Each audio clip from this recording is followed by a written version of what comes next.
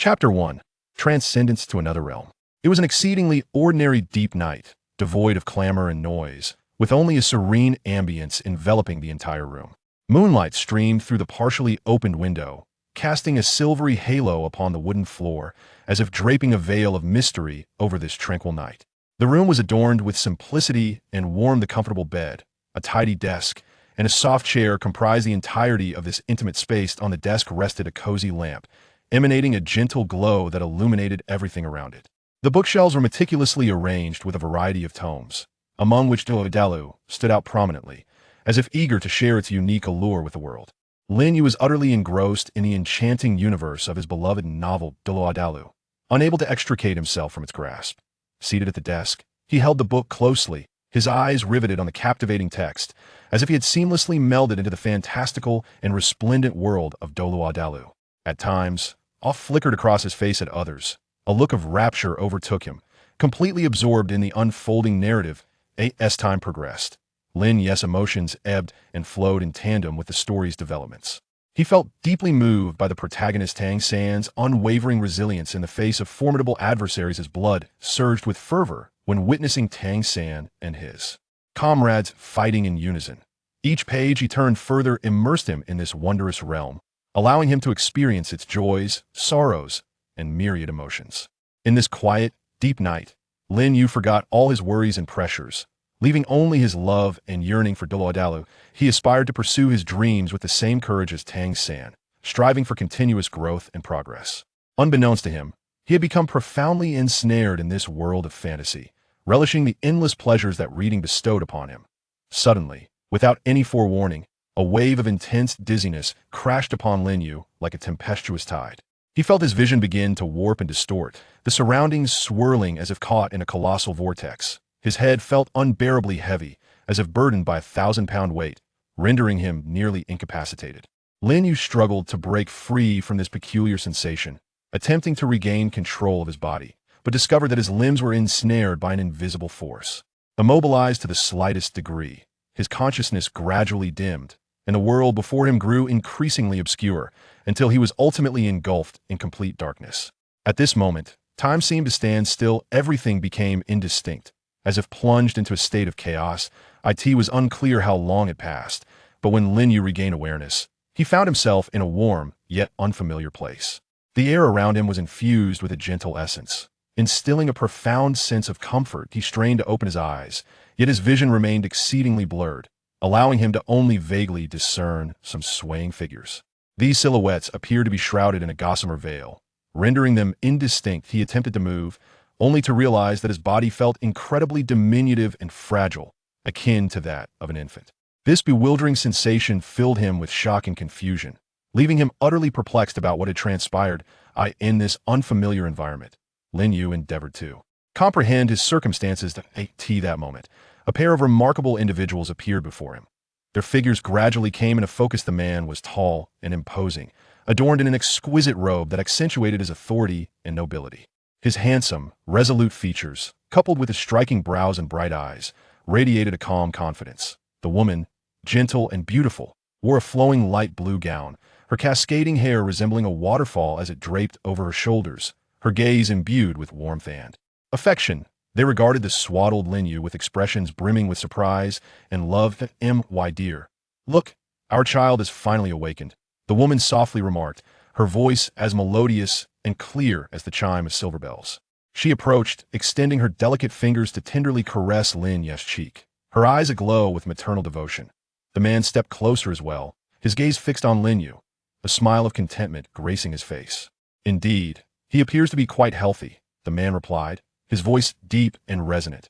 With gentle care, he lifted Lin Yu into his arms, his movements tender as though he feared causing any discomfort. This is truly a precious gift bestowed upon us by the heavens, the woman said with a smile, her eyes sparkling with happiness. They stood in a spacious, brightly lit room, adorned with opulent and elegant decorations. Exquisite paintings adorned the walls, and a plush carpet covered the floor. In one corner lay a beautifully crafted crib, accompanied by various infant supplies. The windows were wide open, allowing a gentle breeze to waft in, carrying with it the refreshing scent of flowers. Though Lin Yu felt somewhat bewildered, He gradually gleaned his identity from their words and expressions that he realized that he had indeed traversed realms, becoming the child of high-ranking officials from the spirit hall. A surge of complex emotions welled within him: surprise, confusion, yet predominantly an eagerness and curiosity about the future. In the days that followed, Lin Yu, as an infant, endeavored to adapt to this new world. He spent the majority of his time in slumber, as though attempting to recuperate the sleep he had missed in his previous life. However, during his occasional awakenings, he curiously observed everything around him. He discovered that this world was filled with peculiarities, starkly contrasting with his former existence. The architectural styles were unique, imbued with fantastical hues. The streets bustled with passers-by, each adorned in diverse attire, some emanating a powerful aura, as if possessing extraordinary abilities. As Lin Yu gradually matured, he began to babble and take his first unsteady steps. He exhibited a remarkable intelligence, swiftly learning to speak and walk. He started to unravel the mysteries of martial spirits and gradually embraced his new identity. He understood that within this enchanting realm of Douluo continent awaited countless challenges and opportunities, and he silently vowed to carve out his own destiny in this world, embarking on a legendary journey. One day, Lin Yu sat in his crib, wiggling his tiny hands and feet, eager to explore this wondrous world. His parents sat beside the crib, watching him with affectionate smiles. "Darling, what kind of person do you think our child will become in the future?" The woman softly inquired. "I am confident that he will become an extraordinary individual. After all, he is our child," the man replied with assurance. "Ha ha, indeed. However, we must nurture him well to ensure he becomes a person of responsibility and integrity," the woman said with a smile. "Yes, we shall," the man nodded in agreement. Listening to his parents' conversation, Lin Yu felt a profound warmth and emotion stir within him. He understood that he was not alone in this world. With the love and care of his parents, he would surely thrive. As time passed, Lin Yu's understanding of this world deepened. He learned of the myriad types of martial souls, including those of the offensive, agility, and support categories.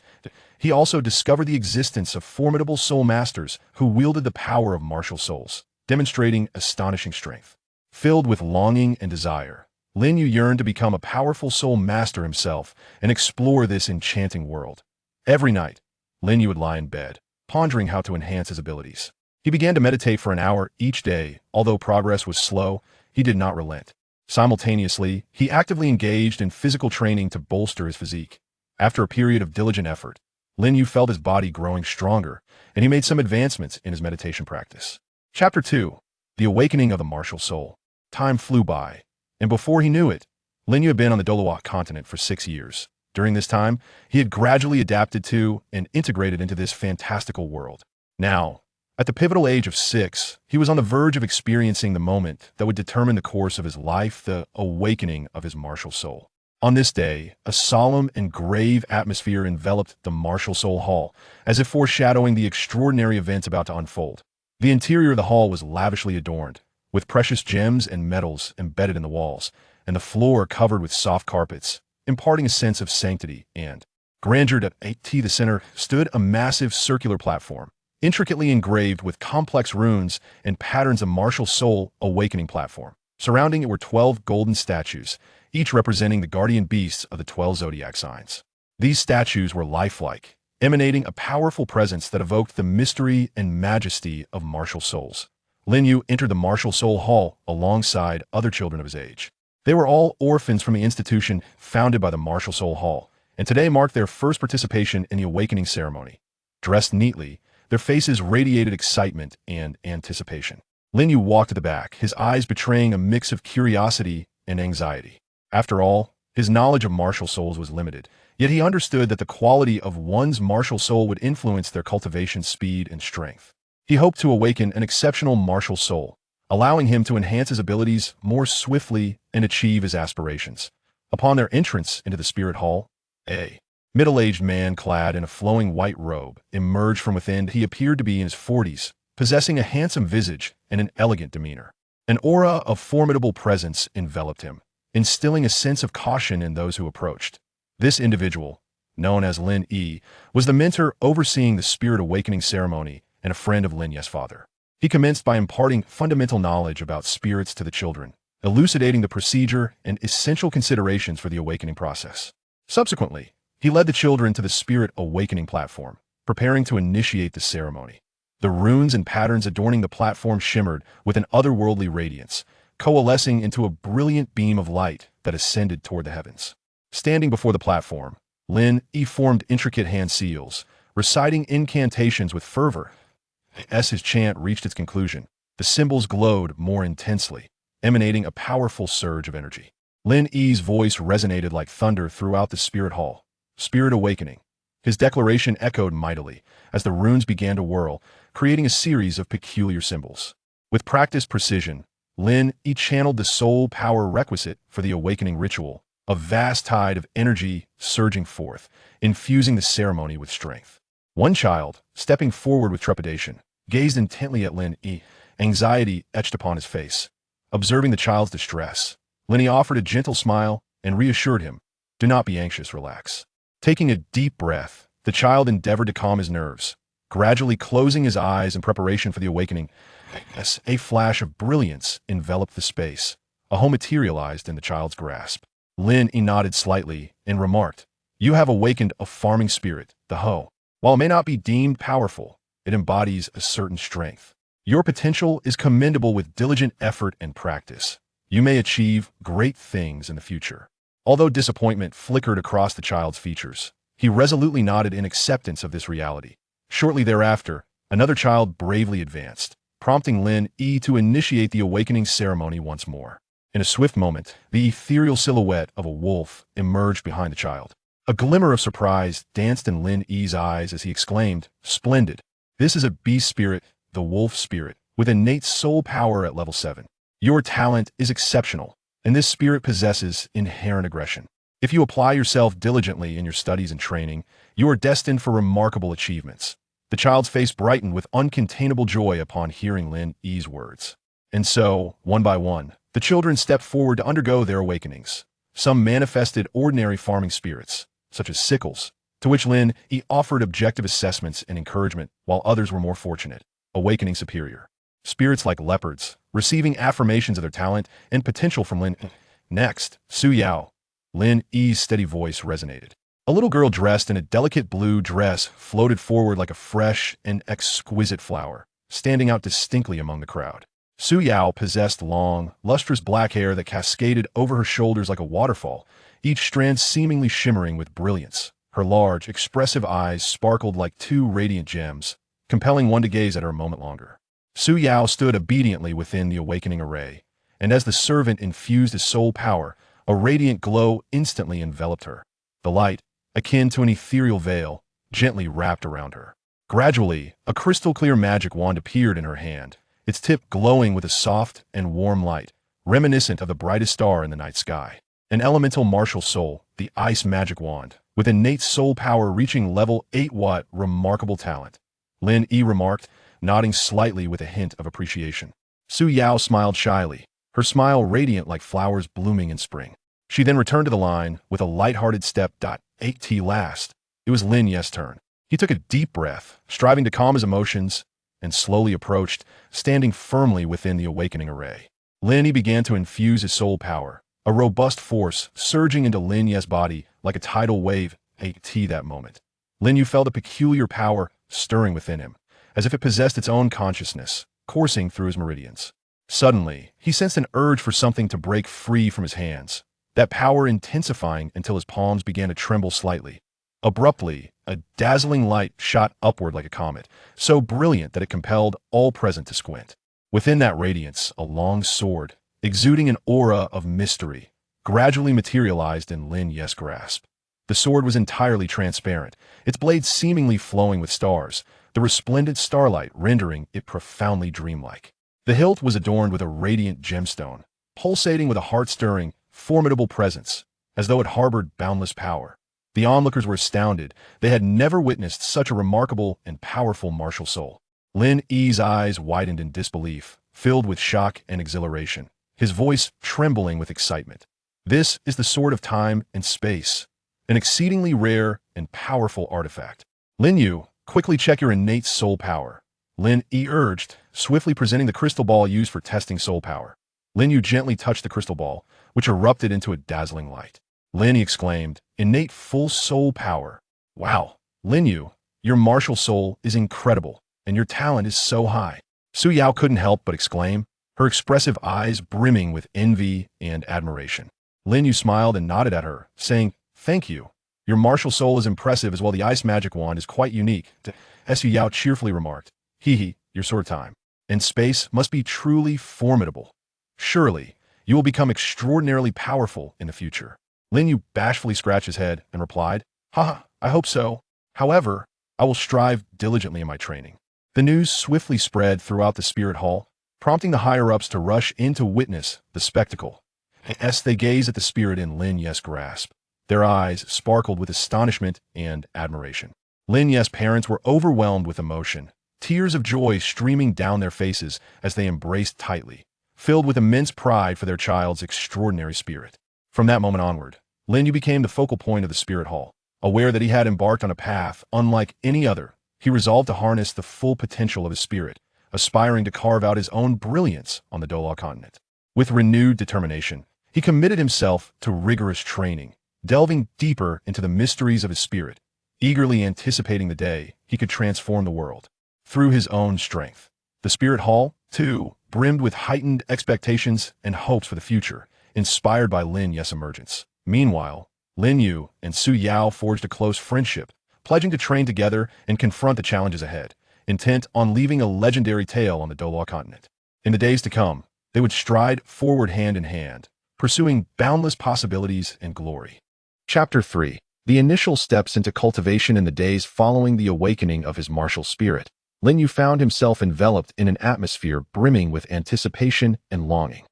It was as though a path vibrant with enchantment unfurled before him, leading him into the extraordinary realm of martial spirit cultivation. Within the hallowed and majestic halls of the Martial Spirit Academy, the immensely experienced mentor Emilia stood like a beacon, poised to illuminate Lin Yu's journey and guide him into this captivating domain. As he entered the spacious and radiant training room, sunlight streamed through the crystalline windows, cascading like golden silk and casting a tapestry of intricate and beautiful shadows upon the floor. Lin Yu stood reverently before Mentor Emilia, his gaze reflecting an insatiable thirst for knowledge, as if he were grasping the most precious essence of life itself. Observing the young man before her, Mentor Emilia felt a wave of satisfaction swell within her. She recognized a child brimming with potential and determination. With the right guidance and encouragement, he was destined to become an exceptional martial spirit master. With a warm smile, Mentor Emilia nodded, signaling to Lin Yu that he could commence his inquiries. Lin Yu took a deep breath, striving to calm the excitement within him, and then cautiously inquired, "Mentor, I wish to understand how I can strengthen my martial soul." Emilia smiled gently and responded, "To enhance your martial soul, one must engage in continuous training and elevate one's own capabilities. Firstly, you should familiarize yourself with and master the characteristics and skills of your martial soul, improving your proficiency through diligent practice. Secondly, it is essential to prioritize physical conditioning and the cultivation of inner strength, as the quality of one's physique and inner power directly influences the manifestation of the martial soul. Furthermore, one must consistently explore and learn new techniques and strategies to adapt to various circumstances." Lin Yu listened attentively, nodding occasionally to indicate his understanding. He then posed another question. "Are there any unique methods or techniques that can accelerate the growth of a martial spirit?" After pondering for a moment, Emilia replied, "There are indeed some special cultivation methods and techniques. However, they typically require certain conditions and fortuitous circumstances. For instance, some martial spirits necessitate specific environments or energies to awaken their potential, while others may rely on extraordinary treasures or elixirs to enhance their power. Nevertheless, these methods are not easily attainable and demand persistent effort and exploration on your part." A glimmer of resolute determination flickered in Lin Yu's eyes as he resolved to diligently seek out ways to enhance the potency of his martial soul. Subsequently, he continued to consult his mentor on numerous queries regarding martial soul cultivation, with his mentor patiently providing answers to each one. Unbeknownst to him, an entire day had elapsed, and Lin Yu had garnered a wealth of knowledge, deepening his understanding and insight into the cultivation of his martial soul. Emilia's expression was notably grave and earnest. His deep, resonant voice echoed like a mighty bell as he began to speak. "Lin Yu, your temporal sword martial soul is an exceedingly rare and immensely powerful entity in this world. However, to truly unleash its formidable potential, you must be prepared to invest relentless effort and possess the unwavering resolve and tenacity necessary for cultivation. Upon hearing this, Lin Yu nodded solemnly and resolutely, silently vowing to devote himself entirely to the pursuit of his rare martial soul, determined to carve out a unique realm for himself on the arduous path of cultivation. As Mentor Amelia began to elucidate the characteristics of the time-space sword martial soul in detail, Lin Yu's gaze transformed into one of intense focus and brilliance. Akin to a star ablaze in the night sky, his ears perked up attentively, fearing to miss a single word or phrase uttered by the instructor. He listened intently, akin to a parched sponge eagerly absorbing the nourishing essence of knowledge. Lin Yu understood that this opportunity was a once-in-a-lifetime chance for him. He must cherish this moment and learn everything possible about the soul of the Sword of Time and Space. Only in this manner could he master this power and transform himself into a true formidable warrior. Thus, he dared not indulge in any semblance of complacency. His full attention was devoted to his mentor, leaving no detail overlooked. He gradually came to comprehend that the Sword of Time and Space harbored a mysterious and unfathomable temporal energy, a force capable of manipulating the subtle variations of time and space, endowed with extraordinary abilities beyond imagination. It resembled a key that could unlock the doors to uncharted worlds, awaiting his exploration and discovery. As Mentor Amelia's explanations delved deeper, Lin Yu felt as if an entirely new realm was slowly unfurling before his eyes, a world brimming with the infinite mysteries of martial souls, evoking both excitement and curiosity within him. In this realm, time could be distorted, and space could be folded, with every transformation concealing endless enigmas and powers. Is this the essence of martial soul power? Lin Yu mused inwardly, utterly astonished by its marvels. However, mastering such power was no trivial endeavor. Amelia cautioned him that while the Sword of Time and Space was formidable, it required continuous practice and advancement to unleash its true might. Subsequently, Amelia began to impart foundational training methods to Lin Yu. She explained that to become an exceptional soul master, one must first possess a solid grounding in the basics. Therefore, every morning, Lin Yu would rise early to engage in meditation exercises to enhance his mental fortitude and control over his martial soul. Concurrently, he would partake in simple physical training to bolster his physical fitness and reaction speed. In addition to these fundamental practices, the mentor also taught Lin Yu several unique techniques and methods. For instance, how to harness the power of time and space to accelerate or decelerate the flow of time, as well as how to utilize spatial distortion for instantaneous movement. These techniques, while appearing straightforward, actually demanded a high degree of skill and precision to master. Following Amelia's guidance, Lin Yu gently crossed his legs and slowly settled down. Closing his eyes tightly, he concentrated all his attention inward, endeavoring to sense the faint yet potent soul energy within him. He focused intently, striving to harness and channel this force, hoping to cultivate its flow within his body. Initially, this energy appeared to be a mischievous sprite, eluding his grasp whenever he sought to seize it. However, Lin Yu did not succumb to despair. Instead, he persevered, repeatedly adjusting his methods and mindset. Each failure became a catalyst for his growth, with every setback fortifying his resolve to advance. Gradually, his efforts bore fruit. The soul energy began to respond to his call, becoming less elusive than before. It began to flow gently within him, like a warm brook nourishing his entire being. As time passed, the movement of soul energy grew increasingly smooth and robust. Lin Yu felt invigorated, an unprecedented confidence swelling within him. He realized that as long as he maintained this state, he would undoubtedly master this mysterious power and realize his dreams. Meanwhile, in another training room, Suyu was diligently honing her ice staff martial soul. Fully immersed in her training, she invested all her energy into enhancing her abilities, eager to elevate her strength. Her graceful figure danced lightly within the training room, the ice staff in her hand shimmering with a cold radiance, resembling a brilliant pearl exuding enchanting allure. With each swing of the ice staff, she felt a powerful force surging from within, as if composing a unique melody of her cultivation journey. During occasional breaks, Lin Yu would seek her out, and they would excitedly share their insights on their respective training experiences. Lin Yu, I feel my control over the ice staff is becoming increasingly proficient, Su Yao exclaimed with a beaming smile, her eyes sparkling with confidence. That's wonderful, Su Yao. I, too, am striving to master the power of the time-space sword. Though the journey is arduous, I firmly believe I can achieve it, Lin Yu replied, his gaze resolute and a confident smile gracing his face. As time gradually flowed by, Lin Yu began to find his footing in the cultivation of his martial soul. He became more adept at utilizing soul energy, skillfully controlling that enigmatic force. His movements grew more fluid and natural, each technique imbued with formidable power. Simultaneously, he developed a deeper understanding of the time-space sword martial soul. He recognized that this was merely the beginning, with countless challenges and obstacles awaiting his conquest. Yet, he remained undaunted, for within his heart resided an unwavering faith and infinite aspirations for the future. These elements shall serve as the wellspring of his relentless drive. Throughout his journey of cultivation, Lin Yu encountered numerous challenges and setbacks. At times, he found himself engulfed in anxiety and despondency due to the sluggish progress of his training.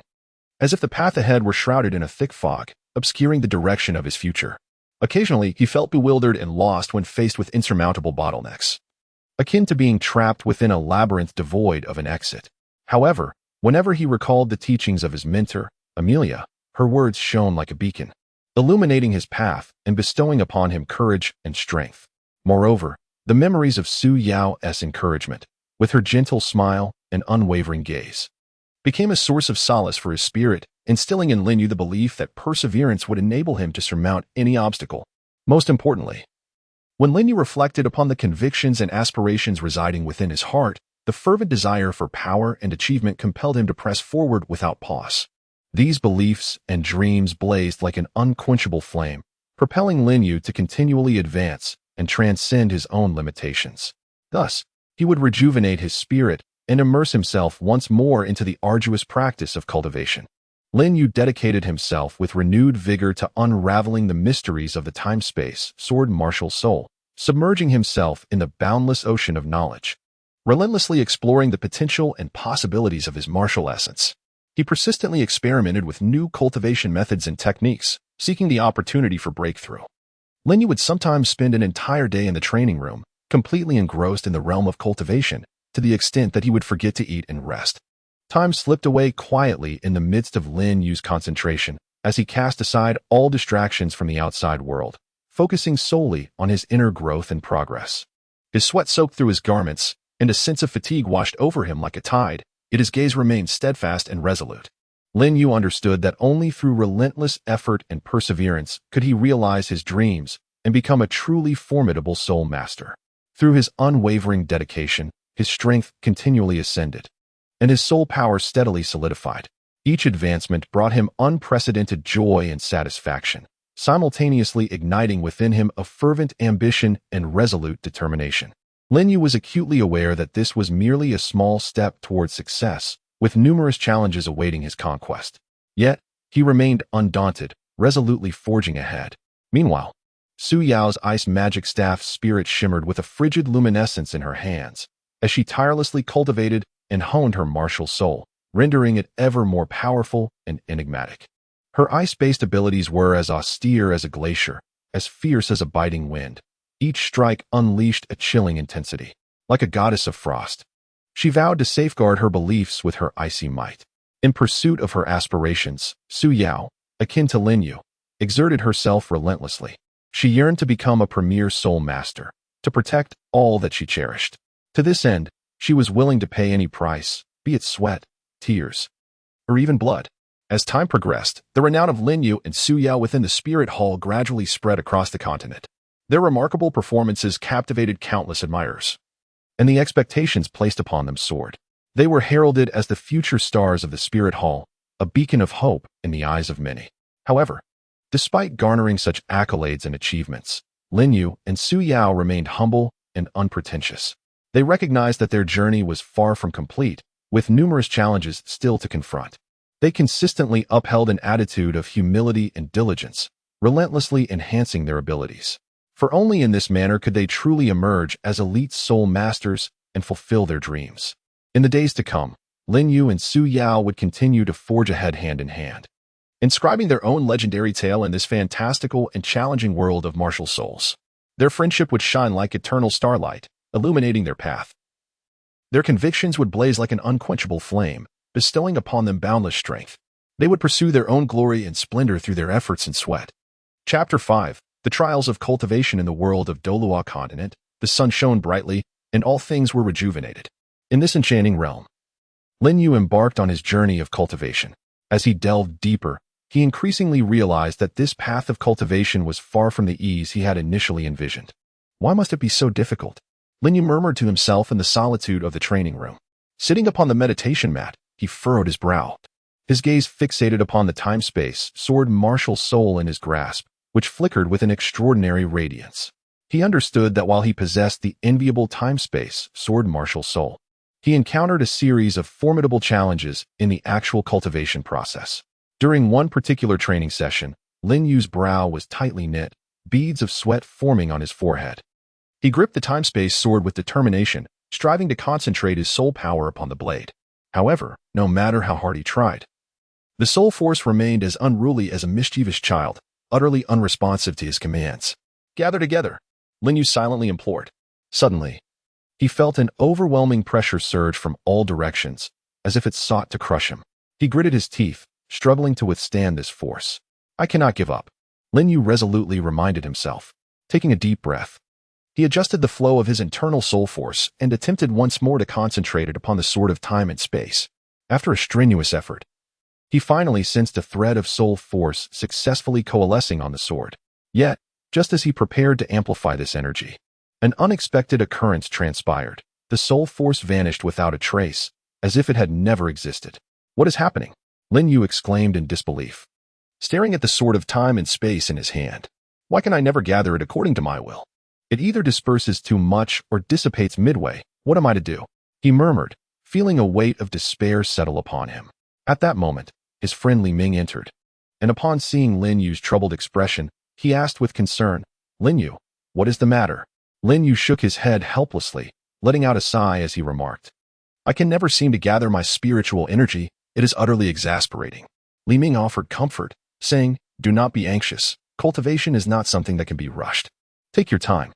Lin Yu nodded slightly, yet a trace of sorrow etched upon his countenance. "Alas, I am aware of that, but I simply cannot find a solution." During another attempt, Lin Yu endeavored to unleash a simple soul skill. He inhaled deeply, concentrated his mind, and strived to gather his soul power. "I must succeed," he silently prayed within. However, as he attempted to manifest the skill, he found his soul power dispersing once again, akin to a flock of startled birds scattering in all directions. "Oh no, another failure," Lin Yu lamented with frustration. "What is the matter?" Li Ming inquired from the side. Lin Yu lamented, "I always encounter problems when executing my skills. Either the skill is not fully unleashed, or there are deviations that prevent me from achieving the desired effect." Li Ming gently patted Lin Yu's shoulder and, with a tone of earnest encouragement, replied, "Do not lose heart. Everyone faces such challenges. With diligent practice, you will undoubtedly make progress." Lin Yu nodded in understanding, yet a sense of despondency lingered within him. He inwardly chastised himself. "My control over soul power is exceedingly unrefined."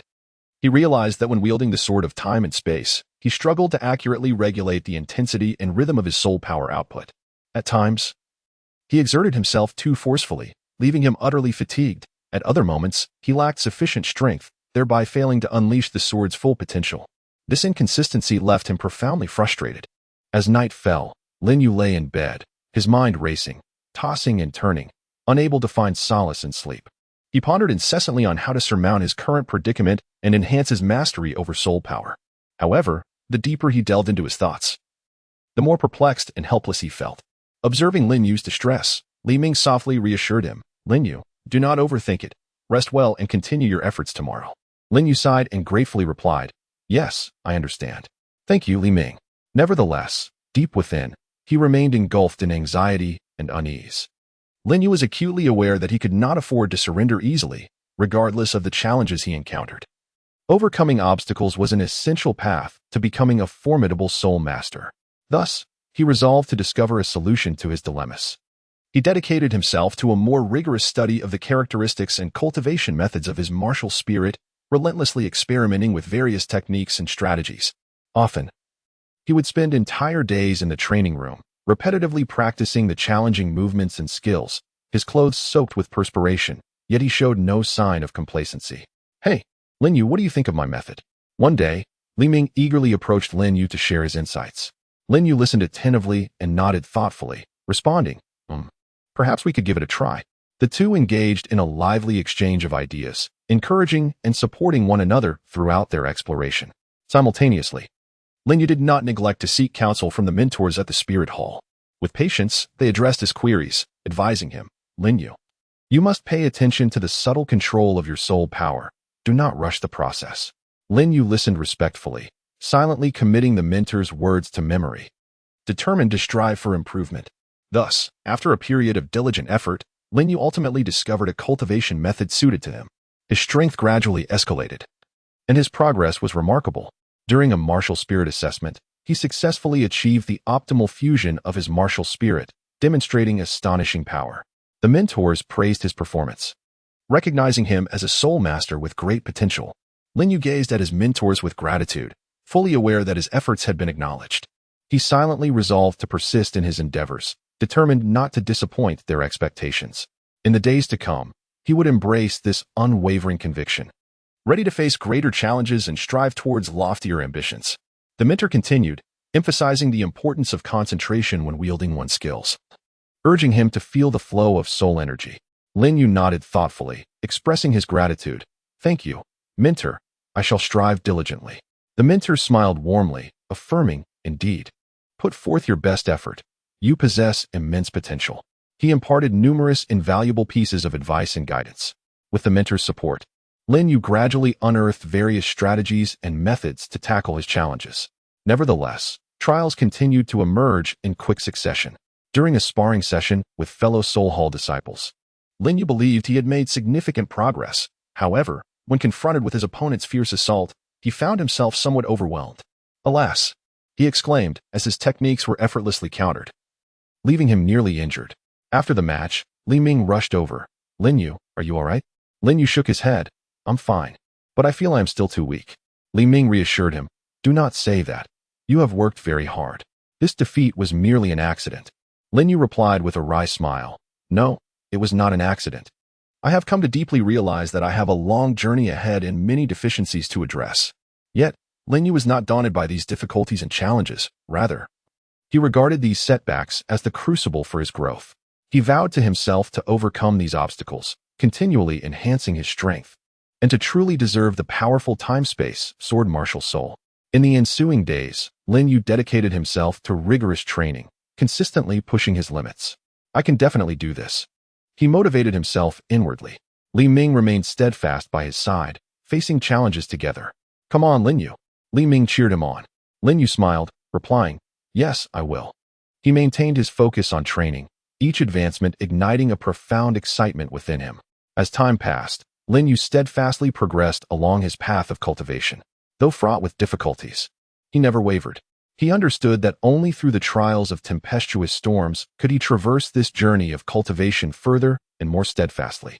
I will undoubtedly become a formidable soul master. Lin Yu believed resolutely. His dear friend Li Ming stood resolutely alongside him, collectively pursuing their dreams. The road ahead remained long. Yet Lin Yu was prepared to embrace all challenges and realize his aspirations. Chapter 6. Special training on a particularly radiant morning, with a gentle breeze bringing refreshing coolness. Lin Yu approached the mysterious secret training grounds of the Soul Hall with a blend of anxiety and anticipation, following his mentor. As they stepped into the arena, Lin Yu's gaze was immediately captivated by the diverse training apparatuses and the daunting obstacles before him.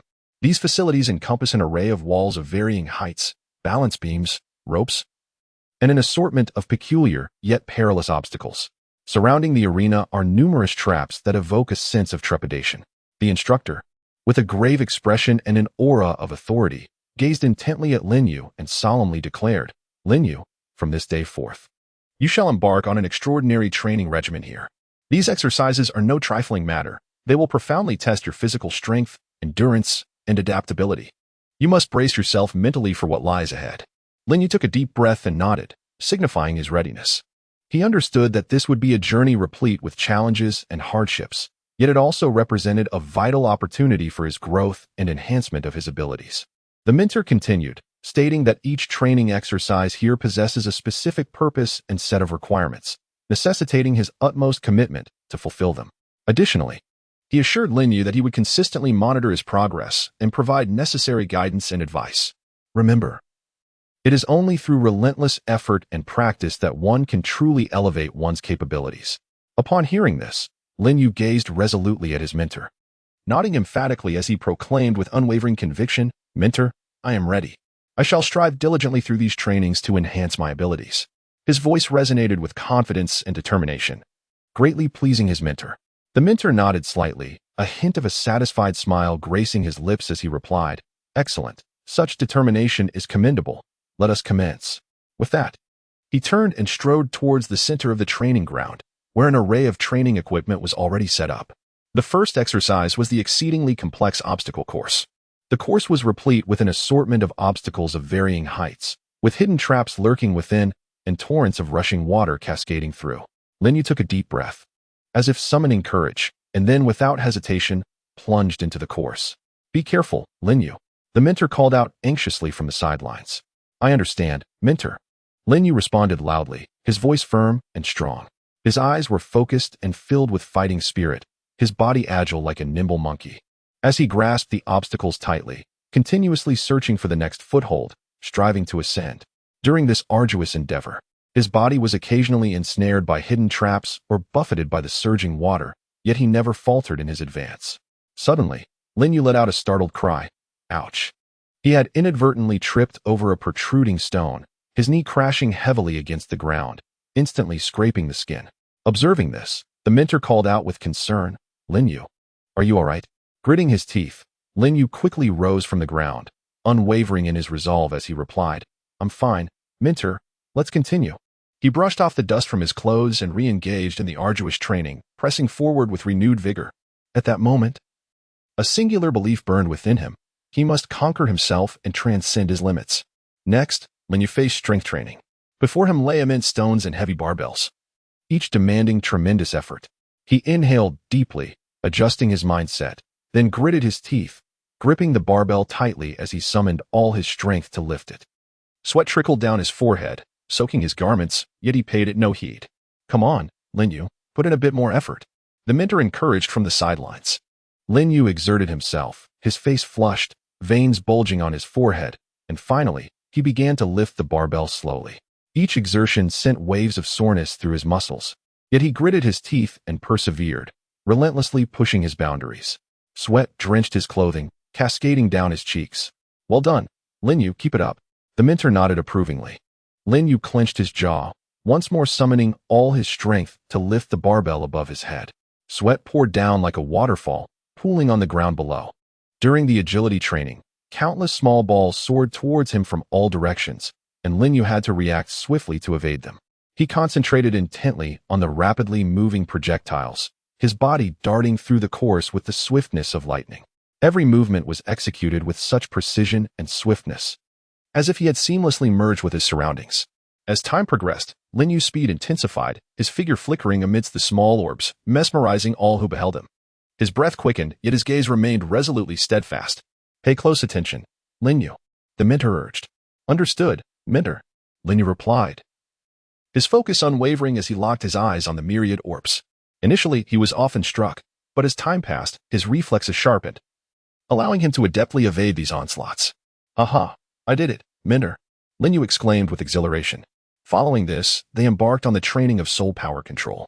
Lin Yu was required to wield his soul power with precision in various intricate environments, such as executing martial soul skills on a swaying platform or maintaining a stable output of soul power amidst fierce winds.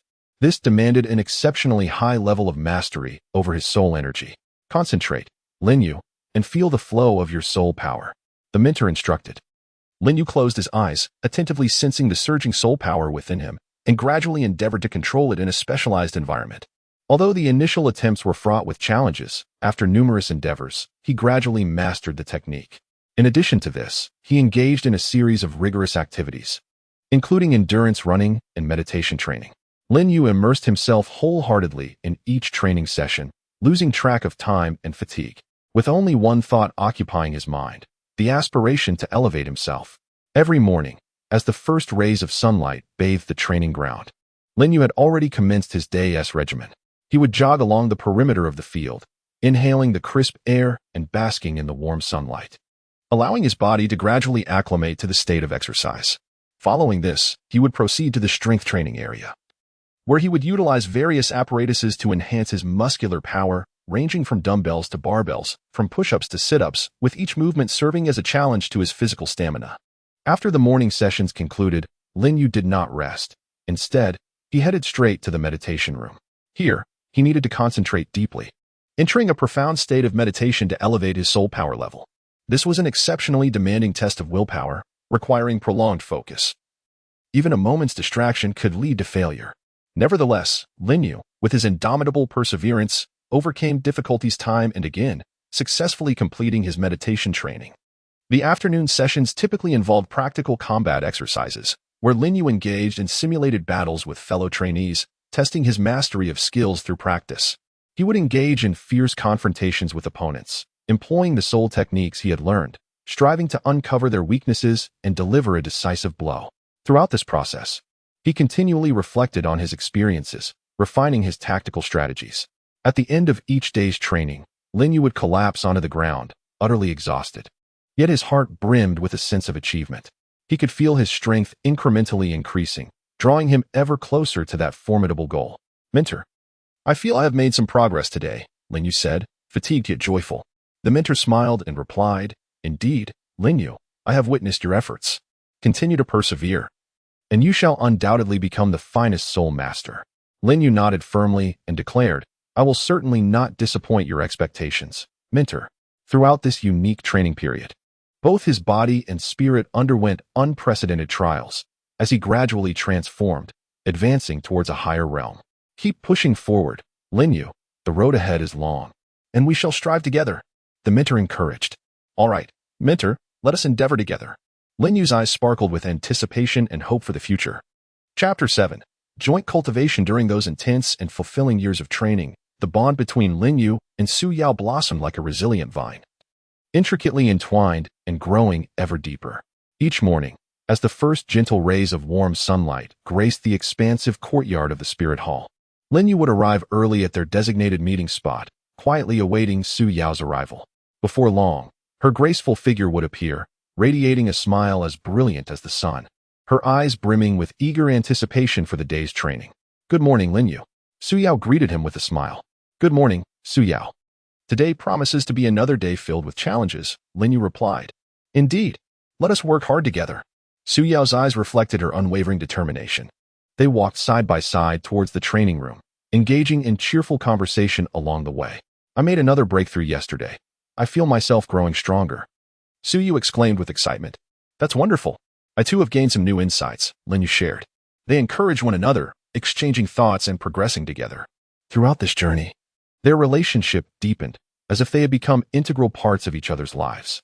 Lin Yu, do you think we will discover something new during today's training? Su Yu asked curiously, her bright eyes sparkling with interest. Well, I am not certain, but I believe that as long as we put in the effort, we shall surely reap rewards, Lin Yu responded earnestly. Upon reaching the training room, they each found a quiet spot and began to immerse themselves in focused cultivation. Lin Yu was wholly engrossed in wielding the soul of the sword of time and space. His hands danced swiftly through the air, conjuring radiant beams of light that flickered around him as he continuously experimented with novel techniques and applications. Occasionally, he murmured to himself, This seems to enhance the condensation of temporal power. Meanwhile, Su Yao stood quietly, holding her ice magic wand. Her eyes closed as she delicately contemplated the mysteries of the ice element. She softly whispered, How might I better harness the power of ice? During moments of respite in their training, they would come together to share insights and exchange thoughts. Lin Yuxing excitedly told Su Yao, I have just discovered a novel method to harness the power of time and space, which can significantly enhance the potency of our attacks. Su Yu replied with a smile. That's wonderful. I would like to give it a try as well. She then softly shared with Lin Yu her insights and discoveries during her cultivation of the ice magic wand's martial soul. Her lively eyes sparkled with excitement, as if she had unearthed a hidden treasure, eager to share it with him. Lin Yu, I have realized that when I concentrate my soul power more intently into the ice magic wand, the power of the ice spear increases tremendously. Furthermore, if I compress the ice elemental force more tightly, the speed of the ice spear also accelerates, Su Yao exclaimed, her eyes shimmering with confidence. Lin Yu listened attentively, nodding occasionally in agreement, before sharing his own insights. I believe that the mastery of soul power is crucial when executing the teleportation skill with the Sword of Time and Space. A slight miscalculation could lead to failure. Thus, I have been striving to enhance my control over soul power to ensure greater accuracy in my teleportation. Ah, I see. I shall pay closer attention to controlling my soul power next time, Su Yao remarked thoughtfully, as if she were already envisioning ways to refine her technique in her mind. Indeed, by learning from one another, we shall undoubtedly progress more swiftly, Lin Yu said with a smile, his eyes brimming with admiration and encouragement as he gazed at Su Yao. At times, they faced challenges together. Once, the Spirit Hall assigned them a collaborative trial that required them to confront various dangers and obstacles as a team. This presented an excellent opportunity for growth, albeit a significant test. Before the task commenced, they rallied each other. Su Yao, we can do this, Lin Yu declared, his gaze resolute as the Sword of Time and Space shimmered with a mysterious glow in his hand. Su Yu nodded vigorously, her eyes alight with the fervor for victory. During the execution of the task, they coordinated seamlessly. Lin Yu utilized the teleportation ability of the Sword of Time and Space to navigate swiftly across the battlefield, creating prime opportunities for Su Yao to strike. Su Yao, I am ready. You may attack at any moment, Lin Yu whispered. However, they encountered formidable foes, leading to some setbacks. Yet, Su Yao remained undeterred, encouraging Lin Yu, do not lose heart. Lin Yu, we shall overcome this challenge. Upon hearing her encouragement, Lin Yu felt a surge of strength. Taking a deep breath, he charged toward the enemy once more. Here I come, Su Yao declared as she wielded her ice magic wand, launching a sharp ice spike towards their adversaries. Simultaneously, she adeptly employed her ice skills to provide Lin Yu with robust cover and support. Lin Yu, watch out on your left. Su Yu keenly spotted an enemy ambush and urgently warned him. Lin Yu deftly teleported, evading the attack. Throughout the fierce battle, they consistently uplifted and trusted one another. In the face of adversity, they firmly believed in their ability to prevail together. Ultimately, after a grueling effort, they succeeded in completing the task. Fantastic. We did it, Lin Yu exclaimed with delight. Su Yu beamed with satisfaction, and they embraced tightly, celebrating their hard-earned victory. As time passed, both of their abilities saw remarkable enhancement. Lin Yu's mastery of the Sword of Time and Space became increasingly adept, allowing him to respond swiftly in battle and unleash formidable power. Su Yao, look, my Sword of Time and Space has grown even more powerful, he exclaimed excitedly. Impressive, Lin Yu, Su Yao praised with a smile. As time continued to unfold, Su Yu also became increasingly proficient with her ice magic wand, effortlessly executing a variety of splendid and potent ice skills at will. Whenever she brandished her icy wand, a chilling aura emanated from it, sending shivers down one's spine. Haha, I have made progress too. Su Yu joyfully showcased her newly acquired skills to Lin Yu, her face aglow with confidence and satisfaction. Concurrently, their friendship flourished, akin to a robust sapling, growing ever more solid and profound. In both their training and daily lives, they consistently supported and encouraged one another. On a tranquil night, Lin Yu and Su Yao sat quietly atop the rooftop of the Spirit Hall, gazing at the resplendent starry sky. The heavens sparkled with countless stars, resembling a myriad of gems embedded within, radiating a soft, yet warm glow. Lin Yu softly remarked, Su Yao, how fortunate I am to be able to cultivate alongside you in the Spirit Hall. Your companionship transforms everything into something more beautiful. His voice was gentle and sincere, imbued with a subtle hint of emotion. Su Yao smiled in response, saying, Indeed, Lin Yu, we must always support one another and progress together. Her eyes sparkled like stars, brimming with anticipation for the future. No matter what challenges we encounter, we shall face them together, Lin Yu declared, his tone revealing a sense of determination and courage. He understood that only by standing side by side could they conquer the trials that lay ahead. Very well, it's a promise, Su Yao said, extending her pinky with a glimmer of joy in her eyes. Observing this, Lin Yu mirrored her gesture, intertwining their pinkies as they recited in unison, Pinky swear. 100 years without change. They laughed, sealing this small yet significant pact, as if at that moment their hearts became even more closely intertwined. Their figures appeared especially warm under the moonlight, cognizant of the long journey that awaited them. Yet, as long as they walked hand in hand, nothing could hinder their strides. They envisioned the future, eager to ascend the peaks of their cultivation journey and inscribe their own legendary tale together. Within the Spirit Hall, their story continued to unfold. Their friendship and growth destined to become a cherished memory, eternally etched in their hearts. Chapter 8. The the first spirit ring in the river of time. Moments slipped by silently like flowing water, yet each second nurtured new hopes and possibilities. At last, the pivotal moment had arrived. Linyu was about to take a significant step in acquiring his first spirit ring. On this day, the sky was as blue as an unblemished sapphire, clear and profound. The sunlight poured down gently, like a golden veil softly draping the earth, enveloping the world in warmth and illumination. Linyu and Su Yao walked side by side, their figures exuding a harmonious aura. Following closely behind were several mentors from the Spirit Hall, serving as a formidable support, bestowing upon the two an abundance of encouragement and protection. The group advanced with resolute steps into the vast and enigmatic Douluo forest, one of the three major gathering points for soul beasts in the Douluo continent. Legends whisper of ancient soul beasts dwelling at the forest's heart. Yet Linyu knew these tales to be more than mere folklore. From the pages of the Douluo continent novel, he learned that at its core resided at least 200,000-year soul beasts, namely the sky blue bull python and the titan giant ape. This place felt like an entirely foreign realm, brimming with endless unknowns and latent perils. Each towering tree reached towards the heavens, its dense foliage weaving a verdant canopy that rendered one acutely aware of their insignificance. Linyu and Su Yao tread carefully, their gazes imbued with vigilance and curiosity. The forest enveloped them in an aura of mystery, seemingly concealing countless unknown secrets. They could feel the subtle shifts in their surroundings. The breeze whispered through the leaves, rustling softly as if to share untold stories. Everyone must exercise caution and maintain a heightened sense of alertness, the leading mentor warned gravely, his expression serious. His piercing gaze swept across each face, as though he sought to unveil the fears and anxieties buried deep within each individual. Understood, Minor. Linyu and Su Yao replied in unison. They exchanged a glance, and in each other's eyes, they discerned a clear reflection of resolve and courage. It was a brave exploration of the unknown and a fearless pursuit of the future. Taking a deep breath, they clutched their weapons tightly, bracing themselves for the challenges that lay ahead. As they ventured deeper into the forest, each step seemed laden with a profound sense of caution. The towering, dense trees loomed around them, their branches intertwining and foliage weaving together, creating a verdant canopy overhead. Sunlight filtered through the gaps in the leaves, casting dappled shadows upon the ground, reminiscent of enigmatic symbols. The ground was carpeted with a thick layer of fallen leaves, each step eliciting a gentle rustle, as if the earth were whispering its secrets. Occasionally, faint sounds echoed from afar, perhaps the calls of birds, or the wind's wail as it swept through the trees, but more often, there was a profound silence that felt stifling. This stillness seemed to remind them to remain ever vigilant, with no room for complacency. Gazing into the boundless expanse of trees ahead, Su Yao felt a flicker of uncertainty arise within her. She softly inquired of Linyu beside her.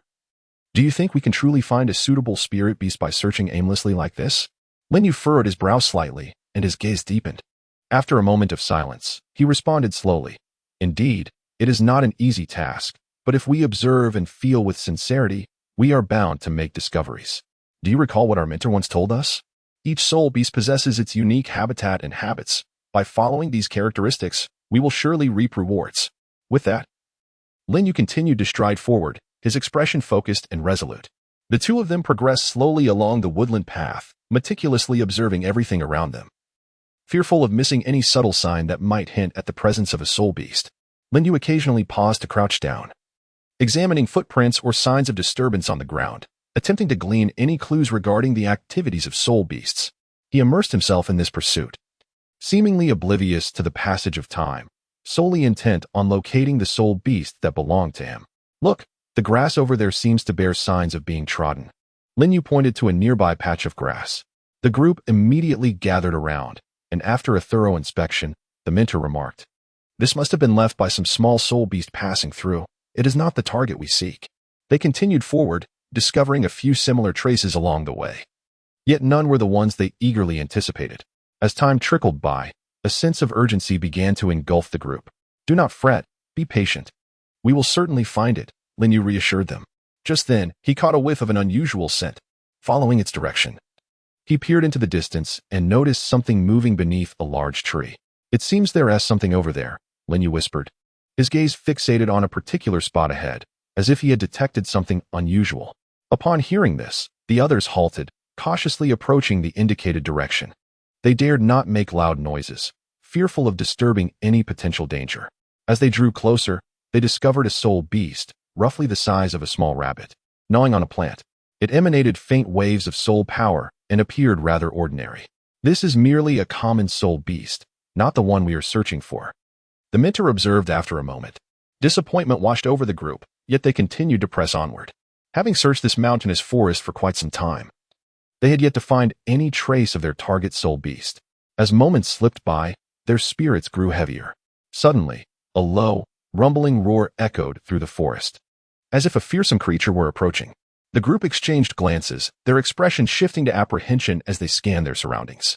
However, the roar soon faded, and tranquility returned to the woods. What was that just now? Someone whispered. I do not know, but it sounded like a powerful soul beast, another replied. The group exchanged glances, an ominous premonition swelling within their hearts. As they continued on their journey, they grew increasingly cautious, fearful of unforeseen dangers. After a lengthy period of arduous searching, they finally stumbled upon some unusual signs within a secluded valley. A faint, oppressive aura lingered in the air, and the ground bore enormous claw marks, with the surrounding flora showing clear signs of trampling and destruction. It was evident that a formidable spirit beast roamed this area. A flicker of excitement shone in the mentor's eyes. He realized they had finally uncovered a clue. The group, brimming with enthusiasm, quickened their pace, following the direction of the claw prints. Just then, a deep roar resonated from the depths of the valley. The expressions of the group shifted dramatically. Linyu tightly gripped his sword, poised for battle. Soon, a colossal figure emerged slowly from the shadows of the valley. It was a phantom wolf, its size akin to that of a young calf, its jet-black fur glimmering with a chilling luminescence under the sunlight. The sharpness of its fangs instilled an involuntary shiver, while its eyes sparkled with a fierce malevolence. It is the phantom wolf, the mentor murmured, noting its aura. It appeared to be a century-old spirit beast, perfectly suited for Linyu. Taking a deep breath, Linyu's gaze flickered with determination. He understood that this was the challenge he had to confront. The phantom wolf approached step by step, each stride radiating an overwhelming sense of pressure that instilled fear in their hearts. Linyu gripped his sword firmly, his eyes locked onto the phantom wolf. The beast seemed to sense their presence as it emitted a low growl before lunging toward them with ferocity. Linyu's figure flickered as he deftly evaded the attack of the phantom wolf. With a flourish, he wielded his sword, unleashing a fierce stream of sword energy aimed at the beast. The phantom wolf sidestepped, narrowly escaping the lethal strike, yet the energy left a deep scar upon the ground. Undeterred, the phantom wolf launched another assault, opening its maw to unleash a torrent of black flames. Linyu swiftly retreated, simultaneously swinging his sword to disperse the inky inferno. However, the phantom wolf's speed was astonishing. In an instant, it lunged toward Linyu, bearing its razor-sharp fangs, poised to bite. Linyu was taken aback, swiftly raising his sword to fend off the attack of the spectral wolf. The creature's immense strength jolted his arm, leaving it numb. Yet, Linyu did not falter. He summoned all his might to shove the spectral wolf away. In a flash, he maneuvered behind the beast and thrust his sword towards its back. The spectral wolf howled in pain, turning to retaliate, but Linyu had already seized the opportunity to retreat. Thus, the two engaged in a fierce exchange, neither willing to yield an inch. Chapter 9, First Soul Ring 2. Linyu unhesitatingly unleashed the skill of the Sword of Time and Space, his figure flickering in an instant. His speed was astonishing, akin to a bolt of lightning as he charged towards the Shadow Wolf. Observing this, the Shadow Wolf bared its fangs, attempting to seize Linyu in its jaws. However, with his agile physique and extraordinary teleportation ability, Linyu effortlessly evaded its assaults. What incredible speed! Su Yao exclaimed in awe from the sidelines. Initially, she believed she had a comprehensive understanding of Linyu's prowess, yet in this moment, witnessing his remarkable swiftness and reflexes left her utterly astounded. Frustrated by its failed strike, the Shadow Wolf grew increasingly enraged. It roared incessantly, lunging at Linyu time and again. Yet, Linyu's figure consistently vanished at crucial moments, rendering the Shadow Wolf's attacks futile. As Linyu evaded, he simultaneously sought opportunities to strike. At times, he darted around the phantom wolf, while at others, he would suddenly materialize behind it, rendering the creature unable to grasp him. Be careful, Linyu, Su Yao exclaimed anxiously, her heart racing with fear of an unforeseen mishap befalling him. Rest assured, I am unharmed, Linyu replied, his voice imbued with confidence, providing Su Yao with a modicum of solace. Lin Yu understood that this battle could not be prolonged for too long, lest he find himself ensnared in peril. Thus, he resolved to take the initiative.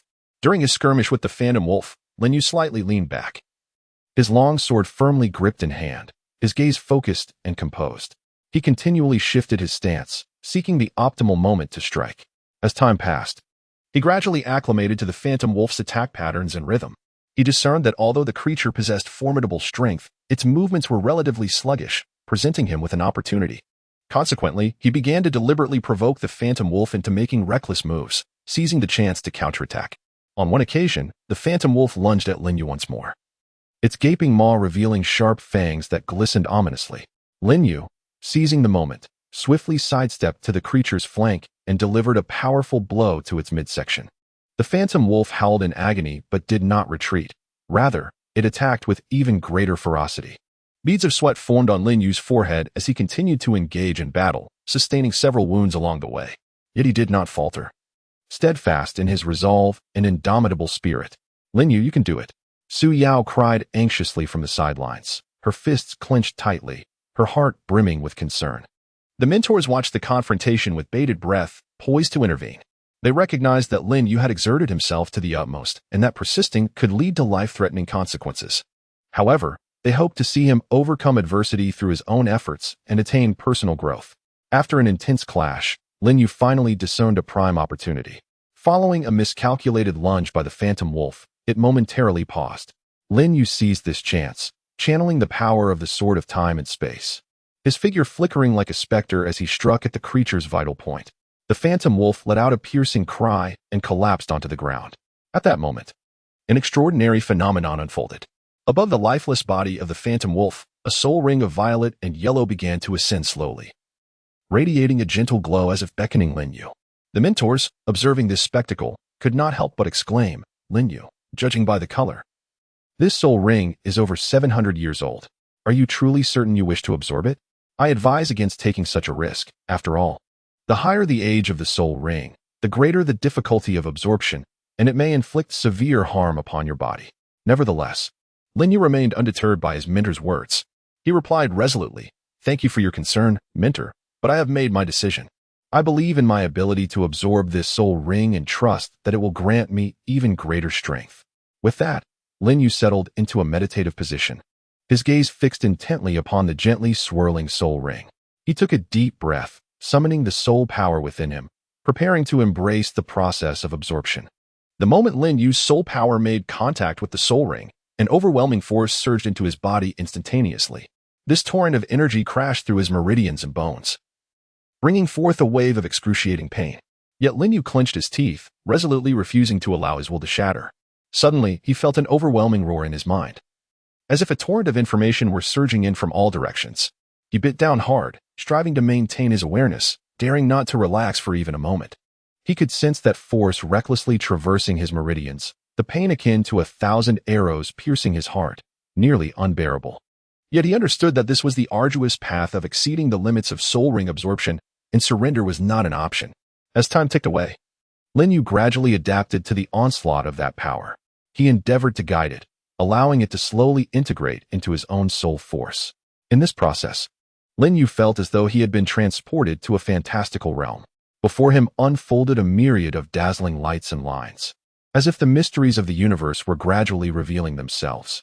He exerted every ounce of effort to comprehend these wondrous sights, seeking to uncover the strength that belonged to him. "Lin Yu, hold on, you can certainly achieve this." The voice of his mentor suddenly echoed in his ears, like a powerful source of energy continuously flowing into his being. Lin Yu's body trembled slightly, as if burdened by immense pressure, yet his gaze grew ever more resolute, radiating a brilliant light. Sweat flowed from his forehead like a cascading spring, soaking his garments, but he remained unfazed, wholly absorbed in harnessing the power of the spirit ring. Time passed agonizingly slowly, each second stretching into eternity. Nevertheless, Lin Yu steadfastly clung to his unwavering belief, continuously drawing energy from the spirit ring. His body gradually acclimated to this formidable force, muscles taut, and bones cracking with each movement. At long last, after what felt like an eternity, Lin Yu successfully absorbed the spirit ring. He slowly opened his eyes, which sparkled with excitement and joy. That radiance resembled the brightest star in the night sky. illuminating the entire space. "I have succeeded," Lin Yu exclaimed, his voice imbued with uncontainable exhilaration. Upon hearing his proclamation, those around him rushed to his side, their faces aglow with joyful smiles.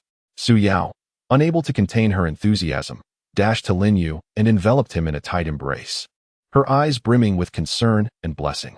The mentors also displayed expressions of gratification, fully aware of the effort and perseverance Lin Yu had invested in this arduous training. In that moment, they witnessed the emergence of a young warrior brimming with potential, their hearts swelling with anticipation.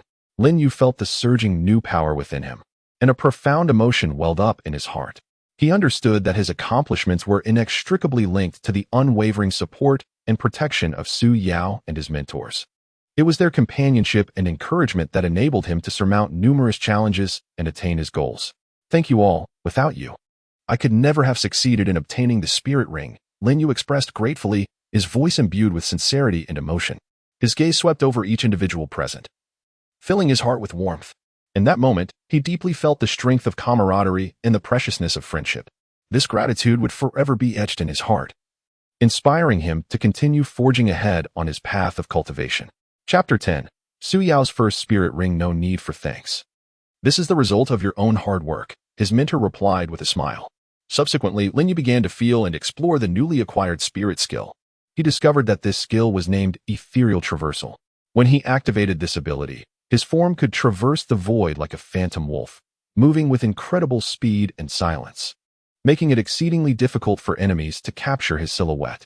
This not only significantly enhanced his mobility, but also provided him with a plethora of strategic options in battle. "This spirit skill is extraordinary," Lin Yu exclaimed with excitement. "Haha, with this skill, you will find yourself even more adept in future battles," his mentor remarked. "Indeed, Lin Yu. You must make the most of this skill," Su Yao encouraged. Lin Yu nodded earnestly, silently vowing to diligently cultivate his skills and not to disappoint the expectations of those around him. Simultaneously, he recognized the long journey ahead and understood the necessity of continually enhancing his strength to confront future challenges. "Very well, Lin Yu. Having absorbed the soul ring, what is your current soul power level?" the mentor inquired with a smile. "Mentor, I have absorbed this soul ring that is over 700 years old, so my soul power should be at the 15th level. However, I will need to conduct a test upon returning to ascertain the precise level," Lin Yu responded with excitement. The mentor nodded in acknowledgement. "Excellent. This marks a significant advancement. Let us take a brief respite. Once you have regained some energy, we shall continue our journey." With that, the mentor found a suitable spot to sit and began to meditate. Lin Yu observed his surroundings, savoring the newfound power coursing through him. He secretly rejoiced at the ease with which he had acquired the soul ring, while his heart brimmed with anticipation for the future. After a while, the mentor opened his eyes and gazed at Lin Yu, saying, "Lin Yu, I did not expect to assist you in obtaining your soul ring so soon. Moreover, the day is still young. How well have you rested? Shall we continue our journey to aid Su Yao in acquiring her first soul ring? What are your thoughts?" Lin Yu pondered for a moment and replied, "No problem, mentor. In that case, let us take a half-hour respite before we venture forth to procure a soul ring for Su Yao." The mentor nodded in agreement, rising to his feet and brushing off the dust from his garments. Lin Yu also stood, stretching his limbs in preparation for the journey ahead.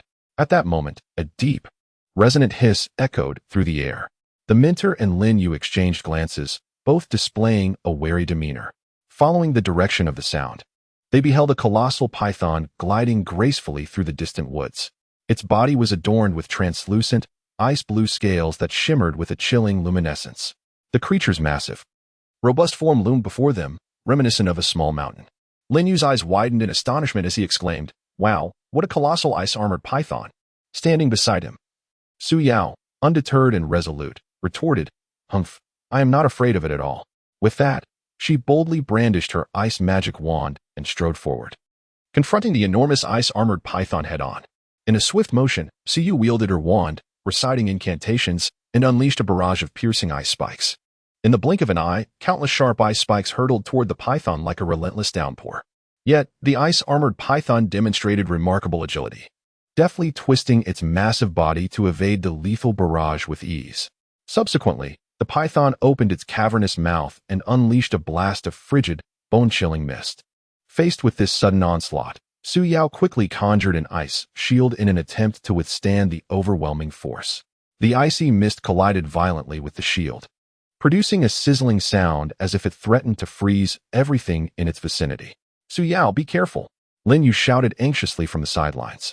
Su Yao reassured him. Don't worry, I can handle this.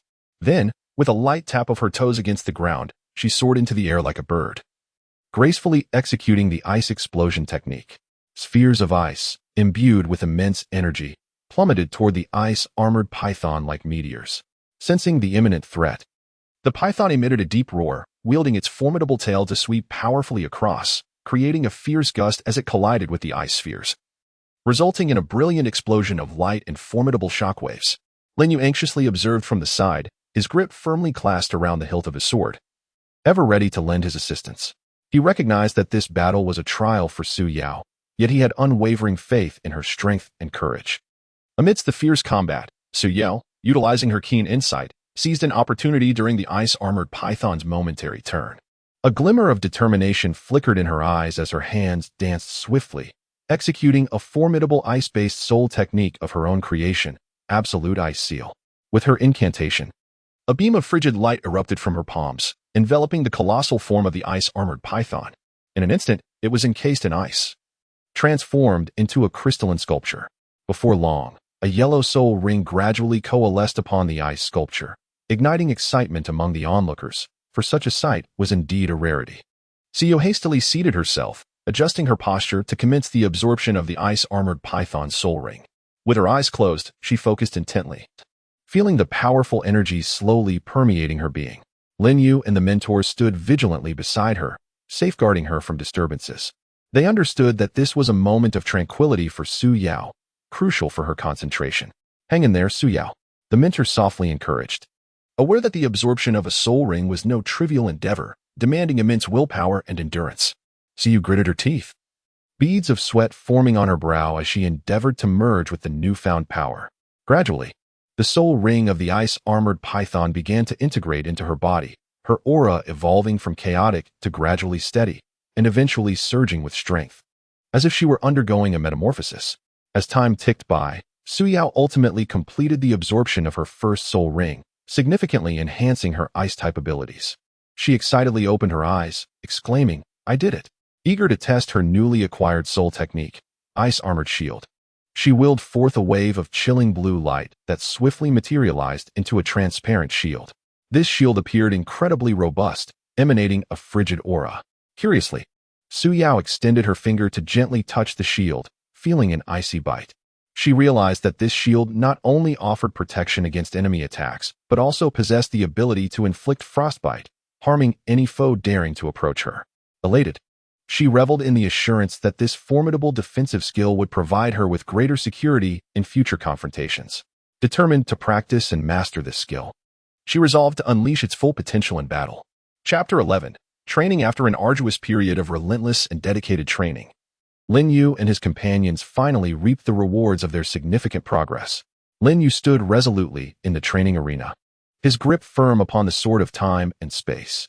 His gaze was intense and unwavering. Taking a deep breath, he began to summon the soul power within him. The sword of time and space shimmered with radiant light as he softly uttered, Time-Space /.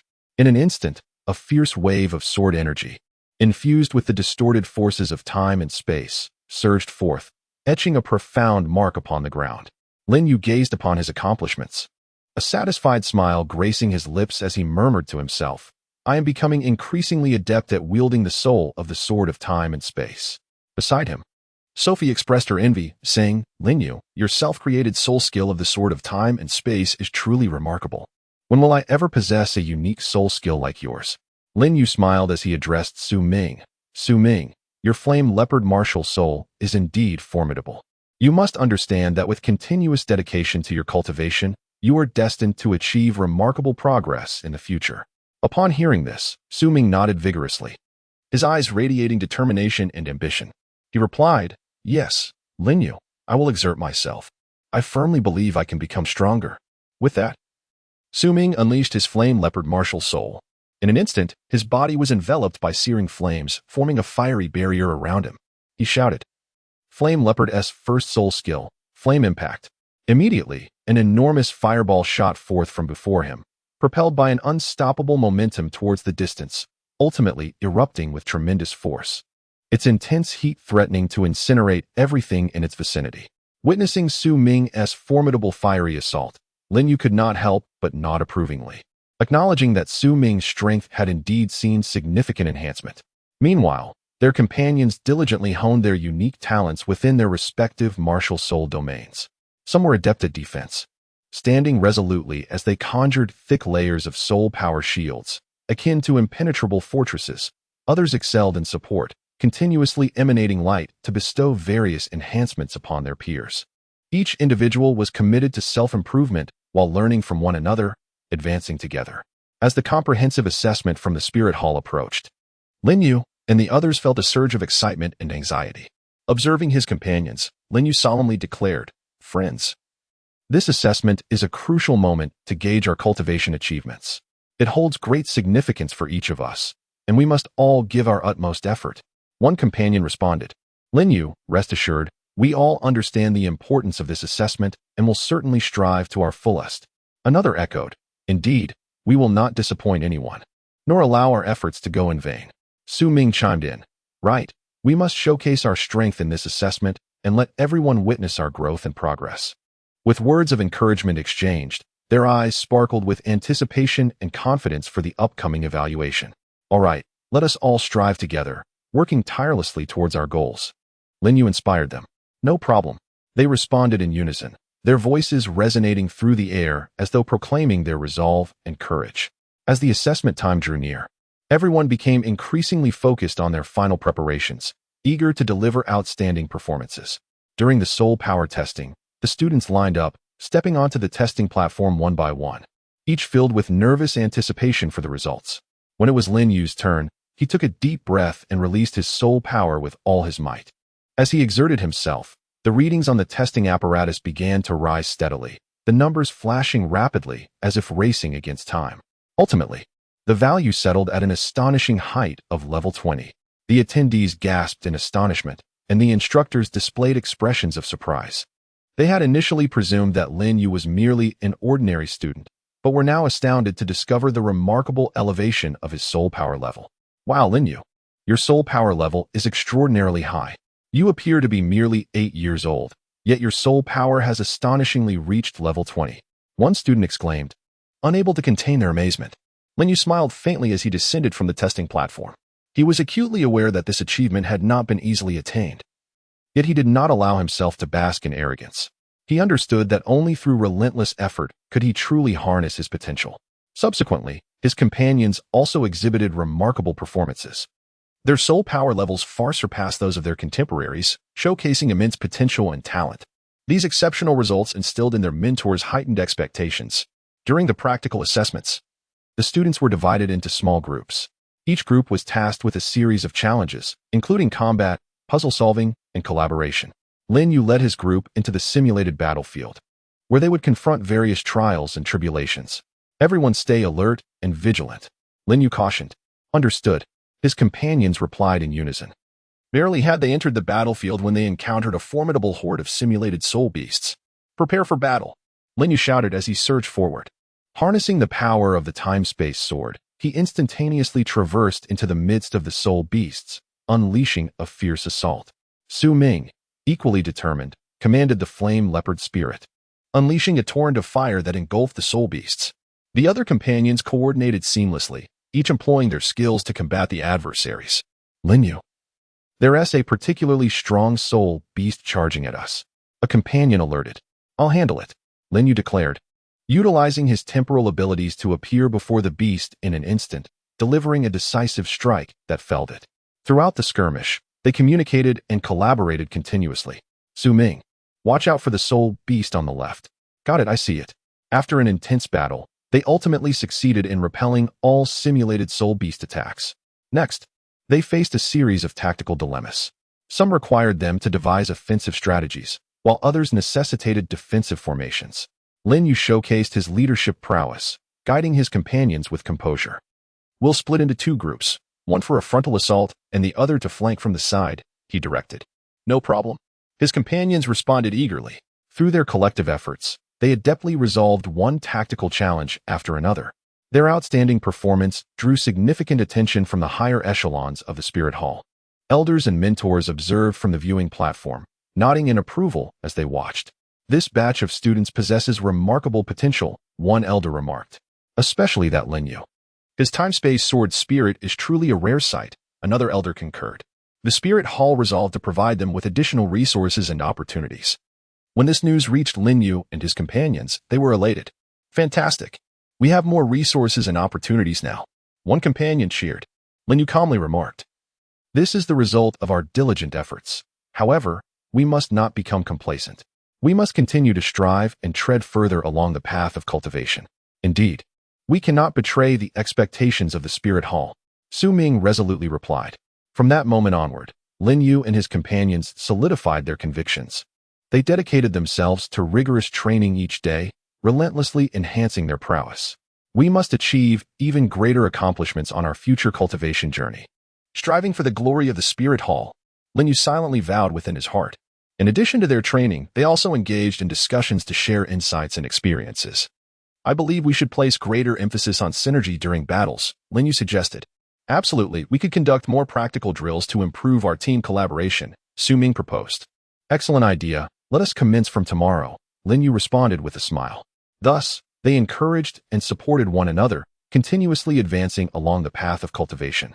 Aspiring towards loftier goals, their future brimmed with boundless possibilities, and they would inscribe a glorious chapter of their own through their efforts and sweat. Chapter 12. The mysterious Soul Master won. During this period, the training courses at the Spirit Hall had reached a temporary conclusion. Lin Yu felt the need for a brief respite, so he resolved to leave the Spirit Hall and explore the outside world. He hoped to discover new opportunities and insights while also alleviating his tense nerves. Thus, he ventured alone into a bustling and vibrant town. Upon entering the town, he was greeted by a rich atmosphere of lively festivities. The streets were teeming with people, the sounds of chatter and calls creating a vibrant symphony that infused the air with vitality. A diverse array of individuals traversed the area, all adorned with beaming smiles. Lin Yu strolled down the street, his spirits lifted. He sensed a way of life that stood in stark contrast to the atmosphere of the Spirit Hall. Here, there was no palpable tension of rigorous training, only the leisurely and carefree demeanor of the townsfolk. He curiously observed everything around him, as if he had stepped into a wondrous new realm. Make way, make way. Suddenly, a vendor hurried past Lin Yu, pushing a cart laden with goods. Lin Yu quickly sidestepped, watching the vendor's retreating figure, and couldn't help but chuckle. This quaint town was indeed brimming with vitality. As he continued onward, Lin Yu came upon a fruit stall bustling with eager customers. The proprietor warmly beckoned. Hey there, young man, come take a look at my fresh fruits. Lin Yu approached and was greeted by an array of vibrantly colored, mouth-watering fruits displayed at the stall. Unable to resist, he purchased a few, savoring their sweetness as he walked along. As he ambled further, he found himself near a square at the town's center, where a crowd had gathered, seemingly engaged in animated discussions about some pressing matter. Lin Yu, filled with curiosity, leaned in closer, straining to listen intently. Have you heard? A particularly enigmatic and formidable young soul master has recently emerged. A plainly dressed middle-aged man exclaimed with vivid enthusiasm. Upon hearing this, Lin Yu felt a stir within his heart. Who could this enigmatic young soul master be? Could it be someone he knows? Or merely a topic of idle gossip among the people? With curiosity piqued, he continued to listen intently. At that moment, a voice emerged from the crowd. I believe he is nothing more than a fraud. There cannot possibly be such an extraordinary individual. A youth clad in opulent attire scoffed disdainfully. Indeed, perhaps he is just a charlatan, preying on those who are naive and inexperienced, another chimed in. Nevertheless, a greater number of individuals remained filled with anticipation and intrigue regarding this legendary young soul master. They speculated about his identity, origins, and potential future. Lin Yu stood silently to the side, contemplating the discourse of those around him. He understood that in this world, rumors and hearsay often possess a more captivating allure than the truth, yet they may also conceal undisclosed realities. Just then, a clear and vibrant voice rang out. Oh, please, do not squabble. Perhaps this young soul master is indeed quite formidable. The speaker was a lively and charming girl, her eyes sparkling with vivacity. The crowd turned their gaze toward her as she smiled and continued. Maybe he is the legendary genius soul master, diligently honing his skills in silence. preparing for a moment of astonishing brilliance. Lin Yu could not help but chuckle. The girl's thoughts were indeed innocent and amusing. Yet, he also understood that in this world, anything was possible.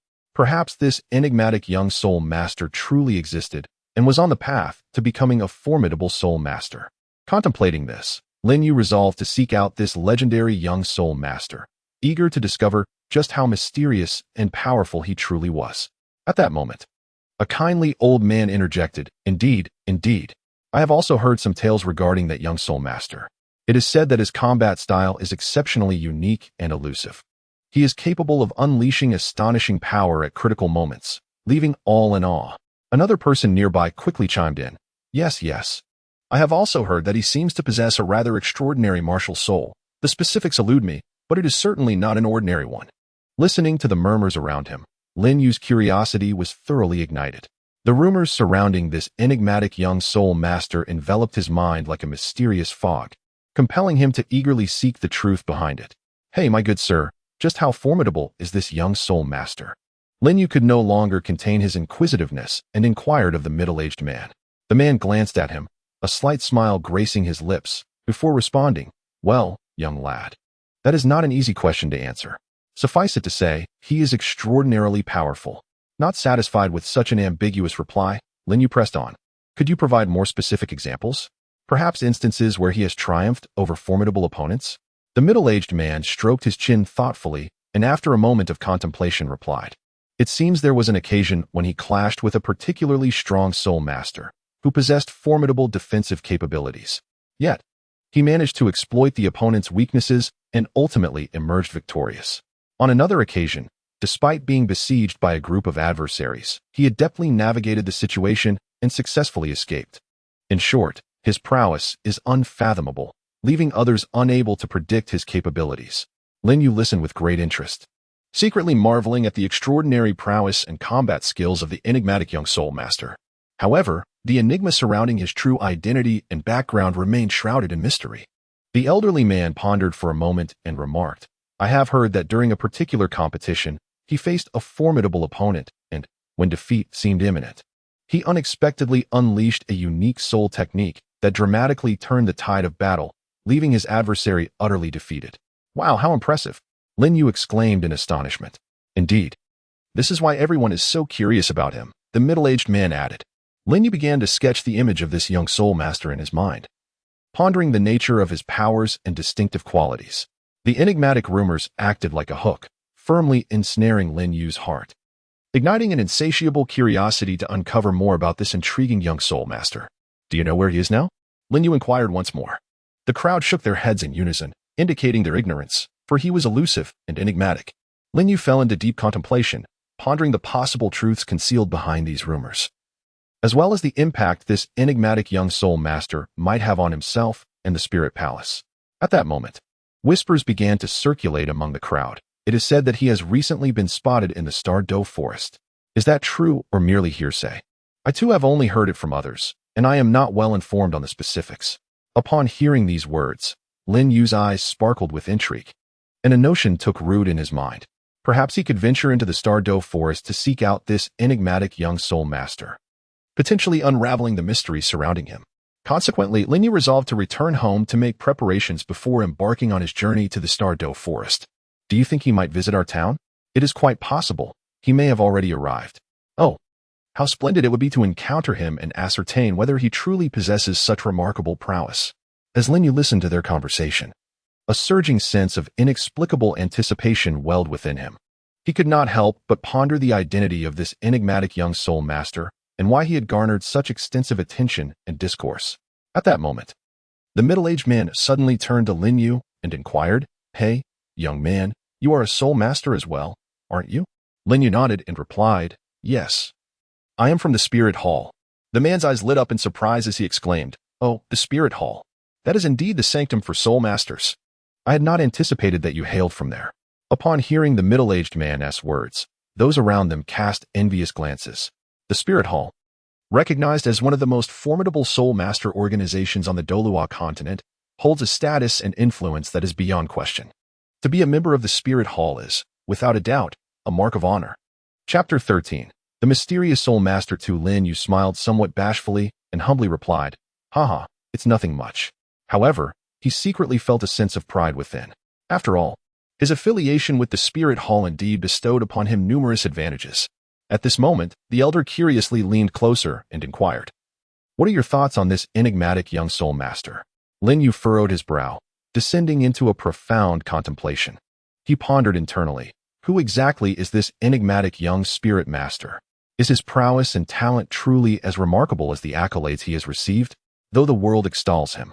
Lin Yu feels compelled to witness his capabilities firsthand to ascertain whether he is genuinely as formidable as rumored. With this thought in mind, Lin Yu resolved to seek an opportunity to uncover the true nature of this young spirit master. Lin Yu pondered for a moment and remarked, given his considerable renown, he must possess extraordinary qualities. However, to truly comprehend the extent of his prowess, one must witness it firsthand. At this juncture, those around him readily concurred, exclaiming, "Indeed, we have heard tales of his exploits, yet to genuinely grasp the depth of his capabilities, personal experience is essential." A palpable sense of anticipation enveloped the group. Subsequently, Lin Yu lingered in the square for a while longer before turning to depart. As he continued his leisurely stroll through the town streets, his mind remained preoccupied with questions regarding the enigmatic young soul master. Just then, a sudden outburst of astonishment shattered the tranquility. Lin Yu swiftly turned his head and discovered a little girl recklessly darting towards a speeding horse-drawn carriage, perilously close to danger. Without a moment's hesitation, he summoned his soul power, propelling himself towards the child with lightning speed. He enveloped her in a tight embrace, successfully evading the carriage and averting a tragic outcome. That was close. The onlookers exhaled in relief, the tense atmosphere finally dissipating. "Thank you, big brother," the little girl said, her face pale with fear, her body trembling slightly as she clung to Lin Yu, as if he were her anchor. Her eyes sparkled with gratitude and reliance, seemingly regarding him as her savior. "You're welcome, but please don't run off like that again." Lin Yu smiled gently, soothing the girl by patting her back, assuring her of her safety. At that moment, the girl's mother rushed over, her face etched with anxiety and worry. Upon seeing her daughter unharmed, she breathed a sigh of relief.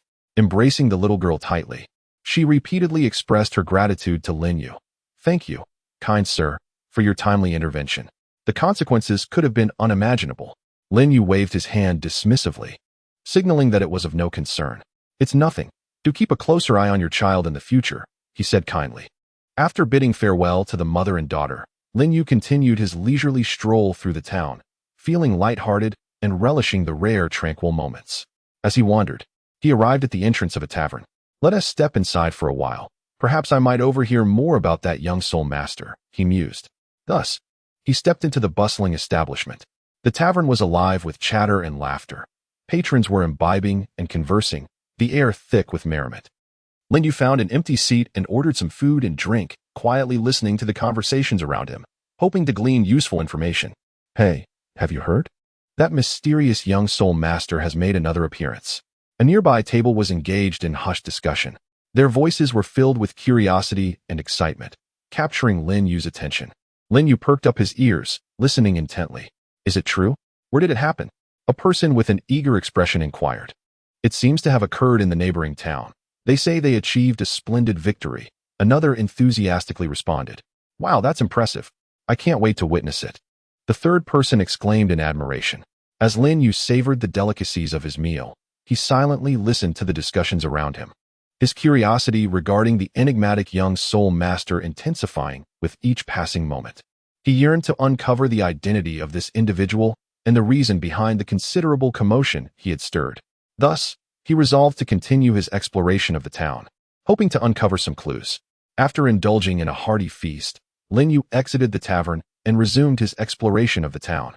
As night descended, the lights within the town gradually illuminated, casting a warm glow over the streets. Strolling through the brilliantly lit town, Lin Yu immersed himself in the vibrancy and liveliness surrounding him. Unbeknownst to him, the sky darkened, and he reflected deeply upon the dazzling town before him. This place was alive with vitality, and its inhabitants led lives of contentment. The rumors surrounding the mysterious young soul master only added an intriguing layer to the town's charm. "Perhaps I should seek out this young soul master and engage in a friendly contest," Lin Yu mused to himself. He felt it had been far too long since he had encountered a worthy adversary, and a duel with this young master promised to be quite exhilarating.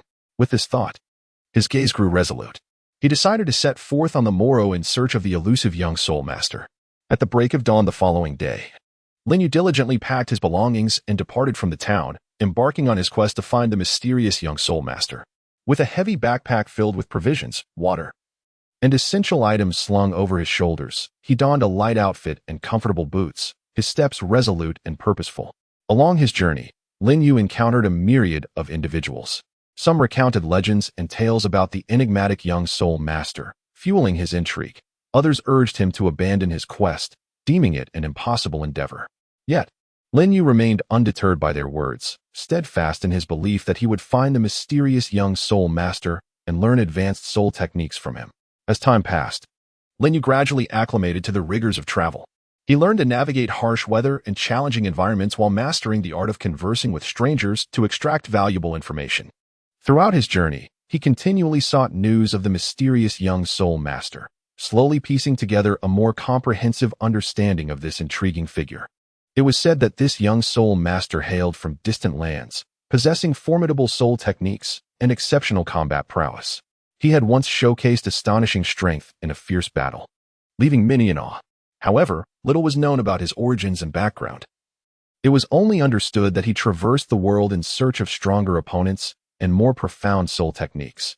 Lin Yu silently vowed to locate the enigmatic young soul master, aspiring to learn profound soul techniques and enhance his own prowess. Regardless of the formidable challenges that lay ahead, he remained resolute. He believed that with unwavering perseverance, he would undoubtedly realize his ambitions. Chapter 14. Unveiling the veil of the mysterious soul master in the lengthy and arduous quest for clues. Lin Yu felt ensnared in an immense enigma, each step taken with both caution and determination. He resembled a tireless explorer, weaving through the intricate thicket of clues, striving to inch closer to the truth. I must uncover the answers. I must reveal the true identity of this mysterious soul master, Lin Yu silently urged himself, his eyes gleaming with unwavering resolve. Day and night, he meticulously sifted through seemingly chaotic clues, leaving no minute detail overlooked, in an effort to find the pivotal connection within the tangle. As days passed, the bloodshot hue in his eyes intensified, yet his spirit soared higher. Finally, after prolonged contemplation and reasoning, he stumbled upon some elusive threads. Though minuscule, these clues offered him fresh perspectives and directions. One day, as Lin Yu once again immersed himself in the study of clues, a sudden flash of insight illuminated his mind. He murmured softly, his gaze fixating intently on the strands in his hand. He began to analyze the correlations between these clues, endeavoring to unearth the concealed patterns. With the passage of time, Lin Yu's furrowed brow gradually relaxed, a flicker of joy illuminating his countenance. This mysterious soul master possessed the blue-silver grass martial spirit, a martial spirit universally deemed as inferior among soul masters. Yet, this individual could cultivate the blue-silver grass martial spirit to achieve such formidable power, truly miraculous. Lin Yu marveled, his face alight with astonishment. He could hardly fathom how a martial spirit considered worthless could wield such immense might in the hands of this mysterious soul master. However, this was merely the tip of the iceberg. According to the existing clues, this elusive soul master also mastered a unique method that enabled him to engage in battles beyond his rank. This implied that even when confronted with adversaries of a higher tier, he could easily contend with, and even surpass, them. Such an ability was undoubtedly a rarity in the realm of soul masters. Lin Yu quietly recited these critical pieces of information, his mind conjuring vague images. As his contemplation deepened, an inexplicable sense of familiarity surged within him. It felt as if it were whispering to him that the identity of this mysterious soul master was not entirely foreign, yet he struggled to precisely recall who it was.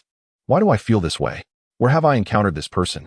Lin Yu pondered, his brow furrowed in profound thought.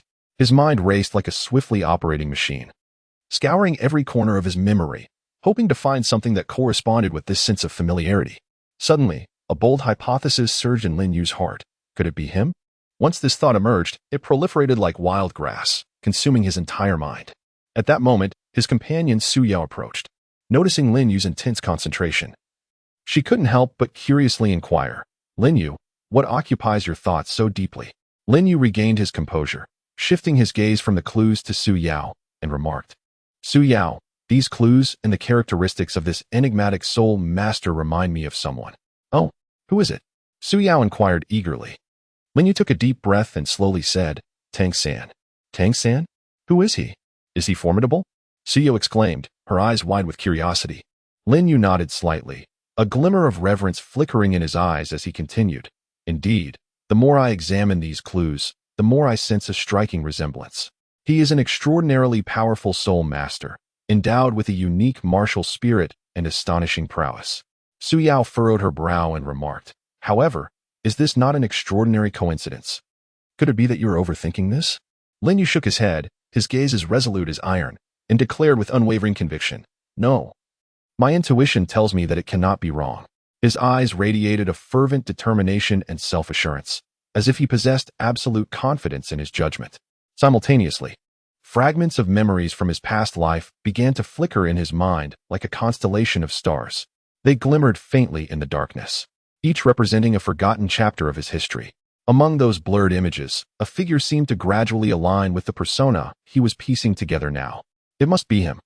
Lin Yu silently cried out, overwhelmed with emotion. He felt a powerful force surging within him, compelling him to seek out those lost memories. He firmly believed this figure was a significant individual from his previous existence, one of utmost importance to him. I must seize these memories.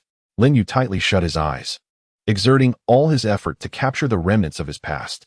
His thoughts raced like untamed stallions, galloping through the vast ocean of recollections.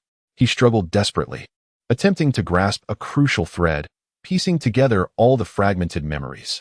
Almost there, Lin Yu murmured to himself, beads of sweat forming on his forehead.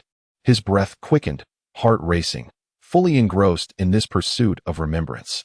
Suddenly, like a lightning bolt cleaving through the dark night sky, a name surged through his mind with crystal clarity, Tang San.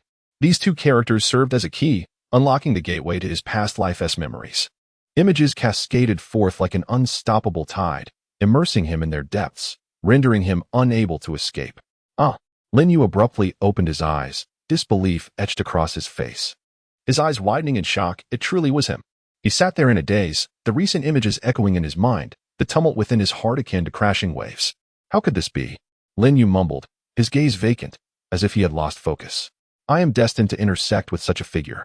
He recalled the myriad details of his past life concerning Tang San. The once indistinct memories now surged forth with astonishing clarity. He remembered Tang San's unparalleled strength, unwavering will, and unique charisma, stirring a profound sense of reverence within him. He was destined to be one of the greatest existences in the Douluo continent, possessing boundless potential and talent. While I am merely a fledgling character, could I truly contend with such a formidable adversary? Lin Yu pondered internally, feeling a mix of excitement and trepidation. However, he was not overwhelmed by fear. Rather, it ignited a fighting spirit deep within him. He understood that encountering a powerhouse like Tang San was both a challenge and an opportunity. Only through confrontation with the strong could he continuously elevate himself and transcend his limits. I will not retreat, nor can I. Lin Yu took a deep breath, a glimmer of resolute determination flashing in his eyes. Whatever awaits me ahead, I will devote myself entirely to embrace the challenge. Lin Yu's heart became entangled in a conflict. On one hand, he yearned to encounter a formidable adversary like Tang San, desiring to elevate himself through challenges. On the other hand, he harbored concerns about his own inadequacies in confronting the trials that Tang San might present. No, I shall not retreat. Lin Yu clenched his teeth, rallying his spirit within. I must face this with courage. Regardless of what the future holds, I shall endeavor with all my might. Lin Yu took a deep breath, allowing his emotions to gradually settle. He understood that this was neither the time for hesitation nor for fear. He must prepare himself to confront the formidable adversary that loomed from the memories of his past life. Su Yao, we must strive even harder, Lin Yu declared, his gaze fixed upon her, brimming with determination. Su Yao nodded vigorously, responding, Rest assured, Lin Yu, I will always stand by your side. Together we shall face whatever comes our way. Her voice resonated with a resolute courage that enveloped Lin Yu in a profound warmth. Lin Yu cast a grateful glance at Su Yao, then plunged once more into contemplation regarding the future. He was acutely aware that the path ahead would undoubtedly be fraught with challenges and adversities. However, he held a steadfast belief that with unwavering perseverance, He could surmount all obstacles. In the days that followed, Lin Yu dedicated himself to rigorous training, relentlessly enhancing his prowess. He meticulously analyzed every clue, seeking further information about Tang San. Together with Su Yao, he engaged in discussions to formulate strategies, adequately preparing for the potential trials that lay ahead. They understood that this battle was not merely a contest of strength, but also a test of wit and courage. Lin Yu harbored a singular conviction: to locate Tang San and unravel the enigma. Regardless of the magnitude of the challenges he might encounter, he vowed never to relent, for he bore the hopes of the entire world upon his shoulders. No matter how the future unfolds, he would not harbor regrets. Lin Yu silently pledged to himself that he would courageously forge ahead in pursuit of his own truth and glory. Chapter 15. Embarking on a new journey upon confirming the identity of the enigmatic soul master as Tang San. Lin Yu felt as though a colossal stone had been cast into his heart, sending ripples of turmoil that refused to settle. He stood quietly in a secluded corner of the spirit hall, the world around him seemingly detached from his reality. Sunlight streamed through the gaps in the clouds, cascading in beams that danced upon him, creating a tapestry of dappled shadows and radiant light, reminiscent of a mysterious painting. Lin Yu's profound gaze grew increasingly distant, as if striving to transcend the barriers of time and space in pursuit of all that was entwined with Tang San. Tang San. It is truly him. Lin Yu murmured inwardly, his thoughts surging like an unstoppable tide. He recalled the Tang San from his past life memories, that formidable and legendary figure, now intricately woven into the fabric of his own destiny. Lin Yu gradually closed his eyes, allowing his consciousness to descend into the depths of his past life's memories. Those fragments of recollections, long dormant and seemingly buried beneath the dust of time, now unfurled like an ancient scroll within his mind. He beheld Tang San from his previous existence, displaying unparalleled grace amidst a myriad of scenes. In the throes of fierce combat, Tang San wielded the blue-silver grass martial spirit, his form agile and lithe like a cheetah, each movement imbued with boundless strength and exquisite technique. His gaze radiated an unwavering, fearless conviction, as if nothing in the world could impede his forward march. The ferocity with which he fought was truly astonishing. It was no wonder he attained such extraordinary stature, Lin Yu mused inwardly. Moreover, Tang San's resolute demeanor in the face of adversity left a profound impression on Lin Yu. His brow slightly furrowed, his eyes shimmering with an indomitable spirit. He would never concede defeat, even when ensnared in dire straits. This tenacity was immensely admirable, stirring a deep sense of respect within Lin Yu. He also witnessed the profound camaraderie among Tang San and his companions, who supported one another, advancing and retreating together. Confronting countless challenges and hardships side by side, Lin Yu felt a profound sentiment, recognizing how rare such genuine friendships truly are. He meticulously sifted through these memories, leaving no detail overlooked. His blue-silver grass martial soul seemed to harbor numerous extraordinary abilities. What could they possibly be? As he pondered, he endeavored to recall the past. Gradually, with the passage of time, some hazy images began to crystallize. He envisioned Tang San's unwavering focus during his training, his calm demeanor in the face of formidable adversaries, and his decisive actions at critical junctures.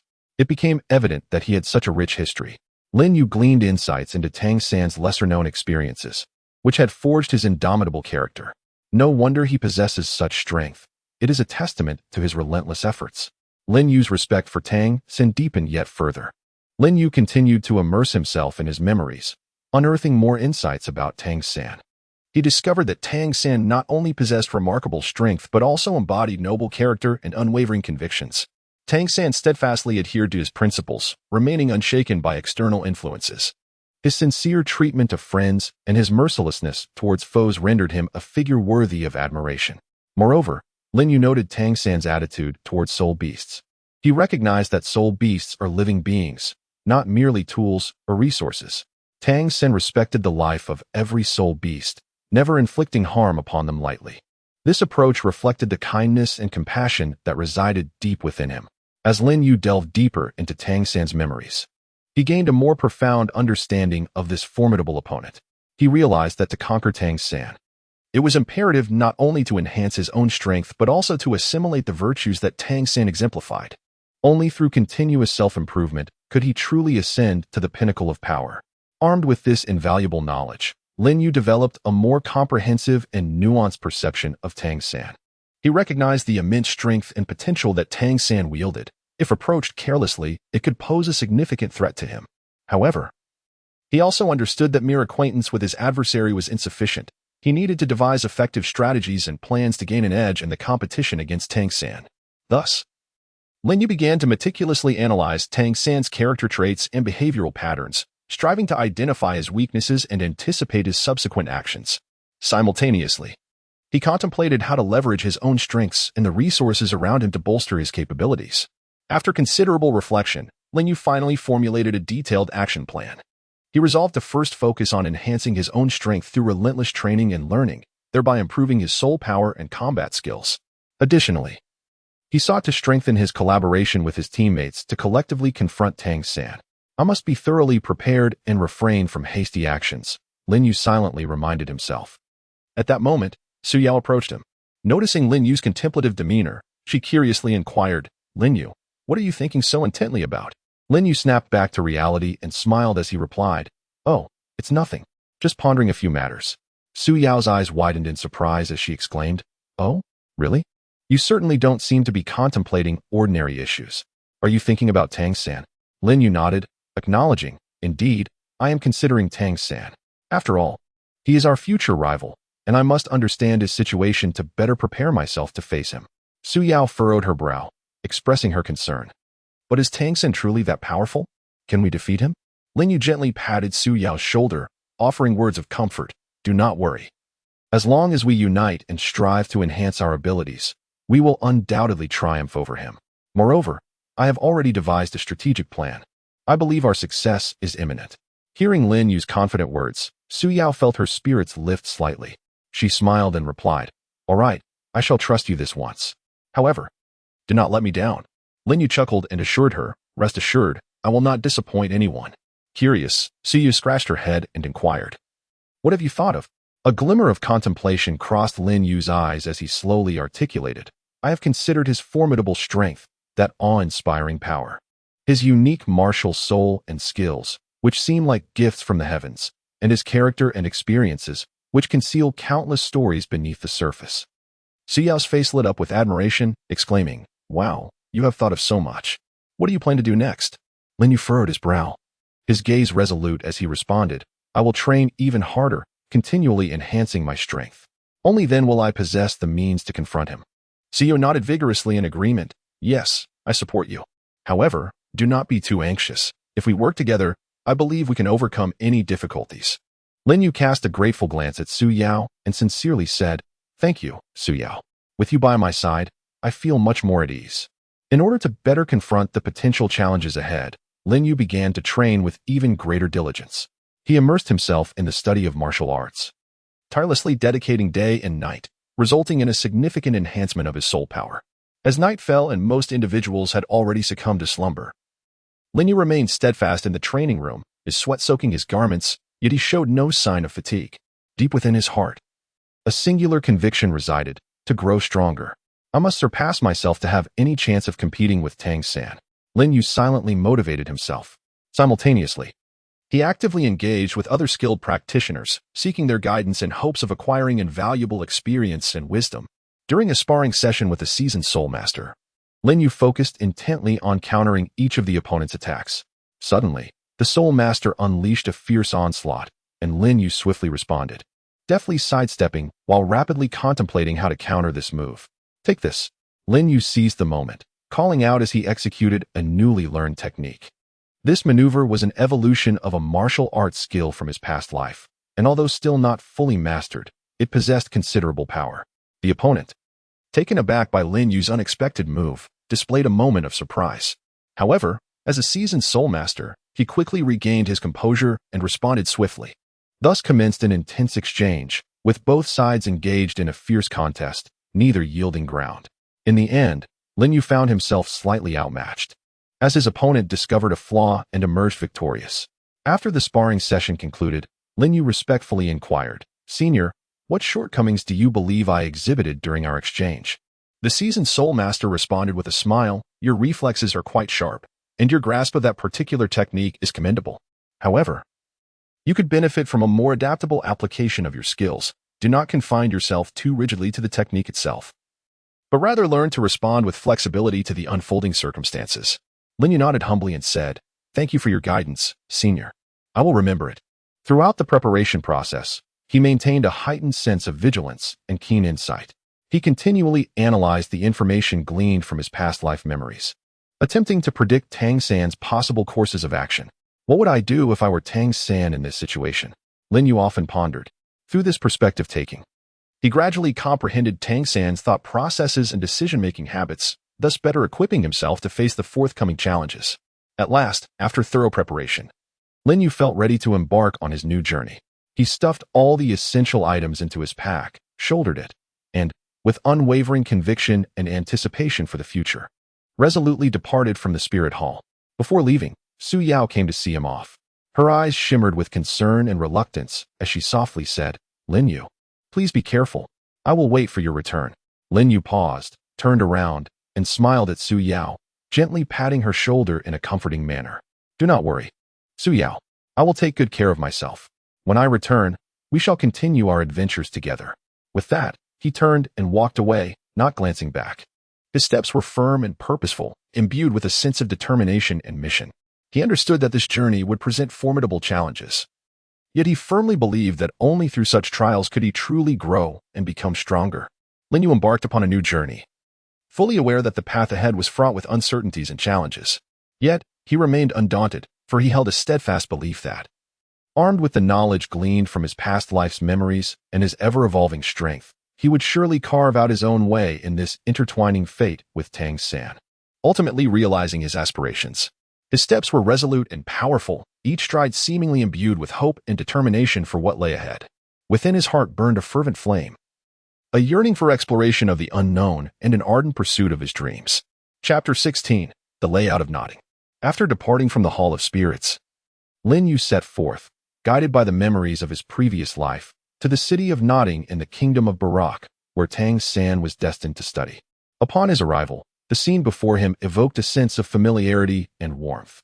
At this moment, Lin Yu stood amidst the bustling streets of Nodding, his gaze resolutely fixed on the horizon.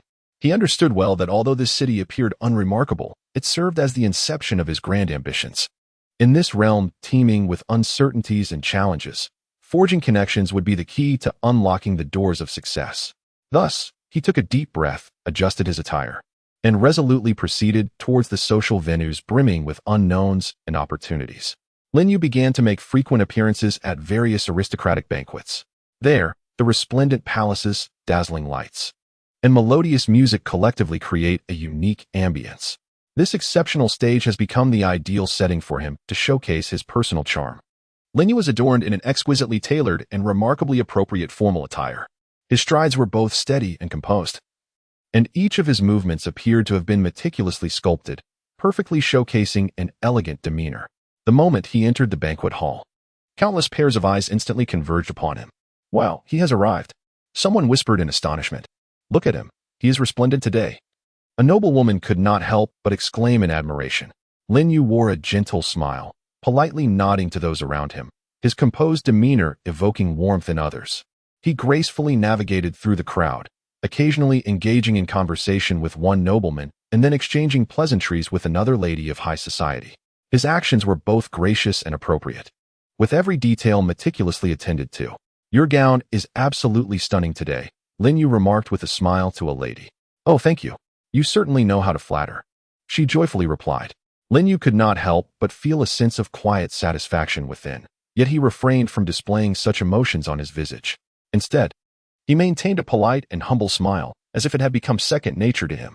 His steps were light and graceful, weaving through the crowd and creating a striking contrast with those around him. He seemed to possess a unique charm that effortlessly drew others to him. Each movement appeared so natural and fluid, evoking the impression that he had emerged from a noble lineage. His gaze was sharp and penetrating, always capable of swiftly identifying influential figures and approaching them with ease. His voice was deep and gentle, imbued with an irresistible warmth. "Greetings, esteemed sir. It brings me great joy to encounter you here," Lin Yu said with a smile, addressing a figure of high status with utmost courtesy.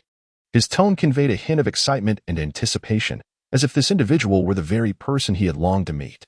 "Oh, and who might you be?" The noble's expression revealed a flicker of confusion, his eyes fixed intently upon Lin Yu. Unperturbed, Lin Yu exuded calmness and composure. He understood the necessity of leaving a profound impression. Thus he introduced himself in a clear and concise manner. I am Lin Yu. I have only recently arrived here and hope you might look after me in the future, Lin Yu articulated with sincerity and earnestness, his eyes reflecting respect and gratitude for the noble. Following this introduction, he maintained his polite smile, his gaze brimming with deference. He recognized the importance of showing respect in such a setting, for it was essential to garner goodwill and trust. The noble nodded slightly, a glimmer of barely perceptible appreciation flickering in his eyes, seemingly satisfied with Lin Yu's demeanor. Observing this, Lin Yu felt an added surge of joy, the corners of his mouth curving upward. He was acutely aware that earning the recognition of this influential figure signified a successful impression within the circles of power, which was crucial for his future endeavors. Continuing to navigate the banquet hall with elegance, he keenly searched for the next significant individual to befriend. Each step exuded a sense of unhurried confidence, as though the world were entirely within his grasp. Throughout his conversations with these aristocrats, Lin Yu consistently maintained a humble demeanor, engaging with them earnestly to comprehend their needs and thoughts. Esteemed sir, what do you perceive to be the current developmental trends in Nodding City? Lin Yu inquired softly, his tone revealing both respect and curiosity towards the noble. The noble furrowed his brow, contemplating thoughtfully for a moment before slowly responding. Nodding City indeed possesses considerable potential for growth. However, he hesitated, a shadow of concern crossing his countenance. Lin Yu eagerly nodded, his eyes sparkling with excitement as he echoed, Indeed, I share the same sentiment. I have always held high hopes for the future of Nodding City. A serious expression adorned his face, as if he truly believed in the city's potential for growth. He proceeded to engage in conversation with the dignitary, discussing various topics related to Nodding City. He listened attentively to each word spoken by the noble, occasionally interjecting with his own insights and perspectives. With a gentle yet resolute tone, he articulated his passion and confidence in the city, hoping to garner the other's recognition and support. The dignitary regarded Lin Yu with a smile and nodded in approval, beginning to share his own understanding and aspirations for Nodding City, emphasizing its potential and opportunities. Lin Yu listened intently, nodding in agreement while also offering some of his own viewpoints and suggestions. Through this exchange, Lin Yu gained a deeper understanding of the dignitary's views and expectations for Nodding City, which provided him with a clearer vision and direction for his future endeavors there.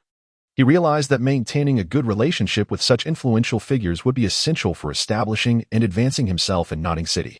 As their conversation progressed, Lin Yu became increasingly convinced that his initiative to engage with the dignitary was a wise decision. They deliberated on enhancing Nodding City's economic strength, improving infrastructure, and attracting more talent, sharing opinions and ideas with one another.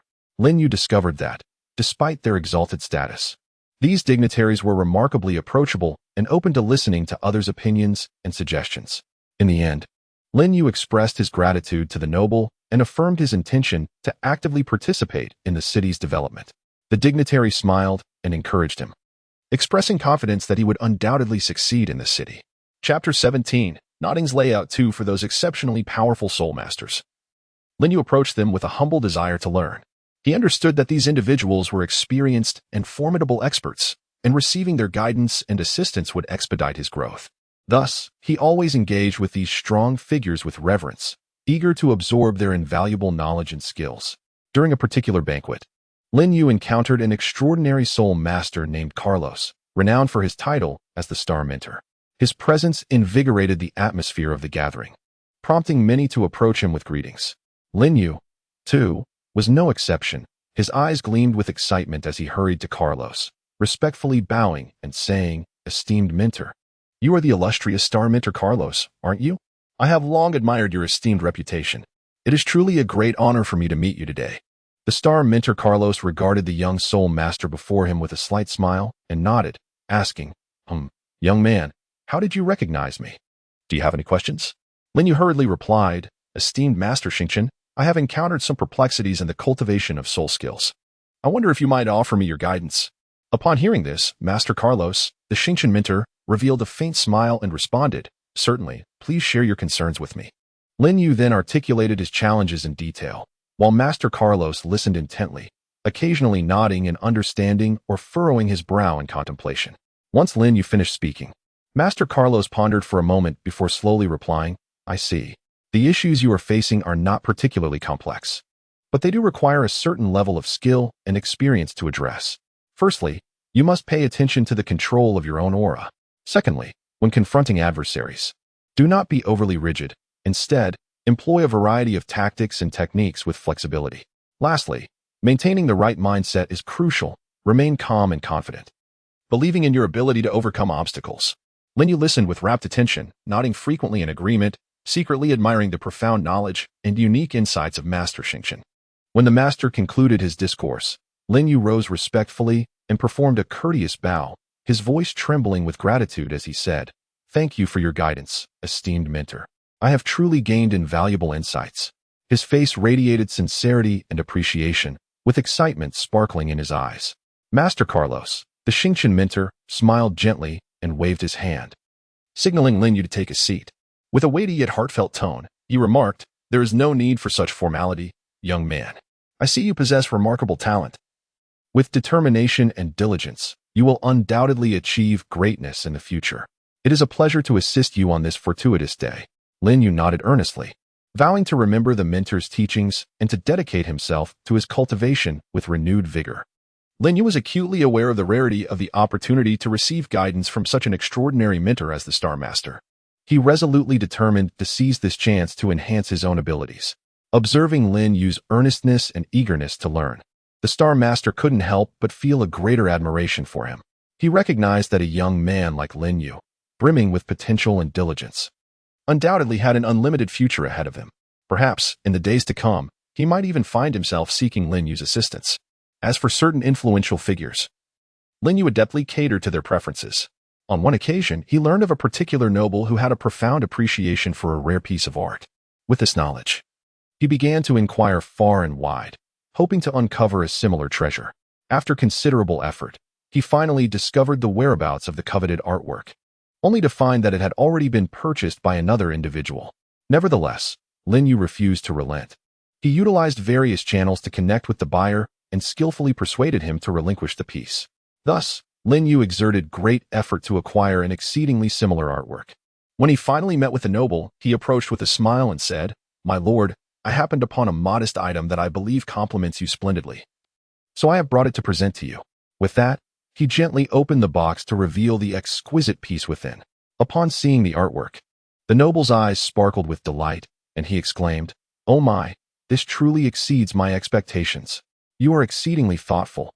Lin Yu humbly smiled and replied, Your Excellency, you flatter me. It is my utmost honor to bring you joy. He then added, In truth, I am merely fulfilling a friend's request to present this gift to you. However, since you hold it in such high regard, I consider my task accomplished. The nobleman nodded with a smile, contentedly stating, Indeed, your friend possesses excellent taste. I must ensure to be introduced to him at the next opportunity. That said, this piece of art truly aligns with my preferences, and I find it immensely appealing. Lin Yu promptly responded, I am delighted to hear that you appreciate it. I shall convey your admiration to my friend. Subsequently, the two engaged in further discourse on the subject of art, fostering a most harmonious atmosphere. Ultimately, the nobleman extended an invitation for Lin Yu to dine with him, expressing his desire to show his gratitude. Thus, Lin Yu established a favorable rapport with these influential figures, utilizing his attentiveness and diligence to win their favor, thereby laying a more robust foundation for his advancement within this sphere. Lin Yu was acutely aware that to establish himself in this realm, it was imperative to maintain cordial relations with the influential elite. Thus, he tirelessly endeavored to cater to their preferences, yearning for their acknowledgement and support. For these powerful figures, Lin Yu represented a valuable asset. His remarkable talents and abilities, coupled with his adeptness in social interactions, rendered him an exceedingly popular individual. As time unfolded, Lin Yu's stature among these elites grew increasingly solidified. He began to attract greater attention and admiration, consequently opening the door to more opportunities and resources. He adeptly harnessed these connections, continuously enhancing his prowess and influence, advancing towards his aspirations. Throughout this journey, Lin Yu encountered various challenges and adversities. However, he firmly believed that persistence would enable him to surmount all obstacles and realize his dreams. Ultimately, through his relentless efforts and innate talent, He emerged as a prominent figure in this sphere. Chapter 18, The Nottingham Arrangement 3. On a sun-drenched day, Lin Yu strolled through the streets of Nottingham, basking in the warmth of the sun and the gentle caress of the breeze. At that moment, he chanced upon an elegantly attired individual exuding an extraordinary aura. Upon inquiry, he discovered that this person was none other than the influential merchant Ma Hu, renowned in Nottingham. Upon first laying eyes on Ma Hu, an indescribable surge of excitement welled up within Lin Yu. This was undoubtedly the illustrious merchant Ma Hu. Indeed, seeing him in the flesh was far more impressive than mere hearsay, Lin Yu mused to himself. Without hesitation, he approached, his face radiant with a sincere smile, and courteously greeted Ma Hu. Greetings, esteemed merchant Ma Hu. I have long been acquainted with your illustrious name. It is truly an honor to meet you today. The merchant, intrigued, scrutinized Lin Yu with keen interest, a glimmer of curiosity flickering in his eyes as he responded with a smile. Oh? And who might you be? How is it that you know of me? Lin Yu promptly smiled and replied, I am Lin Yu. I have always held immense admiration for your remarkable achievements in the realm of commerce. I believe your successful experiences are an invaluable treasure for our younger generation. Thus, it is indeed a stroke of fortune to meet you here today. Through numerous in-depth conversations with affluent businessmen, Lin Yu gleaned some of their unique philosophies and invaluable insights into the business world. These experiences profoundly benefited him, leading him to exclaim, Sir, the decisions you have made in business are incredibly astute. I hold your wisdom and insight in the highest regard. As a junior, I am truly in awe. Upon hearing this, the wealthy businessman erupted into hearty laughter and waved his hand, saying, Oh, you flatter me. It is merely a collection of experiences.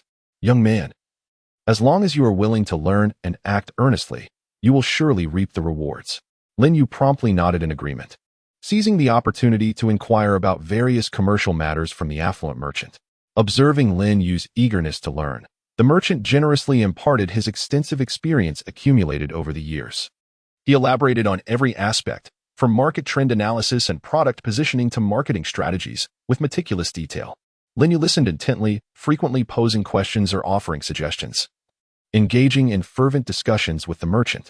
As time gradually passed, Lin Yu, through relentless learning and practice, began to master a wealth of business knowledge and skills. Simultaneously, through his sincerity and talent, he successfully garnered the trust and friendship of the merchant. The merchant not only provided Lin Yu with substantial assistance and support in his business endeavors, but also introduced him to numerous other invaluable connections. Lin Yu cherished this hard-won friendship and network, dedicating himself even more fervently to his studies and personal development, aspiring to achieve greater success in the commercial realm, thereby honoring the merchant's trust and assistance. During this journey, Lin Yu discovered that his perspective had broadened significantly, and his mode of thinking underwent profound transformation. He began to perceive the business world from an entirely new vantage point, no longer confined to immediate gains but focusing instead on long-term growth and strategic planning. This shift enabled Lin Yu to thrive in the business arena, leading to his flourishing career. All of this was made possible by the guidance and teachings of the wealthy merchant. In addition, Lin Yu actively sought to engage with certain clandestine forces operating in the shadows. Although these entities were not widely recognized, they possessed formidable influence. Lin Yu understood that navigating relationships with them required utmost caution and vigilance, as any misstep could lead to unforeseen complications. When meeting with a representative of a mysterious faction, Lin Yu was filled with apprehension. He recognized the significance of this encounter while also acknowledging the inherent risks involved. The background and intentions of this enigmatic group remained obscured, and collaborating with them was undoubtedly a gamble. Nevertheless, Lin Yu perceived this as a rare opportunity. If he could successfully cultivate a positive rapport, it might open a new door to his future. What is it that you seek from us? The other party inquired in a deep voice that seemed to echo from the abyss, sending a chill down Lin Yu's spine. Taking a deep breath, Lin Yu endeavored to maintain his composure. He gazed into the representative's profound and piercing eyes, unwavering as he replied, I wish to collaborate with you. I firmly believe that we can mutually benefit each other, achieving a win-win outcome. The representative fell silent for a moment, seemingly contemplating Lin Yu's words. Then, he finally spoke. State your terms. This statement struck Lin Yu like a sharpened blade, piercing deep into his innermost thoughts. Lin Yu was acutely aware that every subsequent word would determine the trajectory of this dialogue. Lin Yu expounded upon his thoughts and aspirations in great detail, encompassing his vision for the future and the potential for mutual growth. He underscored his strengths and resources, expressing a willingness to share these invaluable assets with his counterpart. Simultaneously, he articulated several reasonable requests, hoping for corresponding support and cooperation from the other party. After listening attentively, the other person fell into deep contemplation, refraining from an immediate response. As time elapsed, a palpable tension enveloped the room. Lin Yu's heart raced, uncertain whether he had succeeded in persuading the other party, or even whether they truly valued what he had conveyed. At that moment, the other individual suddenly lifted their gaze, a flicker of barely perceptible illumination crossing their eyes. "This matter requires our careful consideration," they stated earnestly, locking eyes with Lin Yu. Lin Yu nodded slightly, signifying his understanding. After all, they were about to confront a world teeming with uncertainties, where every step had to be taken with utmost caution. As he departed, Lin Yu silently prayed for the success of this collaboration, fully aware that only through its fruition could he better accomplish the tasks that lay ahead. As time elapsed, Lin Yu's network of connections steadily expanded. He often found himself deep in thought during the late hours of the night, reflecting on his experiences and the achievements he had garnered. At last, the groundwork for my network was beginning to bear fruit. Laying a robust foundation for my exploratory journey in Nottingham, Lin Yu mused with quiet satisfaction. However, he recognized that this was merely the inception. A multitude of challenges and opportunities awaited him on the horizon. He resolved to persist in his endeavors, continuously broadening his connections and enhancing his capabilities to tackle the myriad difficulties of the future. In this enigmatic world, Lin Yu was determined to forge ahead, wielding both intellect and courage to carve out his own domain. Undoubtedly, these invaluable connections would serve as significant support on his path forward. Chapter 19. The Nottingham strategy. For Lin Yu was acutely aware that in order to successfully navigate the forthcoming landscape brimming with challenges and opportunities, ample resource preparation was of paramount importance. Thus, he resolutely immersed himself in the demanding and bustling preparatory work. "Hey, my friend, I've noticed you've been quite busy in the material market lately," remarked an individual who was also scouring the market for treasures. Lin Yu smiled and replied, "Indeed. For the sake of future plans, I must diligently prepare." He first directed his keen gaze toward the bustling and vibrant markets of rare materials in Notting City. Each day, he tirelessly navigated through the crowded throngs and the dazzling array of stalls, his eyes reflecting determination and focus as he meticulously sought out those unique materials that could play a pivotal role in his grand ambitions. For the past several days, Lin Yu had frequented this market, earnestly searching for the materials he required. As he walked, he perused the various items displayed at the stalls, occasionally picking up an object for closer inspection, though most times he would simply shake his head and move on. On this particular day, Lin Yu finally discovered the material he had been seeking, a stone known as amethyst chalcedony. This rare mineral could be refined into a liquid called amethyst essence, which possessed immense energy and could be utilized to craft high-grade soul-guiding devices and medicinal pills. However, such stones were exceedingly scarce and could only be found in specific locations. After a round of haggling, Lin Yu ultimately acquired the amethyst chalcedony at a relatively fair price. He carefully stowed it away and continued his quest for other necessary materials within the market. In addition to the amethyst chalcedony, Lin Yu also gathered numerous other precious materials, such as Millennium Spirit Wood and 10,000-year Cold Iron. Though these materials were not as rare as the amethyst chalcedony, they were essential for crafting advanced soul-guiding devices and medicinal pills. In his dealings with the merchants, Lin Yu displayed remarkable wisdom and eloquence. He understood that these traders were cunning, and securing a bargain from them was no easy feat, yet he had his own strategies. "Boss, don't you think this price is a bit excessive?" Lin Yu smiled as he negotiated with one merchant, his tone laced with a hint of helplessness. "I genuinely wish to purchase it, but your price is truly putting me in a difficult position." The merchant frowned, a glint of cunning flashing in his eyes. "Oh, this price is already quite reasonable. It cannot go any lower." Lin Yu couldn't help but chuckle inwardly. Indeed, these merchants were quite formidable. However, he remained undeterred. With a calm demeanor, he said, "My dear sir, I urge you to reconsider. I shall be a frequent patron in the future, and we could establish a long-term partnership." The merchant hesitated for a moment, clearly intrigued by Lin Yu's proposition. Seizing the opportunity, Lin Yu continued, "Moreover, I can introduce more friends who would be interested in purchasing your goods. Wouldn't that enhance your business even further?" At last, the merchant relented. "Very well. What price do you propose?" Lin Yu felt a surge of joy within, yet his countenance remained composed. He quoted a price significantly lower than before, causing the merchant's eyes to widen in disbelief. "No, this price is far too low. I cannot possibly make a profit," the merchant exclaimed in anger. Unmoved, Lin Yu understood that this was merely a tactic employed by merchants during negotiations. He replied calmly, "My friend, there is no need for haste. We can discuss this at our leisure." After a spirited exchange of words, Lin Yu, leveraging his wit and intellect, successfully acquired a substantial quantity of high-quality metals at a relatively reasonable price. These metals shimmered under the sunlight, radiating an enchanting brilliance that seemed to foreshadow their significant role in the future. Subsequently, he diligently embarked on a quest to seek out rare herbs, which emanated a unique and mysterious aura, as if they harbored boundless power and secrets within. Lin Yu's heart brimmed with anticipation, for he recognized that these herbs could serve as invaluable aids on his path of cultivation. In addition to the extraordinary herbs, Lin Yu also stumbled upon some rare crystals. These crystals sparkled with a dazzling light, each one as precious as a radiant star. With utmost care, Lin Yu gathered them, reveling in the warmth and strength they imparted. These crystals might prove crucial at pivotal moments, offering Lin Yu formidable energy support. Lin Yu profoundly understood that knowledge held an indispensable position in all matters. It was an intangible yet immensely significant resource.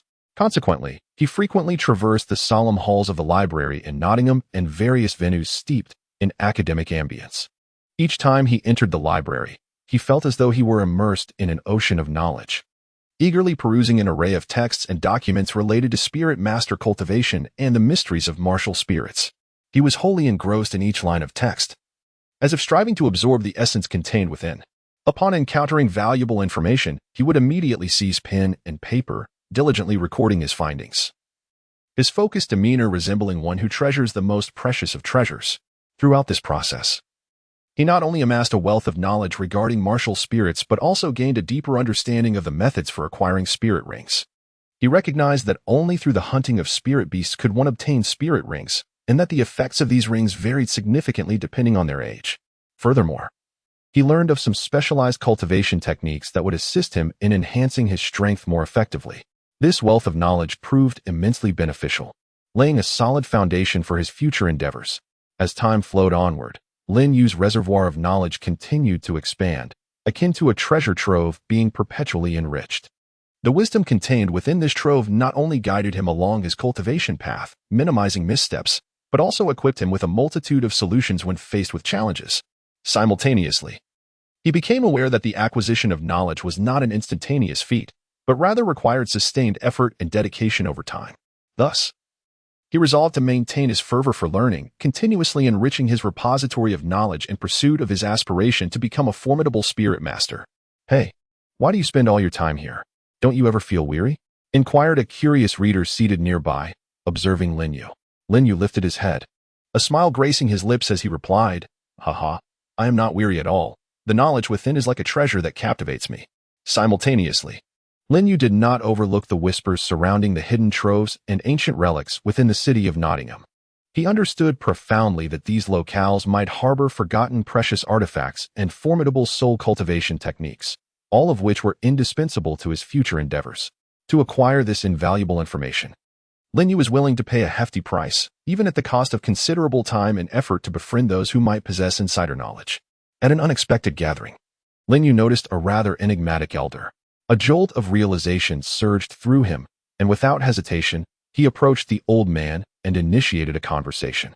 "Good sir, you seem to possess a wealth of knowledge," Lin Yu remarked with a smile. The elder glanced at him, smiling yet silent. Undeterred, Lin Yu continued to engage the elder in conversation, shifting from mundane matters to the legends of Nottingham. Gradually, the elder's demeanor softened toward Lin Yu. Seizing the opportunity, Lin Yu subtly probed for information regarding the secret troves and ancient relics. Under Lin Yu's genuine and persistent inquiry, the elder finally divulged a few cryptic hints. "Youth, some matters are not meant for you to know.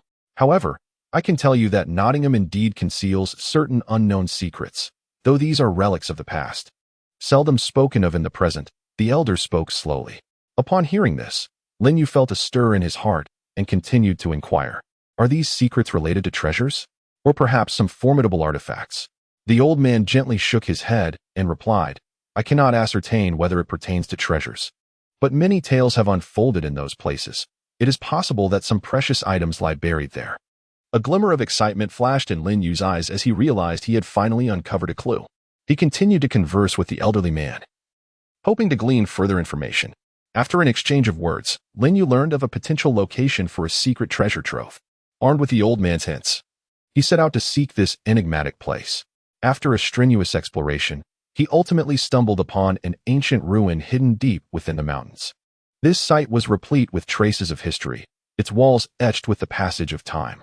Lin Yu cautiously entered the ruins, searching for traces of treasure. In a hidden chamber, he stumbled upon a colossal treasure chest, brimming with golden soul coins and an array of extraordinary artifacts.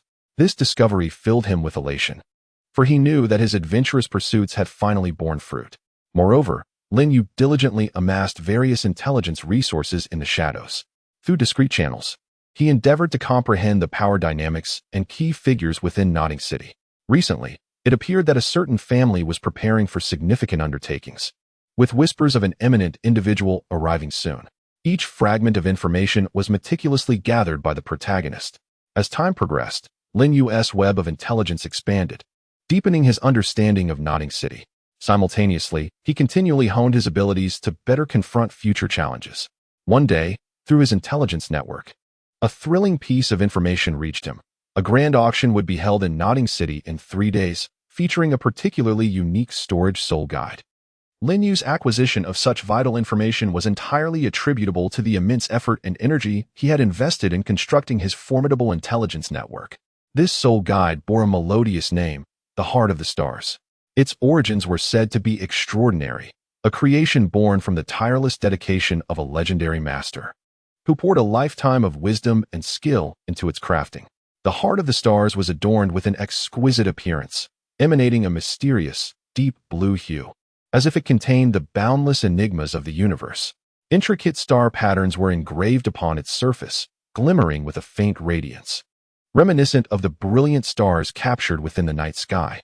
This Heart of the Stars was not only visually stunning, but also boasted an expansive interior space of 100 cubic meters, capable of accommodating a vast array of items.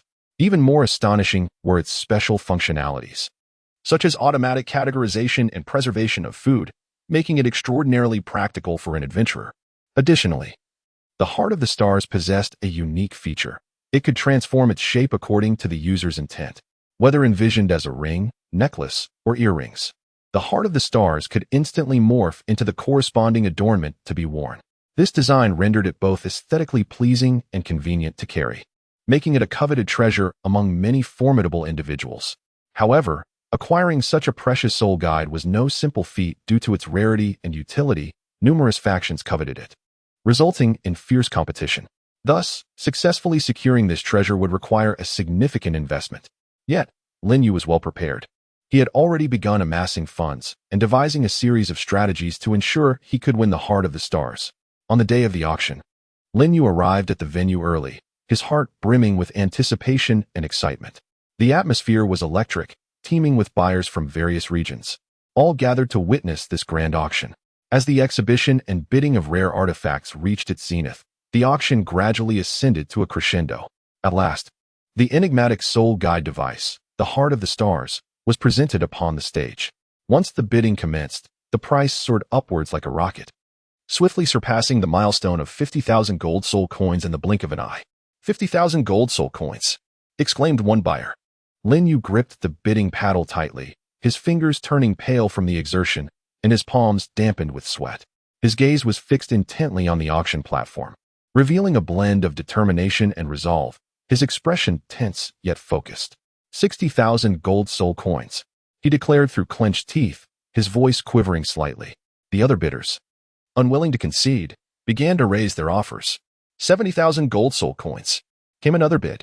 80,000 gold soul coins. Lin Yu felt a bead of sweat form on his brow, yet he unwaveringly lifted his paddle once more.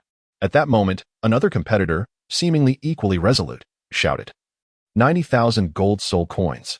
The entire venue fell into a hushed silence, everyone holding their breath in anticipation of the next round of bidding. The atmosphere had reached a fever pitch, with each person taut with tension, their heartbeats quickening, as if a thrilling battle was unfolding before them. Lin Yu took a deep breath, striving to calm the tumult within, though the determination in his eyes was undeniable. He turned to his assistant beside him and whispered, "It seems we've encountered a formidable rival this time." The assistant nodded in silent agreement and responded, "However, this soul-guiding artifact is indeed extraordinarily rare, young master. If possible, it's worth a try." A flicker of resolve flashed in Lin Yu's eyes as he clenched his fist and declared firmly, "Indeed, I must acquire it at all costs." He then raised his paddle once more, proclaiming loudly, 100,000 gold soul coins. This declaration struck like thunder, reverberating throughout the auction hall. Gasps of shock filled the air as the crowd fell into an astonished silence. Yet, after a brief lull, an eruption of murmurs and exclamations followed, with many discussing Lin Yu's audacity and awe. The competitor vying against Lin Yu appeared hesitant, evidently daunted by the steep price. After a moment of silence, he ultimately chose to withdraw from the bidding. Observing this, the auctioneer's voice trembled with excitement as he called out, 100,000 gold soul coins once, 100,000 gold soul coins twice, 100,000 gold soul coins thrice sold. Congratulations to this gentleman for successfully securing the heart of the stars. As the final gavel fell, the entire auction hall erupted in thunderous applause, cheers, and congratulations that echoed to the heavens. When the host announced the successful bid, a cacophony of applause and cheers erupted. A satisfied smile graced Lin Yu's face as he slowly ascended the stage to personally receive the heart of the stars from the host. In that moment, a profound sense of fulfillment surged within him, as if the entire world belonged to him. Upon returning to his seat, Lin Yu eagerly cradled the heart of the stars in his palm, studying it intently. The gem was crystalline and translucent, seemingly filled with countless twinkling starlights, akin to a dazzling pearl from the cosmos. Its exterior was opulent and exquisite, emanating an enchanting aura that captivated all who beheld it. Lin Yu gently caressed the surface of the heart of the stars, feeling the immense power contained within. This force surged through him like a warm current, enveloping him in unparalleled comfort and joy. He understood that this heart of the stars was not merely a precious treasure, but also a vital companion for his future adventures. "This heart of the stars shall be an essential ally in my forthcoming journey," Lin Yu murmured, his eyes glinting with unwavering determination. He was acutely aware that with this artifact, his strength would be significantly augmented, enabling him to confront various challenges with greater assurance. He believed that through diligent cultivation and relentless exploration, he would unlock the heart of the star's full potential and emerge as a true powerhouse. Chapter 21. The initial layout emerges within the seemingly tranquil Noting City. Lin Yu quietly initiated a comprehensive and meticulous plan concerning Shrek Academy. On this day, he found himself alone in his exceedingly secretive chamber, the walls adorned with meticulously detailed maps of Shrek Academy and its surroundings. In addition, a plethora of information related to Tang San and Shrek Academy filled the room. These materials were gathered through various channels, meticulously filtered and organized to present such a complete and intricate picture. At this moment, Lin Yu sat at his desk, his brow furrowed deeply, his gaze sharp and focused like a vigilant hawk, fully immersed in profound contemplation. His fingers lightly tapped the tabletop, producing a crisp sound, as if each tap symbolized the thoughts and decisions brewing within him. In his mind, countless plans emerged and intertwined, as he endeavored to glean the most optimal solution from these complex threads. This strategy needed to account for both Shrek Academy's current status and its future trajectory, while also maximizing the resources and advantages at his disposal. Simultaneously, he had to ensure that this plan would not attract excessive attention or suspicion, thus avoiding unnecessary complications. As moments ticked by, Lin Yu maintained a heightened focus and composure. He recognized that this layout was crucial for him. Should it succeed, it would lay a solid foundation for his future. Conversely, failure could lead him into unprecedented predicaments and challenges. Therefore, he had to act with utmost caution, ensuring every detail was flawlessly executed. Finally, after prolonged contemplation, Lin Yu formulated a preliminary strategy. He meticulously analyzed Tang San's personality traits, habitual behaviors, and potential courses of action. He understood that to defeat such a formidable adversary, he must delve deeply into his inner world to uncover his vulnerabilities and flaws. Tang San was an astute and resolute individual whose intellect and perseverance allowed him to continually transcend his limits on the path of cultivation, establishing himself as a top-tier powerhouse. Lin Yu understood that luring Tang San into the trap he had meticulously designed was no trivial endeavor. Every nuance required careful consideration. He repeatedly simulated potential routes of action for Tang San in his mind, analyzing his activities within the academy and the possible paths he might take outside, leaving no variable unexamined.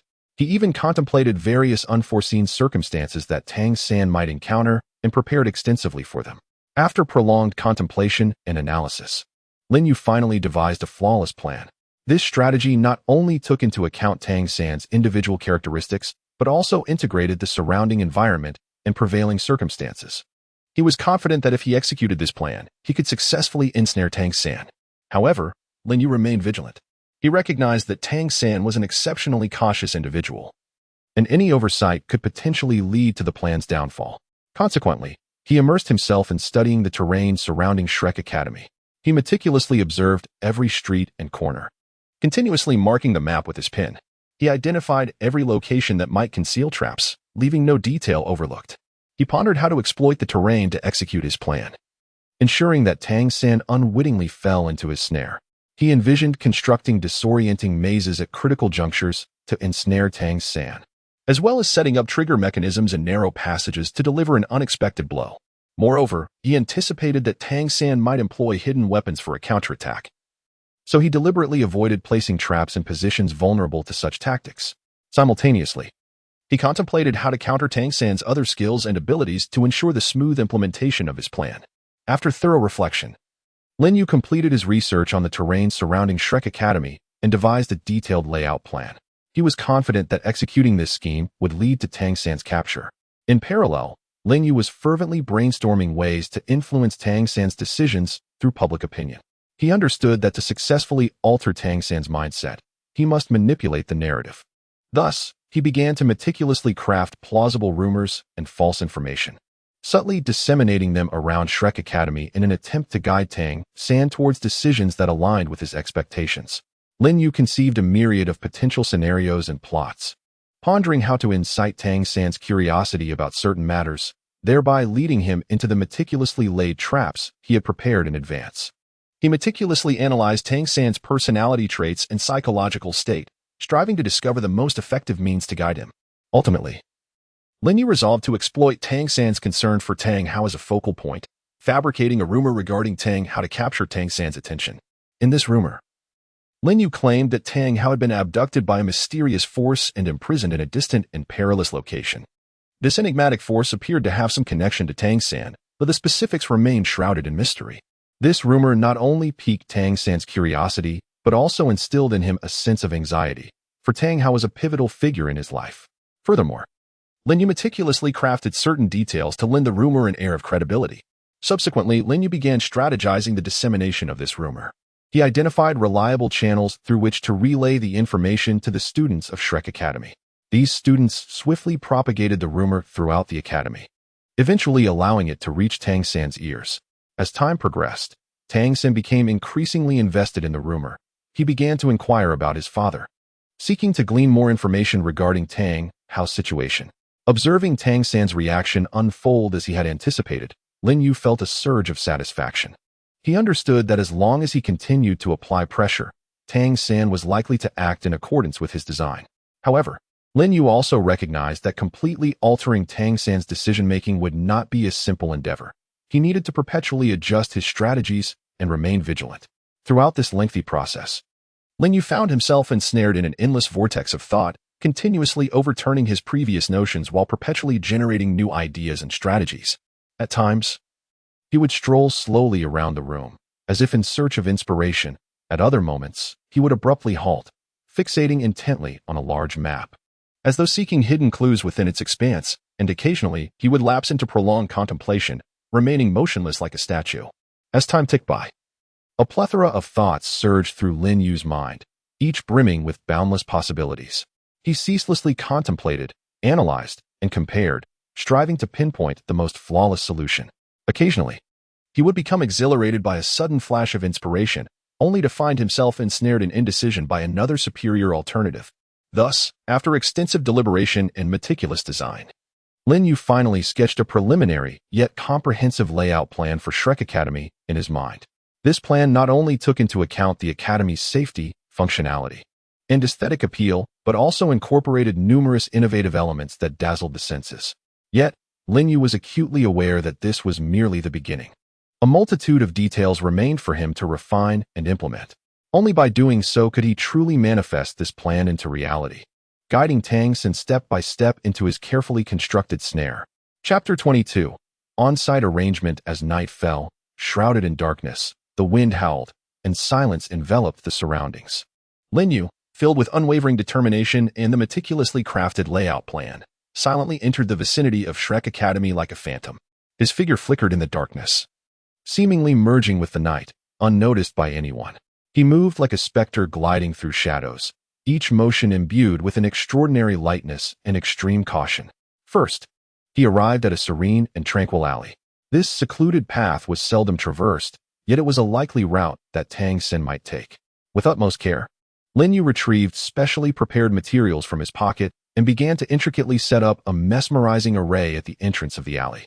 He delicately buried crystals, each shimmering with an unusual luminescence, according to a specific orientation, and then stretched nearly invisible threads, weaving them into a complex network. Every step was executed with meticulous precision, ensuring that the array would function flawlessly, ensnaring Tang San in an endless fog of confusion upon his entry.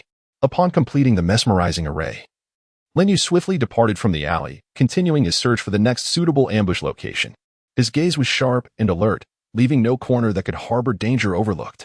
Soon after, he found himself at the edge of an unremarkable forest. Lin Yu meticulously observed his surroundings, missing no detail. After identifying several key positions, he began to install offensive mechanisms. He securely embedded cleverly modified hidden weapons into the tree trunks, positioned so cunningly that they would be nearly impossible for an ordinary person to detect. He also carefully set up triggering devices that would unleash lethal force upon the slightest touch by Tang San. In addition to the hidden weapons, Lin Yu laid out well-concealed traps on the ground. These traps were camouflaged with fallen leaves and dirt, rendering them nearly invisible. However, once someone stepped upon them, they would instantly activate, releasing immense energy and inflicting severe harm upon the enemy. At several critical intersections, Lin Yu cautiously placed herbs that emitted a unique aroma. These herbs, purchased at a high price from a herbalist, were enchanted with a hallucinogenic fragrance. Their scent, subtle yet potent, could disrupt mental perception and judgment, exerting a degree of confusion on one's soul power. Lin Yu contemplated in silence. The aroma of these hallucinogenic herbs needed to be faint yet detectable, allowing them to influence Tang San's perception and judgment without his awareness. With this thought, a sly smile crept onto his lips. Subsequently, Lin Yu stood before some walls, his expression focused and earnest as he inscribed intricate, obscure symbols. As he meticulously etched the symbols, he murmured to himself, "These markings must remain sufficiently obscure, only revealing themselves under specific lighting conditions. This way, I can convey misleading information to Tang San, leading him step by step into the trap I have set." Once all the symbols were inscribed, Lin Yu meticulously inspected them several times, ensuring that everything was flawless. Lin Yu was wholly engrossed in the task before him, exhibiting an extraordinary level of patience and meticulousness in every arrangement and detail. He meticulously examined each aspect repeatedly, leaving no potential issue unaddressed, and diligently fine-tuned everything to ensure that each component operated flawlessly. At this moment, he silently resolved that not a single error, however minute, could occur. He understood the gravity of this mission. Even the slightest misstep could lead to catastrophic consequences. Therefore, he had to ensure that these mechanisms and traps functioned flawlessly, eluding the keen perception of Tang San. Otherwise, all his previous efforts would be rendered futile, potentially placing himself in perilous circumstances. With such determination, he immersed himself fully in the task, repeatedly verifying every minute detail. He carefully checked whether the triggering devices of the mechanisms were sensitive, whether the traps were discreetly laid out, and whether the connections were secure. Not a single step could be approached with complacency. As time slipped by, fine beads of sweat began to form on Lin Yu's forehead, yet he maintained an unwavering focus, undistracted in the slightest. He knew that only through such diligence could he ensure the successful execution of the plan and maximize its impact at a critical moment. Lin Yu tirelessly darted between various locations, diligently attending to his tasks while silently muttering to himself to meticulously orchestrate this intricate layout. Any amount of time and effort expended is undeniably worthwhile. He firmly believed that by ensnaring Tang San within this web-like trap, he could allow him to fully appreciate the extent of his prowess. Thus, through his dedication and intellect, he adeptly integrated every nook and cranny surrounding Shrek Academy into his grand design, rendering them indispensable components of his scheme. Once all the on-site arrangements were successfully completed, Lin Yu stood elatedly atop a vantage point, passionately surveying his magnificent creation, a wave of profound accomplishment swelling within him. He mused to himself, Tang San. This time I shall see what means you have to extricate yourself from my grasp. A surge of intense anticipation and confidence welled up within Lin Yu, as if he could vividly envision Tang San struggling painfully and helplessly within the trap he had meticulously devised. The corners of his mouth involuntarily curved upward, revealing a smile brimming with satisfaction, as though victory was already assured. He awaited the moment when Tang San would unwittingly step into this snare. Allowing him to leisurely relish the sight of Tang San's utter humiliation, Lin Yu was profoundly aware that his efforts had not been in vain. This meticulously crafted trap would undoubtedly serve as a pivotal instrument in his quest to achieve his ambitions. He firmly believed that this time, success was within his grasp. In his heart, he resolutely assured himself, just wait and see, Tang San. It won't be long before you fully comprehend my prowess. He was convinced that once Tang San fell into this snare, he would possess ample means to ensnare him further, rendering him unable to escape. Consequently, victory would be his, allowing him to realize his aspirations. With this thought, Lin Yu's spirits soared even higher. As he eagerly anticipated that moment, the struggles and despair of Tang San within the confines of the trap. Chapter 23, The Guidance of Public Opinion. Lin Yu was acutely aware that merely relying on on-site arrangements was far from sufficient, for the power of public opinion was immense and could not be underestimated. Thus, he resolutely embarked on a meticulously planned campaign to guide public sentiment. At that moment, he silently vowed to himself, everything must unfold flawlessly according to the meticulously designed plan. Tang San, I shall see how you can escape from my grasp. His eyes shimmered with a confidence that seemed to foresee Tang San's agonizing struggles under his control. He pondered every detail with utmost seriousness, carefully orchestrating each step to ensure that this campaign would yield maximum impact. Gradually ensnaring Tang San in the web he had intricately woven, he firmly believed that this endeavor would undoubtedly succeed, allowing Tang San to profoundly experience his might and cunning. Lin Yu repeatedly reassured himself, wait and see, Tang San. Soon you will unwittingly fall into my trap, and then you will truly comprehend my prowess. This was a thrilling moment, for Lin Yu was orchestrating a scheme against Tang San. Lin Yu began to actively seek out the villagers surrounding Shrek Academy, who had always been particularly adept at disseminating information. These villagers were typically filled with a fervent interest in various rumors and gossip, always eager and animated. Employing subtle tactics and promising them generous incentives, Lin Yu successfully enlisted them as the propagators of his public opinion strategy. In a dimly lit corner, Lin Yu clandestinely convened a secret meeting with these villagers. He deliberately lowered his voice and cautiously recounted the carefully fabricated falsehoods he had devised. Although Lin Yu felt a twinge of anxiety within, it was overshadowed by a profound sense of anticipation for the future. Lin Yu endeavored to lower his voice, ensuring it remained audible while enveloped in an air of intrigue. He whispered, if you were to speak of this, mention that within a desolate courtyard near the academy lies a particularly enigmatic treasure, rumored to significantly enhance the strength of soul masters. Should you manage to disseminate this information, each of you shall receive 10 gold soul coins as a reward. Lin Yu spoke while remaining vigilant, scanning the surroundings to ensure there were no eavesdroppers, safeguarding the confidentiality of their conversation.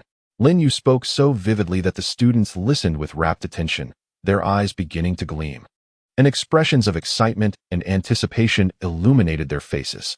Lin Yu observed the students' exuberant expressions, a secret delight blooming within him. As if he could already envision the scene after Tang San was ensnared, Lin Yu contemplated that as long as the villagers disseminated this news, it would undoubtedly stir a considerable uproar within the academy. At that point, Tang San would surely be drawn in, bringing his plan one step closer to fruition.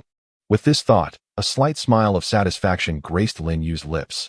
The more he pondered, the more exhilarated he became, filled with confidence in his orchestrated campaign of public opinion, convinced that he could successfully ensnare Tang San in the trap he had meticulously laid. The villagers, captivated by his words, exhibited a glimmer of excitement in their eyes. They seemed deeply enthralled by the tale, eager to share it far and wide. Observing their expressions, Lin Yu felt a surge of pride within. All that remained was to await the spread of the news. Soon, Tang Xin would find himself in a predicament, while Lin Yu would reap the rewards as an opportunistic bystander. The villagers quickly grasped Lin Yu's intentions, each one wearing a beaming smile. They understood that this would be an exhilarating adventure and thus sprang into action. They commenced spreading the rumor throughout every corner of the academy, whether during breaks, in the dining hall, or even during casual chats in the dormitories. They would intentionally or inadvertently mention the so-called mysterious treasure, described in almost mythical terms. I heard that treasure is truly extraordinary. If one can obtain it, instant success is guaranteed, one villager proclaimed with feigned mystique. Indeed, it is said to be an ancient legacy, possessing boundless power and wisdom. Another villager chimed in. Various versions of the rumor surged through the academy like a tidal wave. Some claimed the treasure was hidden in a secret corner of the library. Others insisted it was concealed within the safe of the dean's office. Yet others suggested it was buried deep beneath the campus gardens. Each version brimmed with an air of mystery and allure, prompting imaginations to run wild. As the rumors proliferated, students began to develop a keen interest in this enigmatic treasure. They eagerly speculated about its true location and sought clues. Some intrepid students approached the villagers disseminating the rumors for further details, yet they were always met with vague responses, thereby enhancing the overall mystique of the affair. Lin Yu observed the unfolding events, and a heavy burden in his heart was finally lifted. He secretly rejoiced at the success of his initial plan and eagerly anticipated Tang Xin hearing the rumors about the mysterious treasure. He could almost envision the exhilaration on Tang San's face upon receiving the news, causing him to inwardly revel in delight. Lin Yu was acutely aware of Tang San's insatiable desire for strength enhancement. He firmly believed that once Tang Xin learned of an artifact capable of significantly augmenting a soul master's power, he would be irresistibly drawn to it. Such a treasure held immense allure for any soul master, particularly for someone like Tang San, who relentlessly pursued ultimate power. With this thought in mind, Lin Yu's lips curled into a subtle, almost imperceptible smile. However, he also recognized that ensnaring Tang Xin would not be a simple endeavor. Though he had meticulously set the trap, he needed to await the opportune moment to ensnare his prey. During this interval, he must remain vigilant, ensuring that no one becomes aware of his scheme. Otherwise, not only would his efforts be in vain, but he could also inadvertently invite unforeseen troubles upon himself. Lin Yu took a deep breath, striving to calm himself. He reminded himself that this was not the time for relaxation. There remained numerous tasks awaiting his attention. He must continue to refine his strategy, ensuring that every detail was meticulously accounted for. Only in this manner could he hope to successfully capture Tang San. In the days that followed, Lin Yu kept a vigilant watch over Tang San's movements, while simultaneously adjusting and perfecting his own plans. He understood that a thrilling confrontation was on the horizon, and he had to give his utmost effort to secure victory in this battle. Chapter 24, Covert Surveillance. Lin Yu, akin to a ghost concealed within the boundless darkness, stealthily lurked in the critical, clandestine corners surrounding Shrek Academy. Draped in a dark cloak that seamlessly blended with the environment, he rendered himself nearly undetectable. Silently, he lay in wait, merging with the shadows, emitting not a whisper, revealing not a trace. Patiently anticipating the opportune moment to spring into action. A glimmer of sharpness occasionally flickered in his eyes, as if he were devising a plan or scrutinizing the subtle movements around him, missing no minute alteration. In this shroud of darkness, he transformed into an enigmatic, elusive presence, shrouded in mystery, leaving others unable to discern his intentions and schemes. Perched atop a towering rooftop, Lin Yu wielded a specially crafted telescope, resembling a vigilant hawk. His gaze sharp and focused intently on Tang San's every move within the academy below. His eyes, akin to arrows, exuded a chilling intensity and concentration, ensuring that not even the slightest shift in Tang San's expression or body language escaped his notice. Whenever Tang San engaged in conversation, Lin Yu would immediately perk up. Fully attentive, straining to capture the essence of their dialogue, searching for critical information pertinent to his meticulously orchestrated plan. He observed with unwavering focus, leaving no detail overlooked, as if executing a mission of utmost importance. His demeanor was grave and tense, anxious not to miss any vital clue. He clutched the telescope tightly, as though cradling a rare treasure, fearful of damaging it with a careless misstep. His unblinking gaze remained fixed on Tang San, reflecting the intensity of a hunter tracking its prey, determined to imprint every action of Tang San firmly in his memory. As Tang San conversed with others, Lin Yu's anxiety heightened, beads of perspiration forming on his forehead, yet he remained blissfully unaware of his own distress. In that moment, he immersed himself completely in the dialogue, even moderating his breathing, fearful that any sound might disrupt his acute hearing. He listened intently, missing not a word, striving to decipher their lip movements in hopes of unearthing advantageous clues. Such insights might aid him in better understanding Tang San, thus allowing him to refine his strategy for a smoother execution of his plans. As Tang San stepped out of the academy, gradually approaching the direction Lin Yu had meticulously laid out, Lin Yu's focus intensified, his entire being taut like a tightly pulled string. He watched Tang San's every forward step with heightened vigilance, silently calculating the distance between Tang San and the various traps he had set. Should even the slightest deviation occur in Tang San's course of action, Lin Yu would swiftly utilize a unique form of communication to decisively issue commands to his subordinates strategically positioned nearby, instructing them to create seemingly insignificant disturbances. This would artfully guide Tang San back onto the predetermined path. His gaze was fixed intently on Tang San, unblinking, with beads of sweat forming on his forehead, revealing his profound anxiety and concentration. As time ticked away, Tang San drew closer to the first trap, causing Lin Yu's heartbeat to quicken. He could almost hear the thudding of his own heart, and his palms began to perspire. He understood that if this plan succeeded, it would entangle Tang San in considerable trouble, yet it could also expose him. Nevertheless, for Lin Yu, every risk was worthwhile. He had grown weary of Tang San's indifference and neglect, and he was determined to demonstrate his strength and worth. Just as Tang San was about to step into the trap, a wave of intense unease washed over Lin Yu. He realized that he seemed to have overlooked a crucial detail: Tang San's concealed weapons. These hidden armaments could effortlessly dismantle the meticulously arranged trap, rendering the entire scheme futile. Lin Yu's eyes widened in dismay, inwardly lamenting his blunder. How could he have committed such a novice mistake? What should he do now?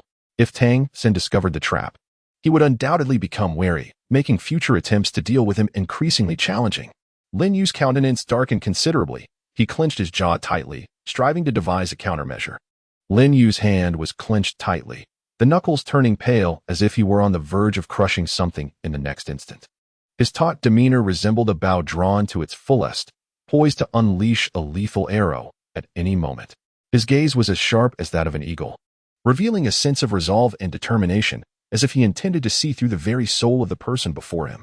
Lin Yu's mind raced with unparalleled velocity, akin to a finely tuned computer, continuously calculating various potential scenarios and corresponding responses, not daring to exhibit even a modicum of negligence or complacency. He was acutely aware that this confrontation was a matter of life and death. A single misstep could render all efforts futile. He meticulously scrutinized every subtle movement of Tang San, his gaze sharp as that of a leopard, missing no sign of disturbance. His breathing was steady and profound, as if he were silently attuning himself to the fluctuations of the atmosphere around him, fearful of overlooking any opportunity to guide Tang San. Upon detecting any deviation from the predetermined path by Tang San, he would unhesitatingly issue commands to his subordinates, his voice low yet resolute, imbued with an undeniable authority. His followers sprang into action, employing minor disturbances to recalibrate Tang San's course, ensuring that everything unfolded according to his meticulously crafted plan. In that shadowy corner, Lin Yu fixed his gaze upon Tang San, his eyes glimmering with a keen intensity. He noted that Tang San appeared to exhibit a keen interest in a certain rumor, even pausing momentarily, hesitating just a fraction. This subtle gesture ignited a spark of realization in Lin Yu. He recognized that this could be an extraordinary opportunity. His mind raced as he contemplated whether to amplify the rumor's influence or to strategically introduce new clues to maximize Tang San's attention. He weighed various pros and cons in his mind, and after careful deliberation, he resolved to issue new directives to his subordinates without hesitation. His expression radiated shrewdness and decisiveness, as if everything was firmly within his grasp. In that dimly lit corner, he silently observed Tang San's every movement while continuously strategizing his next course of action in his mind. He understood that this opportunity was rare and that if missed, there would be no second chance. Thus, he had to exert every effort, allowing for not even the slightest error. He meticulously considered every detail, pondering how to render his plan infallible, ensuring that Tang San would develop precisely as he envisioned. After thorough contemplation, he finally resolved that this was indeed the wisest choice. Consequently, he conveyed his thoughts and directives to his subordinates in a distinctive manner, commanding them to adhere strictly to his requirements. As Chapter 25, the Net Titans unfolded. With Tang San progressively delving deeper into his designated territory, Lin Yu observed anxiously yet excitedly from the shadows, inwardly reflecting, "Ah, Tang San. You have finally stepped into the trap I have so meticulously set." His heartbeat quickened slightly, beads of sweat forming in his palms. His eyes fixed unwaveringly on Tang San's every move, all the while making minute adjustments based on Tang San's real-time reactions. When Tang San found himself ensnared in the bewildering maze, Lin Yu could not suppress a chuckle, thinking, let us see how you fare against the might of this illusionary labyrinth. Escaping will not be an easy feat."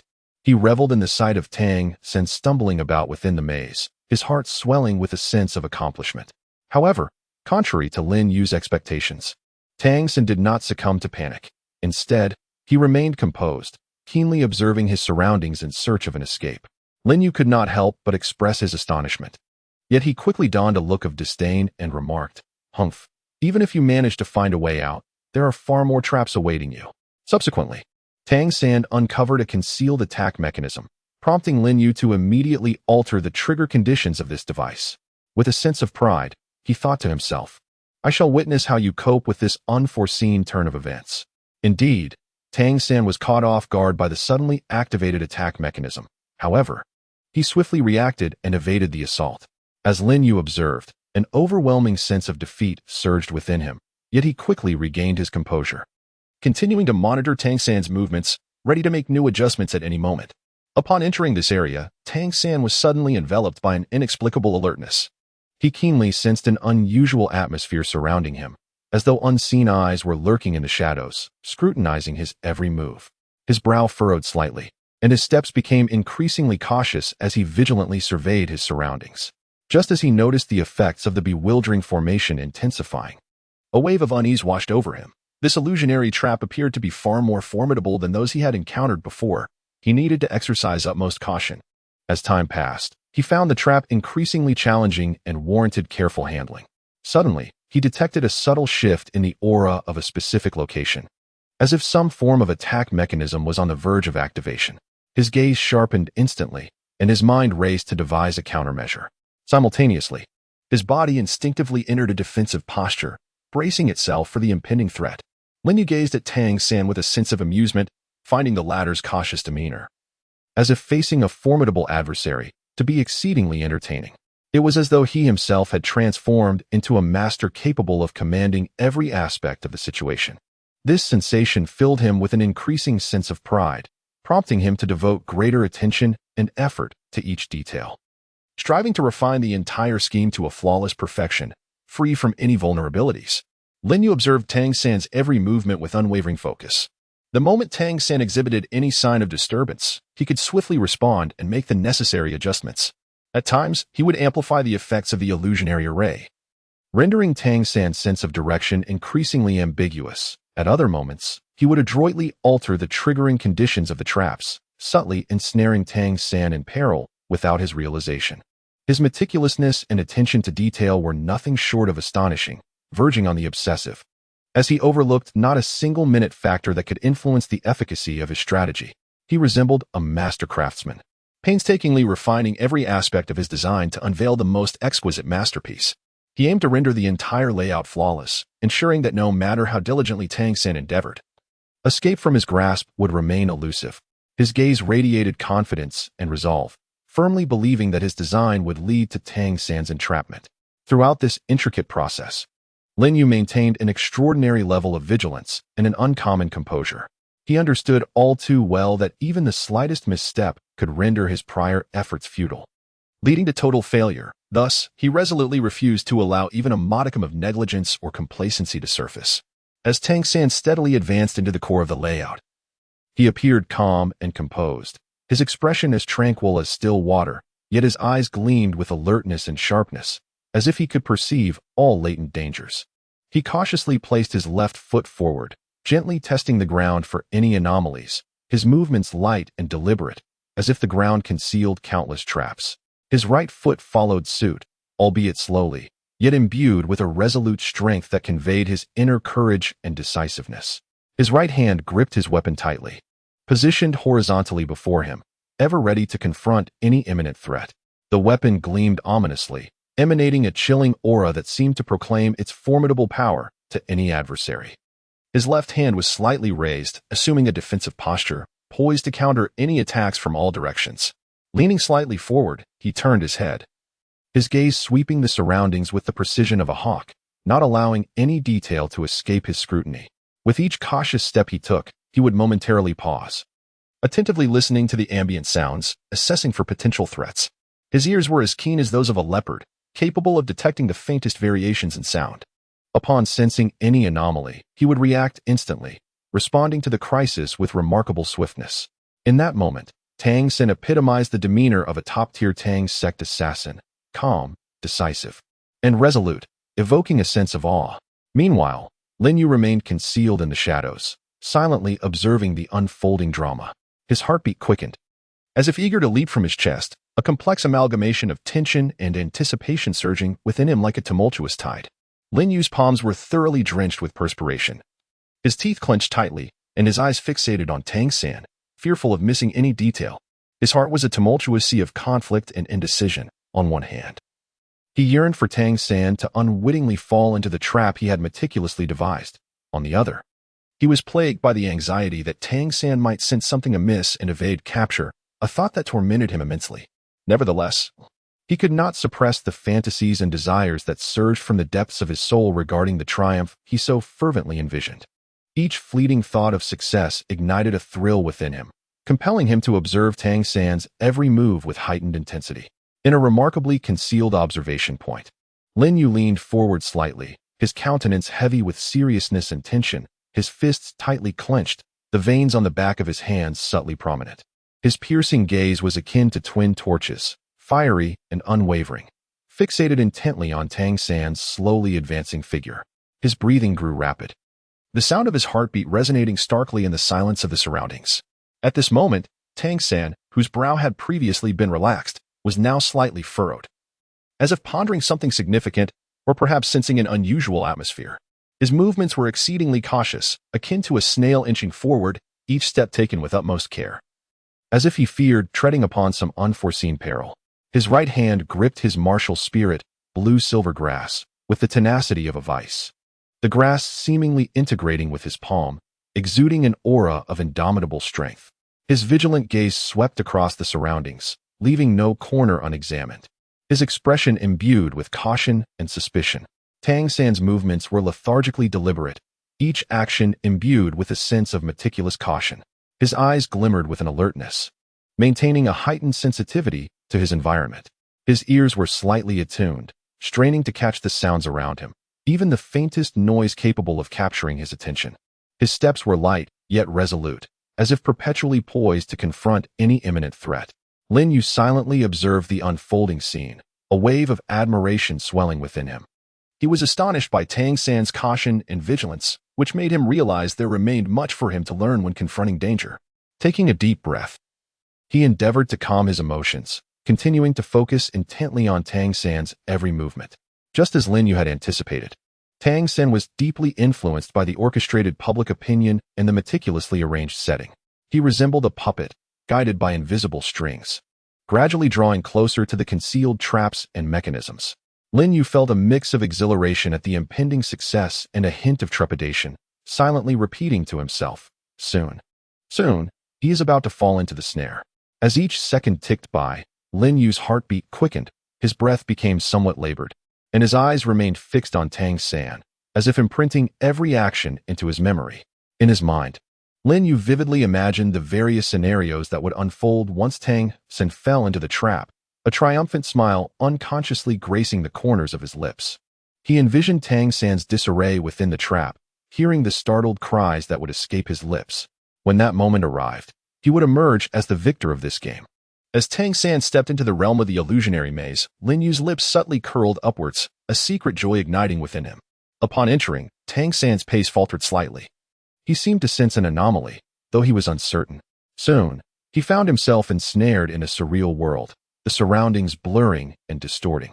Confusion crept into his eyes as he began to wander aimlessly, his once crystal-clear sense of direction evaporating like smoke. Furrowing his brow, he strained to discern the correct path forward.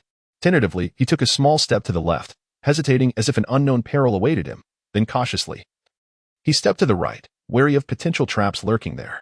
Thus, Tang San spun in place, seconds ticking away, beads of sweat forming on his brow, trickling down his cheeks and soaking his garments. His lips trembled with nerves, fists clenched tightly, nails digging into his palms, leaving deep imprints. His heart raced faster, breaths growing more rapid, as if enveloped by an all-consuming fear. Yet, despite the overwhelming dread, Tang San did not surrender. He inhaled deeply, striving to regain his composure, recalling the knowledge and experiences he had previously acquired about formations. He urged himself to trust his judgment and abilities, refusing to be deceived by the illusions before him. With renewed determination, he attempted to step forward once more. Upon taking that initial step, a sudden realization struck him, prompting an abrupt halt. His gaze filled with contemplation and doubt, he gently shook his head, as if questioning his recent decision. Subsequently, he swung his weapon to the right, the motion imbued with a sense of caution and unease, as if he were earnestly seeking a breakthrough. Yet, each attempt only deepened his confusion. A profound perplexity gradually manifested on his face, resembling a gathering storm cloud that increasingly overshadowed his countenance.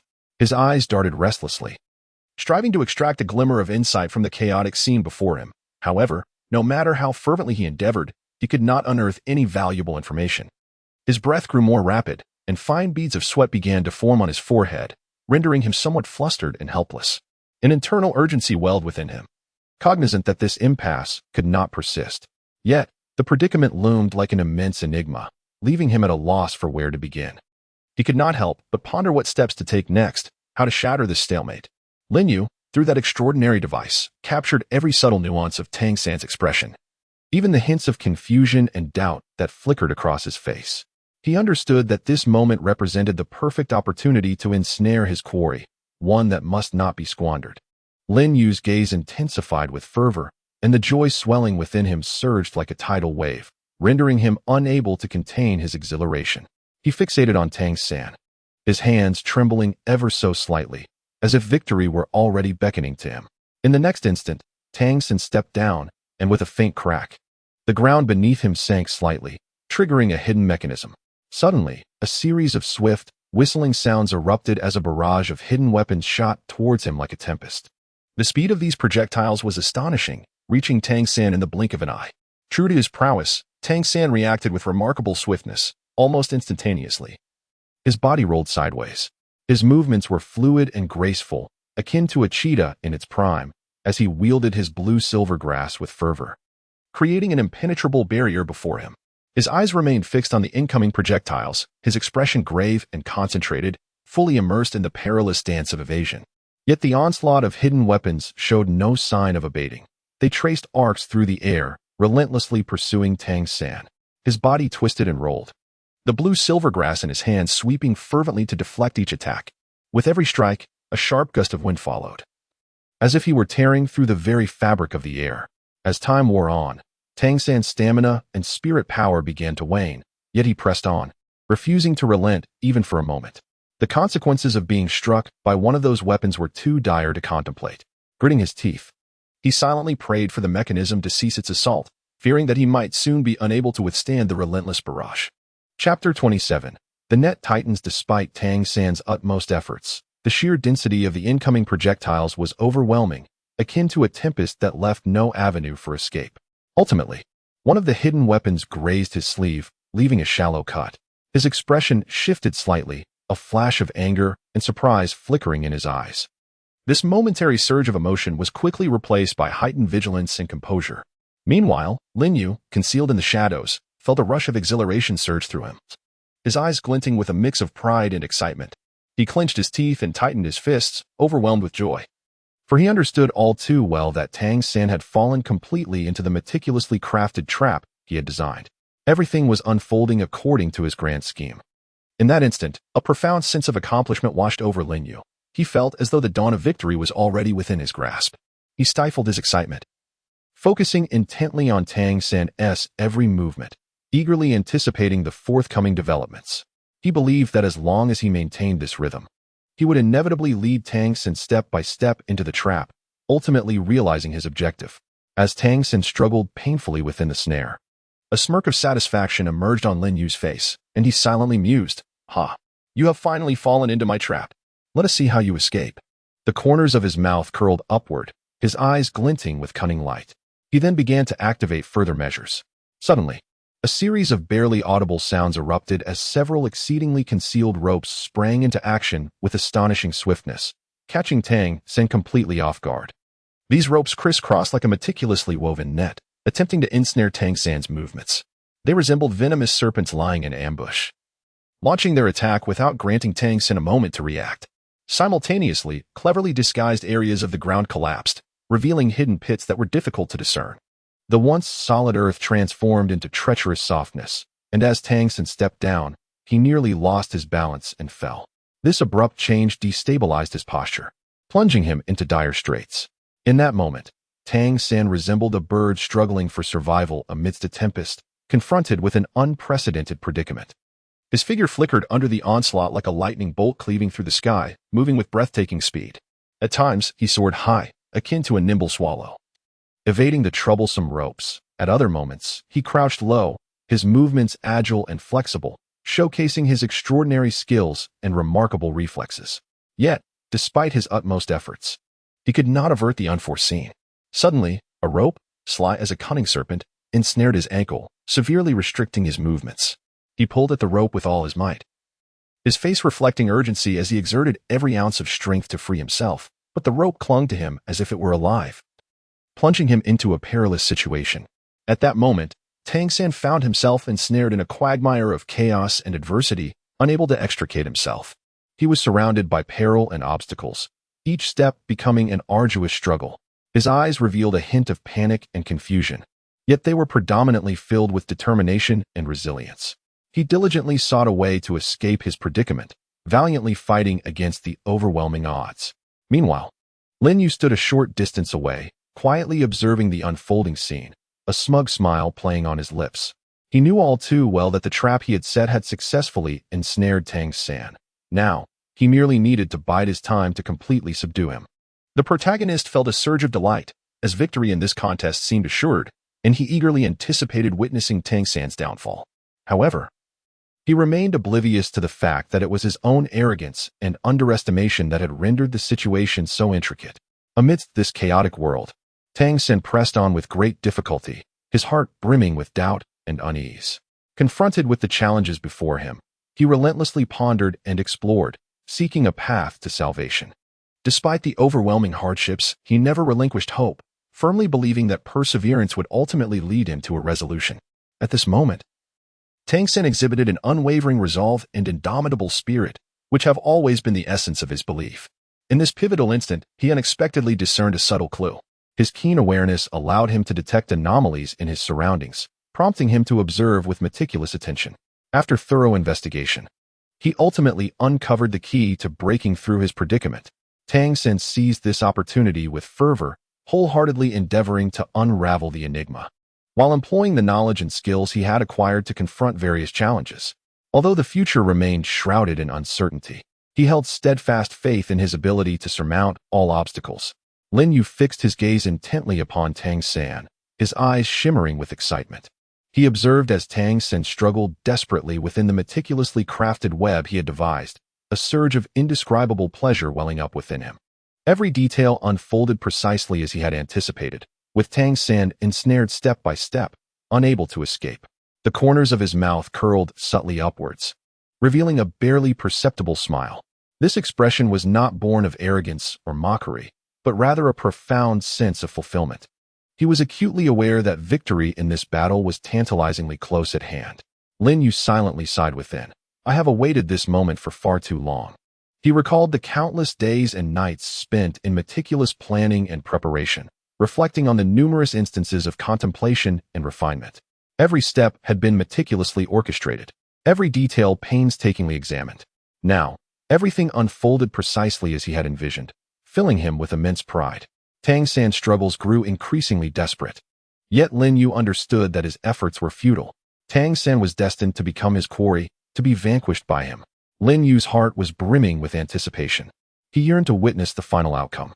He firmly believed that this battle would catapult him into the spotlight, allowing him to showcase his strength and intellect. At this moment, Lin Yu felt an unprecedented surge of confidence. He understood that his plans would ultimately succeed, and all his efforts would yield fruitful rewards. This sense of accomplishment was akin to a victor standing atop a lofty peak, surveying the world below, or like a fisherman returning home laden with bounty. Reveling in the joy of a prosperous harvest, Tang San struggled desperately within the web, yet he was unable to extricate himself from its confines. His strength gradually waned, while Lin Yu's resolve only intensified. As time passed, Lin Yu's excitement grew palpable. The moment he had long awaited was on the verge of arrival, and his plans were about to be flawlessly executed. However, despite being filled with joy and a sense of achievement, Lin Yu remained vigilant and unyielding. He was acutely aware that in critical moments, any lapse in concentration could lead to dire consequences. Thus, he remained wholly focused, attentively monitoring the developments around him. His gaze unwaveringly fixed on Tang San and every subtle shift in the environment, leaving no detail unnoticed. He continuously reminded himself to exercise utmost caution. He knew that even the slightest misstep could result in a complete reversal of fortune. His nerves were taut, akin to a bowstring pulled to its limit, maintaining a heightened state of alertness to preclude any unforeseen disruptions to his meticulously crafted plans. In this tense atmosphere, time ticked away, each second laden with uncertainty. Yet Lin Yu steadfastly believed in his judgment. He was convinced that perseverance would ultimately lead them to victory. At last, after a protracted wait, the opportunity presented itself. Following his strategy, Tang San initiated his actions, and Lin Yu seized the moment with seamless coordination. In that instant, he felt all his endeavors were justified. He silently urged himself to manifest this flawless conclusion into reality. Drawing a deep breath, he prepared to confront the final challenge with unwavering determination. Chapter 28. Rescue. Amidst the chaotic and disordered scene, Tang San found his mind ensnared in a thick fog, his thoughts becoming increasingly indistinct. He struggled to disentangle his thoughts. Yet each attempt plunged him deeper into confusion. At that moment, a flash of enlightenment struck him, and a shocking realization emerged.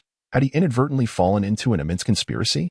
This notion sent a shiver through him, causing him to draw in a sharp breath. Tang San lifted his head and surveyed his surroundings, where he encountered a myriad of treacherous traps and intricate mechanisms that impeded his progress. These obstacles were like invisible shackles, binding his movements and preventing him from acting freely.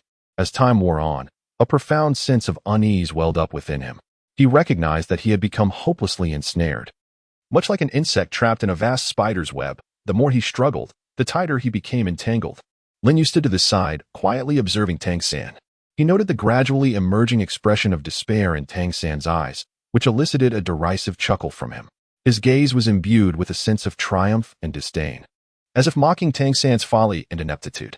He was acutely aware that this contest was nearing its conclusion, and he was destined to emerge as the ultimate victor. Everything unfolded precisely as he had envisioned, progressing steadily according to his meticulously crafted plan. Tang San, in this intricate web, would become his prey, akin to a defenseless lamb, firmly grasped within his control, subject to his whims. He could almost envision Tang San trembling beneath his oppressive presence, utterly powerless to retaliate. A thought that filled him with exhilaration. He knew that his strength and cunning far surpassed that of his opponent, rendering this battle a mere one-sided domination for him. Lin Yu envisioned a scene of victory, the joy swelling within him. He could picture himself standing atop the pinnacle, gazing down upon the adversaries he had vanquished, reveling in boundless glory and power. This sensation captivated him, drawing him deeper into its embrace. He fixated intently on Tang San, awaiting the moment of decisive triumph, yearning for the instant when he could completely subdue Tang San. Each passing second ignited his excitement, as he felt the proximity of victory solidifying his resolve and confidence. The sun shone brightly, and a gentle breeze caressed the serene and harmonious atmosphere of Shrek Academy.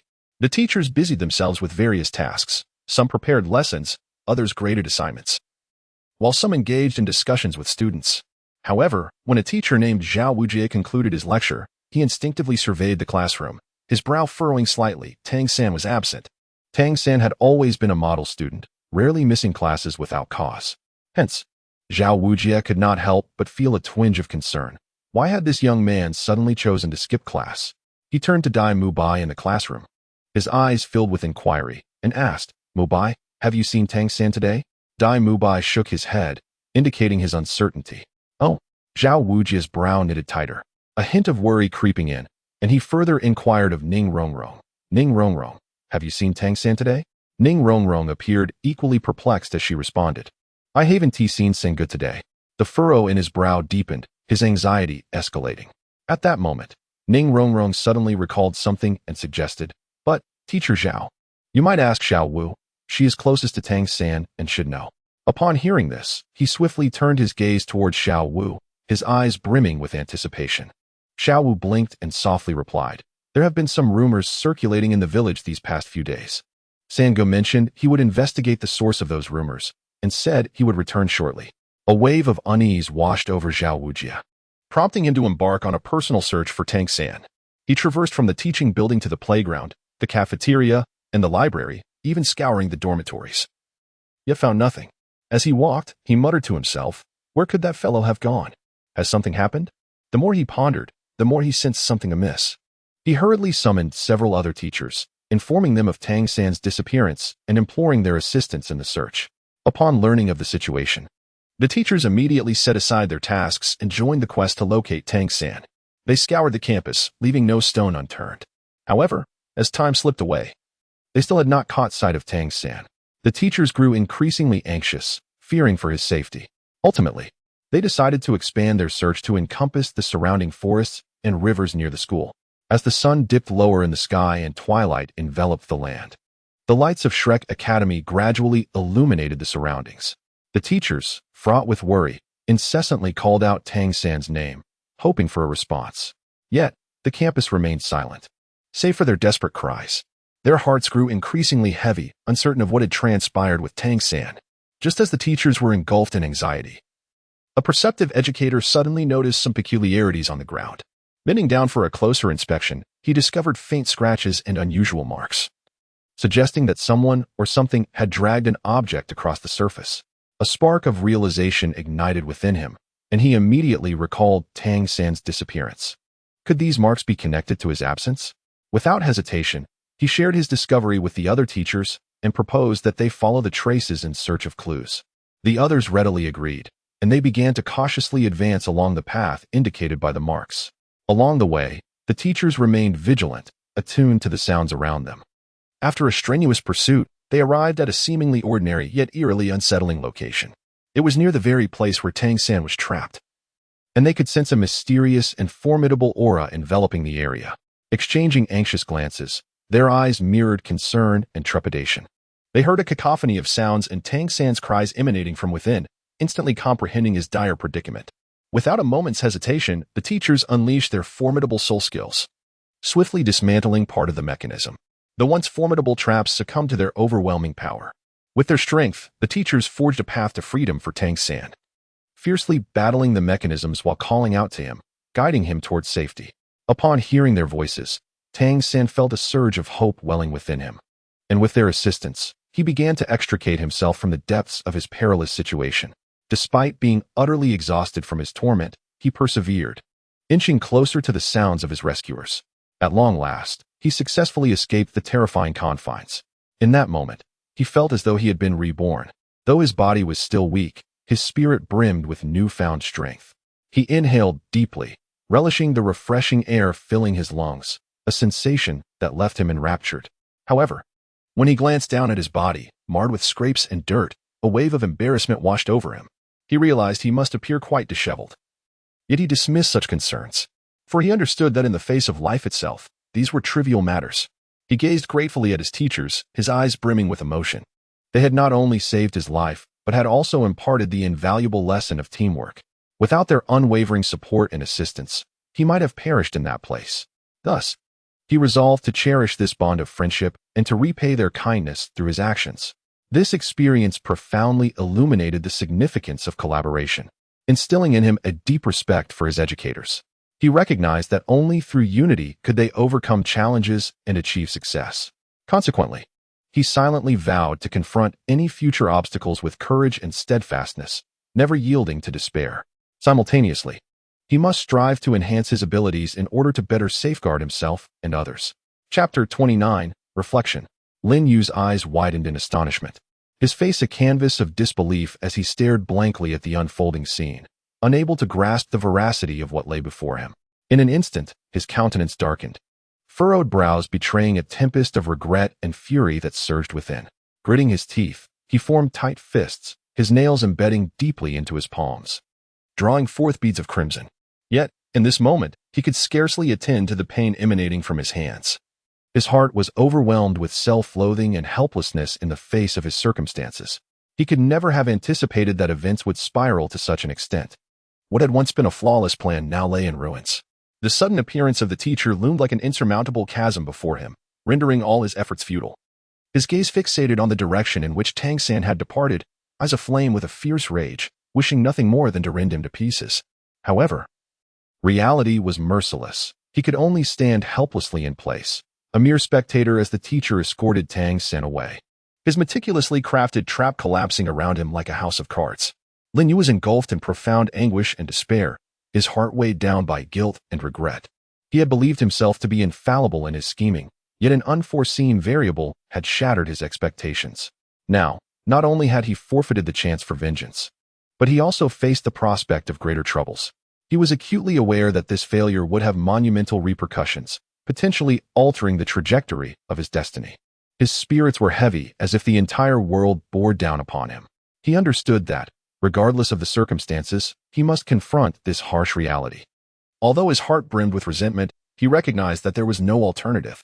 He had no choice but to silently accept his fate and seek ways to rectify his losses and rediscover opportunities. However, Lin Yu did not yield easily to despair. He concealed himself in the shadows, his gaze dark yet resolute, akin to a wounded wolf poised to strike. His eyes were fixated on the departing figures of Tang San and the teachers, igniting sparks of indignation and fury within him. His teeth clenched tightly against his lip, nearly drawing blood, yet he remained oblivious to the pain. A tumult of discontent surged within him, a raging inferno that rendered him unable to find solace. Why? He murmured softly, his voice laced with unending torment and resentment. He recalled the sacrifices he had made to become a soul master, the countless days and nights of arduous training, the sweat and tears that had culminated in this moment's disillusionment. He felt as though his efforts had been disregarded. His worth diminished, plunging him into a chasm of despair. Nevertheless, he refused to be overwhelmed by such emotions. He understood that only through his own perseverance could he alter his circumstances and validate his worth. Drawing a deep breath, he gradually rose, his gaze once more imbued with determination. He resolved that regardless of the hardships and setbacks he might encounter, he would not relinquish his aspirations. He would strive relentlessly, proving his value through strength, allowing everyone to witness his brilliance. For he believed that one day he would emerge as a formidable soul master and fulfill his dreams. Upon returning to his clandestine hideout, Lin Yu's countenance was ominously dark, as if he could weep torrents. His jaws were clenched, and fury flickered in his eyes. With a sudden, forceful swing, he struck the table before him with his fist, producing a resounding thud that echoed through the room. He stood still, his breaths rapid and labored, his chest heaving. After a moment, he gradually seated himself, closed his eyes, and inhaled deeply, striving to regain his composure. He recognized that this was not a moment for rage, but rather a time for calm reflection to discern the root of the problem and devise a solution. He began to quiet his mind, meticulously reviewing the entire incident. He replayed each detail and every aspect in his mind repeatedly. It dawned on him that he had underestimated the vigilance and responsiveness of the Shrek Academy teachers. He had initially presumed that they would not detect the anomaly so swiftly, yet they had arrived with astonishing speed. This made him exclaim in admiration. These teachers truly deserve to be known as Soul Emperor and Soul Saint, for their prowess and experience far exceeded his imagination. Lin Yu was consumed by profound regret, acutely aware of the flaws in his meticulously crafted plan. He lamented his failure to anticipate the obstacles posed by the esteemed instructors of Shrek Academy. He berated himself for his overconfidence and lack of thorough preparation. Yet, regret could not alter the realities of the past. He understood that he must glean wisdom from this experience to avert future missteps. His heart was heavy with self-reproach and remorse, yet simultaneously, he vowed silently that next time, he would excel, ensuring his plans were flawless and unblemished. resolutely avoiding the repetition of his previous errors. He was determined to demonstrate to all that he possessed the capability to achieve his ambitions, regardless of the magnitude of the challenges and adversities he might face. Lin Yu sat by the window, his brow slightly furrowed, and his gaze deep and penetrating, as if it could pierce through all obstacles. After a prolonged period of contemplation, he resolved to devise a more meticulous and impeccable plan. To achieve this ambition, Lin Yu commenced his vigorous endeavors. He tirelessly traversed various avenues, diligently gathering formidable mechanical devices, whether through purchase or barter. He spared no effort in acquiring items that would aid in the realization of his objectives. Each tool was meticulously chosen, for they would become integral components of his new scheme. Simultaneously, Lin Yu did not neglect his own preparations. He continuously refined his strategies, considering every detail with utmost precision. He understood that only by ensuring absolute perfection could he secure success. To this end, he meticulously scrutinized each aspect, guaranteeing that no oversight would occur. However, Lin Yu did not limit himself to his own actions. He also closely monitored the happenings within the academy, leaving no whisper or rustle unnoticed. He quietly observed the behavior of those around him, seeking opportunities to exploit. This keen observational prowess allowed him to discern numerous concealed truths beneath the seemingly tranquil surface. As time progressed, Lin Yu increasingly felt that he was thoroughly prepared. He resembled an experienced hunter, patiently awaiting the moment when his prey would reveal a vulnerability. Once the opportune moment arrived, he would strike without hesitation, delivering a decisive blow to his adversaries. In this silent struggle, Lin Yu displayed extraordinary wisdom and courage, evoking admiration from those who witnessed his resolve. Chapter 30. A renewed assault. Concurrently, he was vigilantly monitoring every movement within the academy, meticulously searching for the most suitable moment to act. Like a patient predator, he awaited the instant when his quarry would expose a flaw.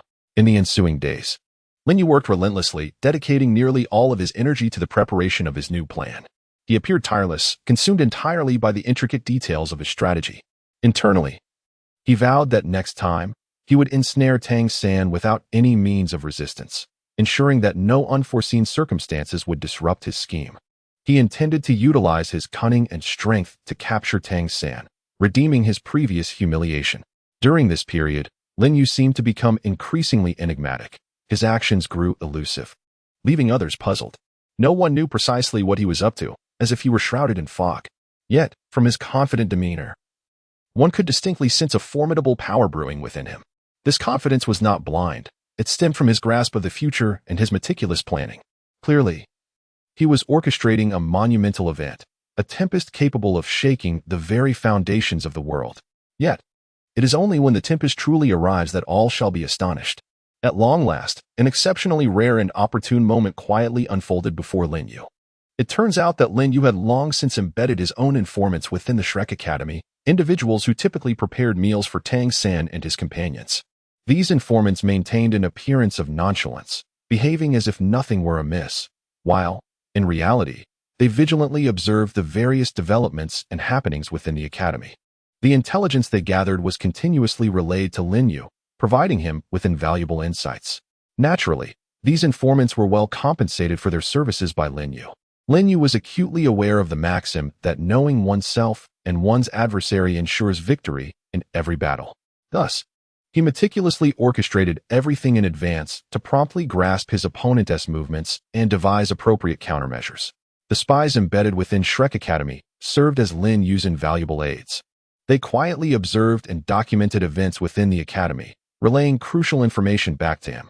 This arrangement enabled Lin Yu to gain a deeper understanding of Shrek Academy's circumstances, allowing him to formulate more effective strategies tailored to its vulnerabilities. Furthermore, these spies provided Lin Yu with profound insights into the academy's layout and strength, which held paramount significance for his future endeavors. On this particular day, the sun shone brightly, and the spies ambled through the campus as usual. Suddenly, one overheard a discussion among some teachers regarding the organization of students for an outdoor trial and Oscar's endeavor to obtain his third spirit ring. Curiosity piqued. He leaned in closer to listen and was astonished to find that Tang San was also included in the list of participating students. The spy's heart began to race as he recognized this as an exceptional opportunity. Hastily departing from the scene, he sought a quiet corner and swiftly communicated this vital information to Lin Yu. Upon receiving the news, a triumphant smile spread across Lin Yu's face. He understood that this was the moment he had long awaited. His nerves tensed, filled with excitement and anticipation. Lin Yu secretly rejoiced, feeling that he had finally awaited his opportunity. He was eager to take immediate action, yet reason urged him to remain calm and devise a thoughtful plan. He began to contemplate meticulously how to utilize this wilderness trial to secure the third soul ring for Oscar, all while ensnaring Tang San in a predicament. The image of Tang San struggling within the meticulously crafted trap he envisioned filled him with a surge of exhilaration. Lin Yu was immersed in his own thoughts, with a resolute glimmer shining in his eyes.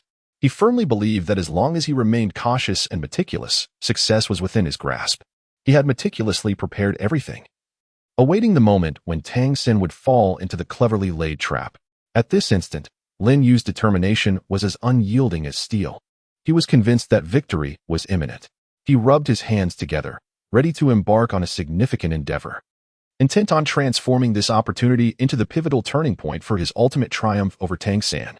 He yearned for everyone to recognize that he was indeed the rightful victor. Lin Yu was acutely aware of the significance of obtaining the third soul ring at this juncture, for he vividly recalled from his previous life's narrative that Tang San and his companions would pause at a quaint town on the periphery of the Douluo forest to rest and dine. However, their mentor Zhao Wujin, tasked with escorting them, would not partake in their meal. Moreover, when Tang San, in a bid to rescue Xiao Wu from the clutches of the Titan giant ape, would consume the mushroom sausage crafted by Oscar and venture alone into the depths of the Douluo forest, he would confront numerous perils, even encountering formidable soul beasts like the man-faced demon spider, depleting his strength in battle, and ultimately acquiring a precious external soul bone, the 8 spider lances, from it. These intricacies enlightened Lin Yu, leading him to believe that multiple opportunities existed to strike at Tang San. Thus, Lin Yu promptly commanded his subordinates to investigate the various towns surrounding the Douluo forest in search of potential resting spots for Tang San and his group. Once he discerned where Tang San would repose, Lin Yu could meticulously recalibrate his strategy. He aspired to intercept the invaluable external soul bone Tang San would receive from the man-faced demon spider, while also contemplating the possibility of preemptively eliminating Tang San in the town or within the Douluo forest, thereby neutralizing the future threat posed by the Spirit Hall. After all, eliminating Tang San in advance would undoubtedly serve the interests of the Spirit Hall, aiding their ambition to unify the Douluo continent. "My lord, what troubles you?" Lin Yu furrowed his brow, questioning with curiosity. "My lord, we have ascertained the hotel where Tang San and his companions are likely to rest," a subordinate cautiously replied. "What shall we do next, my lord?" Upon hearing this news, a sly smile crept upon Lin Yu's lips. He gestured for his subordinate to approach and then extracted several packages from the heart of the stars, handing them to the man before him.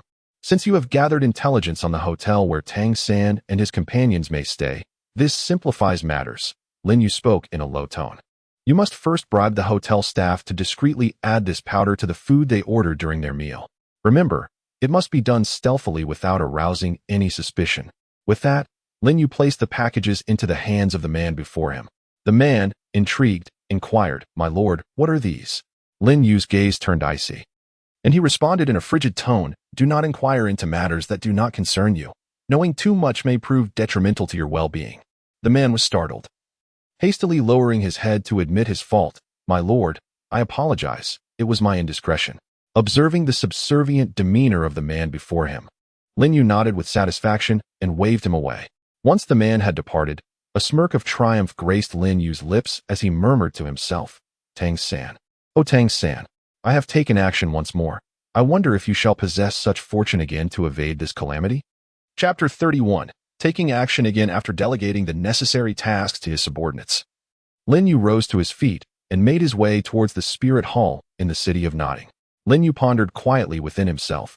This time, the Shrek Academy is to assist Oscar in acquiring his third spirit ring, and it is led by the formidable immovable king, Zhao Wuji.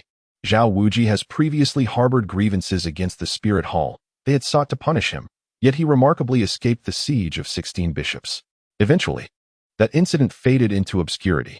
The bishops of the Spirit Hall are powerful entities, each at least at the level of Soul Emperor, and at that time, Zhao Wuji was likely only in his 60s in terms of spirit power. Now, he has ascended to the rank of Soul Sage, his strength vastly transformed compared to the past. As for the individuals under my command, the most formidable among them barely exceeds the 40s in spirit rank.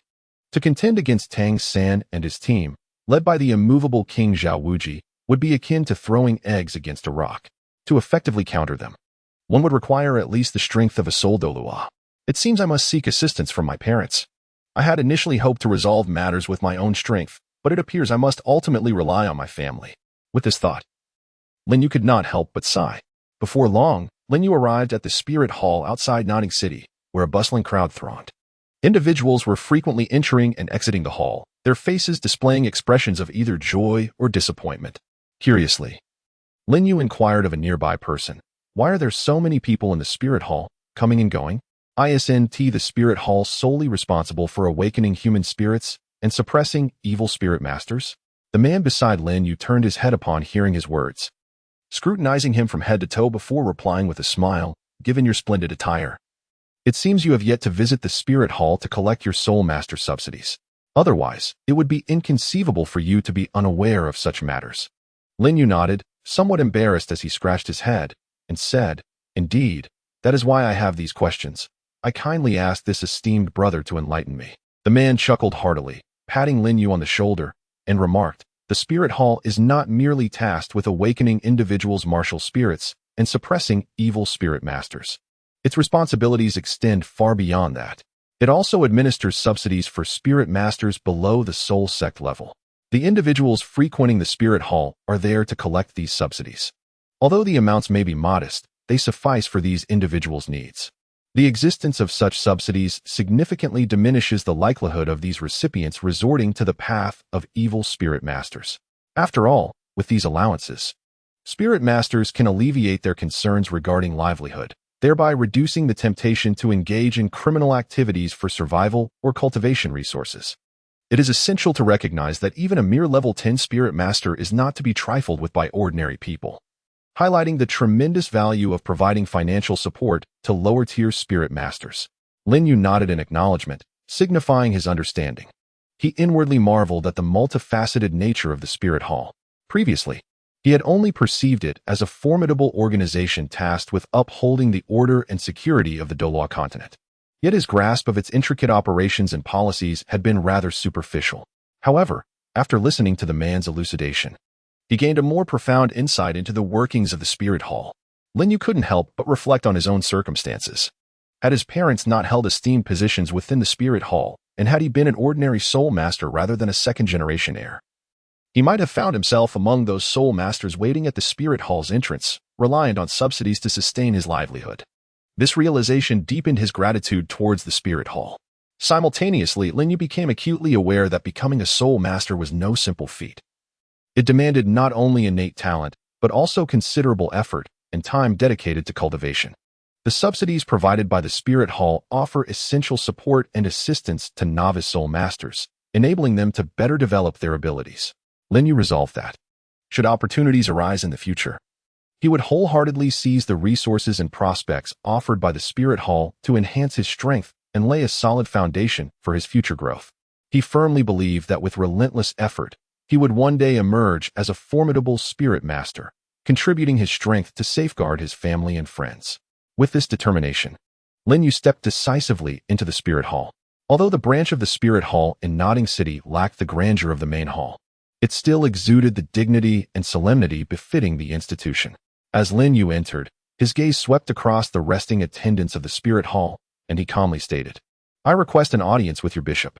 Upon hearing this, one attendant lifted their head, scrutinizing Lin Yu before retorting bluntly, "Who are you? The bishop is not someone you can simply request to see." Lin Yu was not angered.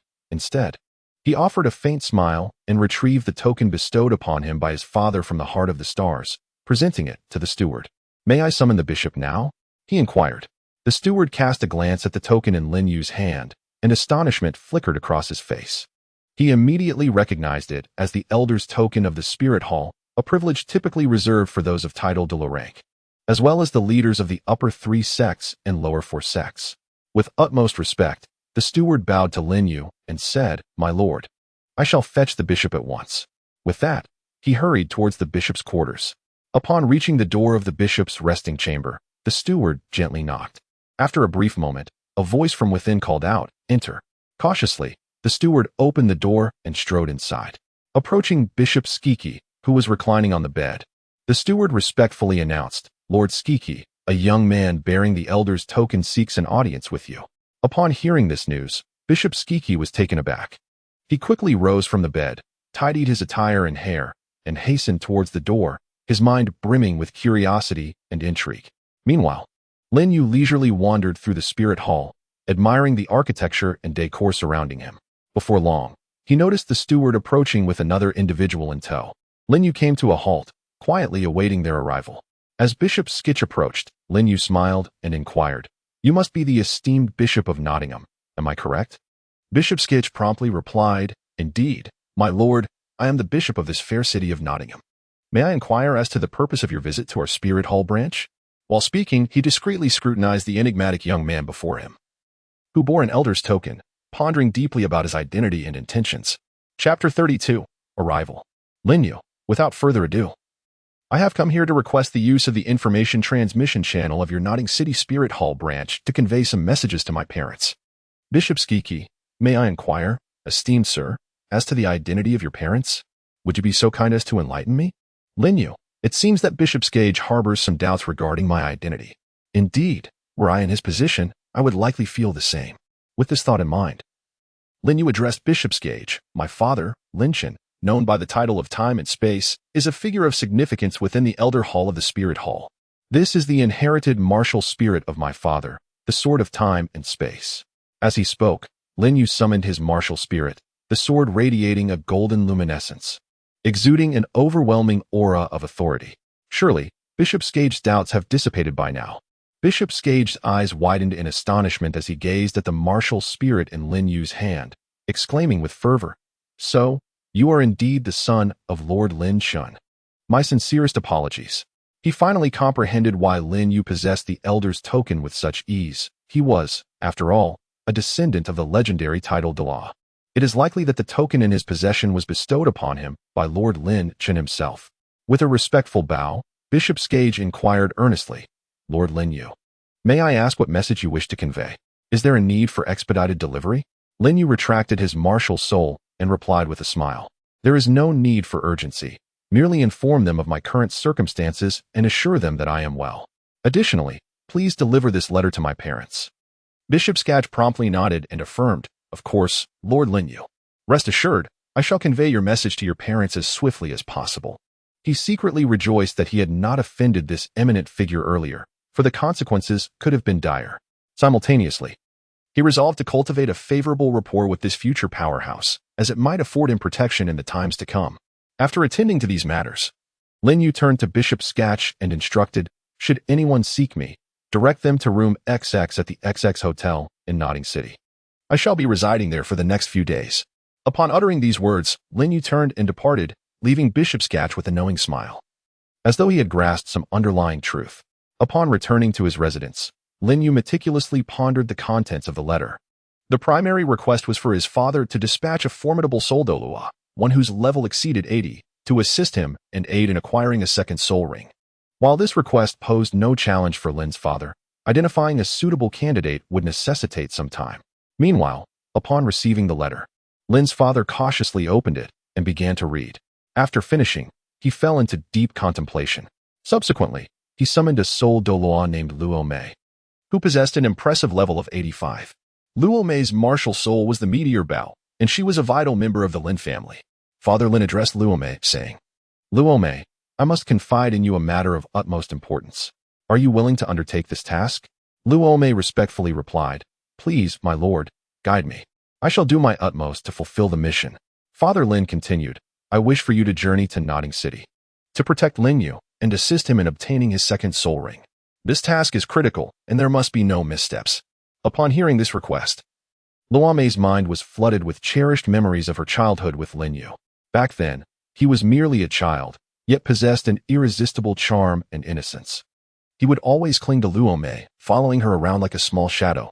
Every time she beheld his youthful visage, she could not help but smile. Now, that once adorable boy had matured into an exceptional soul master. Though much time had elapsed, those delightful memories remained indelibly etched in Luo Mei's heart. Reflecting on this, Luo Mei promptly agreed. I accept this mission and shall depart for Notting City at once. She understood that this was not merely an important task, but also a demonstration of her support and trust in Lin Yu. She aspired to aid him in realizing his dreams, enabling him to become an even more formidable soul master. Thus, Luo Mei swiftly prepared her belongings. Gathering the necessary items and equipment, she donned light attire, strapped on a sharp sword, and set forth on her journey to Notting City. Along the way, she was filled with confidence and anticipation, convinced she would successfully accomplish her mission and reunite with Lin Yu.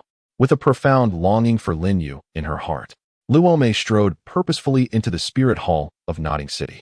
Her exquisite features bore a hint of urgency and expectation, her gaze fixated upon Bishop Skitch. Lin Yu, has he mentioned where I might find him? Luo Mei inquired softly, her voice imbued with concern and yearning. Bishop Skitch sensed the formidable aura emanating from Luo Mei, his heart tightening. This woman radiated an extraordinary presence, boasting an impeccable configuration of 8 soul rings, 2 yellow, 2 purple, and 4 black. Such terrifying strength filled him with awe. Lord Lin Yu has instructed that should anyone seek him, they may find him at room number XXX in the XXX Hotel in Notting City. Bishop Skitch promptly replied with reverence. Upon hearing this, a satisfied smile finally graced Luo Mei's face. She gradually retracted her released soul power, alleviating the pressure she exerted on Bishop Skitch. Subsequently, she turned and departed the spirit hall, heading towards the address provided by the bishop. After Luo Mei's departure, Bishop Skitch exhaled a sigh of relief. He wiped the sweat from his brow, marveling inwardly, what tremendous power. Surely, her soul power must be around level 85. Lord Lin Yu is indeed the most cherished child of the time and space Douluo, to have such a formidable protector dispatched by Lord Lin Shun. Upon returning to his room after dining at the hotel, Lin Yu found himself enveloped in sudden darkness as he closed the door behind him, as if something had been cast over him. Just as he was about to retrieve an item from the heart of the stars to defend himself, a familiar voice whispered in his ear, "Guess who I am?" Recognizing the voice, Lin Yu promptly withdrew his hand from the heart of the stars and instead removed the covering from his eyes. As he pulled it away, he exclaimed, "Is it you, Sister Luo Mei?" The moment I heard that familiar tone and phrase, I knew it was you. Indeed, as he unveiled the delicate hand that had obscured his vision, he turned to behold a flawless and enchanting visage, along with Luo Mei's exquisite figure, clad in the distinctive attire of the Lin family, which hardly concealed her captivating form. Luo Mei gazed at Lin Yu with a radiant smile, her eyes sparkling with mischief and curiosity. She tilted her head slightly and inquired softly, "Really? How did you guess it was me so quickly?" Lin Yu smiled gently, gazing at Luo Mei's exquisite visage, and replied tenderly, "Your voice is exceptionally unique, and such a jest could only originate from you." His eyes lingered on Luo Mei, captivated by the enchanting allure she exuded. Upon hearing Lin Yu's words, a satisfied smile graced Luo Mei's face. She nodded slightly and remarked, "You are quite astute. However, my visit this time is not solely for jest." Chapter 33, The Herbal Compendium. Lin Yu, filled with perplexity, inquired, "By the way, Sister Luo Mei, how did my father come to send you to assist me? I recall requesting that he send a soul master of at least the rank of Soul Douluo to aid me. Yet I believe your strength was merely that of a soul sage, was it not?" Luo Mei replied with a smile, "Indeed, that was the case. However, I am no longer merely a soul sage. After over a year of diligent cultivation, I have successfully transcended to become an 85th level assault-type Soul Douluo. Thus I am entirely qualified to assist you now." Lin Yu gazed at her in astonishment and inquired, "Sister Luo Mei, how have you managed to enhance your prowess so swiftly? In just over a year, you have advanced from Soul Sage to Soul Douluo and remarkably elevated your soul power by 6 levels. Wouldn't such rapid progress adversely affect your foundation?" Luo Mei smiled gently and replied, "In truth, all of this is connected to you." Lin Yu blinked in bewilderment, asking in confusion, "Because of me? Sister Luo Mei, I haven't done anything particularly special." Luo Mei reminisced, her voice softening as she spoke. "Do you recall your initial decision to venture out for training? Witnessing your unwavering pursuit of growth greatly inspired me. I thought, if you could bravely explore the outside world, why couldn't I? At that time, my soul power had already reached level 80, allowing me to seek my 8th soul ring. Thus, I requested permission from Lord Lin Shun to embark on my own journey, and he readily acquiesced, granting me the opportunity to train. I then made my way towards the Stardow Forest, gradually honing my skills along the path. During this journey, I elevated my mental state. On one occasion, deep within the Douluo forest, I stumbled upon a ghostly magic wolf, boasting an impressive cultivation of 80,000 years, and a soul-eating bird, nearing 90,000 years. Locked in a fierce battle over a rare plant, both gravely injured.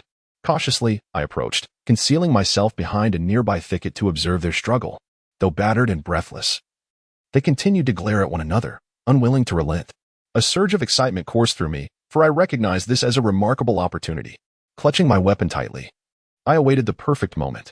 When they finally succumbed to their injuries and fell to the ground, I dashed forth with lightning speed, delivering a decisive strike to the ghostly magic wolf's vital point, extinguishing its life. The soul-eating bird attempted to rise in defiance, but I swiftly unleashed several precise strikes, ultimately vanquishing it as well. Thus, I triumphantly claimed the spoils, having slain both the soul-eating bird and the ghostly magic wolf, and absorbed the striking black and red 10,000-year soul ring that emerged from the bird. To my astonishment, this absorption granted my 8th soul skill the ability to attack souls. Following this, my soul power successfully surged to level 81. Lin Yu expressed his confusion, saying, "That cannot be right, Sister Luomei. Even if the soul ring you absorbed from the soul-devouring bird is nearly 90,000 years old, it would be impossible for you to advance to the 85th level of soul power in less than half a year." Luomei's lips curled into a charming smile as she softly replied, "Have you forgotten the mysterious plant I mentioned to you? One that was fiercely contested by the 80,000-year-old phantom magic wolf and the nearly 90,000-year-old soul-devouring bird?" Her voice was as gentle as a spring breeze, yet it carried a hint of playful mirth.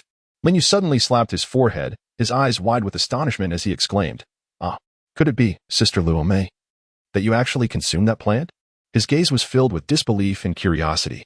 Luomei smiled gently, nodding slightly, a glimmer of mischief flickering in her eyes. Lin Yu became instantly animated, eagerly inquiring, "So, what exactly is that plant? Does it possess some miraculous properties? Sister Luomei, could you please enlighten me?" His tone brimmed with anticipation and desire. Observing Lin Yu's eager expression, Luomei couldn't help but chuckle. She patiently elaborated, "You see, having not perused the herbal compendium borrowed by Lord Linshan from Douluo, you are naturally unaware of how to assess a plant's abilities based solely on its appearance. This time, aside from having me assist you in acquiring your second spirit ring, Lord Linshan specifically instructed me to present this herbal compendium to you, so you can study it thoroughly, lest you encounter precious medicinal herbs in the future, ignorant of their significance. You must understand that the value of these herbs often surpasses our wildest imaginations. Now, Lin Yu, I entrust this herbal compendium to you. Take great care of it, and ensure it remains intact, for I must return it to Lord Linshan to return to Douluo." With that, Luomei delicately retrieved the herbal compendium from the storage soul guide at her waist and gently handed it to Lin Yu. Lin Yu solemnly accepted the herbal compendium, his heart brimming with gratitude and curiosity.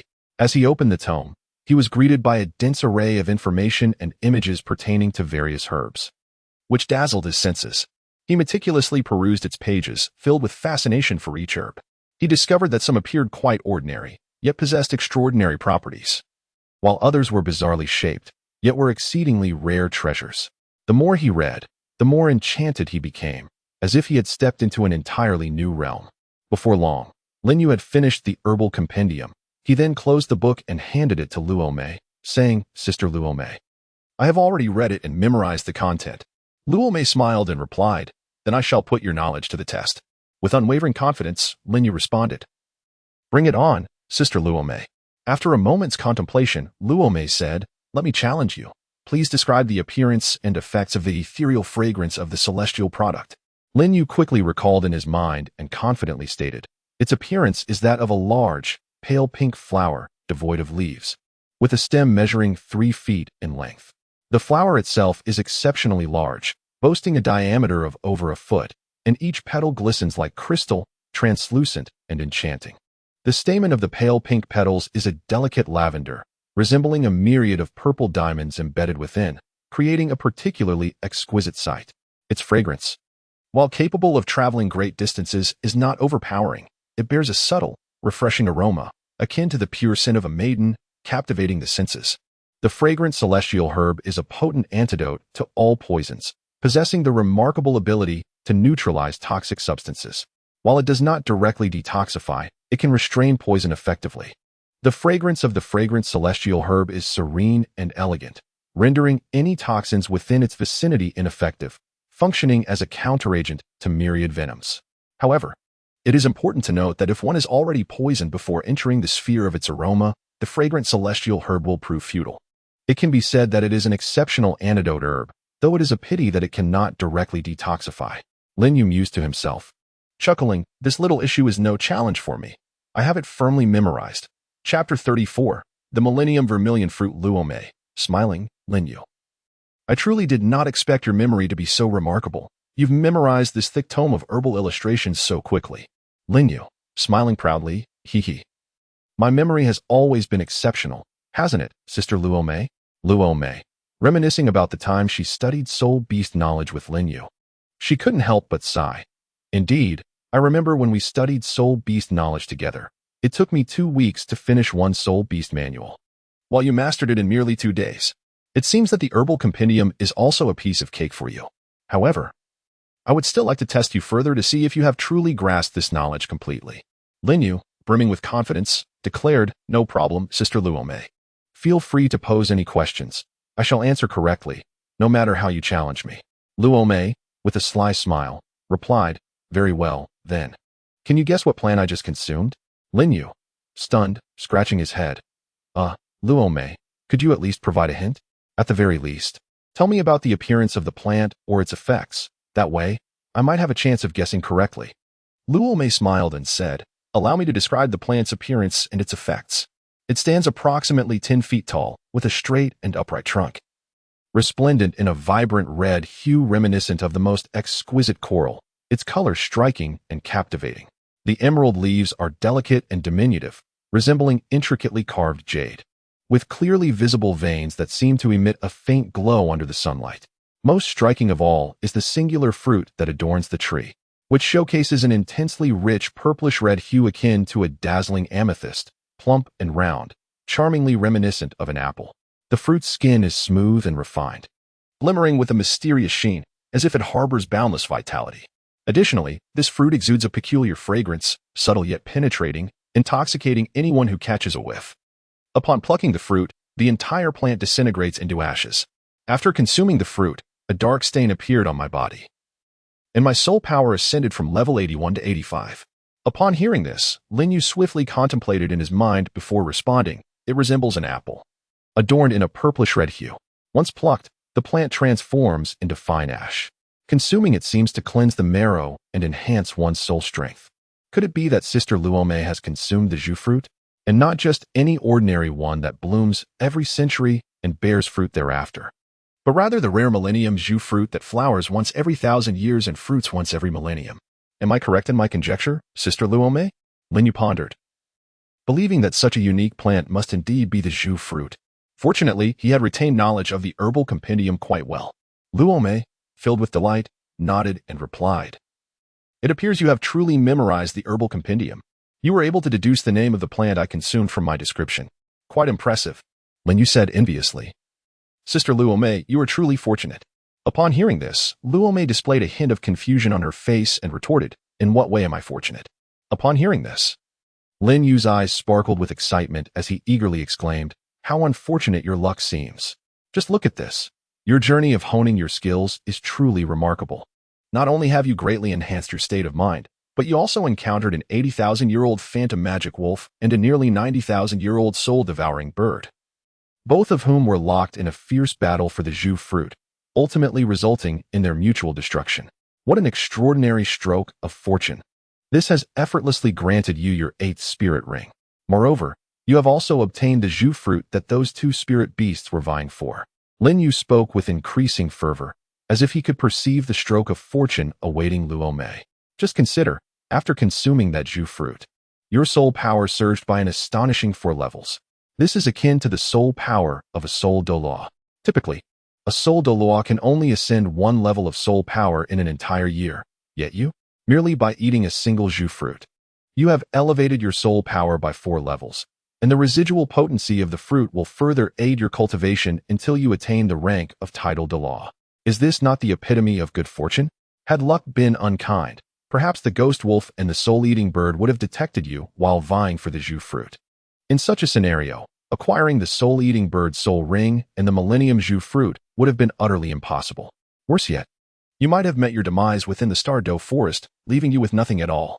As Lin Yu spoke, he marveled inwardly at Luo Mei's extraordinary luck, genuinely pleased for her. However, Luo Mei listened quietly, not entirely in agreement with Lin Yu's assertions. To her, these so-called strokes of luck were the result of a confluence of diligence and opportunity. Had she not devoted herself to rigorous training, how could she possess such formidable strength to confront various challenges? Moreover, those opportunities arose precisely because she had persistently sought exploration and progress. Thus, true fortune is not a mere happenstance, but rather something to be earned through one's own efforts. With a smile, Luo Mei inquired, "So, Lin Yu, when do you plan to acquire your second soul ring? What type of soul beast do you intend to hunt, and what age range do you have in mind?" Lin Yu felt a surge of excitement as he contemplated sharing his plans with Sister Luo Mei. He promptly replied, "Sister Luo Mei, I have long decided which type of soul beast to hunt and the age of the soul beast. I was just waiting for your arrival. This time, I have resolved to hunt the nightmarish man-faced demon spider, a terrifying embodiment of malevolence that devours life and is loathed by all soul beasts, a sinister harbinger of death. And it must be over 2,000 years old." Deep down, Lin Yu harbored a hint of trepidation, uncertain of how Sister Luo Mei would perceive his audacious choice. Upon hearing this, Luo Mei could not help but furrow her brow, her heart filled with concern. She inquired, "Why do you wish to hunt the man-faced demon spider as your second soul ring? Furthermore, are you certain that you can absorb a soul ring over 2,000 years old? It is well documented in the records of the Wuhuan Temple that no one has ever managed to surpass the 1,000-year mark for a second soul ring. Are you truly certain of this?" Luo Mei thought to herself, how bold this child Lin Yu is. This is no trivial matter. Though Lin Yu harbored a hint of doubt in his heart, he was predominantly filled with determination and confidence. He resolutely declared, "Sister Luo Mei, there is no need for further persuasion. My decision is unwavering. I believe that my physical body, after undergoing specialized training, can endure the burden of a 2,000-year soul ring." He thought to himself, having devoted so much effort to this moment, success was surely within his grasp. Luo Mei sighed, feeling a mixture of helplessness and admiration for Lin Yu's courage. She replied, "Lin Yu, since you have made your choice, I shall not dissuade you further. Rest well. Tomorrow we shall embark on the journey to assist you in hunting for your second soul ring." In her heart, Luo Mei silently prayed for a smooth endeavor, hoping that no unforeseen circumstances would arise. Chapter 35, Departure. Lin Yu, "Very well, Sister Luo Mei. We shall embark on our journey tomorrow. It is time to rest now." Luo Mei, "Good night, Lin Yu." Lin Yu, "Good night, Sister Luo Mei."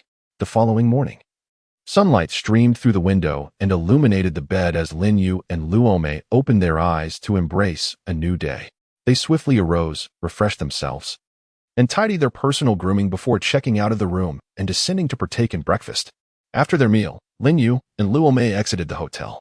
The streets were already bustling with activity as people began their daily routines. The two made their way to a car rental shop, where they procured a modest carriage and set off towards the Douluo forest. As the carriage progressed, the path became increasingly rugged, yet their spirits soared with anticipation. At last, they beheld a dense expanse of forest ahead. This was the renowned Douluo forest. The Douluo forest is celebrated as one of the 3 most famous habitats for soul beasts on the Douluo continent. This vast woodland is nearly equivalent in size to the territory of the Barak Kingdom. It is an immense primeval forest characterized by a complex and varied topography encompassing wetlands, swamps, and numerous ecological environments. Countless powerful and enigmatic soul beasts inhabit this realm, each claiming dominion over its territory. The deeper one ventures into the heart of the forest, the more formidable the soul beasts become. There are even whispers of soul beasts that have existed for 100,000 years concealed within. However, for Lin Yu, these were not mere legends. He was acutely aware that within the annals of history on the Douluo continent, the core area of the Douluo forest is home to the sky blue bull python and the titan giant ape, both of which remain unvanquished soul beasts of 100,000 years. Not to mention the tragic fate of Xiao Wu's mother, a transformed 100,000-year soul beast, who was hunted by Bibi Dong. It is also rumored that Tang San's mother, the 100,000-year blue-silver emperor, emerged from the Douluo forest, though the truth of this remains uncertain. As they approached the Douluo forest, Lin Yu skillfully maneuvered the carriage closer to the enigmatic woodland. Eventually, They arrived at a small town on the outskirts of the Douluo forest. Lin Yu adeptly handled the carriage and returned it to the rental shop. Beyond this point lay the Douluo forest, where the path was too treacherous and intricate for a carriage to traverse. Entering the quaint town, Lin Yu was astounded by the lively scene that surpassed his expectations. The town scale was approximately 3 times that of the village where Shrek Academy resided. Although it lacked imposing city walls, it thrived like a miniature metropolis. The streets were lined with shops, each vying for attention, presenting an overwhelming array of goods and services. Lin Yu observed intently for a while and discovered that most of the shops here were remarkably related to soul masters. Some specialized in selling an array of weapons, each stall brimming with diverse armaments. Others offered sturdy and stylish armor. There were even shops peddling antidotes and potions designed to restore vitality. Even the clothing stores exclusively featured garments adorned with numerous pockets, perfectly suited for soul masters embarking on adventurous quests. As Lin Yu strolled through the town, his heart brimmed with curiosity about this quaint locale. Lin Yu remarked, "This is perhaps akin to relying on the mountains for sustenance when one is near them, or drawing from the sea when it is within reach, just as one depends on the starry great forest for survival." He mused that countless individuals must have been sustained by this very forest. "Would you agree, Sister Luomei?" At that moment, Luomei pointed to a nearby 2-story hotel and said, "Let us take our rest here today. I trust you will cover the expenses." Lin Yu glanced at the hotel indicated by Sister Luomei and couldn't help but chuckle, realizing that the establishment was acquired by the power he had founded. He promptly said to Sister Luomei, "No problem, feel free to order whatever you desire." With that, he accompanied her to the entrance of the hotel. Upon entering, Lin Yu addressed the hotel staff, stating, "Could you please summon your manager?" The attendant responded politely, "Certainly, sir," and proceeded in the direction of the manager's office. Shortly thereafter, the hotel manager approached and inquired, "Good day, sir. How may I assist you?" Lin Yu smiled gently, his gaze fixed upon the hotel manager as he spoke in a calm and composed tone. "I would like to inquire whether this hotel is part of the esteemed Starry Pavilion's portfolio." The hotel manager was momentarily taken aback, followed by an expression of astonishment on his face. "How did you know?" "Indeed, this hotel is indeed one of the properties under Starry Pavilion." Lin Yu's smile brightened even further as he continued, "I am a member of the Starry Pavilion, and I happen to be passing through this area, seeking accommodation for the night. Therefore, I hope to receive some special consideration." Upon hearing this, the hotel manager immediately adopted a demeanor of utmost respect, exclaiming, "Ah, it is indeed an esteemed guest from the Starry Pavilion. Please rest assured, we shall do everything in our power to ensure that you receive the finest service possible." Lin Yu nodded, a look of satisfaction gracing his features as he remarked, "That is wonderful.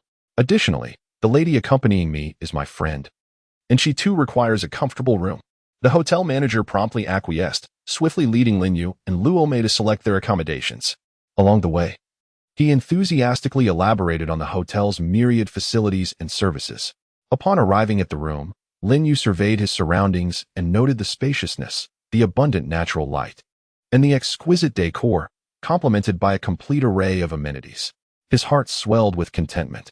Beside him, Luomei giggled merrily and said to Lin Yu, "It seems your reputation truly precedes you.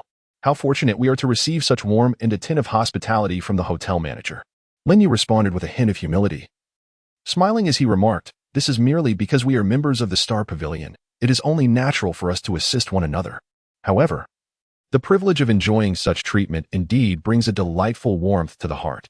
In the ensuing hours, Lin Yu and Luomei indulged in an exceptionally lavish dinner at the hotel, after which they prepared to explore the charming little town. Lin Yu arrived before a hotel named Douluo, preparing to depart, when he suddenly heard a cacophony emanating from within.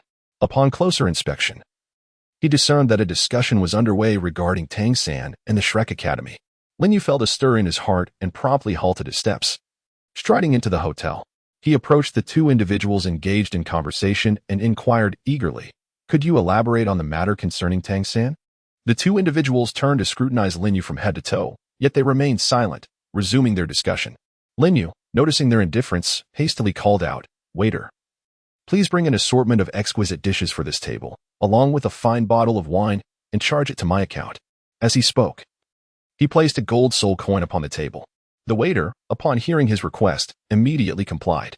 Before long, an array of delectable dishes and wine was presented. Lin Yu smiled at the 2 individuals, saying, "Gentlemen, please enjoy." He then inquired once more about Tang San. Chapter 36. News of Tang San, the two conversing men. Seeing Lin Yu's eagerness, invited him to sit beside them and began to recount the tale in detail. Last night, a group of students from some academy called Shrek visited our hotel for a meal. Initially, everything seemed perfectly normal, but what transpired next was utterly unbelievable. Oh, what occurred? Lin Yu asked with keen curiosity. While dining, the hotel staff astonishingly served a jug of poisoned wine to those students. Fortunately, one of the students named Tang San noticed something amiss and swiftly overturned the jug of poison. Otherwise, the consequences would have been unimaginable. What? Poison wine? Lin Yu exclaimed, his eyes widening in shock. Indeed. Moreover, this was no ordinary poison. When Tang San spilled the wine, it hissed as it touched the ground, causing smoke to rise and releasing an unbearable stench. Had anyone taken a sip, they would surely have perished instantly, with no hope of survival. Lin Yu felt a chill run down his spine and could not help but exclaim, "This is truly terrifying. Who are these individuals? Why would they resort to such nefarious actions?" The two continued. After the wine was spilled, the waiter contemplated fleeing. Yet he failed to realize that he was merely an ordinary person. How could he possibly outrun a soul master? Before he could take more than a few steps, the student named Tang San swiftly employed a technique known as Ghost Shadow, perplexing steps, and apprehended the waiter, subsequently summoning the hotel manager to discuss how to address the situation. The hotel manager approached in a furious huff, demanding, "Long Ao Jia, what on earth is going on? How could you serve a customer poisoned wine?" At that moment, the waiter, Long Ao Jia, shook his head vigorously, a look of confusion etched upon his face, and inquired of Tang San, "Who are you? Why are you holding me?" It seemed he had completely forgotten the events that had transpired, as though his memory had been erased. Tang San furrowed his brow, a sense of caution creeping into his mind. The waiter's reaction was peculiar. Could there be something amiss with the poisoned wine? Or had he fallen victim to some sort of narcotic or control-type martial soul skill? The hotel manager's expression darkened further as he glared at Long Ao Jia, admonishing, "Do you not comprehend who we are? Are you not aware of your own actions? How dare you poison a customer?" Long Ao Jia gazed blankly at the hotel manager and Tang San, his eyes filled with confusion and bewilderment.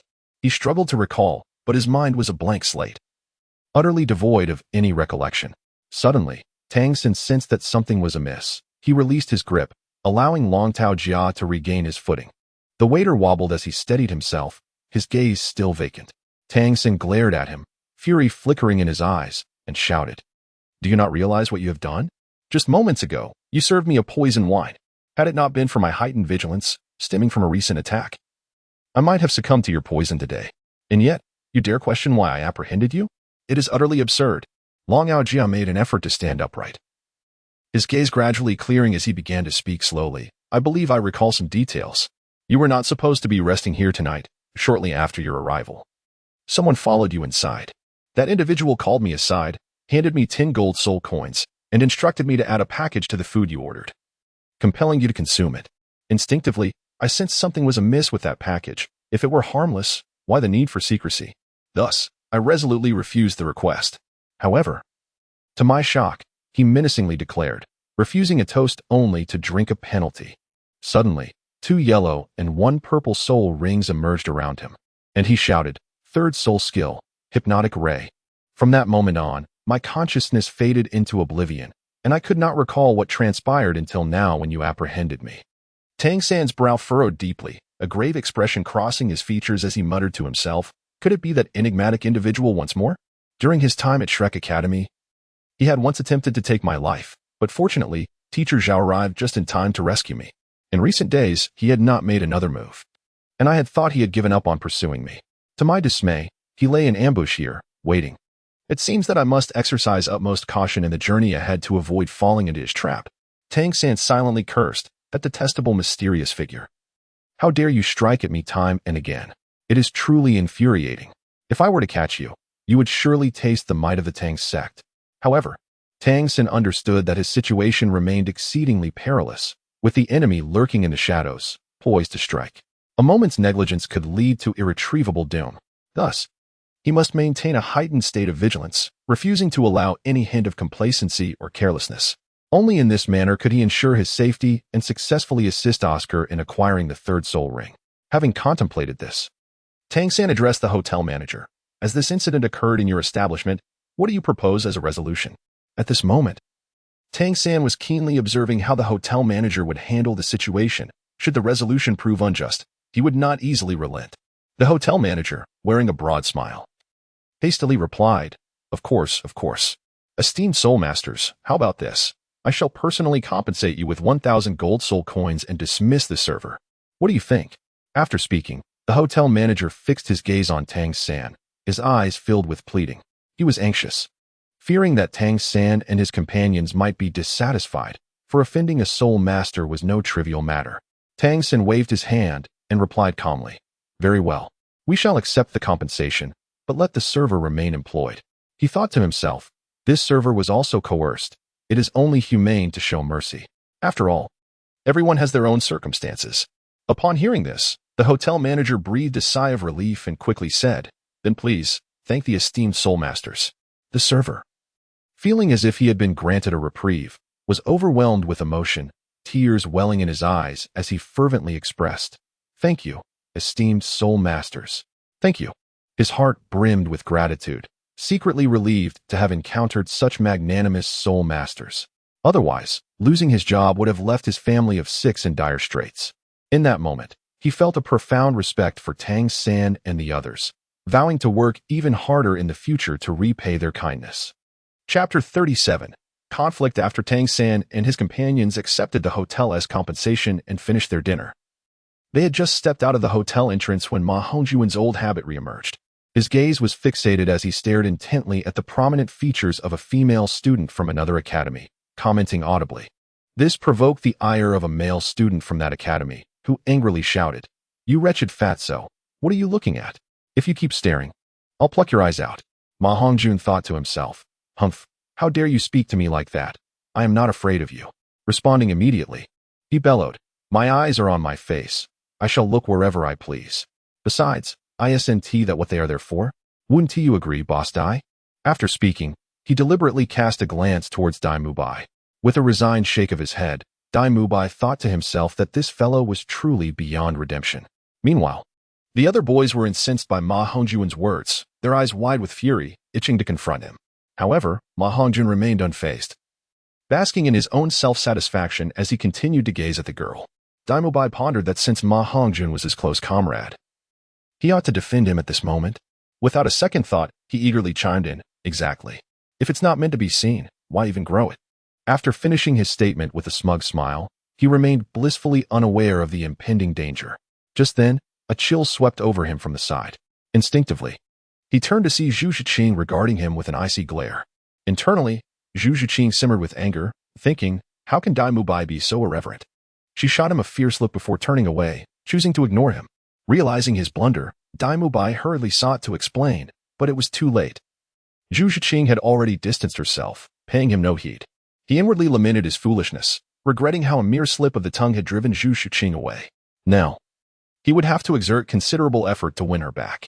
Yet, he understood that he could blame no one but himself for his careless words. He resolved to be more cautious in the future to avoid repeating such mistakes. With this in mind, Dai Mubai quickened his pace to catch up with Zhu Zhiqing. His expression anxious as he pleaded, Zhiqing, I truly only intended to support Hongjun. Rest assured, I have reformed my ways and will not make the same error again. Please don't remain angry with me. As he spoke, he watched for any sign of forgiveness in her expression. However, Zhu Zhiqing did not respond immediately. Continuing on her path, her face betraying no hint of softening, Dai Mubai felt an overwhelming sense of regret, wishing he could slap himself for impulsively defending Ma Hongjun. Now, not only had he failed to assist, but he had also thoroughly enraged Zhu Zhiqing. He thought desperately, I must not let her truly disregard me. As he berated himself, he racked his brain for ways to mend the situation and regain Zhu Zhiqing's trust and affection. Zhu Zhiqing, filled with grievance, found her thoughts tangled like a mass of threads. She reflected on the lengths she had gone for Dai Mubai. Having been pursued from the Douluo Empire to this point, enduring countless hardships and dangers along the way, she had faced the elements, constantly on edge, teetering on the brink of life and death more times than she could count. Yet, what had Dai Mubai done? He had repeatedly let her down. The encounter with the twin sisters at the Rose Hotel had left her feeling unsettled, and now, he had the audacity to support Ma Hongjun and flirt with others. Zhu Zhiqing pondered with a heart full of sorrow, How could this man be so lacking in progress?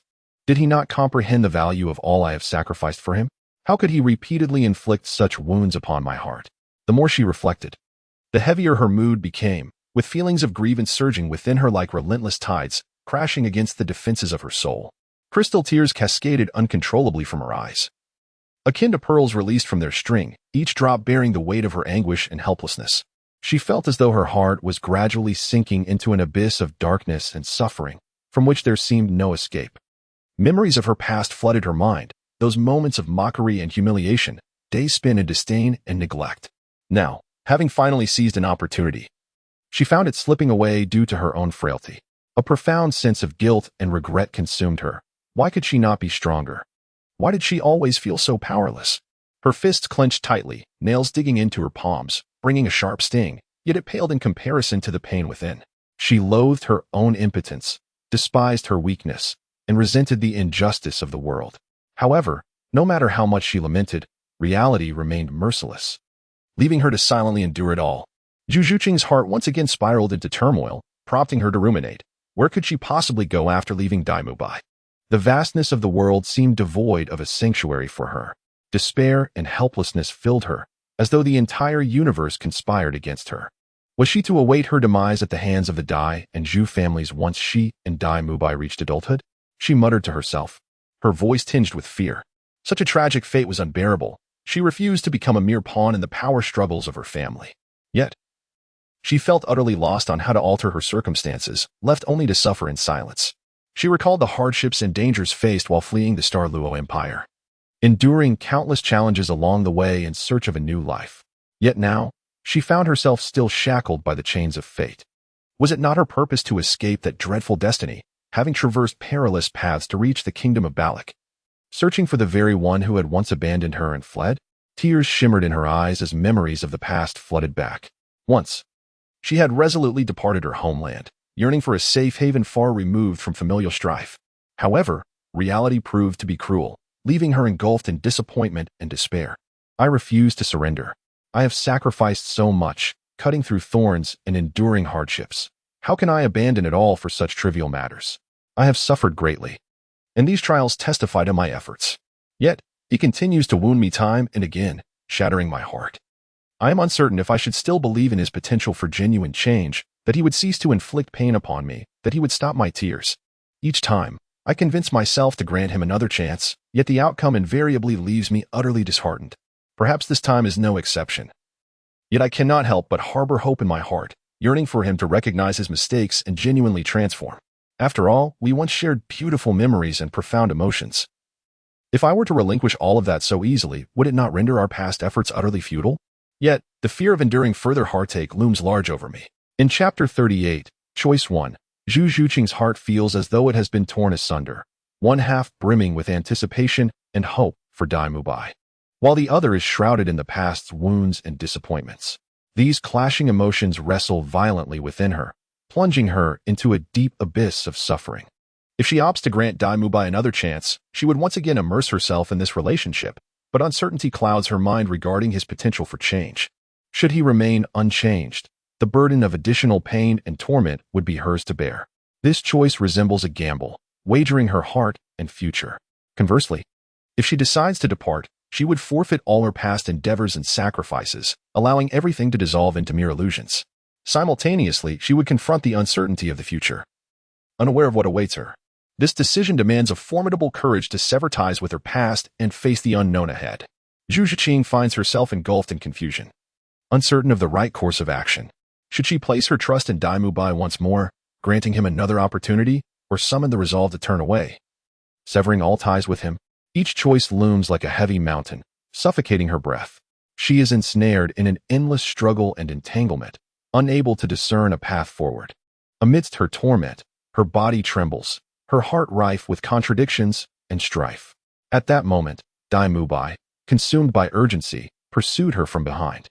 He grasped one of Zhu Zhuqing's hands tightly while striking his own face with the other.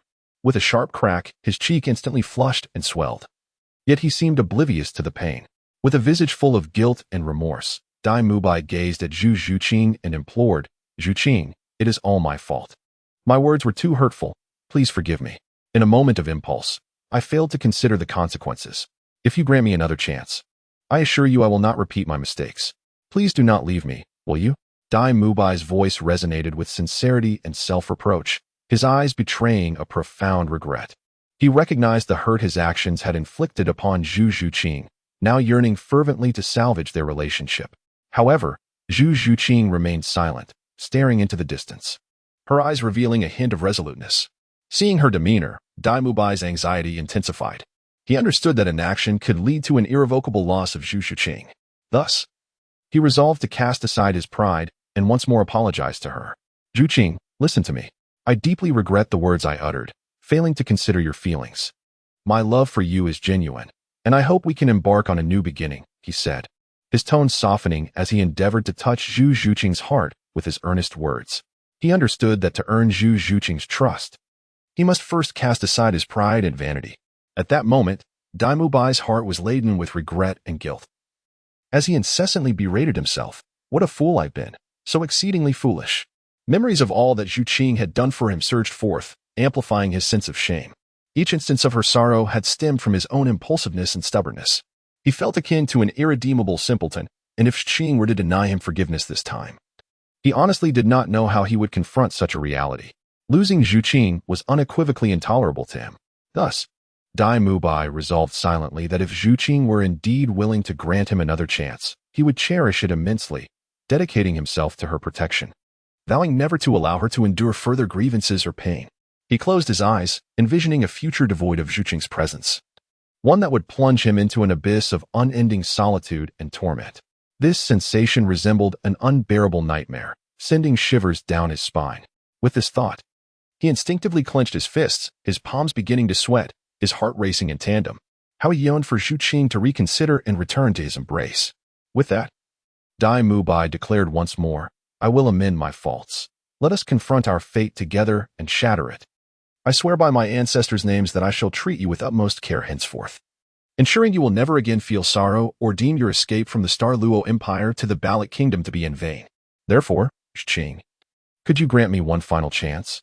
After uttering these words, Dai Mubai's gaze became resolute, fixating on Zhu Zhuqing, his eyes shimmering with sincerity. At that moment, his heartbeat quickened as if it might leap from his chest. He feared Zhuqing might resolutely depart, which would shatter his world entirely. Yet, he still hoped for her forgiveness, for it was only through her absolution that he could envision a fresh beginning. He silently vowed that if Zhuqing could forgive him this time, he would wholeheartedly strive to atone for his transgressions, offering her a future filled with happiness. Listening to Dai Mubai's earnest words, Zhu Zhuqing found herself wavering. She could distinctly sense the sincerity and urgency in his voice, as if it bore an invisible force, attempting to penetrate her emotional defenses. Nonetheless, the wounds of the past felt like sharp thorns embedded deep within her heart, rendering her unable to let go. She wrestled internally. He seems genuinely remorseful this time. Should I trust him once more? Perhaps he truly has turned over a new leaf. Yet, he has made promises before, only to leave me disillusioned. Can I endure such pain again? But if I deny him this opportunity, can I truly release this relationship and face the future alone? Zhu Zhuqing felt as though her heart were being tugged by two invisible hands, one representing her profound affection for Dai Mubai and a flicker of potential hope, the other embodying her past wounds and disappointments. She found herself at a crossroads, uncertain of how to choose, for each option bore the weight of immense risks and consequences. The pain of past wounds pierced her heart like sharp thorns, and whenever she recalled those agonizing memories, a wave of indescribable sorrow surged within her. The future loomed ahead, shrouded in fear, as she questioned her ability to endure such suffering once more. These tangled emotions intertwined, plunging her mind into chaos. Voices echoed relentlessly in her head, her thoughts scattering like leaves caught in a tempest. She incessantly asked herself, what am I to do? This question lay heavy like a stone upon her chest, leaving her breathless. She understood that before her lay but two choices: to bravely trust him once more, granting them both a chance, or to resolutely turn away, severing the bond. Yet, whichever path she chose felt insurmountably difficult, as if she stood lost at a crossroads without direction. She endeavored to calm herself, contemplating the potential ramifications of each choice. Should she opt to continue trusting him, she would need to release the shadows of the past and rebuild her faith in him. However, the prospect of enduring further heartache would be utterly devastating. Conversely, choosing to leave would shield her from renewed pain. Yet it would also signify the relinquishment of the chance to defy fate together, implying that all her suffering thus far was self-inflicted. This internal conflict tormented her, rendering her indecisive. Chapter 39. Choice 2. Zhu Zhuqing's thoughts swirled as she recalled countless moments of disappointment with Dai Mubai. Those heart-wrenching instances flashing through her mind like scenes from a film. Her heart wrestled with agony. Should she grant him another chance? Was he truly deserving of her trust? Simultaneously, she reflected on the hardships of her escape, those days fraught with fear and uncertainty, each moment becoming increasingly unbearable. After enduring so much for him, could she truly abandon it all? Moreover, she grappled with her own discontent and rebellion against the fate dictated by her family. Was she truly to bow to destiny and allow her family to dictate her life? All these emotions converged, ultimately solidifying Zhu Zhuqing's resolve. Enough was enough. She would extend one last opportunity to Dai Mubai, thereby granting herself a chance to shatter her fate. After all, she had invested so much. How could she surrender so easily? Drawing a deep breath, it felt as if she had made a momentous decision. She would trust him one final time. And if it proved futile, she could only blame her unfortunate fate. Zhu Zhuqing gazed quietly at Dai Mubai, her heart brimming with myriad thoughts. She recognized that this moment could signify a pivotal turning point in their relationship. With a steady breath, she spoke resolutely. Dai Mubai, I shall give you one last opportunity. And this is indeed the final chance. Should you let me down again, we shall await the arrival of our destiny. In truth, Zhu Zhuqing felt a profound conflict and pain within her. On one hand, deep feelings lingered for Dai Mubai. On the other, she feared the prospect of being wounded anew. However, she understood that this was her final boundary. If Dai Mubai remained unrepentant, she would have no choice but to resign herself to fate. Alas, Dai Mubai, I am truly torn. I am profoundly afraid of being hurt again, yet I cannot relinquish the affection that binds us. I can only hope that this time he will genuinely change and no longer cause me sorrow. I am utterly exhausted and yearn for this to be the last time I fear for him, the final occasion my heart shatters for him. Should he revert to his old ways, I genuinely do not know if I possess the courage to persist. This time, it all hinges on his actions. Zhu Zhuqing silently resolved. She was acutely aware that love is rarely smooth sailing, yet she remained willing to believe in Dai Mubai's potential for transformation. Nevertheless, how the future will unfold is a mystery that only time can unravel.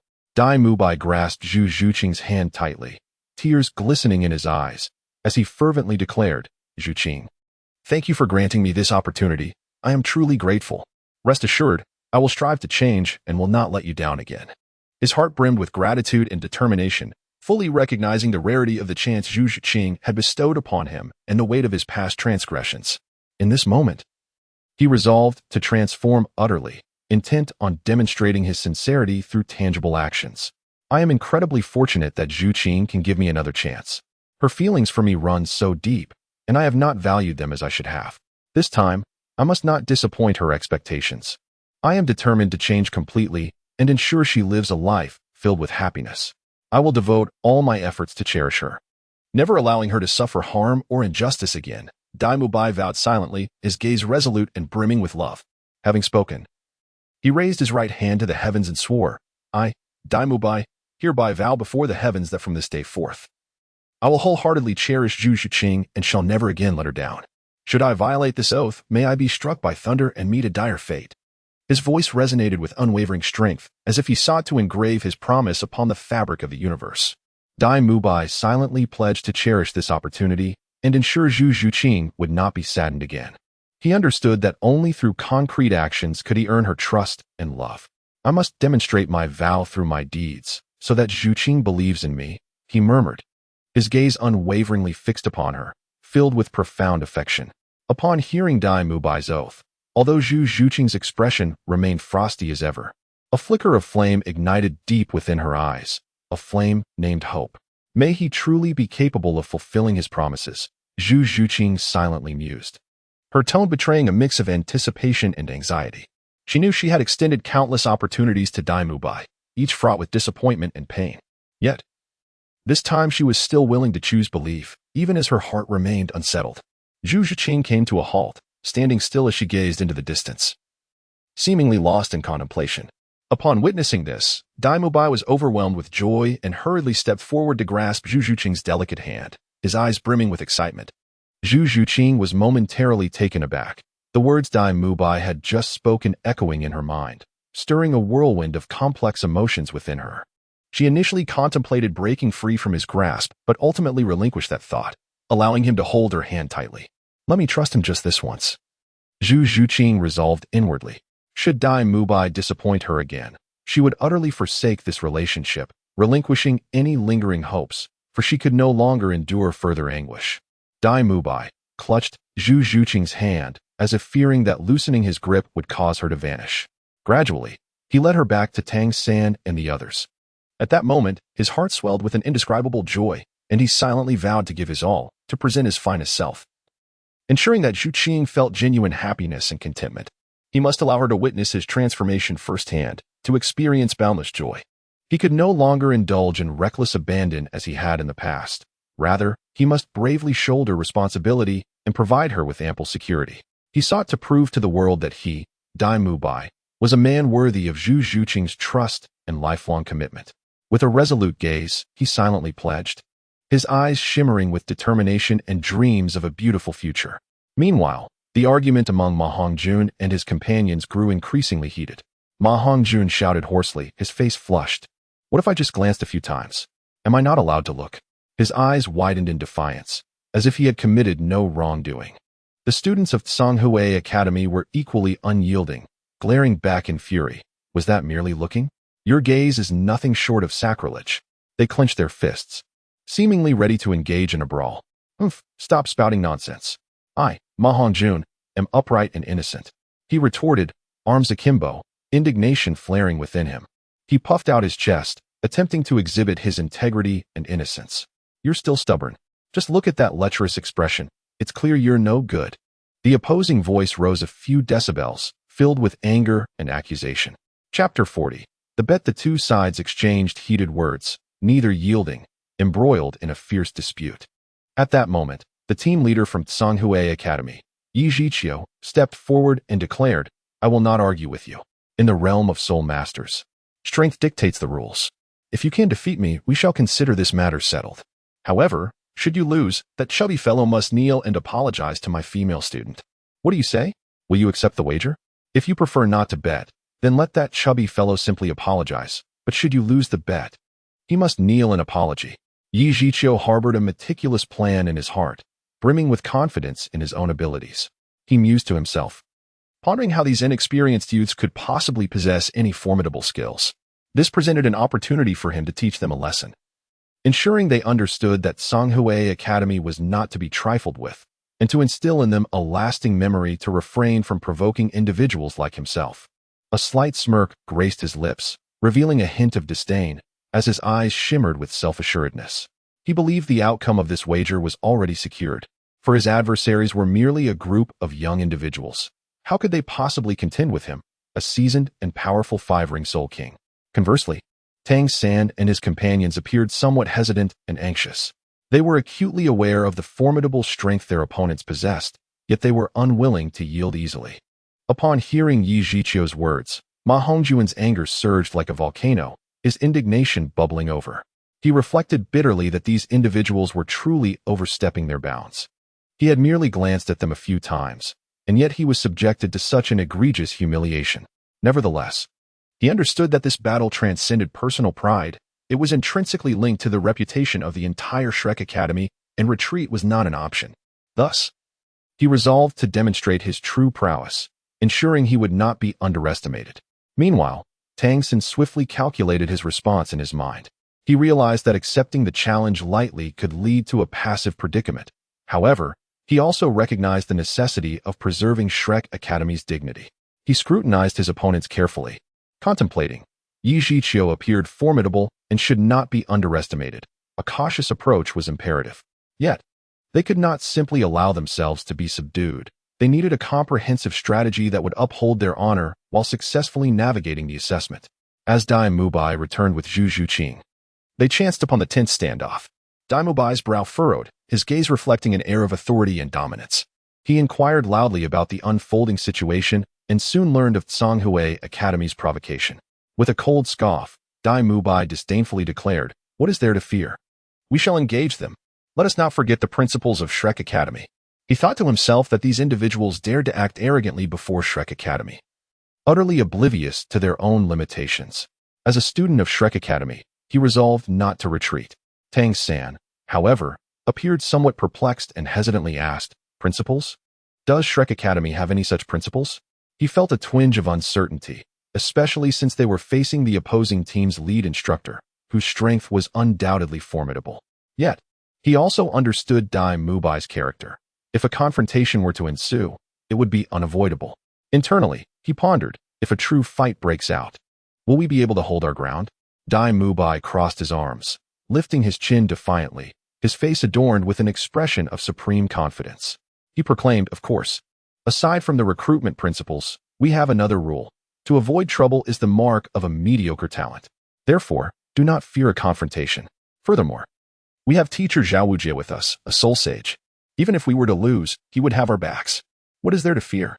Dai Mubai silently motivated himself, feeling reassured by the presence of teacher Zhao Wujin, believing that even if a mishap occurred, it could be resolved, as they would not dare to take any drastic actions against him. With this thought, his confidence surged, and he could almost behold the dawn of victory. Tang San's eyes brightened upon hearing this. A realization struck him. Yes, we still have teacher Zhao. Even if we were to lose, what could he possibly do to us? Instantly, the weight of his worries lightened, and the tension that had previously gripped him began to ease. He silently contemplated that, at the very least, they could confront their opponents head-on, comforted by the knowledge that teacher Zhao was there to support them. Seeing Tang San come to this understanding, a flicker of excitement crossed Dai Mubai's eyes. He straightened his back abruptly and strode forward with unwavering determination. Each step he took was filled with strength and resolve. As if the very earth trembled beneath his feet, he approached Yujichio with his head held high, exuding an aura of regal power akin to that of a mighty lion. His eyes sparkled with intensity, akin to two blazing flames, radiating an unparalleled confidence and authority. With a slight smirk and a tone that was both resolute and slightly provocative, he declared, "We accept this wager." His voice resonated throughout the arena, drawing the attention of all present. At that moment, a fierce fire ignited within Dai Mubai, who indignantly thought, "Humph, no matter what, we cannot falter in our momentum. I must ensure that our adversaries recognize that the members of Shrek Academy are not to be trifled with. Who is Dai Mubai? I shall not be intimidated. I am eager to see the extent of your capabilities." With this in mind, he clenched his fists tightly, his knuckles whitening from the pressure, as if gathering strength for the imminent battle. Yi Zhiqiu, observing Dai Mubai and his companions accept the wager without hesitation, furrowed his brow slightly, a flicker of barely perceptible surprise crossing his otherwise calm features. However, this surprise was fleeting, quickly replaced by an icy composure, his gaze turning sharp and cold. "Then let us duel outside the town, to avoid damaging the surroundings," he stated with indifference, dismissively flicking his sleeves before leading the members of Tsanghui Academy toward the outskirts without a backward glance. Yujichio calculated silently. Humph. These ignorant youngsters dare to accept the wager, utterly unaware of their own limitations. I shall ensure they witness my prowess and understand the folly of their arrogance. With this thought, his pace quickened, as though he were eager to commence the duel and impart a profound lesson to Dai Mubai and his companions. Dai Mubai and the others, seeing this, showed no hesitation or uncertainty. With resolute expressions, they moved swiftly, their steps as if propelled by the wind, closely following Yi Zhiqiu. In the blink of an eye, they arrived at the outskirts of the town. Their figures darted forward like arrows released from a bow, each step brimming with strength and determination. Upon their arrival, Yi Zhiqiu clasped his hands together and bowed slightly, his expression gravely serious as he introduced himself. "I am Yu Zhiqiu, a 56th level defense-type soul master, with a martial spirit of the beast variety, the Xin Gui." His voice was deep and resonant, as if it could penetrate the very souls of those who listened. After speaking, he suddenly bellowed, his voice booming like thunder, causing the surrounding air to ripple.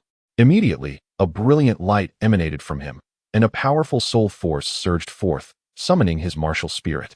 A colossal black tortoise materialized behind him, its shell as hard as iron, intricately engraved with mysterious runes that exuded an aura of ancient solemnity.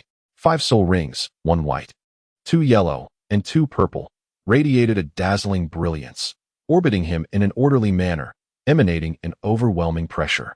This pressure inspired a sense of reverence, as if one were facing an insurmountable mountain. Chapter 41. The battle. Dai Mubai and the others clasped their fists with solemn expressions, addressing Yujichio with respect. Dai Mubai declared, "I am a level 34 powerful attack system B Soul Master. My martial spirit is the evil eye white tiger." His gaze was resolute and confident, akin to a tiger poised to pounce, radiating an imposing aura. He clenched his fists tightly, silently vowing, "In this battle, I shall make my prowess known." Next, Oscar cheerfully chimed in, "I am a level 30 food system soul master. My martial spirit is the sausage." Though he appeared relaxed on the surface, he harbored a fierce determination within, secretly thinking, "I cannot bring shame to the team. I will play a significant role." Finally, Tang San spoke with an impassive expression. "I am a level 29 control system soul master. My martial spirit is the blue silver grass." His demeanor was calm and composed, his eyes reflecting wisdom and resolve. Internally, he remained as tranquil as still water, pondering, "No matter how formidable the opponent, I can control the situation." Ma Hongjun, a level 27 powerful attack system soul master with the martial spirit of the evil fire phoenix, stood with arms crossed, exuding pride as if victory were assured. Filled with confidence, he thought, "This evil fire phoenix is not to be underestimated." His gaze revealed a potent aura, as if he could already glimpse the dawn of victory. Ning Rongrong, a level 24 support system soul master with the martial spirit of the seven treasure glazed tile, slightly raised her chin, her charming face adorned with a hint of pride. She silently assured herself, "With my support, everyone's strength will surely increase." Her petite figure emanated a unique charm that captivated those around her. Zhu Ziqing, a level 26 agile attack system soul master with the martial spirit of the phantom spirit cat, wore a stern expression, poised like a feline in the night. Ready to strike, she resolved, "I will finish this swiftly, leaving no respite for the opponent." Standing quietly, her eyes conveyed determination and decisiveness, as if she were already prepared for battle. Upon hearing Dai Mubai and the others proclaim their martial spirits and soul master levels, Yujichio felt an abrupt heaviness in his heart, and his expression turned grave. He inwardly lamented, pondering the formidable strength of his opponents, which was indeed a source of great distress. Dai Mubai and Zhu Ziqing hailed from the noble lineage of the Star Luo Empire's royal family and ducal estates, possessing esteemed identities and profound backgrounds, while Ning Rongrong, a member of the prestigious Seven Treasure Glazed Tile School, was not someone to provoke lightly. As for the other four individuals, although their current spirit master levels ranged only from 20 to 30, their remarkable achievements at such a young age hinted at boundless potential for the future. Faced with such a formidable array of adversaries, Yujichio felt an unprecedented weight of pressure. The more he contemplated, the more his heart raced. Beads of sweat began to form on his forehead. Yet, he strove to maintain his composure, silently encouraging himself, "No matter the circumstances, I, Yujichio, am not to be underestimated. The outcome remains uncertain." While Yujichio was still rallying his spirits, Dai Mubai and his companions charged forth with the ferocity of a tiger descending from the mountains. The first to strike was Ning Rongrong, her voice ringing out like a melodious chime that seemed to pierce the heavens. Her hands moved with the grace of fluttering butterflies, her delicate visage now adorned with an intense focus that was impossible to overlook. With a slight tilt of her head, she proclaimed loudly, "The seven treasures glazed tile manifest with brilliance. The first is strength, the second is speed." As her words fell, two resplendent beams of light shot forth from the magnificent seven treasure glazed tile tower, streaking across the night sky like shooting stars, leaving behind a dazzling trail as they surged towards Dai Mubai. Ning Rongrong's gaze remained fixed on the luminous projectiles, silently wishing for them to empower her allies. Upon receiving Ning Rongrong's assistance, Dai Mubai felt akin to a powder keg ignited, a tempestuous force surging within him. This energy coursed through his body, setting his blood ablaze and quickening his heartbeat, filling every muscle with explosive potential. He could distinctly sense that his speed had transcended previous limits, elevating to a new echelon while enhancing his strength by 20%. At that moment, his eyes sharpened to a piercing gaze, cold as ice, while his muscles tensed instantaneously, veins bulging, transforming him into a fierce tiger poised to pounce upon its prey. His formidable aura instilled a sense of dread in those who beheld him. Then, with a sudden roar that resonated like thunder, he unleashed his second soul skill, the white tiger's fierce light wave. A brilliant white light coalesced swiftly, forming a spherical energy orb imbued with unparalleled power, akin to a cannonball, which erupted from his mouth at an astonishing velocity.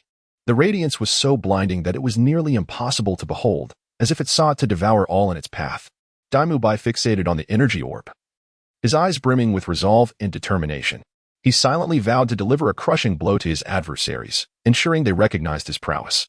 Simultaneously, Tang San moved with the ethereal grace of a specter, employing the ghost shadow perplexing steps, his movements as fluid as the wind, elusive and difficult to capture.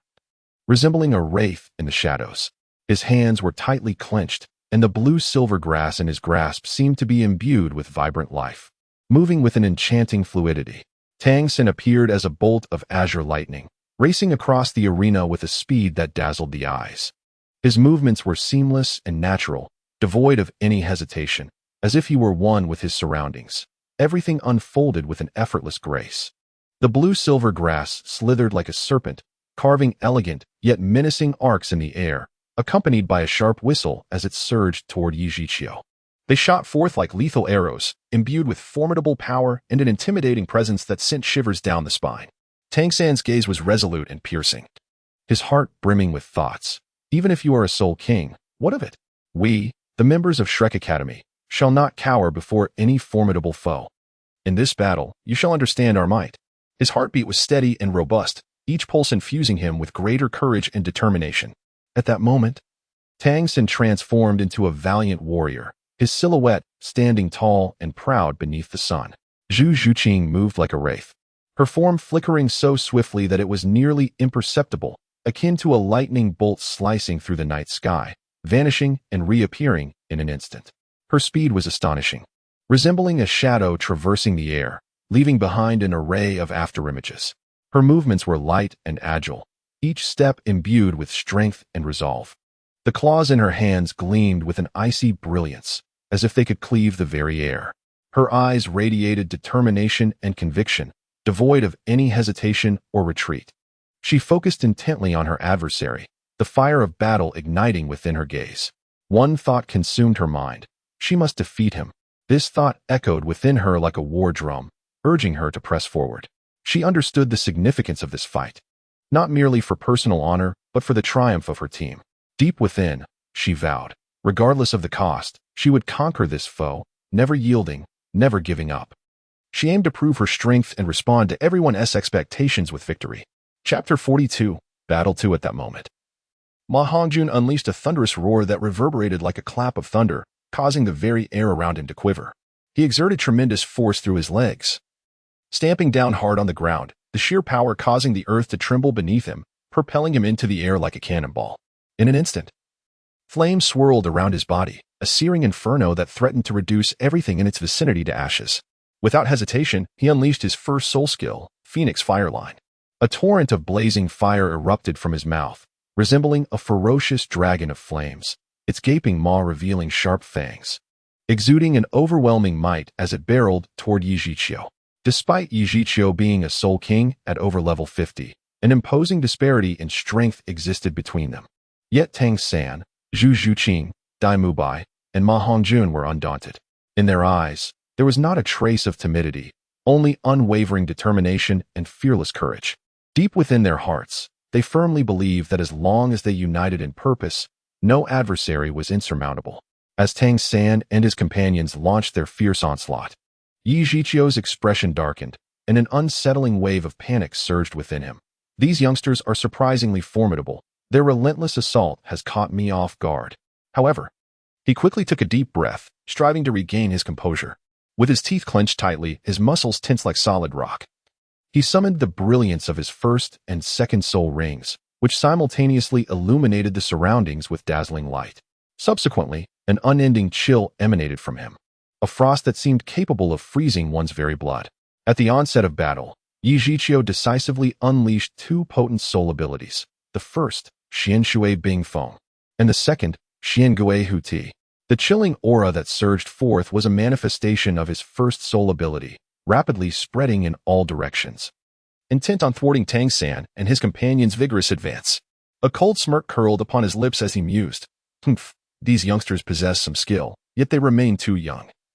Merely in their teens, how much soul power can they truly wield? Even if their martial souls are formidable and their talents exceptional, they cannot bridge the vast chasm that separates us. I refuse to believe that with my strength and experience, I could be bested by a few fledgling novices. With this thought, a hint of arrogance surfaced on his face, brimming with confidence. He felt assured of victory, as if it were already within his grasp. After years of navigating the trials of the Soul Master realm and engaging in countless battles, what spectacle had he not witnessed? To be challenged by mere children was nothing short of absurd. His gaze shimmered with disdain, looking down upon Tang San and his peers. As Tang Sen had surmised, Yujiqiu Xian Gui martial soul was endowed with exceptional defensive capabilities. Dai Mubai's eyes flickered with anger and frustration as he once more gathered his soul power, preparing to unleash a more formidable attack. Every muscle in his body was taut to its maximum, his bones cracking with the strain, each sinew as resilient as steel. He summoned all his strength, channeling his soul power into his hands, and the potent Baihu Guang bow surged forth with the might of a thunderclap, striking towards Yujiqiu like a furious bolt of lightning. In his heart, he roared defiantly, "I refuse to believe I cannot wound you." Yet, this formidable strike met Yujiqiu with the impact of a stone sinking into the ocean, producing no sound, and remarkably caused minimal damage. With Yujiqiu barely shifting from his stance, Yujiqiu stood his ground, a scornful smile gracing his lips, as if mocking Dai Mubai's overestimation of his own abilities. Witnessing this, Dai Mubai felt a mix of anger and shock, his fists clenched tightly, knuckles whitening from the effort. He had not anticipated that his all-out assault would have no effect on Yujiqiu whatsoever. He felt an unprecedented sense of frustration surge within him, yet simultaneously, it ignited an even stronger fighting spirit. He resolved to no longer hold back, determined to demonstrate his prowess to this arrogant individual. At that moment, Tang San's gaze resembled an unyielding rock, exuding a resolute calm that left onlookers in awe. His form danced like a gentle breeze, light and ethereal, with steps that shifted unpredictably, akin to a sprite weaving through the wind. He executed the enigmatic ghost shadow phantom step, his feet moving in a swift, intricate pattern, each step precise and imbued with subtle mystery, propelling him to Yujiqiu's front with dazzling speed. At that instant, a chilling aura emanated from Yujiqiu, crashing toward Tang San like a relentless wave of ice, laden with an overwhelming sense of cold and pressure. This frigid energy seemed to possess a life of its own, clawing and grasping as if intent on devouring Tang San whole. The powerful chill tousled his hair, and he instantly felt the biting cold on his cheeks. Yet his gaze remained steadfast, devoid of any hint of retreat or fear. In that fleeting moment, Tang San was engulfed by an icy sensation that pierced through him like a multitude of sharp ice needles, delving deep into his marrow. He sensed his blood beginning to congeal in the face of such extreme cold, and his pores involuntarily tightened, as if exerting every effort to resist this terrifying chill. A wave of alarm washed over him. This cold was astonishingly formidable and utterly domineering.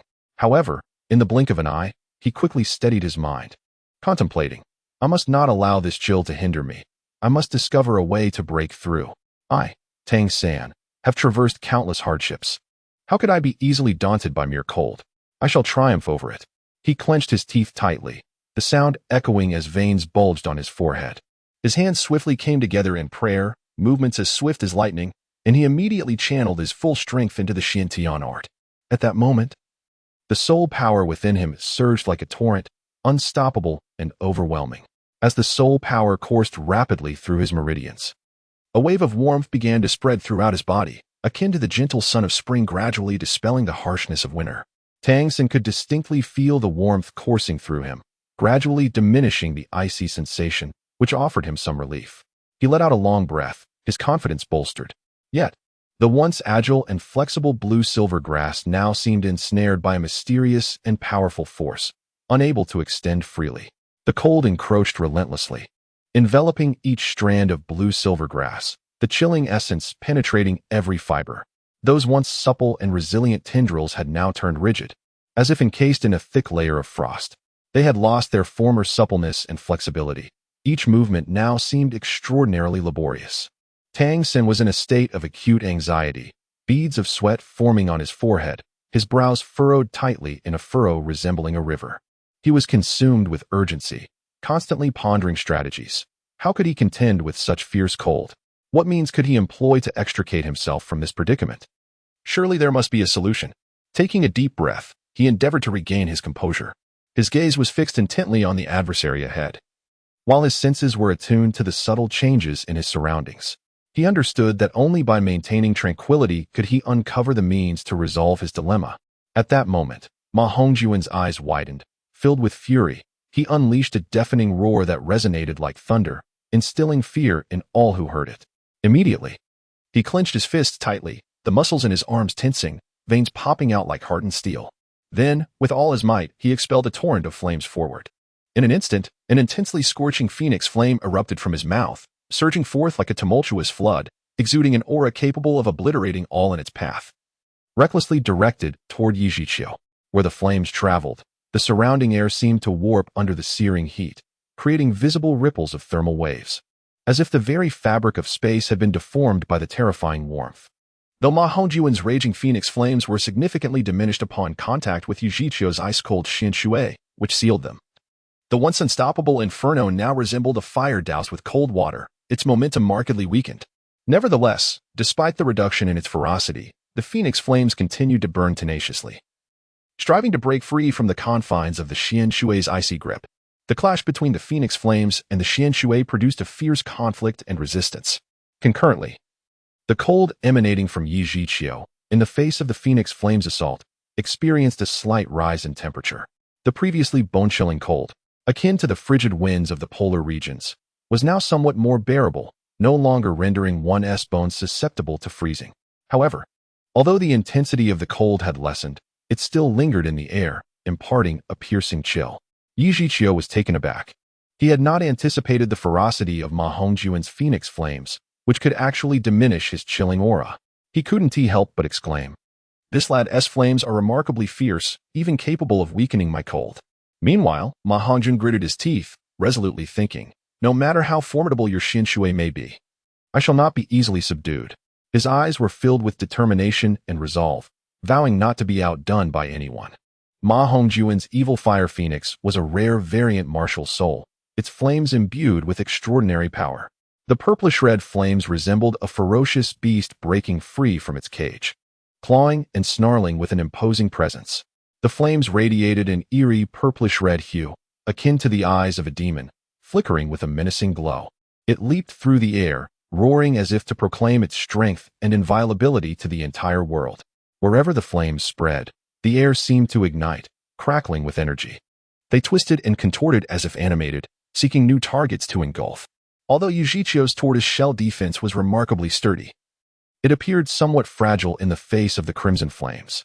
The fire rapidly spread, enveloping the shell in a fierce blaze. Each flicker of flame seemed to possess its own consciousness, relentlessly striving to consume all in its path. The ferocity of the flames showed no signs of abating. This sudden turn of events startled Yi Zhiqiu, his heart constricting as he silently marveled at the formidable nature of the fire, realizing how tenacious it truly was. He swiftly summoned his soul power, attempting to resist the encroachment of the flames.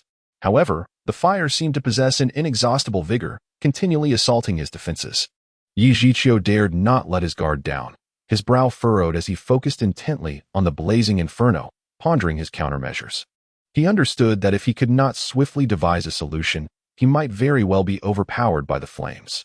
At that moment, Zhu Zhuqing seized the fleeting opportunity, her lithe form quivering like a streak of black lightning.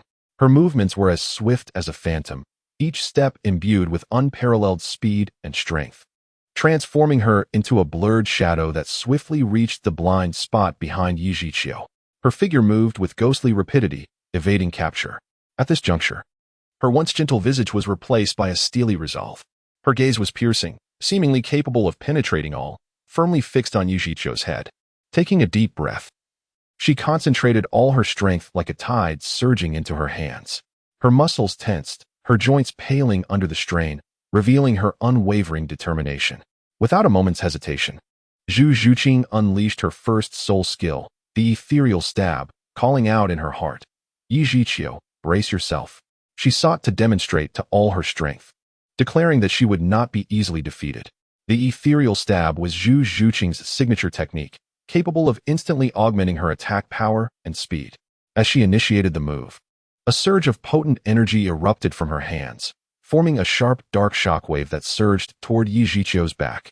This strike embodied all of Zhu Zhuqing's strength and skill, and she was confident it would pose a significant threat to Yi Zhiqiu. At the very moment Zhu Zhuqing launched her attack, Tang San's brow furrowed deeply, his tight expression seemingly capable of crushing a fly. His eyes were fixed intently on Yi Zhiqiu, brimming with focus and determination as he meticulously controlled the blue-silver grass. The blue-silver grass, animated as if imbued with life, swiftly darted towards Yi Zhiqiu under Tang San's mental command. They traced elegant, yet menacing arcs through the air, accompanied by the piercing sound of slicing wind. In the blink of an eye, the blue-silver grass flew to Yi Zhiqiu's side, and as if endowed with a will of its own, it unhesitatingly entwined itself around him. Each strand tightened with fervor, as if determined to bind Yi Zhiqiu completely, leaving him no chance to escape. Tang San mused inwardly. Yi Zhiqiu, let us see how you evade this time. Chapter 44, Battle 4. Just as the moment arrived, Yi Zhiqiu reacted with remarkable swiftness. At the instant Zhu Zhuqing's assault was about to land, a thought flashed through his mind. This is bad. Almost instinctively, his head retracted as if he were a turtle retreating into its shell, executing the movement with astonishing speed. His actions were deft and rapid, perfectly timed to evade Zhu Zhuqing's ferocious onslaught. Internally, Yi Zhiqiu breathed a sigh of relief. That was close. I nearly got hit, but thankfully, my reflexes were sharp. He couldn't help but marvel at his own fortune and adaptability. He understood that had he not made that timely decision, the consequences could have been dire. At that moment, he felt a genuine pride in his wit and decisiveness. Having successfully evaded Zhu Zhuqing's attack, Yi Zhiqiu's expression darkened ominously, as if the very skies were thickening with storm clouds. His eyes glimmered with a ferocious light, akin to a famished wolf, brimming with murderous intent and resolve. Then, the third soul ring around him pulsed with brilliant light, illuminating the surrounding area with its dazzling radiance, signaling his readiness to unleash a formidable counterattack. Slowly, he emerged from his protective shell, parting his lips, his cheeks puffing out. With a sudden exhalation, he expelled a mist of water from his mouth, forceful and rapid, akin to a high-pressure water hose. Yi Zhiqiu's thoughts turned vicious. Let me show you how I strike back this time.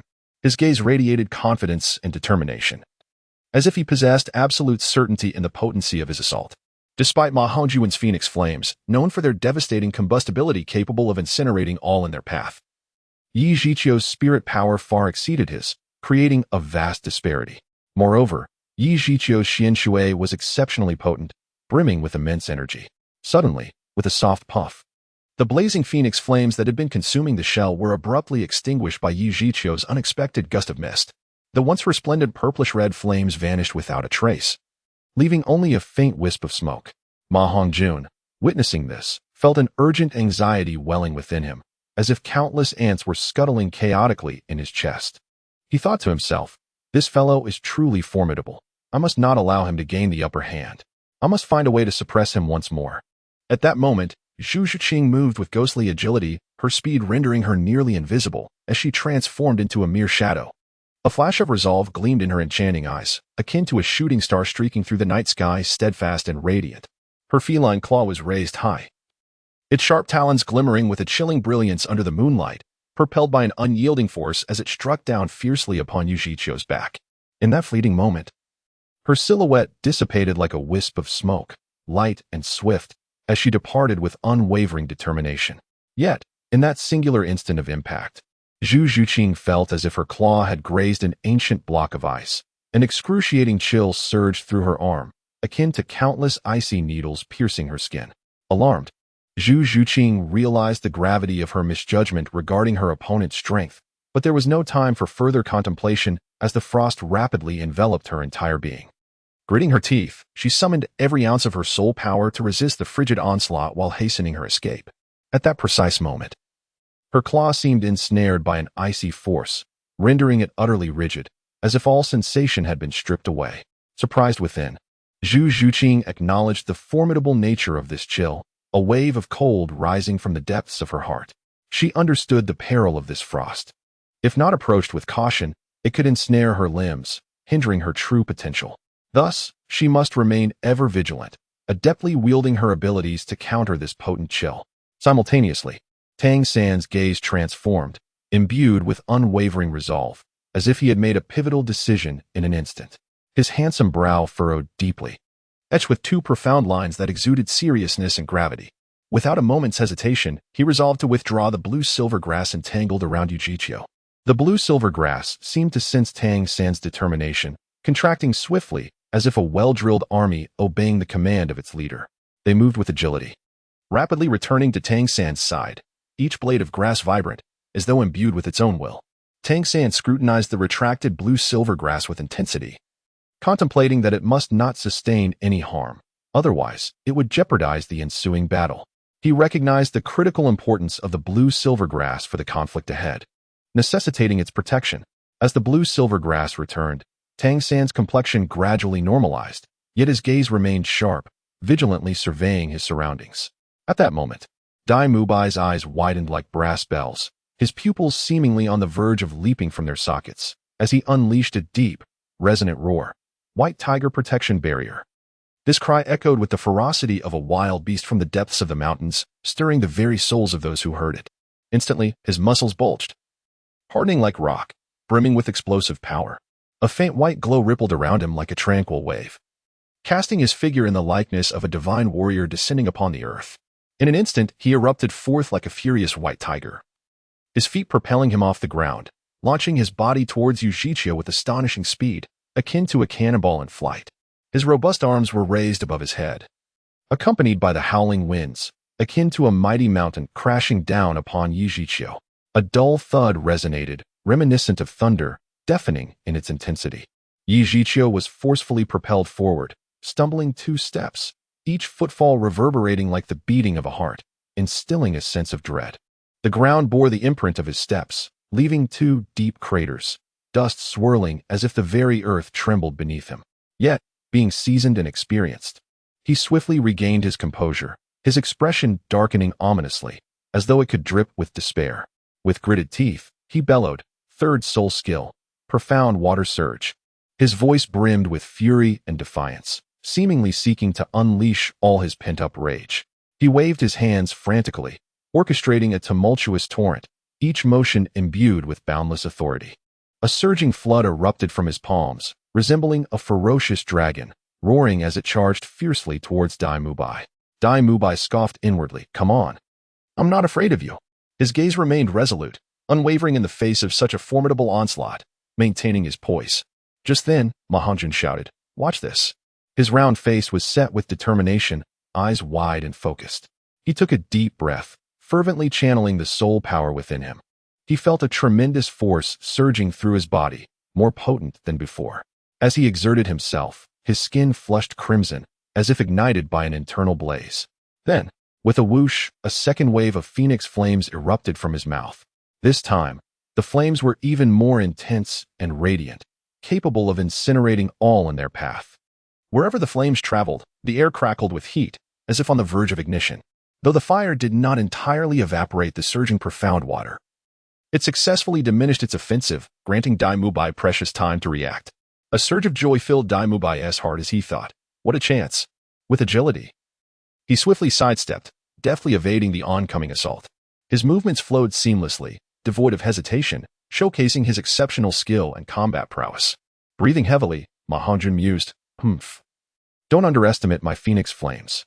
However, Yujichio's rapid series of actions left Tang San in a profound state of confusion. Tang San furrowed his brow, the tension nearly palpable, his gaze reflecting uncertainty and perplexity. Deep within, he pondered, could he not be a defensive soul master? But the profound turtle martial spirit should follow a defensive path. Could I be mistaken? No, I cannot be mistaken. Tang San vigorously shook his head, certain that something was amiss. What exactly was the source of this disquiet? Why did his method of attack starkly contrast with that of ordinary bearers of the Xin Gui martial soul? The more he pondered, the more he felt that a profound secret lay hidden beneath the surface, yet he could not untangle his thoughts at that moment. In truth, it was not only Tang San who was perplexed. Yujichio was equally astonished, his eyes wide with disbelief, his expression awash with incredulity. Within him, tumultuous waves surged, as he grappled with the realization that despite the vast disparity in soul power levels, Tang San and his companions had managed to create such significant trouble for him. This was utterly unexpected. Particularly concerning was the portly lad named Mahangjun. Yi Zhiqiu felt an unsettling chill. Had it not been for the boy's lower soul power level, he might have truly been unable to extinguish his flames. He was practically his natural nemesis. Moreover, the synergy among the four was so harmonious, each movement seemingly telepathic, far surpassing the capabilities of his own students. Gritting his teeth, Yi Zhiqiu resolved fiercely. He could not afford to lose face before his students. He must, by all means, turn the tide. With this thought, his gaze sharpened, and he formed a seal with his hands, once again unleashing his formidable soul power. He resolved to no longer underestimate these youngsters, determined to confront this battle with his utmost strength. Just as Dai Mubai prepared to employ his third soul skill, Tang Sen placed his hand upon the 24 Bridges bright moonlight, his fingers brushing against the hidden weapon, poised to retrieve it at a critical moment. Suddenly, Zhao Wujie's robust voice thundered like a clap of thunder in their ears. "What are you doing out here at such an hour? Shouldn't you be resting? We need to venture into the Star Doe forest tomorrow to assist Oscar in obtaining his soul ring." The unexpected reprimand startled both Dai Mubai and Tang San, freezing their movements instantly. Dai Mubai stood awkwardly in place, while Tang San swiftly withdrew his hand from the 24 Bridges bright moonlight, silently grateful that he had not actually drawn the weapon. Hearing Zhao Wujie's words, the others emerged from the shadows, their faces etched with surprise. They realized that their clandestine gathering had been discovered and would undoubtedly lead to considerable trouble. After all, congregating under the cover of darkness was hardly a commendable endeavor. An uneasy sensation washed over them as they contemplated the potential repercussions, particularly for Dai Mubai and Tang San, who had initially intended to support the chubby one. It now seemed that their plans might be thwarted. However, having been caught, they had no choice but to confront the situation head-on. Taking a deep breath, Dai Mubai endeavored to compose himself and approached Zhao Wujie.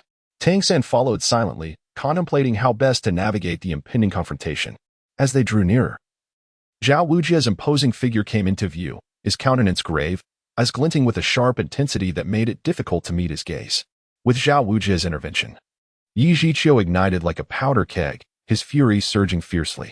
He sprang forth like a coiled spring, erupting with a velocity that stirred the very air around him. His complexion flushed an angry crimson, his visage contorted with rage reminiscent of dark clouds before a tempest. With a voice that boomed like thunder, he bellowed, "Are you the leader of Shrek Academy? That rotund student from your institution just harassed a female student from Tsanghui Academy, and the one named Dai Mubai has insulted us. How do you propose we resolve this?" His voice trembled violently from the depths of his fury, each word seeming to be forced through gritted teeth, laden with indignation. His eyes bulged, almost bursting from their sockets, the fire of his anger threatening to erupt like tangible flames. Yi Zhiqiu's chest heaved, as if it were a volcano on the brink of eruption, each breath drawing in the surrounding air with desperation. His countenance was a tapestry of wrath and resentment, with an unmistakable glint of uncontainable hatred in his gaze. Clenching his fists, his nails dug deeply into his palms, as if he sought to vent his inner turmoil through this physical manifestation. Today, Shrek Academy must provide me with a satisfactory explanation, or I shall not relent. Yi Zhiqiu's thoughts echoed ominously within him, resonating like thunder in his mind. He felt his dignity brutally assailed, as a soul king. To be so belittled and insulted ignited an even fiercer blaze of anger within him, compelling him to confront the assailant without delay. Zhao Wujie's aura shimmered as 7 soul rings emerged in succession: yellow, yellow, purple, purple, black, black, black, each vibrant hue gleaming brilliantly against the night. He strode forward with an imposing presence, each step resonating with immense power that caused the ground to tremble beneath him. Upon reaching Yi Zhiqiu, he looked down upon him with cold disdain and queried, "What sort of explanation do you seek?" No sooner had he spoken than he unleashed his formidable soul power, a tidal wave of energy crashing down upon Yi Zhiqiu with overwhelming force. Internally, Zhao Wujie scoffed, "To dare act so brazenly before me, one should weigh their own worth." Yi Zhiqiu felt an invisible weight pressing upon him, nearly rendering him breathless, his legs trembling involuntarily beneath the strain. Chapter 46. The battle commences. Yi Zhiqiu was engulfed by a tremendous pressure, akin to an insurmountable mountain bearing down upon him, arresting his breath in an instant. It felt as though an unseen hand had clutched tightly around his throat, nearly suffocating him. His complexion drained to a ghostly pallor, devoid of color. Yet, despite this overwhelming sensation, Yi Zhiqiu gritted his teeth, bracing against the discomfort and inner trepidation, struggling to maintain his composure. With great effort, he raised his hands, preparing to summon his Xingui martial spirit. As he did, a mysterious light surged from within him, gradually coalescing into the form of a colossal turtle. Immediately, 5 resplendent soul rings gradually manifested around him, emanating a dazzling radiance. Witnessing this spectacle, Yi Zhiqiu's heart sank, an ominous premonition surging within him. He silently lamented, thinking, "This is dire. I have encountered a formidable adversary. The opponent is a soul sage, possessing strength far superior to mine. Yet, he was unwilling to concede defeat so easily. How could he retreat in such a dejected manner?" Gritting his teeth, he resolved to reason with Zhao Wujie. Taking a deep breath, he endeavored to steady his voice. "Esteemed soul sage, do you not adhere to reason? This is indeed an error on the part of your Shrek Academy." However, despite his utmost efforts to maintain composure, a faint tremor betrayed his underlying fear and unease. He continuously urged himself, "Do not be afraid, do not falter. I must stand firm and argue my case." Upon hearing Yi Zhiqiu's words, Zhao Wujie's lips curled into a slight smirk, a trace of disdain illuminating his countenance. He opened his mouth, revealing a row of immaculate teeth, which gleamed brilliantly in the moonlight. Following this, he let out a deep, mocking laugh, rife with derision. In an arrogant tone, he proclaimed, "Reason? Huh? Do you not comprehend that in the realm of soul masters, strength is paramount? Only the powerful are entitled to discourse. If you can withstand my 3 strikes, then I shall gladly engage in a discussion about this so-called reason." Before his words had fully dissipated into the air, Zhao Wujie showed no hesitation, swiftly raising his arm, as robust as a tree trunk. Veins bulged and muscles tensed, exuding boundless power. A glint of ferocity flickered in his eyes, and with a gusting wind, he struck at Yi Zhiqiu with a forceful slap, as though intending to reduce him to mere pulp. Internally, Zhao Wujie scoffed. "Humph, do you think you can reason with me? Truly delusional. Today, you shall witness the true disparity in strength." At this moment, Yi Zhiqiu was thoroughly incensed by Zhao Wujie's unreasonable demeanor. He felt as though a volcanic eruption was imminent within his chest, the flames of fury threatening to consume him. He thought defiantly, "Humph. So what if you are a soul sage? I shall fight back and show you that Yi Zhiqiu is not to be trifled with." Clenching his jaw tightly, his muscles bulged, his eyes wide with intensity, nearly bulging from their sockets, and fine threads of blood appeared at the corners of his eyes due to the strain. His gaze was filled with anger and defiance, as if he wished to devour Zhao Wujie whole. "Xian Shui Bing Feng," Yi Zhiqiu shouted in fury, unleashing his 3rd soul skill, Xian Shui Bing Feng, with all his might. A chilling aura erupted from him, instantly freezing the surrounding air into ice. Countless sharp ice blades rained down upon Zhao Wujie, each glimmering with a chilling light and bearing an unbearable cold. At that moment, Yi Zhiqiu harbored a singular thought. He must ensure that Zhao Wujie, this soul saint, suffers a significant setback, even if just a little. To make him aware that he is not a soft persimmon to be squeezed at will, he sought to demonstrate through his own strength that he, Yi Zhiqiu, is a person of dignity and integrity, refusing to allow anyone to trample upon his self-respect. Alas, reality often diverges from one's desires. The one who faced adversity was not Zhao Wujie, but rather Yi Zhiqiu himself. Zhao Wujie's palm descended with an unmatched momentum, akin to a towering wave crashing down, its force seemingly capable of obliterating all. Yi Zhiqiu's eyes widened in terror and disbelief. He had never imagined that Zhao Wujie's power could be so terrifying. The might of that strike far exceeding his expectations. Effortlessly, it shattered the protective shell upon which Yi Zhiqiu relied, transforming it into countless shards that scattered in all directions.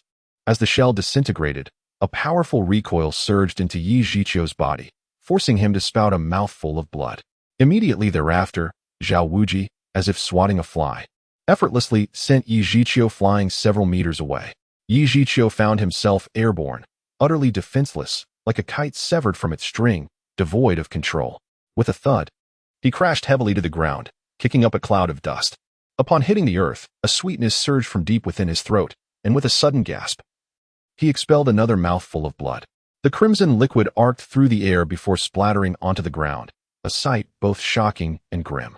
His complexion drained of color. Pale as a sheet of paper, he appeared lifeless. At this moment, his body felt as if it had disassembled, racked with unbearable pain. Every joint and muscle felt as though struck by a heavy hammer, both sore and numb. Particularly in his chest, a sharp, stabbing pain made it nearly impossible for him to breathe. His mind swirled in chaos, buzzing as if a swarm of bees were dancing within. His vision began to blur. the surrounding scenery cloaked in a mist that rendered it difficult to discern direction. He struggled to rise, but his body refused to obey. Each movement brought forth fresh waves of pain and discomfort. He could only lie there, gasping for breath, striving to quell the fear and unease within. It felt as though his very organs had been displaced, the agony akin to countless daggers thrashing within, causing his vision to darken, nearly plunging him into unconsciousness. Soon after, the members of Songhue Academy awakened from their stupor, rushing to support him with frantic urgency. Their faces were etched with panic and concern as they called out his name incessantly. Teacher Yi, how are you? Are you hurt? Teacher Yi, hold on. We will get you treatment immediately.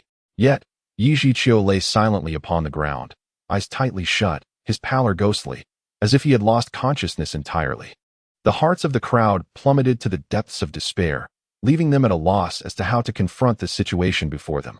Observing this, Zhao Wujie swaggered over, exuding an air of arrogance. With his head held high, he cast a condescending gaze upon Yi Zhiqiu, a smirk of derision playing upon his lips as he disdainfully inquired, "Do you still wish to reason with me?" Supported by the crowd, Yi Zhiqiu struggled to lift his head, his heart seething with anger and resentment at Zhao Wujie's brazen demeanor. His lips trembled slightly as he attempted to articulate a response, yet no sound emerged. Despair and helplessness flickered in his eyes, as if all hope had been shattered in that moment. He found himself devoid of the strength to resist. Reduced to laboring breaths, his body quaking uncontrollably, he sensed his vitality waning, utterly powerless to alter his fate. Acknowledging his defeat in this battle, and a crushing one at that, he bore no regrets, for he understood that such sacrifices were necessary to safeguard his students. Chapter 47. Aftermath of battle. Upon hearing Zhao Wujie's words, Yi Zhiqiu shook his head vigorously, repeating, "I dare not, I dare not." His voice was as frail as a flickering candle in the wind, tinged with an unmistakable fear, each word seemingly squeezed from between clenched teeth. Yet, his heart brimmed with resentment, silently vowing, "I, Yi Zhiqiu, shall remember this grievance. One day, I shall make Shrek Academy pay for this humiliation, and the indignity I have suffered today shall be repaid tenfold." Then, amidst the throng of Songhue Academy supporters, Yi Zhiqiu turned and walked away, his demeanor marked by dejection. His steps were unsteady, his form wobbling, presenting a pitiable sight. Meanwhile, Zhao Wujie remained oblivious to the seething hatred in Yi Zhiqiu's eyes as he cast a glance back at Shrek Academy. A gaze so fierce it seemed capable of inflicting harm, as if proclaiming, "I shall not rest until this vendetta is avenged." Yi Zhiqiu's eyes burned with a fierce intensity, a deep-seated hatred that threatened to consume Shrek Academy whole. He vowed to seize an opportunity for retribution, eager to let them experience the sting of humiliation. Zhao Wujie's visage darkened, his brow furrowed in a deep crevice resembling a chasm. With fury boiling within him, he strode forward, leading his entourage toward the hotel. His broad chest heaved, as if it were a volcano on the brink of eruption. Each step resonated with power, the very ground trembling beneath the weight of his wrath. His strides were so expansive that others had to quicken their pace to keep up. Simultaneously, his voice thundered like a tempest, reverberating through the air and sending shivers down spines. His bellow echoed down the street, akin to a stone cast into a tranquil lake, creating ripples of unease. "Mubai, you and your companions have truly shamed me. Upon our return, you shall endure rigorous training." His roar was laced with fury and disappointment, instilling a chilling sense of dread. His gaze was fierce and penetrating, akin to that of a cornered beast, brimming with intense dissatisfaction towards Dai Mubai and the others. As if he longed to devour them whole, he roared fiercely, brandishing his robust arms, as if this was the only way to release his pent-up emotions.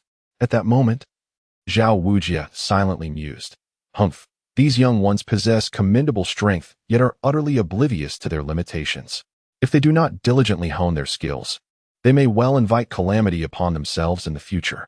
His gaze swept over Tang San and the others, and his inner fury abated slightly. Tang San, Xiao Wu Oscar, Ning Rongrong, and Ma Hongjun exchanged glances, each pair of eyes reflecting a sense of helplessness. They silently communicated their thoughts through their shared looks. Dai Mubai pursed his lips, inwardly grumbling, "Humph, can we truly be blamed? After all, our opponent is a soul king, while we are merely soul masters and soul sovereigns of the second or third rank." Yet, despite these thoughts, he dared not voice his discontent, burying it deep within. Zhu Zhuqing slightly furrowed her brow, contemplating. Teacher Zhao is indeed strict, but it is for our own benefit." She gently bit her lip, a flicker of determination shining in her eyes. Xiao playfully stuck out her tongue, seizing a moment when Zhao Wujie was not paying attention, and made a funny face at Tang San as if to say, "Look at teacher Zhao's fearsome demeanor." Oscar scratched his head, a bittersweet smile adorning his face, silently lamenting. "This truly is unfortunate. Returning to the academy will surely mean punishment." Ning Rongrong pressed her lips tightly together, remaining silent. Yet her thoughts ran deep. Although teacher Zhao is stern, he genuinely hopes for our growth and strength. However, Tang San harbored a sense of skepticism. He quietly contemplated. Once I retrieve the hidden crossbow from the moonlit night of the 24 bridges and meticulously coat the bolts with poison, the ensuing power will undoubtedly catch my enemies off guard. Or, should I employ the dragon whisker needle that previously wounded Zhao Wujie, that slender yet razor-sharp needle, once unleashed, is certain to deliver a fatal blow to my adversaries. Not to mention opponents like Yi Zhiqiu, even against more formidable foes. With my exquisite control of hidden weapons and unexpected tactics, I am confident I could defeat or even eliminate them. Tang San understood that the efficacy of hidden weapons lies in their element of surprise, only to be wielded at critical moments for maximum impact. Hence, he refrained from showcasing his prowess, choosing instead to act with discretion. Simultaneously, he pondered how to better utilize his hidden weapons to navigate the myriad challenges that lay ahead. Though he brimmed with self-assurance internally, his demeanor remained as tranquil as still water, betraying none of his thoughts. He was acutely aware that it was not the time to reveal his brilliance. One must learn to conceal their aces and wait for the pivotal moment to unleash their full potential. After all, in this world, true power often lies hidden beneath the surface. Nevertheless, they all understood that this was merely Zhao Wujie's unique way of protecting them. On the surface, it appeared he was reprimanding them, yet in truth, it stemmed from profound care and elevated expectations for their future. They were acutely aware that Zhao Waoqi intended to cultivate them through such rigorous trials, guiding them to gradually evolve into truly formidable soul masters. Zhao Waoqi, still seething with unexpressed anger, had his chest heaving violently, the flames of rage igniting in his eyes, as though they threatened to consume everything in sight. He then bellowed, "Remember, the 7 of you are a singular entity." Each word seemed to be forced through clenched teeth, imbued with sternness and urgency. As Zhao Waoqi's voice echoed, the surrounding air appeared to solidify, an invisible pressure enveloping the space, making it difficult to breathe. His gaze was piercing, fixed intently upon the 7 before him, as if he sought to penetrate their very souls and unearth their innermost thoughts. "With your talents, you are truly rare gems. If only you can collaborate effectively, aligning your hearts and uniting your strengths, surpassing levels will be no arduous task." As he spoke, he gestured emphatically with his robust arms, intensifying the impact of his words. His eyes shimmered with expectation and encouragement, hoping these 7 students would grasp the significance of teamwork. "Do take heed. Cease your incessant frivolity, and do not squander your precious talents." His voice reverberated through the silent streets, startling several birds perched on the branches. A flicker of helplessness and disappointment crossed his face, yet it was overshadowed by a profound hope for his students. He aspired that through this lesson, they would recognize their shortcomings and thereby unlock their true potential.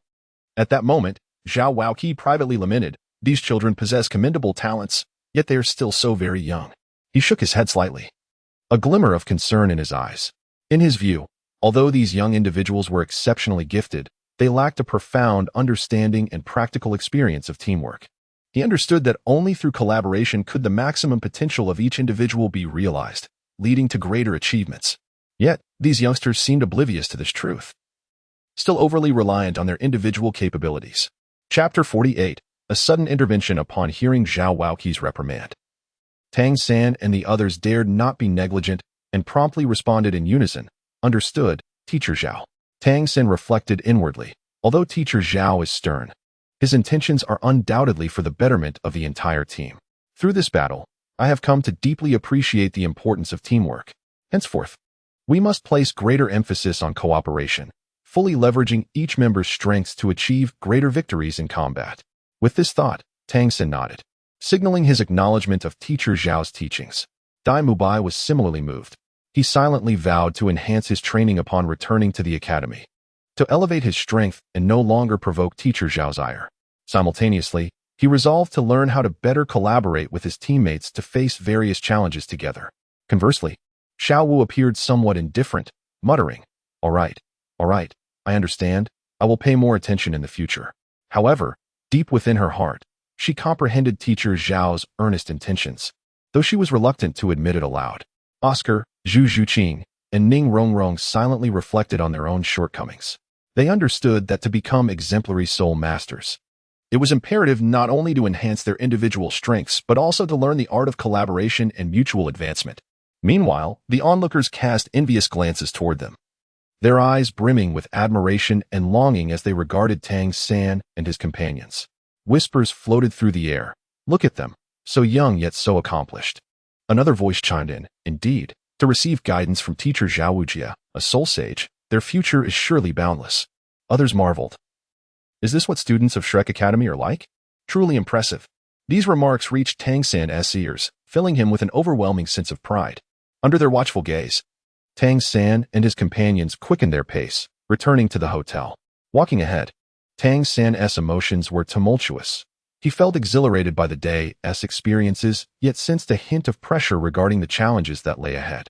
Each of the others trailed behind, each harboring their own thoughts. The following day, as dawn broke, the sky still adorned with scattered, lingering stars. The world seemed to linger in slumber. At that moment, Zhao Wujie's robust voice erupted like thunder. Get up, all of you. No dawdling. He pounded forcefully on the door, the resounding knocks reverberating through the corridor, while his voice, strained and loud, echoed, his neck veins standing out in stark relief. Hurry up. Is everyone dead asleep? Zhao Wujie bellowed, thinking to himself. These youngsters won't wake without a little ferocity. His knocks and shouts were akin to a tempest, jarring the tranquil morning silence. Each knock challenged the limits of perception, impossible to overlook, while his cries surged like a torrent, compelling every slumbering soul to awaken. Positioned in the corridor, Zhao Wujie continued his relentless knocking and shouting, his expression a mixture of urgency and determination. He was acutely aware of the ticking clock, unwilling to squander a single moment. He hoped this fervent approach would swiftly rouse all the students, preparing them for the day's training ahead.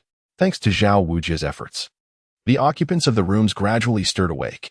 Some rubbed their bleary eyes, while others grumbled in irritation.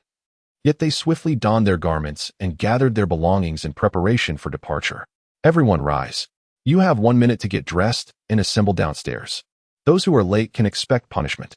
Zhao Wujie's thunderous voice resonated through the hallway, startling the birds resting on nearby branches into flight. The sudden outburst jolted everyone awake. Their eyes still heavy with sleep, minds clouded. Dai Mubai rubbed his eyes and muttered, this teacher Zhao is far too fierce. Xiao Wu stifled a yawn, stretching her limbs languidly as she reluctantly rose from her bed, inwardly lamenting that she had not yet had enough rest. Oscar, still in a daze, sat up, tousled hair in disarray, muttering, this early morning truly offers no respite. Zhu Zhuqing furrowed her brow, battling sleepiness as she swiftly arranged her attire. Ning Rongrong wore a look of exasperation, slowly donning her shoes. In contrast, Tang San quickly shook off the remnants of slumber, efficiently tidying his bed. After breakfast, the sun gradually ascended from the east, its warm rays slowly dispelling the morning chill. Golden light bathed the earth, bestowing a gilded hue upon all it touched. Subsequently, after settling their accounts, Tang San and the others embarked on their journey to the Douluo forest, guided by Zhao Wujie. A mixture of anticipation and anxiety swirled within Tang San as he pondered the challenges and opportunities that lay ahead. He grasped the blue-silver grass tightly, drawing strength from its essence, silently bolstering his spirits. Dai Mubai strode ahead, chest out and steps firm and powerful, exuding an aura of confidence and resolve, as if declaring war against the unknown perils. Xiao Wu hopped along, her face radiating excitement and curiosity for the impending adventure. Oscar silently prayed for a smooth journey, chewing on sausage in an effort to ease his inner turmoil. Zhu Zhuqing wore a stoic expression, her gaze resolutely fixed ahead, seemingly prepared to confront any challenges that might arise. Ning Rongrong took a deep breath, striving to steady herself. She understood that this mission would be a significant trial for everyone, yet she firmly believed that with united efforts, they could overcome any obstacles. Following Zhao Wujie, they advanced step by step towards the Douluo forest, their figures gradually receding into the distance. Sunlight filtered through the gaps in the leaves, casting dappled shadows upon them. Their footsteps echoed in the tranquil forest, resonating with a steadfast determination. In this moment, they transcended the status of mere soul masters, transforming into a cohesive unit. Resolutely pressing forward, they were prepared to face the unknown challenges that awaited them, ready to embrace the glory and growth that was rightfully theirs. Upon hearing the news from the two, Lin Yu's expression instantly shifted to one of intense anxiety, akin to an ant on a hot skillet, as he hastily inquired, "How many days have they been gone?" His voice trembled, reminiscent of leaves caught in the wind, with the slight quiver betraying his inner tension. In his eyes, urgency burned like a fierce flame, while his yearning for answers resembled an unfathomable whirlpool, threatening to engulf him entirely. Lin Yu felt as if a small rabbit was nestled within his chest, its heart racing furiously. He pondered to himself, "I must not be away for too long, or I shall miss them." His hands instinctively clenched into tight fists, palms drenched in sweat, as if he were awaiting a life-altering answer. In Chapter 49, as one individual noticed his anxious demeanor, a wave of alarm washed over him, and he hurriedly responded, "Do not fret, do not fret. They left only a short while ago this morning." While speaking, he gestured animatedly, striving to soothe Lin Yu's agitation. "If you pursue them now, you may still catch up." His words flowed rapidly, his gaze sincere and filled with concern, as if he feared Lin Yu might succumb to distress upon hearing this news. At that moment, the man mused internally, "Why is this young fellow in such a hurry? Clearly, those who departed hold great significance for him. Yet, judging by his demeanor, he appears to harbor no ill intentions. Otherwise, why would he display such urgency? It would be prudent to share what he knows to prevent further inquiries." With this thought, he continued, "They headed north. I cannot say for certain their exact destination." After speaking, he scrutinized Lin Yu's reaction, wondering if he had perhaps divulged too much. What if this young man had a past grievance with those individuals? Would he then be inviting trouble upon himself? However, seeing Lin Yu's earnest and anxious expression, he reassured himself that perhaps he was overthinking the situation. Upon hearing this, Lin Yu's mind whirred like a high-speed machine, racing with thoughts. He quickly recalled the information from the book regarding Tang San and his companion's endeavor to assist Oscar in acquiring the third spirit ring. It was on the second day after entering the Douluo forest that Tang San and his friends seized the Millennium Phoenix-tailed chicken-crowned serpent from the Snake Lady. Shortly after Oscar absorbed the spirit ring, Xiaowu was abducted by the Titan giant ape. On the third day, Tang San ventured forth alone, consuming the mushroom sausage crafted from Oscar's third spirit skill in a bid to rescue Xiaowu. During his journey, he surpassed the 30th level of spirit power, successfully hunting a 2,000-year-old faceless demon spider, from which he acquired an external spirit bone. Lin Yu repeatedly contemplated these pivotal events in his mind, his brow furrowed tightly, while his thoughts fluttered like drifting willow catkins, swiftly untangling the threads of the narrative. He silently mused, "According to this timeline, they surely have not made any gains today. Tomorrow is the crucial moment. I must seize this opportunity and not let it slip away." Lin Yu furrowed his brows tightly, as if his two eyebrows were about to twist into a braid. He pondered inwardly. Thus, today they had achieved nothing, and it would only be tomorrow that Oscar could successfully acquire his third soul ring. The day after, Tang Sen would break through to Soul Sage in order to rescue Xiao Wu and vanquish the Spider King, obtaining an external spirit bone in the process. Consequently, I have ample time to prepare. With this in mind, I must proceed with caution and refrain from taking unnecessary risks. His thoughts were tangled like a mess of threads, as he endeavored to untangle them. Realizing this, he took a deep breath, as if he were trying to inhale all the air around him into his lungs. He struggled to calm himself, his hands instinctively clenching into fists, his eyes narrowing slightly as he contemplated his next course of action. At this juncture, a faint smile of confidence crept onto Lin Yu's lips. He gently brushed off the dust from his clothes, then clasped his fists in salute to his two elder brothers, bidding them a polite farewell. "Thank you, brothers. Today has been immensely rewarding. We shall converse again on another day." With that, he turned and departed, his steps light as he made his way back to the hotel where he was staying. Upon returning to the hotel, Lin Yu sought out Luo Mei. Smiling as he addressed her, "Sister Luo Mei, we shall set off for the Douluo forest at dawn tomorrow. Do ensure you rest early tonight." Luo Mei nodded, responding gently, "All right, Xiaoyu, I understand." Subsequently, Lin Yu ascended to the second floor, entered his room, and prepared for rest. As night fell, moonlight streamed through the gaps in the curtains, casting an ethereal glow upon the floor, adding an air of mystery to the tranquil night. Lin Yu lay on his bed, closed his eyes, and allowed his body and mind to relax fully. Yet, visions of the challenges and uncertainties he would face the following day continually surfaced in his mind. He imagined stepping into the Douluo forest, enveloped in thick fog, with the calls of various spirit beasts echoing in his ears. He clenched his fists, silently urging himself to confront every difficulty with bravery. At the same time, he yearned for the opportunity to encounter formidable spirit beasts within this enigmatic forest and engage in fierce battles.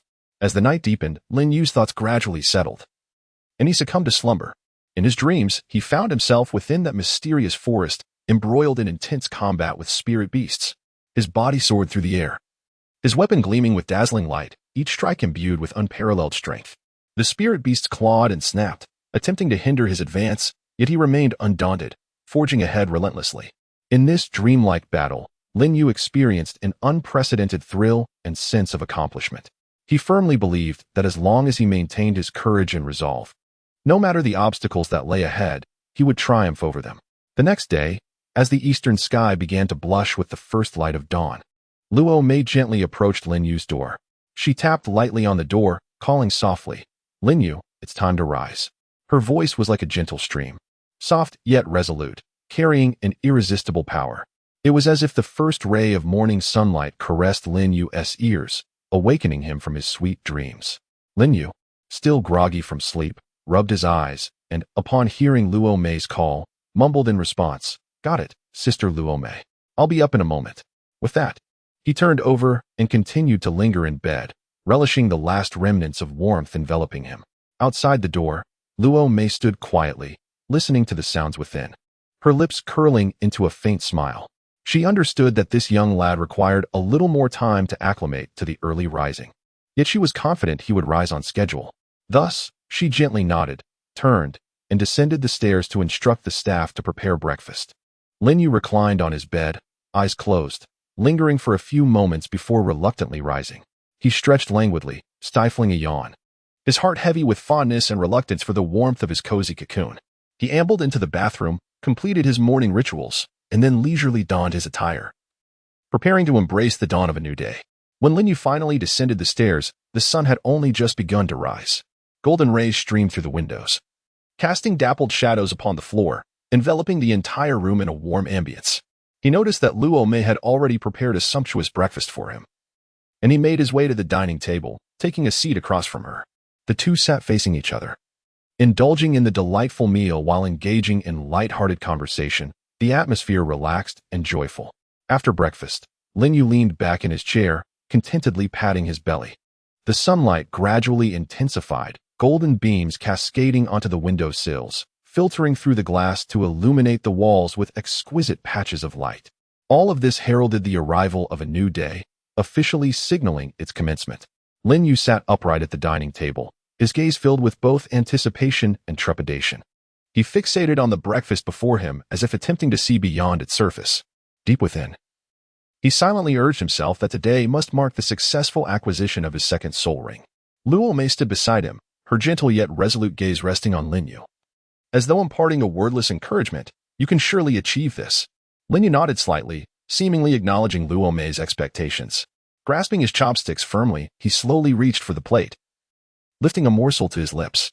Each bite was imbued with strength and courage, mirroring the challenges that lay ahead. Though simple, this breakfast radiated the warmth of home. Each dish had been meticulously prepared by Luo Mei and tailored to Lin Yu's taste, infused with her care and blessings for him. He savored each bite, absorbing the warmth and fortitude contained within. After finishing his meal, Lin Yu rose, taking a deep breath. He closed his eyes, as if to hear the call of nature, feeling the gentle caress of the breeze against his cheek. Upon opening his eyes, he gazed out the window, where sunlight bathed the earth in a dazzling glow. In that moment, his heart brimmed with strength and resolve, ready to embrace the new challenges ahead. After breakfast, Lin Yu packed his belongings. Together with Luo Mei, he embarked on the journey to the Douluo forest. Standing by the window, he gazed at the sunlight outside, filled with anticipation and anxiety. The brilliant rays enveloped him, seemingly infusing him with boundless energy. He inhaled deeply, savoring the fresh air, as if he could detect the fragrance of the forest and hear the songs of the birds. His packed items had been carefully selected, each one reflecting a yearning and preparation for the unknown. He looked at Luo Mei, his eyes sparkling with determination. sensing her unwavering support and encouragement. Together, they would confront the uncertainties ahead, exploring this mysterious and perilous world. He slung his backpack over his shoulder, feeling its weight, both a driving force for his journey and a symbol of his dreams. His steps were resolute and vigorous, each stride filled with purpose and momentum as he moved toward the sunlight, ready to face the challenges of the future. As he departed the room, he glanced back with a smile rich with confidence and courage, infused with hope for what lay ahead. He understood that whatever awaited him on the path ahead, he was thoroughly prepared. He approached the window once more, inhaling deeply to embrace nature's call. His gaze turned toward the horizon, where the star-dove forest awaited. He envisioned himself amidst the dense woods, encountering wondrous creatures and experiencing the allure of the natural world, with his belongings meticulously arranged. Each item bursting with a thirst for adventure, he was prepared to confront difficulties and challenges, welcoming new growth and breakthroughs. He believed this journey would become a pivotal experience in his life, shaping him into a stronger and more mature individual. He left the room, closing the door behind him. His footsteps were light, yet resolute as he ventured down the path of the unknown. His heart brimmed with hope and fervor, ready to embark upon the exploration of that enchanting and mysterious realm. Sister Luome, how much farther is it to the starry forest? Lin Yu inquired weakly, his voice betraying a hint of fatigue and unease. His body trembled slightly, beads of sweat cascading down his forehead, saturating his collar. He gripped the hilt of his sword tightly, his palms slick with perspiration, and his heartbeat quickened, as if he could hear the echoes of fear resonating deep within him. Luome gazed at him, her eyes radiating encouragement and resolve, as though she could sense his tension. She softly replied, "We shall arrive shortly, at our current pace. We will reach it in just a quarter of an hour." Her voice resonated with confidence and strength, instilling a sense of reassurance. She gently patted Lin Yu's shoulder, offering him a warm smile in an effort to ease his anxious spirit. Lin Yu took a deep breath, striving to calm himself. He reminded himself to trust Luome's judgment and experience, for they had traversed numerous adventures together. He lifted his head, his gaze resolutely fixed on the horizon, silently vowing to confront the forthcoming challenges with courage. As time progressed, they drew ever closer to the starry forest. The air was thick with the rich fragrance of foliage, while birds joyfully sang atop the branches, and sunlight filtered through the leaves, casting dappled shadows upon the ground. Yet, this seemingly tranquil and beautiful forest concealed endless perils. Before long, Lin Yu and his companions arrived at the entrance of the starry forest. The sight before them was breathtaking. A verdant sea stretched endlessly, with trees soaring over 20 meters high. It was essential to note that this was merely the periphery of the starry forest, where the trees stood so tall and numerous that not even a semblance of a path could be discerned. Lin Yu and his companions were utterly astonished. The spectacle before them was truly breathtaking. They began to advance cautiously, taking care to avoid tripping over branches or sustaining scratches. The forest was enveloped in an aura of mystery and tranquility, evoking a sense of reverence and curiosity. Shortly after entering the woods, they sensed the air becoming refreshingly pleasant, as if the temperature were several degrees lower than outside the forest. Lin Yu inhaled deeply, savoring the gifts of nature. He felt as though his body had become lighter, as if he were merging with the very essence of the forest. Luome said, "Xiaoyu, we have now entered the starry forest. The dangers here far surpass those of the soul-hunting forest, so you must stay closely behind me and not fall behind." She turned her head, her expression serious as she seemed intent on imparting her knowledge of the starry forest to him. Upon hearing the grave tone in Sister Luome's voice, Lin Yu felt a tightening in his chest, a chill ascending from his spine. He immediately recognized the peril that the starry forest harbored. This was no joking matter. He quickly nodded at Luome, responding, "Understood, Sister Luome," his voice tinged with a hint of anxiety, yet predominantly infused with determination and resolve. Having spoken, Lin Yu promptly heightened his vigilance to the utmost, resembling a startled rabbit. His eyes darted around, meticulously scanning the environment, leaving no detail overlooked. His ears perked up like radar, attuned to any potential sound. He closely trailed behind Luome, not daring to lag even a step, fearful that a moment's inattention might lead him astray in this vast and treacherous forest. Lin Yu's heartbeat quickened, and his breath became rapid. He could feel the sweat trickling down his forehead, falling to the ground. His hands were clenched into tight fists, ready to confront any potential danger that might arise. In this moment, a singular thought occupied his mind, to protect himself and not to disappoint Sister Luome. As time passed, Lin Yu gradually acclimated to the tense atmosphere. He began to observe his surroundings with heightened acuity, learning to discern which threats were genuine and which were merely ordinary sounds. His footsteps grew lighter, striving to make no noise so as not to provoke unnecessary trouble. Yet, despite his best efforts to remain vigilant, danger lurked everywhere. Suddenly, a faint rustling sound reached Lin Yu's ears, prompting him to halt in his tracks, his gaze alert and directed toward the source of the noise. Chapter 51. Interception. Luo Mei. Xiao Yu, what is it? She slightly furrowed her crescent-like brows, her eyes filled with concern. Her voice was akin to a gentle breeze weaving through the forest, soft yet tinged with urgency, as if fearing that Lin Yu might be in peril. She subtly turned her body, her gaze fixated intently on Lin Yu's face, her expression brimming with worry and inquiry. Lin Yu, Sister Luo Mei. There seems to be something over there. His voice trembled slightly, and he nervously pointed towards the thicket ahead, his fingers quivering with apprehension. At this moment, on the periphery of the starry forest, sunlight filtered through the dense foliage, casting a myriad of shimmering spots of light, as if countless golden sprites were dancing. The surrounding air was imbued with a damp essence, mingling the earthy fragrance of soil with the refreshing scent of greenery. The leaves swayed gently in the breeze, producing a soft rustling sound, as if nature itself were whispering a melodic tune. The ground was carpeted with fallen leaves and dry twigs, while a few small insects scurried busily among them. Following Lin Yu's pointed direction, Luo Mei's gaze fell upon the thicket, where she perceived a fleeting shadow flit by. A sense of urgency gripped her heart, and she instantly became vigilant. Her martial spirit, the meteor bell, materialized in her hand, gleaming with a cold light. She spoke softly to Lin Yu. Don't be afraid. Stay close behind me. With that, she cautiously advanced, her steps as light as those of a leopard. Lin Yu followed closely behind Luo Mei, his heart racing and breaths becoming increasingly rapid. He gripped tightly the sword of time and space, poised to confront any imminent danger. As they approached, the shadows within the underbrush grew more discernible, revealing a soft-boned rabbit, an exquisite creature over 20 years old. Its coat shimmered pure white, reminiscent of a freshly blossomed cloud, with soft fur glistening under the sun's gentle rays, casting a silvery sheen. Perched atop its petite head were long, upright ears, their tips tinged with a delicate blush, akin to petals brushed by the evening glow. The ears quivered occasionally, as if keenly attuned to every faint sound in the vicinity. Its eyes resembled two resplendent rubies, radiating a vigilant gleam.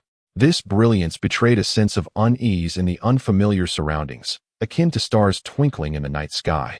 Bright yet enigmatic. Encircling its eyes was a subtle ring of dark fur, accentuating the jewel-like quality of its gaze. The small mouth was slightly puckered, revealing two pristine, tiny incisors, reminiscent of translucent pearls. Its limbs were slender and graceful, akin to finely sculpted columns of white jade, ending in dainty paws cushioned by soft pads, allowing it to move with utter silence. When its delicate feet touched the ground, it resembled a feather drifting softly, making nary a sound. Its tail was plump and fluffy, like a tiny pom-pom, swaying gently in synchrony with its movements, utterly adorable. Every detail of the soft-boned rabbit exuded a lively charm, evoking an irresistible desire to draw near. Yet its watchful gaze served as a potent deterrent. Just as Lin Yu was lost in admiration of the rabbit's beauty, it suddenly appeared to be struck by sheer terror. Its eyes widening alarmingly, mouth slightly agape to reveal sharp teeth, as it charged towards Lin Yu at an astonishing speed. Lin Yu's previously taut nerves were suddenly jolted, his heart racing as if it might leap from his throat. His breath became rapid and erratic, his expression a portrait of astonishment and dread. A startled gasp escaped him, the panic in his voice unmistakable. Instinctively, he took a step back, attempting to distance himself from the soft-boned rabbit. Yet his legs felt as though they had lost all strength. Beads of sweat formed on his forehead, trickling down his cheeks. At that moment, Lin Yu's mind was a blank slate, utterly at a loss. He had never encountered such a situation. With only one thought racing through his mind: flee this place at once. However, his body refused to obey, seemingly ensnared by fear, unable to move. Luo Mei glanced at him and, with a casual tone, reassured, "Little Yu, there's no need for such anxiety, it's merely a soft-boned rabbit.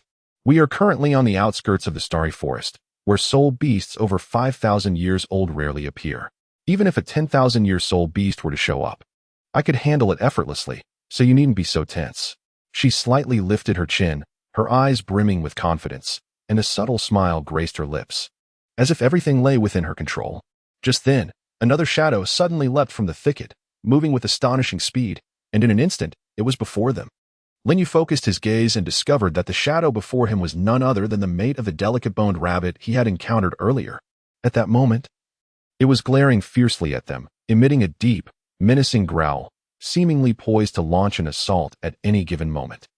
Lin Yu felt a sudden tension in his heart and hastily cautioned Luo Mei to be careful.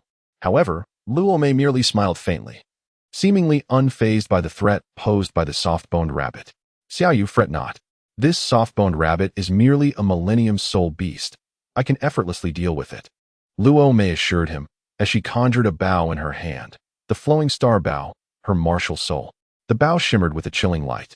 Upon witnessing this, the soft-boned rabbit's eyes flickered with a hint of fear, quickly replaced by rage as it lunged towards Luo Mei with astonishing speed, leaving Lin Yu astounded.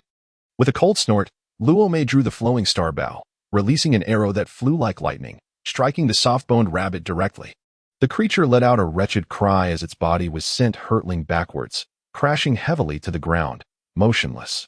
Shortly after, purple light began to emanate from its body, coalescing above it into a violet millennium soul ring. Lin Yu gazed at the scene before him, a wave of admiration surging within his heart. He recognized the considerable gap between himself and Luo Mei, understanding that relentless effort was imperative to keep pace with her. Thus, he promptly replied, "Sister Luo Mei, I understand." A slight tremor lingered in his voice, as if the residual shock from the encounter with the gentle-boned rabbit had yet to dissipate completely. He inhaled deeply, striving to calm himself, as if drawing in the fresh air surrounding him to settle his inner turmoil. His hands clenched into tight fists, the pressure causing his knuckles to pale slightly, as if he were channeling strength and courage through this gesture. After a moment, he gradually relaxed his grip, and with that release, the tension within him began to ebb away. Upon finishing his words, the heightened vigilance he had maintained since entering the starry forest also began to ease. He felt his shoulders loosen, his body gradually becoming more at ease. He gently moved his neck and cast his gaze once more into the encompassing forest, now imbued with a newfound calmness and composure. Chapter 52. Interception 5. Luo Mei furrowed her brow slightly, her gaze fixed intently on a nearby branch, stating, "Xiao Yu, observe the signs of a break in the branches here."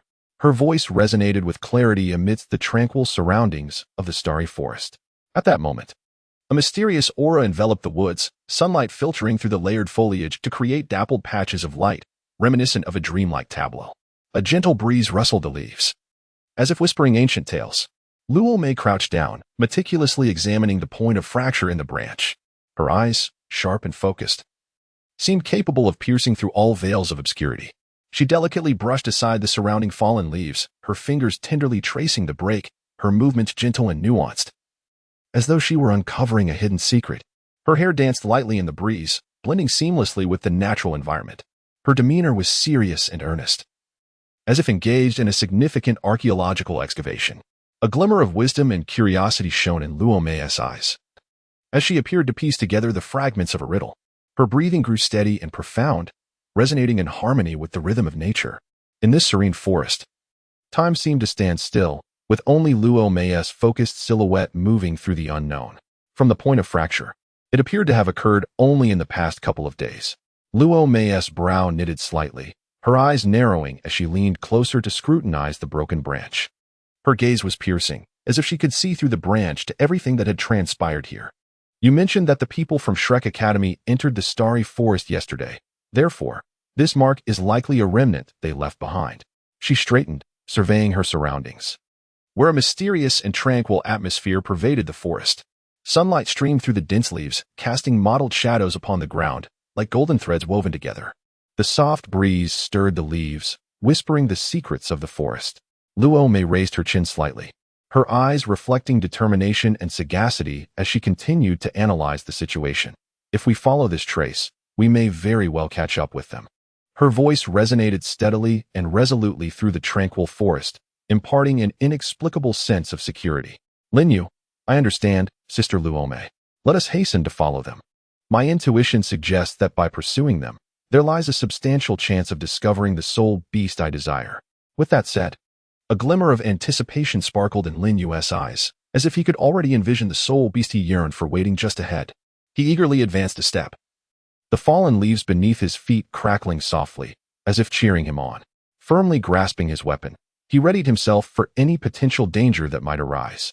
His heartbeat quickened, blood surged with fervor, and a sense of strength and courage enveloped him. Luo Mei, observing Lin Yu's excitement, couldn't help but smile gently.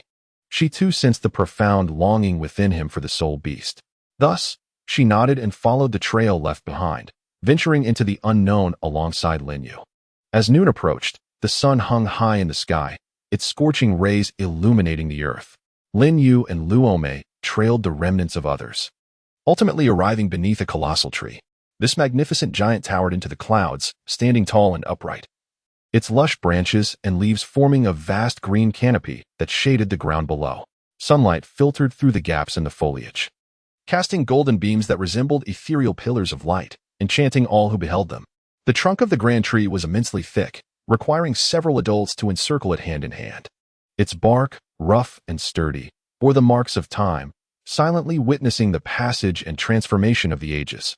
Surrounding the great tree, a vibrant tapestry of wildflowers blossomed in a riot of colors, each vying for attention and exuding captivating fragrances. Butterflies danced gracefully among the blooms, their wings shimmering in a kaleidoscope of hues, while bees busily flitted about, gathering nectar. In the distance, the gentle sound of flowing water could be heard, crisp and melodious, as if a serenade played softly in the background. The water flowed over stones, splashing crystalline droplets, infusing the tranquil forest with a refreshing vitality.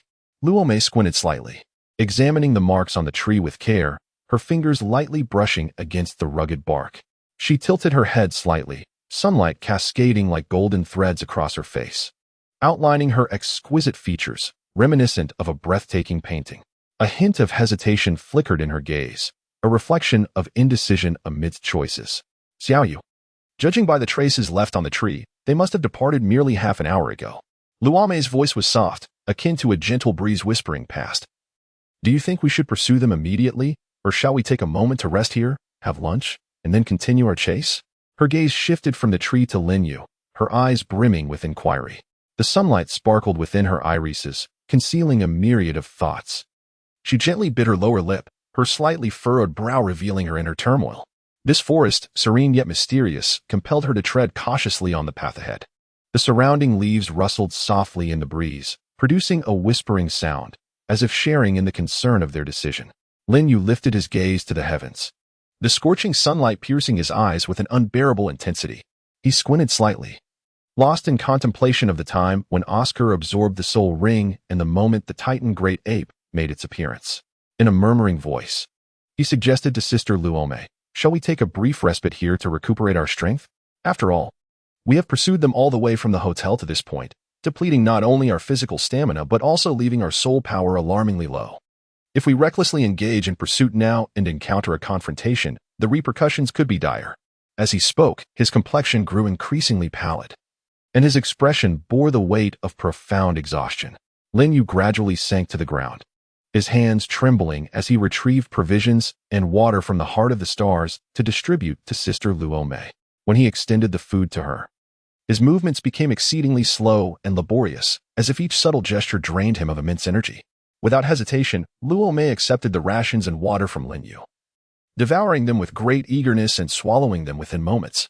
Leaning against the tree trunk, she closed her eyes, focusing intently on restoring her physical strength and soul energy. Her actions were swift and decisive, devoid of any hesitation, and her gaze conveyed a sense of determination and resolve. Lin Yu gazed at Luo Mei, a surge of admiration swelling within him. He swiftly finished the morsel of food in his hand, then settled onto the ground, commencing the circulation of his soul power to grant his body ample respite. His heart brimmed with anticipation, yearning to discover a soul beast that would complement him, thereby enhancing his prowess. A gentle breeze wafted through, rustling the leaves, seemingly cheering them on. Sunlight filtered through the gaps in the foliage, casting dappled shadows that evoked a sense of tranquility and beauty. In this serene forest, the only sounds were those of the wind and the leaves, enveloping them in unparalleled relaxation. Time passed, moment by moment, as Luo Mei and Lin Yu immersed themselves in their respective cultivation. They understood that only by replenishing their physical and soul energy could they continue their pursuit, ensuring they possessed sufficient strength to confront any unforeseen circumstances. Chapter 53. A sudden interception. Luo Mei slightly turned her head, her exquisite visage adorned with an expression of concern. Her ruby lips parted as she gently inquired, "Little you, have you rested well? If you are rejuvenated, let us continue our pursuit." Her voice, akin to a spring breeze, was soft and warm. Lin Yu blinked his bright eyes, reminiscent of twinkling stars, his face radiating with enthusiasm as he cheerfully replied, "I am well rested, Sister Luo Mei. Let us continue our pursuit." No sooner had the words escaped his lips than he sprang forth like a bird eager to take flight, his feet moving swiftly as he closely followed Luo Mei. His gaze was sharp as that of a hawk, fixated on the faint traces ahead, as if fearing their imminent disappearance. With rapid strides, he pursued with an infectious vigor and fervor that seemed boundless. Before long, a sound echoed from ahead, hinting at the Oscar thousand-year phoenix-tailed coxcomb snake's third soul skill, which allowed it to soar with the speed of a phoenix for 1 minute. Upon hearing this, Luo Mei's demeanor shifted instantly, her ears perked up, and her expression grew tense, her beautifully arched brows furrowing like 2 crescent moons. She dared not hesitate for a moment, quickly turning her head to Lin Yu, her face etched with urgency as she exclaimed, "Little you, the person speaking ahead must surely be one of those from Shrek Academy that you mentioned, correct?" A glimmer of caution shone in Lin Yu's gaze as he instinctively narrowed his eyes and lowered his voice, saying, "From the name, it is likely that they are from Shrek Academy. Sister Luo Mei, be wary and do not let yourself be discovered." Upon hearing Lin Yu's words, Luo Mei was taken aback, her previously tranquil heart stirred with unease. She instinctively retorted, "Xiao Yu, you seem to have it reversed. It is you who should be cautious and avoid being noticed." As she spoke, concern was etched upon Luo Mei's face, her eyes brimming with care for Lin Yu. Lin Yu smiled gently and softly replied, "I will be fine. Sister Luo Mei, do not worry. It seems we have caught up with Shrek Academy." Lin Yu's expression was grave, his eyes radiating a sense of determination as he earnestly elaborated, "Sister Luo Mei, everything I have said is indeed true. You must exercise caution for my martial soul. The time-space sword possesses a remarkably potent domain, the time-space domain. This domain exhibits astonishing capabilities, significantly diminishing my presence, rendering it exceedingly difficult for adversaries to perceive my existence. Furthermore, it serves to weaken the strength of my foes. For instance, their speed will noticeably decline, their power will wane, and their reactions will become sluggish. In contrast, my own prowess will receive a substantial enhancement, with remarkable improvements in speed, strength, and reflexes. Even more impressively, I can teleport at will within this domain, instantly arriving at any desired location. Hence, I specifically caution you to remain vigilant." As Luo Mei absorbed Lin Yu's explanation, her eyes brimmed with astonishment and admiration. Silently marveling at the wonders of this domain, she widened her gaze, seemingly intent on imprinting every detail deeply into her memory. Just as Luo Mei was still enveloped in her reverie regarding the time-space domain, an unusual sound echoed from the front, akin to some colossal creature drawing near. Her heart raced, an ominous premonition surging within her. In a moment of alarm, she quickly directed her gaze forward, only to witness a massive silhouette forcefully parting 2 large trees, appearing before the gathered members of Shrek Academy with a menacing air. This figure was towering and formidable, reminiscent of a moving mountain. Its body was cloaked in a thick layer of fur, gleaming with a metallic sheen. Sharp claws extended from its fingertips, exuding a chilling glimmer. A pair of crimson eyes revealed a cruel and malevolent nature, sending shivers down one's spine. With the emergence of this colossal presence, the surrounding atmosphere grew palpably tense, oppressive enough to stifle breath.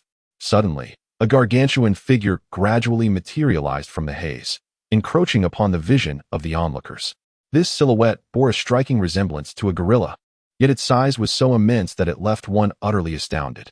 A rough estimate placed its height at an impressive 15 meters, towering like a majestic hill. Lin Yu noticed that Luo Mei was staring intently in a certain direction, her lips tightly sealed, emitting no sound. An intense sense of foreboding surged within him, an indescribable fear enveloping his heart. With a heart full of trepidation, he anxiously followed her gaze. In an instant, a chill ran from his feet to the crown of his head, as the sight before him elicited a sharp intake of breath. The figure, resembling a black gorilla, was none other than the ruler of the Douluo forest, the Titan Great Ape, a majestic creature boasting a cultivation of 100,000 years. This colossal being stood there, exuding a powerful and commanding aura, as if the entire world trembled in its presence. It is known that the Titan Great Ape is a transcendent entity among spirit beasts, a dominant force in its realm. Its immense form resembled a moving mountain, each step capable of shaking the very earth. Its strength was astonishing, able to effortlessly tear apart mountain peaks and obliterate any obstacles in its path. In the world of spirit beasts, the Titan Great Ape reigns supreme, leaving other beasts to gaze up at its grandeur. It is an existence that defies nature, capable of contending with ordinary 10,000-year spirit beasts despite its mere century of age. The disparity in strength is truly unbelievable, and whenever one contemplates this, they cannot help but marvel at its innate talent and formidable power. Moreover, it possesses the ability to unleash soul techniques akin to miraculous skills at will, dazzling and potent abilities that countless spirit masters yearn for yet find unattainable. Most terrifying of all is its unparalleled strength, which seems capable of splitting mountains and shattering all barriers before it. Its speed is astonishing, akin to a raging tempest, leaving no trace of its shadow. The ferocity of its attacks instills dread, each strike carrying the momentum to devastate the world. Its defense is awe-inspiring, as if clad in impenetrable armor, rendering any assault incapable of inflicting substantial harm. It is almost devoid of visible flaws. It would not be an exaggeration to describe it as a perfect hexagonal warrior. It is precisely due to its breathtaking strength that countless spirit masters covet it, yearning to hunt it down and absorb the precious spirit rings it produces. After all, possessing a spirit ring from the Titan Great Ape undoubtedly symbolizes the pinnacle of honor and power in the realm of spirit masters. Regrettably, to date, no one has succeeded in realizing this aspiration. However, there is one exception. It is said that only one individual has successfully hunted the Titan Great Ape. Who is this person? What strength and courage did they possess to accomplish such a formidable task? Chapter 54. Interception. At this moment, Luo Mei was filled with confusion, her brow tightly furrowed, her mind tangled like a ball of yarn. She vigilantly observed the Titan Great Ape before her, while internally pondering, how could the Titan Great Ape appear here? Logically, they should inhabit the core region of the Douluo forest, not venture to the outskirts. What could possibly be the reason for this? Her eyes were filled with confusion and unease, and the enigmas within her heart multiplied. Had the ecological balance of the Douluo forest been disrupted? Or was there some unforeseen event that had driven these formidable soul beasts from their habitats? This question echoed incessantly in her mind, leaving her in a state of distress. Meanwhile, Lin Yu, standing nearby, was acutely aware of the situation. He understood that the Titan Great Ape had ventured from the core area of the Douluo forest to the outskirts because it had caught a whiff of Xiao Wu's scent, who had transformed from a 100,000-year soul beast, the soft-bone rabbit, into a human form, yet still exuded a distinctive aura. The Titan Great Ape, guided by its keen sense of smell, had followed the trail of Xiao Wu, racing from the core to the periphery. However, Lin Yu could not disclose this truth to Luo Mei, as he wished to shield her from the impending crisis. He recognized the complexity of the matter, fraught with secrets and dangers. If Luo Mei were to learn of Xiao Wu's true identity, not only would Xiao Wu be in grave peril, but Luo Mei herself could also become embroiled in this turmoil. Thus, Lin Yu resolved to keep this secret, concealing Xiao Wu's existence from all. I cannot confide in Sister Luo Mei. This situation is too intricate, and I must not place her in jeopardy, Lin Yu silently contemplated, his eyes betraying a mix of determination and concern. He understood the necessity of safeguarding both himself and Luo Mei's safety. In the face of such a formidable adversary, he needed to remain composed and devise a strategy. Observing Luo Mei, who was still dumbfounded by the appearance of the Titan Great Ape, standing as if ensnared by a spell, Lin Yu's brow furrowed deeply in anxiety. Sister Luo Mei is in great danger, he thought, instinctively quickening his pace, rushing towards her like the wind, enveloping her within his protective domain. At that moment, Luo Mei's mind was in disarray, her body entirely unresponsive. Suddenly, she sensed a strange yet gentle force, akin to a gossamer veil, softly enveloping her. The sensation was indescribable, causing her to shiver involuntarily. Instinctively, she turned to look back, only to find Lin Yu approaching with a serious expression, beads of sweat glistening on his forehead as he hurriedly encompassed her within his protective realm. The emergence of this force instilled an inexplicable sense of safety within Luo Mei's heart. She gazed at Lin Yu, her eyes brimming with gratitude and reliance. Lin Yu noticed that Luo Mei had finally come to her senses, and he hurriedly lowered his voice, speaking with urgency yet a soothing tone. Sister Luo, rest assured. As long as we do not create too much commotion, we shall remain undetected under the shroud of my domain. Upon hearing this, the tension that had been lodged in her throat finally eased, yet her concern for both her and Lin Yu's safety swiftly resurfaced. After all, they were confronting the formidable Titan giant ape, a creature so powerful that even the slightest disturbance could draw its attention. Although she understood that Lin Yu's domain could mask their presence, the thought of facing such an adversary filled her with trepidation. She silently rejoiced. Thank goodness for Xiao Yu's domain. However, the mere thought of the Titan giant ape reignited her worry. After all, it was the king of the forest, a being that had existed for 100,000 years. Were it a mere 100,000-year-soul beast, she would have confidence in her ability to ensure both her and Lin Yu's safe escape, even if she were unable to defeat it. Yet the Titan giant ape was no ordinary soul beast. It was a sovereign among them. In its presence, she lacked the certainty of evading its fearsome claws. One misstep could plunge them into irrevocable peril. Luo Mei's heart was a tempest of contradictions. On one hand, she yearned to protect Lin Yu. On the other, she was acutely aware of her own limitations, unable to contend with the Titan giant ape. In such circumstances, she could only hope that Lin Yu's domain would prove effective in keeping them concealed. Simultaneously, she was engaged in a relentless contemplation of strategies, pondering, if we are discovered, I will have no choice but to fight with all my might to secure an opportunity for Xiao Yu to escape. Lin Yu was oblivious to the thoughts swirling in Sister Luo Mei's mind. At that moment, he was intently focused on the direction of Tang San and the others. Zhao Wujia appeared anxious, resembling an ant on a hot stove, frantically waving his arms as if attempting to communicate with the Titan great ape. However, it wasn't long before his expression darkened, much like a sky shrouded in ominous clouds, heavy enough to seem as if it might weep. Suddenly, 7 resplendent soul rings emerged around him, radiating brilliant light. He inhaled deeply, gritted his teeth, and then his first, second, third, and fifth soul rings simultaneously glimmered with dazzling brilliance. Under the immense pressure exerted by the Titan great ape, he unleashed 4 soul skills in a single moment. Charging fiercely towards the beast while shouting, Tang San, you all must flee. I will hold them off. Yet, Tang San and his companions did not heed his warning to retreat. Instead, they stood resolute, prepared to confront the Titan great ape alongside Zhao Wujia. Dai Mubai clenched his jaw, his eyes reflecting unwavering determination as he activated his most potent third soul skill, the White Tiger Diamond Transformation. At that instant, time seemed to freeze. All eyes were riveted on Dai Mubai, who was expected to astonish them with his formidable prowess. Meanwhile, Dai Mubai felt an unprecedented weight upon him. In the face of the mighty Titan great ape, he knew he must exert every ounce of strength.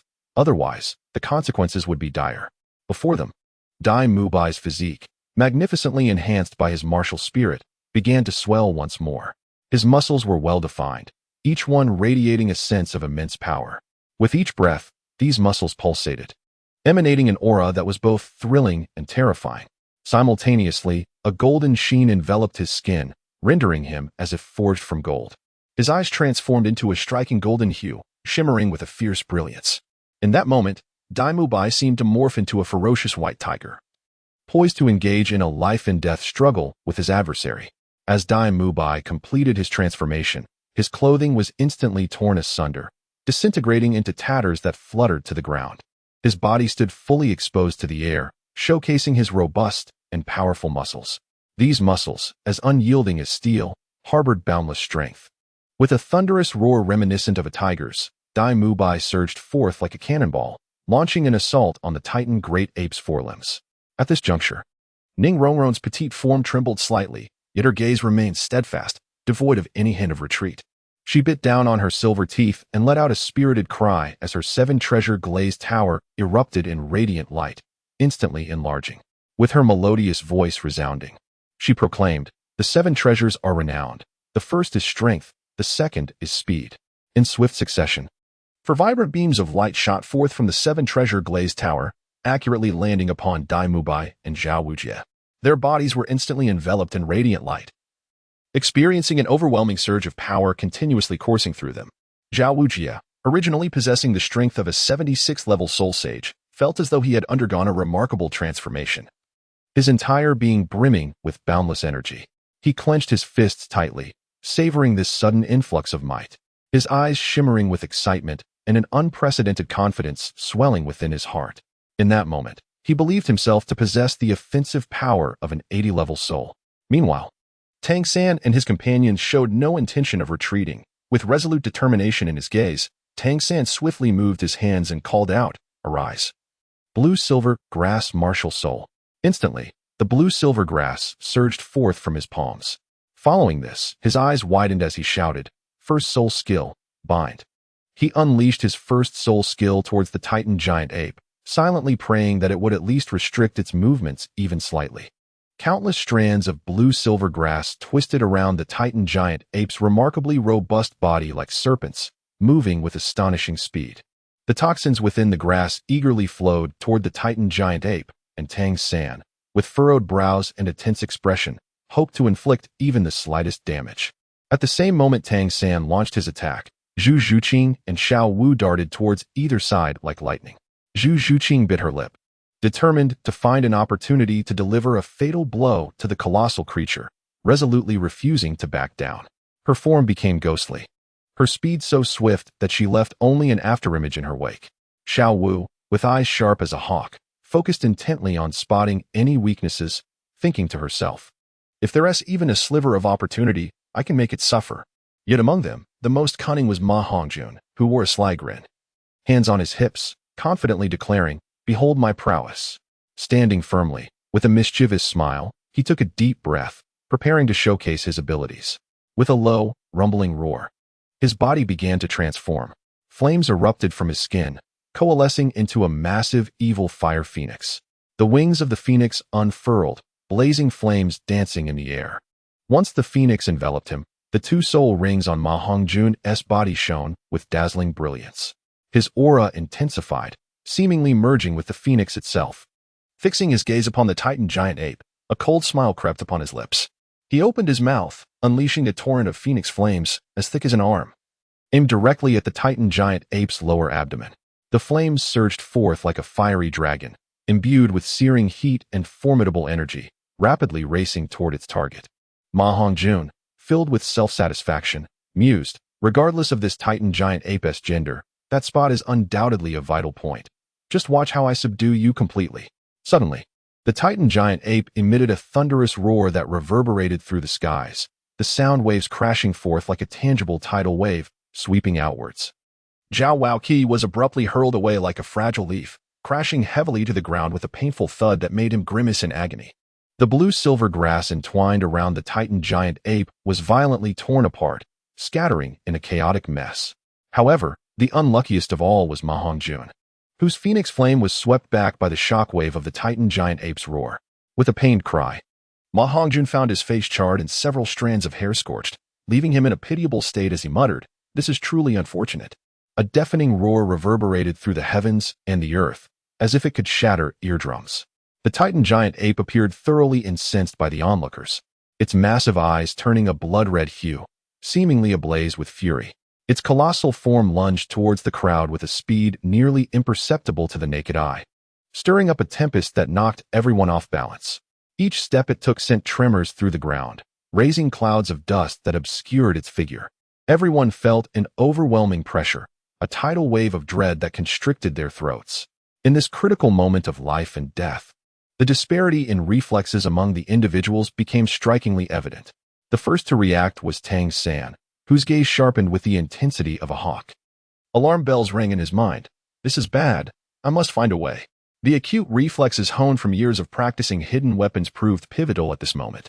Like a bolt of lightning, he moved with astonishing speed, first enveloping Xiao Wu in a tight embrace, his arms taut with latent strength, then summoning all his might to hurl her upwards, silently praying for her safety, ensuring she was beyond the reach of the Titan giant ape's terrifying onslaught. Without hesitation, he then delivered a swift kick, as fast as a flash, accompanied by a rush of wind, striking Ma Hongjun's rear with immense force, as if he could shatter boulders, sending Ma Hongjun soaring like a featherweight ball. Utilizing the powerful recoil, Tang San swiftly escaped the lethal threat posed by the Titan giant ape.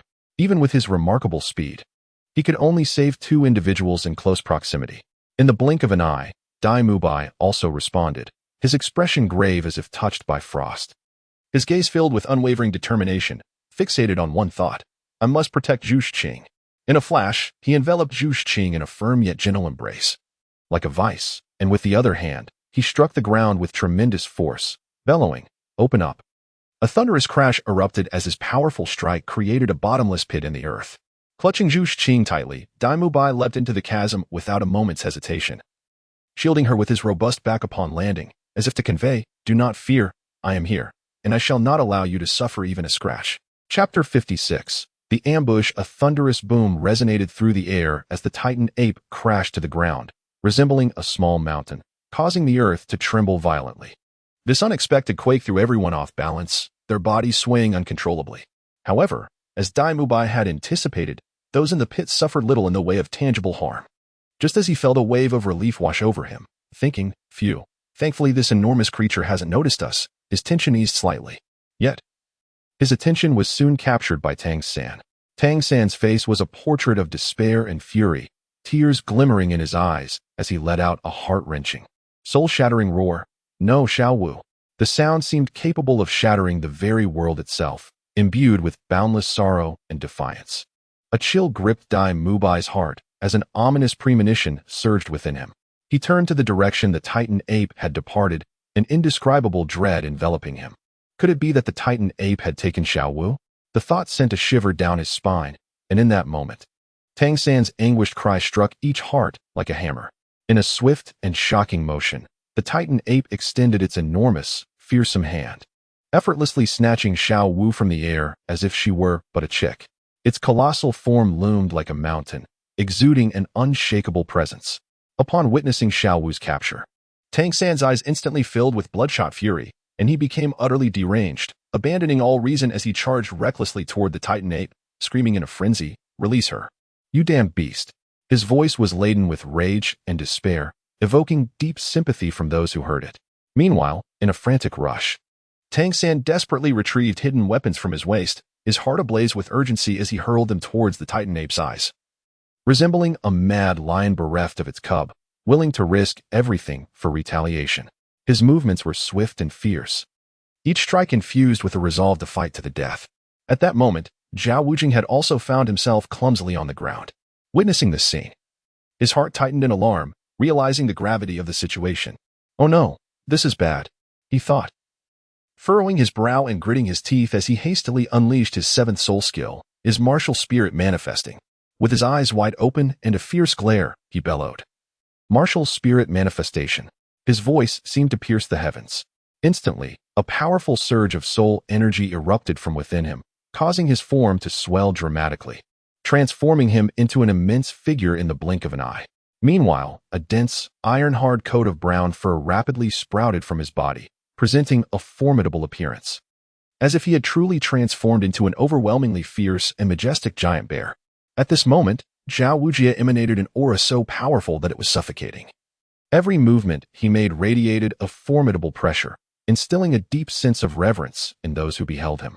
Upon completing his transformation, Zhao Wujie did not hesitate to stride forward with his robust limbs, charging at the Titan great ape like a cannonball, each step causing the ground to tremble slightly and stirring up a cloud of dust. His speed was astounding, and in the blink of an eye, he found himself before the Titan great ape. With both fists clenched tightly, he struck fiercely at the Titan great ape. After unleashing his martial soul's true form, Zhao Wujie's strength surged immensely. He felt as though he could contend with the Titan great ape. However, he was acutely aware of the tremendous burden that the martial soul's true form imposed on him. Each time he utilized this ability, a soul master's power would diminish by at least 50%, a state of weakness that would persist for a full week. Therefore, it was uncommon for soul masters above the soul sage rank to employ their seventh soul skill, the martial soul's true form. Yet, faced with such a formidable adversary, Zhao Wujie had no alternative. He had to exert himself to the fullest to safeguard Tang San and the others. In the face of Tang San's relentless barrage of attacks, the Titan great ape merely closed its eyes with utter contempt. Its eyelids resembled two heavy gates, effortlessly blocking Tang San's hidden weapons. A series of crisp sounds rang out, and the projectiles that struck the Titan great ape's eyelids fell to the ground like children's toys, utterly devoid of threat. At this moment, the Titan Great Ape finally spoke. Its voice dripping with derision. "Human, you are far too weak. Do you truly believe you can harm me with such feeble skills?" With that, it opened its eyes, which glimmered with a cruel light, as if mocking Tang San's audacity. Tang San, observing the scattered weapons, felt a sinking sensation in his heart, realizing he was up against an unprecedented foe. Yet, rather than retreating, his fighting spirit ignited. As the Titan Great Ape raised its enormous palm, accompanied by a howling wind, it struck Zhao Wujia with a force that sent him flying, as if swatting a fly.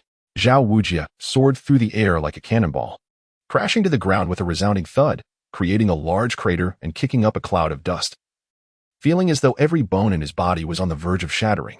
Just as the Titan Great Ape prepared to deliver a final blow to end Zhao Wujia, a desperate cry pierced the air. No, it was Xiao Wu, her voice strained and filled with anguish. The Titan Great Ape froze mid-motion, turning its head towards her, confusion and incomprehension flickering in its eyes, gazing down at Xiao Wu, whose tears streamed down her cheeks. The Titan Great Ape observed the profound pain and despair reflected in her gaze. The Titan Giant Ape appeared to be affected by Xiao Wu's emotions, its gaze softening as the initial intent to kill gradually faded away.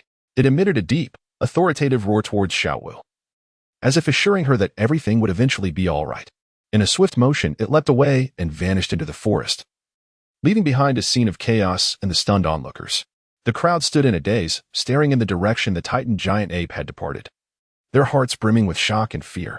Zhao Wujia gazed at his student, who had been snatched away by the Titan Giant Ape, a surge of unwillingness and fury swelling within him, prompting an involuntary roar. Yet, in that moment, he found himself powerless, unable to pursue the formidable creature. After all, the force of the Titan Giant Ape's earlier strike had shattered his martial spirit, leaving him in a weakened state, devoid of the strength to chase after the foe.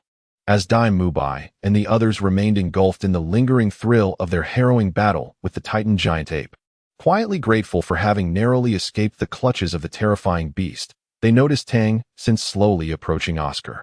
His steps seemed heavy and mechanical, his face devoid of expression, and his eyes appeared hollow and devoid of spirit, as though he had lost his very soul. Oscar watched Tang San draw nearer, a tide of indescribable emotion swelling within him. He had intended to speak comforting words in his usual light-hearted manner, but for some reason, those words caught in his throat, as if an invisible hand had tightly constricted it, rendering him voiceless. Observing Tang San's lifeless visage, Oscar felt a wave of helplessness wash over him. He realized that no words could genuinely alleviate the turmoil within Tang San's heart at that moment. Thus, he silently offered a recuperative sausage, carefully placing it in Tang San's hand. He hoped this sausage would aid Tang San in swiftly regaining his strength, while also providing a measure of warmth and fortitude. However, in response to Oscar's kindness, Tang San seemed to exhibit no reaction. He merely accepted the sausage in silence, continuing to remain mute. Oscar sighed, filled with worry and helplessness for Tang San. He understood that this experience had undoubtedly dealt a devastating blow to him, requiring time to mend the wounds. Tang San's expression was so grim that it seemed as if it could weep. His gaze was vacant, akin to that of a soulless puppet. Mechanically, he accepted the fragrant recuperative sausage from Oscar's hand, without a hint of hesitation or pause. His movements appeared somewhat stiff, as if he had lost his autonomy, merely driven by an unseen force. Then, without a moment's hesitation, Tang San shoved the recuperative sausage into his mouth and began to chew voraciously. His actions were crude and urgent, as if he sought to hasten the sausage into his body. With each swallow, the fragments of the sausage slid down his throat, producing a gurgling sound. Suddenly, Tang San collapsed to his knees with a thud and promptly settled into a meditative posture. His eyes were tightly shut, as if unwilling to confront the world before him. His brow furrowed deeply, revealing the unease and torment that lay within. His eyelashes quivered slightly, as if narrating the tumultuous waves of his heart. At this moment, Tang San was enduring an inner tempest. His emotions surged like tumultuous ocean waves, relentlessly battering against the defenses of his spirit. He struggled to suppress these feelings, striving to maintain composure, yet his body involuntarily betrayed his anxiety and turmoil. Just then, Zhao Wujia approached, dragging his weary frame, seemingly laden with lead. His complexion was as pale as parchment, his eyes bloodshot, his lips cracked, and he emanated an overwhelming aura of exhaustion. As he drew near, Zhao Wujie gazed at Tang San with a face full of guilt. His voice laced with profound self-reproach and regret. Tang San, please accept my condolences. It is all my fault for being inept, for failing to prevent that wretched Titan Great Ape from abducting Xiao Wu. If not for my incompetence, matters would not have escalated to this point. I am truly sorry for my inability to rectify this situation. Upon hearing these words, Tang San's body quivered slightly, and he slowly opened his eyes. His gaze was icy and devoid of warmth, as if he had lost all sense of heat and vitality. With an expressionless face, he looked at Oscar and spoke in a tone utterly devoid of emotion, cold to the core. Xiao Ao, if you still consider me a brother, then provide me with some mushroom sausages. This statement emerged as if from the depths of a frozen wasteland, carrying an infinite chill and resoluteness, causing the surrounding air to feel as though it had solidified. His tone was unwavering, leaving no room for negotiation, exuding an irresistible authority. Oscar, upon hearing this, immediately grasped Tang San's intent. His eyes widened like saucers, and he exclaimed with fervor, "Third brother, are you out of your mind? Do you truly intend to pursue that terrifying Titan Great Ape alone? Do you understand how perilous this is? It is the king of the forest. Even if you manage to catch up, what then? With your strength, how can you possibly rescue Xiao Wu from the Titan Great Ape? It is a being of tidal Douluo level. Its power and speed far exceed our imagination. Such actions will only lead to your demise." Oscar's voice trembled, as if he could already envision Tang San being crushed into pulp by the Titan Great Ape. He could not fathom why Tang San would make such a reckless decision. It was akin to seeking his own death. Tang San clenched his fists tightly, the veins on the back of his hands bulging, as if one could hear the blood surging through his veins. His teeth ground together, the crisp sound echoing in the still air, although tinged with a slight tremor. The steadfastness within was undeniable. He widened his eyes, a resolute light flickering within, locking his gaze on Oscar. He enunciated each word with clarity. "Xiao Ao, I am fully aware of what you are saying, but you must understand, Xiao Wu is not merely my companion. She is my sister. I once vowed to the heavens that regardless of the cost, I would do everything in my power to protect her.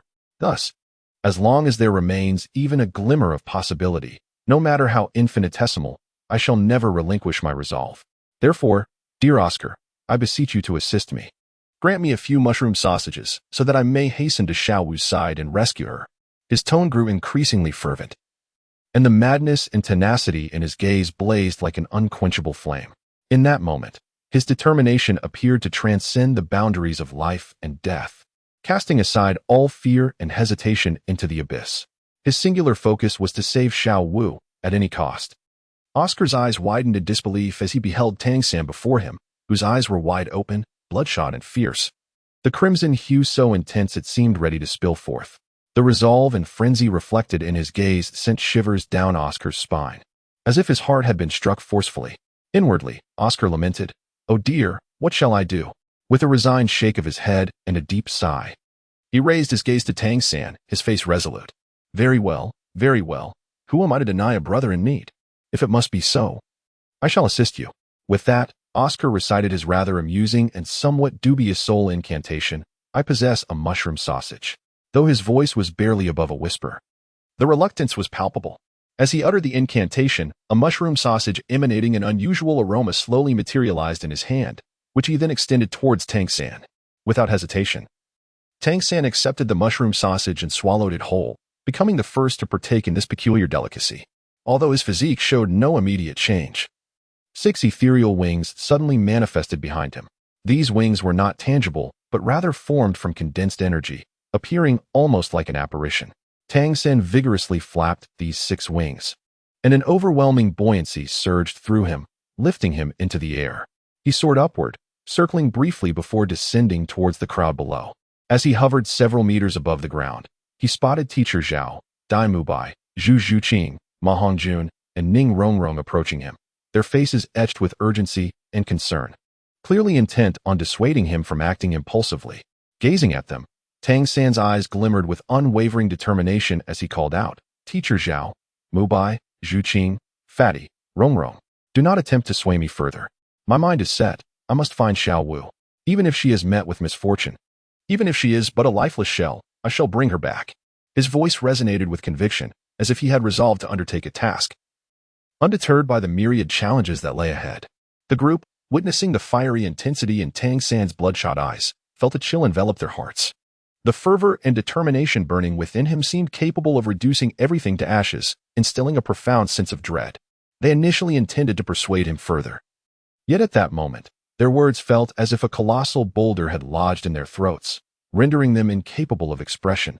They could only silently swallow their concerns. It was then that Ning Rongrong was the first to react. A glimmer of determination flashed in her eyes as she declared in a clear and resolute voice, "Third brother, since you have made your decision, I shall lend you my assistance." With that, she swiftly summoned the 7-treasure glazed tile tower and unhesitatingly activated her second spirit skill. In an instant, a dazzling beam of light shot forth from the tower, streaking across the sky like a shooting star, heading straight for Tang San. This radiant beam resembled a sharp sword, piercing through the darkness and illuminating the entire battlefield. Tang San sensed the formidable power emanating from behind him, causing a slight stir in his heart. He turned to see Ning Rongrong exerting her full strength to bolster him. Gratefully, he cast a glance in her direction before hastening onward. With Ning Rongrong's support, Tang San's speed surged to an entirely new level. At that moment, Zhao Wujia's fury reached a boiling point. His already dark visage turned an alarming shade of crimson, akin to that of a liver, with veins bulging on his forehead, resembling a figure ready to devour. His eyes widened in rage as he glared at Ning Rongrong and Oscar, bellowing, "Little Oscar, Rongrong, what are you doing? Do you wish for little San to perish in vain?" His voice thundered like a mighty storm, causing the leaves around them to tremble and fall. Seemingly intimidated by his wrath, the atmosphere fell into a profound silence, with everyone wide-eyed, fearfully regarding Zhao Wujia, apprehensive of any extreme actions he might take. Oscar wore a bitter expression, his heart racing with trepidation, uncertain of how to respond. With a quivering voice tinged with a hint of tears, he replied, "Teacher Zhao, it is not my intention to send third brother to his demise. Yet, you have witnessed his hauntingly red eyes and the icy detachment in his voice when he spoke to me. Even if I refuse to assist, he would likely pursue this path recklessly, as if driven mad. I truly cannot deny him." As Oscar spoke, tears welled in his eyes, reflecting his helplessness and anxiety.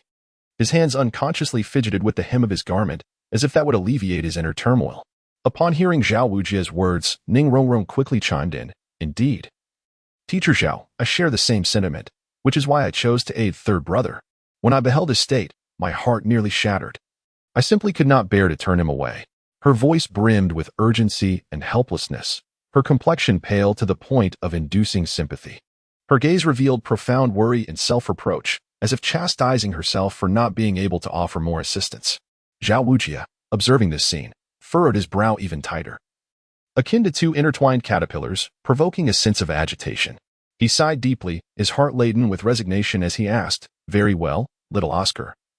How much spirit power do you have remaining? Is it still possible to create a few more mushroom sausages?" His gaze shimmered with a hint of anticipation and urgency, akin to a drowning soul grasping the last straw of hope and despair. Oscar's face betrayed a sense of guilt as he lowered his head deeply, his voice sinking to a whisper, reminiscent of a mosquito's hum.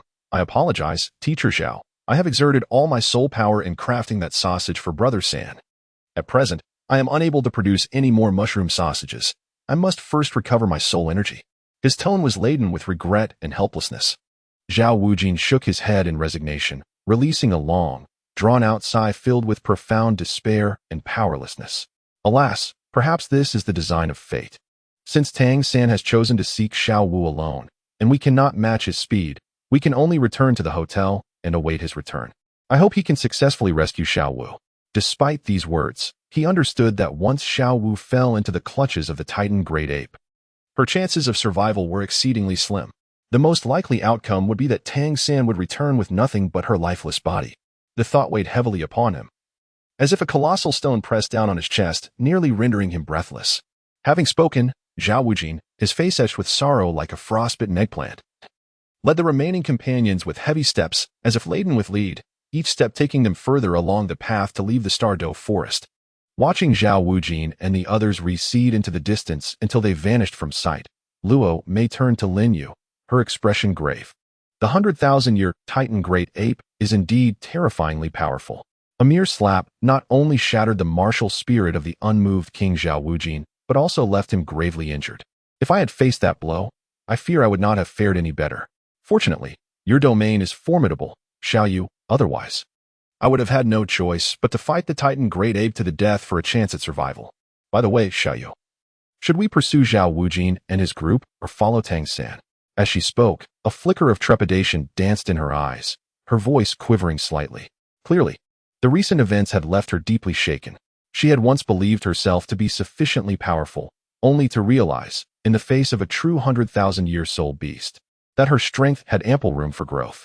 The emergence of the Titan Great Ape had revealed to her what it truly meant to be a formidable adversary.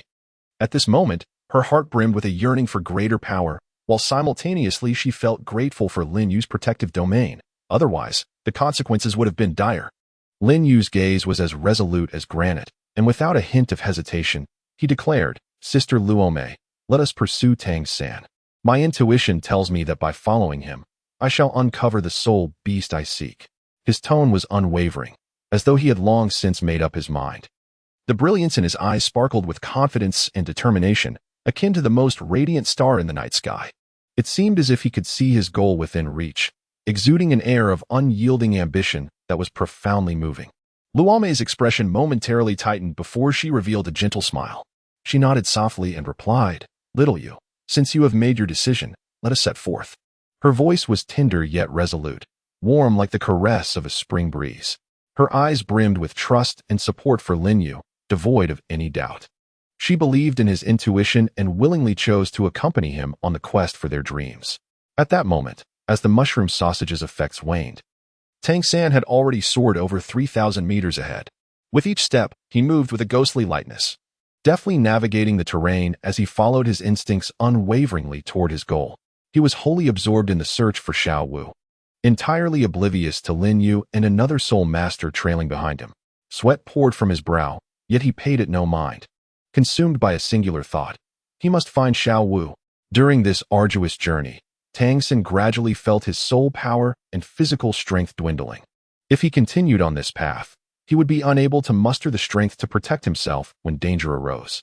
With this realization, his gaze sharpened as he swiftly scanned the surroundings for a place to rest. Soon, he spotted a towering tree. Without hesitation, he dashed toward it, leaning against the trunk. Breathing heavily, his chest heaved dramatically, revealing his extreme fatigue. Yet, he did not allow himself to pause. Instead, he efficiently retrieved food and water from the 24 bridges on a moonlit night, consuming them eagerly. Simultaneously, he silently urged himself to recover his strength quickly, knowing he could not afford to linger. As Tang San replenished his energy, he suddenly heard a faint rustling sound ahead, as if something was crawling, accompanied by a soft hissing. Furrowing his brow, he cautiously glanced in the direction of the noise, speculating that it might be a soul beast, though uncertain of its potential for aggression. Before long, the grass ahead began to stir, and a dark silhouette emerged, revealing a colossal, fearsome creature before Tang San.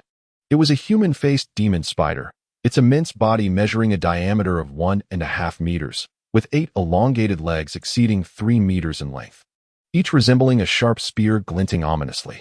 Its black carapace was as tough as iron, adorned with eerie patterns resembling the totems of demons. At its head, a distorted human face flickered into view, the expression upon it one of agony and malevolence, sending chills down one's spine. 2 enormous eyes glimmered with a cruel crimson light, as if capable of discerning every weakness of its prey. Tang San's eyes widened in an instant, a sense of dread tightening within him. This was perilous. He quickly recognized the creature before him, the nightmarish-faced demon spider, a being notorious among the lesser soul beasts for its life-devouring nature, loathed by all soul beasts. A terrifying and malevolent harbinger of death. Judging by its size, it was likely a face demon spider over 2,000 years old. At this moment, Lin Yu and another companion following Tang San also beheld the monstrous spider. Luomei raised her elegant brows, her voice tinged with excitement as she inquired, "Xiaoyu, shall I step in to assist you in capturing this face demon spider?" Her tone carried a hint of urgency, reflecting her anticipation for the impending battle. Lin Yu's gaze flickered as he pondered the situation before him. He was acutely aware of Tang San's formidable strength, yet he also understood the capabilities he and Luomei possessed. After a moment of contemplation, he spoke in a low voice, "Sister Luomei, do you believe you can intercept Tang San the instant he attempts to slay the man-faced demon spider? If so, we should wait for them to exhaust each other before we strike and reap the benefits. If not, We must act now to avoid unnecessary complications. His expression was grave, his tone deep, and his brow slightly furrowed as he calculated various possibilities in his mind. Luo Mei's lips curved into a faint smile, an air of pride gracing her countenance as she replied to Xiao Yu in a relaxed tone. Xiao Yu, you greatly underestimate me. You must understand that I am of the soul Douluo caliber, whereas that fellow is merely an insignificant great spirit master. Oh no. Perhaps I should refrain from calling him a great spirit master, for he has indeed surpassed the threshold of level 30 and ascended to the rank of a quasi-spirit ancestor. Nevertheless, even so, he remains incapable of stirring any ripples before me. Her words exuded a potent confidence and disdain, regarding Tang Sen as nothing more than a diminutive ant, utterly incapable of threatening her in the slightest. This contemptuous demeanor rendered her particularly arrogant. As their conversation unfolded, Tang Sen had already engaged in a fierce confrontation with the man-faced demon spider. With eyes wide open, he bellowed, "Blue silver grass, arise." His voice resonated like thunder, deafening and powerful. In an instant, countless strands of blue-silver grass shot forth from his palm, resembling a multitude of sinuous giant pythons that swiftly ensnared the man-faced demon spider with astonishing speed.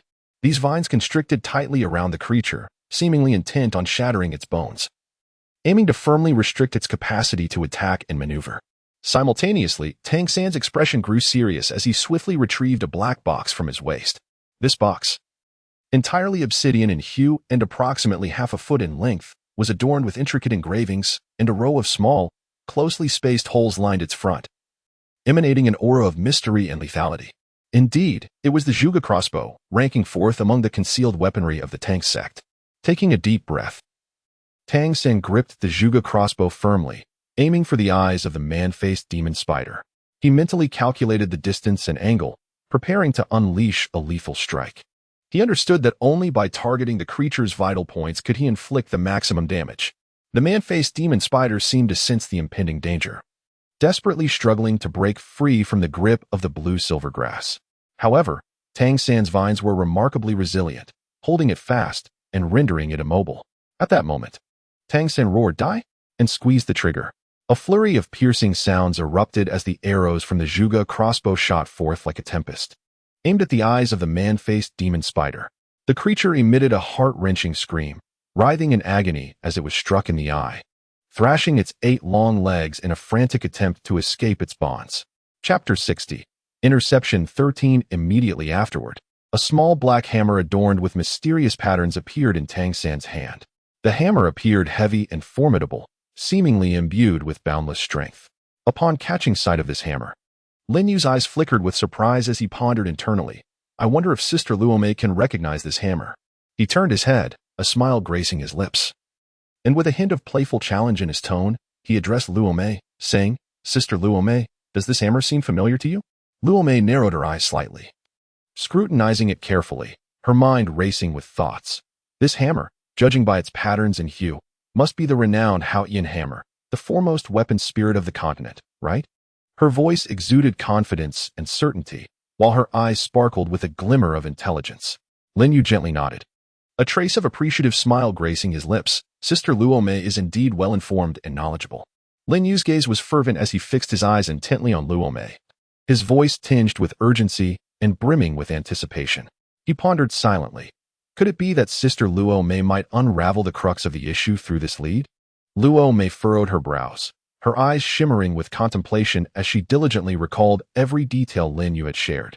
She spoke softly, "Xiao Yu, you once mentioned that his surname is Tang, and his martial spirit is the Haotian hammer, which aligns with his age. Could it be that he is the son of the youngest titled Douluo, the Haotian Douluo, renowned across the continent?" Her voice quivered slightly, as if caressed by a chilling breeze, fragile and flickering like a candle flame swaying in the wind. "Lin Yu, Sister Luo Mei, you are indeed correct. He is Tang San, the son of the Haotian Douluo." Lin Yu's countenance remained largely impassive, his tone as tranquil as a windless lake. Yet the subtle flicker in his gaze betrayed a hint of inner turmoil.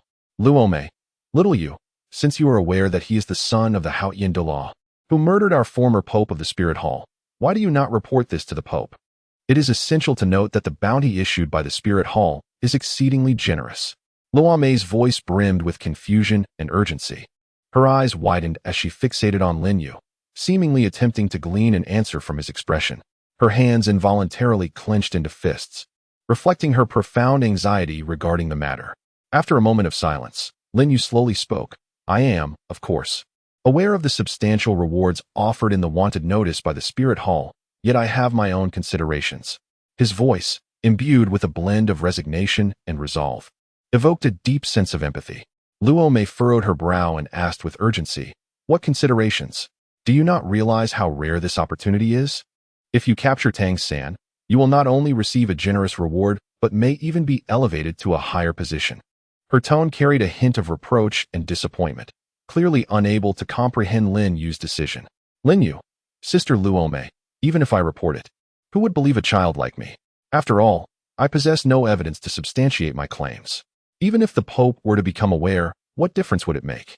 One must remember that Tang San is the disciple of Pope Bibidong, the first love of Tang Hao. Thus, should this information reach the Pope, it would likely be suppressed. Moreover, the former Pope Qiang Sunji is rumored to have perished due to severe injuries inflicted by Tang Hao, the Douluo of Haoyan. However, Lin Yu is privy to the truth. Qiang Sunji did not succumb to his injuries as rumored, but was instead slain and devoured by the current Pope Bibidong during his vulnerable state. In light of this, it could be argued that Bibidong owes Tang Hao a debt of gratitude. Thus, considering these two factors, even if Lin Yu were to relay the information regarding Tang San being Tang Hao's son to the Pope, it would likely be suppressed by Pope Bibidong. As Lin Yu spoke slowly, he became enveloped in profound reminiscence, his gaze transforming into a complex and profound expression, akin to an unfathomable abyss that eludes comprehension. Memories of past events began to surface in his mind, those long-buried recollections gradually coming into focus. He recalled the entangled grievances and affections between Bibidong and Tang Hao from his previous life, as well as Bibidong's ruthless methods towards Qianxuanji.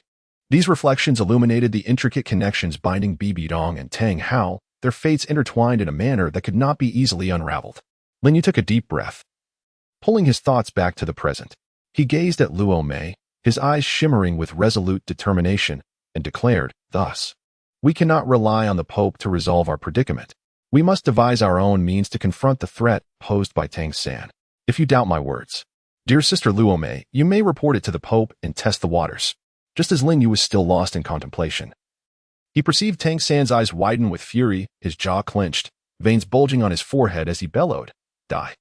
He swung the Haotian hammer with tremendous force toward the faceless demon spider, as if intending to obliterate all evil in the world. Should this hammer connect, it was likely that the creature would be reduced to mere mush. Luo Mei was the first to react, exclaiming sharply, witness my prowess. Her gaze transformed into a piercing glare, reminiscent of two icy beams. In an instant, she summoned the meteor bow, its frame radiating brilliant light, akin to stars descending upon the earth. Her movements were fluid and seamless. With a swift motion, she drew an arrow from her quiver, knocking it onto the bowstring. Her arms tensed with strength as she pulled the string to its full moon shape. Aiming at the Haotian hammer in Tang San's grasp, she released the arrow with a whoosh, akin to a shooting star, accompanied by a sharp whistle. The arrow, resembling a bolt of lightning, successfully struck the Haotian hammer, sending it flying. Before Tang San could comprehend the situation, Luo Mei's actions did not falter in the slightest. Her hands moved like shadows, swiftly retrieving 8 more arrows from her quiver. Her eyes were focused and keen, as if she could see through the air to discern her enemy's vulnerabilities. The bowstring sang out 8 times, each note a melodious chime. Yet for the faceless demon spider, it was a requiem of death. With swift precision, the 8 arrows soared through the air, akin to 8 furious dragons, striking towards the spider's 8 legs with unerring accuracy. Each arrow was imbued with Luo Mei's formidable strength and exquisite skill, rendering evasion impossible for the creature. A series of sharp cracks resonated as the spider's legs were brutally shattered. The faceless demon spider let out a heart-wrenching shriek, its body losing balance and collapsing to the ground. Its eyes were filled with terror and despair, struggling to understand the magnitude of its defeat. Rendered immobile, the faceless demon spider could only writhe in agony upon the earth, its vitality waning as its glow gradually dimmed. Upon hearing the commotion, Lin Yu regained his focus. Witnessing the shattered legs of the faceless demon spider, now wholly incapacitated. At this juncture, a single strike would suffice to deliver a fatal blow and claim its soul ring. Tang San, Upon seeing the pitiful state of the spider, felt a chill run down his spine, an ominous premonition welling up within him. He silently lamented, "This is dire. Someone is covertly playing the role of the yellow bird in the tail of the mantis catching the cicada." His pupils dilated in an instant, his muscles tensed, heightening his vigilance to the utmost as he deftly reloaded the Juga crossbow with swift precision. Meanwhile, his gaze frantically searched the surroundings, desperate and disordered. As he retrieved the dragon whisker needle from his waist, his fingers trembling with anticipation. A tempest of thoughts surged within him. It was this very needle that had once caused Zhao Wujia's great misfortune, a soul sage. He believed that as long as the strength of the hidden assailant did not surpass that of a soul sage, these concealed weapons might afford him a fighting chance to escape with his life. Tang San grasped the dragon whisker needle tightly, bracing himself for any imminent danger. At that moment, Luo Mei emerged slowly from her hiding place, accompanied by Lin Yu. Her eyes were cold and devoid of empathy, as if she were surveying an insignificant insect. Initially, Tang San entertained a flicker of defiance, contemplating that even if he could not vanquish his foe, he would fight to the death, striving for a slim chance of survival. However, when his gaze fell upon the configuration of soul rings beneath Luo Mei's feet, 2 yellow, 2 purple, and 4 black, his complexion drained to an ashen pallor. Particularly, the 8th soul ring, tinged with a hint of red and exuding a terrifying aura, struck him like a hammer. Tang San felt as though his heart had been crushed under immense weight, rendering him momentarily dazed. He was acutely aware of the formidable power represented by such a soul ring configuration. The disparity between their strengths was insurmountable, like a chasm that would inevitably engulf him. Despair and helplessness filled his spirit, as if he were ensnared in an endless abyss, bereft of any glimmer of hope. He understood well that someone of Zhao Wujia's caliber could easily overpower him, like an eagle seizing a chick. What then of this formidable soul Douluo before him? A mere flick of a finger might spell his demise. Thus, unless this individual possessed a martial soul entirely devoid of offensive capability, he had no opportunity for retaliation. Yet, upon seeing the bow in the person's grasp, radiating a chilling aura, he realized that this was no auxiliary soul master, but a formidable attack-oriented powerhouse. This realization rendered Tang San's face pale, and his body trembled slightly. He hastily sheathed his Juga crossbow, forcing a smile that was more grotesque than a frown. His voice quivering as he inquired, "My lord, what brings you here?" Despite the seething fury within him, silently vowing revenge for the day he would grow stronger, he knew that confronting them directly was imprudent given the vast disparity in power. Taking a deep breath, he endeavored to suppress his emotions, burying the flames of anger deep within. Luo Mei, exuding an air of arrogance, lifted her chin slightly, her expression one of disdainful superiority. She regarded the youth before her with icy indifference and stated, "Boy, we have our sights set on this man-faced demon spider. Do you have any objections?" Her voice carried an air of dominance and invincibility, as if proclaiming her authority and strength to the youth before her. Each word brimmed with an undeniable assertiveness, rendering her presence impossible to overlook. Tang San gazed at the man-faced demon spider he had painstakingly injured, his heart swelling with resentment and fury, akin to the sensation of having his most treasured possession forcibly snatched away. Clenching his fists tightly, the veins on the back of his hands bulged, his unwavering gaze fixed on the man-faced demon spider, filled with indignation and rage.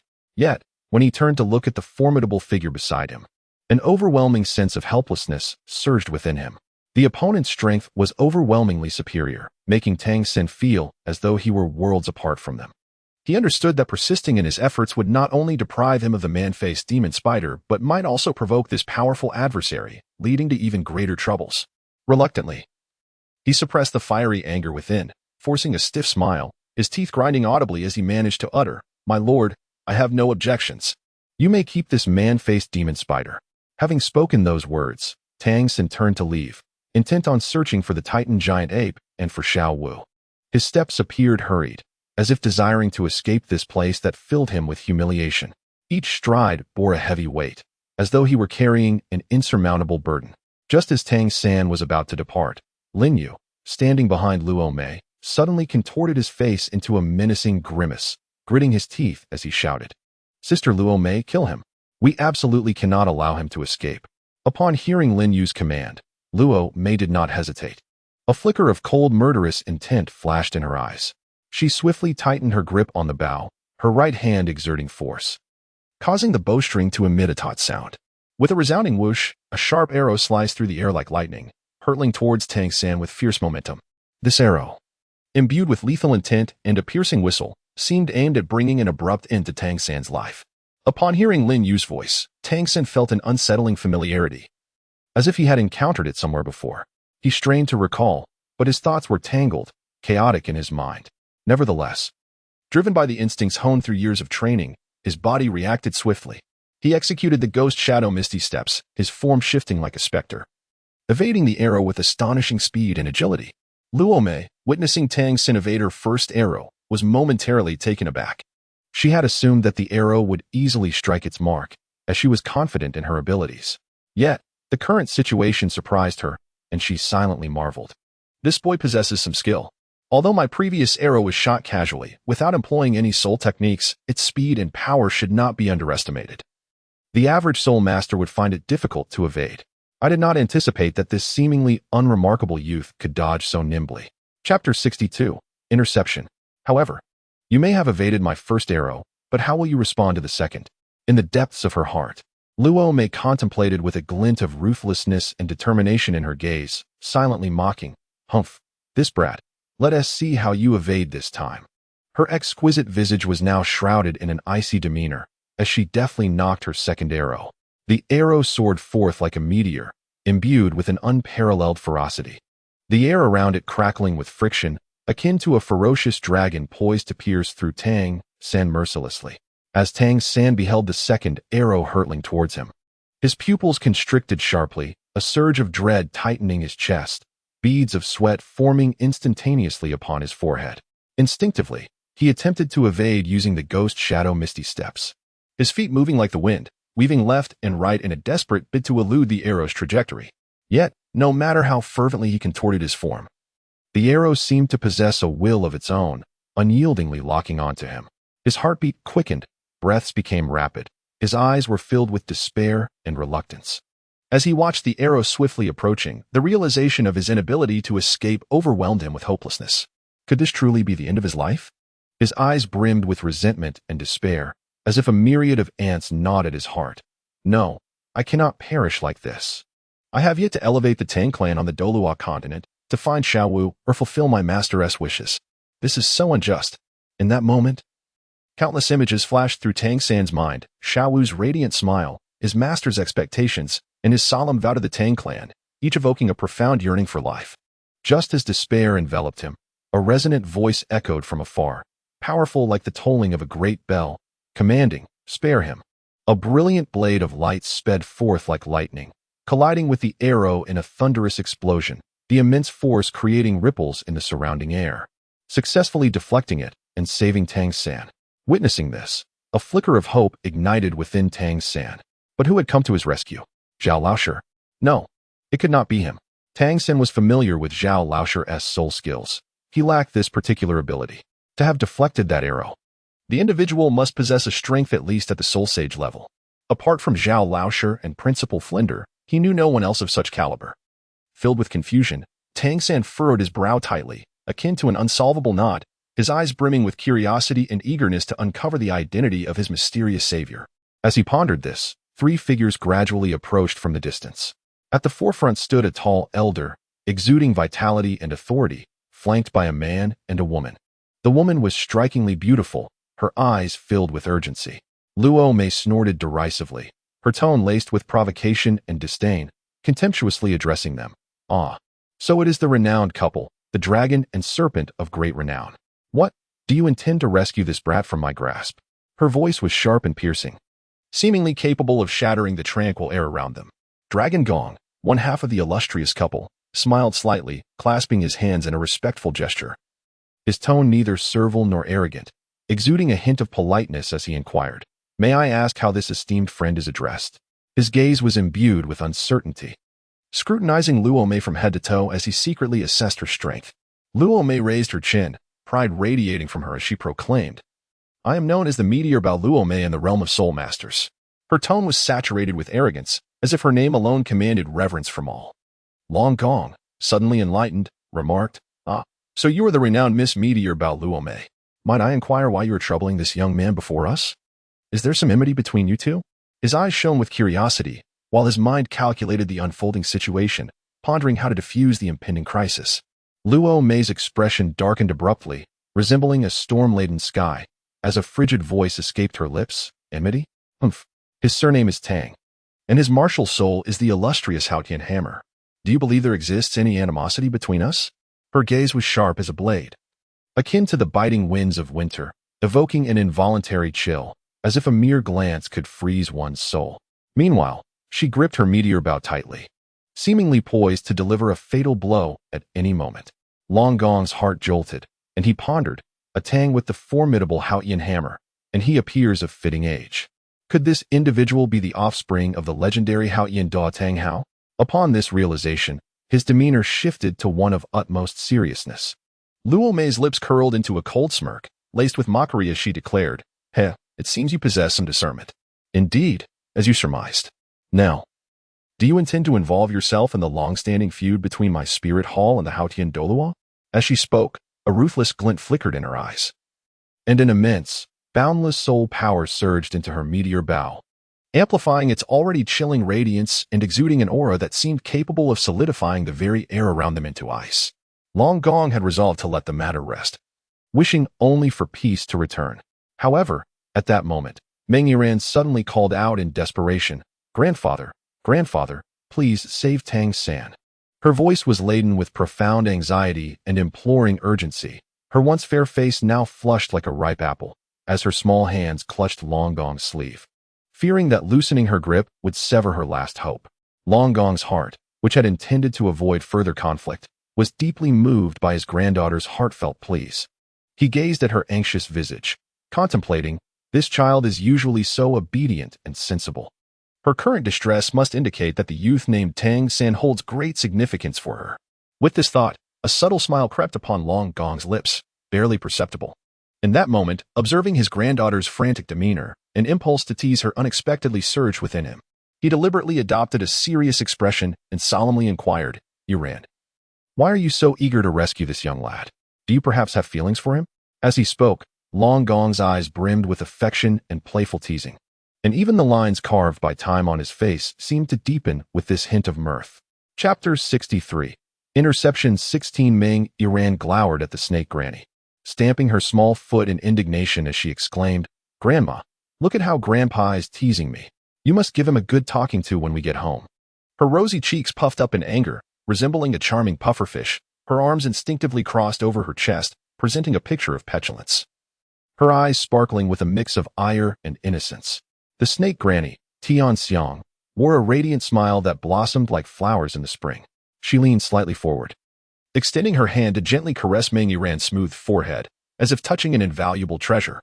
In a soft voice, she said, "All right, my dear granddaughter. Whatever you say shall be honored, and I shall certainly teach your grandfather a lesson when we return home, ensuring he no longer enjoys the comfort of sleeping in bed. Let him slumber on the cold, hard floor instead." Haraha. As she spoke, Tian Xiang erupted into hearty laughter.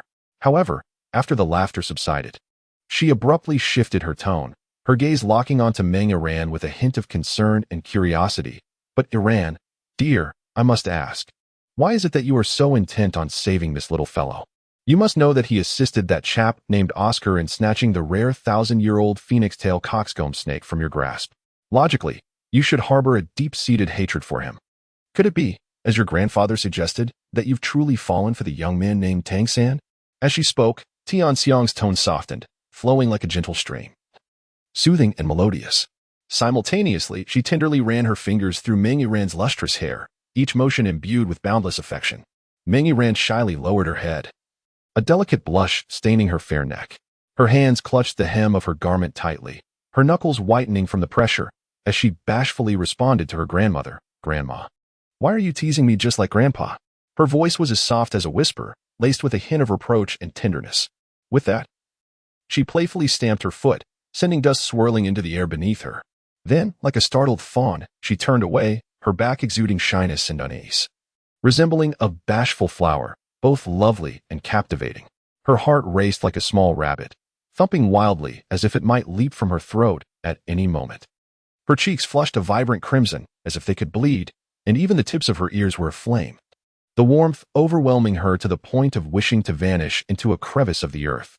Long Gong Meng Shu regarded Meng Yiran with a serious expression, his tone low and powerful as he stated, "Yiran, if you truly do not like him, I have no reason to provoke the spirit hall on his behalf.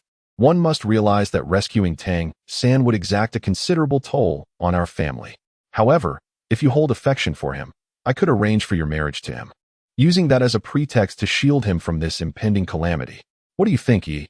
Long Gong's expression was grave, his brow furrowed, and his gaze was imbued with concern for his granddaughter and the weighty considerations of the situation. His eyes were profound and serious, as if contemplating the myriad consequences that this decision might entail. Meng Yiran recalled the scene of her duel with Tang San, where her soul power had surpassed his by several levels, yet she had still been defeated.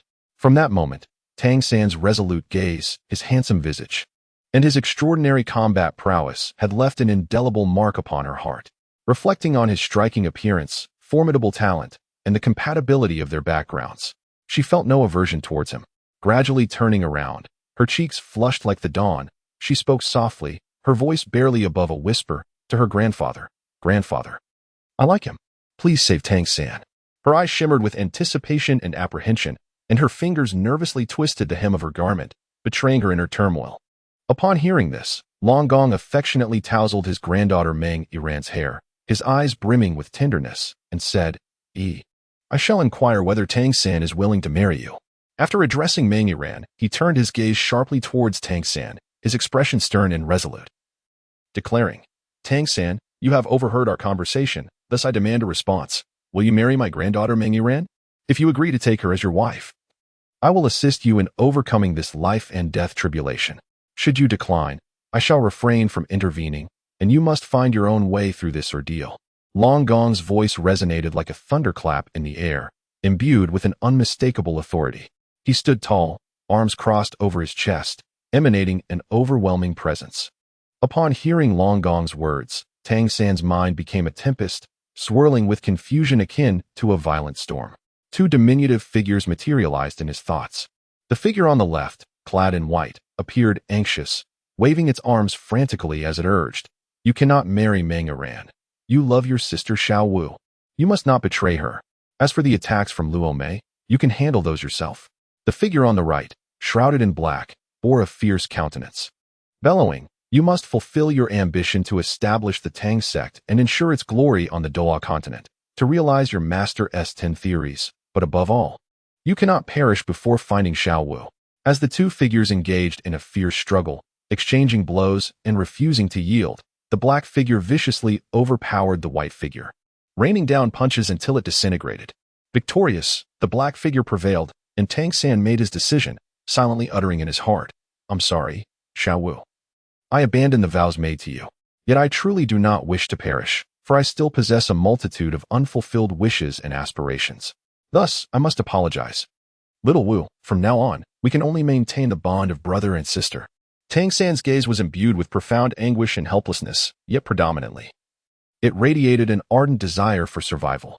He clenched his jaw tightly, veins protruding on his forehead, and his hands instinctively formed into fists, the knuckles paling from the exertion. Breathing deeply, he seemed to draw in the very air around him, seeking to calm the tumult within his soul. Gradually, he lifted his head, his eyes resolute yet tinged with an unmistakable sense of guilt. His lips quivered slightly as he spoke, "Senior Long Gong, I am willing to take Miss Meng Yiran as my wife." His voice trembled, akin to a flickering candle flame swaying in the breeze, revealing his inner turmoil. At that moment, his heart was a tempest of emotions, a chaotic intertwining of sentiments.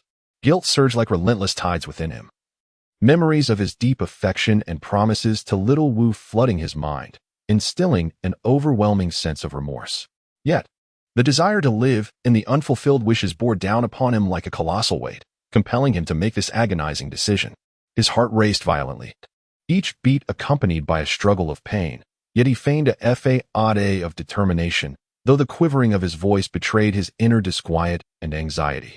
Chapter 64. Another failure. Upon witnessing Tang San's resolution, Long Gong's brow furrowed deeply, his expression grave as a leaden sky. His tone heavy, he declared, "Then come forth. I shall safeguard your life today." His voice resonated like a thunderous bell, echoing across the desolate expanse. Each word seemed to bear the weight of 1,000 forces, akin to invisible shackles, emanating an inescapable authority that rendered the gathered audience breathless. Hearing Long Gong's proclamation, Tang San initially shuddered before inhaling deeply. As if to suppress all his unease and tension, he slowly lifted his foot, taking heavy steps, each movement akin to wading through lead, laborious and slow. As his foot met the ground, one could almost hear the lands groan, his entire form trembling slightly. With painstaking slowness, he approached Long Gong, each step fraught with hesitation and struggle. His eyes mirrored a complex tapestry of emotions. The helplessness resembled the chilling frost of late autumn, cold and profound. The guilt felt like a burdensome shackle, weighing him down, nearly preventing him from lifting his gaze, while the apprehension of the unknown crawled within his heart like countless insects, leaving him in disarray. Internally, he pondered, I wonder if Long Gong can truly protect me. I hope I do not bring him trouble. With each step, such thoughts intensified within his mind. Before long, Tang San stood beside Long Gong. At that moment, Luo Mei silently observed as he approached, her gaze flickering like stars in the night sky, now bright, now dim. Within those beautiful eyes lies profound contemplation, yet there is no immediate action. It appears she is biding her time, awaiting an opportune moment. Secretly, she muses, the renowned couple, the dragon and serpent, hold prominence in the realm of soul masters. And today's circumstances will reveal how they choose to respond. Should they falter even slightly, it would present me with a chance. A subtle smile graces her lips, sketching an almost imperceptible curve, as if she has already foreseen the spectacular confrontation about to unfold. Before her, the Dragon Lord's eyes blaze like burning torches, sharp and fervent as he examines Tang San from head to toe, continuously uttering sounds of approval. Indeed, indeed. A handsome visage, a robust physique. His voice, resonant and vibrant, reverberates through the air. Gradually, he extends his right hand, broad and rough, reminiscent of ancient tree bark weathered by time. With a firm grip, he clasps Tang San's wrist, the action resolute and decisive. He then channels his soul power, which flows through Tang San's body like a lively stream. Sturdy meridians, resilient bones, he remarks.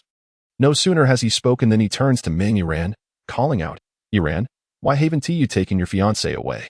His voice, booming like a great bell, carries an air of undeniable authority and urgency. Upon hearing this, Meng Yiran's face instantly blossoms with a radiant crimson, akin to a splendid sunset. Her shyness manifesting in ripples across her cheeks, almost palpable. Her eyes shimmer like twinkling stars, revealing a blend of eagerness and bashfulness. With light, hurried steps, she glides towards Tang San, akin to a dancing butterfly or a gentle breeze. She extends her delicate hand, smooth as jade, tenderly grasping the sleeve of Tang San's garment. This pull, seemingly gentle, is imbued with a quiet determination. With a gentle tug, her movement is soft, yet carries an irresistible force, drawing Tang San behind the Dragon Lord and Meng Shu. At this moment, Meng Yiran's heart races like a drum, her breaths quickening, as if a little rabbit were nestled within her chest, bouncing incessantly. Lo Mei observes the Dragon Lord's resolve solidifying, her previously calm features darken abruptly, as if a clear sky were suddenly shrouded by ominous clouds. Her exquisite countenance now appears veiled in frost, her brows arched like two sharp blades, piercing directly at the Dragon Lord. With eyes ablaze with fury, she exclaims, Dragon Lord, do you truly intend to stand against me, against our spirit hall? Her voice rings sharp and piercing, slicing through the tense atmosphere. Each word drips with profound inquiry and indignation, as if wrenched from her very soul, chilling all who hear. The Dragon Lord's expression becomes somber, steadfast as an unyielding mountain, his gaze shimmering with unwavering resolve, as solid as stone. He speaks slowly, his voice deep and resonant, each word emerging as a sincere truth from the depths of his being. Miss Luo, your words carry an undue weight. His voice resonated like the profound tones of the earth, deep and steady, evoking an irresistible sense of authority. He gently shook his head, a hint of helplessness manifesting on his weathered face. To be candid, I have never harbored any thoughts of opposing you or the illustrious Spirit Hall. Yet, fate is invariably replete with drama and uncertainty. Subsequently, a tender affection quietly flowed within Long Gong's gaze, his tone softening. Surely, you have disowned my cherished granddaughter, Meng Yiran. Holds a deep affection for the young man named Tang San, even resolutely choosing to marry him to save his life. When speaking of his granddaughter, Long Gong's eyes sparkled with boundless adoration and concern. Hence, to spare my beloved granddaughter from sorrow and disappointment, I had no choice but to intervene and rescue Tang-san. At this juncture, a resolute glint suddenly flickered in his eyes, as if he had made a firm decision to protect this bond of kinship and love, regardless of how treacherous the path ahead may be. Finally, Long Gong straightened his posture, boldly confronting Luo Mei with an unwavering gaze. His eyes were as clear as water, revealing a sincere and earnest emotion, as though he aspired for her to grasp his heartfelt intentions. Besides, why should the grievances of the past generations ensnare the innocent next generation? Do you find my reasoning sound, Miss Luo? At this moment, the entire space was enveloped by Long Gong's formidable presence, instilling a sense of reverence. Luo Mei's lips curled into a subtle smirk, followed by a disdainful snort. Her eyes momentarily flashing a chilling ferocity, akin to a fierce wolf stalking its prey. She clenched her jaw tightly, her facial muscles contorting in overwhelming rage. Forcing words through gritted teeth, what a commendable Long Gong. I never imagined that to this day, you remain so steadfast in your protection of this boy. Humph. Her tone was exceptionally cold and resolute, the anger and resentment surging within her like a raging flood, threatening to engulf everything around her. Without further ado, Luo Mei cut straight to the chase, declaring her stance. Given the circumstances, words are futile. In the realm of spirit masters, we have always upheld the supremacy of the strong, where power reigns supreme. Today, I shall thoroughly assess the prowess of the illustrious unparalleled dragon and serpent. What capabilities do you truly possess? Should you indeed prevail over me, then this boy shall be entrusted to your care. Conversely, do not blame me for my mercilessness. Having spoken, she abruptly raised her voice, transforming her originally melodious tone into a sharp and jarring sound, akin to a sword piercing the heavens, reminiscent of thunder cleaving the sky, laden with unmistakable provocation. Chapter 65. Another Failure. Upon finishing her words, the meteor bow tightly grasped in Luo Mei's hands erupted with a resplendent brilliance. Shining as luminously as the brightest star in the night sky, akin to a blazing sun, its dazzling intensity rendering one speechless and unable to gaze directly. Simultaneously, the sixth soul ring upon her form flickered slightly, releasing an exceptionally eerie glow. This light was chillingly deep, exuding tendrils of an unsettling coldness that evoked an instinctual dread. At this moment, Luo Mei's feet stood firm like colossal pillars, deeply rooted in the earth beneath her, unwavering and steadfast. Her delicate hands clutched the bowstring with resolute determination, exerting all her might to draw it back. As she did so, the muscles in her arms bulged with rapid intensity, veins coiling like dragons across her skin, showcasing an unparalleled strength. As if with just a fraction more force, she could effortlessly snap the resilient bowstring. Yet her previously ethereal visage was now shrouded in a layer of frost, her gaze icy and unwaveringly fixed upon the formidable couple, devoid of any hesitation or compassion. Then, with a steely focus, she concentrated her strength into her arms and abruptly released the bowstring. In an instant, an arrow shot forth like a wild stallion, its speed astonishing, resembling a brilliant streak of light cleaving through the sky. At the very moment the arrow was released, it appeared to be enchanted, swiftly splitting apart into thousands of fine, sharp arrows. These arrows aligned closely, forming an impenetrable rain of projectiles, surging forth like a swarm of insatiable locusts, sweeping relentlessly towards the formidable couple. Accompanied by piercing, shrill whistling, this barrage of arrows advanced with the force of thunder. The cacophony was deafening, as if countless fearsome specters were howling in unison, emanating an infinite aura of murderous intent and terror. Each arrow glimmered with a chilling light, seemingly harboring boundless power, intent on obliterating everything in its path. The entire sky appeared to be consumed by this dark deluge of arrows, the once bright sunlight completely obscured, plunging the world into a dim and shadowy gloom. This overwhelming pressure bore down like a mountain, suffocating, as though the apocalypse had descended. Upon witnessing this scene, the countenance of the formidable couple suddenly turned grave, as if enveloped in a thick layer of frost. The two individuals exchanged swift glances, their eyes meeting in the air, filled with unwavering determination and audacity, akin to a blazing inferno, intensely fervent and resolute. Dragon Lord's hands, as formidable as iron pincers, gripped the dragon-headed staff tightly. His fingers turned white from excessive force, and the muscles in his arms bulged, resembling coiled dragons intertwined with prominent veins. Meanwhile, Snake Matriarch clutched her serpent staff with equal fervor. At that moment, the staff seemed to possess a soul of its own, quivering gently in her grasp while emanating a chilling aura of danger. The atmosphere was fraught with tension, as if a breathtaking battle were on the verge of erupting. In unison, they unleashed a furious roar, a sound that fractured the silence like a thunderclap, threatening to rend the very heavens asunder, leaving their ears ringing and nearly deafened. Concurrently, a magnificent and boundless soul power surged forth from their beings, akin to tumultuous waves crashing relentlessly, fierce and unstoppable. At the precise moment they executed their sixth soul skill, the two immense forces of soul power intertwined, resembling two colossal dragons spiraling in the air, ultimately coalescing into a resplendent, multi-hued barrier. This barrier radiated a dazzling brilliance, akin to the auroras illuminating the darkened night sky. A kaleidoscope of colors so vibrant it dazzled the eye. In an instant, a torrential rain of arrows descended like a swarm of locusts, striking with unparalleled ferocity against the indomitable soul power barrier. The air was filled with a symphony of sharp, ringing sounds, a relentless clamor reminiscent of a tempest beating against solid metal. Countless sparks erupted, akin to splendid fireworks bursting in the night sky, illuminating the surrounding space and vividly capturing the expressions of those present, tense and utterly focused. Witnessing this spectacle, Luo Mei's countenance grew increasingly grave, resembling an unyielding iceberg. Her once exquisite and alluring visage now appeared shrouded beneath a thick layer of ice, frigid and devoid of warmth. Her crimson lips parted, coolly uttering words. Indeed, the illustrious dragon and serpent have effortlessly withstood my sixth soul skill. Now, it is my turn to unleash my full strength. Her voice echoed with an eerie resonance, chilling to the bone, evoking a sense of dread and involuntary shivers. With that, the eighth soul ring, a deep crimson tinged with black, radiated with sudden brilliance from her form, its dazzling glow as striking as blood, piercing the eyes with its intensity. Simultaneously, a long arrow, dark as ink, slowly manifested from the meteor, bow firmly in her grip. The long arrow, entirely enveloped in a lustrous black sheen, emanated a chilling aura that instilled dread in the hearts of onlookers. This ominous presence resonated like the wails of countless vengeful spirits, a cacophony that sent shivers down the spine. Lomira's hands trembled, the veins bulging like twisted earthworms, her arms quaking as if every ounce of her strength was devoted to this singular shot.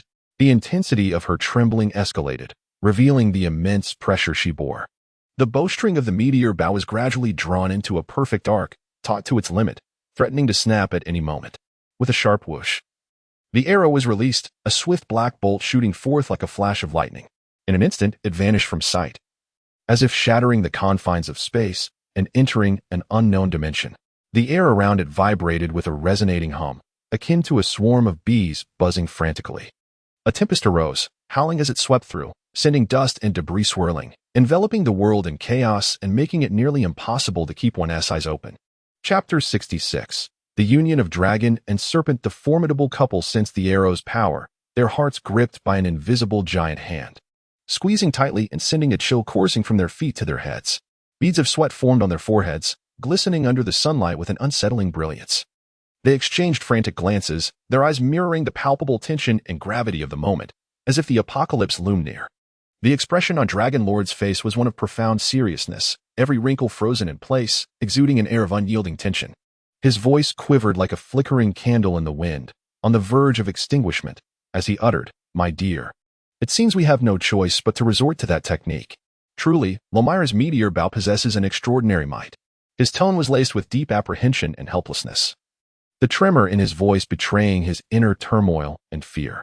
Upon hearing this, Serpent Matron's complexion turned as pale as parchment, devoid of color, her lips trembling uncontrollably like leaves in an autumn breeze. She replied with difficulty, "It seems we are left with no alternatives." Her voice was frail yet resolute, carrying a sense of desperation akin to a point of no return. With that, Dragon Lord clenched his teeth so tightly that it seemed they might shatter, the veins on his forehead standing out prominently, resembling sinuous earthworms. He grasped his dragon-headed staff with both hands, raising it high, the staff glinting with a cold sheen in the sunlight. Then, with a sudden and forceful thrust, he drove it into the ground with tremendous vigor, fueled by boundless rage and determination. The moment the staff struck the earth, a thunderous roar erupted, echoing like the very heavens splitting apart. The ground fissured instantaneously, resembling a gaping maw, poised to consume everything in its path. Countless stones and soil were cast into the air, showering down like a torrential rain, creating a scene of breathtaking intensity. Serpent matron, eyes tightly shut, bore an expression of strain, as though enduring immense agony. She raised her serpent staff high, its weight feeling as though it bore 1,000 burdens. Chanting fervently, her words flowed with a rapidity akin to a tempest, rendering her mutterings unintelligible to those nearby. Yet, an aura of mystique and tension enveloped the surroundings. As she recited with fervor, torrents of formidable soul power surged continuously into the weapon, akin to a mighty river. Formidable and overwhelming. Her arms quivered slightly under the powerful influx of soul energy, her muscles taut, each tremor appearing to engage in a strenuous struggle against that overwhelming force. Beads of sweat, akin to pearls, cascaded down her forehead, evaporating upon hitting the ground. In perfect synchrony, as if by an unspoken bond, the two individuals crossed their staffs together in unison, their gazes resolute and unwavering. They shouted in unison with all their might, "The fusion of martial spirits shall unleash the formidable dragon and serpent." Their voices soared into the heavens, imbued with boundless determination and strength. In an instant, a radiant light erupted from their position, dazzlingly bright like a burst of fireworks, nearly blinding to behold. Within this brilliance, the figures of the dragon and serpent vanished, replaced by an elderly man appearing to be in his 60s or 70s, his hair white and impeccably groomed. He stood there quietly, radiating an undeniable air of authority, his snow-white hair glistening with a mysterious sheen in the light.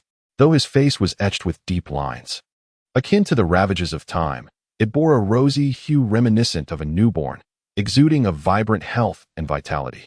With eyes wide and blazing like a raging inferno, he bellowed with the resonance of thunder, dragon, and serpent strike.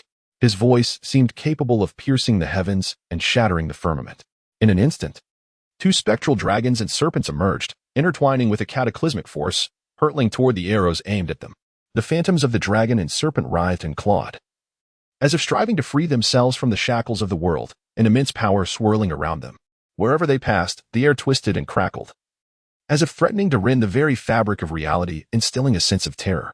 The spectral dragon and serpent, like unbridled steeds, collided with the black arrows with a force akin to a thunderous explosion.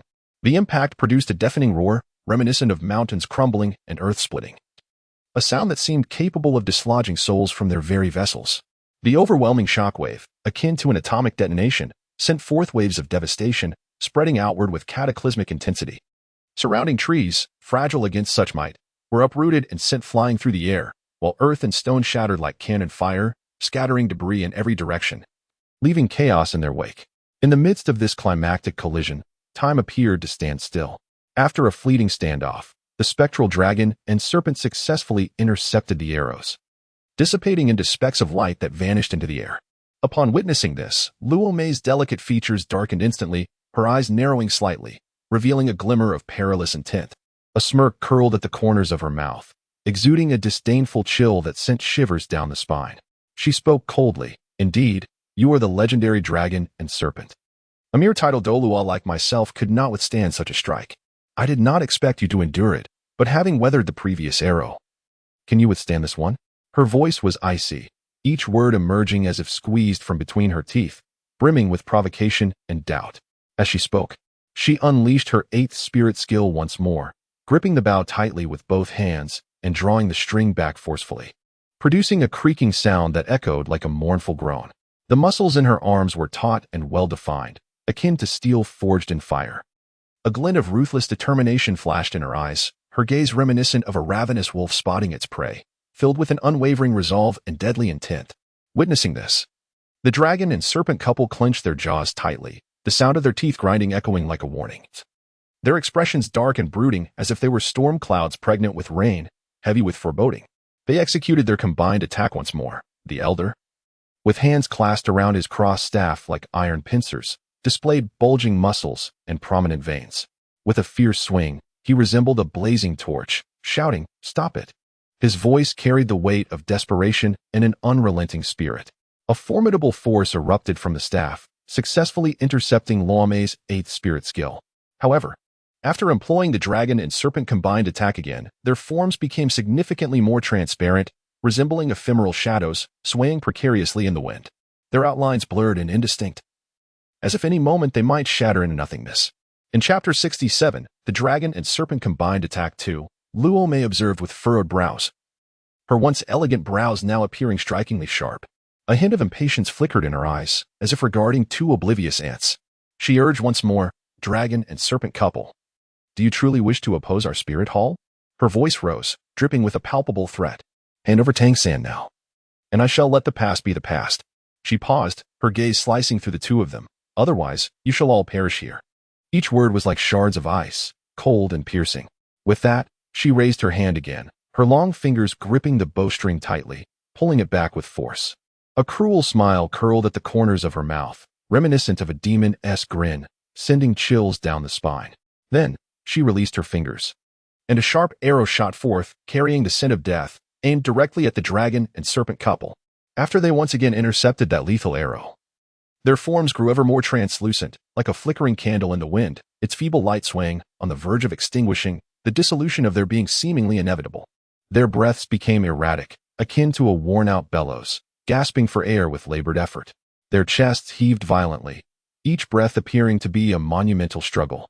Beads of sweat rolled down their cheeks, dripping onto the ground, only to evaporate instantly on the scorching earth. Their bodies trembled slightly, their legs heavy as if laden with lead, evidently bearing immense pressure, teetering on the brink of collapse. The heart of Long Gong plunged into a profound struggle, akin to being ensnared in an abyss of darkness, unable to extricate himself. He silently lamented. It seemed he would disappoint his granddaughter this time. Each thought pierced his soul like a sharp blade, causing him great anguish. It was all due to his insufficient strength. Otherwise, how could he find himself in such a precarious position? Regret overwhelmed him, the tide of self-reproach drowning him. Did he truly have to sacrifice his family's lives for Tang San? This question incessantly circled in his mind, like a lingering nightmare. His countenance grew increasingly grim, shrouded in a thick haze that rendered it almost unbearable to behold. His eyes were filled with pain and conflict, the agony akin to 1,000 arrows piercing his heart. While the turmoil felt like a tangled knot, impossible to untie, every nuance of his expression conveyed his inner torment and helplessness. Just as Long Gong prepared to utter the words of surrender regarding Tang San to safeguard his family's lives, a clear and urgent voice rang out behind him. "Teacher Zhao, we have found Tang San. He is just ahead." It seemed that someone had launched an attack against him. But the formidable couple, the dragon and serpent, had intervened, currently engaged in combat. This voice pierced through the darkness of Long Gong's heart like a ray of hopeful dawn. Upon hearing it, a vivid image of his granddaughter's earlier words surfaced in his mind. Their leading instructor was the indomitable king of the unmoved, Zhao Wujin, who possessed the strength of a soul sage. A surge of joy filled his heart, akin to the long-awaited rain after a drought. Perhaps there was still a glimmer of hope, and if he could endure just a little longer, he might save Tang San and his family. This thought ignited a flicker of hope within him, rekindling the nearly extinguished flame of optimism. Thus, the words of surrender that had been on the tip of his tongue were swallowed back, and the notion of trading Tang San for his own life dissipated. His gaze regained its steadfastness, as if he had resolved to face the impending challenges with newfound determination. Luo Mei also heard the voice from ahead, her elegant brows knitting together tightly, resembling two intertwining ropes, filled with silent vexation. "Damn, Zhao Wujin and his group have arrived." It seemed utterly impossible to kill Tang San before they reached him. The once enchanting light in her beautiful eyes flickered with a malevolent glint. Akin to a ravenous wolf prowling in the dark of night, her gaze cold and fierce as it swept over Tang San, as if she could pierce through him in an instant. She bit down on her lower lip with such force that it drained of color, turning nearly transparent, and the trembling of her tightly clenched lips revealed her intense anger and resentment. She had only the time to shoot one arrow, to kill Tang San. She would need to simultaneously defeat the dragon and serpent couple with that single shot, otherwise there was no other option. Yet, it appeared that Long Gong and the serpent lady still had the strength for one more strike, making it seem impossible to fulfill Xiao Yu's instructions. As Luo Mei pondered these thoughts, her expression grew increasingly somber. The more she contemplated, the more her anger surged, causing her delicate features to flush a deep crimson, akin to a ripened apple. Her breath became labored and heavy, escaping in sharp gasps. Her bosom heaved violently, each rise and fall seemingly harboring an inferno of rage. Like a volcano on the verge of eruption, ready to unleash scalding lava that would incinerate everything in its vicinity. Alas, were she alone? She could effortlessly hunt down Tang San and the others, including the formidable couple, the dragon and serpent. However, with Xiao Yu present, should the dragon and serpent entangle her, the immovable King Ming Zhao Wuji could easily strike Xiao Yu down. What a pity, truly a lamentable circumstance. At this juncture, Luo Mei's heart felt as if it were being gnawed upon by a myriad of ants, a tumult of resentment and fury weaving a dense web that ensnared her tightly. She clenched her fists, her fair fingers turning pale from the strain, nails embedded deeply into her palms, with blood seeping forth. Yet, she remained oblivious to the pain, as if the torment of her body paled in comparison to the anguish within. Reluctantly relinquishing her meteor bow, she emitted a fierce snort directed at the dragon and serpent couple, her voice akin to the sharp crack of ice slicing through a frozen expanse, sending shivers down the spine. With venomous intent, she declared, "Consider yourselves fortunate. Had Zhao Wuji arrived 2 minutes later, this arrow would have surely claimed your lives here. Your luck is truly remarkable." Her tone brimmed with indignation, resentment, and profound dissatisfaction. Each word seemed to be forced through clenched teeth, imbued with an icy malevolence and lethal intent. Her exquisite visage contorted with rage, her gaze ablaze with a fierce fire, as if she intended to reduce all before her to ashes. At that moment, Long Gong straightened his posture, resembling a proud and towering pine, his demeanor exuding confidence. With a slight tilt of his chin, revealing an unmistakable sense of triumph, he proclaimed, "Miss Luo, it appears the game is mine to win. I shall take Tang San with me." His voice resonated like a resounding bell, powerful and unwavering, each word falling with the weight of a hammer striking the anvil.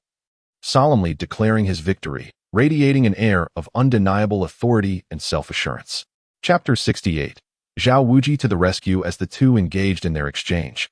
Zhao Wuji and his companions raced breathlessly to Meng Yiran's side.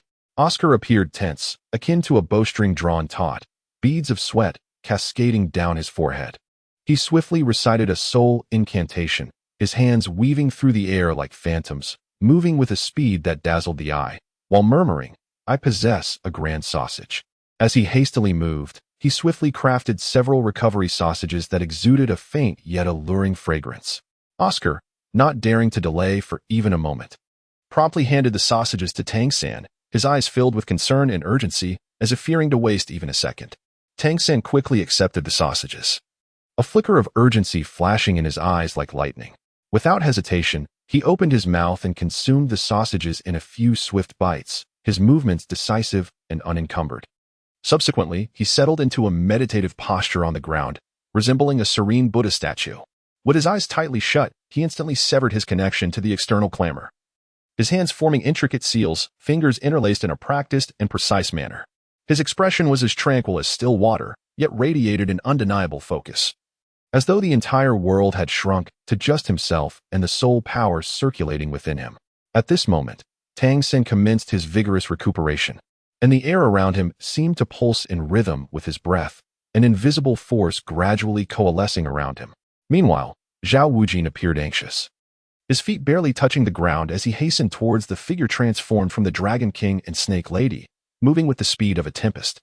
A radiant smile of gratitude instantly adorned his face, reminiscent of a blooming flower, as he spoke with utmost sincerity, his tone tinged with a hint of deference. "Thank you, esteemed elder, for protecting Tang San."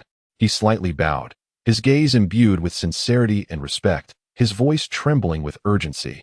"Your noble assistance shall not be forgotten, and I, Zhao, pledge to repay this kindness in the future."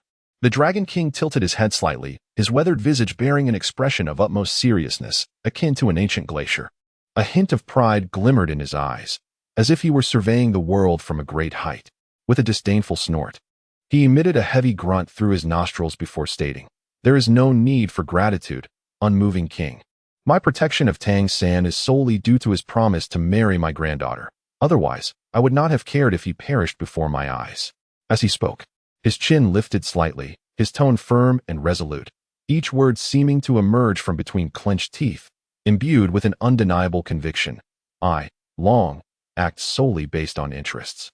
Were it not for this marriage, Tang San's life or death would bear no significance to me." Upon hearing this, Zhao Wujin could not help but reflect inwardly. Such sentiments are indeed understandable. If he were in the Dragon King's position, he would likely make the same choice. After all, As a sole master in this merciless realm of the strong preying on the weak, few would willingly engage in actions that bore no benefit. His thoughts raced. His brow slightly furrowed, a flicker of understanding and agreement crossing his eyes. While contemplating this internally, he maintained a respectful smile on his face. The expression firmly affixed like a mask, revealing no hint of dissatisfaction. With a beaming countenance, his eyes almost squinting into slits, he humbly expressed his gratitude to the Dragon King. Esteemed elder, your timely assistance is deeply appreciated. Regardless of the circumstances, you have safeguarded Tang-san, and this kindness shall not be forgotten. Due to the fact that the esteemed couple, the dragon and serpent, became embroiled in this harrowing confrontation because of Tang-san, Zhao Wujia, after expressing his gratitude to them, turned abruptly, like an enraged lion. His eyes instantly ignited with a fierce intensity, as if capable of spewing fire. Fixating unblinkingly on Luo Mei, his expression darkened in an instant, resembling a sky heavy with storm clouds. With a tone as unyielding as steel, yet laced with suppressed fury, he implored, "Miss Luo, I beseech you to spare my student." As he spoke, he narrowed his eyes slightly, a glint of menace flickering within the narrow slit, akin to a serpent poised to strike. He intensified his tone, warning, "Otherwise, that young lad behind you may not live to leave the Douluo forest." His voice was deep and gravelly, each word seemingly extracted through clenched teeth, imbued with a chilling intent that sent shivers down the spine. His body was taut, muscles coiled like a spring, poised to unleash violence at any moment. Upon hearing this, Luo Mei's formerly fair complexion flushed a deep crimson, akin to a ripe apple. Her brows furrowed sharply, resembling two gleaming swords, her eyes ablaze with fury as she thundered, "Zhao Wujia, are you courting death? How dare you threaten me?" Her voice pierced the air like a thunderclap. Simultaneously, her hands clenched into fists, the delicate knuckles whitening from the pressure, revealing prominent veins that suggested her inner turmoil. Her body trembled slightly, clearly agitated by Zhao Wujia's words, as waves of anger surged within her. Yet, Zhao Wujia remained unfazed, exuding an unshakable calm, akin to an immovable mountain amidst a howling tempest. A hint of a sardonic smile played at the corners of his mouth, concealing disdain and fearlessness. He spoke leisurely. "Miss Luo, you should recognize that this is not a threat. You are undoubtedly aware of Tang-san's identity, and thus you must also comprehend the implications. Should he perish in the Douluo forest, what fate awaits me as his supervising teacher?" He paused momentarily, his gaze piercing as he locked eyes with Luo Mei, continuing, "It won't be long before the Haotian Douluo eliminates me as well. Therefore, not only do I wish to protect Tang-san as my student, but I am also compelled to heed the threats posed by his father. I implore you, spare Tang-san's life." His voice resonated with a steady power, every word articulated with clarity and resolve, exuding an aura that brooked no opposition. Upon hearing Zhao Wujia's blend of soft and hard rhetoric, Luo Mei's fury flared like a volcano on the brink of eruption, the molten rage surging within her, threatening to consume her reason entirely. She mentally cursed, "Damned Zhao Wujia. How dare you threaten me? Just wait until I find an opportunity to make you pay." She bit down hard on her lip, her pearly teeth pressing into her flesh, leaving deep impressions as blood began to seep forth. Inwardly, she assessed the situation. It seemed Zhao Wujia was determined to protect Tang-san at all costs. How infuriating. It appears that this time, Tang-san cannot be eliminated. I must acknowledge that I lack the confidence to protect Lin Yu while simultaneously vanquishing Tang-san in the presence of a soul sage and the formidable Dragon King and Serpent Empress, unless I ascend to the rank of a titled Douluo, which would grant me such power. Contemplating this, her countenance darkened further, as if shrouded by a heavy fog, rendering her once exquisite features somewhat grotesque. Yet, she understood that the current situation was not in her favor, compelling her to suppress the raging fury within. Taking several deep breaths, she endeavored to calm her tumultuous emotions, though her slightly trembling frame betrayed her inner discontent and wrath. Chapter 69. The arrival of the second soul ring. Despite the tempestuous anger surging within Luo Mei, akin to a colossal wave threatening to engulf her last vestige of reason, a formidable willpower, astonishing in its intensity, emerged from the depths of her resilient spirit at this critical juncture. It steadfastly quelled her nearly uncontrollable impulse to engage in reckless confrontation. She clenched her teeth tightly, her pearly whites seemingly on the verge of piercing her lips, while the muscles of her face twitched violently from her overwhelming fury. Each tremor seemed to testify to the ferocious turmoil raging within her. Her eyes widened, the fire of her rage blazing forth as if capable of incinerating everything in her path. Through clenched teeth, she articulated each word with a deep, hoarse voice, reminiscent of a chilling curse emanating from the darkest abyss. Leave, take Tang San and vanish from my sight at once, or I cannot predict what I might do. Her voice carried the weight of ancient, unyielding ice, each syllable imbued with a bone-chilling intensity that sent shivers down the spine, as if an invisible dread had seized her heart. Upon hearing Luo Mei's words, Zhao Wujia's expression remained tranquil, akin to a still, unfathomable pool, undisturbed and devoid of any waves of humiliation. However, the reaction of Ning Rongrong, standing beside him, was entirely different. As the cherished daughter of the seven-treasure glazed tile school, she had been regarded as a prized jewel by the Bon Douluo and Sword Douluo since childhood. Nurtured in endless affection and care, which had fostered her fearless disposition. Witnessing Luo Mei audaciously humiliate Zhao Wujia ignited a fiery blush across her delicate, fair face, resembling a ripe apple, red to the point of almost bleeding. Her lively eyes blazed with an inferno of indignation, as if they could reduce everything before her to ashes. Her small, cherry-like lips moved rapidly, panting as she prepared to vehemently refute Luo Mei, exuding the ferocity of an enraged lion cub, ready to leap forth and engage in a fierce battle with her adversary. At this critical and precarious moment, it was Zhu Zhuqing who decisively intervened. She moved like a specter, her speed so extraordinary that it rendered her nearly impossible to apprehend. In the blink of an eye, she transformed into a shadow and swiftly appeared behind Ning Rongrong. Just as Ning Rongrong was about to speak, Zhu Zhuqing delivered a sudden, precise strike with her hand, the sound slicing through the air with an intensity akin to lightning, striking Ning Rongrong's neck with remarkable swiftness. Ning Rongrong was engulfed by darkness, an overwhelming wave of dizziness crashing over her, and her body weakened as if all her strength had been drained in an instant, leading her to lose consciousness and collapse limply to the ground. Observing this, Oscar remained remarkably composed, his expression devoid of panic, exuding an unusual calmness. His gaze was steadfast and resolute as he swiftly moved forward, akin to an arrow released from a bow, agile and gentle, perfectly catching Ning Rongrong from Zhu Zhuqing's grasp. He cradled her in his arms with a tender touch, as if holding the most precious and fragile treasure in the world, fearful that even the slightest negligence might cause her harm. Zhao Wujia, witnessing the scene, merely furrowed his brows slightly, a creased expression forming between them.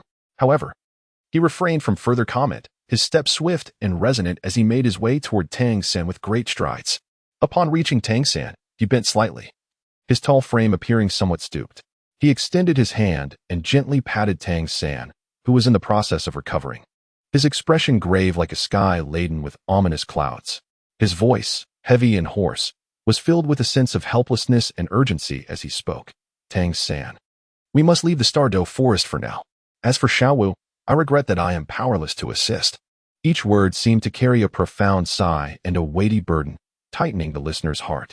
Upon hearing this, Tang San pressed his lips into a straight line. As if forged from steel, his brow furrowed tightly, the two arched lines resembling twisted braids. A flicker of unwillingness and rage flashed in his eyes, the flames of fury burning fiercely within him. He opened his mouth, his throat constricting, eager to voice his thoughts to Zhao Wujia in pursuit of a resolution. However, upon catching sight of Luo Mei, whose expression was dark and menacing, her gaze fierce as if she were poised to unleash violence, Tang San's heart sank, akin to a heavy hammer striking his chest, jolting him back to clarity. He silently pondered. Zhao is right. The current situation is exceedingly unfavorable for me. My priority must be to preserve my life, and only when my strength has grown will I seek to reclaim justice. Otherwise, this time next year may indeed mark my demise. Moreover, I cannot be so selfish as to drag Zhao and the others down with me in pursuit of my own obsession. With this thought, Tang San took a deep breath, his chest rising and falling violently, as if to draw all his unwillingness and fury deep into his heart. He forcefully suppressed the tumultuous emotions that surged within him, like a raging tide, held back by the dam of his indomitable will. With a heavy nod towards Zhao Wuji, the gesture bore the weight of endless resignation and compromise, each movement akin to carrying a burden of immense gravity, signifying an acquiescence to Zhao Wuji's proposal. Just as the group prepared to depart, a shadow emerged from the nearby woods, moving languidly, like a specter drifting towards them. Instantly, their nerves tightened, akin to a bowstring drawn taut, their bodies involuntarily entering a state of readiness for combat. Each gaze was imbued with vigilance and caution, eyes sharp as blades, dissecting the approaching shadow with intense scrutiny. Their pupils constricted sharply, fixated unblinkingly on the looming figure, muscles coiled like steel, poised to unleash their utmost strength in the face of impending danger. No one dared to relax. Their faces were taut, expressions solemn, as they summoned their martial spirits. In an instant, brilliance erupted, dazzling and resplendent, as various martial spirits manifested around them like ethereal visions. The group fixated on the shadow within the woods, their gazes fierce and fiery, as if they sought to penetrate the very essence of the figure. Breaths quickened and grew heavy, hearts pounding in a rhythm akin to war drums. At the slightest hint of danger, their formidable spirit energy would surge like a tumultuous wave, unhesitatingly charging towards the shadow to deliver a decisive blow. As the shadow drew nearer, their hearts leapt to their throats, as though ready to burst forth. Breathing became erratic and disordered, reminiscent of a weary bellows struggling to function. With gasps echoing in tandem, beads of sweat rolled down their foreheads, resembling pearls strung together, cascading down their cheeks, and leaving glistening trails that sparkled in the sunlight. Tension and anxiety were etched upon every face, yet their eyes remained steadfastly locked on the encroaching shadow, unwilling to divert their focus. Before long, the shadow became clearer, and upon closer inspection, they realized it was the previously captured Xiao Wu, taken by the Titan great ape. A collective shock rippled through them, akin to a stone thrown into a serene lake, creating concentric ripples of astonishment. None could fathom how she had escaped the grip of such a formidable and fearsome foe. It was a mystery beyond belief. However, upon witnessing her unscathed presence, radiant smiles erupted on Tang San and the others' faces, as brilliant as blossoms in full bloom on a spring day. Even Tang San, whose complexion was originally as pale as paper and devoid of color, suddenly appeared much more vibrant, as if infused with a surge of powerful vitality, radiating an extraordinary brilliance. Just as Tang San and his companions parted their lips, their tongues lightly touching the roof of their mouths, eager to inquire how Xiao Wu had escaped from the Titan great ape, Zhao Wujie, like a tempestuous gale, swiftly interjected, "This is not the time for questions. Once we leave the Stardow Forest, you may ask whatever you wish. Our foremost task now is to exit the Stardow Forest. After all, we cannot predict whether the meteor Douluo will recklessly pursue us." Zhao Wujie's voice was urgent, akin to the beating of war drums, grave as the chilling winds of a cold night, carrying an undeniable authority. His tone resembled that of a commander issuing a life-and-death edict, each word heavy with significance, resonating with a chilling intensity that demanded compliance, as if any hint of defiance would bring about catastrophic consequences. Upon hearing his words, although Tang San and the others were besieged by an insatiable curiosity and profound bewilderment, their brows knitted tightly like deep ravines, their eyes revealing an unmistakable urgency and reluctance, they understood the critical nature of the moment, leaving no room for even a fraction of delay. Thus, they pressed their lips together firmly, resembling a fine line, refraining from immediately questioning Xiao Wu about her escape. Instead, they quickened their pace, each step generating a subtle disturbance in the air. Together with Xiao Wu, they moved like the wind, hastening to follow Zhao Wujie's tall and resolute figure. Their forms darted forward like arrows released from a bow, racing toward the perilous and unknown exit of the Stardow Forest, their anxious demeanor suggesting that a host of ferocious beasts was in pursuit. Luo Mei watched as the figures of Zhao Wujie and the others gradually receded from view, until they became mere indistinct dots, and she finally exhaled a sigh of relief. The tension in her body dissipated in an instant, leaving her feeling as if her very bones had been drawn out, rendering her weak and listless. With her legs giving way, she collapsed onto the ground like a puddle of mud, trembling slightly and gasping for breath, each inhalation seemingly exhausting her entire being. It turned out that Luo Mei had been forcing herself to converse with Zhao Wujie. In reality, her soul power had been significantly depleted during the earlier battle and was nearly exhausted. Had a confrontation ensued at that moment, the outcome would have been unpredictable and uncertain. After a brief moment of recovery, Luo Mei slowly opened her eyes and gazed at Lin Yu, her previously radiant face now marred by a look of guilt. She parted her lips, her voice trembling slightly as she spoke. "I am sorry, Xiao Yu. I was unable to fulfill your wish to eliminate Tang San." Her voice was laden with weariness, as if she had just endured a long and arduous journey, each word seeming to carry a weight of exhaustion. simultaneously entwined with helplessness. There exists a profound sense of powerlessness, akin to becoming ensnared in an inextricable quagmire. Her tone is laden with deep-seated self-reproach, as if she bears the sole responsibility for all these failures. Lin Yu seethed inwardly, pondering. Tang Xin truly embodies the son of destiny from the Douluo continent. He is indeed a formidable adversary to eliminate. In the village where Shrek Academy is located, I meticulously laid traps, believing my plans to be foolproof. Yet I failed to take his life, only to be thwarted by an unexpected intervention from a teacher at Shrek Academy.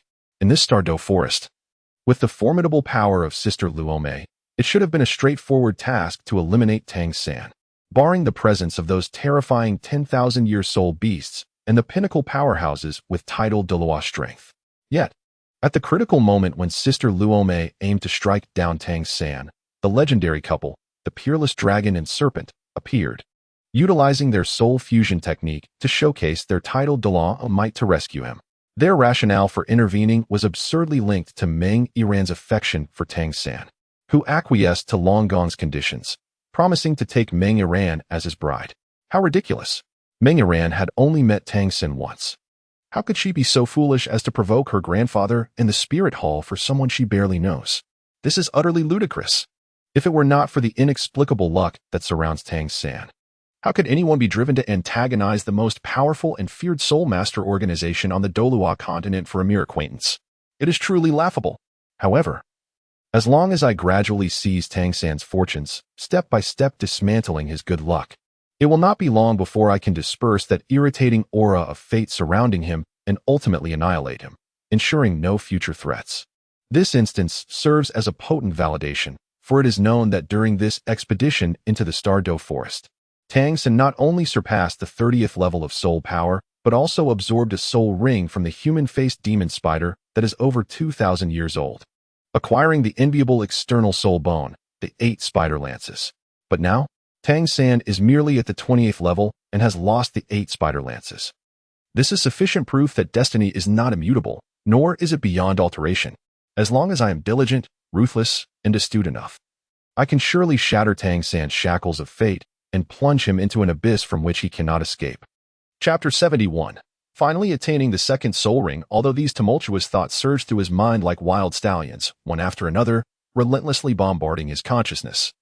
He feigned a casual demeanor, saying, "It's all right, Sister Luo. We can seize another opportunity to eliminate Tang San next time."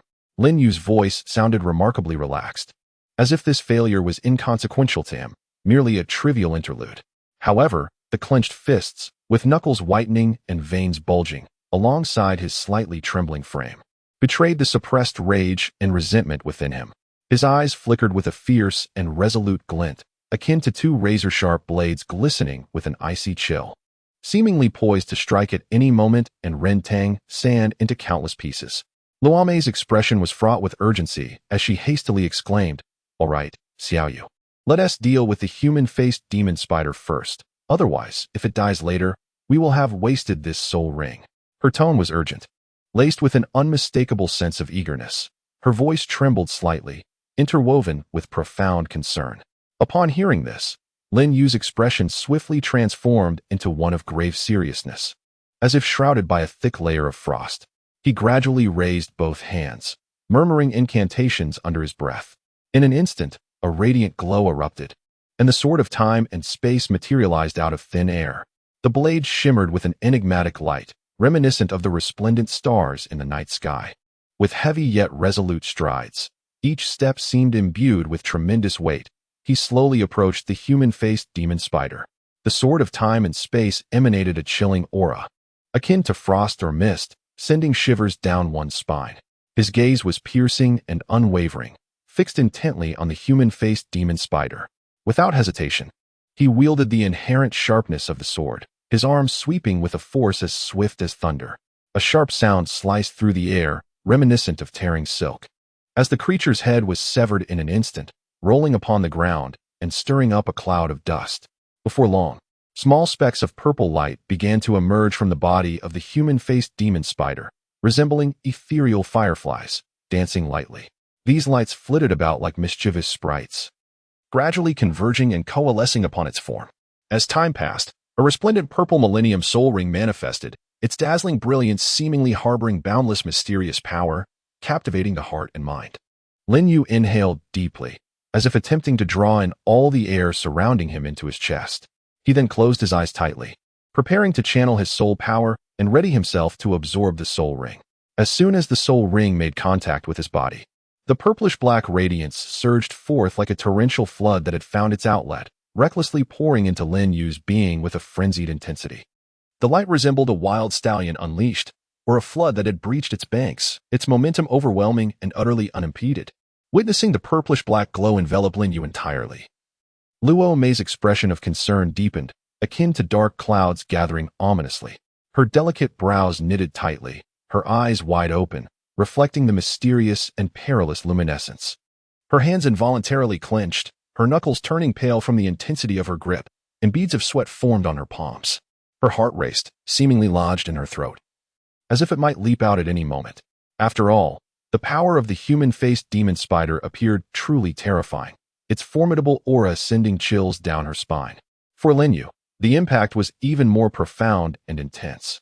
Under the immense soul power of the human-faced demon spider, he felt as if every cell in his body were subjected to extreme heat and pressure, on the verge of exploding.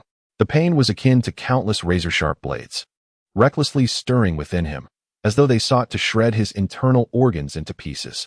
With a sudden gasp, Lin Yu expelled a mouthful of fresh blood, which erupted from him like a crimson fountain. The blood traced a startling arc through the air before cascading to the ground like raindrops, staining the earth a vivid scarlet. Before long, Lin Yu found himself enveloped in a dense, faintly red mist, thick as a heavy curtain, obscuring his figure from view. It is worth noting that this mist was not a manifestation of soul power, but rather a condensation of blood seeping from Lin Yu's body. This alone illustrates the excruciating torment he was enduring, akin to 1,000 arrows piercing his heart and countless insects gnawing at his bones. Upon witnessing this, Luo Mei's heart raced, akin to ants on a hot pan, consumed by anxiety. She longed to rush forward and share in Lin Yu's suffering. Yet she could only silently pray. At this moment, even her considerable strength could not interrupt Lin Yu's absorption of the soul ring. She could only watch helplessly, pacing back and forth in desperation, feeling utterly powerless. At this moment, Lin Yu felt as though he were ensnared in an inferno of torment, with every inch of his skin and every nerve enduring the excruciating agony akin to being subjected to 1,000 cuts.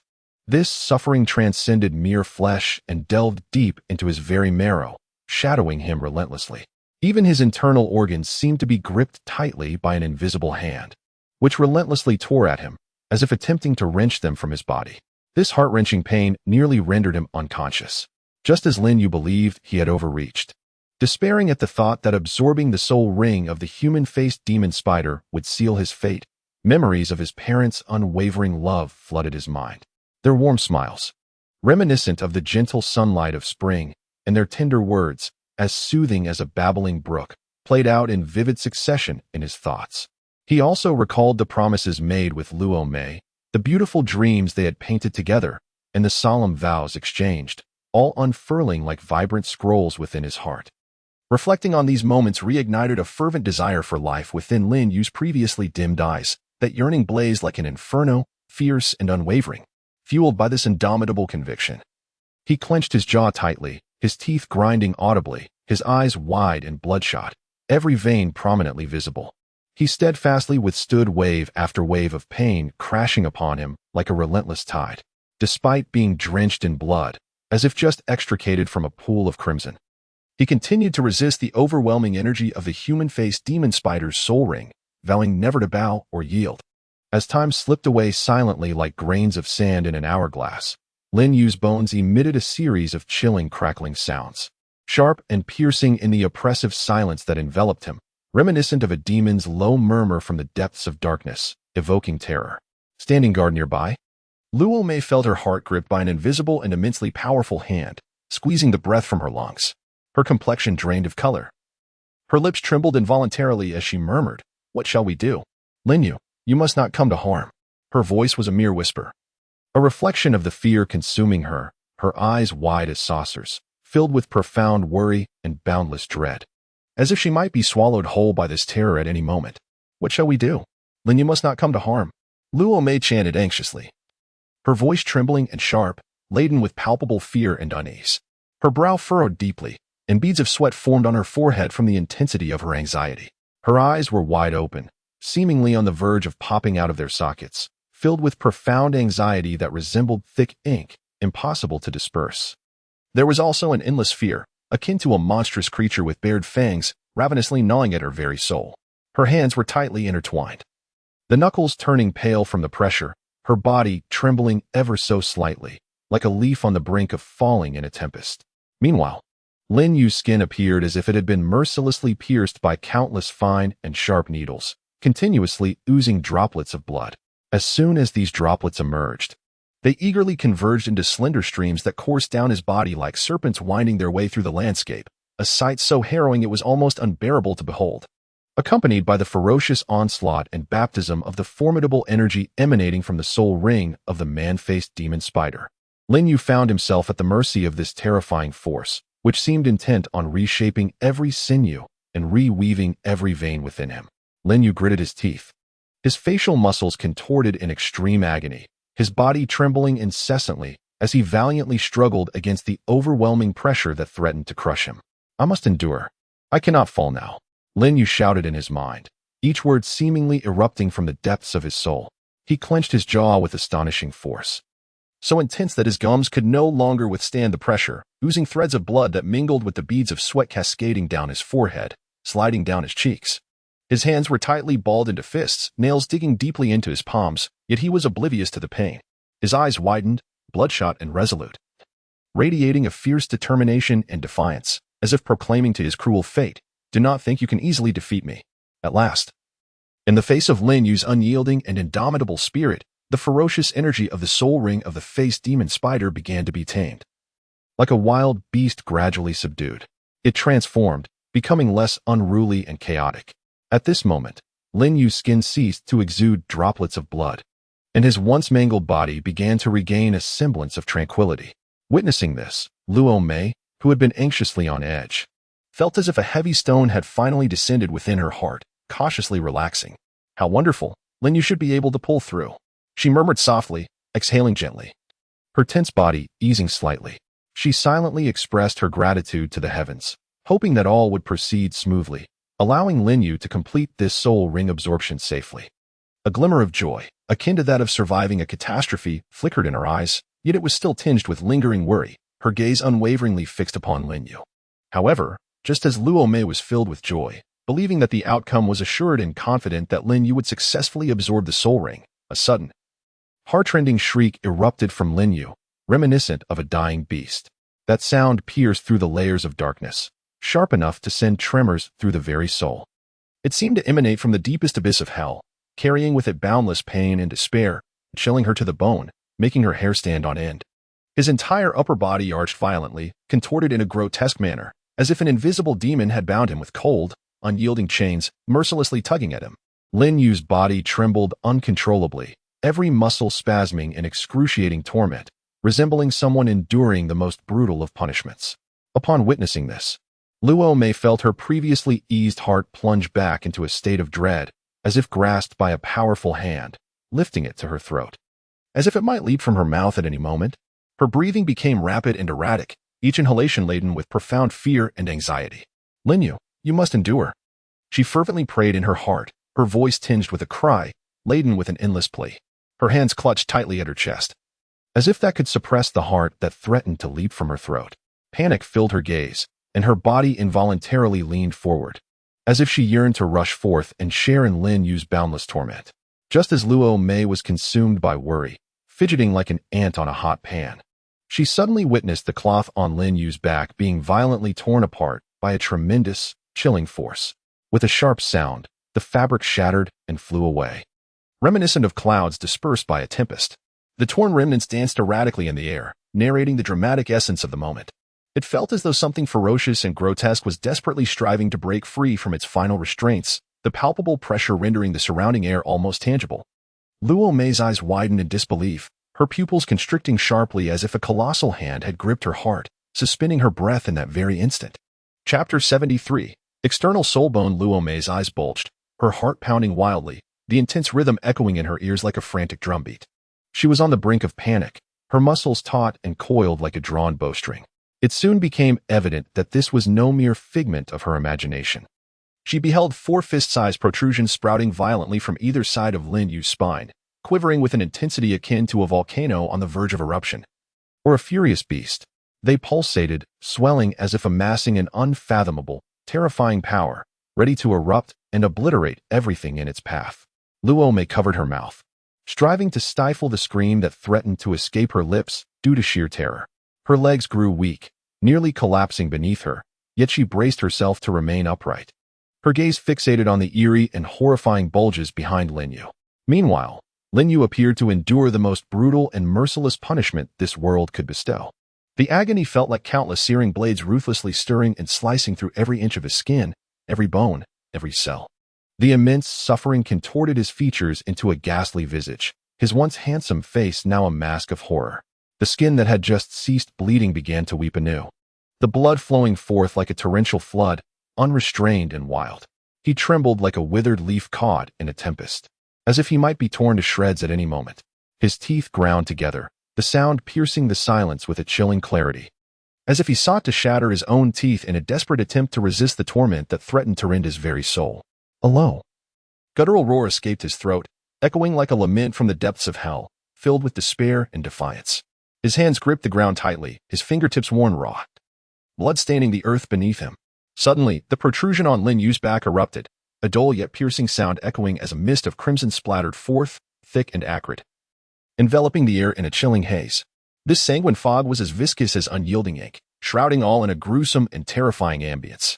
8 dark violet forms surged forth like lightning from the fractured protrusion, exuding an irresistible momentum. Their speed was bewildering, rendering their shapes nearly indistinguishable. As the violet entities emerged, Lin Yu's expression eased slightly, though this relief was merely a reprieve from his previous agony. His upper body continued to tremble, reminiscent of a withered branch assailed by a relentless gale, each quiver evoking a profound sense of helplessness and heartache. His body swayed slightly with each tremor, akin to a solitary tree buffeted by the wind, poised to collapse under the fierce onslaught. Luo watched in horror, instinctively covering her mouth with her hands, her eyes wide with terror, tears welling yet silent, fearful of disturbing Lin Yu's absorption of the soul ring. Under her astonished and almost dazed gaze, the violet forms grew at a staggering pace, reaching a length of 1.5 meters in the blink of an eye. At this juncture, they paused momentarily, as if gathering strength or undergoing a mysterious transformation. Then, a joint-like protrusion slowly manifested, twisted and grotesque, radiating an eerie aura that sent shivers down her spine. Following this, it resumed its frenetic growth, resembling a wildly sprawling vine, showing no signs of abating. Luo instinctively held her breath, her gaze unblinking, her heart lodged in her throat. Finally, when the entity reached over 3 meters in length, its frantic expansion ceased. By this time, Luo was drenched in cold sweat, her legs feeling as heavy as lead, unable to move an inch. Upon witnessing the complete form of the entity, she was jolted as if struck by a thunderbolt, her body trembling violently, nearly collapsing to the ground. This isn't the leg of a human-faced demon spider, is it? She stammered, her voice laced with profound shock and fear. Her eyes bulged as if they might pop from their sockets, disbelief etched across her face, every wrinkle a testament to her astonishment. Her mouth gaped wide, capable of accommodating an egg, remaining agape as if she had encountered the most astonishing and absurd spectacle in existence. Luo stood there in a daze, her mind a blank canvas, as if thought itself had come to a standstill, leaving only a heart full of shock and bewilderment. Just as she remained in utter astonishment, frozen in place as if turned to stone, 8 spider legs plunged unhesitatingly into the hardened earth, producing a chilling, rapid thud that sent shivers down her spine. The ground was instantaneously breached, and the spider legs, like a force of nature, sank deeply, sending up a cloud of dust. With alarming swiftness and decisiveness, they effortlessly lifted Lin Yu's entire body into the air, rendering him a grotesque figure, resembling a creature endowed with 8 thick and menacing arms. Evoking a sense of dread, his contorted form swayed in the air, the spider legs subtly oscillating in response to his movements, as if they possessed a will of their own. The horrifying scene evoked visions of a malevolent specter emerging from the depths of hell, exuding an aura that chilled the very marrow of one's bones. Luo trembled at this sudden apparition, cold sweat pouring forth, soaking her back. Her lips quivered, yearning to articulate something, yet her throat felt as if gripped by an invisible hand, rendering her voiceless. An hour passed, then another, as time seemed to stand still, each moment stretching into an agonizing eternity. The sky, once bright, gradually succumbed to an impenetrable darkness, as if mercilessly smeared with ink, enveloping the world in shadows. Luo Mei stood transfixed, never anticipating that Lin Yu's absorption of the soul ring would take such an interminable duration. Her gaze remained steadfastly fixed upon him, unwavering. The anxiety within her thickened, like heavy storm clouds accumulating in her heart, suffocating her with their weight. Her heart raced within her chest, as if striving to break free from its confines. Why wasn't it over yet? Lin Yu, you must endure, she silently implored, her thoughts infused with trembling urgency and fervent prayer. The looming worry shadowed her every thought, knitting her brows tighter, deepening the creases upon her forehead as if time itself had etched profound marks upon her being. Chapter 74. External Soulbone 2. As the energy of the humanoid spider soul ring surged forth like a relentless tide, Lin Yu, once shrouded in confusion, began to break free from the depths of an unfathomable abyss that had clouded his consciousness. Gradually, he awakened. The process akin to a long-dormant beast slowly opening its majestic eyes. Various acute sensations flowed back to him like thawing streams, eager and vibrant, coursing through his being once more. Every sensation felt like a lively sprite, jubilantly celebrating and eagerly yearning to embrace his body once more. Each cell within him seemed to revel in exuberant cheer, as if a grand and unparalleled carnival was unfolding in a fervent display of joy. They danced and laughed with abandon, enveloping Lin Yu in an extraordinary delight. Yet, a weight akin to a mountain bore down upon his back, rendering his breath shallow and his entire being uncomfortable. At that moment, two mesmerizing and ethereal violet soul rings, reminiscent of enchanting spirits, spun tirelessly around Lin Yu. The radiance emanating from these rings was dazzling, almost hypnotic, as if they could ensnare one's very soul. Strangely, protruding from his back were 8 long, sharp, and cold spider legs. These legs were elongated and resilient, their smooth lines imbued with an aura of danger. The glinting tips sparkled with a chilling brilliance, proclaiming their inviolability to the world. Merely gazing upon them could send a shiver racing from one's toes to the crown of the head. As his consciousness sharpened, Lin Yu felt an overwhelming sense of uncertainty, his brows furrowing deeply as he scrutinized his surroundings. His eyes brimmed with confusion and bewilderment, his mind tangled in a chaotic web of thoughts. Yet, in an instant, as he shifted his gaze, he was astounded to discover a profound alteration in his perspective. The difference was stark, as if the entire world had undergone a cataclysmic transformation, causing his heart to plummet. It seemed that his line of sight had risen considerably. This startling realization was confirmed without a shadow of a doubt the moment his gaze fell upon Luo Mei. Indeed, Lin Yu was unequivocally certain that his viewpoint had ascended significantly. Previously, when he beheld Sister Luo Mei, he had to look up in awe and admiration to capture her visage completely. However, now, as he glanced at her, it felt as though he was looking down from a position of slight superiority. What could possibly have caused this? Lin Yu was filled with uncertainty, his brows knitting into a deep furrow, silently pondering the enigma. His eyes reflected his confusion, as if he were ensnared in an unsolvable riddle. He then took a deep breath, releasing the temporal domain. With bated breath, he closed his eyes, focusing intently, meticulously sensing every change within his body. Every inch of skin, every muscle, every bone, he endeavored to perceive, leaving no subtle difference unnoticed. Finally, a bright realization struck him like a bolt of lightning. He was astonished to discover that, inexplicably, spider legs had indeed sprouted from his back. These legs were as hard as iron, brimming with a sense of formidable strength. It is precisely these powerful arachnid legs that elevate themselves so high, resulting in such a profound shift in perspective. Could it be that he has successfully seized the external soul bone that rightfully belonged to Tang San? Lin Yu's mind was a tempest of thoughts, brimming with a tumultuous excitement that surged forth like a flood breaking through a dam, instantly engulfing his heart. Lin Yu felt a stirring within, silently encouraging himself, I must seize this power. With unwavering focus, he endeavored to harness this unfamiliar yet formidable force. As soon as the thought crossed his mind, the spider legs on his back seemed to comprehend his command, obediently retracting with a measured grace.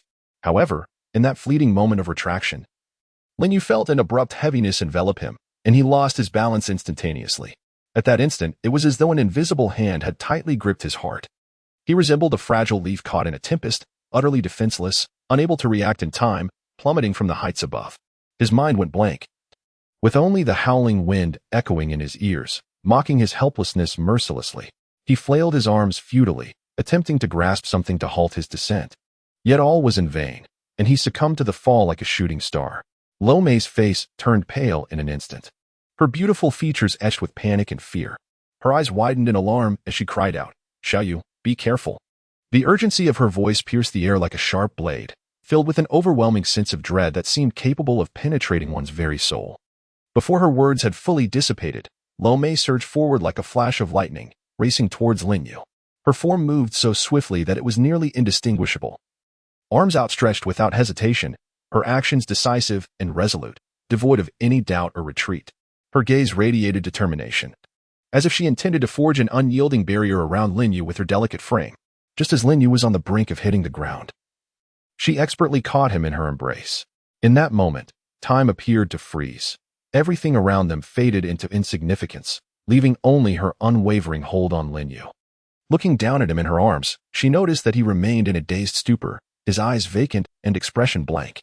Observing this, a melodious laugh escaped her lips, clear and bright like a stream breaking through the ice in spring, a sound both delightful and enchanting. In her laughter, there was a tender affection for Linyu, akin to that of an indulgent guardian watching over an innocent child, filled with warmth and care. Yet there was also a hint of playful teasing, as if she were intentionally provoking him. "Xiaoyu, haven't you noticed something amiss about yourself?" Her tone rose slightly, the final syllable stretching playfully, infused with a touch of mischief and cleverness. At this moment, Lin Yu's mind was shrouded in a haze, his thoughts tangled like a mass of unkempt threads. Lost in a fog of confusion, his gaze was vacant, and he remained immersed in the turmoil of recent events. Yet, instinctively, he mumbled, "Sister Luo Mei, I haven't noticed anything amiss." The words emerged unclear, as if echoing from a distant realm. Just as Lin Yu was absent-mindedly responding, a sudden, piercing gust of frigid wind swept in, akin to a ferocious beast, mercilessly lunging towards him. The wind struck his body with brutal force, as if laden with icy daggers, causing his skin to sting. Goosebumps erupted all over him, a dense array that compelled him to shudder involuntarily. In that moment, Lin Yu felt as though he were jolted awake from a dream, like being struck by a thunderbolt, causing his entire being to tremble. He abruptly realized that he was entirely unclothed, starkly exposed to the air. In that instant, his face flushed crimson, a tide of panic and embarrassment surging through him like a relentless wave. "Oh no!" Lin Yu exclaimed, his face instantly transforming into the hue of a ripe apple, as if it might bleed from the intensity of his blush. He flailed about in a frenzy, akin to a startled rabbit, hastily leaping from Sister Luo Mei's warm embrace. His hands moved with the swiftness of the wind, desperately attempting to cover his vulnerable parts, his motions hurried and clumsy. At that moment, his cheeks were aflame, his neck tinged with a deep crimson, as he stammered to Luo Mei, "Luo Mei, please turn around quickly. If you keep looking at me, how can I change my clothes?" His voice quivered, laden with embarrassment and urgency, his gaze pleading, wishing fervently for Luo Mei to turn away, allowing him to escape this excruciatingly awkward situation. "Ha ha ha. Little Yu has grown up and knows how to feel shy now," Luo Mei chuckled, covering her mouth while a cascade of melodious laughter tumbled forth. Her bright eyes sparkled with playful teasing, yet beneath that jest lay a deep-seated sense of genuine delight. She squinted slightly, her eyes curving into lovely crescent shapes, and continued in a light-hearted tone, "I remember when you were just a tiny thing. Now, you've learned to feel bashful." Lin Yu's face instantly flushed a deep crimson, resembling a ripe tomato, as if it could bleed. Anxiously, he stomped his feet on the ground, causing it to tremble slightly, and in a mix of embarrassment and irritation, he exclaimed, "Sister Luo Mei, stop laughing at me. Turn around quickly. I need to change my clothes." As he shouted, he clutched the crucial area with both hands. His eyes filled with urgency and bashfulness. His heart raced as though it were a frightened little rabbit, pounding loudly in his ears. Why hasn't Sister Luo Mei turned around yet? I'm dying of anxiety. He fretted internally, filled with both awkwardness and urgency, desperately wishing for her to turn away so he could escape this humiliating predicament. Luo Mei's lips curled into a playful smile, her expression brimming with a hint of suppressed amusement as she remarked, all right, I want tea look. But tell me, is there anything about you that I haven't seen? I practically raised you. I was the one who bathed you when you were little. I know you better than you know yourself." Her tone was casual, imbued with affection. Despite her carefree words, Luo Mei obediently turned her back to Lin Yu. Her movements gentle and swift. Yet, she couldn't help but think, this boy has truly grown up. He has learned to feel shy. Time flies so fast. He has transformed from a little child into a young man. Once Luo Mei turned away, Lin Yu became flustered, like an ant on a hot pan, anxiously scurrying about. He hastily reached into his heart of stars, his movements frantic and eager, quickly retrieving a set of clothes. His fingers trembled slightly, reminiscent of leaves quivering in the cold wind, as he hurriedly donned his outfit while muttering, "Sister Luo Mei, you must not turn around suddenly and peek." His voice carried a note of tension and unease, as if fearing she might break her promise. After a rustle of fabric, Lin Yu finally exhaled in relief. His voice tinged with relaxation as he said, "Sister Luo Mei, you can turn back now. I'm dressed." Upon hearing this, Luo Mei was filled with curiosity, akin to a child about to unwrap a long-anticipated gift, and slowly turned around. When her gaze landed on Lin Yu in his new attire, her eyes widened in astonishment, as if witnessing the most incredible sight in the world. A glimmer of surprise flickered across her face, dazzling like a shooting star traversing the night sky. Unable to contain her excitement, she swiftly approached him, her steps light and eager, as if afraid to miss this beautiful moment. Gently, she ruffled his hair, her touch as tender as a spring breeze caressing the willow branches. Her face radiated joy, the curve of her smile warm. As she exclaimed in a melodious voice reminiscent of a nightingale's song, "Xiao Yu, you look so handsome. Who knows how many hearts you'll steal in the future?" Lin Yu shyly scratched his head, his hand appearing somewhat awkward, with a faint blush tinting the tips of his ears. His heart brimmed with joy. Akin to holding a jar of honey, sweet and delightful, yet he felt a tinge of embarrassment, as if his heart oscillated between elation and shyness. He slightly lowered his head, his gaze evading Luo Mei's scrutiny, and said, "I'm not that handsome. Luo Mei, you're exaggerating." His tone carried a hint of bashfulness, yet could not conceal the subtle joy nestled within his words. Luo Mei crossed her arms, adopting a demeanor that seemed rather solemn. Her expression was as earnest as if she were articulating a matter of utmost importance, her gaze steady and focused on Lin Yu, her voice resolute as a mountain, declaring, "I am not exaggerating. You truly are handsome now. You can see for yourself." She raised an eyebrow slightly, her eyes brimming with undeniable conviction, as if her unwavering demeanor was meant to assure Lin Yu of every word she spoke. Upon hearing this, Lin Yu furrowed his brows in skepticism and slowly retrieved a mirror from the heart of the stars, directing it towards himself. In that fleeting moment, he couldn't help but pause in astonishment. Before him stood a man, towering at nearly 6'3", his posture as upright as a proud pine tree, each contour of his physique exuding strength and resilience. His handsome visage was strikingly refined, with sharply defined features, a straight nose, and subtly pursed lips. The aura he radiated was commanding, as if he were inherently endowed with an irresistible majesty. His profound gaze was as clear as crystal water, resembling an unfathomable abyss that seemed to reflect the universe itself, encompassing all yet remaining enigmatic.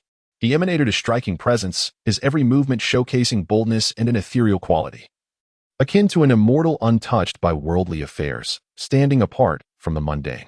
"No wonder Sister Luo Mei remarked on my attractiveness.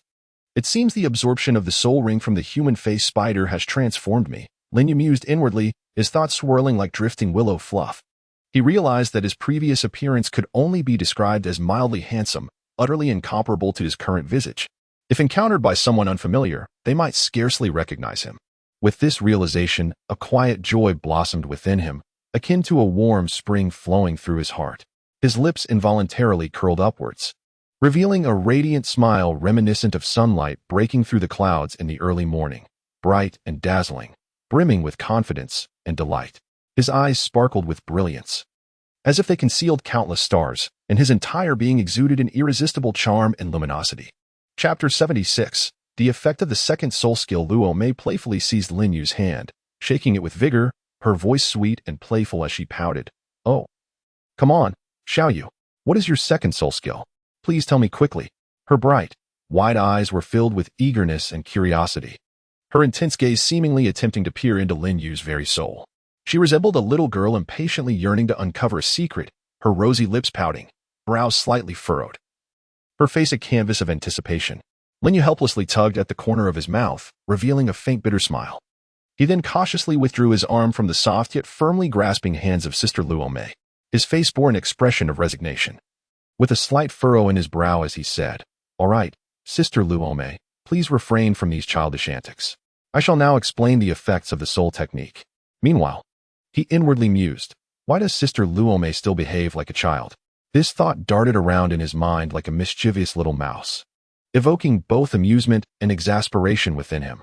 Lin Yu took a deep breath, gently closed his eyes to organize his thoughts, and then opened them with a steadfast and earnest gaze as he declared, "The name of my second soul skill is quite simple. It is called Stab. However, its effect is remarkably powerful as it can enhance the piercing capability of the Sword of Time and Space by 50%. Not only can it be utilized now, but it will also retain its utility even as my strength increases in the future. After all, this enhancement is based on a percentage rather than fixed damage."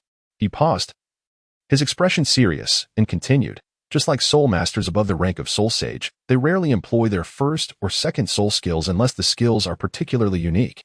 After all, a casual strike from a soul master of such caliber is likely to surpass the potency of their first or second soul skills. For instance, Sister Luome, when facing a soul master of the same rank, would you resort to using a 100-year soul skill?" As he spoke, he gestured with his hands, moving them gracefully in the air as if painting intricate patterns, attempting to elucidate his point to Luome more clearly. His expression was focused and eager, beads of perspiration forming on his forehead, his eyes fixed intently on Luome, keenly observing her reaction, hoping that his explanation would be fully comprehended by her. Upon hearing this, Luome's beautiful brows furrowed slightly, creating a delicate crease. Her gaze became distant as she fell into a moment of contemplation, and time seemed to stand still in that instant. After a brief pause, she gently nodded and remarked with a hint of nostalgia, "You are correct, Xiaoyu. When facing soul masters above the rank of soul sage, I would at least need to employ a 1,000-year soul skill. I seldom use a 100-year soul skill unless dealing with weaker opponents. It seems that you have acquired an exceptional soul skill." As she spoke, she patted Lin Yu on the shoulder, her tone imbued with both affirmation and a touch of fatigue. "All right, Xiaoyu, I shall not prolong our conversation. It is getting late, and you should rest early. Tomorrow, we will return to the Spirit Hall. I still need to report to the Pope about the clues regarding Tang Hao." Her voice was slightly hoarse, and her eyes betrayed a hint of weariness, as if the day's exertions had taken a toll on her.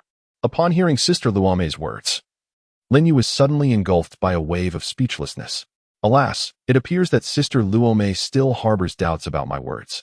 He sighed inwardly, resigning himself to the notion that she would not relent until she reached the brink of despair, nor would she turn back until she met with an insurmountable obstacle. Let her be. I am equally curious to see how the Pope will address this matter. Perhaps it is best not to dwell on it any longer and to retire early, for tomorrow I must return to the Spirit Hall. As Lin Yu silently pondered these thoughts, he shook his head in resignation, his movements resembling a rattling drum, his face etched with a blend of helplessness and acquiescence. Subsequently, he trudged toward his bed with a slightly heavy gait, each step seemingly laden with profound weariness. "Xiao Wu, how did you escape the clutches of the Titan Great Ape? Were you injured?" Upon their return to the hotel before entering the Stardow Forest, Tang San, like an arrow released from a bow, rushed eagerly to Xiao Wu's side. His face flushed crimson with acute anxiety, his brows furrowed tightly as if knotted into an intricate puzzle. Beneath those furrowed brows, his eyes bulged wide, nearly popping from their sockets, brimming with deep concern as they fixated on Xiao Wu. His voice trembled like a leaf in the wind, urgently calling out. His hands, seemingly beyond his control, gripped Xiao Wu's shoulders with an intensity that rendered his knuckles pale. His grip resembled that of a vice, as if seeking to secure her well-being through this somewhat rough yet deeply caring gesture. Seeing the tension and fear etched on her third brother's face, Xiao Wu felt an overwhelming warmth and emotion surge within her, akin to a gentle stream flowing in her heart. She mused silently. Although she knew that Ming, the Titan Great Ape, would not harm her, her brothers were unaware of this, and she could not allow them to worry excessively.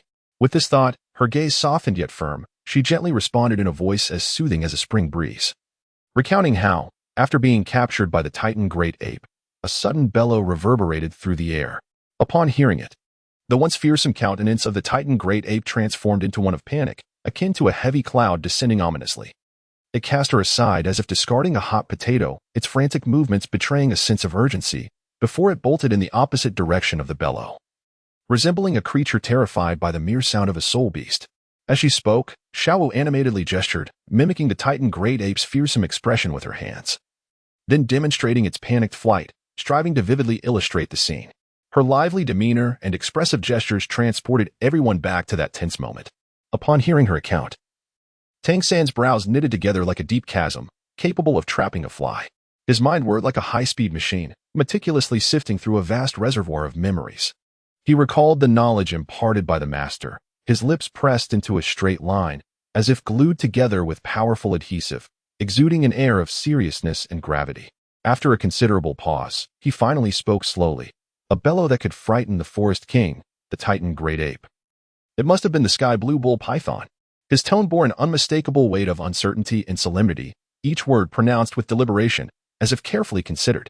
His gaze revealed a profound contemplation, as if his eyes were traversing through time and space, conjuring the breathtaking scenes within the confines of his mind. He was wholly immersed in an atmosphere charged with tension and focus. Third brother, you are truly remarkable. To discern the type of soul beast merely from a sound and the reaction of the titan giant ape, exclaimed Xiao Wu, bouncing excitedly before Tang San. Her face radiant with admiration. The brilliance of her starry eyes sparkled with surprise and reverence, reminiscent of the most resplendent stars in the night sky. Her hands instinctively clutched Tang San's arm with an uncontrollable fervor, as she joyfully proclaimed, "Third brother, you are simply extraordinary. I was so frightened that my heart raced. Yet you managed to arrive at the answer so swiftly." Her voice was melodious, akin to a cheerful brook cascading through the mountains, each word brimming with profound respect for Tang San. "It's not that impressive. It's all thanks to our teacher's excellent guidance," Tang San replied, his hand moving to the back of his head, a rosy blush swiftly spreading across his cheeks akin to the gentle hues of twilight. He averted his gaze, unable to meet the adoring eyes of Xiao Wu, feeling somewhat bashful as he spoke. Inwardly, he mused, "Xiao Wu's praise makes me feel a tad embarrassed. Her sincere and fervent gaze leaves me at a loss." His fingers slightly curled, and his feet involuntarily shifted position, betraying a sense of unease. "By the way, Xiao Wu, I have some good, or bad, news to share with you."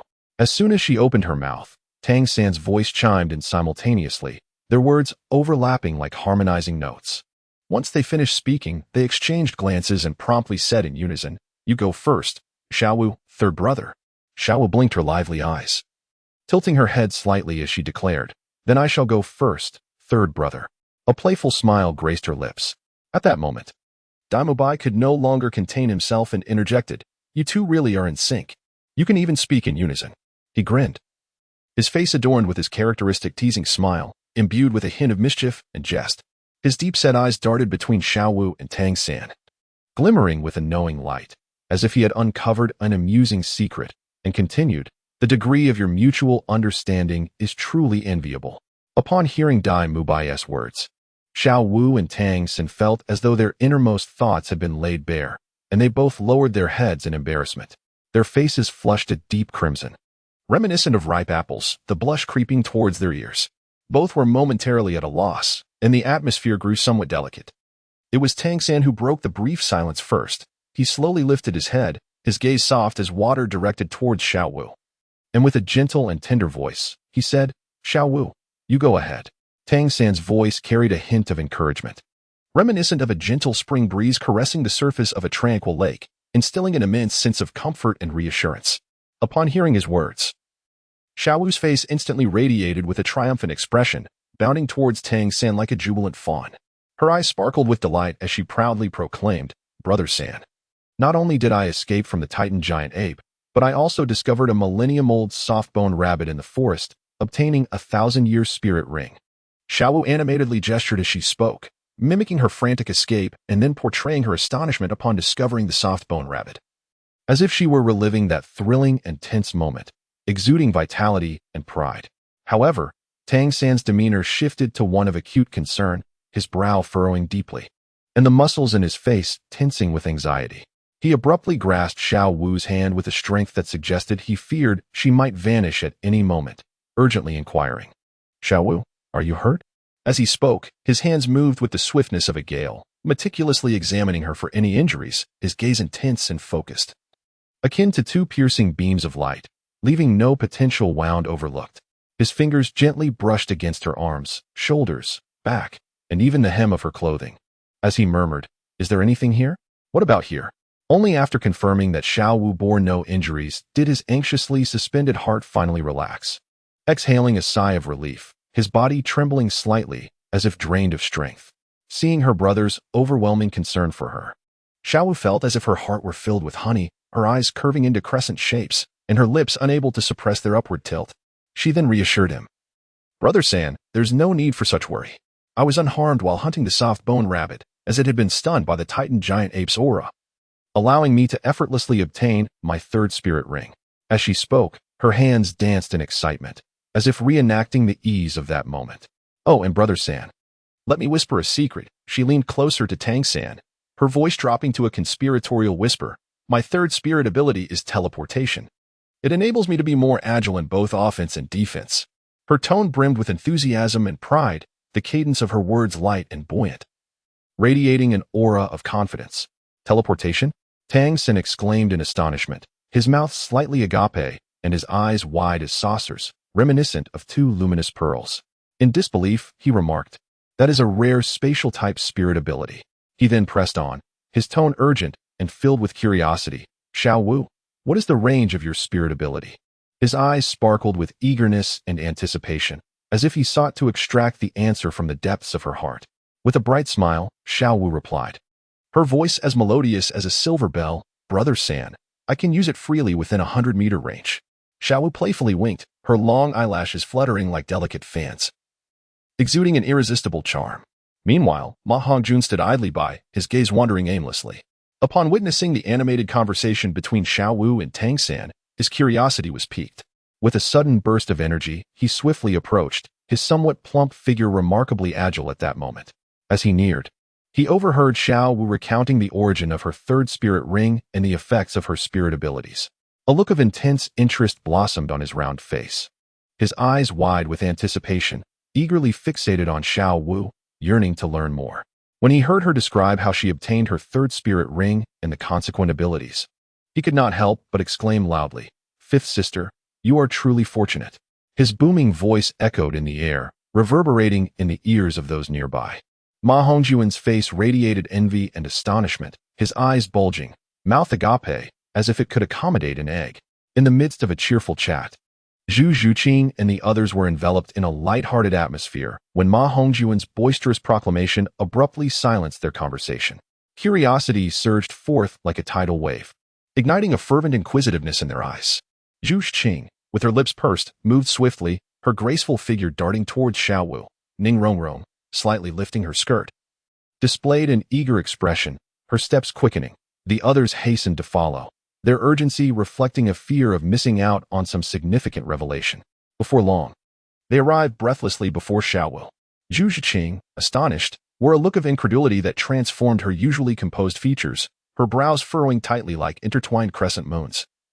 Her eyes wide as autumn waters, her voice trembling with excitement as she exclaimed, "Xiao Wu, your luck is astounding. Not only did you escape from the terrifying Titan giant ape, but you also encountered a 1,000-year soft bone rabbit along the way.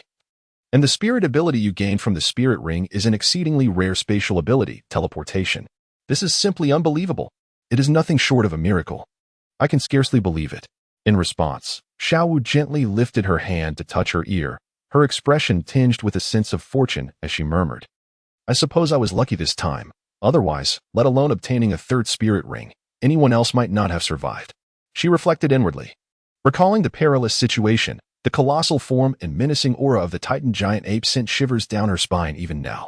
Had luck not favored her, she would have likely become a lost soul beneath its might. Recalling that moment, her body involuntarily shivered, still haunted by lingering fears.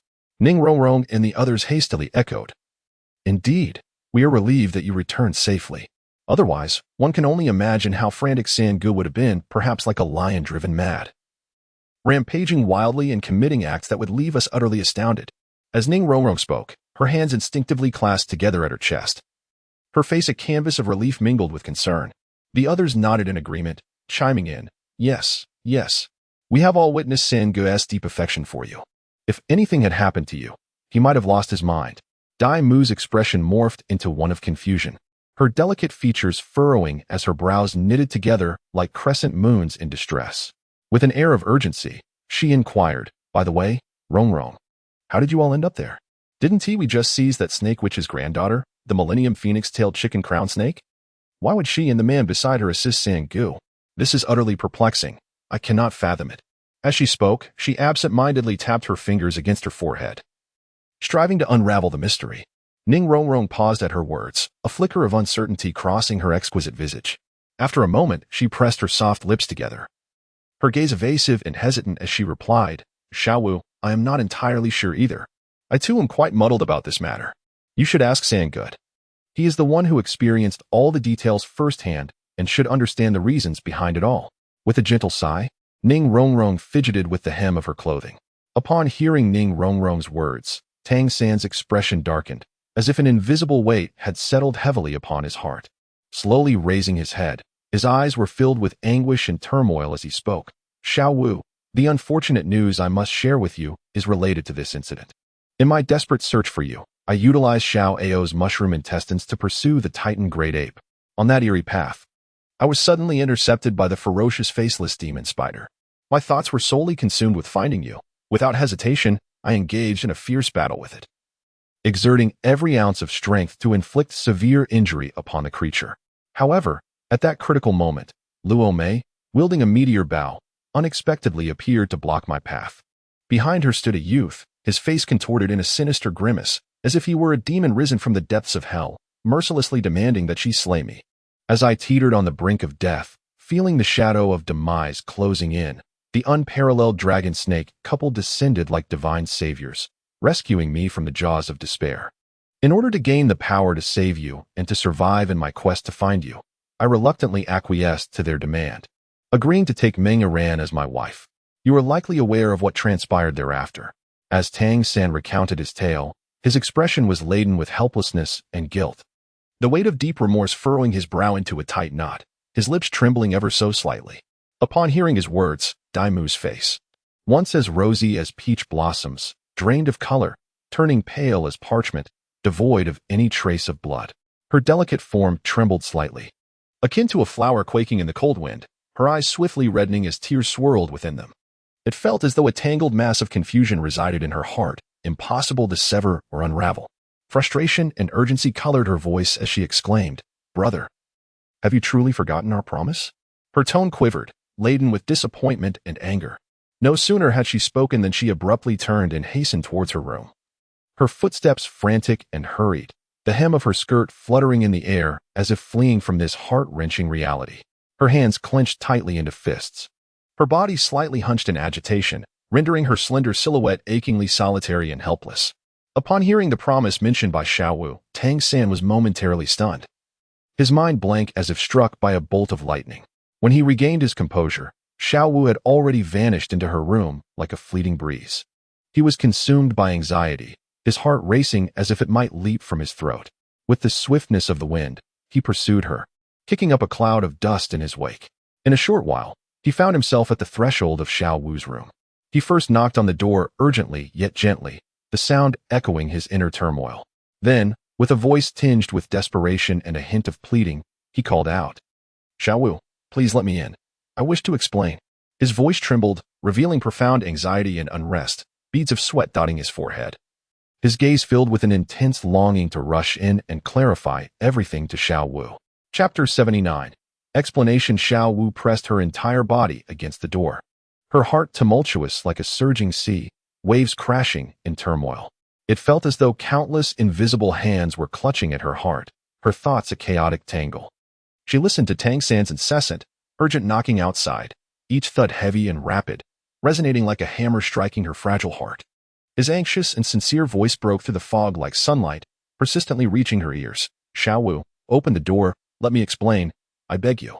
His tone conveyed profound urgency, reminiscent of a drowning person desperately grasping for a final lifeline, or a lost lamb fervently seeking the way home. Each word seemed imbued with a searing warmth, yearning to penetrate the closed door and touch the depths of Xiaowu's heart. Xiaowu bit her lip, leaving faint marks upon her delicate petals, her hands instinctively clutching the hem of her garment, her knuckles whitening from the strain. Her eyes were tightly shut, her long eyelashes trembling as if resisting the alluring and pleading voice from beyond the door. This stirred her once resolute heart, causing it to waver. Her emotional reservoir felt as though a heavy stone had been cast into it, sending ripples across its surface. Her mind was chaotic, akin to a swarm of bees buzzing erratically. Should she allow him to explain? What if his words were mere excuses? How could she trust so easily? Yet another voice echoed within her heart. But Sangu has always treated me so well. Upon hearing Tang San's voice, filled with urgency and near desperation, it seemed to tug at her heartstrings with an irresistible allure. Her thoughts drifted away involuntarily, recalling the meticulous care and affection Sangu had once showered upon her. Vivid scenes of warmth flashed through her mind like a cinematic reel. She remembered the time she fell ill, with Sangu vigilantly stationed by her bedside. Sleepless throughout the night, continuously changing her damp cloth and administering her medicine, his gaze heavy with concern and tenderness, she recalled how he would unhesitatingly shield her from danger. Willing to endure injury himself, she reminisced about the daily attentiveness he bestowed upon her, preparing her favorite dishes, engaging her in conversation to alleviate her boredom. These fragments of warmth illuminated her currently perplexed heart like brilliant beams of light. Finally, Xiaowu bit her lip, her pearly teeth gently sinking into her soft flesh. As if she were in a silent contest with herself, resolutely she made up her mind, and in that moment, a glimmer of determination and anticipation sparkled in her eyes. Her body no longer stubbornly pressed against the door. The previously taut tension seemed to dissipate in an instant. With trembling hands, her slender fingers quivered slightly, as if hesitating in the air. Yet ultimately, they slowly reached for the doorknob. She turned it gently, the faint click resonating sharply in the stillness of the atmosphere. As the door creaked open, her heart leaped into her throat. Uncertain of the explanations and outcomes that awaited her, but she resolved to grant Sangu one more opportunity to clarify. Upon seeing the door ajar and Xiaowu standing there, Tang San's eyes momentarily sparkled with surprise, akin to fireworks bursting brilliantly and brightly in the night sky. The weight that had been suspended in his heart eased slightly, as if a heavy stone had shifted just a fraction. He thought, with a lingering apprehension, how wonderful. Xiaowu was willing to hear me out. If she had kept the door closed, I truly would not have known what to do. This thought flashed through his mind like a bolt of lightning, too swift to grasp. Almost instinctively, his body surged forward into the room without hesitation. His movements as swift as the wind, fearful that this hard-won opportunity might slip away. Once inside, he swiftly closed the door behind him, the resounding thud echoing like a proclamation of his anxious and fervent emotions.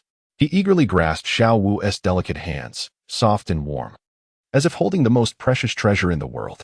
With a sense of urgency and determination, he hurried to the bedside, his breath rapid and disordered until he finally halted. Tang San's gaze was intense and affectionate as he earnestly began to explain to Xiaowu. His voice was deep and resonant, each word laden with profound significance. Xiaowu, rest assured, my heart has always belonged solely to you. In this lifetime, I shall only take you as my wife, without a doubt. As he spoke, his gaze was firmly fixed on Xiaowu, his fervent eyes brimming with an unwavering resolve, as if he were pledging an eternal vow. Upon hearing Tang San's heartfelt and resolute words, Xiaowu felt an overwhelming sweetness wash over her, akin to honey flooding her heart, enveloping her entire being in a state of blissful happiness. Yet, before this sweetness could fully dissipate, a shadow of concern loomed like dark clouds overhead. She lowered her gaze slightly, her delicate teeth nibbling at her lower lip, and after a moment of hesitation, she could not help but voice her worry. Brother, what about your engagement to Mangaran? Are you truly willing to break that vow? Her voice trembled with a hint of anxiety, her clear eyes filled with worry and unease, fixed intently on Tang San, as if awaiting a reassuring answer that would ease her troubled heart. Upon hearing her, Tang San's brow furrowed deeply, as if two profound ravines had formed upon his forehead. A sudden spark of determination flashed in his eyes, as though he had resolved upon a significant decision. He declared, the Gaishi dragon and snake couple has coerced me with my very life to marry Mangaran, a promise I shall never acknowledge. Their arrogance is utterly intolerable. However, I shall find a way to repay their life-saving grace. I have just received news from my father through the meteor bow, Luo. You may not know, Xiaowu, but my father is the youngest titled Douluo on the Douluo continent, the Haotian Douluo. I believe that if I invite my father to negotiate and offer the Gaishi dragon and snake couple some benefits, they will agree to annul my engagement with Mangaran. Should they refuse to recognize their own interests, then, at this point, he let out a cold snort, and a fierce expression crossed his face, transforming his originally handsome and gentle countenance into one of icy cruelty, as if shrouded in a thick layer of frost. He clenched his fists tightly, the knuckles turning pale from the exertion, the veins in his arms bulging like serpents.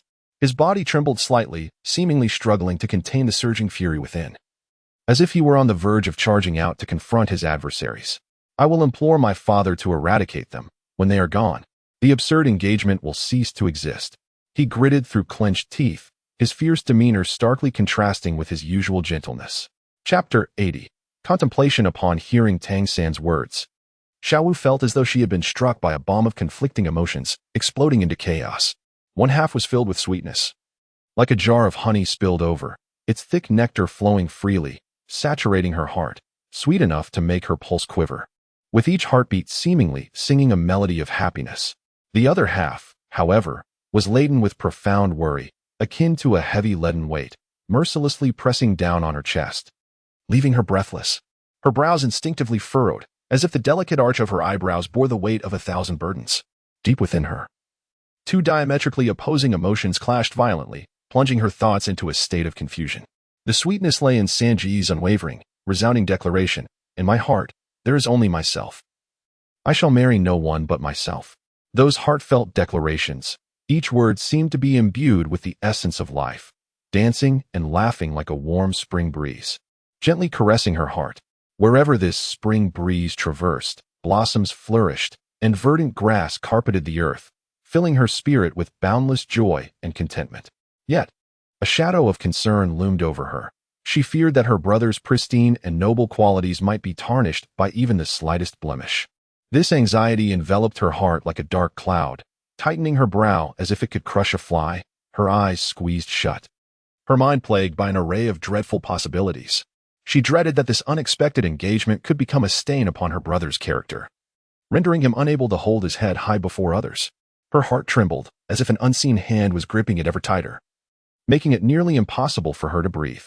With her arms wrapped around her chest, she curled her body slightly, as if to shield her brother from potential harm and slander.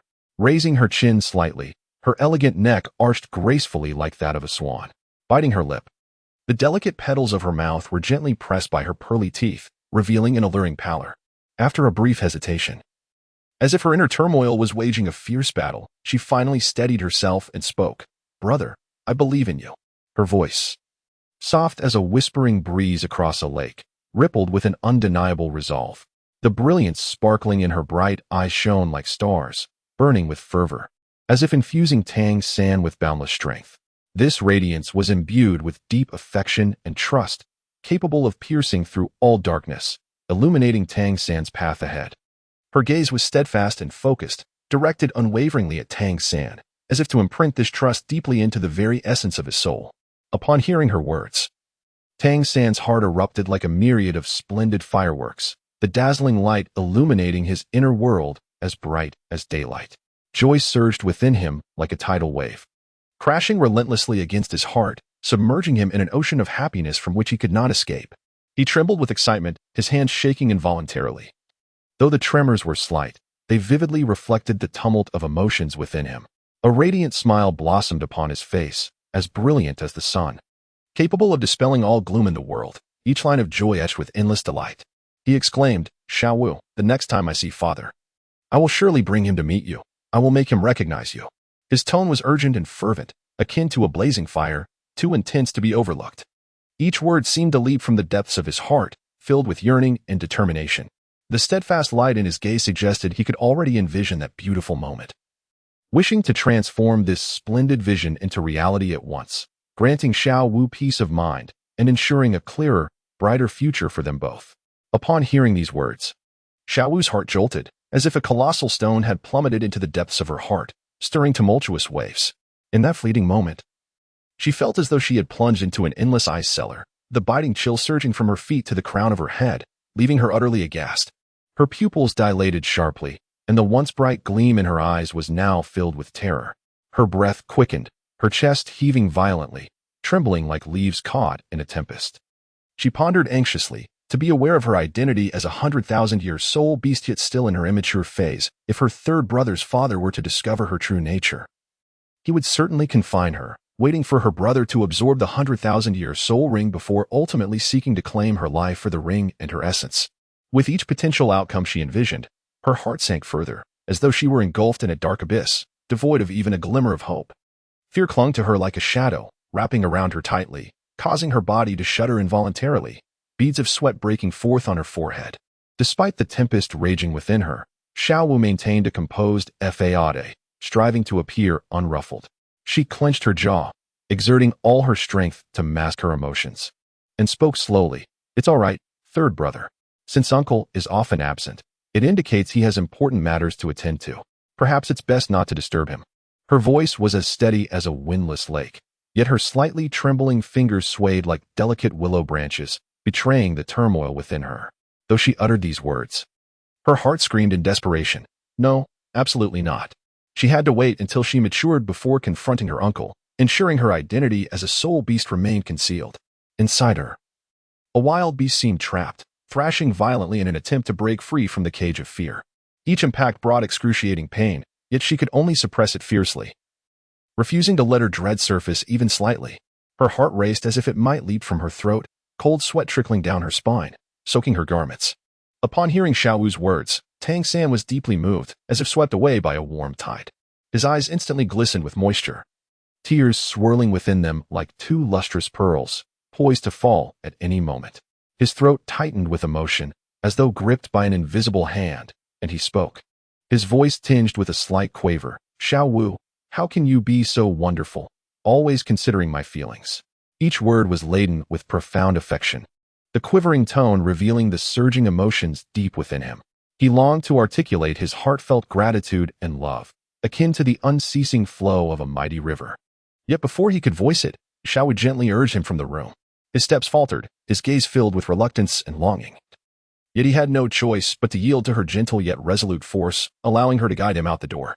At the moment the door was about to close, his gaze remained fixated on Xiaowu, as if he wished to etch her image deeply into his memory.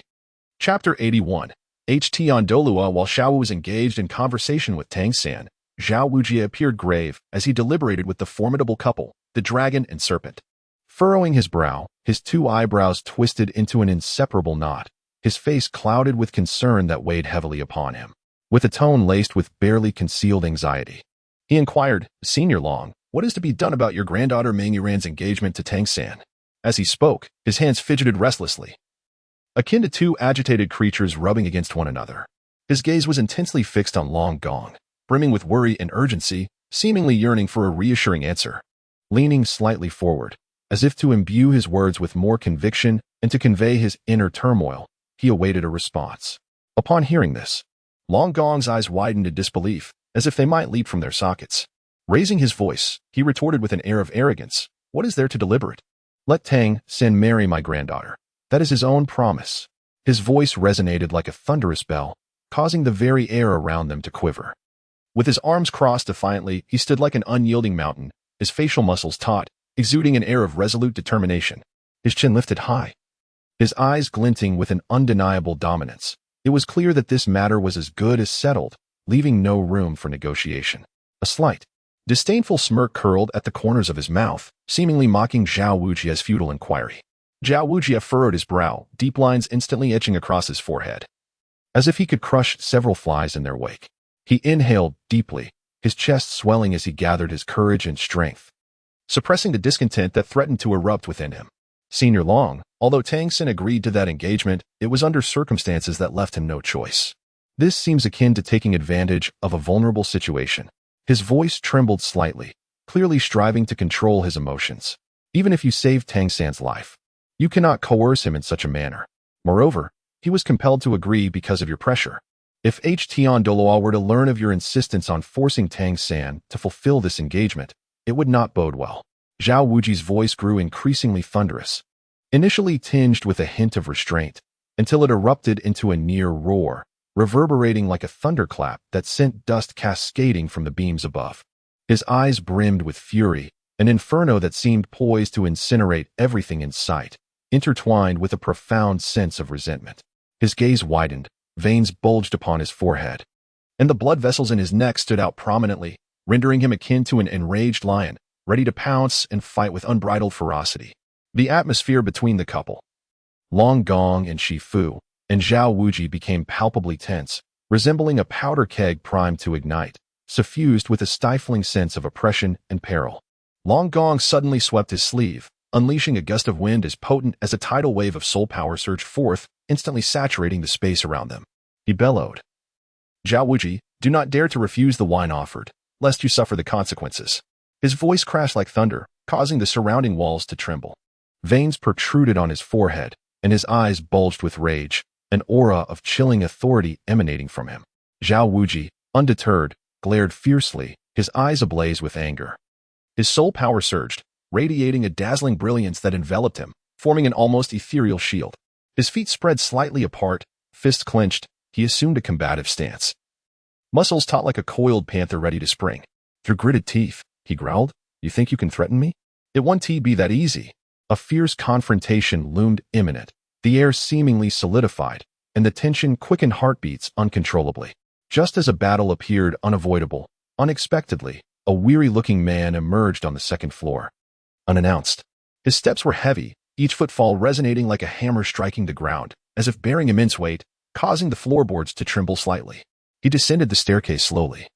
His posture slightly stooped, yet exuding an invisible pressure. His gaze was as frigid as frost, an icy aura that seemed capable of freezing the very air around him. With tightly pressed lips and a slight downturn at the corners of his mouth, he conveyed profound dissatisfaction and fury. Through clenched teeth, he uttered, "A mud loach and a small snake. Do you think you can coerce my son?" His voice was deep and gravelly, akin to distant thunder erupting in the ears of those present, each word imbued with a weight that made eardrums thrum. That voice carried a chilling resonance, reminiscent of a demonic whisper from the abyss, exuding an irresistible force that sent shivers down the spines of all present, instilling an involuntary dread. As he spoke, a radiant light began to flicker around him, initially dim but gradually becoming blindingly brilliant. A series of soul rings emerged, each manifesting with a mysterious and dignified presence. The emergence of the soul rings appeared to be slow, yet each fleeting moment delivered a profound psychological impact, enveloping one in an overwhelming sense of pressure that rendered breathing nearly impossible. Particularly striking was the final crimson soul ring, resembling a raging inferno. Dancing and wreaking havoc in its vivid intensity, its radiance seemingly capable of devouring everything in its path. This was the formidable 100,000-year soul ring. And merely glimpsing it evoked a palpable sense of boundless power and majesty. As the soul ring fully manifested, the figure cloaked in black approached the Dragon King and Snake Lady. His gaze was as piercing as a sword forged from the sharpest steel, capable of penetrating the very soul of a person, unobstructed in its insight. He regarded them with a chilling stare, the frostiness of his eyes seemingly solidifying the surrounding air into ice, plunging those within it into a frozen abyss. Under such scrutiny, the Dragon King and Snake Lady felt their bodies involuntarily tremble, as if ensnared by an invisible force, unable to break free. Upon witnessing the arrival of the black-clad figure, Zhao Wujie was momentarily taken aback, as if ensorcelled, standing frozen in place. Then, a profound transformation overtook his expression, awe and terror washing over him like a tidal wave, swiftly covering his countenance. His pupils constricted sharply, as though confronted with the most horrifying sight imaginable. His heart clenched painfully, as if gripped by an unseen hand. In a flurry of panic, he hastily retracted his martial spirit, his movements frantic and hurried, devoid of his usual composure. Bowing his head like a child who had committed a grave error, he trembled and spoke, laden with guilt. "Under the Haotian crown, I have failed to protect your son. Please punish me." Each word trembled with deep-seated fear. At that moment, his inner turmoil resembled a tempest, a terrifying storm formed from intertwining guilt and anxiety. It was over. The Haotian Douluo had arrived, and he would surely be displeased with me. How could I have failed to safeguard Tang San? What if he were to unleash his wrath upon me, imposing severe punishment? Such fearful thoughts plagued his mind, as beads of sweat cascaded down his forehead like pearls strung on a broken thread. Chapter 82. The Haotian Douluo too. Upon hearing this, Tang Hao slightly turned his head, casting a cold glance at Zhao Wujie from the corner of his eye, letting out a cold snort. "We shall address your matter later. First, I must deal with the Dragon King and Snake Lady for compelling my son into a betrothal." His voice was frigid, capable of freezing the very air around him. After speaking, his brows furrowed deeply, the lines etched into his face accentuating the sudden flash of ruthlessness in his eyes, akin to a fierce glare cutting through the night. Without warning, he unleashed an overwhelming pressure, as powerful as a tsunami, surging forth as if to consume the entire world. An intangible force surged forth with a tumultuous might toward the Dragon King and the Serpent Matriarch, overwhelming them with a palpable pressure that caused the air around to emit mournful hisses, as if it could scarcely endure the terrifying weight.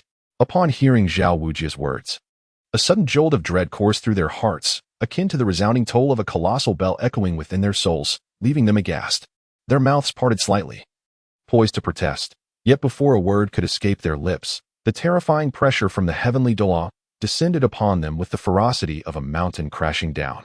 This force was unimaginably potent, reminiscent of an endless abyss of darkness intent on consuming them whole. In that fleeting moment, they felt as though an immense mountain had come crashing down upon them, their chests constricted as if pinned by a boulder, each breath becoming an arduous struggle, as if every exhalation drained their very essence. Their faces turned as pale as parchment, devoid of color, as if all vitality had been siphoned from their beings. Beads of sweat, large as pearls, cascaded down their foreheads, glistening yet instantly shattered into countless droplets by the oppressive weight. The Dragon King trembled involuntarily, his teeth chattering, while the Serpent Matriarch clutched her chest tightly, her eyes brimming with fear and despair. An ominous realization struck the Dragon King. His expression darkened like the depths of a stormy sea, his jaw clenched tightly, audibly grinding as if he might shatter his own teeth. His hands moved with a rapidity reminiscent of phantoms, commanding with fervor, "Resist with all your might." His voice was laced with desperation and defiance, akin to the final roar of a cornered beast. The Serpent Matriarch, equally resolute, widened her eyes in terror and anxiety. Her soul energy surged wildly, her meridians resembling rushing rivers, as her powers swelled within. She summoned her spirit rings with all her strength, their brilliance radiating magnificently, striving to withstand the crushing pressure that threatened to obliterate them.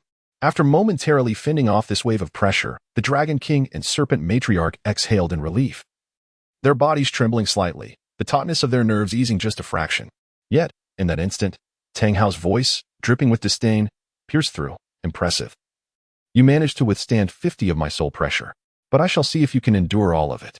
His tone was chilling, as if born from the depths of an abyss, each word imbued with a daunting sense of authority, akin to the merciless gales of winter howling relentlessly against the hearts of the Dragon King and Serpent Matriarch.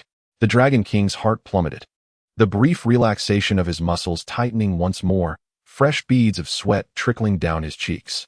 The Serpent Matriarch shuddered, her pupils dilating in stark terror as the fleeting moment of ease vanished without a trace, replaced by profound dread and despair. She murmured, "What shall we do now?"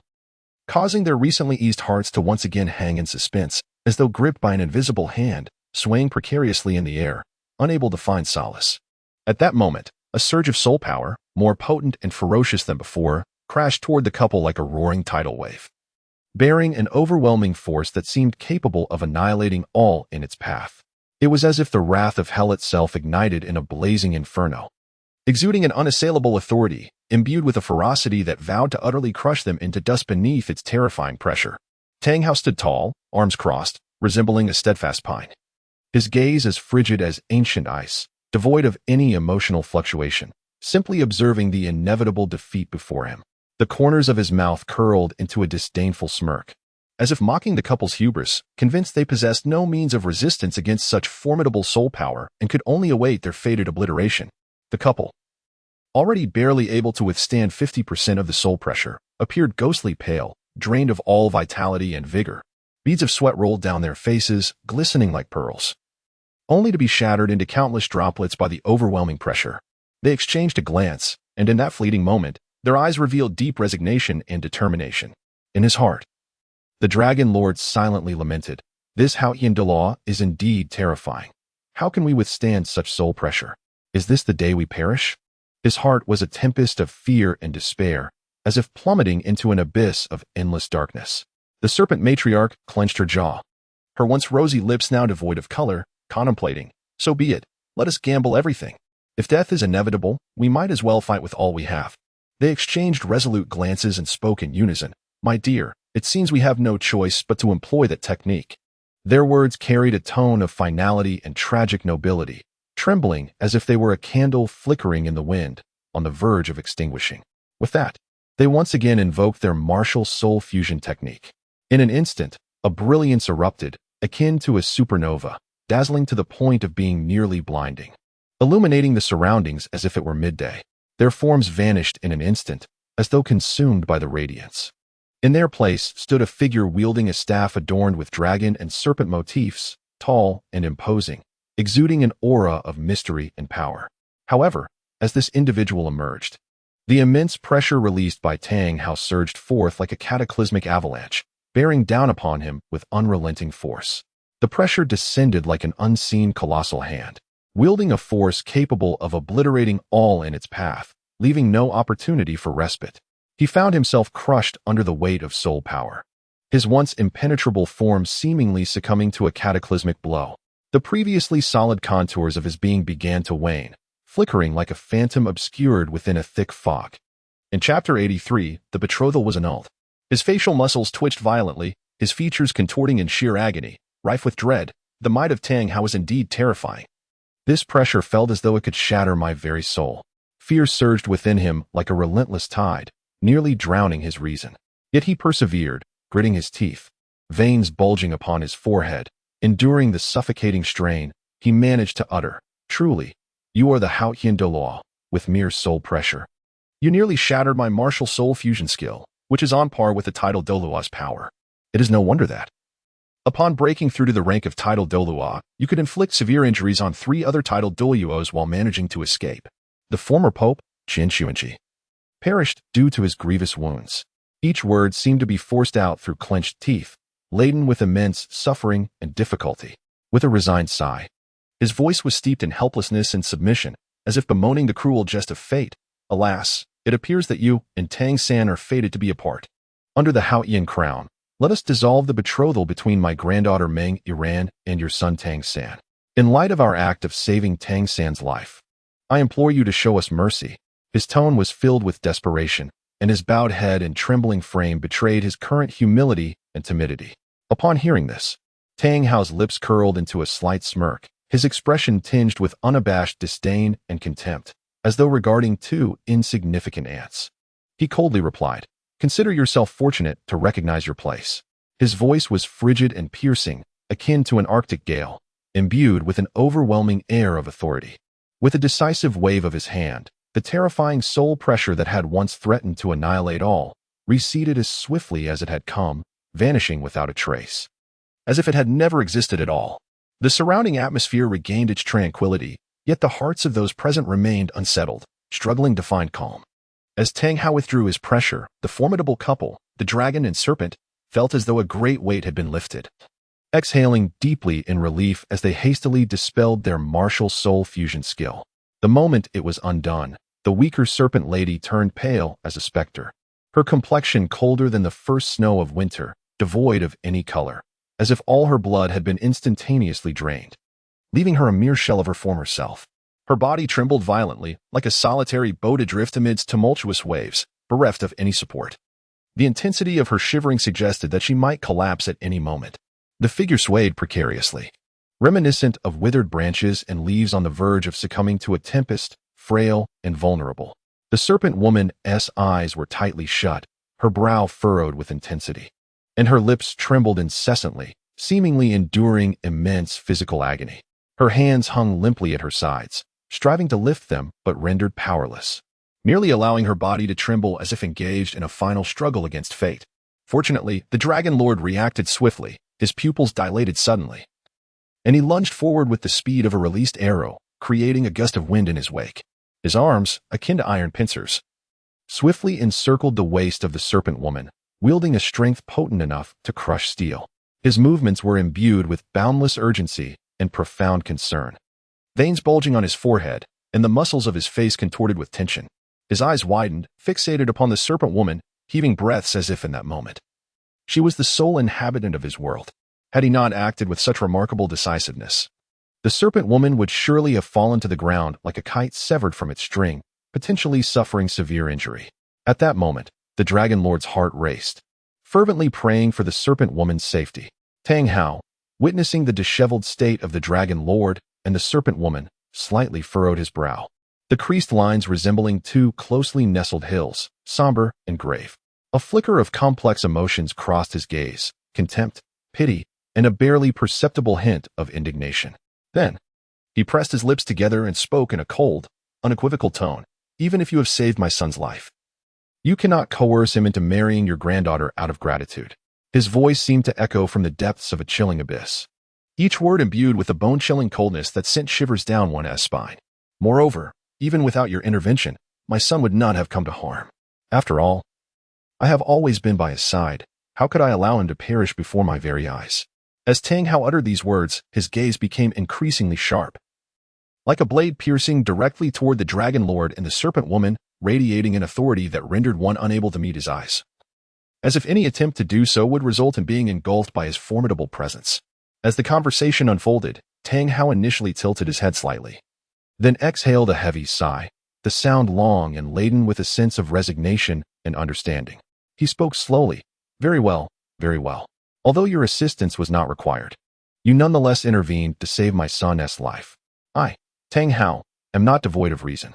Thus, let this 5,000-year-old mandala left arm bone serve as your reward for your efforts. As he spoke, Tang Hao's expression was as cold as ancient ice, devoid of emotion as he extended a bone radiating a mysterious emerald glow toward the Dragon Lord. The radiance of the soul bone shimmered, seemingly infused with an intangible pressure akin to a colossal mountain bearing down, instilling a sense of gravity that rendered one hesitant to underestimate it. The very act of breathing became a cautious endeavor. Tang Hao extended his arm with unwavering steadiness, devoid of the slightest tremor. Yet his gaze did not rest upon the soul bone. Instead, it remained coldly fixed on Long Gong, as if this precious relic held little significance in his eyes. In response, Long Gong was engulfed by an intense surge of humiliation and fury, reminiscent of a volcano erupting within him. His chest heaved violently, as if a raging beast were thrashing inside. This was nothing short of an affront to our illustrious dragon-serpent lineage. He silently roared. Yet, beneath the overwhelming pressure akin to a mountain pressing down, he could only grit his teeth, the sounds of grinding echoing as the muscles in his jaw tightened with exertion. He struggled to suppress the tumultuous emotions within, akin to a small vessel striving to remain upright amidst a tempestuous sea. His hands trembled subtly, yet that tremor distinctly revealed the turbulence within his heart. Gradually, he extended his hands, each motion slow and laborious, as though each inch demanded immense strength. He cautiously accepted the soul bone, which Tang Hao had offered as if it were a mere charity, his eyes brimming with resentment. That resentment blazed like a fierce fire, flickering deep within his gaze, yet he dared not allow Tang Hao to perceive the anger that flickered within him. Lowering his eyelids, he averted his eyes, fearful that a careless glance might provoke Tang Hao's wrath further. Upon receiving the soul bone, Long Gong inhaled deeply, his chest rising and falling dramatically, as if striving to swallow down all the humiliation and helplessness that accompanied that breath. He endeavored to maintain a steady tone, but his throat quivered despite his efforts as he spoke. In that case, Your Excellency Hao Yin, we shall not impose any further. The engagement between your son and my granddaughter is hereby annulled. After speaking, he cast a complex glance at Tang Hao, a mixture of resentment, fear, and an ineffable sense of helplessness reflected in his eyes. He then carefully assisted the snake lady towards the second-floor chamber. His steps were heavy and deliberate, each footfall seemingly burdened by an immense weight, causing the ground to tremble slightly beneath him. His form hunched, as though an invisible mountain had been his spine. While walking, he inwardly lamented, "How am I to explain this to my granddaughter?" It was truly a vexing dilemma. Alas, what a futile endeavor. I had intended to seize the opportunity in Hao Yin Douluo's absence to secure an alliance with him, only to find myself met with such an outcome. His brow furrowed tightly, the lines on his face deepening as a cloud of worry enveloped his thoughts. Tang Hao's expression was as stoic as frozen ice. His voice cold as he commanded, "Zhao Wujie, step forward." Each word felt like a chilling arrow, aimed directly at Zhao Wujie's heart. Upon hearing Tang Hao's words, Zhao Wujie's heart contracted violently, as if struck by a colossal hammer, leaving him breathless and on the verge of shattering. He dared not linger for even a moment. Propelled by an urgent wind, he hastily sprinted over. His complexion was ashen, devoid of color, resembling a ghost that had just escaped from the underworld. His voice trembled like leaves in a tempest, quivering as he spoke. "Your Excellency Hao Yin, please temper your wrath. I failed to protect Tang San, allowing him to be coerced into a marriage pact by the formidable couple, the dragon and serpent."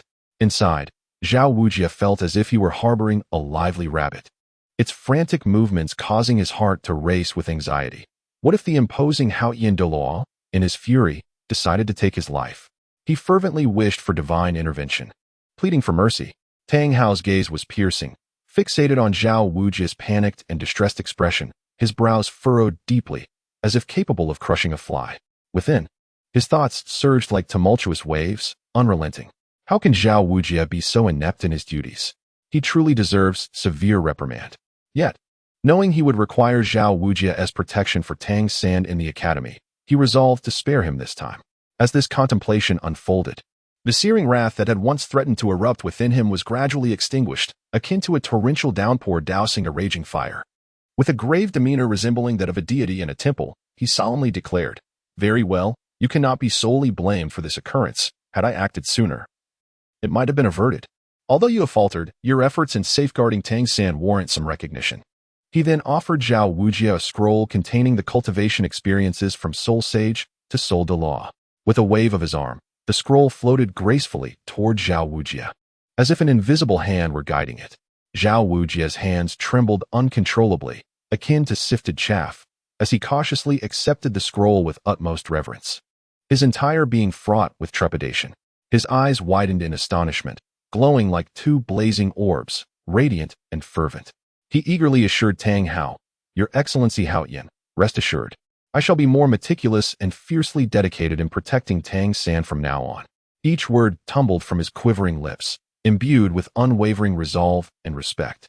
Without hesitation, he unrolled the scroll before Tang Hao, his fingers clumsy with excitement, nearly losing grip of it. After a mere glance, he was profoundly astonished. Zhao Wujia marveled inwardly. Indeed, these are the insights of the Haotian Douluo. The intricacies contained within are beyond imagination. Just from this brief glimpse, I have identified subtle flaws in my usual training practices. How did I not perceive these before? It seems I have truly stumbled upon a treasure. His heart raced uncontrollably, as if it were about to leap from his throat. Zhao Wujia endeavored to calm the tumultuous emotions within him, which surged like a wild stallion ready to break free. His chest heaved violently, resembling a volcano on the brink of eruption. Drawing a deep breath, he inhaled the icy air like the chill of the sea, attempting to extinguish the fervent flames that blazed within. With a furrowed brow and a heart full of perplexity, he implored, "Your Excellency Hao Yin, why did you not intervene before Long Gong and Shipa took action? If you had acted then, Tang San would not have been coerced into an engagement with Meng Yuran." His voice trembled slightly, imbued with confusion and urgency, as his gaze fixated intently on Tang Hao. Yearning for an answer, Tang Hao tilted his head slightly, his countenance seemingly enveloped in an aura of enigmatic brilliance at that moment. His eyes were profound, akin to an infinite starry sky, drawing one and yet remaining elusive. Gradually, he spoke, "Zhao Wujia, you are unaware." His voice resonated deeply, echoing like the ancient tolling of a bell in the air. "At that time, I had intended to directly eliminate the meteor Baoluome and the child behind her."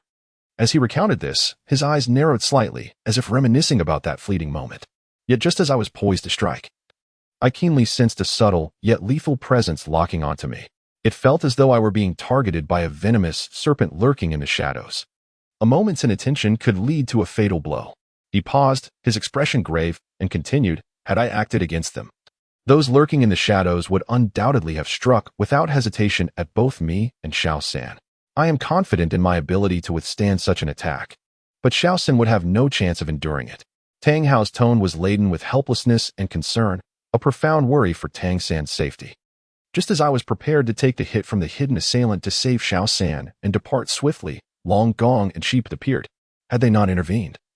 To save Xiao San, even with my formidable strength, I would have inevitably sustained some injury.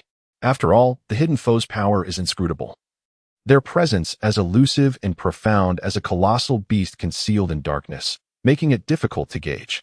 Escaping unscathed is no simple feat, as one might encounter their fierce and cunning attacks that would be challenging to withstand. Yet for Xiao San, I would not hesitate to face injury or confront the unknown risks that lie ahead. Throughout my life, I, Tang Hao, have never wavered in my resolve to protect those dear to me.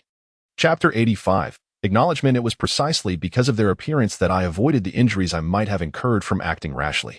Thus, I bestowed upon the illustrious couple, the dragon and the serpent, the 5,000-year-old mandala serpent's left arm bone. Otherwise, their coercion of my son into an engagement with their granddaughter would have ignited my wrath, compelling me to unleash my fury upon them. Tang Hao's expression was as dark as the sky before a tempest, ominously foreboding. He gritted his teeth, forcing the words through his clenched jaws, his tone infused with a blazing fury and unwavering resolve. His eyes were wide, resembling bronze bells, with two flames of wrath dancing wildly within their depths, seemingly ready to incinerate everything before him. Each word was squeezed out with sheer force, laden with relentless ferocity and determination, as if merely recalling that incident ignited a desire to utterly annihilate the dragon and serpent couple. Zhao Wujia pondered silently. So it is. I thought as much. With the fierce and unyielding nature of the Haotian Douluo, how could he not have annihilated the couple who coerced Tang San and Meng Ran into an engagement, but instead bestowed upon them a soul bone? It is worth noting that during Tang San's entrance examination, I merely inflicted a minor injury upon him, yet I was wounded by his hidden weapon, the dragon beard needle. Even then, I was left in a wretched state after being thoroughly bested by the Haotian Douluo that night, bruised and battered. The dragon and serpent couple must have had extraordinary luck. Had they dared to pressure Tang San at another time, they would have surely faced Tang Hao's wrath that very evening, leading to their destruction, rather than receiving any favors. However, my own fortune has not been entirely bleak. I initially feared I would face severe retribution from Tang Hao, enduring a tempestuous punishment, yet unexpectedly, I emerged not only unscathed but also rewarded by him. Thoughts flashed through Zhao Wujia's mind like lightning, his heart pounding like a war drum, as if it would leap from his throat. Yet, he dared not reveal any of it on his face, maintaining a facade of respectful trepidation, leaning slightly forward, his gaze unwavering, hardly daring to breathe. Then, Tang Hao took a deep breath, as if to suppress the tumultuous thoughts within, his gaze turning resolute and profound. He furrowed his brow slightly, seemingly exerting effort to control his emotions. Slowly, he spoke. Zhao Wujia, there is one more thing you must convey to Tang San. Inform him that I accept Xiaowu. He will understand my intention. His voice was deep and powerful, imbued with a resolute determination. However, his gaze appeared somewhat distant, as if lost in profound reminiscence. Unbidden, memories of the heartfelt exchange he overheard between Xiaowu and his son before descending the stairs flooded his mind. Each word etched deeply into his heart, fostering a deeper understanding and recognition of the girl. A faint smile graced his lips as he silently contemplated. Perhaps this is fate's design, he mused inwardly. He trusted his son's judgment and was willing to grant them more space and freedom, hoping they would nurture their genuine feelings and traverse the future together. Tang Hao could not help but reflect heavily. Ayin, is this not the cycle of fate? Our son, Tang San, has also fallen for someone he ought not to, just as we once did. He also fell in love with a woman transformed from a 100,000-year soul beast, a sentiment that is destined to be shunned by the mundane world, unless he possesses the strength to dictate the rules. Initially, I intended to confine her, waiting until the third party required a 100,000-year soul ring, at which point I would slay the beast to obtain it. However, recalling the promise made with you, I ultimately abandoned that thought. Little did I expect that she would become romantically involved with the third party, who was resolute in his desire to marry her. That girl named Xiao Wu, though still immature, dared to venture into the world alongside the third party. If there were any soul masters of the rank of Soul Douluo or above in the Barak Kingdom, they would have undoubtedly been exposed by now. Nonetheless, Ayin, rest assured that even if it costs me my life, I will pave a smooth path for our child from the shadows. And I will spare no effort to assist him step by step in becoming a revered powerhouse. As Tang Hao spoke, his gaze gradually softened and solidified, as if he were peering through the fabric of time and space, envisioning his son standing at the pinnacle, radiant and resplendent. His fists clenched involuntarily, as if he were silently vowing to exert every ounce of strength for his son's future. Upon hearing Tang Hao's words, Zhao Wujia's expression changed dramatically, beads of sweat instantly forming on his forehead, cascading down his cheeks like pearls from a broken string. His body trembled involuntarily, and he hurriedly approached with small, rapid steps, his face adorned with a smile so contorted it bordered on obsequiousness, inquiring in an almost fawning tone, "Your Highness Haotian, will you not go see Tang San and speak with him in person?" Zhao Wujia's heart raced like a frightened deer, anxiety coursing through him as he desperately thought. If only Tang Hao would speak on his own, I would feel much more at ease, without the constant trepidation of making a misstep and incurring the displeasure of this formidable figure. His eyes betrayed a glimmer of hope as he gazed longingly at Tang Hao, yearning for a satisfactory response. Upon hearing this, Tang Hao's previously distant and dreamy gaze sharpened instantly, becoming as piercing as a cold star. Capable of piercing through all veils of obscurity, he swiftly extricated himself from the whirlpool of memories, regaining his usual clarity and icy demeanor, reminiscent of an unfathomably deep, ancient cold pool. His face seemed to don a mask of ice, frozen for millennia, devoid of any expression, akin to a lifeless statue. His tone was so frigid that it could freeze the air around him into shards of ice as he slowly articulated. Now is not the time to meet with the third party. Zhao Wujie, remember to relay my words to him verbatim, though his words flowed as gently as a breeze. They bore the weight of a hammer striking a drum, each syllable carrying an irresistible, undeniable pressure. His gaze struck Zhao Wujie like a sharpened blade, making him feel as if he were pierced by 1,000 arrows, rendering his blood nearly frozen in his veins. Tang Hao's voice reverberated through the air, resembling invisible shackles that tightly bound Zhao Wujie's spirit, rendering even his breath a laborious endeavor. Chapter 86. The Injury. Seeing that he could not sway Tang Hao, Zhao Wujie sighed deeply, his face etched with helplessness and sorrow. Bowing his head, his expression pained, he tremulously replied, "Understood, Your Highness Hao Yin. Rest assured, I shall, even at the cost of my life, faithfully convey your words to Tang San." Observing this, Tang Hao slightly narrowed his eyes, his demeanor betraying an air of indifference. He casually raised his hands, seemingly nonchalant, yet the movements were executed with remarkable swiftness, akin to lightning streaking across the night sky. His fingers delicately brushed over the slightly wrinkled fabric, a result of the pressure from Long Gong and Shi Pa, each subtle motion flowing with an exquisite grace, as though honed through relentless refinement. The act of adjusting his attire was clean and precise, devoid of any hesitation, exuding an innate dominance. It felt as if his mere gesture caused the surrounding air to tremble. Without a backward glance, he resolutely took large strides. Each step was firm and powerful, resonating like a hammer striking the ground, stirring up a slight cloud of dust around him. His figure was as swift as the wind, vanishing from the tavern in an instant. Not long after departing the small town where the inn was located, Tang Hao suddenly staggered, as if struck by an invisible force. Instantly, the color drained from his face, turning as pale as parchment, resembling a canvas stripped of all hues, devoid of vitality. With a cough, he felt a metallic sweetness in his throat, and a torrent of blood erupted from his mouth like a dam breaking. The crimson liquid traced a shocking arc through the air, resembling a mournful red silk, laden with despair and anguish, before it gracefully descended.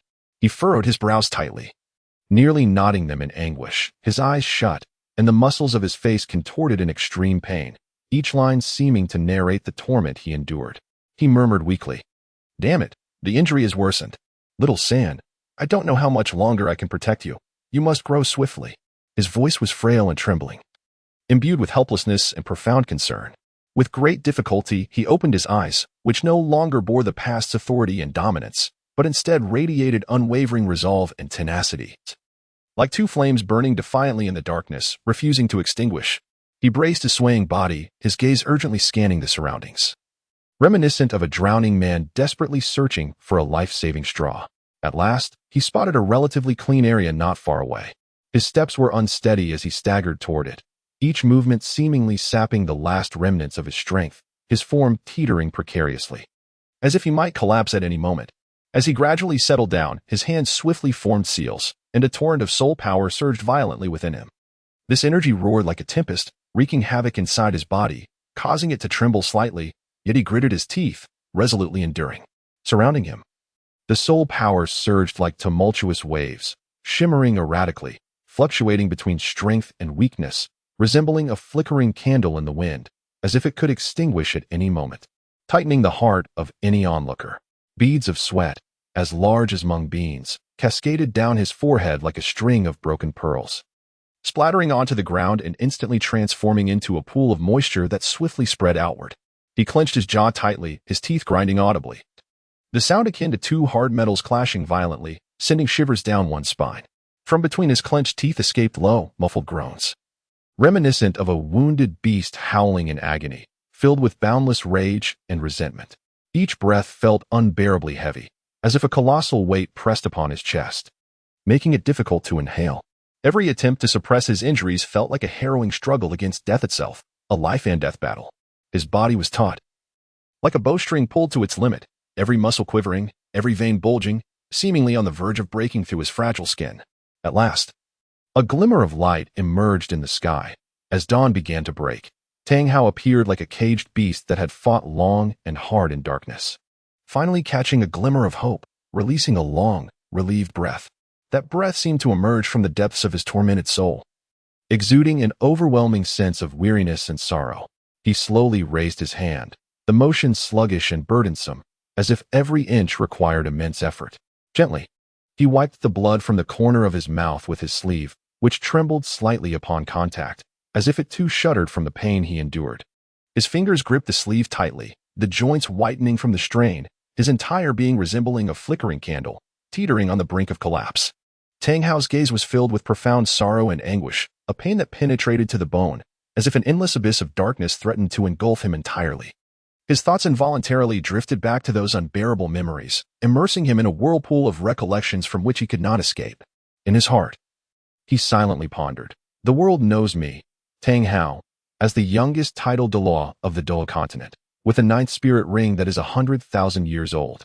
Upon my breakthrough to title Douluo, I managed to break free from the encirclement of the former Pope Qiang Sunji in the title Douluos, Zhu and Gui, inflicting a fatal wound that led to Qiang Sunji's demise, while Zhu and Gui were also gravely injured. They only see my glorious achievements, only perceive my outward splendor, yet remain oblivious to the endless pain and sorrow that lie beneath. His heart roared with fury, his fists unconsciously clenching, nails digging deep into his palms. Completely unaware of the damage. What a brutal battle it was. That scoundrel Qiang Sunji, beneath his resplendent attire, concealed a malevolent heart, when his martial soul, the six-winged angel, unfurled. It shone brilliantly, yet bore a lethal threat. The exquisite and vibrant chrysanthemum of the chrysanthemum Douluo appears resplendent, yet each petal is akin to a razor-sharp blade, mercilessly assailing me.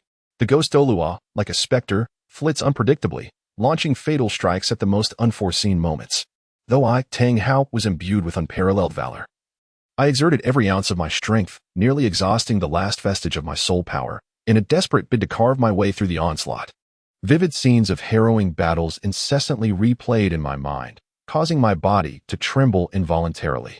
A profound anguish etched itself upon my visage, distorting my features, each wrinkle narrating an endless tale of sorrow. I continued to reminisce. Little did I know, the 100,000-year soul ring I possessed was a sacrificial gift from my beloved wife, Ayin. At that moment, her heart-wrenching gaze resembled shattered stars in the night sky, radiant yet steeped in despair. Her soul-piercing cries echoed like the mournful lament of a cuckoo, each note a dagger that relentlessly pierced my heart. Chapter 87. The origin of my wounds. As I recalled this, my body trembled once more, akin to a solitary leaf fluttering helplessly in the wind. My fists clenched tightly, veins bulging upon my arms, knuckles whitening from the strain, as though I were intent on crushing bone. My teeth ground together, producing a painful growl that escaped through clenched jaws. Ayin. In my mind, the haunting imagery replayed like a nightmare.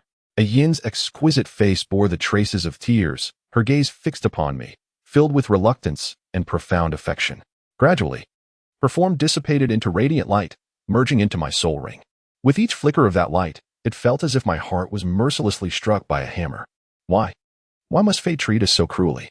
I cried out to the heavens, my voice laced with indignation and despair. My eyes, bloodshot and ablaze with fury, seemed capable of incinerating the world. Although I had inflicted grievous wounds upon the formidable ghost Douluo and his two companions, it came at a cost. My own injuries ran deep, rooted in my very marrow, and were insurmountably debilitating. Slowly, I spoke, my voice low and hoarse, as if every word were wrested painfully from between my teeth.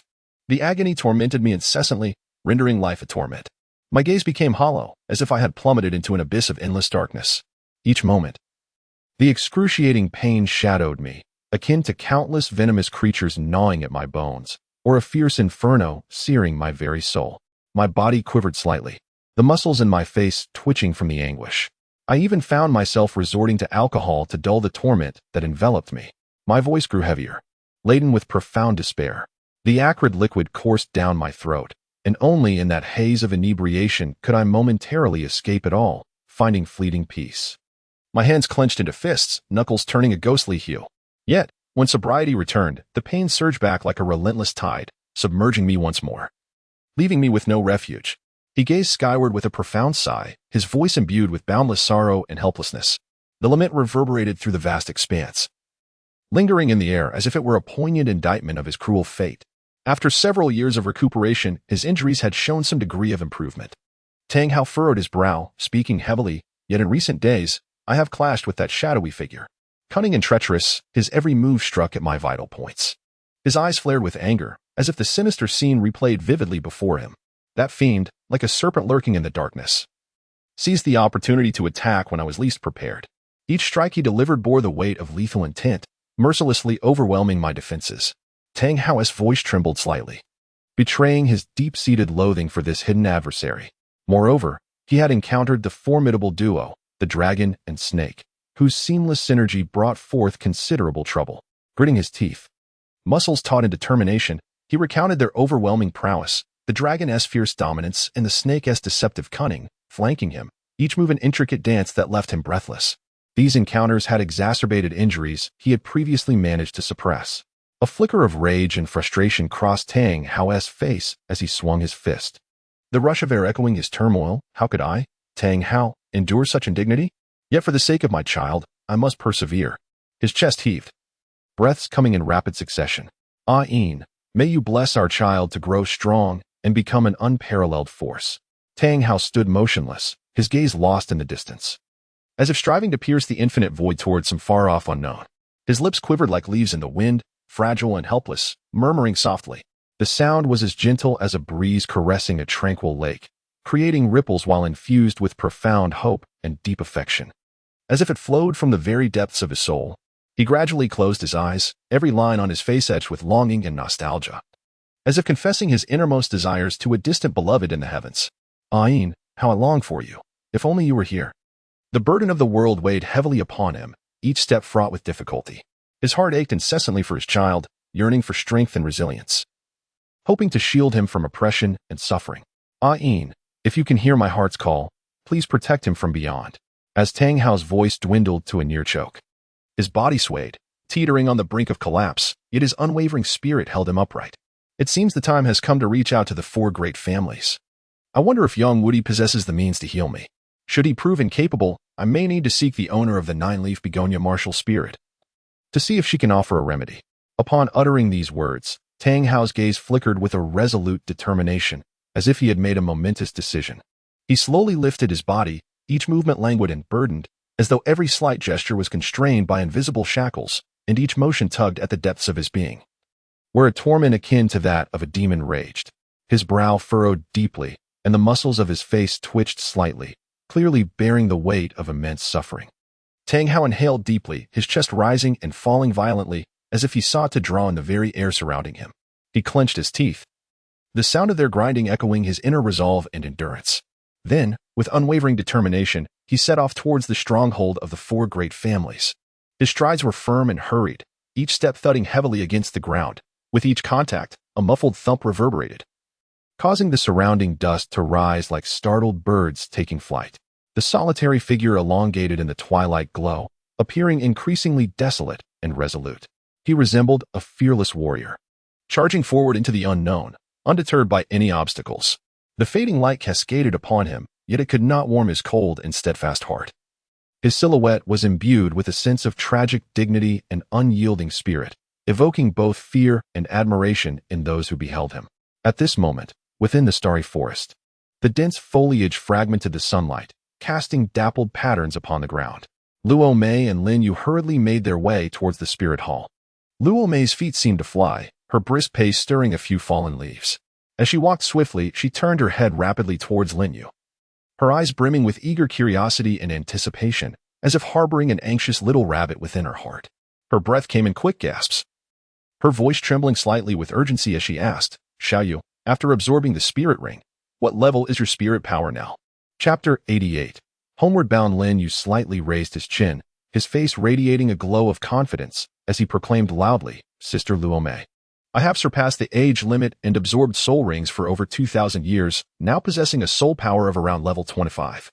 His tone carried a hint of pride, the sound crisp and resonant, as if declaring his achievements to the entire world.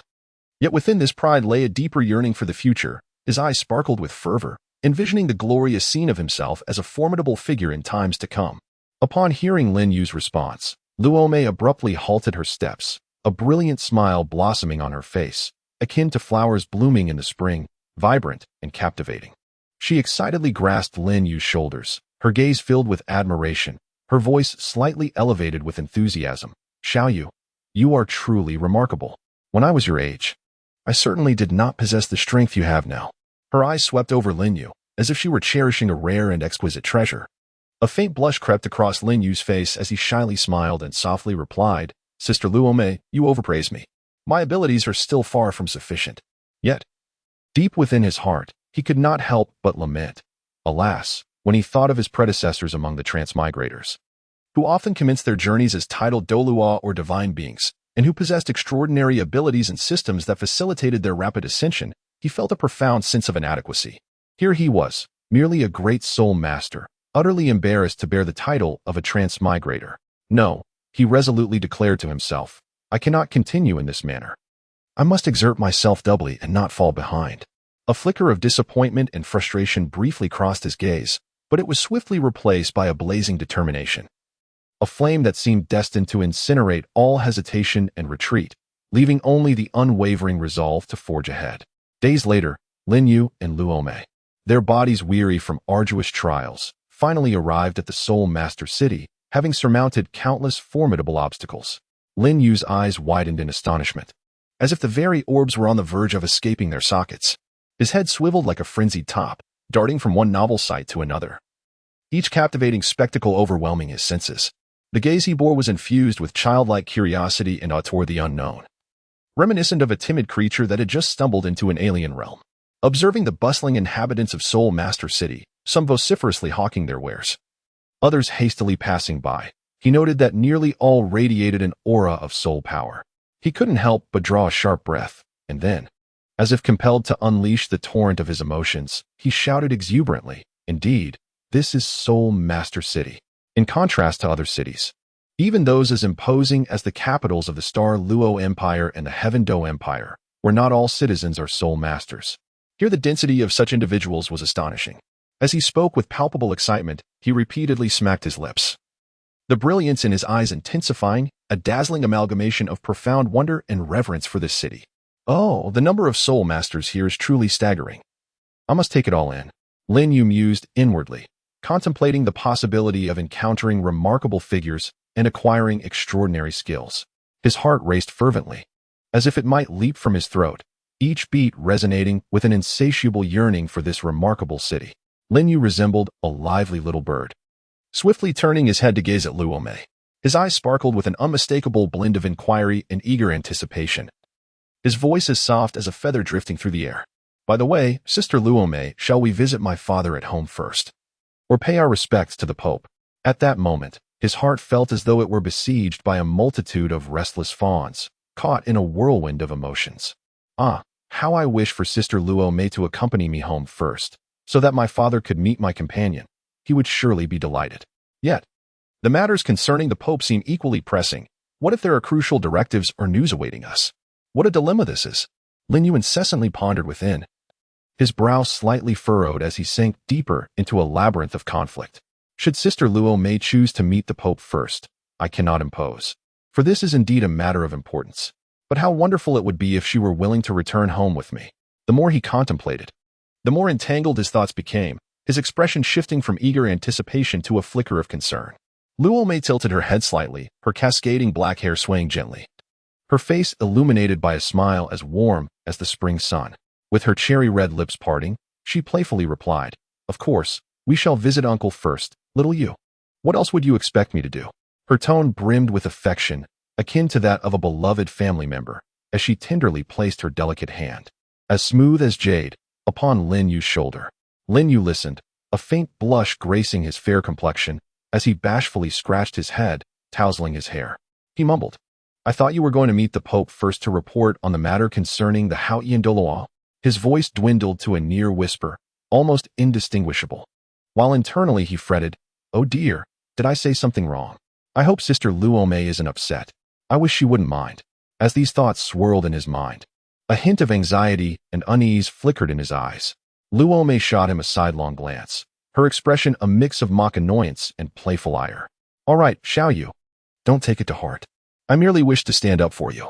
She huffed, her charming face adorned with feigned indignation. Now, let us go see Uncle. Without waiting for a response, she grasped Lin Yu's hand and strode ahead with a decisive, almost impatient motion, as the two engaged in a lively exchange. Their laughter and banter flowed like a gentle stream in spring, bubbling with joy. Their footsteps never faltered, propelled by an invisible force, filled with eagerness and anticipation. Gradually, they arrived at Lin Yu's residence. Before them stood an extraordinarily majestic mansion, its towering structure resembling a colossal mountain that pierced the heavens, evoking a sense of awe in anyone who gazed upon it. The edifice seemed as though it had been crafted by divine hands, each stone radiating an ancient and solemn aura, whispering tales of the family's illustrious heritage. Towering stone pillars stood like giants, supporting the weighty abode, leaving one to marvel at the craftsmanship and the grandeur of its strength. The imposing entrance, a heavy door that resembled an ancient barrier, bore the intricately carved characters Lin Fu, depicting two dragons soaring with grace and power. These bold characters were inscribed by Lin Yu's father, the current time and space Douluo, Lin Dong, using his enigmatic martial soul, the sword of time and space. Each stroke appeared alive, as if two majestic dragons danced through the skies, imbued with the essence of swordsmanship and an unparalleled ferocity. The sword energy emanating from the characters was palpable, coursing between the strokes, instilling a sense of dread. Those beneath the rank of soul sage, unaware of the depths of its might, would find themselves perilously wounded if they gazed too long at these characters. They would first feel a piercing pain in their eyes, as if pricked by sharp needles, followed by dizziness, as if countless blades were relentlessly assaulting their very souls, intent on rendering them to nothingness. The agony was indescribable, akin to being trapped in the depths of the most torturous hell, where one could neither seek life nor find solace in death. Surrounding the mansion, tall buildings were arranged with meticulous harmony, resembling a grand symphony. Bathed in the generous light of the sun, they sparkled with a dazzling brilliance, akin to palatial dreamscapes constructed from the world's rarest gems. The walls, adorned with various precious stones, twinkled like stars, radiating a kaleidoscope of vibrant hues. The interplay of radiant beams intertwines and merges, creating a dreamlike illusion that transports one into an ethereal realm, blurring the lines between reality and fantasy. Each column stands as a masterpiece of artistry, adorned with exquisite carvings. Celestial birds and auspicious beasts are depicted. The phoenix spreads its splendid wings, seemingly poised to soar into the heavens. The qilin strides majestically, exuding an aura of auspiciousness. The white tiger, with its lithe form and sharp fangs, emanates an undeniable dominance. Additionally, rare flowers and exotic plants bloom vibrantly, releasing enchanting fragrances, while verdant leaves glisten with morning dew, fresh and succulent. All of this comes to life, as if the very next moment, these figures might leap from the stone, compelling one to hold their breath, lest they disturb these wondrous beings on the verge of awakening. Moreover, the grand and robust door of the Lin residence is meticulously carved from an immense slab of rare Xuanwu stone, a true treasure of the earth. This Xuanwu stone is said to originate from a soul beast of the same name, whose remains lay buried for millions of years, gradually transforming into its present form. Thus, once unearthed, this stone emits an ancient and mysterious aura, as if it bears the weight of endless time and history. The carvings of dragons, phoenixes, lions, and tigers flow with a natural grace, akin to the effortless movement of clouds and water, devoid of any awkwardness. Every detail is executed with unparalleled finesse, as if crafted by nature's most extraordinary hand. The expressions of these animals are so vivid and lifelike that one might expect them to leap forth from the stone, roaring skyward, shaking the very heavens. The scales of the dragon and phoenix shimmer with a piercing brilliance, sharp as a blade, instilling a sense of trepidation in those who dare to approach. The fangs of the lion and tiger are razor-sharp, gleaming with a chilling light that sends shivers down the spine at a mere glance. It is worth noting that this stone is exceedingly hard, its durability beyond imagination. No soul sink could leave even the slightest mark upon its surface. Even the faintest scratch would be nearly impossible to achieve. Furthermore, the rarity of this stone is unparalleled across the continent, making it not only precious but also exceedingly costly, a true gem that is worth more than its market value. The Lin residence's ability to utilize an entire massive piece of black tortoise stone for its grand entrance, intricately carved to perfection, undoubtedly presents a breathtaking display. This serves as irrefutable evidence of the Lin family's incomprehensibly vast economic might, their wealth akin to an endless ocean, unfathomable in depth. Simultaneously, it manifests an awe-inspiring martial prowess that deters any potential challengers, leaving them to retreat in reverence and trepidation. Lin Yu once again beheld the familiar door of his home. His gaze instantly captivated, and he could not help but sigh deeply. It remains unchanged, just as it always was. His voice, soft as a feather drifting down, carried with it a profound sense of longing, as if it contained countless threads of emotion. His eyes shimmered with warmth akin to the gentle waters of a spring lake, the tenderness flowing within them nearly spilling over. His footsteps halted involuntarily, as if ensnared by an invisible force, leaving him frozen in place. This door resembled an old friend from memory, eternally awaiting my return. Silently, he recited in his heart, his thoughts drifting like willow catkins, soaring back to a distant past. He recalled the countless moments of laughter and tears before this very door, each farewell and reunion, those warm images resurfacing in his mind. A subtle smile graced his lips, a barely perceptible reminiscence of cherished times gone by. At this moment, his heart raced with increasing fervor, as if rejoicing at the prospect of crossing the threshold into his home. He inhaled deeply, yearning to absorb the familiar scent entirely into his being, wishing it to remain forever in his heart. Each texture and imperfection upon the door mirrored the wrinkles of an old friend's face, bearing witness to the passage of time while steadfastly preserving that unchanging bond of affection. Upon hearing Lin Yu's heartfelt exclamation, Luo Mei could not suppress a gentle laugh. Her voice ringing clear like a mountain spring, joyful and bright, instantly dissipating the somewhat somber atmosphere surrounding them. Tilting her head slightly, her lips curled into a teasing smile as she remarked, "Little Yu, how long have you been away? How could the Lin residence possibly change?" Her voice danced like playful notes, lively and spirited, her gaze imbued with a hint of mischief, sparkling as if concealing countless little pranks. This little one, still so sentimental. She mused inwardly, her smile growing warmer. She gently blinked, her eyes twinkling like stars, shimmering with vivacity. Unconsciously, her fingers twirled a strand of hair, continuing to ponder. Yet, this nostalgic side of little Yu is rather endearing, always so reminiscent. Her gaze returned to Lin Yu, imbued with tenderness and acceptance, as if she were looking at a child who would never grow up. Upon hearing this, Lin Yu felt as if he had been ignited like a firecracker, his cheeks instantly flushing a vibrant crimson, reminiscent of a ripe apple. In a fit of anger, he stamped his foot vehemently, causing the ground to tremble slightly beneath him, and raised his voice to exclaim, "Sister Luo Mei, could you please refrain from undermining me? I am merely expressing my thoughts, and yet you mock me." His brows knitted tightly together, forming a deep furrow that resembled a child who had suffered a great injustice. His eyes widened, ablaze with fury, while internally he harbored resentment. Thinking to himself, "Sister Luo Mei is truly exasperating. Can't she just be a bit more supportive? I am merely articulating my innermost feelings, yet she fails to comprehend my sentiments. How infuriating." Chapter 90. Narrative. Just as the two were caught up in their playful banter, the heavy and ancient door of the Lin residence creaked open slowly. It seemed to bear the weight of time, producing a deep, resonant groan that echoed like a sigh from the distant past, lingering in the air. However, neither of the two engaged in their frolic noticed this change. They remained absorbed in their laughter and merriment, utterly oblivious to the transformations occurring around them. Father Lin stood quietly at the doorway, observing the two playful figures with his thoughts drifting away like a wild horse unbridled. His gaze softened and grew misty, illuminated by the glow of cherished memories, reminiscent of twinkling stars, brilliant and warm.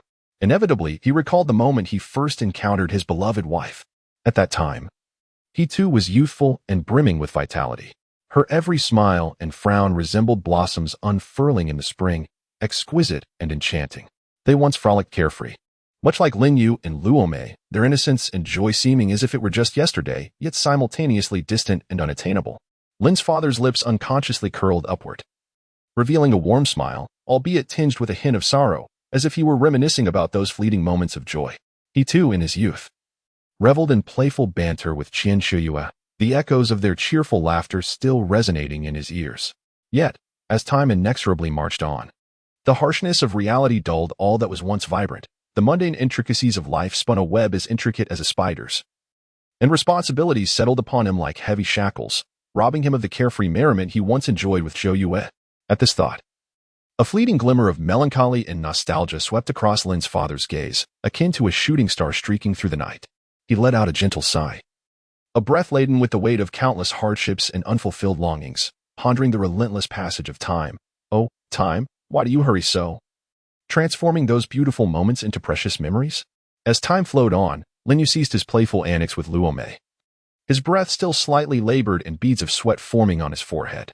Glancing back inadvertently, he noticed that his father had quietly taken his stand at the door. The figure was tall and composed, resembling a silent mountain, standing there wordlessly yet exuding an ineffable sense of security and authority.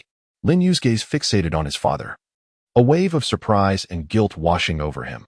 His father had been present all along, and surely witnessed his earlier frolics. Seeing Lin Yu suddenly freeze as if ensnared by an invisible spell, Luo Mei's previously cheerful demeanor instantly faltered, her heart enveloped in a shroud of confusion. With urgency, she inquired, "Xiao Yu, what is the matter?" Her voice was both hurried and concerned, and she waved her hand before Lin Yu's eyes. Following his line of sight, Luo Mei soon comprehended the cause of his stillness, her cheeks flushing a deep crimson, reminiscent of a radiant sunset spreading across the horizon. Her heart raced wildly, akin to a startled deer, her eyes darting in a flurry of uncertainty, hands instinctively gripping the hem of her garment as she murmured, "What shall I do?" Lin Yu was the first to recover from his astonishment, resembling a dreamer abruptly awakened from slumber. In a flurry of activity, he cast a hurried glance at himself, his eyes reflecting a mix of anxiety and urgency. He swiftly smoothed out the wrinkles in his clothing, a result of playful antics with Sister Luo Mei, his hands fluttering like butterflies navigating through a garden, eager yet cautious. Then, he straightened his posture, managing to conjure a respectful smile as he addressed, "Father, what brings you out here?" His voice trembled slightly, imbued with a palpable tension and reverence, as if it were plucked from taut strings of a musical instrument. At that moment, his heart raced like a drummer fervently beating upon his drum, filled with apprehension. Would father scold him for his unrefined behavior? The recent playful banter had indeed been somewhat improper. Surely father would not be disappointed in him? Beads of perspiration formed on his forehead unbeknownst to him, his gaze a tapestry of worry and unease. Upon hearing Lin Yu's words, Luo Mei shivered slightly, hastily adjusting her attire as well. Her hands moved gently and swiftly, like delicate butterfly wings, smoothing the creases from her garments.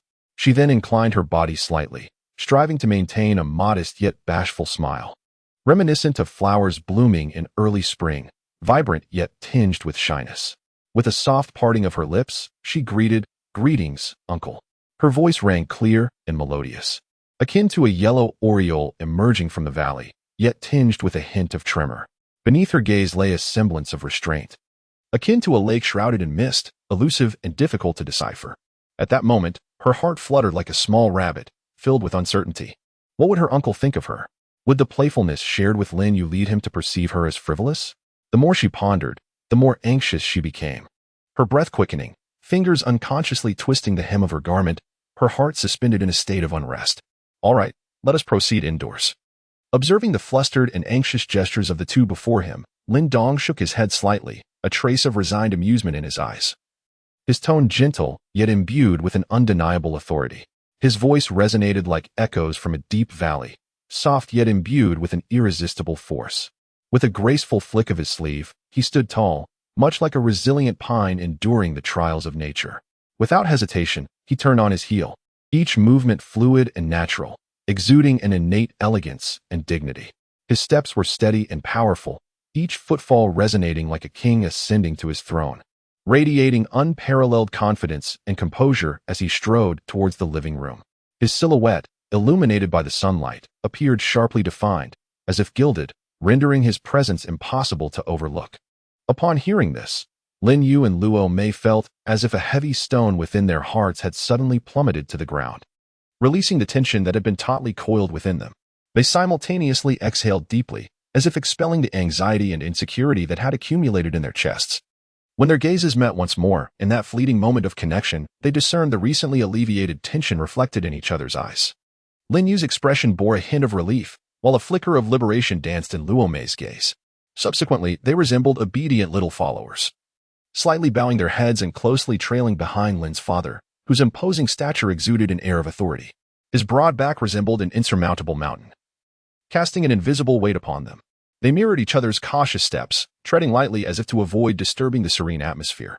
Lin Yu's pace was somewhat hurried, while Luo Mei endeavored to maintain her grace. Together, their silhouettes appeared diminutive yet utterly reliant amidst the interplay of light and shadow. Chapter 91.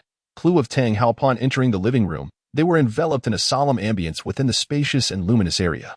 There sat Lin's father, composed and unperturbed, in a position of authority that seemed crafted from pure gold, radiating a dazzling brilliance akin to a resplendent throne, each ray of light accentuating his unparalleled status. He stood tall and erect like a pine, resembling a majestic mountain, his spine as unyielding as forged steel, unwavering in its stance.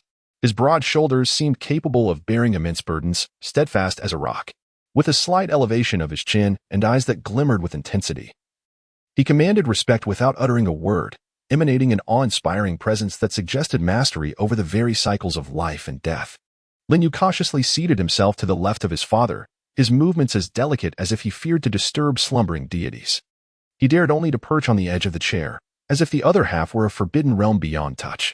A hint of youthful naivety lingered on his visage, the tender skin radiating the vitality of youth, yet slightly pale from anxiety. His gaze would furtively dart toward his father, resembling a timid fawn, imbued with a blend of reverence and anticipation. Each glance was quickly retracted, as if terrified of detection, his heart fluttering with unease. Harboring a secret longing to be acknowledged by his father, yet simultaneously dreading reprimand, Luo Mei sat somewhat stiffly to the right of Lin Fu, her back erect as though an invisible string were pulling her upright. Her posture exuded a dignified elegance, reminiscent of a lady of noble birth meticulously trained in propriety. Her hands rested gently on her lap, fingers delicately curled, embodying both grace and caution. Her gaze was cast downward, akin to a bashful blossom, hesitant to wander, only occasionally stealing glances with the periphery of her vision.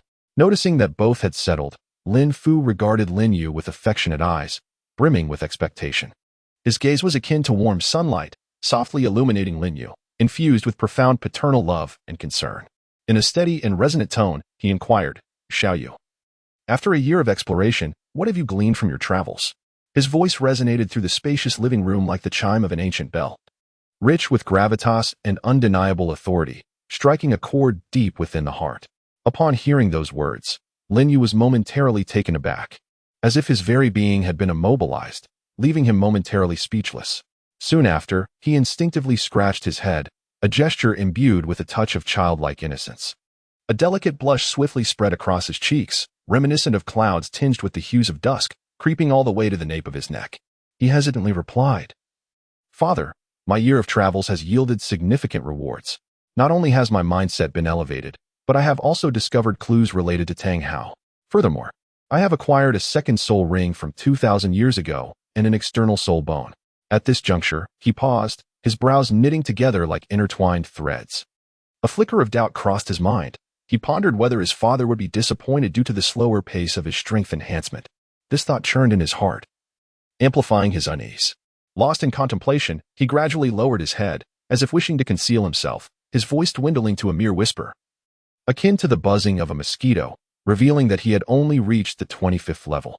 Upon hearing the first half of the statement, Father Lin could not help but allow a slight smile to grace his lips, the curvature as elegant as a crescent moon, his brilliant eyes shimmering with euphoric delight. As if he were basking in the gentle embrace of spring, his spirits remarkably uplifted.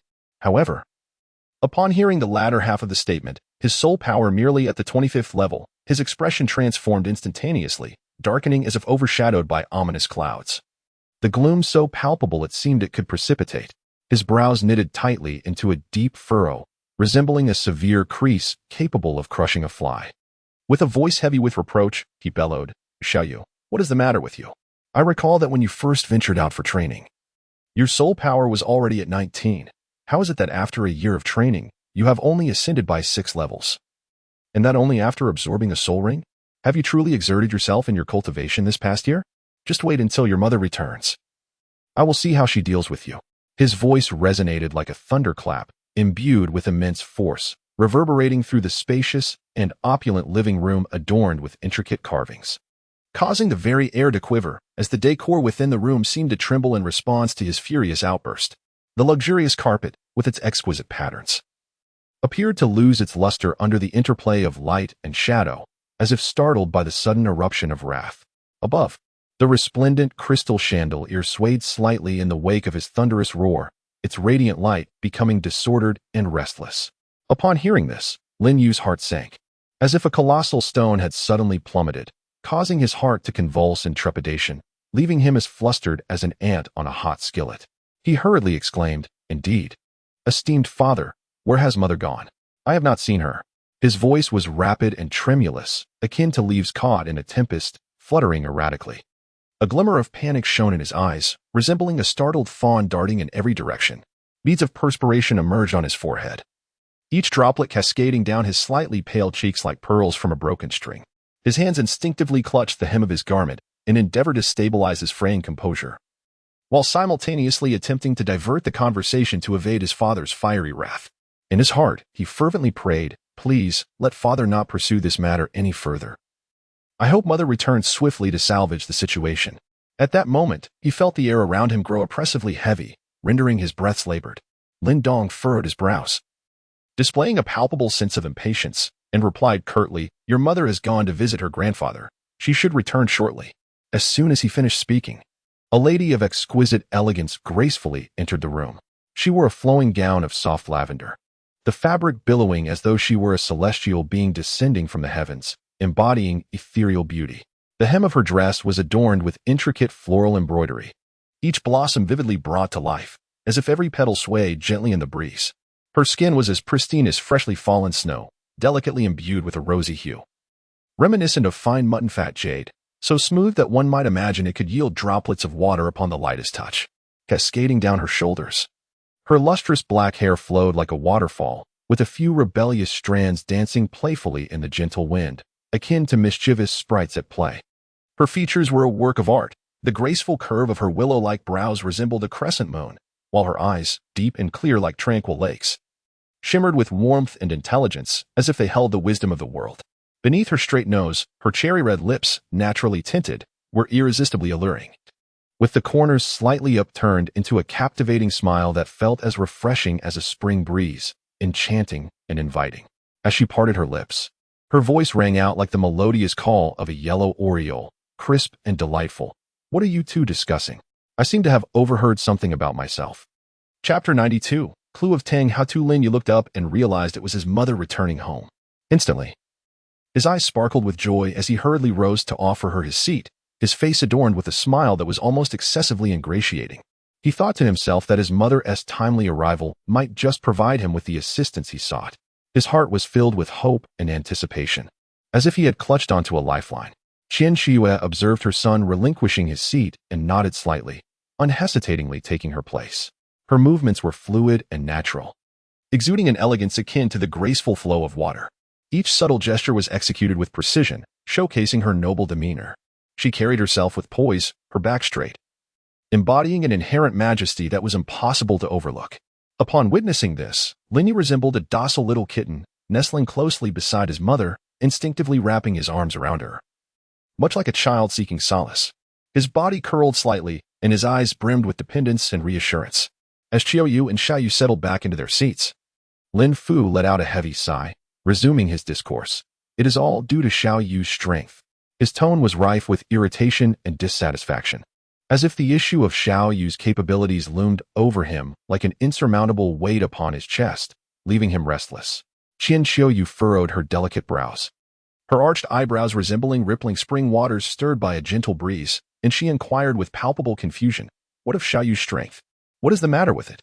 I recall that before his departure, his soul power was at the 19th level. After over a year of external training, he should be nearing the 30th level by now. Her voice was soft and melodious, yet tinged with urgency and bewilderment, her gaze fixed intently upon Lin Fu, awaiting his response. "Father Lin, if Xiao Yu's soul power were close to level 30, I would not be so enraged. Not long ago, he wrote to invite Luo Mei to accompany him in hunting soul beasts, and I was elated, thinking he had finally broken through to level 30. Little did I know, he was merely hunting soul beasts for his second spirit ring. which means this 25-level soul power was only achieved after absorbing a spirit ring.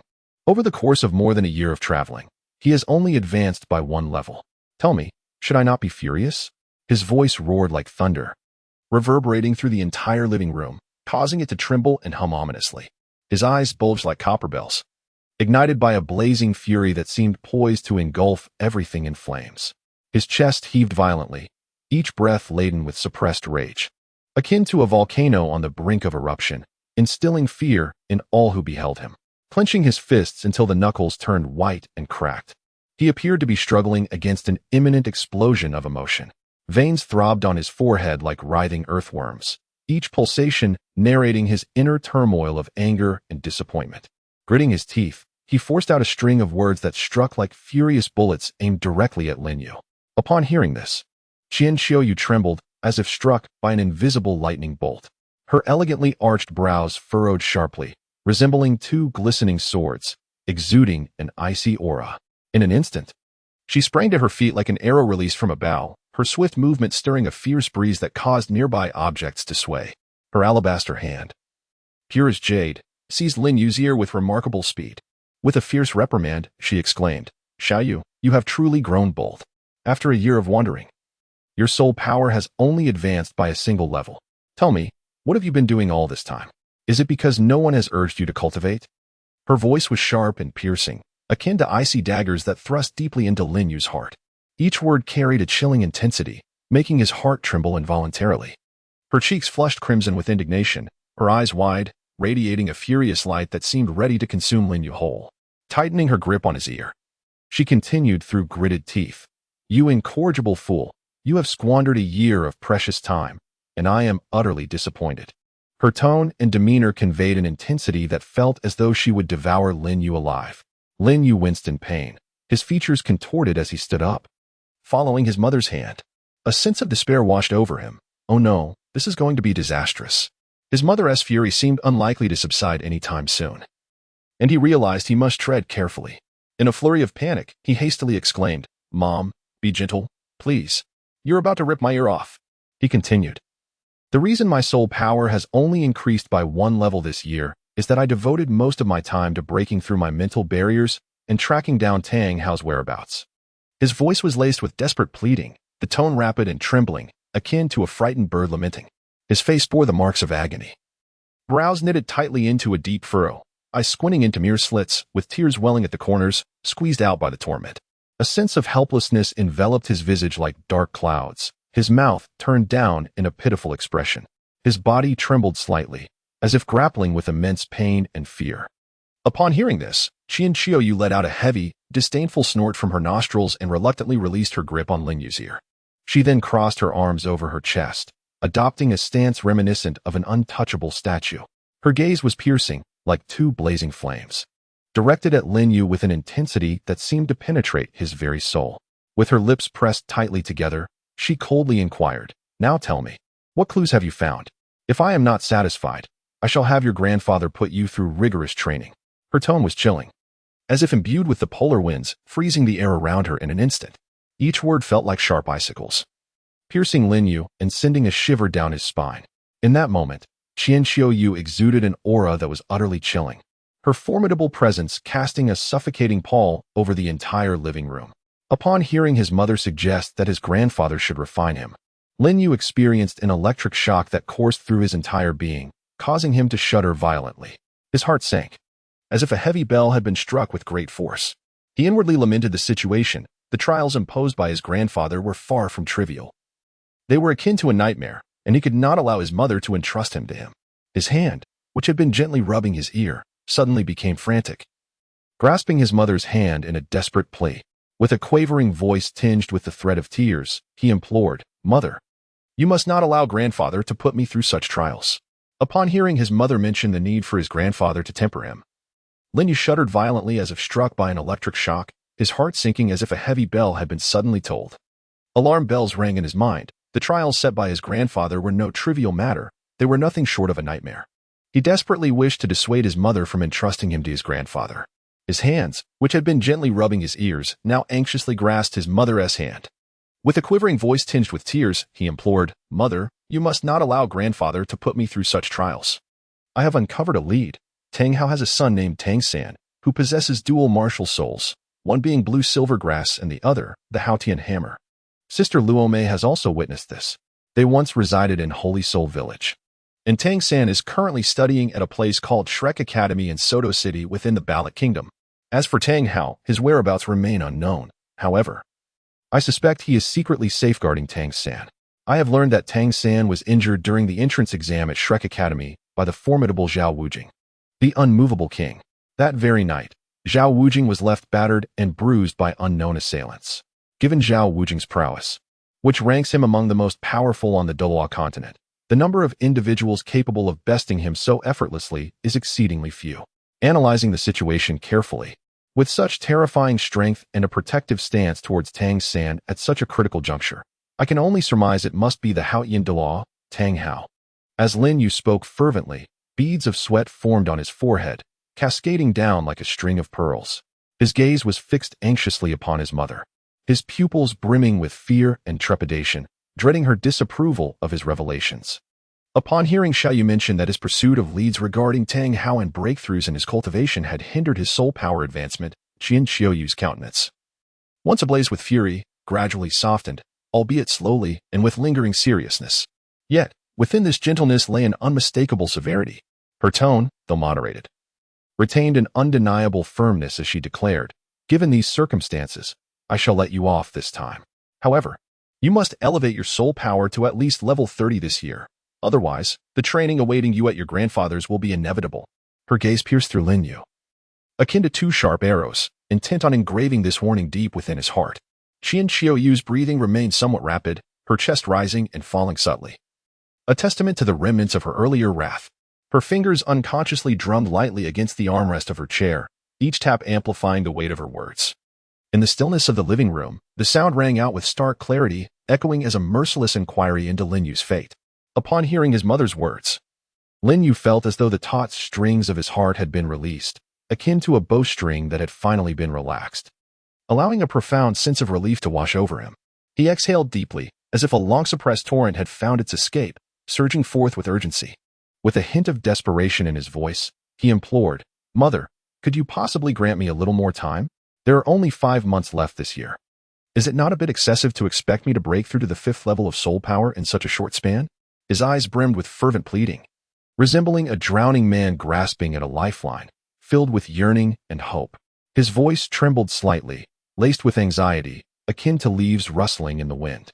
His hands fidgeted with the hem of his garment, nearly contorting it beyond recognition. His heart raced like a trapped rabbit, its thumping resonating in his ears, akin to a war drum urging him to persuade his mother swiftly. His feet shuffled restlessly against the floor, his demeanor betraying an overwhelming unease. And beads of perspiration formed on his forehead, glistening under the harsh light like anxious stars. Upon hearing this, Qian Xiaoyu's expression darkened in an instant, as though a clear sky had been abruptly shrouded by ominous clouds. Her brows knitted tightly, the creases deep enough to appear chiseled, capable of ensnaring even the smallest of flies. Her gaze turned piercingly stern, reminiscent of a chilling wind on a frigid night, evoking an instinctive shiver. She then raised her voice, booming, "Have I been too lenient with you? Have you dared to take advantage of my kindness? 5 months is 5 months. If you fail to achieve your breakthrough within this time, you shall not escape the trials awaiting you at your grandfather's." Her voice resonated like the tolling of a great bell, echoing throughout the room and causing one's eardrums to thrum. Her gaze pierced through Lin Yu like a rapier, imbued with an authority and fury that seemed capable of consuming him whole, akin to a tangible flame. Her lips were pressed tightly together, her chin slightly raised, emanating an aura of formidable power that commanded unwavering obedience. Upon hearing this, Lin Yu clenched his teeth, the sound of his grinding teeth echoing in the air. As he resolutely tightened his fists, the veins on the back of his hands protruding prominently. With a determined expression, he declared, "Mother, as you have said, if I manage to make a breakthrough within 5 months, you must not send me to my grandfather's place." After taking a deep breath, a flicker of hesitation and probing glimmered in his eyes, and he continued, "Oh, by the way, should we inform His Holiness the Pope about Tang Hao?" His gaze flickered uncertainly, darting between his mother and father, seemingly gauging their reactions, his body instinctively leaning slightly forward, betraying his inner unease. Do you think we should inform him, Xiaoyu? Lin father narrowed his eyes slightly, their shape transforming into elongated, profound slits as he fixed a scrutinizing gaze upon Lin Yu. His tone laden with perplexity, as if a thick fog enveloped the conversation. Upon hearing this, Lin Yu's chest heaved violently for a moment. Then, taking a deep breath as if to suppress the tension within, he organized his thoughts and said, Father, I believe that reporting this matter would serve little purpose.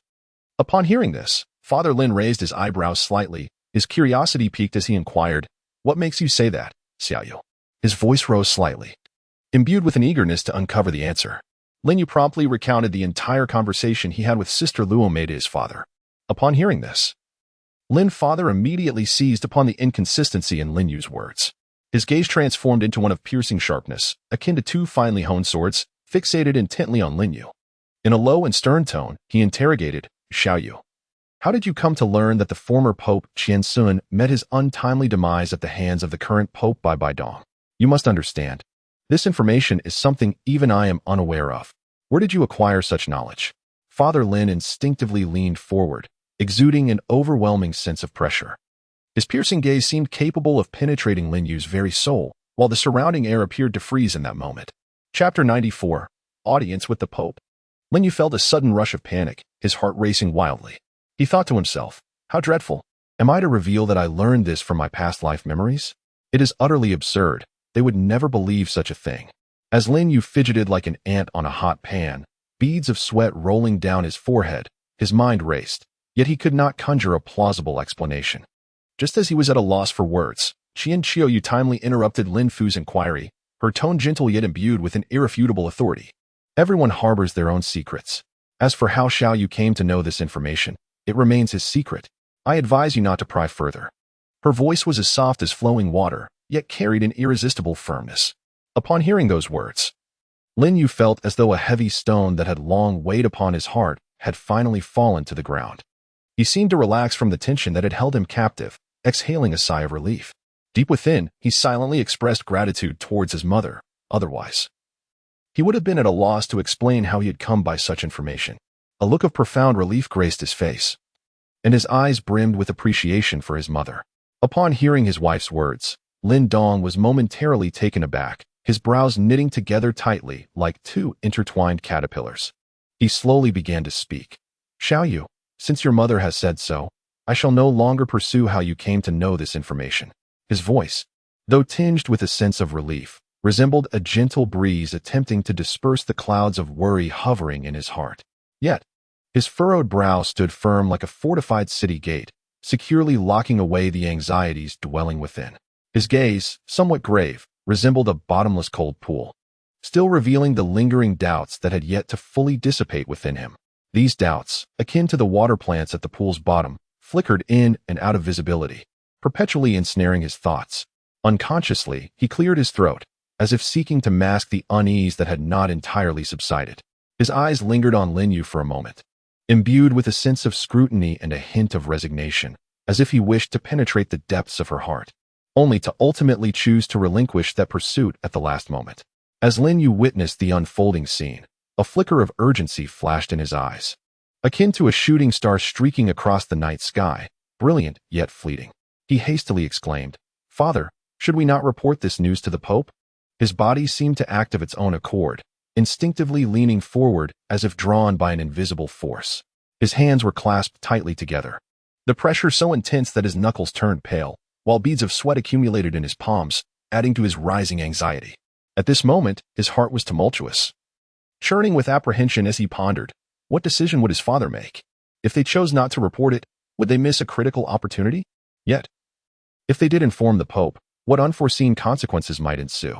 Should they inadvertently provoke the Pope's ire, the Lin family could face dire repercussions. Conversely, if they concealed the truth and it was later discovered, the repercussions would be even graver. Oh, how he found himself in a quandary. His heartbeat quickened, as if it might leap from his throat, and his throat grew parched, making it difficult to swallow. His gaze was filled with tension and anxiety, fixed intently on his father, eagerly awaiting a response that felt as though it would determine their fate. Lin's father's expression instantly transformed into one of grave seriousness, as if shrouded by a dense layer of ominous clouds. His brows knitted together, and his gaze became profound and focused, plunging him into a momentary yet profound contemplation. Time appeared to freeze at that instant, and the atmosphere thickened with an oppressive weight. After what felt like an eternity, he finally shattered the stifling silence, stating, "We can give it a try.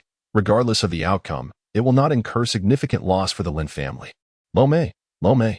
His voice resonated with clarity and determination, akin to a resounding bell, each word articulated with conviction, as if he had resolved upon an unshakable decision. His tone was imbued with an indomitable courage and a resolute commitment, rendering his steadfast belief impossible to overlook. His chest rose and fell slightly, as if striving to calm the tumult within, yet his unwavering gaze never wavered, as if he had already glimpsed the path ahead, ready to forge onward despite any thorns that may lie in wait. "Is something the matter?" Name, momentarily lost in thought, was startled by the abrupt call. Her body trembling like a frightened fawn, she instinctively responded, her voice quivering.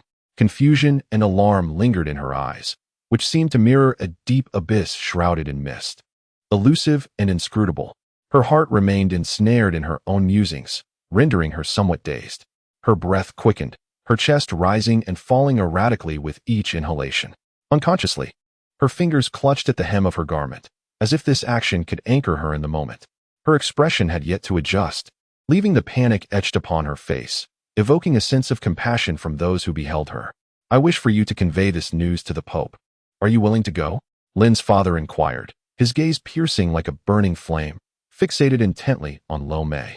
His tone was deep and powerful, carrying an air of authority that brooked no refusal, as if this were not merely a question, but an imperative command. "Uncle, didn't Xiaoyu mention that reporting this news would be futile? Then why must we report it?" Lo Mei asked, her face a mask of confusion. Her brows knotted tightly as if tied in a deadlock, the deep creases on her forehead betraying her perplexity. As she spoke, her bewildered eyes sought Lin's father, her voice laced with doubt and hesitation, rising slightly in pitch as if questioning his directive. Her body instinctively recoiled, seemingly pressed by Lin's father's imposing presence. Yet she was reluctant to accept the task without clarity, her hands fidgeting with the hem of her clothes, and her feet shuffling restlessly on the ground, betraying her inner turmoil and unease. Father Lin spoke earnestly, "Whether we report this news or not is one matter. How the Pope chooses to handle it after being informed is another. Our duty is to relay this information to the Pope. How she addresses it thereafter is her concern." His tone was steady and resolute, reminiscent of an ancient bell, each word resonating with the weight and clarity of its sound. His gaze was calm and profound, fixed intently on Romei, as if he sought to imprint his thoughts directly upon the depths of her soul. His deep, magnetic voice conveyed an irrefutable truth, imbued with an irresistible force. He slightly puffed out his chest, his hands resting naturally at his sides, standing tall and dignified, exuding an air of commanding authority. His speech was measured, each pause perfectly timed, allowing ample opportunity for contemplation and comprehension of the profound meaning behind his words. The unwavering intensity of his gaze and the strength of his tone harmonized, leaving no room for dissent. One could only listen quietly, deeply moved by his eloquence. Chapter 95. Decision. Upon hearing this, Romei was momentarily taken aback, then thoughtfully nodded, her gesture slow yet resolute. "I will report this matter to the Pope tomorrow," she declared solemnly, her expression grave and determined, as if she regarded this task as a sacred and inescapable obligation. She straightened her back, her eyes shimmering with unwavering resolve, while her tightly pressed lips revealed the tension and determination within her. At that moment, Qin Shouyue slightly furrowed her brow, her elegantly arched eyebrows drawing together to form a delicate crease. "Xiaoyu, do you think you should inform your grandfather of this news?" she interjected, her gaze imbued with concern and a hint of hesitation, her warmth akin to a gentle spring breeze, while the uncertainty fluttered like a willow branch swaying in the wind. She pondered inwardly, unsure whether this course of action would benefit Xiaoyu or lead to trouble. What if this caused complications for him? Yet, if she refrained from reporting it, what if an important opportunity slipped away? Her eyes lingered on Linyu, filled with conflict and worry, as her fingers unconsciously twisted the hem of her garment, betraying her inner unease. A fleeting expression of difficulty crossed Lin Yu's face, reminiscent of sunlight obscured by dark clouds. Suddenly dimming, he spoke, "Mother, I suspect my grandfather has long been aware of this matter." His brows were tightly knitted together, resembling two deep furrows etched with entanglement and helplessness. Internally, he lamented, "What shall I do? How can I explain this to my mother? If she presses further, what will I say? Should I reveal the true reason? That is utterly impossible. She would never believe me and might even think I am speaking nonsense. Oh, this is truly distressing." He unconsciously pressed his lips together, his gaze darting restlessly, unwilling to meet his mother's eyes, while his feet shuffled lightly on the ground. Qian Shiyue's face was instantly consumed by a deeper perplexity. She suddenly raised her voice, her sharp tones slicing through the air. "If your grandfather has known about this all along, why did he not eliminate Bibidong from the outset? Instead, he elevated her to the throne of Pope." Her voice was laced with inquiry and urgency, every word akin to an angry bullet. Her eyes brimmed with confusion and eagerness, their intensity like a blazing flame. Fervent and impatient, she widened her eyes, nearly causing her pupils to burst from their sockets, fixing a fervent gaze upon Lin Yu, desperate for a reasonable answer from him. Her body leaned slightly forward, as if ready to pounce on Lin Yu, compelling him to unveil the truth. Her breaths were rapid and heavy, each inhalation quaking with indignation. Her hands were clenched into tight fists, the knuckles turning pale from the exertion. Her lips were pressed firmly together, the muscles in her face twitching with agitation. Her entire being resembling a volcano on the brink of eruption, suppressing the tumultuous emotions within. Lin Yu pondered silently, when the former Pope Qiansun perished, who, aside from Bibidong, the holy maiden of the Spirit Hall, possessed the requisite qualifications? Moreover, she was the mother of Qian Renxue, having borne a legitimate granddaughter for the Qin family. This thought flashed through Lin Yu's mind like a lightning bolt, yet he dared not articulate it. He was at a loss as to how to convey to his parents the source of this information. The indescribable origins rendered him speechless. His lips quivered slightly, as if he was struggling to suppress the words that threatened to escape. Beads of perspiration formed on his forehead, each one accumulating and rolling down, an external manifestation of his inner turmoil. His heart was a tempest of conflict, with countless voices clashing within his mind. One side yearned to reveal the truth, while the other grappled with an inexplicable predicament. Anxiously, he contemplated his options, his thoughts racing like a wild stallion, yet he could not find a suitable outlet. His gaze flitted between his father and mother, seeking any clue in their expressions that might aid him in extricating himself from this awkward and challenging situation. Qian Shoyue observed her son's expression, twisted as if it were crumpled paper, and in a tone both gentle and tinged with urgency. She spoke slowly. "I have no desire to inquire how you came upon this news. I simply wish to know if you intend to share this information with your grandfather." Her gaze was as gentle as water, yet it bore an undeniable curiosity, as if her eyes could penetrate Lin Yu's soul in search of the truth. As Lin Yu's previously tense and conflicted expression softened upon hearing his mother declare that she would no longer pursue the origins of his information, it was as if the icy facade had melted under the gentle caress of spring. However, when his mother inquired whether he wished to share this news with his grandfather, the relaxed countenance he had just adopted quickly transformed into one of gravity. His brows furrowed tightly as he once again found himself ensnared in deep internal conflict. Images from his childhood flickered through his mind like an old film reel, vividly portraying his grandfather's warm and gentle visage, along with the meticulous care and encouraging words he had bestowed upon him in his youth. These comforting memories sparkled like brilliant stars in the dark, bewildering realm of his heart. "My grandfather has always been so kind to me. Perhaps he deserves to know about this matter," Lin Yu mused silently. And after much inner turmoil, he finally resolved to speak. Taking a deep breath, he addressed his mother with unwavering determination. "Mother, since Sister Luomei intends to inform the Pope of this news tomorrow, I shall also convey it to grandfather then." His voice, although soft, resonated with strength and conviction, his eyes shimmering with resolute resolve. Upon hearing her son's response, Qian Shiyue nodded slightly, her gaze sweeping over Lin Yu before adopting a tone tinged with inquiry. "Is there anything else?" Her eyes held a glimmer of expectation, seemingly eager to glean more information from the reactions of those present. As the others shook their heads, she raised her voice, decisively instructing the servants to prepare dinner. Before long, a servant clad in simple attire hurried in, his voice slightly hurried. "The meal is ready." Following this announcement, everyone rose and made their way to the dining hall. In the dining hall, the seat of honor was naturally occupied by Lin Dong, Lin Yu's father, while Qian Shiyue took her place beside him, with Lin Yu seated according to the established order of seniority.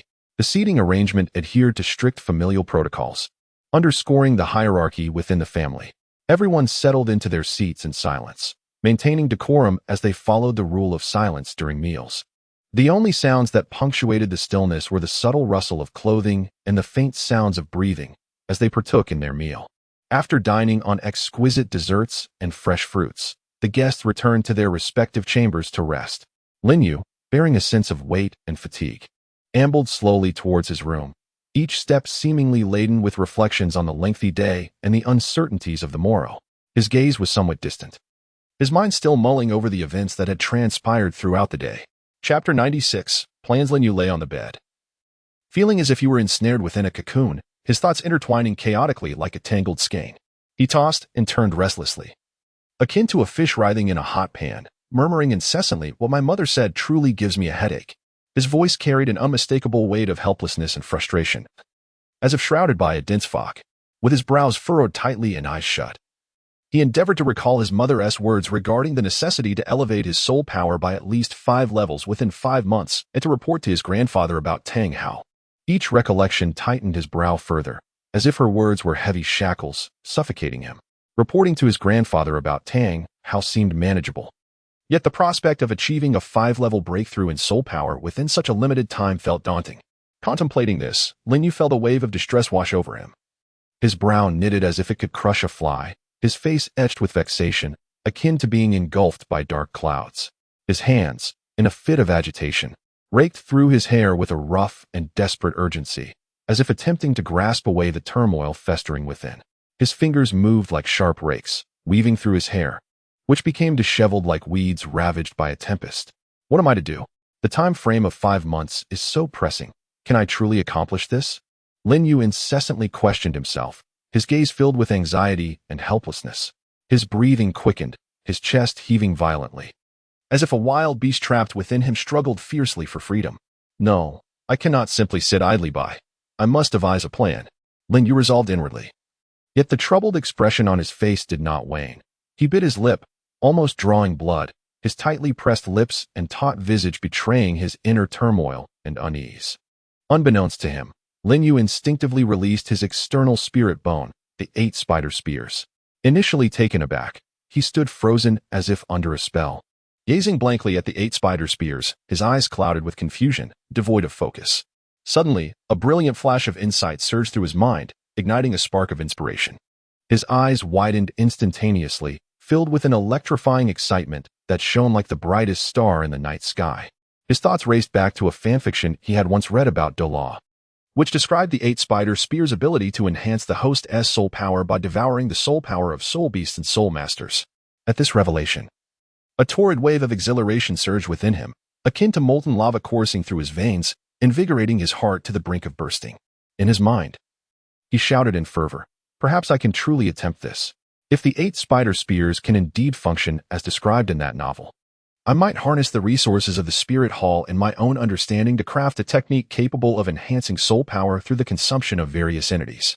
The more he pondered, the more exhilarated Linyu became, as if a grand and majestic tableau unfurled within his mind. He envisioned himself successfully creating a martial technique, swiftly enhancing his prowess through it, then annihilating Tang San with overwhelming force, leading the spirit hall to sweep across the land and unify the Douluo continent. Just as he ascended to divinity, he would soar into the heavens.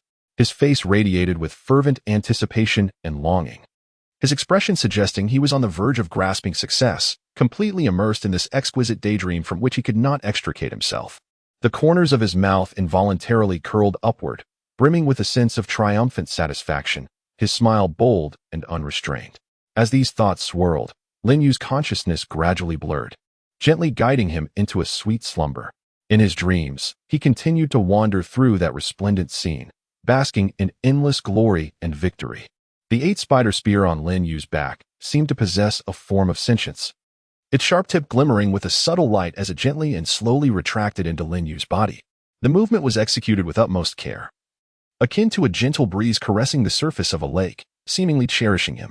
Each retraction was imbued with exquisite tenderness, as if whispering a lullaby. "Rest now, sleep well," as though wishing to enhance Linyu's comfort in slumber. Upon awakening the following morning, Linyu emerged from his dreams with bleary eyes, veiled by a thin mist that rendered them stubbornly closed. Dazed, he completed his morning routine, his steps unsteady and languid, as if drawn by an invisible force. He slowly made his way out of his room and into the dining area for breakfast.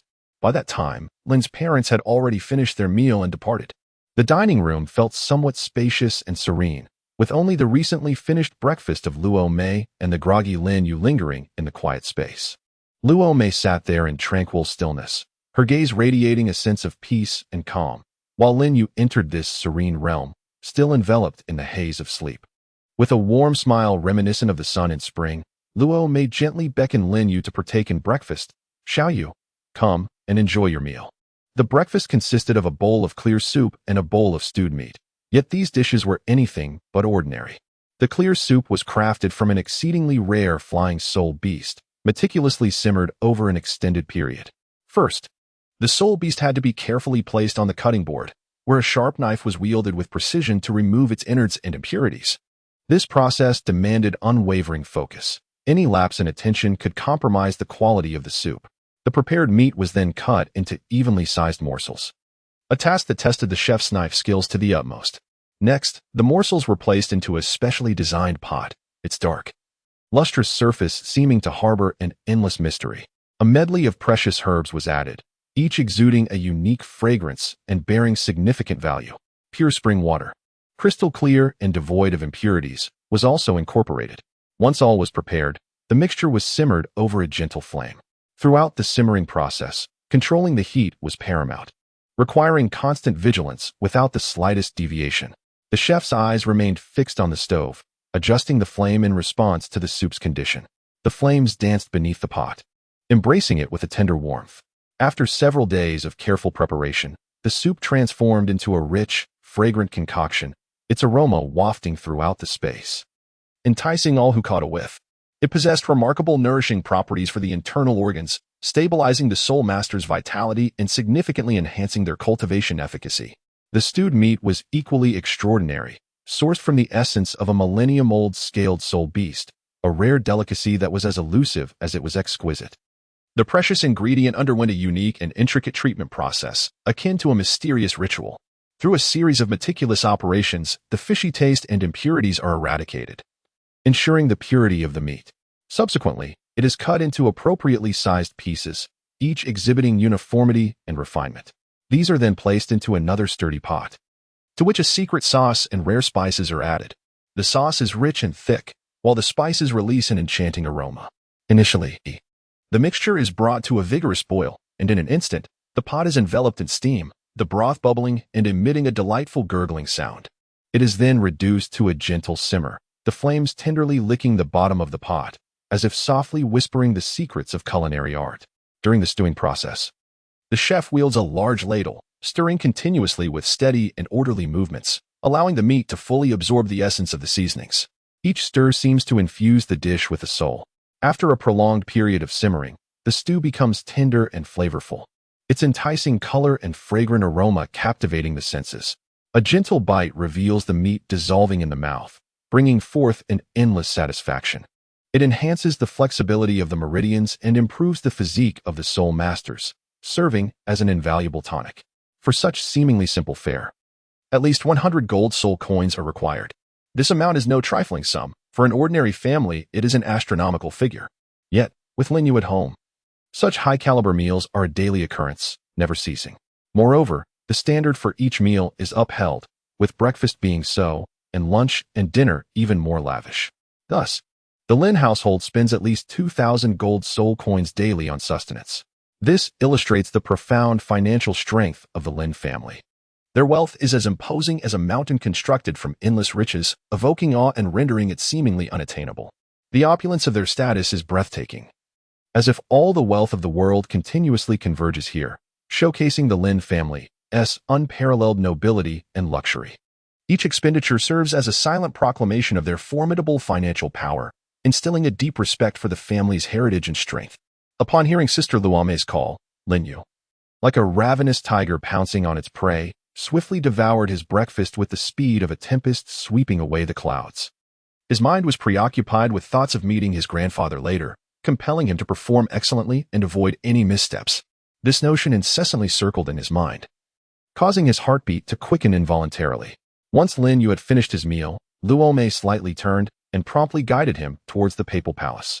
Throughout the journey, Lin Yu's emotions surged like tumultuous waves, a blend of anxiety and anticipation. His hands instinctively clenched the corners of his clothing, his steps quickening, while he silently pondered what his grandfather's reaction would be upon seeing him and how he would respond to the news he bore. The tension felt like an invisible hand gripping his heart tightly, while his anticipation flickered like a myriad of small flames dancing within him. Upon arriving at the entrance of the papal palace, Lin Yu was taken aback by the sight before him, standing frozen as if under a spell. His mouth agape in astonishment for an extended moment. Although he was aware of the formidable strength of the Spirit Hall, he never imagined it to be so astonishingly grand. The sight of over 20 soul saints stationed to guard the entrance of the papal palace was beyond his expectations. These were soul saints endowed with tangible martial spirits. Lin Yu marveled internally, his thoughts a chaotic tangle amidst the whirlwind of his experiences over the past year. He had encountered numerous challenges during his travels, yet he had never witnessed such a congregation of soul saints in one place. In any realm outside of the Spirit Hall, soul saints were revered figures, commanding respect and awe wherever they went. However, within the Spirit Hall, these once dominant soul saints were relegated to the role of guardians at the grand entrance of the papal palace. Lin Yu could not help but inwardly marvel at the profound depths of the Spirit Hall. No wonder it dominated the region, instilling trepidation in various factions.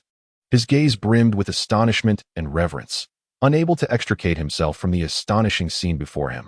The palace knights stood tall and imposing, akin to majestic mountains, exuding an unshakable solidity. Clad in golden armor, their attire shimmered brilliantly under the resplendent sunlight, dazzling the eye as though they were the battle regalia of a war deity. Radiant and inviolable, upon closer inspection, the armor was adorned with exquisite engravings, intricate patterns that ranged from enigmatic runes to the dignified forms of divine beasts. Each line was precise and fluid, embodying the majesty and nobility of the Spirit Hall, as if narrating tales of its illustrious history and unmatched glory. Their countenances were resolute and austere, seemingly sculpted by masterful artisans, with sharp angles and robust lines. Their eyes, keen as those of a falcon, pierced with a clarity that seemed capable of unveiling the deepest secrets and conspiracies hidden within the hearts of men. Each knight emanated a formidable wave of soul power, akin to surging tides, relentlessly crashing and layering upon one another, continuously impacting the surrounding space. This overwhelming aura felt like an invisible hand, pressing down upon the mind and body, instilling a profound sense of oppression that rendered even breathing a challenge.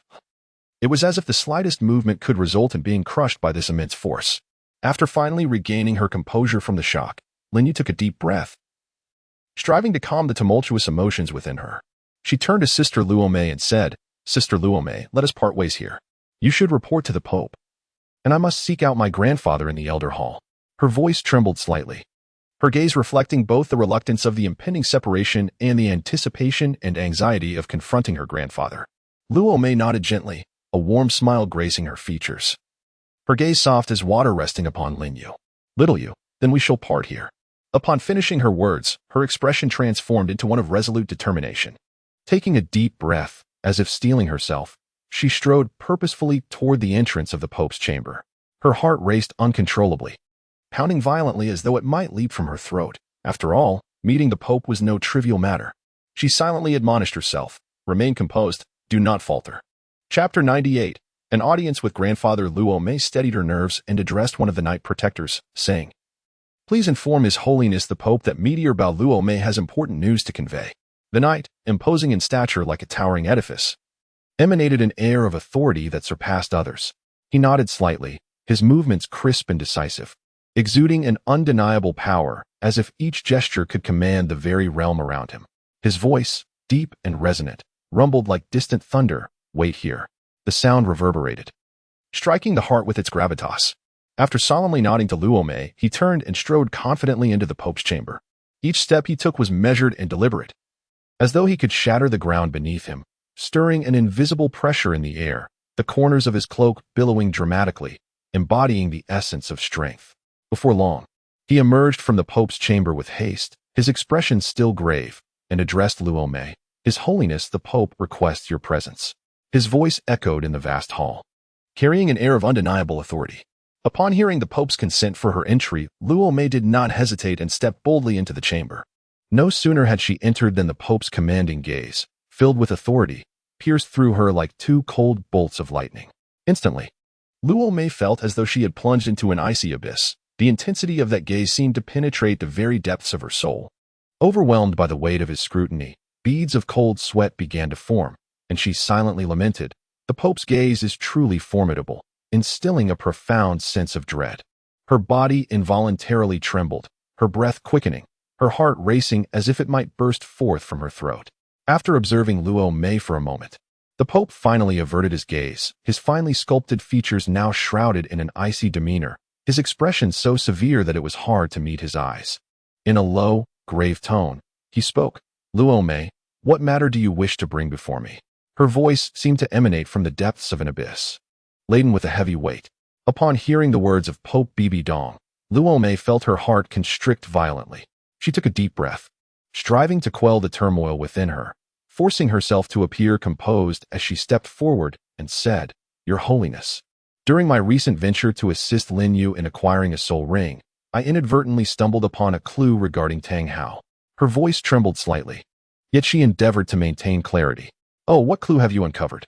Pope Bibi Dong inquired, her brow arching ever so slightly, as if the raised brow possessed an invisible hook, intent on extracting all the secrets nestled within Luo Mei's heart. Her tone bore a hint of urgency and authority, akin to a thunderclap that reverberated in Luo Mei's ears, causing her body to tense instinctively. Luo Mei promptly relayed every detail she knew to the Pope, her speech steady and coherent, not daring to omit or err in any regard. After listening, Bibi Dong narrowed her eyes slightly, descending into contemplation. After a moment, she slowly spoke, "Luo Mei, for your commendable report, I bestow upon you a bone from the right arm of a 5,000-year-old soul beast. Elder Ju, please escort her to receive her reward." Her voice was measured, yet radiated an undeniable authority. "Yes, Your Holiness." A figure emerged silently from the shadows, responding with utmost respect. This figure moved like a phantom, and only upon fully stepping into the light could his visage be discerned. It was none other than the owner of the celestial herb compendium, titled Douluo Ju Huaguan. A sycophantic smile adorned his face as he bowed slightly to Pope Bibi Dong before gesturing to Luo Mei with an inviting hand. Meanwhile, Lin Yu approached the elder hall with a heart full of trepidation and urgency, his footsteps heavy. His heart raced like a drum, each beat striking against his taut nerves. The elder hall towered into the clouds, resembling a colossal sword piercing the heavens, its solemn grandeur rendering it nearly impossible to breathe audibly. The overwhelming presence was reminiscent of an ancient behemoth, its maw gaping wide enough to subdue all, instilling awe merely by its distant sight. This place represented the pinnacle of martial prowess within the spirit hall, cloaked in mystery and dread. Each entity enshrined here was a super Douluo of level 95 or higher, their formidable auras manifesting as palpable waves, surging and tumultuous. Wherever this presence reached, it seemed to solidify the very space into a frozen expanse, cold and oppressive, inspiring fear in the hearts of all who beheld it, requiring immense courage even to approach. Lin Yu gazed upon the elder hall, unable to suppress a swallow, his legs feeling as heavy as lead. Yet, he resolutely advanced, silently encouraging himself, "Fear not, fear not. I must convey the message successfully." "Grandfather," Lin Yu called out, his voice quivering with excitement as he directed it towards the man before him, a figure with golden eyes and white hair, exuding a mature demeanor.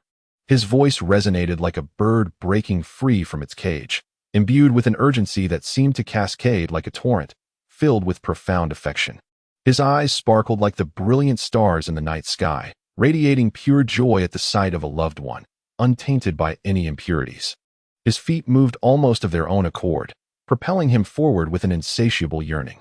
His eagerness resembled that of a weary traveler in the desert, finally encountering a long-awaited oasis, longing to rush forward and embrace his kin. "Xiaoyu, what brings you to me today?" Qian Dalu inquired with a warm smile, his countenance as gentle as a spring breeze. His gaze, soft and serene, seemed to penetrate the depths of Lin Yu's thoughts, while his voice, tender as a falling feather, carried a reassuring strength that could soothe all worries. "Grandfather, during my travels, I discovered traces of Tang Hao, and I have come to report to you today." "Oh.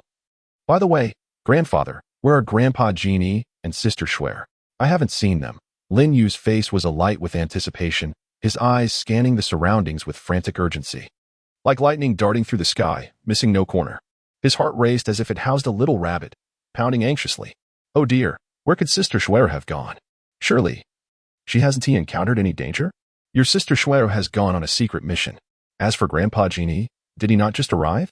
Qiandao remarked, slowly raising his hand to gesture in a certain direction, a mysterious smile playing upon his lips, as if concealing untold secrets that beckon exploration. Chapter 99. Meeting Grandfather Lin Yu swiftly turned around, instantly captivated by a figure before him. He beheld an individual bearing a singular horn upon his forehead. Forged as if from the finest steel, emanating a chilling radiance that sent shivers down one's spine. His visage was adorned with intricate black patterns, twisting and intertwining like ancient runes, shrouded in mystery and brimming with power. This man approached with a gait as steady as a mountain, unhurried yet deliberate. Each step seemingly imbued with immense force, causing the ground to tremble slightly beneath him, as if struggling to withstand the weight of his formidable presence. In no time, he stood before Lin Yu, a towering figure akin to an insurmountable peak, exuding a palpable aura of authority. His eyes resembled fathomless depths, inscrutable and profound. Fixed intently upon Lin Yu, he inquired, Xiaoyu, what brings you here today? His voice resonated deeply, powerful as thunder rumbling in the distance. Imbued with the unique concern of a senior, yet retaining an air of gravitas that seemed capable of piercing through the very soul. Under the influence of such a formidable presence, Lin Yu instinctively straightened his back, striving to appear more composed as he replied, Grandfather Genie, I have something of great significance to convey. He continued, Grandfather Genie, I have come today to inform you that during my travels, I discovered traces of Tang Hao. Lin Yu hurriedly articulated his words, his voice urgent and resonant, tinged with a slight tremor. A glimmer of excitement illuminated his expression, akin to a flickering flame dancing in his eyes, intermingled with anxiety, as beads of sweat began to form on his forehead. His hands were clenched into tight fists, the knuckles paling, the veins on his forearms protruding, as if rallying strength for the momentous revelation he was about to share. The tightly held fists seemed to be a reservoir of power, while simultaneously restraining the tumult of emotions within him, causing his body to lean slightly forward. Impatient to disclose his discovery. Upon hearing this, Douluo threw back his head and erupted into a hearty laughter, exclaiming, Ha! Xiaoyu, you are truly remarkable. We, the Spirit Hall, have searched for that scoundrel for years without success, yet you managed to uncover his whereabouts during your journey. Compared to you, our spies are nothing but a pack of inept fools. His laughter was unrestrained and exuberant, reminiscent of surging waves crashing upon the shore, each swell more powerful than the last. The sound resonated like a thunderous bell, causing the very air around them to quiver and hum. At that moment, a fierce blaze of excitement ignited within him. Finally, at long last, there was a lead on that nefarious Tang Hao. He roared inwardly, envisioning the possibility of avenging his brother's deceased son, his eyes ablaze with fervor. His hands unconsciously tightened into fists, the pressure so intense that his joints began to pale from exertion, the veins on the back of his hands resembling swollen earthworms, threatening to break through the skin at any moment. He silently vowed, Tang Hao, this time you shall have no escape. I am determined to make you pay in blood for your sins and seek justice for my poor nephew. Lin Yu shyly touched his head, a faint blush blooming on his face, reminiscent of a ripe apple. He timidly confessed, Grandfather Genie, I am not as formidable as you think. It is merely good fortune. His gaze fell to the ground, his long eyelashes fluttering like delicate fans, unable to meet the intense gaze of Jean Douluo, which seemed to pierce through him. Internally, he mused, I never anticipated I would uncover Tang Hao's whereabouts. It was merely by chance. I had no idea it would create such a stir. I hope expectations of me are not set too high. If I cannot contribute significantly later, it would be unfortunate. His hands gently twisted the hem of his garment, his fingers trembling slightly from nervousness. Genie Douluo's eyes then flickered with urgency as they swiftly turned to Qiandao. Filled with eagerness and longing, he exclaimed, Brother, this time Xiaoyu has discovered the whereabouts of that scoundrel Tang Hao. Will you take action? If you do not, I shall do so myself. You must remember, when Jier lay gravely injured, I yearned to rush out and tear that scoundrel Tang Hao to shreds. The thought of it has kept me awake at night, wishing to devour his flesh. Alas, the spies from the Spirit Hall are utterly inept, having searched for years without a trace of Tang Hao. Even when we pressured the Houghton sect to seal their mountain, he dared not show his face. Now that Xiaoyu has finally found a lead, I cannot let him escape. I must avenge Jier. His excitement escalated, his voice rising as if it could shatter the very roof above them. At that moment, the veins on his forehead throbbed like writhing earthworms. His eyes wide open as if they might burst from their sockets, radiating fierce rage. He resembled an enraged lion, itching to pounce on his foe and rend him to pieces. His chest heaved violently, his breath heavy and rapid, akin to a bellows laboring for air. Upon hearing this, Douluo momentarily paused, then let out a deep sigh, imbued with a sense of profound weariness and helplessness. His expression turned grave, his brow furrowing into deep creases as he spoke slowly. "Genie, I must guard the Elder Hall and cannot venture out lightly. This time, you shall take the lead." His tone carried a weight of resignation, each word pressing heavily upon the air. Internally, he grappled with the dilemma of avenging his son while being bound by his duty to protect the Elder Hall. A fleeting worry crossed his mind, a concern that Genie's mission might encounter unforeseen dangers and whether he would achieve his goal. After weighing the options, he reluctantly arrived at this decision. Upon hearing this, Douluo nodded vigorously, as if to break his own neck, resolutely stating, "Understood, brother." His gaze was filled with resoluteness, as if he had already made all necessary preparations. In an instant, he swiftly turned his attention to Linyu, his eyes brimming with anticipation, resembling two blazing flames fixated upon Linyu. Eagerly, he spoke, "Xiaoyu, this time you shall accompany me on this journey." His voice carried an undeniable firmness, suggesting that he was utterly convinced Linyu would acquiesce to his request. Linyu wore a bitter smile, one that was even more sorrowful than tears. His brows were tightly furrowed, resembling two caterpillars entwined in distress. With a sense of helplessness, he implored, "Grandfather Golden Crocodile, is it possible for me to refrain from going?" His voice trembled slightly, akin to leaves fluttering in the wind, fragile and devoid of support. Chapter 100. The Treasure Chamber. Linyu wore a bitter smile, a countenance more lamentable than tears, his brows furrowed tightly together like two entwined caterpillars. With a hint of helplessness in his voice, he implored, "Grandfather Genie, must I go?" His tone quivered, reminiscent of fragile leaves caught in the wind, vulnerable and desolate. His hands incessantly fidgeted with the hem of his garment, rendering it crumpled and unkempt. An unsettling anxiety fluttered within him. Akin to a multitude of fawns colliding in chaos, the burden of his mother's expectations weighed heavily upon him. And if he were to accompany Grandfather Genie in the search for Tang Hao, he would undoubtedly fail to fulfill her directives. The thought of incurring her wrath filled him with dread, for her stern demeanor could leave him utterly defenseless. As this notion settled in, beads of perspiration began to form on his brow. "What troubles you, little you? Do you have other matters to attend to?" Grandfather Genie inquired, his brow slightly furrowed, a flicker of confusion illuminating his gaze, which pierced through Linyu like a searchlight.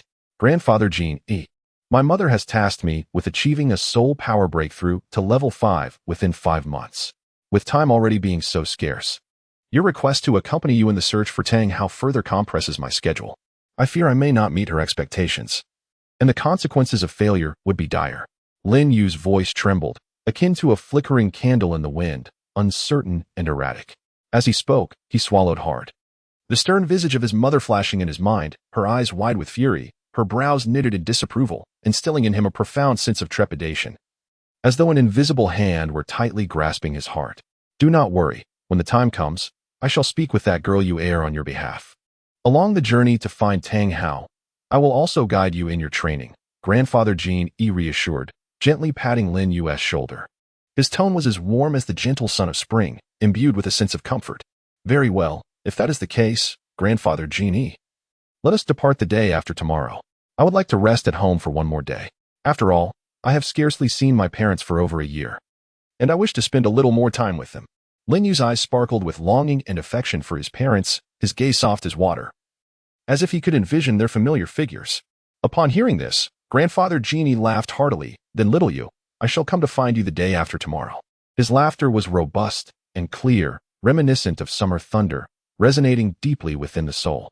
Upon hearing this, Lin Yu's youthful visage was instantly overtaken by a sense of helplessness, resembling a frost-bitten eggplant, and he let out a heavy sigh, as if exhaling all the reluctance that resided within him. He nodded slowly, his voice tinged with a hint of powerlessness as he uttered, "Grandfather Genie, I understand." At that moment, his heart felt as though it were burdened by an immense stone, weighing down upon him and making it nearly impossible to breathe. Alas, it seems there is no escaping this journey. The task assigned by his mother was already formidable, And now he was to accompany Grandfather Jean on an adventure. What a predicament! As these thoughts swirled in his mind, his brow furrowed deeply into a frown, his face awash with concern. Then, as if propelled by an unseen force, his legs felt leaden, each step a struggle against an overwhelming weight. He gradually turned, his steps heavy, as though he bore the weight of 1,000 burdens, laboriously making his way out of the Elder Hall and toward the entrance of the Papal Hall. Upon reaching the threshold of the Papal Hall, he halted abruptly, akin to an ant on a hot skillet, his heart racing with anxiety. The muscles in his face twitching slightly from the tension. With an urgent expression, he called out to the Knights of the Guard. "Do you have any news of Lady Luome?" At this moment, his heartbeat quickened, the sound resonating in his ears like a drumbeat. Filled with the fervent hope of receiving a useful response from the knights, his gaze was fixed intently on them, as if he could pierce through their very lips to extract the information he sought. "Lady Luome has accompanied Elder Ju to the treasure hall to receive her reward."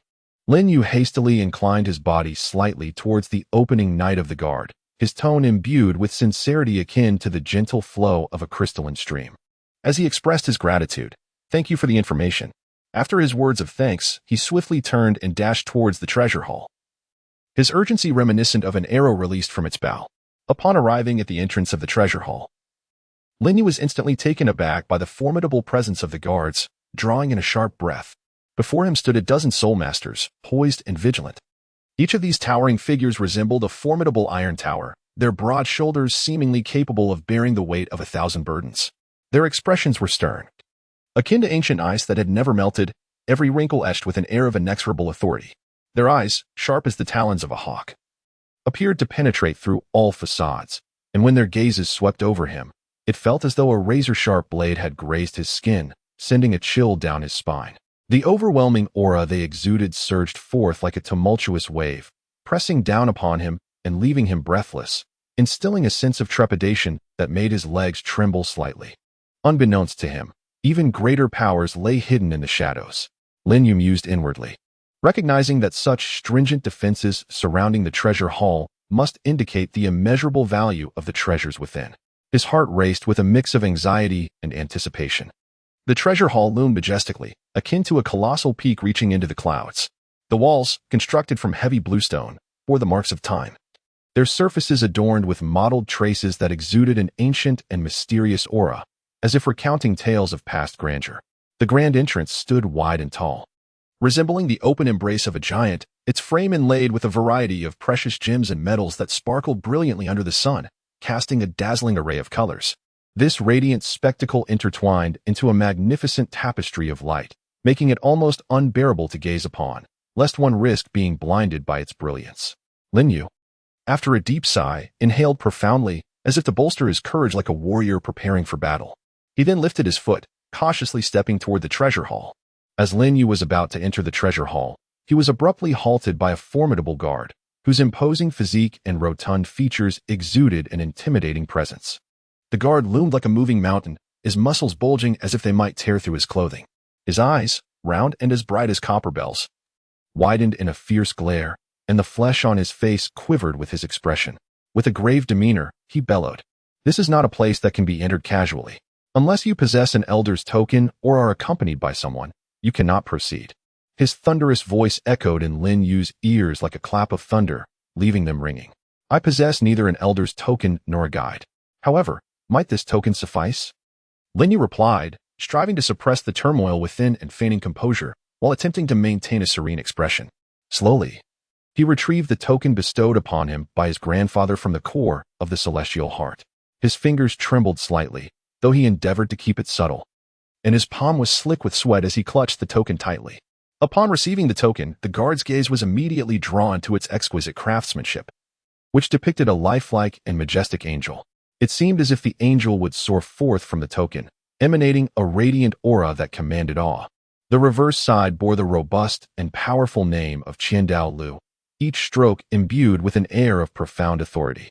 After scrutinizing the token, the guard's eyes widened in shock, and his complexion drained of color, turning as pale as a blank sheet of paper.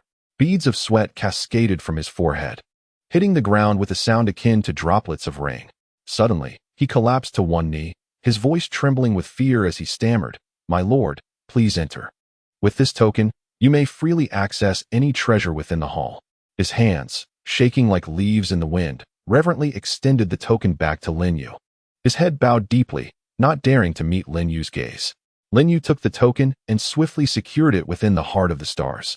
He then heard the guard bellowing at the top of his lungs, commanding, "Open the palace gates." With each resonant thud echoing like thunder, the sound reverberated through the air, causing one's eardrums to thrum. The heavy palace doors creaked open slowly, as if a slumbering behemoth had been roused, emitting a low, rumbling growl. Lin Yu advanced with a measured gait, each step deliberate and cautious, as if traversing fragile ice, where a moment's carelessness could plunge him into the abyss. He entered slowly, his eyes reflecting both curiosity and a hint of reverence, resembling a child stepping into a treasure trove, filled with both excitement and apprehension. Upon witnessing Lin Yu's entrance, the guard who had previously inquired felt a wave of relief wash over his tense form, exhaling a deep breath as though he had been holding it for an eternity. He hastily wiped the beads of cold sweat from his forehead, which had thoroughly soaked his brow. Beside him, a slender guard with a glimmer of intelligence in his eyes wore a puzzled expression, his brows furrowed into a deep crease as he impatiently queried, "What is that token? Why did your demeanor shift to such alarm upon seeing it?" His gaze was fixed intently on Lin Yu, eager for an explanation. "That token is the emblem of the offering hall and also signifies the grand offering." The speaking guard's voice trembled slightly, as if still recovering from the earlier tension. "You are indeed fortunate. It is a relief you did not speak carelessly just now. Had you done so, and if he had reported you to the grand offering, you would have faced dire consequences," remarked another guard, a shudder of unease in his voice as he patted his chest, seemingly grateful for the absence of error in that moment. As Lin Yu stepped into the treasure hall, he felt as though he had been ensnared by a spell. Rendered immobile, his feet seemingly weighed down by heavy lead. His eyes widened in astonishment, nearly popping from their sockets as he stood frozen, mouth agape, capable of accommodating an egg. Before him lay a dazzling spectacle, a kaleidoscope of shimmering jewels and brilliant lights, golden, purple, and blue hues intertwined like myriad resplendent ribbons in a graceful dance.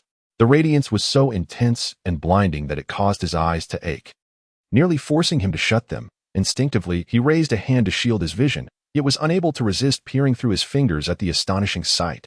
My heavens! He could not help but draw a sharp breath, a chill coursing through his lungs, causing his entire being to tremble. His mind was a tumultuous sea, thoughts swirling chaotically. How extraordinary! How could there be such an abundance of rare treasures gathered in one place?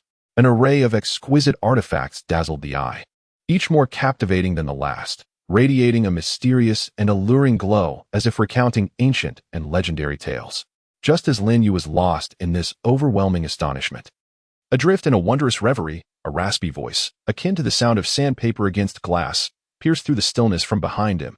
"Young man, produce the token. Should you lack it, I shall treat you as an intruder and strike you down on the spot." The voice thundered in his ears like a clap of lightning, abruptly rousing him from his stupor, his heart constricting sharply as cold sweat broke forth in an instant. Upon hearing the words, Lin Yu was instantly engulfed by a wave of terror, trembling as if he were a leaf caught in a tempest. His mind went blank in an instant, and with frantic urgency, he fumbled to retrieve the token from the heart of the stars, his hands quaking like leaves in a chilling wind, almost unable to steady the token. With utmost reverence, he extended the token towards the elder, his voice trembling unmistakably as he uttered, "Esteemed elder, this is for you." As he presented the token, Lin Yu's gaze remained fixed, scrutinizing the elder with the keen perception of a hawk. He noted the powerful, oppressive aura emanating from the elder, which bore an uncanny resemblance to the feeling he had received from his father. Could it be that this elder was also a level 95 super title Douluo? The thought flickered through his mind, causing his heart to leap into his throat, as if an invisible hand were tightening around his windpipe, rendering him breathless. What if he inadvertently offended this formidable figure? Even 10 lives might not suffice to pay the price. While Lin Yu was still reeling from his astonishment, the elder's expression remained inscrutable, his face as cold and unyielding as iron, betraying no emotion. With a swift and decisive motion, he accepted the token, his gaze sharp as a blade, quickly scanning it. In a deep and gravelly voice, he addressed Lin Yu. "Ah, a token of the grand offering. With this, you may select 3 treasures from this treasury. Do remember to convey my regards to the grand offering." With that, the elder vanished in an instant, his speed astonishing, akin to a specter, disappearing before Lin Yu's very eyes. The darkness seemed to swallow him whole, erasing all trace of his presence as if he had never existed, leaving Lin Yu standing alone, his heart still racing from the recent tension. Once the elder had vanished, Lin Yu exhaled a long, relieved breath, as if a long-suppressed torrent had finally found its release. His taut body slumped against a nearby shelf, resembling a puddle of mud, exclaiming, "That terrified me." His voice quivered with a mix of residual fear and the relief of survival. After regaining his composure, he summoned his spirits and began to meticulously survey the treasures within the treasury. His eyes sparkled with curiosity and anticipation, akin to a child stepping into a wonderland brimming with surprises. Chapter 102. Attraction. The interior of the treasury was exceedingly spacious, resembling a vast circular plaza. Its layout was ingeniously designed, forming a perfect circle, surrounded by towering shelves that stood like imposing giants, exuding an air of majesty. The shelves were laden with an array of treasures, a dazzling display that left one awestruck. Some shelves were filled with resplendent gems, varying in size from pigeon eggs to grains of rice, shimmering under the soft light and casting a kaleidoscope of colors, reminiscent of a starry sky. Others bore ancient scrolls, their yellowed pages exuding the sin of time, as if they concealed untold mystical powers within. On the shelves, an array of peculiar and bizarre weapons was displayed.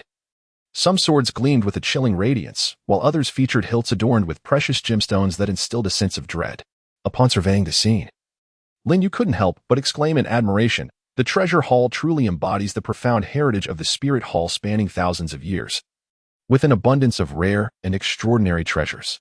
Even the century-old Ji fruit that Sister Luo had previously consumed was present in numerous quantities here. These precious fruits were housed in crystalline boxes, their clarity resembling the purest ice. The boxes were embellished with delicate gemstones, twinkling like stars in the night sky, casting an enchanting glow. Moreover, this was merely the most prominent display. Behind these century-old Ji fruits lay several, even more opulent boxes, crafted from exquisite rosewood, exuding a faint, intoxicating fragrance that seemed to soothe the very soul. Intricate patterns were carved upon the boxes, their delicate designs flowing gracefully, akin to nature's finest artistry. The edges of the boxes were adorned with golden trim that sparkled brilliantly under the light, epitomizing luxury. Lin Yu surmised that within these boxes might lie millennium-old Qi fruits, capable of elevating even a tidal Douluo's soul power by a level. In addition, Lin Yu discovered dozens of the most coveted soul bones in the spirit master realm. These soul bones emanated a mysterious and potent aura, as if countless invisible hands were stirring the air around them. Some resembled pure white jade, smooth and warm, with a soft halo shimmering across their surfaces, tempting one to reach out and touch them, yet instilling a profound reverence due to their unknown potency. Others appeared like black gemstones, deep and shadowy, seemingly capable of absorbing one's gaze, concealing within them a cataclysmic energy. Among these were trunk and head soul bones, some dating back as far as 50,000 years. Merely gazing upon them allowed one to feel the immense power contained within, as if mighty rivers surged within, or fierce flames burned at their core, evoking both trepidation and an insatiable yearning. At this moment, Lin Yu's martial spirit stirred with an intense and unusual reaction, akin to surging waves crashing against his body and mind. What could this mean? A cloud of confusion enveloped his thoughts, thick as fog. Without a hint of hesitation, he swiftly summoned his martial spirit. The moment it manifested, he felt an even stronger pull, as if an invisible force was forcefully tugging at him. A power so overwhelming that resistance was futile. Compelled by this attraction, he staggered forward, as if a marionette guided by unseen strings. Before he realized it, he had arrived at the miscellaneous goods area. This section appeared rather chaotic, as though ravaged by a tempest, with an assortment of oddities haphazardly piled together, devoid of any semblance of order. Some objects are shrouded in a thick layer of dust, the accumulation reminiscent of the ravages of time, obscuring their original forms as if they have been forgotten by time in a secluded corner. Others, however, emit a faint yet peculiar luminescence, their glow fluctuating like a mysterious heartbeat pulsating amidst this chaos. Some radiate an ethereal brilliance akin to dreamlike hues of dawn, vibrant and elusive, while others resemble eerie will-o'-the-wisps, exuding a chilling aura that sends shivers down one's spine. Lin Yu's eyes widened in astonishment, his gaze so intense it seemed as though his irises might leap from their sockets. He surveyed the items in the cluttered area with an eager and expectant look, his eyes akin to two searing lasers, seemingly poised to pierce through every nook and cranny. striving to uncover something that would resonate with his martial spirit. He crouched low, his body bending into a top bow, his steps as light as falling snowflakes yet cautious as if traversing fragile ice. His form resembled a willow branch swaying in the wind, constantly shifting position in response to the scattered objects around him, exhibiting a nimble and alert demeanor. Determined to find it. Silently, he repeated his fervent prayers in his mind, the words echoing within him like the heavy, persistent toll of a temple bell. At last, nestled in a dim and cramped corner, almost entirely shrouded in shadow, Lin Yu discovered the object that elicited a profound response from his martial spirit. It was a crystalline entity with 612 facets, resembling a diamond, quietly resting amidst a disarray of items, akin to a resplendent pearl forgotten by the world, radiating an aura of solitary brilliance. This crystal was entirely transparent, pure to the point of lacking any imperfection, with each facet refracting a faint and gentle light, reminiscent of countless twinkling starry fragments coalescing into a dreamlike glow, enchanting and intoxicating. Upon closer inspection, the crystal's edges displayed smooth and graceful lines, flawless in their elegance, as if nature herself had meticulously crafted this masterpiece with the most delicate strokes and thoughtful design. Gazing intently, one could discern a subtle, elusive current flowing within the crystal, resembling wisps of ethereal smoke, appearing and disappearing intermittently, imparting an air of mystery that was difficult to grasp. It was as if this crystal concealed an unknown, enigmatic world within, waiting to be explored and uncovered. As Lin Yu grasped the object, the sword of time and space in his hand suddenly became wildly agitated. It trembled incessantly, twisting and turning, as if it yearned to consume the item. This intense desire manifested as an invisible giant hand, gripping the object tightly and tugging frantically towards the blade, seemingly intent on tearing Lin Yu's arm asunder. Lin Yu felt an immense force emanating from the hilt of the sword, a force both unruly and brutal, akin to a rampaging beast desperately striving to break free from its constraints. His arm was painfully tugged by this overwhelming power, muscles taut, veins bulging. What on earth was happening? A wave of astonishment washed over Lin Yu, as beads of sweat the size of mung beans cascaded down his forehead. Chapter 103, 10,000-Year Whale Glue. Upon witnessing the situation, Lin Yu was suddenly struck with alarm. Oh no! He could not help but exclaim. Beads of sweat erupting on his forehead as if a faucet had been turned on, each droplet swiftly merging to form rivulets. His heart leapt to his throat, as though it were about to leap from his lips at any moment. After all, he was utterly unaware of the consequences that might arise if the sword of time and space were to absorb this object. He pondered silently, his brows knitting together into a tight furrow, his face a canvas of turmoil and apprehension, as if ensnared in a tangle of chaotic threads that he could not unravel. Lin Yu steadied his mind and silently resolved he would take this object back to show his father, seeking any information he might possess about it. With this thought, Lin Yu swiftly released his martial spirit, carefully concealing the object within his embrace. Taking a deep breath, he prepared to depart. Just as he was about to leave the cluttered area, a faint yet enchanting fragrance, akin to a delicate ribbon, quietly wafted into his nostrils. This alluring scent seemed to carry an enigmatic charm that instantly captivated his full attention. Lin Yu was instantly captivated by the fragrant aroma, his eyes sparkling like stars suddenly illuminating the darkness. What could the scent be? He pondered aloud, filled with curiosity. Soon after, as if guided by an invisible thread, he followed the scent on a quest of discovery.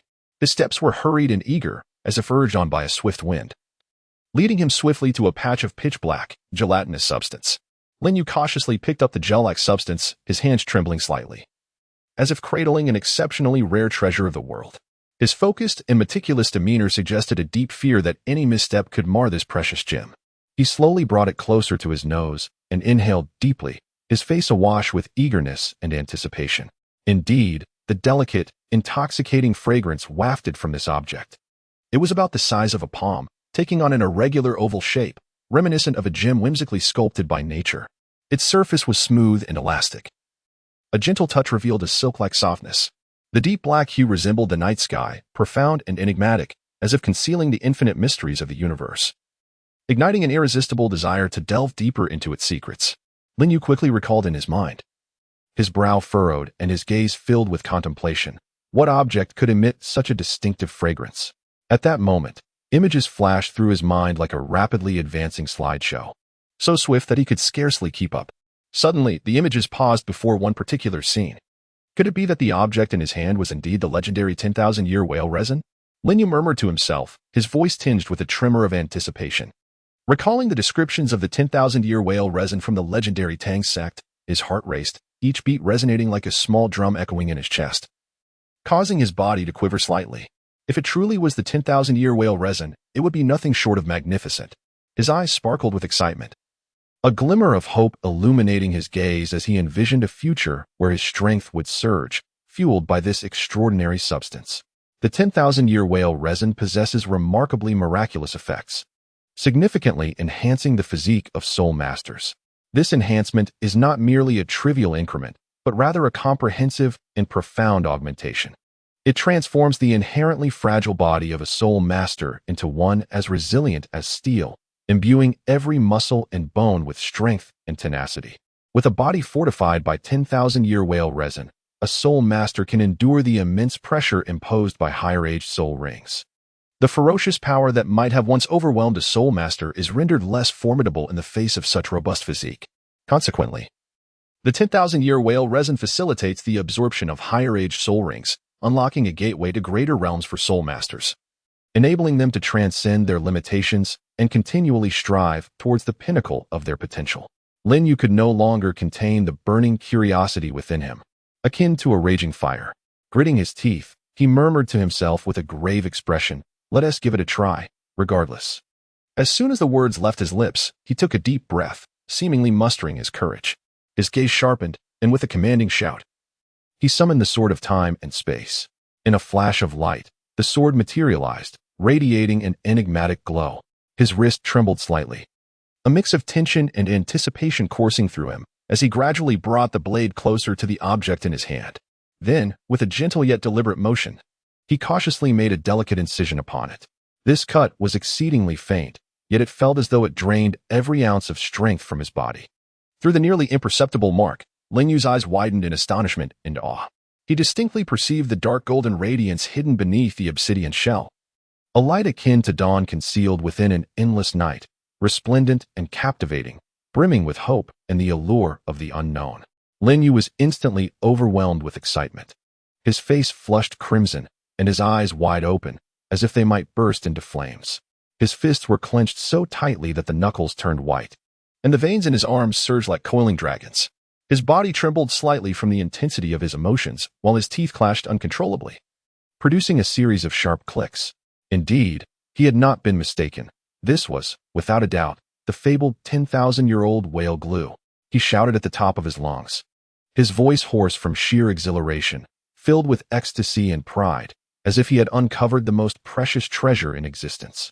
Lin Yu inhaled deeply several times, his chest heaving violently, akin to a bellows, each rise and fall accompanied by profound gasps. He desperately endeavored to calm the tumultuous waves of his nearly uncontrollable excitement. Lin Yu furrowed his brow, his two eyebrows tightly knotted together like an unbreakable bond. His gaze flickered with a volatile brilliance, at times as radiant as a blazing flame, and at others, dim and somber, akin to embers on the verge of extinguishment. His thoughts raced with the fervor of a wild stallion, galloping through his mind without restraint. His mother was now at the 89th level of the soul Douluo. If he could present her with a millennium-old vermilion fruit, it would undoubtedly aid her in breaking through her bottleneck to ascend to the title of a titled Douluo. After all, he had only selected 2 of his 3 treasures. This was an exceptional opportunity that he could not afford to miss. By bringing the millennium vermilion fruit to his mother, she would achieve her advancement.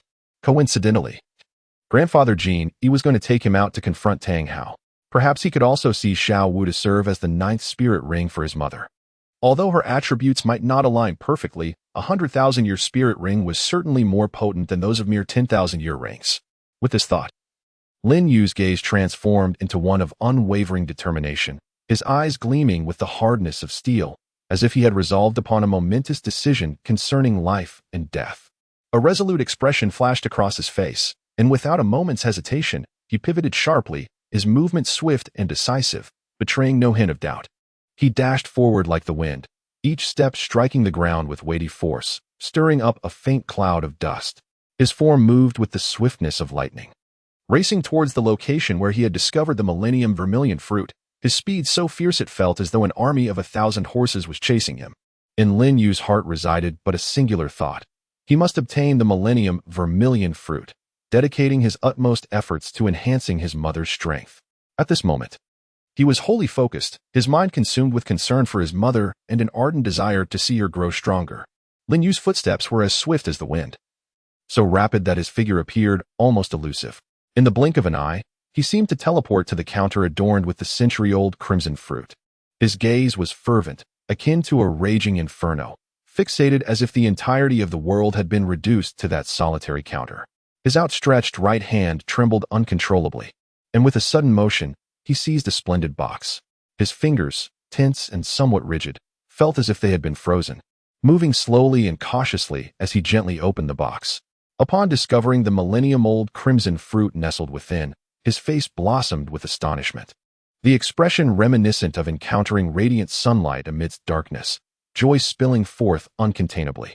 He pressed his lips together in satisfaction, the corners of his mouth lifting to reveal a contented smile, and then, as if cradling a rare treasure, he delicately closed the box.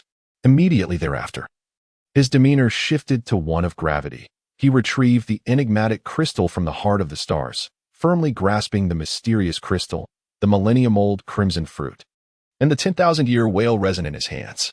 At that moment, he seemed to harness the very wind at his feet. His strides large and urgent as he strode purposefully towards the grand door, his anxious demeanor suggesting an apprehension that these treasures might vanish at any instant. A mere 10 meters from the entrance, without any forewarning, an elderly figure materialized behind Lin Yu as if conjured by magic. There was no sound of wind, nor any detectable fluctuation in breath. His appearance was sudden and startling.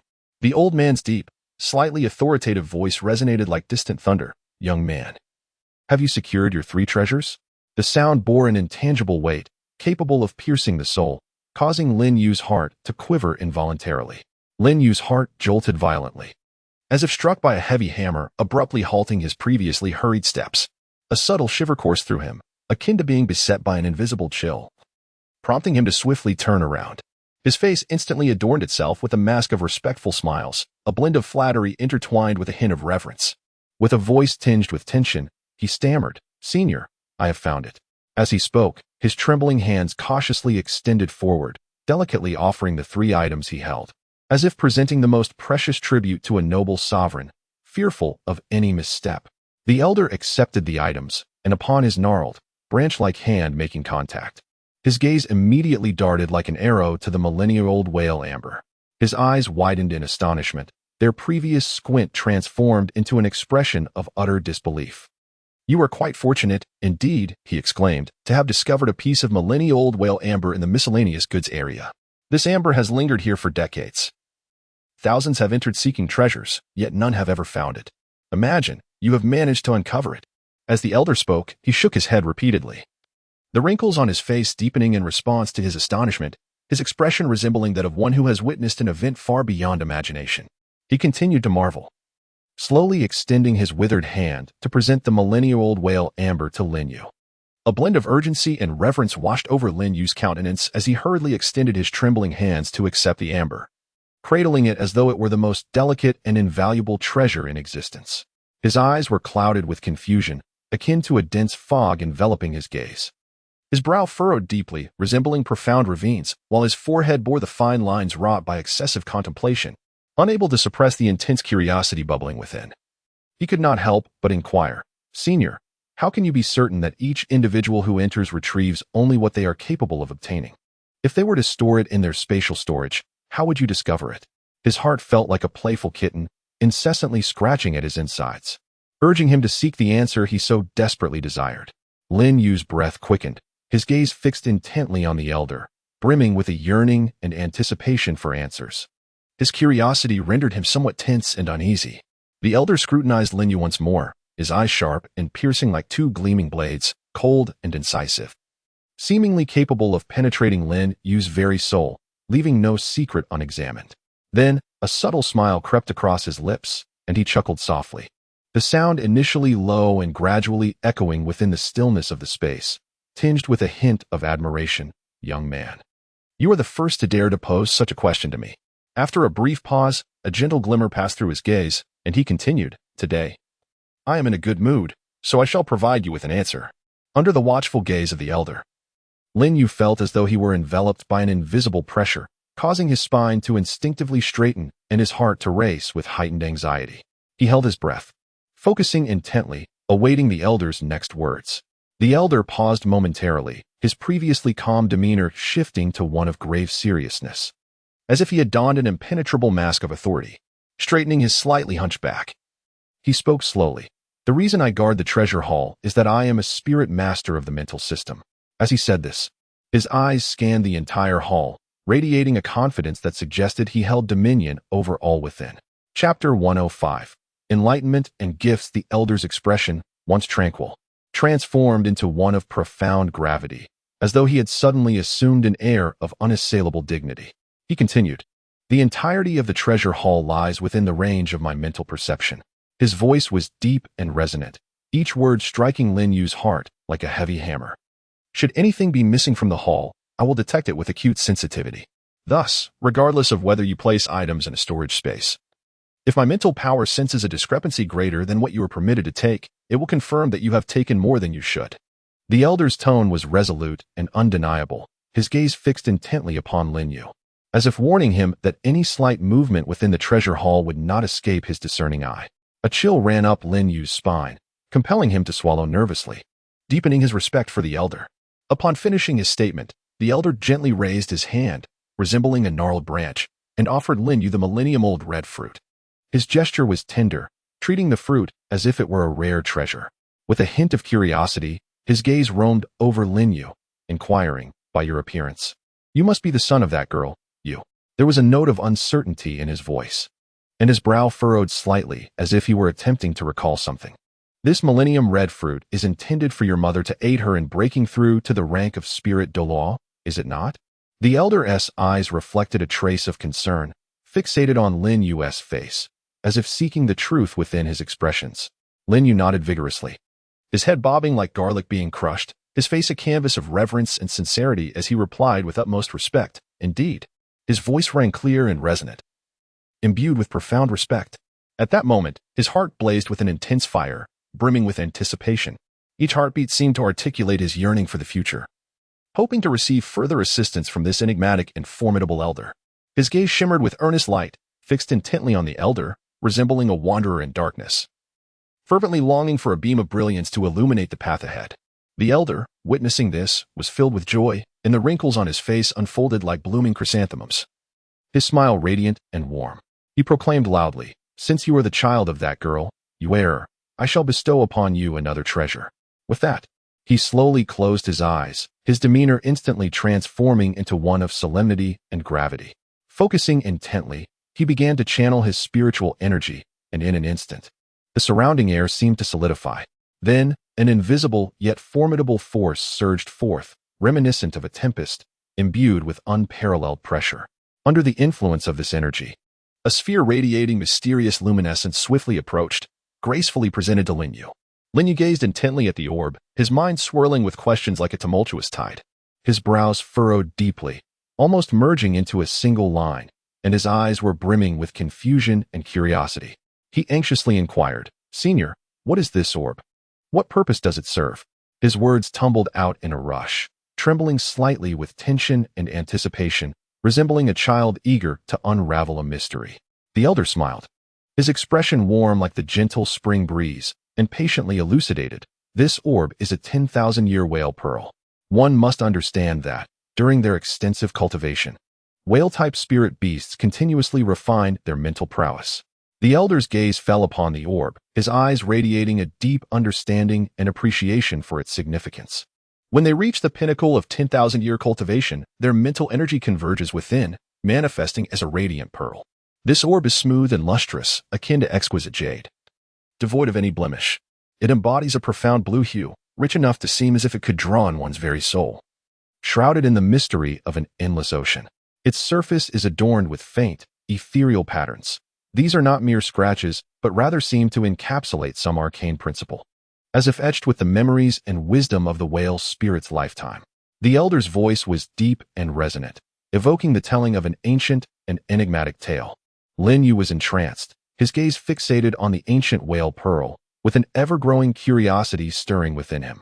The significance of this timeless treasure was immense. The elder's voice rose in intensity, laden with emphasis. It was formed from the pure spiritual energy of a whale-type soul beast. By absorbing it, one could substantially enhance their mental prowess. The elder's eyes were locked onto Lin Yu, keenly observing his reaction. Surely, you must be aware that the soul rings generated by 10,000-year soul beasts contain remnants of their souls. The power of these remnants is formidable and tumultuous. Only by augmenting your spiritual strength can you withstand their onslaught and thereby absorb the 10,000-year soul ring beyond your current capabilities. Given that your first 2 soul rings were acquired through such extraordinary means, it is clear you intend to absorb a 10,000-year soul ring for your third. The elder's gaze reflected an astute understanding of the situation. It appears this gift aligns perfectly with your desires. The elder slightly raised his chin, imbued with anticipation and confidence. As if convinced Lin Yu would be elated by this offering. Upon witnessing this, Lin Yu's eyes instantly sparkled like the brilliant stars adorning the night sky, radiating a luminous glow that seemed almost ready to overflow. His hands trembled with excitement, akin to leaves swaying in the breeze, while he hurriedly stepped forward, his entire body leaning slightly forward in eagerness. With the utmost reverence, he extended his hands, perfectly straight, as if participating in a solemn ritual, cautiously receiving the ancient whale pearl that the elder offered. In that moment, his face blossomed with an uncontainable joy, radiant as spring flowers. His smile as bright as the rising sun, each crease on his face filled with elation. He bowed repeatedly, his torso bending so low that it nearly aligned with the ground, his voice quivering with fervor, imbued with profound gratitude and respect as he expressed, "Thank you, esteemed elder, for your generous gift. Such a great kindness shall forever be etched in my heart, never to be forgotten." His tone was sincere and fervent, each word seeming to surge forth from the deepest recesses of his soul, resonating in the vast emptiness of the hall, lingering in the air. Lin Yu's heart raced wildly, as if it might leap from his chest. His breath quickened, and beads of sweat formed on his forehead, yet he remained oblivious, consumed by gratitude towards the elder and reverence for the ancient whale pearl. Chapter 106. Departure from the treasure chamber. Upon witnessing Lin Yu's reaction, a deeper sense of satisfaction enveloped the elder's face, akin to a tranquil pool being gently filled with warm spring water. He slowly raised his hand, gnarled like an old tree branch, yet emanating a steadiness forged through the passage of time. With profound affection, he caressed his snowy beard, his touch as tender as if he were cradling the world's most precious treasure. At that moment, warmth radiated from his weathered visage, each wrinkle seemingly narrating tales of yesteryears. His gaze grew distant, as if traversing a tunnel of time to glimpse a far-off past. With a nostalgic tone, he said, "Young man, do remember to have that girl. Where? Come visit this old man of mine. It has been quite some time since she last graced me with her presence." As he spoke, his voice trembled slightly, imbued with a hint of reproach and an abundance of longing. "Make sure she brings along the food she has lovingly prepared for me." His words were steeped in profound affection, his eyes shimmering with memories of cherished moments, as he became lost in the warmth of those sweet reminiscences, unable to extricate himself from their embrace. Upon hearing these words, Lin Yu nodded fervently, his head bobbing like a chick pecking at grains, bending his waist even lower until his back was nearly parallel to the ground. He hastily replied, "Understood, esteemed elder." Yet, within his heart, it felt as if a lively rabbit was frolicking, beating wildly against his ribcage. A myriad of thoughts swirling within him. It appears that the elder has a profound fondness for delicacies, as he persistently reminisces about the dishes prepared by my mother. Perhaps I could recreate some culinary delights from my past life to present to the elder, in hopes of garnering some favor. Considering his passion for gastronomy, I might just acquire unexpected treasures. These could be extraordinary secrets or rare elixirs. As this notion crossed his mind, a glimmer of cunning flashed in his eyes, akin to a fleeting meteor in the night sky. This cleverness was soon replaced by an overwhelming sense of anticipation, his gaze brightening like stars, as if he could vividly envision the splendid scene of successfully obtaining rewards. The corners of his mouth instinctively curled upwards, the smile widening until it nearly reached his ears, as he became enraptured by daydreams of a promising future. "All right, young man, the gift is yours, and you may take your leave now." The old man spoke with a grave demeanor, his weathered face seemingly encrusted with a layer of frost, his tone commanding like the rumble of thunder. His voice resonated like a great bell, rich and powerful, echoing in the silence of the space, where not even a whisper of wind dared to stir. as if the very air around was trembling in response. Linyu was suddenly jolted awake, as if struck by a thunderbolt, instantly roused from a beautiful illusion. His countenance was instantly shrouded in a dense cloud of confusion, his brow furrowed into a rigid knot, as if capable of crushing a fly. His lips trembled as he anxiously inquired, "Elder, are you truly presenting me with a gift from the treasure hall without any consequence? Perhaps I should forego it?" His gaze was laden with profound concern, akin to a flickering candle flame swaying in a tempest, wavering uncertainly. His hands fidgeted involuntarily, resembling two restless creatures entangled in a frantic dance. At that moment, his heart raced tumultuously, akin to a small vessel buffeted by stormy seas, filled with trepidation. Each heartbeat resonated like a heavy drumbeat, sending waves of discomfort through his chest. Upon hearing his words, the elder's face immediately blossomed with a reassuring smile, reminiscent of the warm sun in spring, swiftly dispelling the shadows from his visage. He gently raised a hand, resembling a gnarled branch, yet imbued with unwavering strength, tenderly stroking his grizzled beard, as if caressing a rare and precious artifact. He spoke slowly, "Do not worry, young one. It is merely a millennium-old whale pearl. I still possess a degree of esteem." His tone was resolute and confident, each word resonating with authority, as if this matter were trivial, no more significant than dust. After speaking, he nonchalantly waved his hand towards Linyu, the gesture decisive and unambiguous, akin to shooing away an irritating insect, signaling him to depart promptly. Linyu was on the verge of turning away, having just taken a small step, when suddenly a jolt surged through his heart, akin to a stone cast into a tranquil lake, sending ripples cascading outward. It was only then that he realized he had yet to meet Sister Luo. He promptly halted, his movements urgent and flustered, nearly stumbling to the ground. Once steadied, his eyes widened in alarm as he urgently inquired, "Senior, have you seen my Sister Luo?" His voice, tinged with anxiety, pierced the surrounding silence, each word tumbling out in rapid succession, his face etched with tension and anticipation. His breath quickening, chest rising and falling violently. "I do not know who Sister Luo is," the elder replied, his tone unhurried and measured, akin to an ancient pendulum, each word delivered with a steady rhythm. His voice was deep and calm, as though emerging from an endless valley, imbued with the weight of time's passage. His expression remained inscrutable, his gaze steady upon Linyu, resembling a bottomless ancient well, devoid of any turbulence. After speaking, he gently stroked his beard, maintaining an air of tranquility as if nothing could disturb the peace within him. "Little Chrysanthemum, could it be that the senior is referring to Chrysanthemum Douluo?" Linyu mused internally, his eyes narrowing slightly as a flurry of speculations and deductions flashed through his mind like lightning. Countless thoughts swirled within him. However, since Sister Luo had already departed, it seemed prudent to take his leave. With a silent sigh, he shook his head in resignation, inhaled deeply to steady himself, and prepared to bid farewell to the elder. Having resolved this in his mind, Linyu adopted an exceedingly respectful demeanor, bending at the waist like a taut bow, the curvature seemingly at its limit, almost grazing the ground. With his head bowed low and eyes filled with reverence, he addressed the elder, "Senior, I shall take my leave now." His voice was humble and sincere, laced with a cautious eagerness to please. He then walked away with steady yet slightly hurried steps, each stride firm and resolute, yet tinged with an unmistakable urgency. His silhouette gradually receded into the dim light of the treasure hall, slowly making his exit. Chapter 107. A gift for Mother. Upon exiting the treasure hall, Linyu paused for a brief moment, turning back with a gaze filled with nostalgia, reminiscent of a child reluctant to part from a beloved toy store. Casting one last glance at the treasure hall, he silently pondered, "Truly, the profound heritage amassed by the Spirit Hall over millennia is remarkable, brimming with extraordinary treasures." His thoughts fluttered like willows in the wind, meandering aimlessly. The Guardian was formidable. Outside, soul masters of level 80 or above stood majestically as protectors, while within, a super title Douluo of level 95 or higher clandestinely safeguarded the treasures. At this realization, he could not help but gasp in astonishment, his heart racing in response to the overwhelming shock.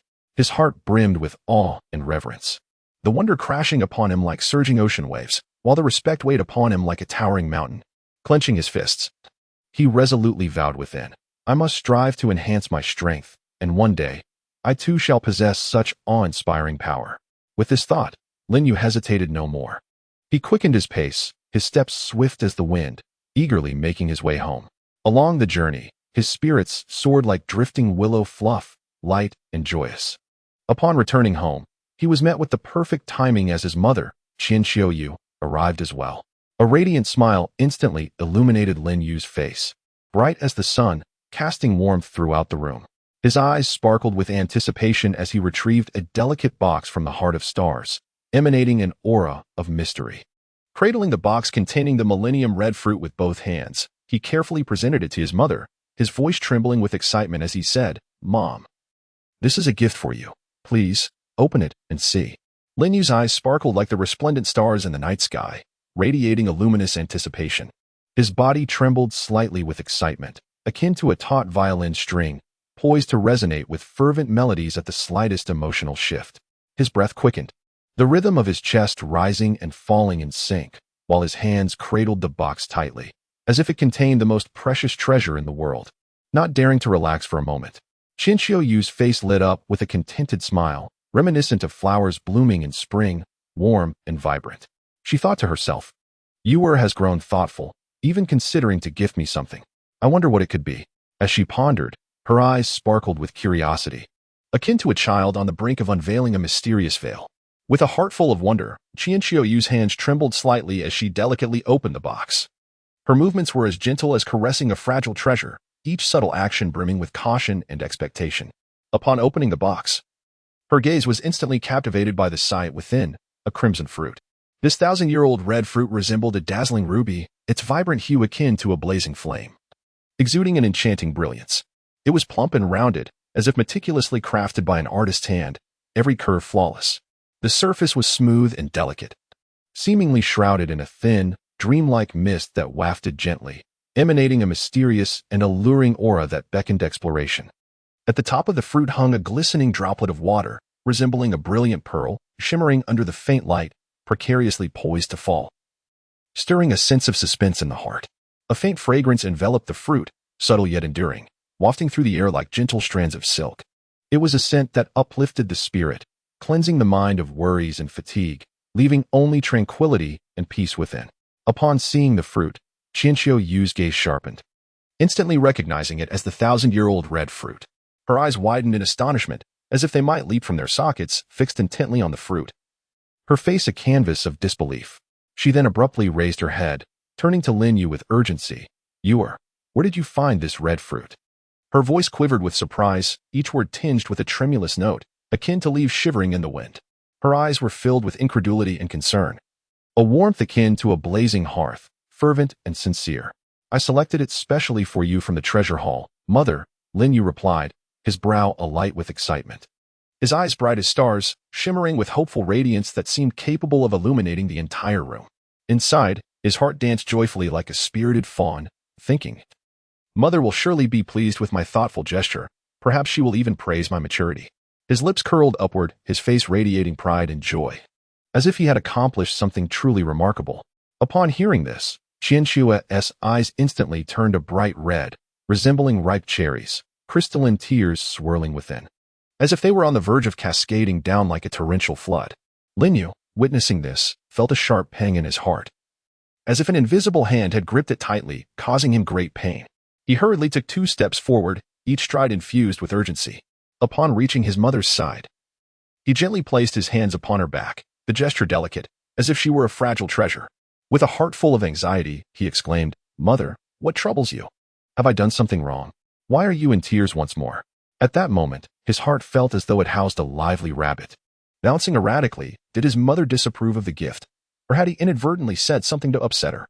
Various fears swirled in his mind, as he dreaded having caused her any distress. Qian Xiu, her voice choked with emotion, replied, "I am not crying. I am merely reflecting on how much you have grown. You now understand and empathize with me, and you have learned to present gifts." Her voice trembled, each word imbued with boundless appreciation and sentiment. Soon after, her brow furrowed slightly as she recalled the effects of the Zhu fruit, her heart heavy with concern as she turned to Lin Yu, saying, "You should be the one to consume this Zhu fruit." Her gaze was filled with worry and reluctance, as if silently conveying, "My child, I wish for you to have a brighter future." Her lips quivered slightly, and her hands clutched the hem of her garment tightly, as if grappling with the weight of this decision. Chapter 108. the mysterious crystal. Upon witnessing the situation, Lin Yu hastily shook his head with fervor. His movements vigorous as if to convey his resolute conviction to his mother. He declared with unwavering determination, "Mother, this is a selection made specifically for you. It is meant for your consumption. After all, you are a level 89 soul Douluo. Once you partake of this vermilion fruit, you shall ascend to the ranks of a level 90 quasi-title Douluo." His gaze shimmered with an indomitable light, and his tone resonated with calm authority, as if proclaiming an irrefutable truth. Each word fell heavily upon the air like a hammer, underscoring his steadfast resolve. Just as Lin Yu earnestly elaborated on his explanation, Lin's father burst into the room with fervent urgency, his strides brisk and powerful, stirring the very air around him. His face was alight with eagerness and curiosity as he inquired with a booming voice, "What on earth are you two discussing?"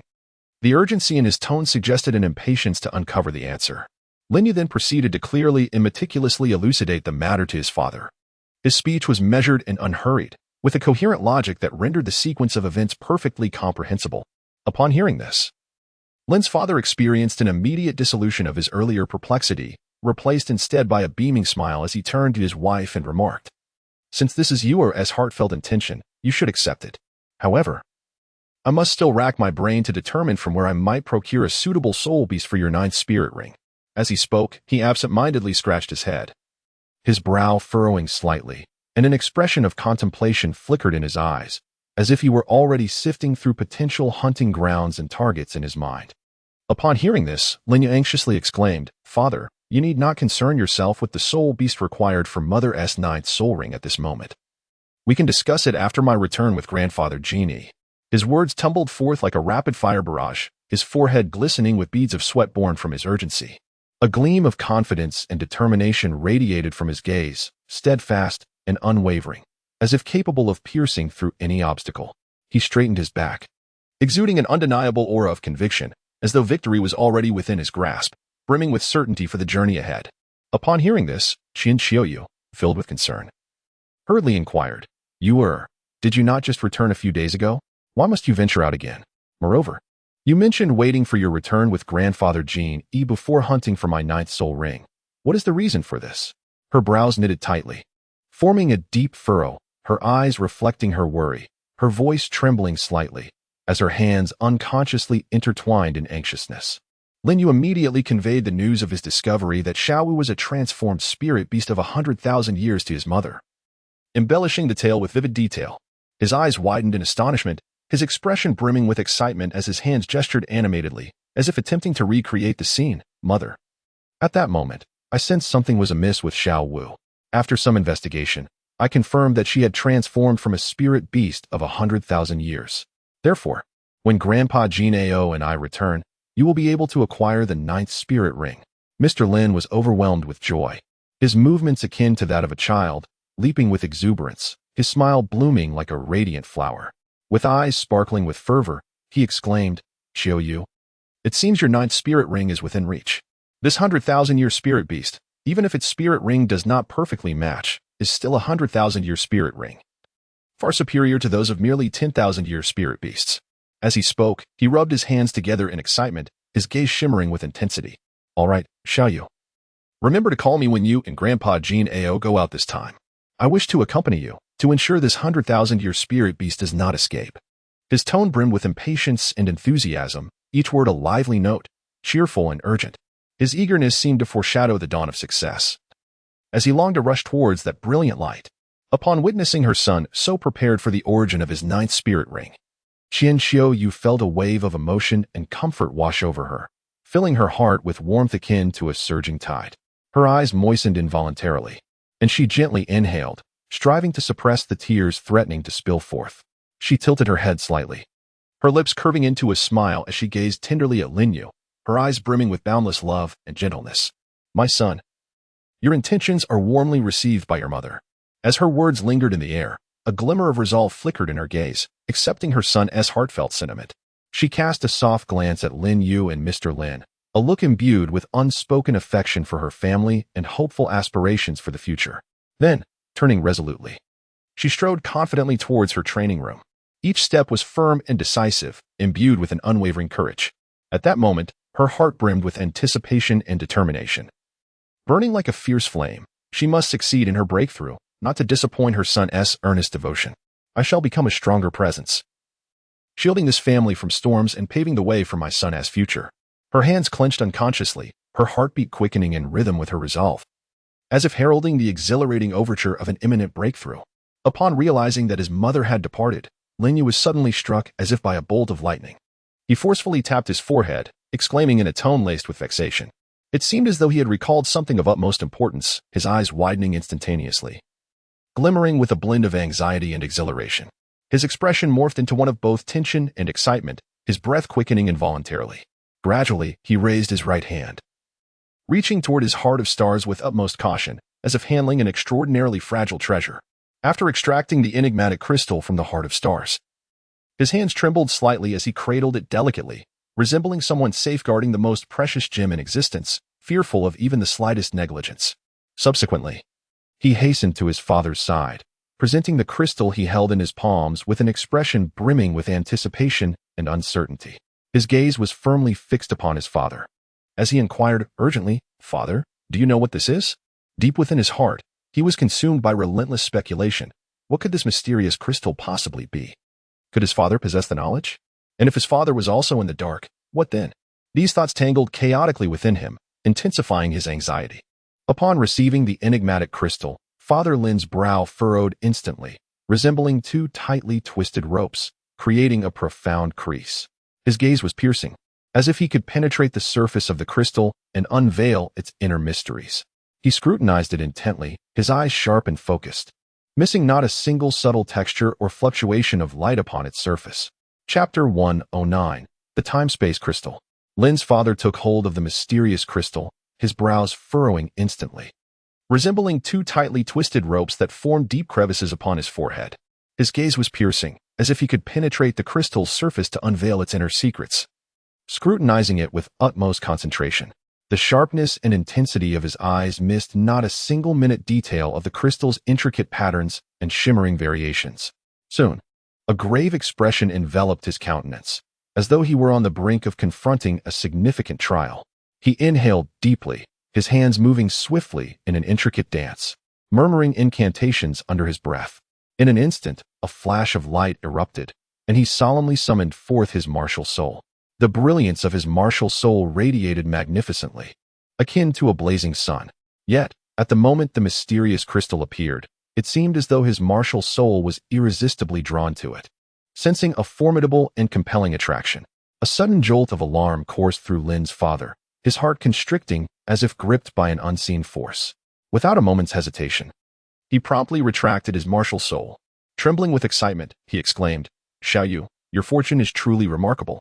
His voice quivered with overwhelming exhilaration, each word seemingly leaping through the air. His face was alight with amazement, reminiscent of a weary traveler who, after days in the desert, stumbles upon a verdant oasis. His eyes widened, threatening to pop from their sockets in disbelief, while the muscles of his face twitched slightly from sheer astonishment. "You must understand. This is only the second time I have encountered such a space-time crystal," Lin's father declared, his voice slightly elevated with excitement. "The first one I saw was no larger than my thumb."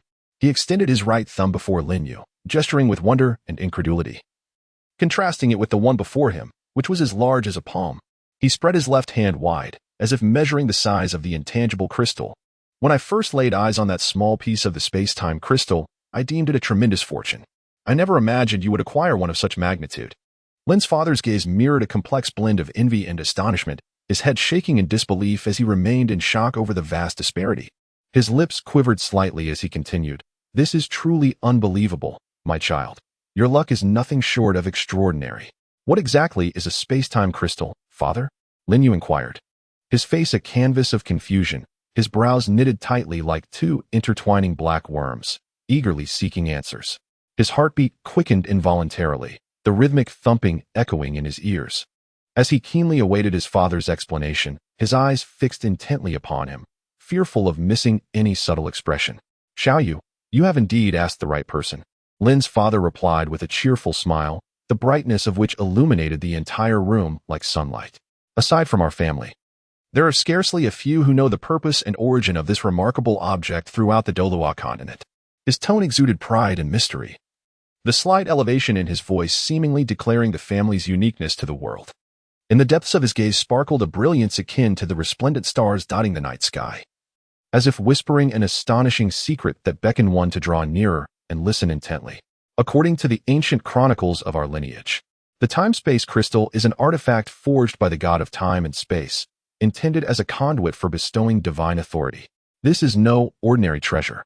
Lin's father paused, swallowed hard, his Adam's apple bobbing, and continued. The god of time and space is an entity that transcends our conventional understanding of the Douluo continent, wielding unparalleled divine power over time and space. The time-space crystal serves as the key to selecting a successor. By absorbing the time-space crystal, one stands a chance of inheriting divine authority. This implies that you might become the next god of time and space, mastering that enigmatic and formidable force. Just imagine the ability to traverse time freely, altering both past and future. What extraordinary prowess that would be. As Lin's father spoke, his excitement grew, his hands gesturing animatedly in the air. His fingers danced like nimble birds, weaving and fluttering, as if painting the alluring essence of time and space. His face flushed with fervor, veins prominent on his forehead, and his eyes wide with fervent longing. My son, what an extraordinary opportunity this is. This is your chance to ascend to greatness. His voice rose ever higher, seemingly striving to pierce the heavens. If one were to truly acquire this power, the entire Douluo continent would tremble beneath your feet. Moreover, for those of us endowed with a time-space martial soul, the time-space crystal bears an even more extraordinary significance. Lin's father momentarily paused, a profound light glimmering in his eyes. It has the potential to catalyze a second awakening of our time-space martial soul. It is crucial to understand that the awakening of a martial soul signifies a monumental enhancement of strength and the further unlocking of potential. His gaze fixated intently on Linyu, as if imprinting this vital information deep within his mind. Once your martial soul undergoes a second awakening, your prowess will experience a qualitative leap, perhaps transcending conventional limits and ascending to unprecedented realms. Such occurrences are exceedingly rare in the annals of the Douluo continent's history.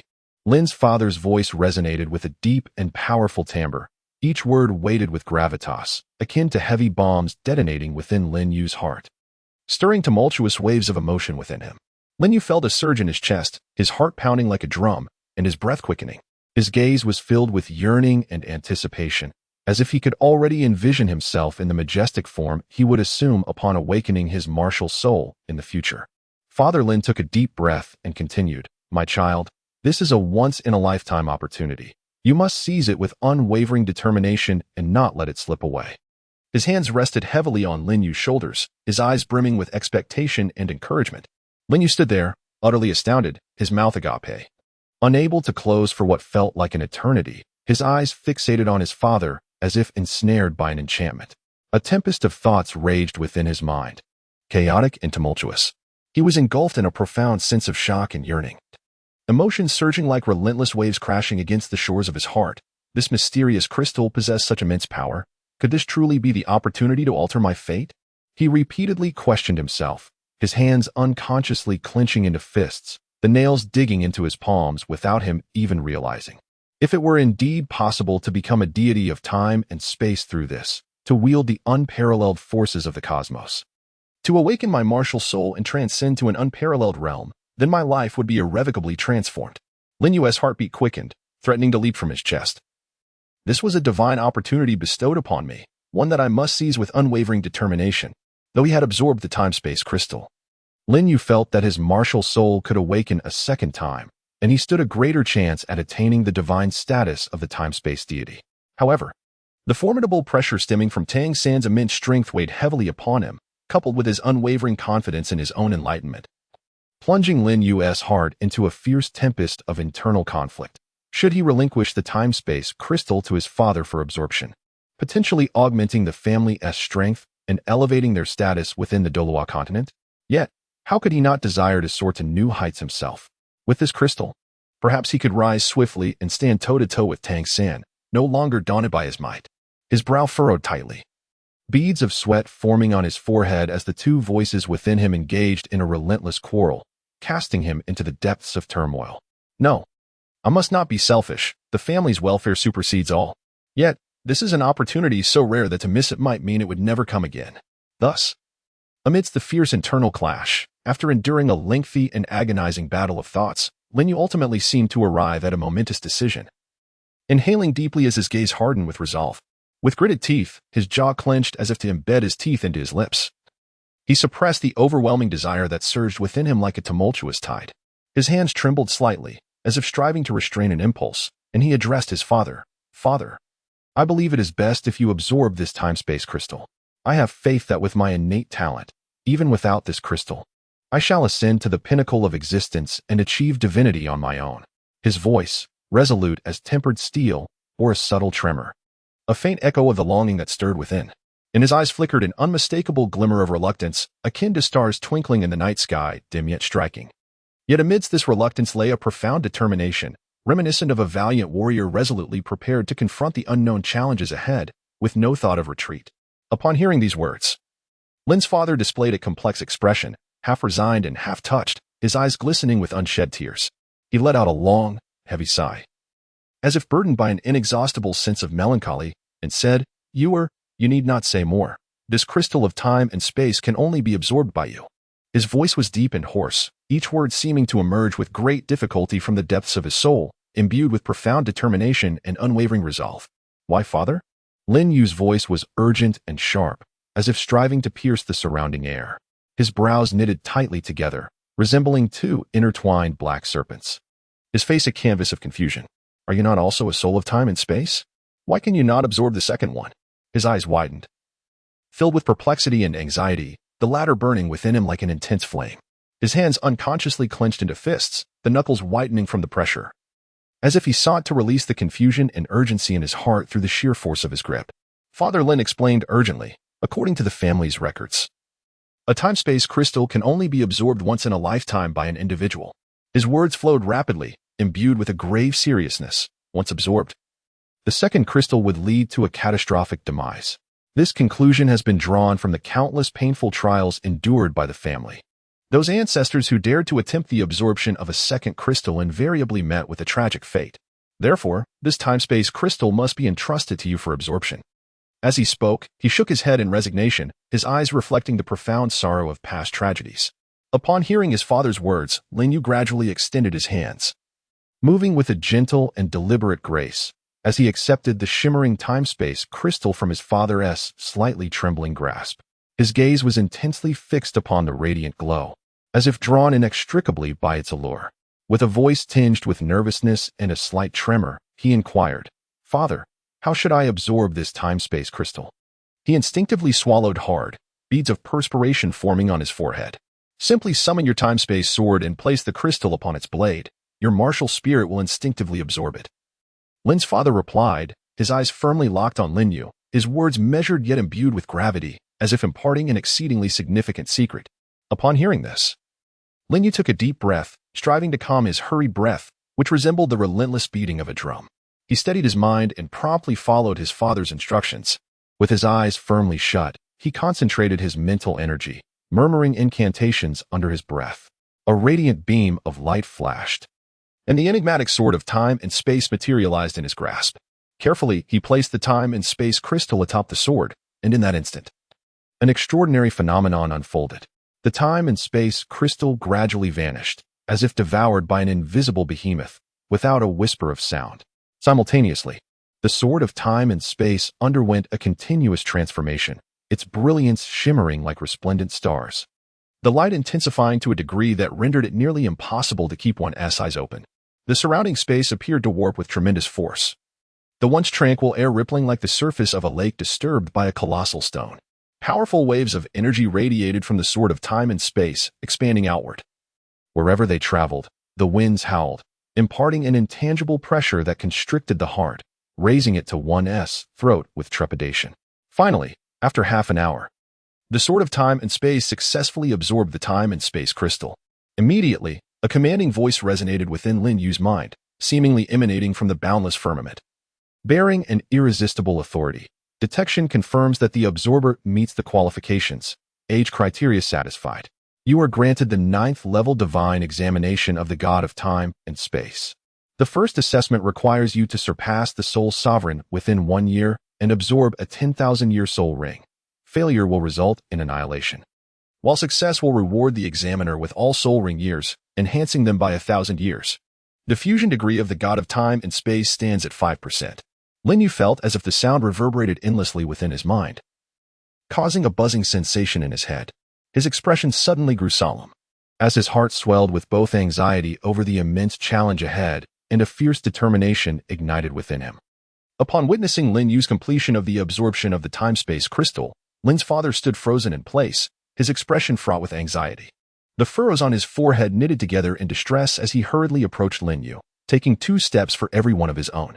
With urgency lacing his voice, he inquired, "Little Yu, how do you feel now?"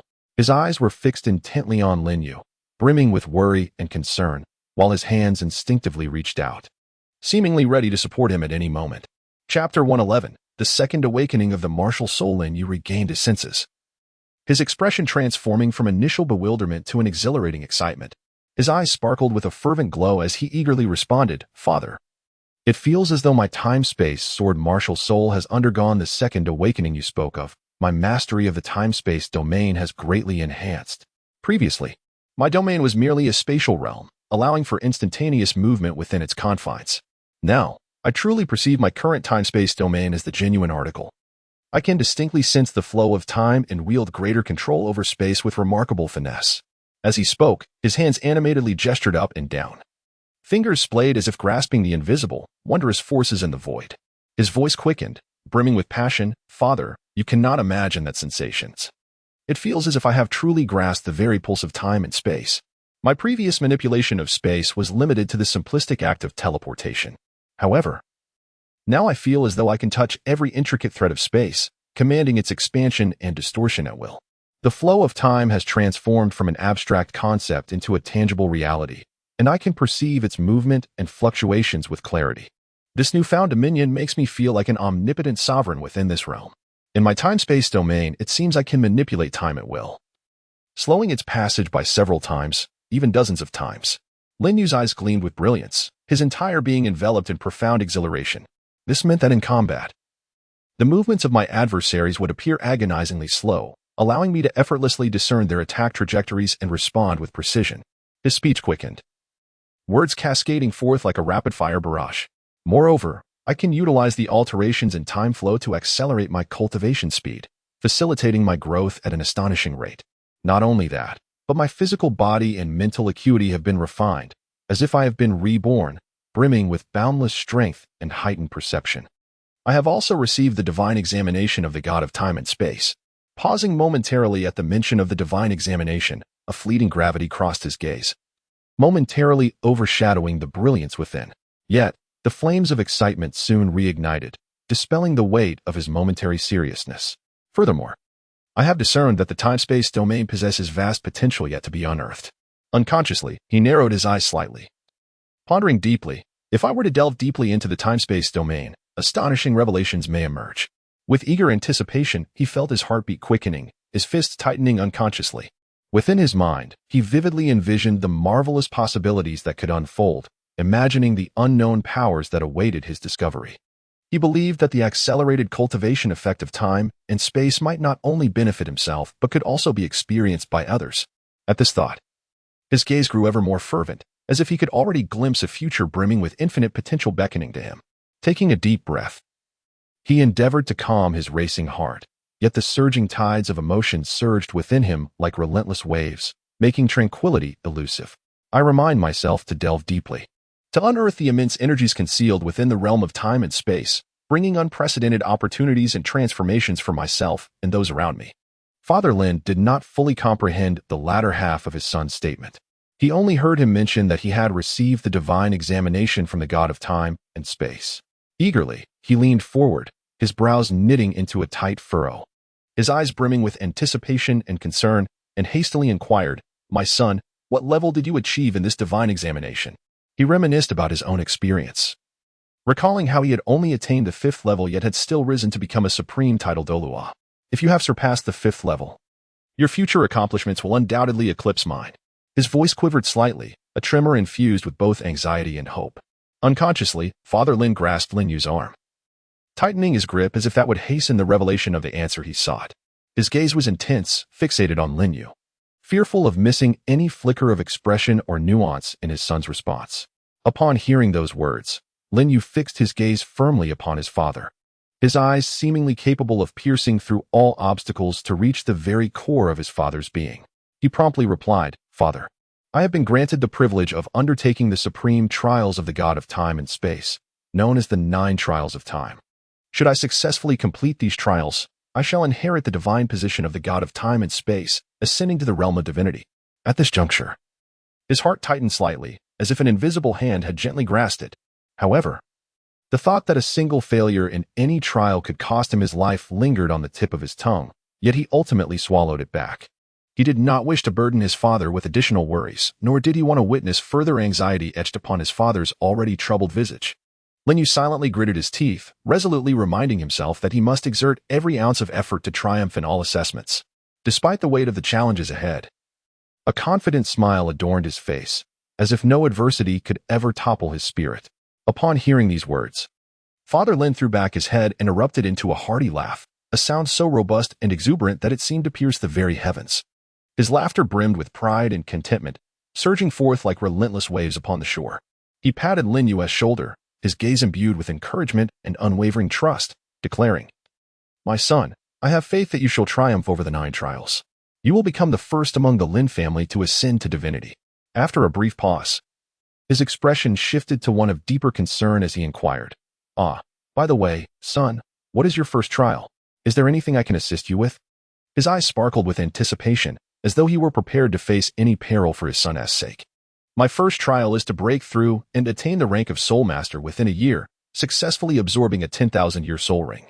If I succeed, I will be rewarded with an increase of 1,000 years to the lifespan of all my soul rings," Lin Yu replied, his voice resolute as he instinctively clenched his fists, the knuckles turning pale from the intensity of his grip, reflecting the steadfastness within his heart.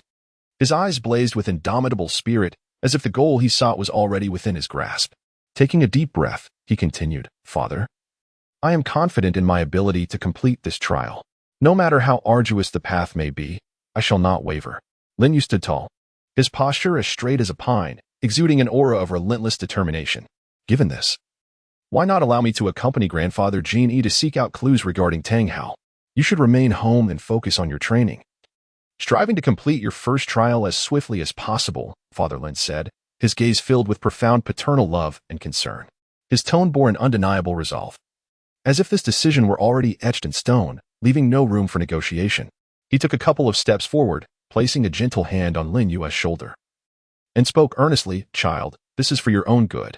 You must understand the depth of your father's intentions." His voice was deep and powerful, each word resonating heavily in Lin Yu's heart. "Father, it is all right. I am merely 5 levels away from becoming a soul master. I believe that within this year, I will surely achieve that breakthrough," Lin Yu proclaimed confidently, his voice ringing out with strength, as if he were declaring his resolve to the entire world. "Moreover, I can utilize the time acceleration effect of my own temporal domain, granting me additional time for cultivation to facilitate my breakthrough. Therefore, even if I join you and Grandfather Jin Yi in searching for Tang Hao, a slight delay is of no consequence." The light in his eyes flickered with tenacity and determination, shining as brightly as the most radiant star in the night sky, impossible to overlook. He fixed his gaze upon his father, unwilling to retreat even an inch, and continued, "Father, I have deliberated thoroughly. This is my own choice. I will not shy away from this challenge, nor will I allow this journey to hinder my progress and cultivation." Lin Yu's hands clenched tighter, the joints turning pale from the exertion. He had resolved firmly, unwilling to waver. Even in the face of daunting challenges ahead, he stood fearless. As Lin's father gazed into his son's resolute eyes, a tumult of emotion surged within him, akin to the intoxicating blend of flavors released from a long-aged vintage wine. An involuntary sigh escaped his lips, echoing like the chill of autumn's wind, imbued with threads of helplessness and sorrow. His brows knitted tightly together, resembling an enigma that eluded resolution. Resigned, he uttered, "Very well, do as you wish." A profound sense of powerlessness permeated his voice, as though uttering those few words had drained him of all vitality. A flicker of concern glinted in his eyes, heavy and somber like ominous clouds looming overhead. Was his son's steadfastness a blessing or a curse? He pondered silently, his heart in a state of turmoil, akin to a stone suspended in midair, forever unable to find solid ground. He regarded his son's obstinate visage, feeling both pride in his determination and anxiety over the possibility of failure in the impending assessment. At that moment, Qian Xiaoyu emerged from the secret chamber, having successfully absorbed the millennial Ju fruit and ascended to the threshold of a tidal Douluo at level 90. She moved with the grace of a feather, her steps as light as a lotus blossom, gliding into the light. Her exquisite silhouette danced in the interplay of shadows and light, reminiscent of a celestial being stepping forth from a painting. Noticing Lin's father in his moment of contemplation, Qian Xiaoyu's delicate brows furrowed slightly, her refined features instantly reflecting a look of concern. Her pace quickened instinctively, her skirt billowing in the breeze like a blooming flower. Soon, she was by Lin's father's side, leaning slightly as she softly inquired, "My dear, why do you sigh?" Her voice was gentle and melodious, akin to a clear mountain stream, flowing with care and concern into Lin's father's heart. Her gaze was fixed intently upon him, filled with a desire to penetrate the depths of his thoughts through his expressions. A hand tenderly rested upon his arm, offering silent support and comfort.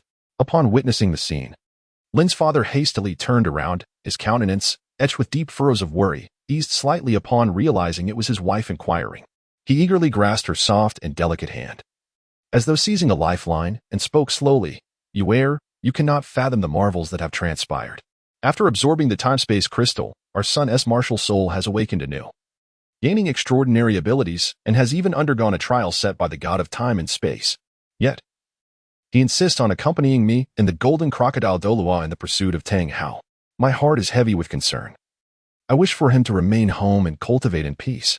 As he spoke, his gaze brimmed with anxiety, a thick ink-like worry that seemed impossible to dissipate. He gently caressed his wife's hand, seeking solace and strength from her warmth, his eyes occasionally drifting towards the direction of their son. His brow knitting in unbidden apprehension as he continued, "The journey ahead is fraught with peril. I truly fear for his safety." His voice trembled slightly, laden with profound anxiety and unease. Qian Xiaoyu smiled gently at his words, her smile akin to a spring breeze, soft and warm. "My dear husband, our son has grown. He possesses his own aspirations, and you must support him in his endeavors." Her voice rang like a melodious songbird, clear and soothing, her eyes radiating reassurance. "Ah, and I intend to join you in the quest for Tang Hao. Moreover, should we encounter that 10,000-year spirit beast transformed into a human, we could capture it and offer it as a sacrifice for our son, granting him his third spirit ring. Just imagine. A third spirit ring of 10,000 years, such a treasure has yet to be seen throughout history." As she spoke, her eyes narrowed slightly, sparkling with anticipation, the light within them blazing and bright, reminiscent of brilliant stars in the night sky. At that moment, her mind raced with thoughts, weaving intricate plans, how to devise a thorough strategy, when to act decisively, and how to ensure absolute success in securing this immense opportunity for their son. A resolute determination took root within her, intensifying her focus and dedication. "Didn't we agree that this 10,000-year spirit ring would be yours to absorb, making your ninth spirit ring one of 10,000 years?" Lin Yu exclaimed, his words tumbling forth in a rapid succession, his voice quivering with urgency. "Moreover, the trial only requires me to absorb a 10,000-year spirit ring, not to actually possess one. The rewards from the trial can also extend the age of my spirit rings, so you need not fret about their longevity. Therefore, I believe it is best for you to absorb this 10,000-year spirit ring." He gestured animatedly, his hands moving with great fervor, as if to lend weight to his arguments. His face was a portrait of sincerity, a genuine expression that could not be overlooked. His gaze was firmly fixed upon his mother, imbued with determination and resolve. He recalled the countless sacrifices she had made for their family, her tireless efforts flashing through his mind like slides in a projector, and he felt that this precious spirit ring rightfully belonged to her. He repeatedly whispered this phrase in his heart, secretly resolving to ensure that his mother would accept this soul ring. Upon witnessing the two individuals bantering over the 100,000-year soul ring, Father Lin was initially taken aback, but soon a gentle, resigned smile graced his lips. "You are already pushing and pulling over a soul ring that has yet to be acquired," he remarked. His laughter held a hint of self-mockery and mild reproach, cautioning them against premature elation, for it remained uncertain whether they would even succeed in their quest, lest they be met with profound disappointment in the end. Chapter 113. The Consumption of 10,000-Year Whale Gel. Father Lin observed the two individuals pushing and pulling over the 100,000-year spirit ring. Initially taken aback, he soon chuckled softly, infused with a hint of self-deprecation and mild reproach. "You're already bickering over the spirit ring before it's even in your grasp." His laughter, though lighthearted, concealed an undercurrent of uncertainty. He mused that they might not even find it in the end, cautioning them not to revel too soon lest they face profound disappointment. As he shook his head gently, a smile adorned his face, yet it did not reach his eyes. Inside, his heart fluttered like a small rabbit, oscillating between hope and anxiety as he secretly yearned for the successful acquisition of the spirit ring. The prospect of obtaining it would indeed be a monumental opportunity. He pondered apprehensively, fearing that the greater the anticipation, the deeper the despair, compelling him to maintain a facade of indifference. "Father, worry not. I have discovered the whereabouts of the 100,000-year spirit beast. She cannot escape," Lin Yu declared confidently, his resolute voice piercing through any obstacle. His eyes shimmered with an unwavering determination, akin to the blazing flames of passion, captivating and impossible to overlook. Unconsciously, his hands clenched into fists, the knuckles whitening under the pressure of his resolve. He meticulously analyzed Xiao Wu's movements in his mind, reflecting on his deductions, steadfast in his belief that his judgment would not falter. "This time, I shall secure it, bringing glory and strength to our family," Lin Yu silently vowed, his inner conviction as unyielding as steel. "Given that, let us rest well over the next 2 days, and when your grandfather Gene Crocodile arrives, we shall unite to locate Tang Hao and capture that 100,000-year spirit beast," Father Lin stated, his voice steady and robust, as if delivering a reassuring promise to all present. A glimmer of anticipation flickered in his expression, reminiscent of a child eagerly awaiting New Year's gifts, his eyes sparkling with excitement. He silently prayed for the success of their endeavor, hoping everything would unfold as desired, wishing fervently for no missteps. "Uncle Gene Crocodile, please hurry, we must succeed this time." His thoughts drifted toward the impending adventure, his heart racing with exhilaration. "Oh, by the way, Mother, I have an item I wish for you to assist me with," Lin Yu said, his demeanor fraught with urgency, as if harboring a blazing fire within. His eyes sparkled with the fervor of countless stars. As he spoke, his voice quivered with excitement, and with a blend of haste and caution, he carefully retrieved the ancient whale resin from the heart of the stars. His fingers trembled gently, cradling the precious item with the tenderness reserved for the world's most treasured possessions, as he gradually elevated the ancient whale resin. In that moment, all focus seemed to crystallize around the resin in his hands. Qian Qiuyu accepted the ancient whale resin, her eyes widening like 2 brilliant pearls, her astonishment palpable enough to freeze the air around them. Unable to contain herself, she exclaimed, "Xiao Yu, your fortune is extraordinary. How could you possibly find a piece of ancient whale resin?" The sound was sharp and urgent, filled with an overwhelming sense of incredulity. "It is worth noting that I had meticulously scoured the treasure hall, leaving no corner unexamined, yet I could not find this item." Qianqiu shook her head repeatedly, her face a portrait of disbelief, her gaze fixed intently on the ancient whale resin in her hands, as if she sought to reaffirm that this was not a fleeting dream. To utilize this substance, one must possess formidable fire-based abilities to melt it.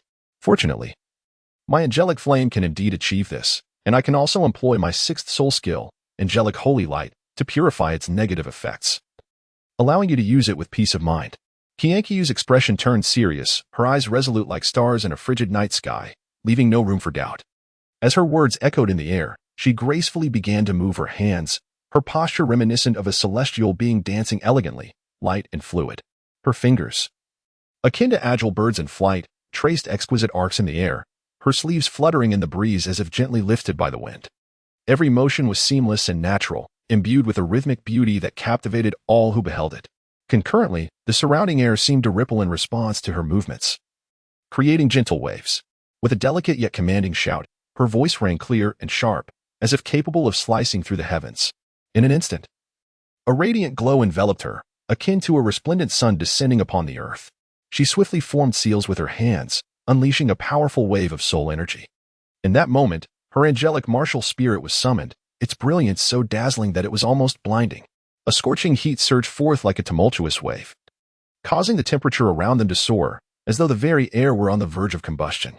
With her palms facing upwards, a roaring inferno of angelic flames erupted forth, fierce and luminous, resembling a ferocious dragon of fire, breaking free from its constraints. It howled with immense might, coiling tightly around the ancient whale resin, as if intent on consuming it entirely.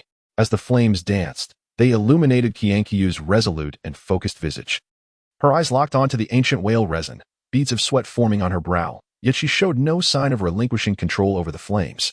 Under the relentless heat, the ancient whale resin began to tremble slightly, as if it were moaning in anguish. Its surface gradually softened, akin to early spring snow melting under the warm sun, revealing a layer of resplendent, crystalline luster that shimmered like a dream, mysterious and alluring. Sweat beaded on Qianqiu's forehead, each droplet rolling down like pearls. Yet she dared not relent, her gaze resolute. She clenched her jaw, her hands trembling slightly, yet she continued to channel her angelic flames with all her might. Her breathing quickened, her chest heaving violently, yet the output of her soul energy grew ever stronger. The inferno burned fiercer under her relentless effort, the flames surging, casting the surrounding space in a crimson glow. Angelic holy light. Qianqiu called out once more, her voice ringing clear and resonant, akin to a grand bell. Infused with boundless strength, this call seemed to pierce through the heavens, resonating throughout the universe. In an instant, a sacred and resplendent beam of light cascaded down from above like a magnificent waterfall, illuminating the entire space with its dazzling brilliance. It enveloped the ancient whale resin with impeccable precision, devoid of any deviation. The light was warm and gentle, reminiscent of a tender spring breeze, imbued with a soothing power. Gradually, it swept away the impurities and negative energies from the ancient whale resin. Wherever it touched, the dark essences dissipated like snow under the blazing sun, vanishing without a trace. Amidst the radiance, the ancient whale resin emitted an even purer aura, as if it had undergone a divine baptism, poised to awaken with renewed vitality and strength. Qianqiu gazed intently, her expression focused and anxious, fearful of the slightest misstep. In this sustained interplay of formidable forces, the ancient whale resin trembled violently, as if engaged in its final struggle. Yet, it was ultimately powerless against the overwhelming surge of energy. At last, the ancient whale resin completely melted, with a soft pop, transforming into a pool of liquid resonating with potent energy waves.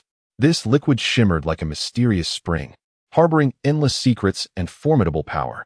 The surface of this spring-like liquid flickered with an unpredictable brilliance, seemingly narrating the arduous metamorphosis it had endured. The surrounding air was distorted by the dense energy, forming visible ripples. As Qianqiu beheld this pool of liquid, a tired smile finally graced her weary face. Her eyes sparkling with anticipation and joy, Lin Yu eagerly seized the liquid, his eyes betraying not a hint of hesitation as he decisively tilted his head back and consumed it in one swift motion. He appeared to be embracing a baptism of fate. In an instant, he felt as though his entire body was enveloped in an inferno, every inch of his skin enduring the searing heat. A torrent of wild, unbridled energy erupted from his core, akin to a volcanic explosion, surging forth with an unstoppable force, recklessly rampaging within him. Lin Yu's body trembled involuntarily, veins bulging on his forehead, his jaw clenched tightly. Endure, I must endure, he fervently admonished himself in his mind, striving to suppress the overwhelming energy that threatened to tear him apart with sheer willpower.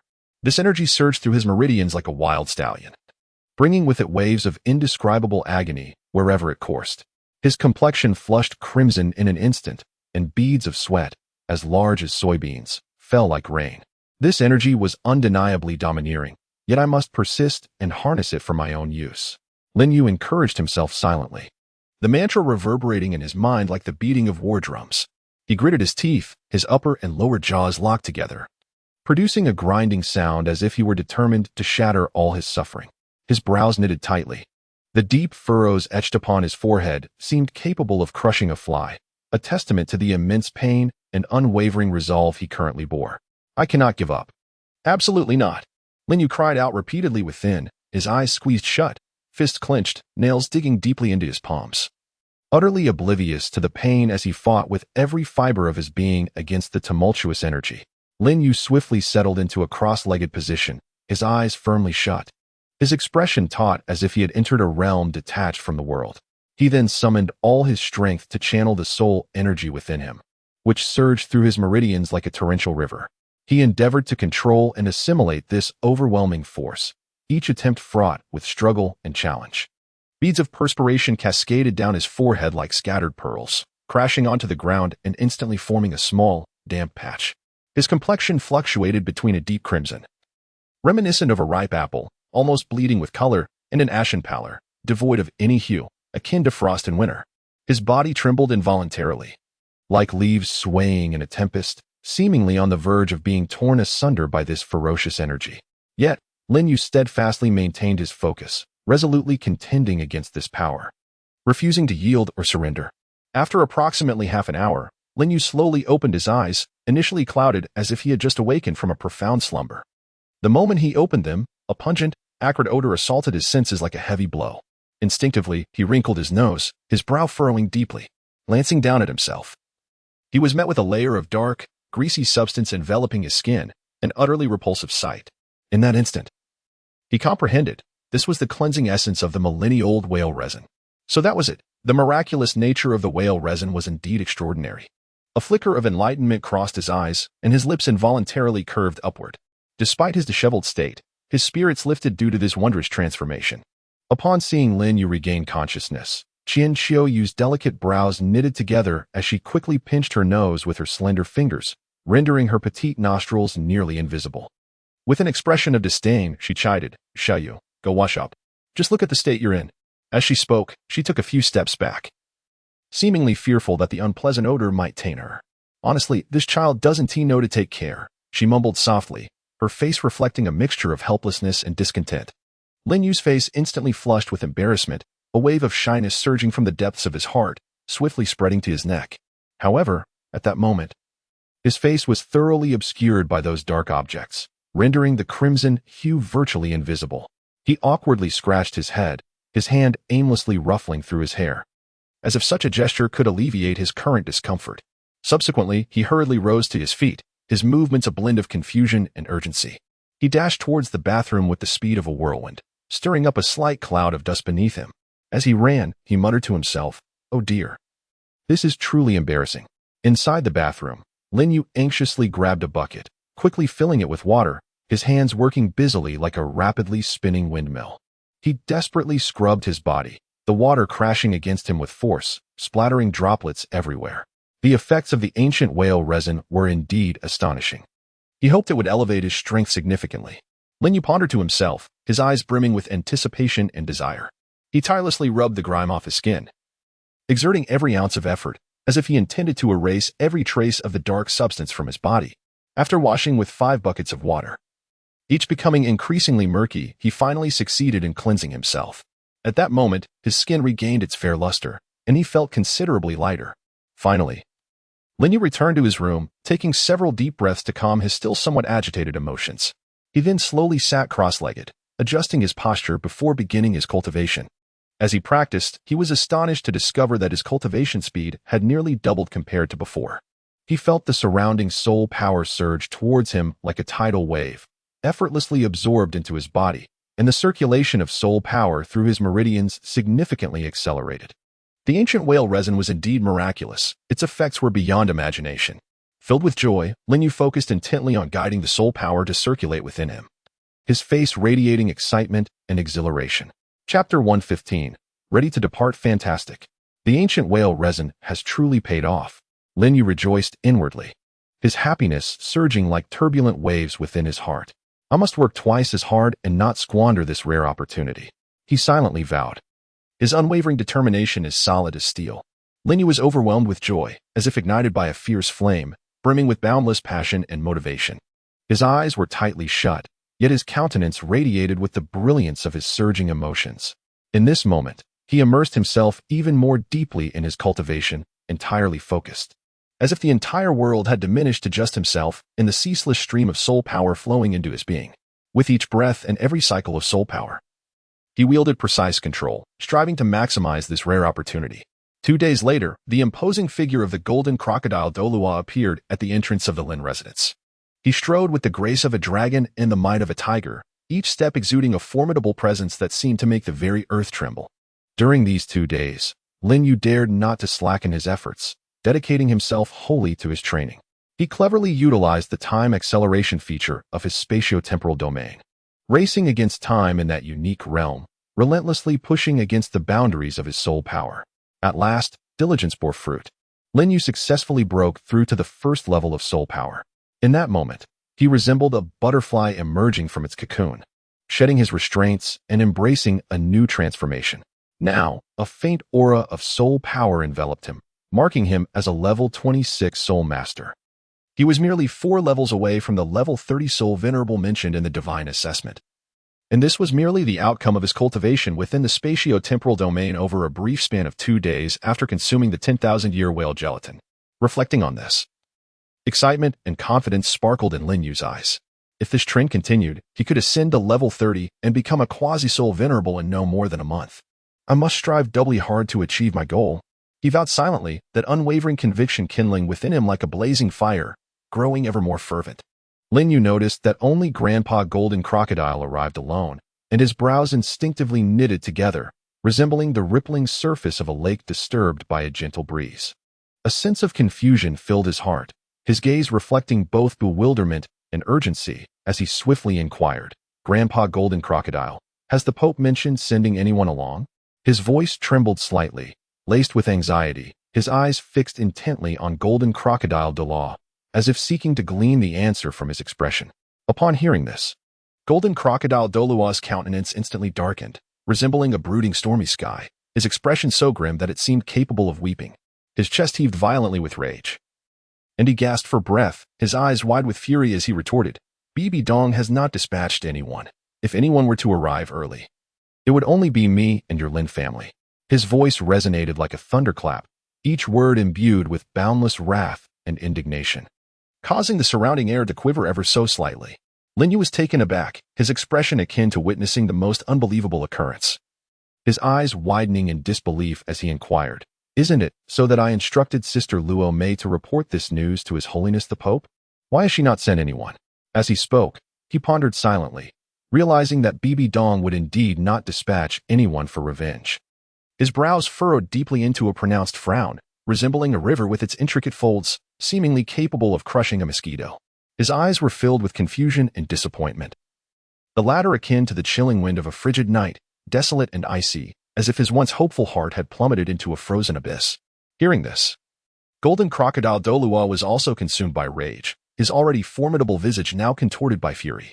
Clenching his fists tightly, the intensity was such that his knuckles turned pale, and his teeth ground together audibly, as if he sought to pulverize the anger within. He bellowed, "How could she do this? Has she forgotten that Tang Hao murdered her revered mentor, the former Pope Qin Senji?" His thunderous exclamation reverberated like a clap of thunder, causing the surrounding leaves to tremble, as if the very air quaked under the weight of his wrath. His eyes bulged, almost ready to burst from their sockets, ignited by an inferno of fury that seemed poised to incinerate everything before him. "Enough, Xiaoyu, are you ready? If so, let us depart. By the way, why is that girl Yueyu accompanying us?" Golden Crocodile Douluo inhaled deeply, forcefully suppressing the volcanic anger surging within him, striving to restore a semblance of calm to his demeanor, and turned to Lin Yu with a question, though traces of his lingering ire remained in his gaze. It was overshadowed by his concern for the impending journey and curiosity regarding Qin Xiaoyu's presence. Lin Yu hurriedly replied, "Grandpa Genie, my mother has now attained the rank of a level 90 quasi-titled Douluo. I intend to seek out Tang Hao this time, while also assisting my mother in acquiring her 9th soul ring. That is why she will accompany us." His words flowed rapidly, imbued with a sense of urgency, as if he feared that Douluo Genie might misunderstand the reason for Qin Xiaoyu's presence. However, a question arose in his mind. Wasn't Ware still a level 89 soul Douluo?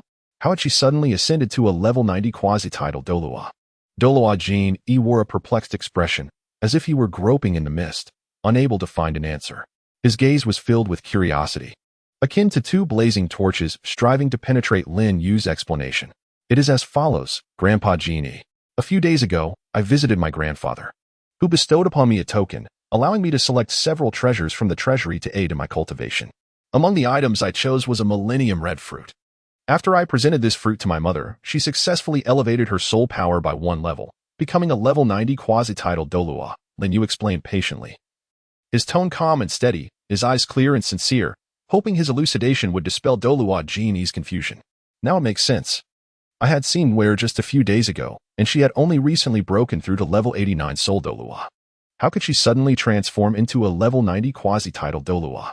I was puzzled by her rapid progression," Douluo Genie exclaimed, realization dawning upon him. His previous confusion dissipated in an instant, and as he spoke, he absent-mindedly stroked his beard, a gesture that revealed a sense of ease and relief, as if the riddle in his heart had finally been unraveled. Chapter 116. Arrival at Soto City. "Given this, you shall accompany us," Douluo Genie said, slightly narrowing his eyes, his expression grave. The lines on his weathered face quivered slightly as he spoke in a deep, resonant voice.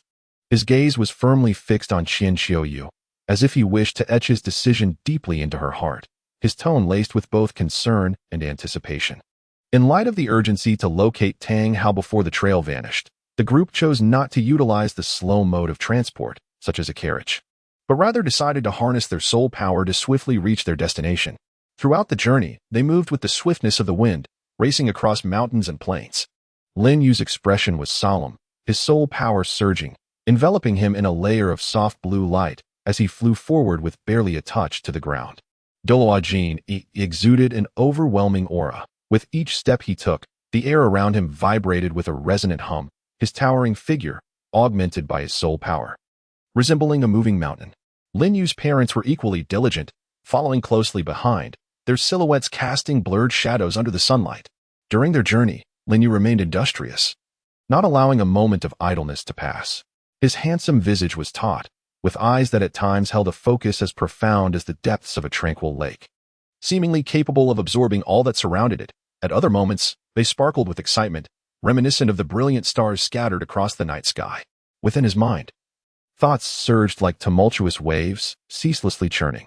During a moment of respite, Lin Yu quietly activated the time acceleration feature of the temporal domain, instantly immersing himself in a realm of profound contemplation. With his innate extraordinary insight, he resembled a sage, keenly seizing the flicker of wisdom amidst the darkness.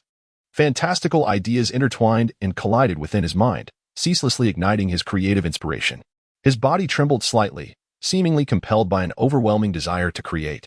Each subtle movement brimmed with the essence of exploration, as his hands traced peculiar trajectories in the air, sometimes slow and gentle, as if caressing invisible threads, at other moments swift and forceful as though tearing through the void. His fingers danced with fluidity, akin to performing a silent symphony. In that focused and absorbed demeanor, it appeared as though the entire world had dissolved, leaving only him and the whimsical thoughts within his mind. At last, after countless attempts and revisions, Lin Yu successfully deduced a wondrous technique known as the Big Dipper 7-star step. This method was both mysterious and potent, capable of providing flexible movement and defensive abilities in ordinary circumstances, and its efficacy was particularly pronounced at night, significantly amplifying one's strength. Especially when the night deepened and the Big Dipper shone brightly, practitioners employing this technique seemed to forge a remarkable connection with the vast cosmos. To harness this technique, practitioners must concentrate their minds, casting aside all distractions, allowing their spirits to be as tranquil as a still lake. They must attune themselves to the subtle star power emanating from the projection of the Big Dipper, which flows like a delicate current, elusive yet palpable. Upon keenly capturing this star power, one must draw it into their body with formidable willpower. This process demands utmost focus and precise control. A moment's negligence could cause the star power to dissipate. Once drawn into the body, the star power courses through specific meridian pathways akin to a complex labyrinth, requiring the practitioner to memorize each route meticulously. As the star power traverses these pathways, they expand and fortify, resulting in a more robust and pure soul force. Thus, the practitioner's power can be substantially enhanced. Curiosity and anticipation filled the air as everyone eagerly commenced their training of this extraordinary Big Dipper 7-star step. Initially, their movements appeared somewhat awkward and clumsy, their steps lacking harmony. However, with the passage of time and through repeated attempts and reflections, their actions grew increasingly adept and precise. Lin Yu moved with remarkable agility, each step perfectly measured, as if he were one with his surroundings. In stark contrast, the golden crocodile Douluo exuded an imposing presence. His steps steady and powerful, embodying unparalleled authority. Lin's parents worked in perfect harmony, their movements gradually becoming fluid and natural. After the group had practiced the step technique, Lin Yu was filled with anticipation, his bright eyes sparkling with excitement as he eagerly awaited his parents and the golden crocodile Douluo's evaluations of this technique. The golden crocodile Douluo and Lin's parents initially observed Lin Yu's demonstration with unwavering attention. Their expressions were filled with astonishment, akin to discovering a rare treasure. Waves of admiration surged forth, their gazes growing increasingly fervent. Unable to contain his excitement any longer, the golden crocodile Douluo exclaimed, "Xiaoyu, this self-created soul skill of yours is simply beyond imagination. It can rival the soul skills produced by ordinary 10,000-year soul beasts. If used at night, its power becomes even more astounding, comparable to the abilities provided by a typical 50,000-year soul beast. Furthermore, practicing this self-created soul skill astonishingly enhances cultivation speed. Moreover, the threshold for mastering this skill is remarkably low, allowing even soul masters to cultivate it. Such formidable power truly makes it a masterpiece among self-created soul skills. With that, he nodded repeatedly, his face brimming with satisfaction and pride. Lin Yu smiled faintly, his smile radiant like the warm sun of spring, his heart brimming with pride.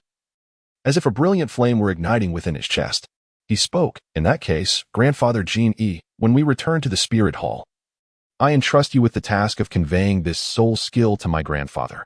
Let him select suitable individuals for cultivation, as this will significantly enhance the strength of our Spirit Hall.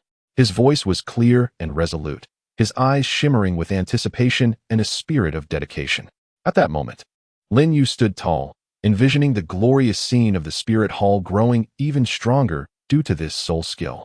Grandmaster Jin Yi laughed heartily, his boisterous laughter seeming to pierce the heavens, his eyes filled with affection, akin to warm sunlight enveloping Lin Yu. Little Yu, your generosity is remarkable. Thus, I shall not let you go unrewarded. Upon our return, you may take my token to the treasure hall and select a few items. As he spoke, he gently patted Lin Yu's shoulder, his gaze imbued with both determination and fondness. Moreover, I trust that my elder brother will also reward you in kind. I believe his reward will surely surpass mine, so do not find fault with the gifts I offer. Grandmaster Jin Yi winked playfully, his tone rich with warmth and certainty regarding his brother's generosity. After their training, their speed had markedly improved. The once lengthy journey now felt far less daunting beneath their feet. Within less than 10 days, they arrived at Soto City. From a distance, the outline of Soto City gradually came into focus, and joy and excitement radiated from everyone's faces as they approached their destination. Chapter 117. Luring the snake from its hole. Standing before the gates of Soto City, Lin's father slightly tilted his head, his gaze distant and profound, as though he could pierce through the mists of time. His weathered face bore a deep expression of nostalgia, with each wrinkle seemingly concealing a story from the past. He spoke slowly, his voice low and somewhat husky. Soto City, it has indeed been a long time since my last visit. His eyes appeared somewhat dazed, thoughts drifting back to those distant yesterdays. A gentle breeze brushed against him, lightly stirring the edges of his garments. Yet it could not disperse the rich nostalgia that enveloped his heart. Upon encountering the nostalgic expression etched upon his father's visage, Lin Yu's curiosity burgeoned uncontrollably. Akin to wild grass in full bloom, his eyes widened, brimming with bewilderment and an earnest yearning for knowledge. He hastily trotted over to his father, gazing up with an eager countenance, and inquired, "Father, what cherished memories do you hold from the city of Soto?" His voice was crisp and urgent, fixated intently on his father's face, as if fearing to miss the slightest shift in expression, eagerly desiring to unravel the enigmatic past concealed within his father's heart. Lin Dong gazed affectionately at Qian Qiuyu, a gentle smile gracing his lips, imbued with boundless tenderness and affection. With a nostalgic tone, he spoke to Lin Yu. "Child, Soto City is where your mother and I first crossed paths. At that time, I had just arrived, burdened by trivial concerns, my mood as overcast as a stormy sky. Yet your mother appeared before me like a radiant blossom in spring, illuminating my world in an instant." His gaze became wistful, as if he were transported back to that beautiful moment. She had accidentally toppled her belongings in the street, and I rushed to assist her. In that fleeting moment, our eyes met, and it felt as though time itself had ceased, the surrounding clamor fading into oblivion. From that very glance, I knew she would be my lifelong companion, the most exquisite scenery of my existence. Listening intently, Qian Qiuyu felt a blush of happiness rise to her cheeks, reminiscent of a splendid sunset adorning the horizon. Her eyes sparkled with warmth, like a crystalline lake reflecting the sweetness and tenderness of yesteryears. She gently clasped Lin Dong's hand, nodding slightly, her voice melodious as a nightingale. Indeed, that single glance marked an eternity. At that moment, Genie Douluo rudely and inopportunely interjected, "All right, where? Why do you prattle on so much with Xiaoyu? We must hurry." His booming voice reverberated through the air, causing a slight tremor in the atmosphere. "Today, we shall rest and gather our strength. Tomorrow, we embark on a quest to find that scoundrel Tang Hao. We may very well encounter a fierce battle." He spoke with furrowed brows, his expression a tapestry of urgency and impatience. His eyes widened as if they might burst from their sockets, resembling a beast disturbed from its repose, poised to strike. With arms crossed, his body quivered slightly, as if he were suppressing an inner storm of anxiety and agitation. Muttering incessantly, "No dilly-dallying, time is of the essence." The following morning, as the sky began to blush with the faintest light of dawn, shrouded in a delicate veil, the group swiftly completed their morning rituals, their movements brisk and orderly. Lin Yu wore a serious expression, his taut visage resembling a hardened rock, devoid of any semblance of relaxation. He stood tall like a pine tree, his spine erect as if it could support the vast expanse of the sky. With resolute strides, each step resonated firmly against the ground, stirring up fine particles of dust. His gaze remained fixed ahead, leading the group towards the small village where Shrek Academy was situated. Unconsciously, his hands formed tight fists, trembling slightly, betraying the inner turmoil of anxiety and anticipation. Upon reaching the entrance of Shrek Academy, Lin Yu's eyes were locked onto the golden crocodile Douluo, his demeanor solemn as if he were reciting a sacred oath. He articulated each word with gravitas. "Grandfather Golden Crocodile. The clues I have uncovered lie within Shrek Academy." Taking a deep breath, he continued, "I have discovered that the student named Tang San is, in fact, the son of Tang Hao. Furthermore, through my diligent inquiries, I learned that Tang Hao was present during Tang San's entrance examination, where he mercilessly dealt a severe blow to Zhao Wujia's pride." As he reached this juncture, Lin Yu's countenance grew increasingly grave, and his pace of speech quickened. "Moreover, during the time Sister Luo Mei and I were acquiring soul rings in the Stardow Forest, I instructed Sister Luo Mei to eliminate Tang San, only to find that he had secretly unleashed his soul power. The immense pressure bore down upon Sister Luo Mei like a surging tide, ultimately leading to Tang San's salvation by the timely arrival of Long Gong and Shipa." Lin Yu spoke with fervor, his fist clenched tightly, the knuckles paling from the exertion. His gaze radiated unwavering determination and abundant confidence, as if he could already glimpse the dawn of victory. In his heart, he silently vowed to unearth Tang Hao and make him pay for his past transgressions. His eyes, ablaze with fury, seemed capable of igniting the very halls of Shrek Academy. The golden crocodile Douluo nodded slightly in response, the gesture slow yet imbued with undeniable authority. His expression then darkened, as if heavy clouds had gathered, instantly enveloping the atmosphere with an invisible weight. He strode forward with great purpose, each step resonating with strength, making his way to the door. Taking a deep breath, his chest swelled as if to draw in all the surrounding air. His eyes widened, flames of intensity flickering within, as he bellowed, "Arise, my martial soul." The voice echoed like a roar from the depths of hell, striking fear into the hearts of all. In an instant, radiant light enveloped him, dazzling and brilliant, akin to countless stars bursting into brilliance simultaneously. An overwhelming force surged from within him, creating visible shockwaves that rippled outward. He raised his hands high, the posture strong and commanding, as if summoning ancient deities, declaring his inviolability to the heavens and the earth. Soon, a colossal and fearsome crocodilian martial soul materialized behind him. Its massive form resembled a small mountain, with sharp fangs glinting ominously and rough scales that appeared as indomitable armor. It exuded a chilling aura, as though it could consume everything in its path, causing the very air around it to grow dense and oppressive. The golden crocodile Douluo summoned his strength once more, veins bulging on his forehead, eyes wide with intensity, as he thundered, "Spirit rings, manifest." The roar seemed capable of piercing the heavens and shattering the sky. Instantly, 9 resplendent spirit rings ascended in succession from beneath his feet. The first ring shone with a brilliant yellow, mysterious and profound, exuding a heart-stopping pressure. Following this were 2,000-year purple spirit rings, their hues dreamlike and enchanting, yet brimming with formidable power, as if they could warp time and space. Then came 5 10,000-year black spirit rings, deep and heavy as an unfathomable abyss, instilling dread in all who beheld them.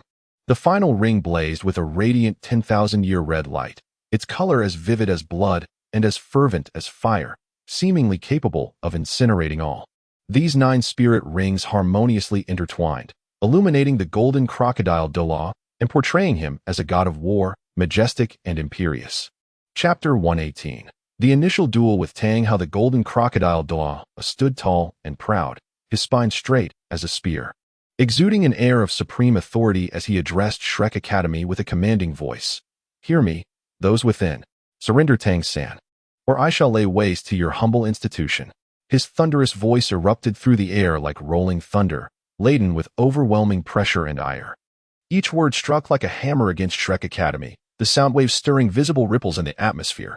His eyes were wide open, almost bulging from their sockets, burning with an intense fury that seemed capable of incinerating everything before him.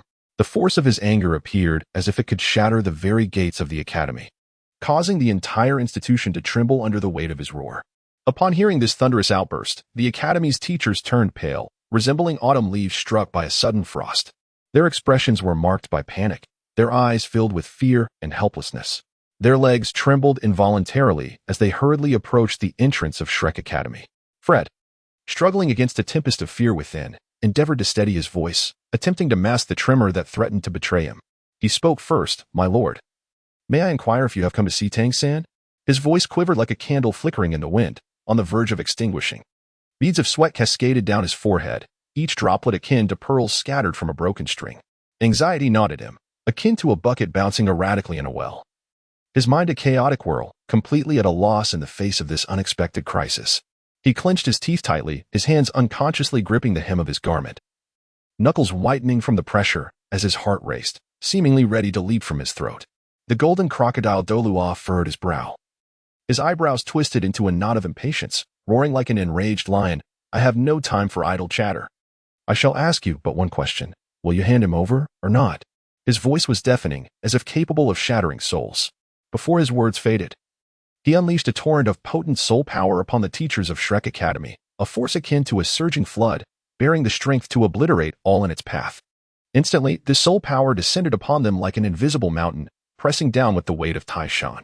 The teachers felt an irresistible force bearing down upon them, rendering them breathless, as if a colossal boulder had lodged itself upon their chests, making respiration exceedingly difficult. Their legs weakened, akin to overcooked noodles, nearly collapsing to the ground. Their complexion shifted from pale to ashen, beads of sweat falling like rain, their eyes filled with despair and terror. At that moment, Tang-san arrived. His steps steady yet somewhat hurried. His demeanor was composed, reminiscent of a lone boat upon a tranquil lake, undisturbed despite the ripples. He addressed the imposing elder before him without averting his gaze. "Esteemed elder, may I inquire what brings you to me?" He tilted his head slightly, the gesture fluid and natural, yet imbued with a hint of defiance. His eyes were clear and resolute, resembling a fathomless spring, devoid of any trace of fear. "Ah, you are Tang-san, son of the H-10 Douluo Tang Hao," the golden crocodile Douluo remarked, his gaze piercing like the sharpest of blades, seemingly capable of penetrating Tang-san's very soul. He fixated on Tang-san, not blinking, his presence as still as a statue, his voice resonant with a scrutinizing tone. Each word fell heavily upon Tang-san's heart, deep and powerful, as if echoing from the depths of a secluded valley. The brow of the golden crocodile Douluo furrowed slightly, each crease on his face seemingly narrating his doubts and suspicions. He pondered inwardly, "Is this young man truly Tang Hao's son? He appears rather extraordinary." "Indeed, esteemed elder. I am Tang-san, but who is Haotian Douluo? My father? Isn't he merely a blacksmith? Why do you claim he is Haotian Douluo?" Tang-san's brow knitted tightly, his eyebrows resembling a knotted rope, his face a canvas of confusion and bewilderment. His gaze was filled with perplexity, akin to being ensnared in a dense fog. Unable to find a way out, he clenched his fist, the pressure causing his knuckles to pale, his palms slick with sweat. His mind was a tangled mass, desperately contemplating, what on earth is happening? Why does this person suddenly mention my father, asserting him to be Haotian Douluo? I must unravel this mystery. I cannot allow matters to remain so obscure. The golden crocodile Douluo erupted into a boisterous laugh. "Tang Hao, oh Tang Hao. No wonder you've eluded capture all these years. It turns out you've concealed yourself in this small village as a blacksmith, not even revealing your identity to your own son. Truly, you are remarkable." He tilted his head back, his mouth agape, the laughter erupting from his belly in waves, resounding and thunderous. Each wrinkle on his face contorted with his raucous mirth, his eyes brimming with disdain and mockery, as though Tang Hao's concealment was a manifestation of cowardice and evasion in his eyes. As he laughed, he sneered inwardly, "Tang Hao, do you believe you can evade our pursuit in this manner? Such delusion. Now that I have discerned your whereabouts, let us see where you can hide. Now, without further ado, young man, if you willingly accompany me, I shall show mercy and spare your academy's populace, otherwise." The tone of the golden crocodile Douluo turned frigid as ice, each word akin to a chilling breeze emanating from a millennium-old cavern, instilling dread in the hearts of his listeners. The corners of his mouth curled downwards, exuding a palpable threat, his expression conveying that his decision was beyond dispute. His eyes glinted with a ferocious light, reminiscent of a wolf spotting its prey, as if he were poised to unleash devastation at any moment. He fixed his gaze on Tang San, silently vowing, "This young man had better be sensible, otherwise today, this academy will run red with blood, reduced to ruins." His hands instinctively clenched into fists, his soul power subtly rippling, eager to unleash a formidable attack. As he spoke, his hawk-like eyes swiftly darted toward the crowd behind Tang San, their gaze striking like lightning across the night sky, brief, yet piercingly sharp. His mind whirred like a well-oiled machine, rapidly assessing the value of these individuals. He remarked, "I did not anticipate that your academy would gather the third prince of the Douluo Empire, Daimubai, along with his fiancée, Zhu Qing, the daughter of the sect master of the Seven Treasure Glazed Tile School, Ning Rongrong, and Ma Hongjun, the sole master of the Nine Heavens Phoenix sect, one of the three sects. Wait, this young girl is from Chapter 119, the initial confrontation with Hao Yin II." As the golden crocodile Douluo spoke, his sharp, hawk-like gaze swiftly darted towards the group behind Tang San. That glance was like lightning streaking across the night sky, brief yet piercingly sharp. His mind operated like a rapidly turning machine, swiftly analyzing the value of these individuals. He remarked, "I never expected your academy to have gathered the third prince of the Douluo Empire, Dai Mubai, along with his fiancée, Zhu Qing, the daughter of the sect master of the Seven Treasure Glazed Tile School, Ning Rongrong, and Ma Hongjun from the Nine Heavens Phoenix sect, one of the third sections. Wait, this young girl." The golden crocodile Douluo scrutinized her closely, a flicker of surprise momentarily flashing across his eyes, akin to a meteor suddenly appearing in the night sky, only to vanish in an instant. Soon after, a greedy expression emerged, resembling a famished wolf eyeing a plump lamb, yearning to seize her at once. He then burst into loud laughter. "I never anticipated discovering a 100,000-year soul beast reincarnated as a human. Now, the ninth soul ring for the girl you wear is secured." His laughter echoed in the air, sharp and jarring, reminiscent of a demon from hell reveling in its malevolence. He quickly amended his statement, "Apart from Tang San, you must also surrender that Ma Hongjun and this young girl." His tone grew increasingly assertive, each word seemingly forced through clenched teeth, akin to the clash of steel, leaving no room for doubt. An immense soul power subtly surged around him, resembling tumultuous waves, creating an invisible pressure that bore down upon the group. This pressure was overwhelming, rendering them nearly breathless. They felt as though a colossal stone was crushing their chests, making it difficult to breathe and their legs weak. Yet, the golden crocodile Douluo remained unfazed, inwardly reveling in his fortune. Today has proven to be exceptionally rewarding. None of these prey shall escape. At that moment, a man of average height, slightly lean, appearing to be in his 40s or 50s, with short black hair parted to the side, approached with measured yet somewhat heavy steps. His unremarkable features bore a hint of weariness. His eyes, though small, flickered with a sense of languor and fatigue, while his thick lips were tightly pressed. Taking a deep breath, he slowly spoke, "Little San is my student. I cannot allow you to take him." His voice was deep and resonant, imbued with an irresistible determination, as he steadfastly met the gaze of the golden crocodile Douluo, silently vowing, "No matter what, I shall protect this child."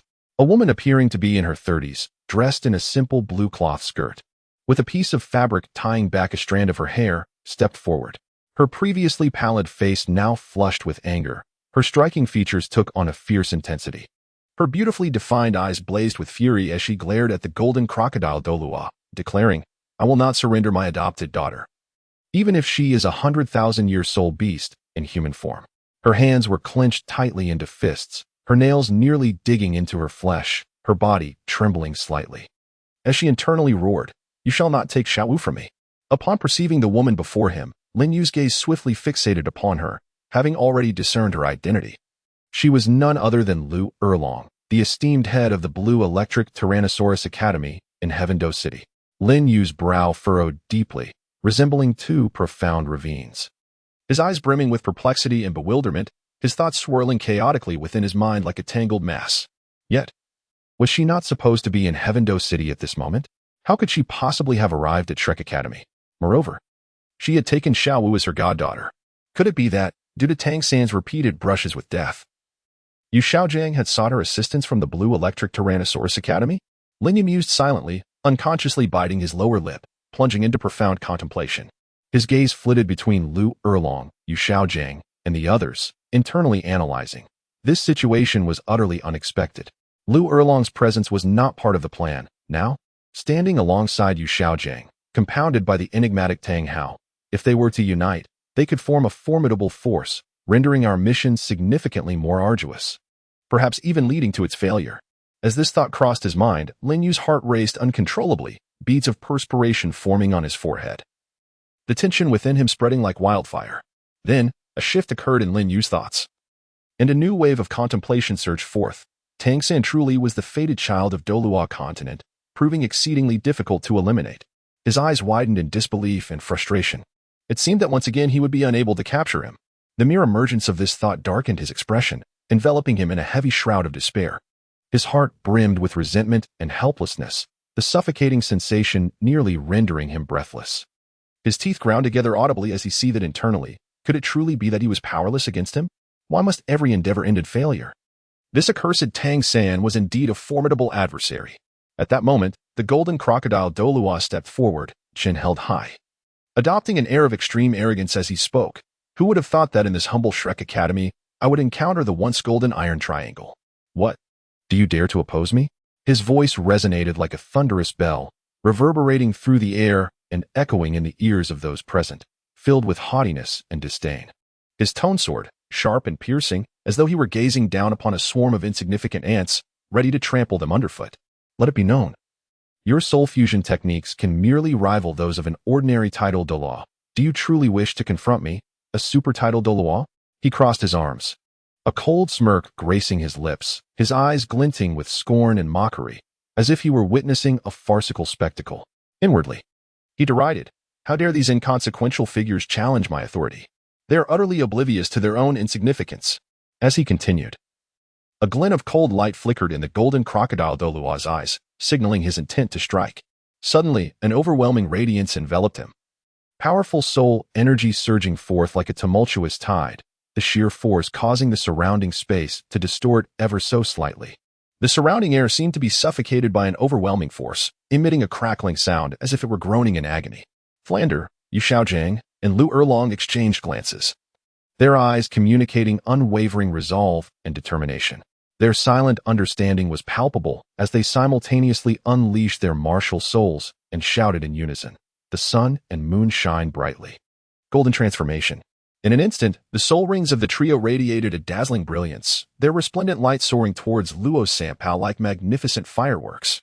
The once round and plump Luo's Sanpao began to undergo a remarkable transformation. As if sketched by a magical brush, its chubby form gradually sprouted intricate and sturdy scales.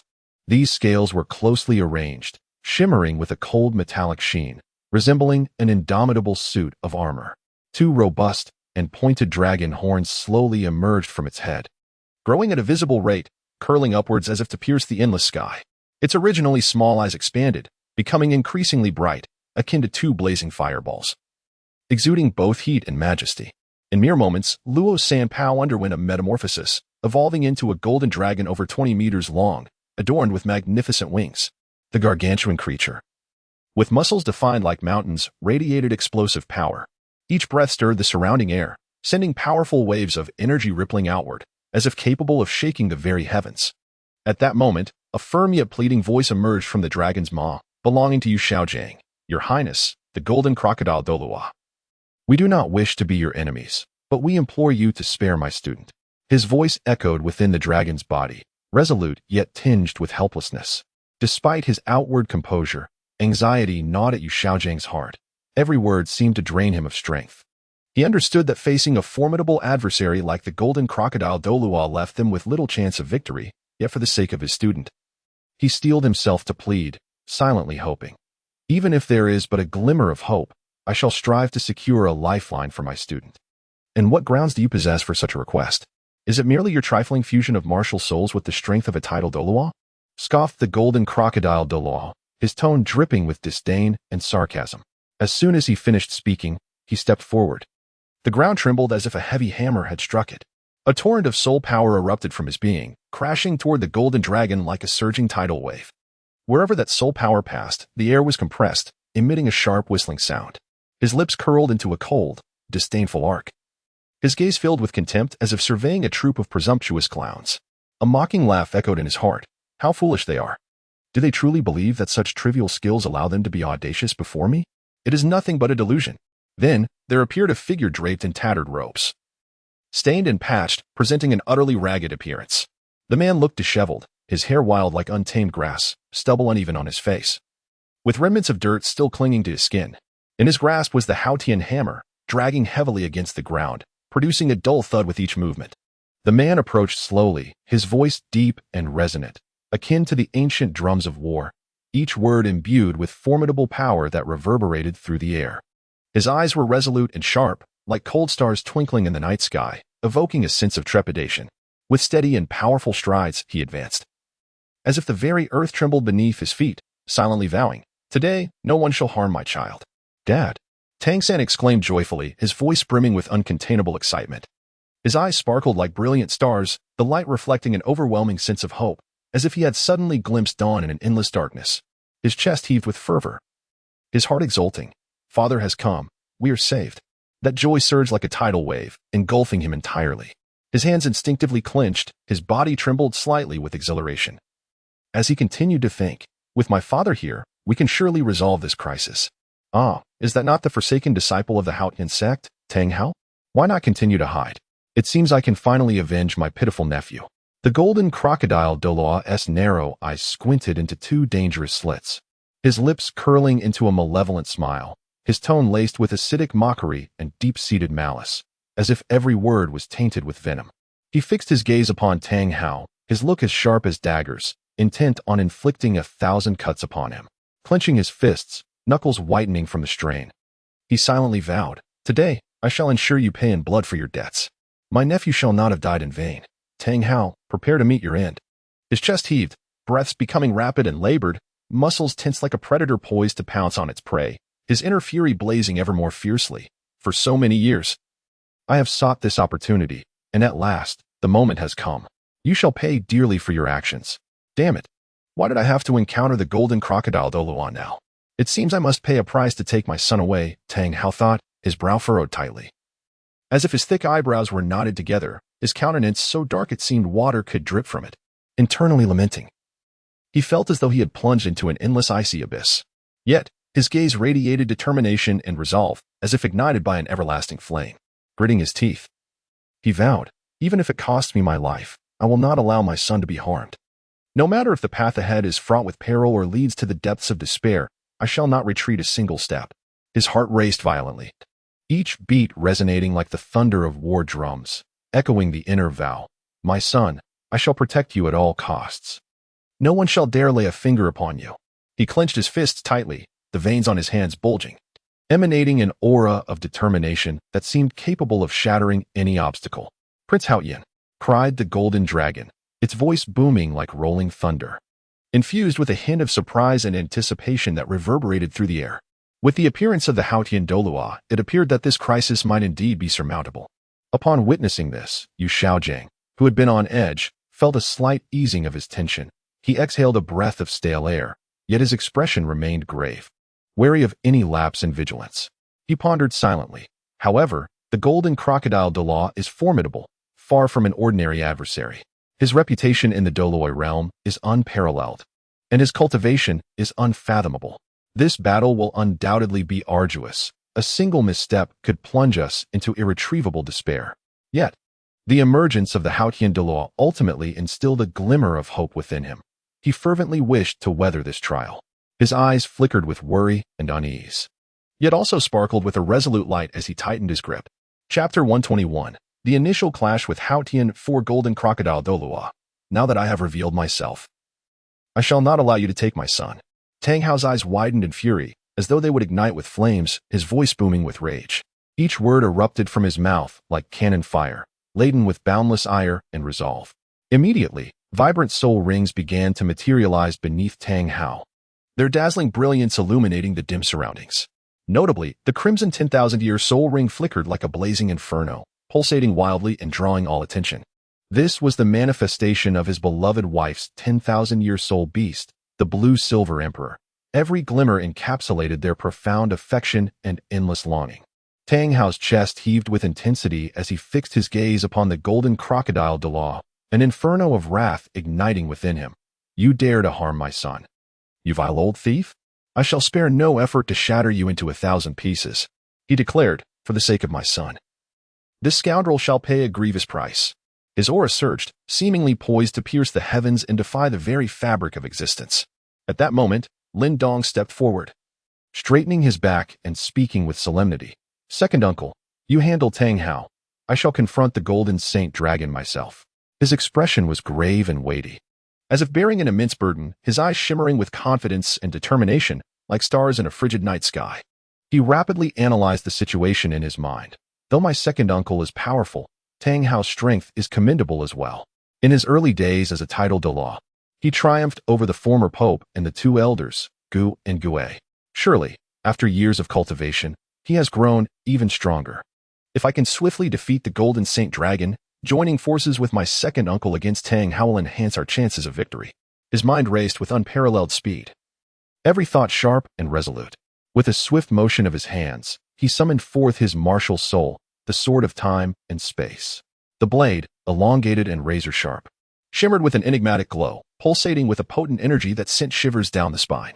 It seemed as if this sword hailed not from the realm of mortals, but from an unfathomable and mystical domain, instilling a sense of awe and trepidation. Lin Dong grasped the hilt firmly, feeling the surge of power coursing through the blade, igniting a fierce courage within him. Today, he would prove his might in battle. If that is the case, then the golden sacred dragon shall be entrusted to you. The golden crocodile Douluo scoffed, his voice as chilling as the icy winds of midwinter. A glint of ferocity flashed in his eyes, reminiscent of a wild wolf bearing its sharp fangs. He bellowed, tearing giant claw. The roar resonated with a force capable of shattering souls. In an instant, the fourth soul ring of the golden crocodile Douluo blazed with blinding light, so radiant that it was nearly impossible to behold. His hands transformed at an astonishing speed, morphing into enormous, lethal crocodile claws. The claws gleamed with a chilling brilliance, their razor-sharp tips resembling unsheathed swords, exuding a lethal threat. With an unyielding gale, the crocodile claws lunged fiercely at Tang Hao. The strike seemed capable of rending the very fabric of space, leaving faint fissures in its wake. The surrounding air was sliced with piercing shrieks, akin to the wails of malevolent spirits, evoking a deep sense of dread. An overwhelming pressure descended upon the gathered crowd like a mountain, making it difficult for them to breathe, as if an invisible hand clutched tightly at their throats. Their faces turned pale, bodies trembling involuntarily, filled with trepidation and shock. Come on, Tang Hao roared, his voice akin to thunder, reverberating through the heavens, infused with boundless valor and determination, as if he sought to shatter the very firmament. His eyes widened, burning with an intense flame, radiating a torrent of wrath and fighting spirit.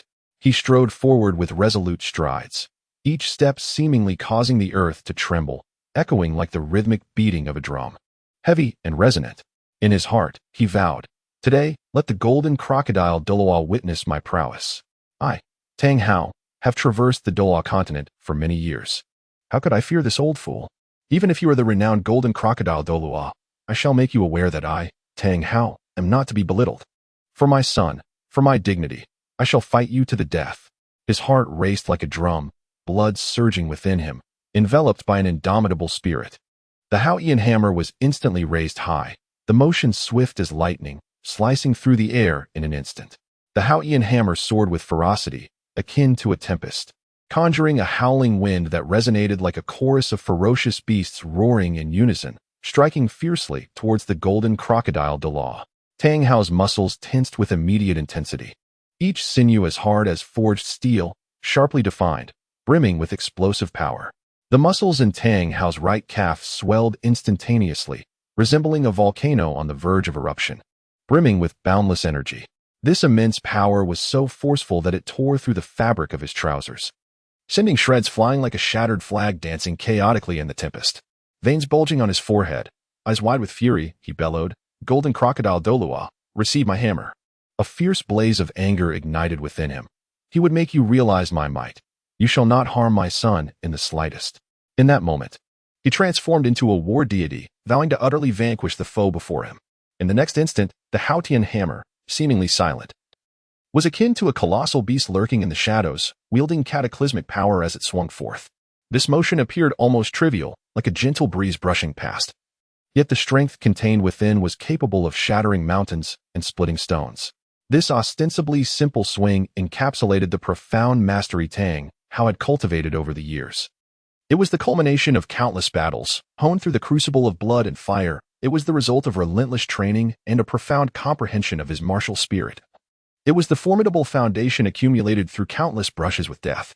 His eyes blazed with wrath, and within him roared, "Today, I shall make you all aware that anyone who dares to touch my son shall pay a grievous price." Upon witnessing his father's hammering motion, Tang San suddenly comprehended the wisdom imparted by his father in his youth. The calf is the source of power in the human body, and the muscles therein serve as the body's second heart. At that moment, Tang Hao perfectly illustrated the truth of his teachings to Tang San.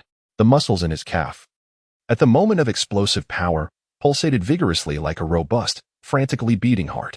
The contraction and relaxation of those muscles were imbued with the rhythm of strength. Each beat seemed to unleash a force capable of causing landslides and earthquakes, as if harboring a tempestuous energy capable of obliterating all. Tang San's gaze was fixated on his father's calf, filled with awe and admiration. His father's teachings were indeed profound and powerful. This was the true path to harnessing strength. He clenched his fist in determination, vowing silently, "I too shall master this formidable power, like my father, to protect all that I hold dear." In an instant, the Haotian hammer in Tang Hao's hand collided with the dual claws of golden crocodile Douluo with a thunderous force. Boom! A deafening roar erupted, akin to thunder crashing from the heavens, shattering the silence and threatening to rupture eardrums. The powerful wave of energy surged forth like a tumultuous tide, spreading wildly in all directions with the force of a cataclysm. Wherever that force manifested, the very fabric of space seemed unable to endure, giving rise to delicate fissures. The surrounding air, distorted by this unparalleled might, became obscured, as if everything had succumbed to chaos. The earth trembled violently under this onslaught, with sand and stones swirling into the air, and dust enveloping the surroundings. Nearby trees were uprooted, the sound of splintering branches echoing in a cacophony. Some weaker onlookers were directly swept off their feet by this overwhelming force, left in a pitiful state. To his astonishment, the golden crocodile Douluo was actually forced back 2 steps by this single strike, his feet carving deep grooves into the ground, his form swaying precariously. A look of incredulity crossed his face, as though he had witnessed the most unfathomable event. His heart brimmed with shock. How could Tang Hao possess such terrifying strength that it could make me retreat? Truly, he was the Haotian Douluo. Although I did not unleash my full power, I never expected you would be capable of pushing me back. It seems I cannot afford to hold back any longer if I wish to overcome you." The golden crocodile Douluo narrowed his eyes slightly, speaking with a tone that held both admiration and an intensified battle fervor. His voice resonated through the trembling air, as if it sought to ignite everything in its vicinity. There was a newfound gravity in his gaze, his pupils constricting slightly as he internally assessed. Tang Hao's strike was astonishingly powerful, far exceeding my expectations. It appears I can no longer afford any reservations, otherwise, I may very well stumble today. Gritting his teeth, he felt his soul power surge fiercely, preparing to unleash a more formidable technique. Suddenly, the 8th soul ring of the golden crocodile Douluo erupted in a blinding radiance, akin to a blazing sun suddenly igniting, dazzling and almost unbearable to behold. A colossal and menacing shadow of a golden crocodile manifested in an instant, its massive form reminiscent of a mountain, sharp fangs glinting with a cold light, and its enormous claws seemingly capable of rending the very fabric of reality. It lunged ferociously toward Tang Hao, its speed akin to lightning streaking across the night sky. The shadow exuded an overwhelming presence, radiating a terrifying aura that threatened to consume all in its path. Wherever it passed, the space itself seemed to moan under pressure, as howling winds and flying debris filled the air. With a fierce countenance, the golden crocodile Douluo roared, "Tang Hao, meet your demise." He was firmly convinced that this strike would assuredly defeat Tang Hao. Damn it! Tang Hao cursed inwardly, his expression growing increasingly grim, as if shrouded by a heavy storm cloud. His brows knitted tightly, forming deep furrows that concealed boundless anger and resentment. It seemed he had no choice but to resort to that ultimate move. With his eyes wide open, nearly bursting from their sockets, he bellowed, "Exploding ring." The sound echoed like a roar from the depths of hell, imbued with endless grievances and determination, akin to a beast breaking free from its cage, brimming with fearless courage and a resolve to face death unflinchingly. In that moment, every muscle in Tang Hao's body tensed to its utmost, every vein vividly visible, as if they might burst forth. His mind was consumed by a singular thought. No matter the cost, I shall protect that which I hold dear. As I beheld the first, second, third, and fourth soul rings of Tang Hao shatter abruptly, a dazzling brilliance erupted at the moment of their rupture, reminiscent of resplendent fireworks bursting forth in an instant. Subsequently, these soul rings transformed into streams of radiant light, streaming into Tang Hao's body like a magnificent celestial river. Harnessing this formidable and awe-inspiring power, Tang Hao swung his hammer once more. His veins bulged, muscles rippling, as he appeared to merge with the Haotian hammer. The might of that blow was unparalleled, seemingly capable of shattering stars, leaving fissures in the fabric of space wherever it passed. A powerful gust of wind held forth, akin to a tempest wreaking havoc, scattering sand and stones. This fierce gale collided violently with the gold crocodile Douluo's eighth soul skill, producing a thunderous roar that reverberated through the air. It successfully countered the gold crocodile Douluo's eighth soul skill, and in that moment, brilliance radiated forth as if countless suns had erupted simultaneously, the intense light blinding to the eyes. Tang Hao stood proudly, exuding an aura of strength and authority, like an invincible god of war. In stark contrast, the gold crocodile Douluo displayed a look of astonishment, evidently taken aback by Tang Hao's ability to unleash such terrifying power. Indeed, I did not anticipate you could withstand my eighth soul skill. A mere soul power of level 94 has managed to counter my eighth soul skill. You must have employed one of the Haotian sect's ultimate techniques, ring explosion. I presume you utilized this technique to severely injure my pitiful nephew, Qian Xuanqi, upon your initial breakthrough to title Douluo. But how many times can you wield this technique? The gold crocodile Douluo scoffed, his face a mask of disdain and derision, his tone sharp and cutting, akin to a venomous barb. He cast a sidelong glance at Tang Hao, his eyes betraying a hint of contempt, as if observing an inconsequential ant, laced with mockery, as if to ridicule Tang Hao's desperate struggle. Internally, he calculated, even if you can withstand this strike, so what? Such a technique as ring explosion surely exacts a tremendous toll on you. You, Tang Hao, are merely making a final stand. I shall see how long you can endure. When your strength wanes, your demise shall follow. A sinister smirk curled at the corners of his mouth, his expression brimming with certainty and malice. Meanwhile, on another front, Lin's father and Yu Xiaojiang engaged in a fierce confrontation.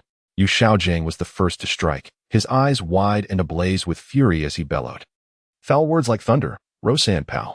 His voice resonated like a great bell, echoing through the heavens, imbued with boundless rage and determination, as though he sought to shatter the very heavens and earth. Suddenly, the colossal maw of the golden dragon unleashed a blinding white light, its brilliance dazzling and piercing, rendering it nearly impossible to gaze upon. The white light surged forth like a razor-sharp bolt of lightning, racing toward Lin's father with a swiftness that left no time for reaction. Wherever it passed, the air was seared, hissing ominously, as if the very whispers of demons echoed through the atmosphere. The surrounding temperature soared drastically, as if this space were on the brink of transforming into an inferno. A formidable force seemed poised to reduce everything before it to ashes, exuding an aura of terrifying destruction. Yu Xiaojiang gritted his teeth, his heart roaring. Time-space Douluo Lindong. Today you shall witness my prowess. I will not allow you to take my students. You shall surely be defeated by my hand. His hands were clenched into tight fists, his body trembling slightly from the strain, as all his soul power surged wildly toward the golden giant dragon, aimed solely at amplifying the might of this strike. Upon witnessing the scene, Lin's father felt a sudden tightening in his chest, contemplating inwardly.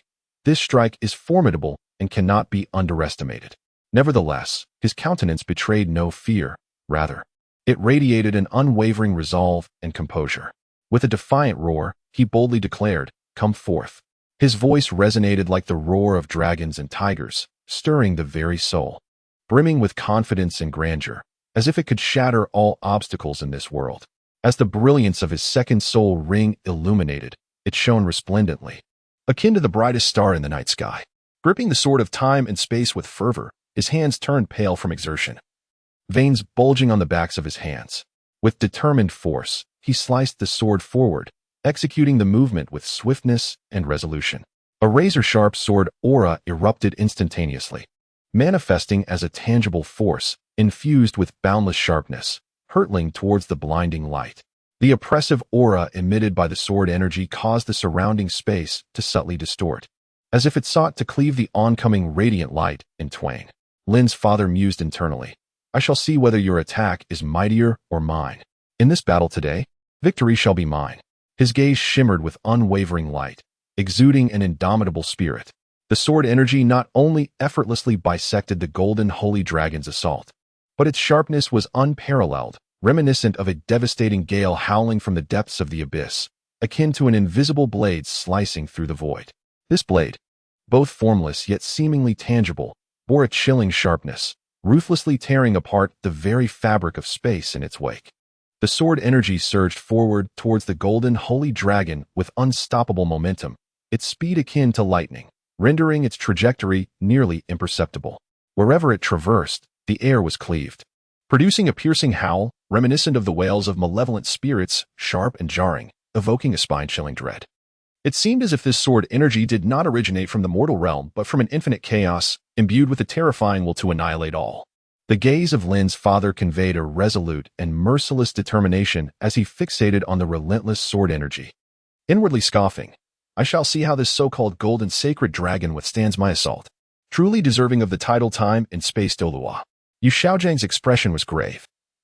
His teeth clenched tightly as he spoke, his tone rife with resignation and awe, his voice quivering slightly, as though he were desperately suppressing the turmoil within. It seems I have no choice but to resort to that final technique. With a resolute countenance, he addressed Flinder and Lu Erlong. We must fight with all our might. Otherwise, we risk hindering the Haotian Douluo. His gaze was unwavering and fervent, each word seemingly forced through clenched teeth. Upon finishing, the three exchanged glances, each perceiving the unwavering resolve reflected in the other's eyes, ready to face death without hesitation. In that fleeting moment of connection, it felt as though a myriad of unspoken sentiments flowed silently between them. Yu Xiaojiang contemplated. This is our last stand, no matter what.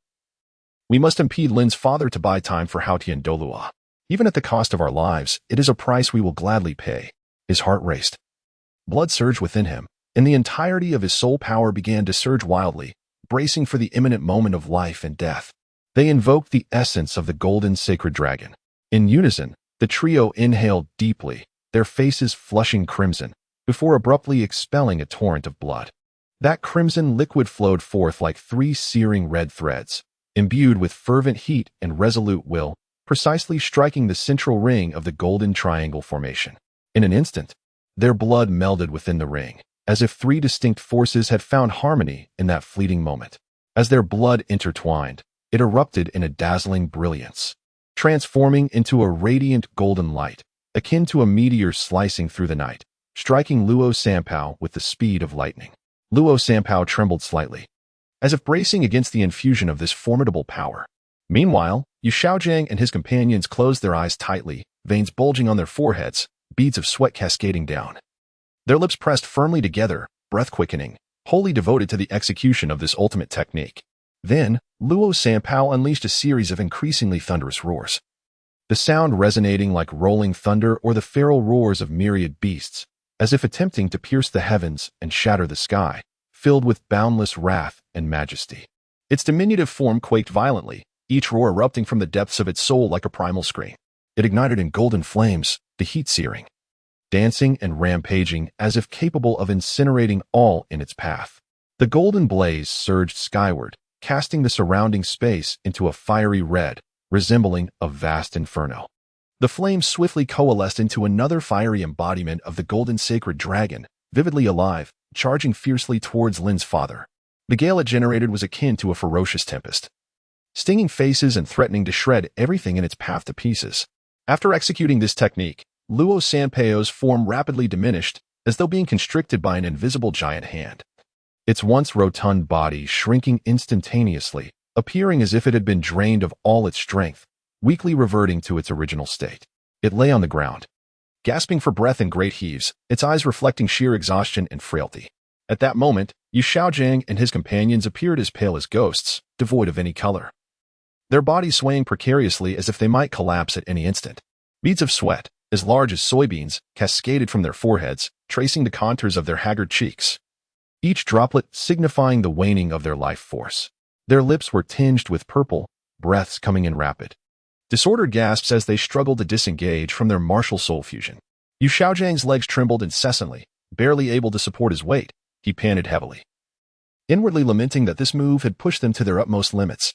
Flinder's eyes were half closed, filled with despair and reluctance, as he croaked out an indistinct sound from his throat. Is this truly how it ends? Lu Erlong bit her lip fiercely, drawing blood, yet summoned every last ounce of strength, thinking that if she could buy even a moment for Tang Hao, it would all be worthwhile. The attack easily shattered the sword energy that surged towards the golden sacred dragon, followed by a thunderous crash as the sword energy disintegrated into countless fragments, dissipating into the air. Subsequently, it surged forth towards Lin's father with a force akin to a raging tempest, an overwhelming power that seemed capable of crushing anything in its path. As it advanced, the surrounding space was compressed, emitting a series of crackling sounds, as if on the verge of collapse under the immense strain. Lin's father bellowed with a resounding voice, resonant and powerful, akin to the tolling of a great bell.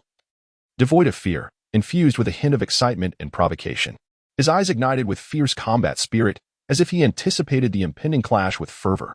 He then proclaimed, Ninth soul skill, temporal cleavage. No sooner had the words left his lips than the crimson 10,000-year soul ring adorning him shimmered, its brilliance so intense it was almost blinding, reminiscent of a sun erupting in its full glory. Before the manifestation of the sacred dragon, a profound rift in space abruptly materialized, dark and unfathomable, akin to a gaping maw of shadows, exuding an aura of boundless mystery and terror. It bore an insatiable, devouring power, seemingly capable of engulfing all existence within its depths. As the formidable assault approached this rift, it was as if an invisible hand had grasped it, effortlessly drawing it in without resistance, vanishing in an instant, as though it had never existed at all. Father Lin stood with an air of arrogance, emanating a formidable aura as he coldly surveyed the scene before him, inwardly scoffing. With such meager abilities, do they truly believe they can harm me? Following this assault, Lin's gaze swept across the area and noticed that Yu Xiaojiang and his companions had dispelled their spirit fusion. Without uttering a word, he focused intently, and in an instant, he darted forward like a specter, appearing before Yu Xiaojiang and his allies. His speed was so extraordinary that it left only a blurred afterimage in his wake. Without hesitation, he unleashed 3 swift palm strikes towards the trio, the movements flowing like water, rapid and seamless. The gusts generated by his palms howled through the air, transforming his hands into 3 phantoms, blurring the line between reality and illusion. A series of sharp, crisp sounds echoed as the 3 were caught off guard, struck with such force that they coughed up blood, which traced a tragic arc through the air. Their bodies flew backward as if severed from their strings, soaring through the air before crashing heavily to the ground, stirring up a cloud of dust. The impact created 3 shallow craters in the earth, sending soil and stones flying in all directions. Yu Xiaojiang felt darkness enveloping his vision, a piercing pain in his chest, and his consciousness began to fade. Is this how it ends? Flinder sensed his internal organs had been jostled, a sweetness rising in his throat as he struggled to rise, only to find his body utterly unresponsive. Lu Erlong's eyes were filled with resentment and despair. She fought to remain conscious, yet the scene before her grew increasingly indistinct. As Lin's father observed the severely injured Yu Xiaojiang and his companions, a slight smirk appeared at the corner of his mouth, accompanied by a disdainful scoff in his heart. They are utterly deluded. This thought resonated deeply within him, imbued with scorn and contempt. He cast a cold glance at the 3 writhing in pain on the ground, devoid of any semblance of compassion, as if they were nothing more than insignificant ants. Dismissing them entirely, he shifted his form, transforming into a streak of luminous light, akin to a brilliant meteor streaking across the sky. His velocity reached unfathomable heights, leaving only a dazzling tail of light in his wake. He sped towards the battlefield where the golden crocodile Douluo and others clashed. Contemplating that the intensity of the conflict there must be far greater, he was eager to assist his uncle in subduing the Haotian Douluo. Upon witnessing the arrival of the time-space Douluo, Tang Hao's expression darkened instantaneously, resembling a sky heavy with ominous clouds, oppressive enough to stifle breath. A surge of uncontrollable fury welled up within him, akin to a fierce inferno raging in his chest. In that moment, he comprehended the dismal reality of Yu Xiaojiang's failure. He couldn't help but curse inwardly. These useless fools, ultimately nothing but a worthless lot, incapable of even delaying the inevitable. Each word echoed in his mind like thunder, laden with uncontainable rage. His teeth ground together audibly, the intensity of his fury seemingly capable of shattering them. He resolved to limit his use of the explosive ring technique, knowing that each activation imposed tremendous strain on his body. With this thought, Tang Hao clenched his jaw so tightly that the muscles in his cheeks bulged like hardened stone. A flicker of resoluteness flashed in his eyes, as fleeting yet brilliant as a shooting star in the cold night. He contemplated, at this juncture. There is no time for hesitation. Within him, two voices clashed fiercely. One urged him to hold on a little longer, suggesting there might be other means. While the other roared, there is no time left. We must stake everything. Ultimately, the resolute voice prevailed, and his gaze transformed into one of unwavering determination. As if he had made a life-or-death decision, bracing himself for the impending tempest. He inhaled deeply, as though drawing in the very essence of the world. Then, with a surge of energy, he detonated the 4 soul rings, excluding the 9th. In an instant, those 4 soul rings shattered, producing a clear and thunderous sound, reminiscent of stars fracturing. Instantaneously, vibrant and ferocious streams of light erupted forth, their brilliance captivating yet imbued with an unrestrained ferocity. Surging into Tang Hao's body with the force of a raging tide, he was engulfed by this overwhelming power, akin to a colossal primordial beast, his face flushed crimson, resembling a ripe tomato on the verge of bursting. Veins on his forehead and neck bulged like coiling dragons, threatening to rupture the delicate skin as they writhed in fury. The sheer intensity of this primal force seemed poised to tear him apart, causing his body to tremble violently under unimaginable pressure. He emitted a low, anguished groan, before unleashing another formidable technique from the Haotian sect, the Great Subtlety Hammer. With eyes wide open and filled with a fierce intensity, he gripped the Haotian hammer tightly, his hands resembling iron clamps that clutched the hammer's handle with unwavering resolve. His arm muscles tensed to their utmost, resembling solid rock, as if he were channeling every ounce of his strength into this singular strike. He bellowed, "Break for me." His voice resonated like thunder, reverberating through the air as if to shatter the very heavens. The Haotian hammer blazed with radiant light, illuminating the surroundings with a brilliance akin to a black lightning bolt, hurtling toward the golden crocodile Douluo with devastating force. The speed of the strike was unparalleled, creating minute fissures in the fabric of space, which spread like a spider's web. From within these cracks emanated a disquieting buzzing sound, echoing the agonized moans of the very space itself. The golden crocodile Douluo, sensing the overwhelming pressure from the Haotian hammer, felt the disdain on his face vanish like clouds scattered by a tempest. In its place arose a grave seriousness, his countenance darkening as deep furrows formed in his brow. His heart raced, each beat pounding against his chest like a war drum, filled with alarm at Tang Hao's reckless ferocity. Realizing he must summon every ounce of his strength, a flicker of panic crossed his eyes, quickly replaced by unwavering determination. Without a moment's hesitation, he widened his eyes, as if they might leap from their sockets, and roared. 7th Soul Skill, Martial Soul True Body. 9th Soul Skill, River Overlord, Ultimate Explosion Kill. His voice rolled like thunder, causing ripples to cascade through the surrounding air. In an instant, the golden crocodile Douluo's martial soul manifested, radiating brilliance as it transformed into a colossal golden crocodile. Its gargantuan form towered like a moving mountain, exuding an oppressive aura that was suffocating. It opened its cavernous maw, large enough to devour the sky itself, revealing razor-sharp teeth that gleamed ominously, capable of easily rending steel. With an unstoppable momentum, the massive golden crocodile charged fiercely at the Haotian hammer, its movement swift and fierce, stirring a tempest that threatened to shred all obstacles to pieces. After a cataclysmic collision that shook the very earth, the entire space quaked as if heralding an apocalyptic calamity. The ground groaned in agony, violently shaking as rocks and soil fragmented. Colossal boulders were hurled into the air, only to crash down with tremendous force. The tempestuous wind swept through, carrying with them sand and stones, creating a chaotic spectacle that rendered one unable to open their eyes. The golden crocodile Douluo managed to deflect Tang Hao's immense shimi hammer. At this moment, his face was drenched in perspiration, which cascaded down like a torrential flood, pooling at his feet. He gasped for breath, each inhalation akin to a worn-out bellows struggling to function, emitting heavy, labored sounds. His chest rose and fell violently, reminiscent of a bellows desperately working. As if he had just been pulled from the depths of water, his clothes thoroughly soaked with sweat, clinging tightly to his form. His legs trembled slightly, as if they might falter under the weight of his burden at any moment, yet he persevered, his gaze fixed intently on Tang Hao, unwilling to let his guard down for an instant. Seeing the golden crocodile Douluo manage to withstand such a formidable attack, Tang Hao could not help but curse inwardly. Damn it! The words escaped his lips with a surge of frustration. It seemed he would have to resort to his ninth spirit ring. Ian, forgive me. He lamented silently, his heart heavy with guilt and remorse.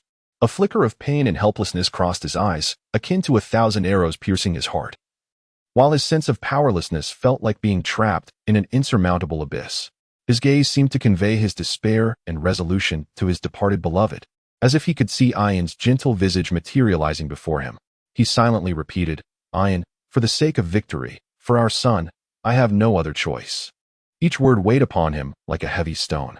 His complexion grew increasingly pallid, his grip on the Haotian hammer tightening to the point where his knuckles turned white.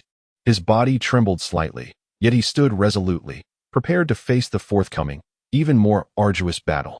Golden Crocodile Douluo. You have witnessed the might of my Haotian sect's ultimate technique, Tang Hao proclaimed, standing tall like an unwavering mountain.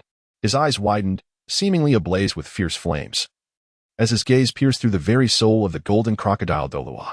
With a voice like thunder, he declared, I have merely unleashed the power of the first 8 spirit rings. You struggled to counter my 7th and 9th spirit abilities. If I were to deploy my 100,000-year spirit ring in a counterattack and wield the Shumi hammer, do you truly believe you could withstand it? At this point, a smirk of disdain curled at the corners of Tang Hao's lips. Even if you could withstand it, can that young lady and lad behind you endure the aftermath of our battle? Each word he uttered resonated with a sonorous clarity, striking at the heart of the Golden Crocodile Douluo like a heavy hammer. His hands gripped the Haotian hammer tightly, knuckles pale from exertion, his arm muscles bulging like hardened stone, veins coursing like furious serpents across his skin. In that moment, Tang Hao exuded an unparalleled aura, as though he were the sovereign of this realm. His tone brimmed with confidence and menace, exuding the certainty of impending victory and the threat of a volcano on the verge of eruption, sending shivers down one's spine. He subtly swung the Haotian hammer, the weighty head slicing through the air and generating a howling wind, seemingly taunting the Golden Crocodile Douluo. Damn it! Could it be that I truly have to let Tang Hao go? The Golden Crocodile Douluo furrowed his brow, his 2 eyebrows tightly entwined like 2 black serpents in a convoluted embrace. The muscles on his face twitched slightly, each fiber pulsating as if narrating the turmoil within his heart. Chapter 126. The Initial Clash with Haotian. Damned if he truly intends to let Tang Hao go. The Golden Crocodile Douluo's internal lament echoed, yet he does present a valid point. If he were to employ the explosive ring and the Great Sumera hammer against the 9th spirit ring, even if Donger and I exerted ourselves to the utmost to halt him, neither Xiao Yu nor Qiu Yu could withstand the aftermath of our battle. His heart felt as though it were being gnawed upon by thousands of ants, a torment so profound that it nearly rendered him breathless. His thoughts were a tangled web, oscillating between the necessity of not letting Tang Hao escape, an opportunity so rare, and the concern for the safety of those behind him. At this moment, he was ensnared in a profound conflict, his gaze betraying a palpable indecision. That gaze would occasionally harden, as if resolved to pursue Tang Hao. Yet at other times it brimmed with worry and hesitation, as though weighing the pros and cons. His eyes flitted anxiously between Tang Hao and those who stood behind him, the scales of his heart swaying incessantly, unable to arrive at a final resolution. Lin Yu stood behind the Golden Crocodile Douluo, and upon hearing Tang Hao's words, he couldn't help but think to himself, Tang Hao is right. With my and my mother's strength, we cannot withstand the aftermath of their battle. It seems I shall not be able to kill Tang San this time. His brow furrowed tightly, as if he could crush a fly, and a tumult of unwillingness churned within him. However, he could keep Xiao Wu, which would allow him to lure Tang San out in the future. With this thought, Lin Yu clenched his teeth, the sound echoing like the crack of thunder, as if he intended to unleash all his rage in that one bite.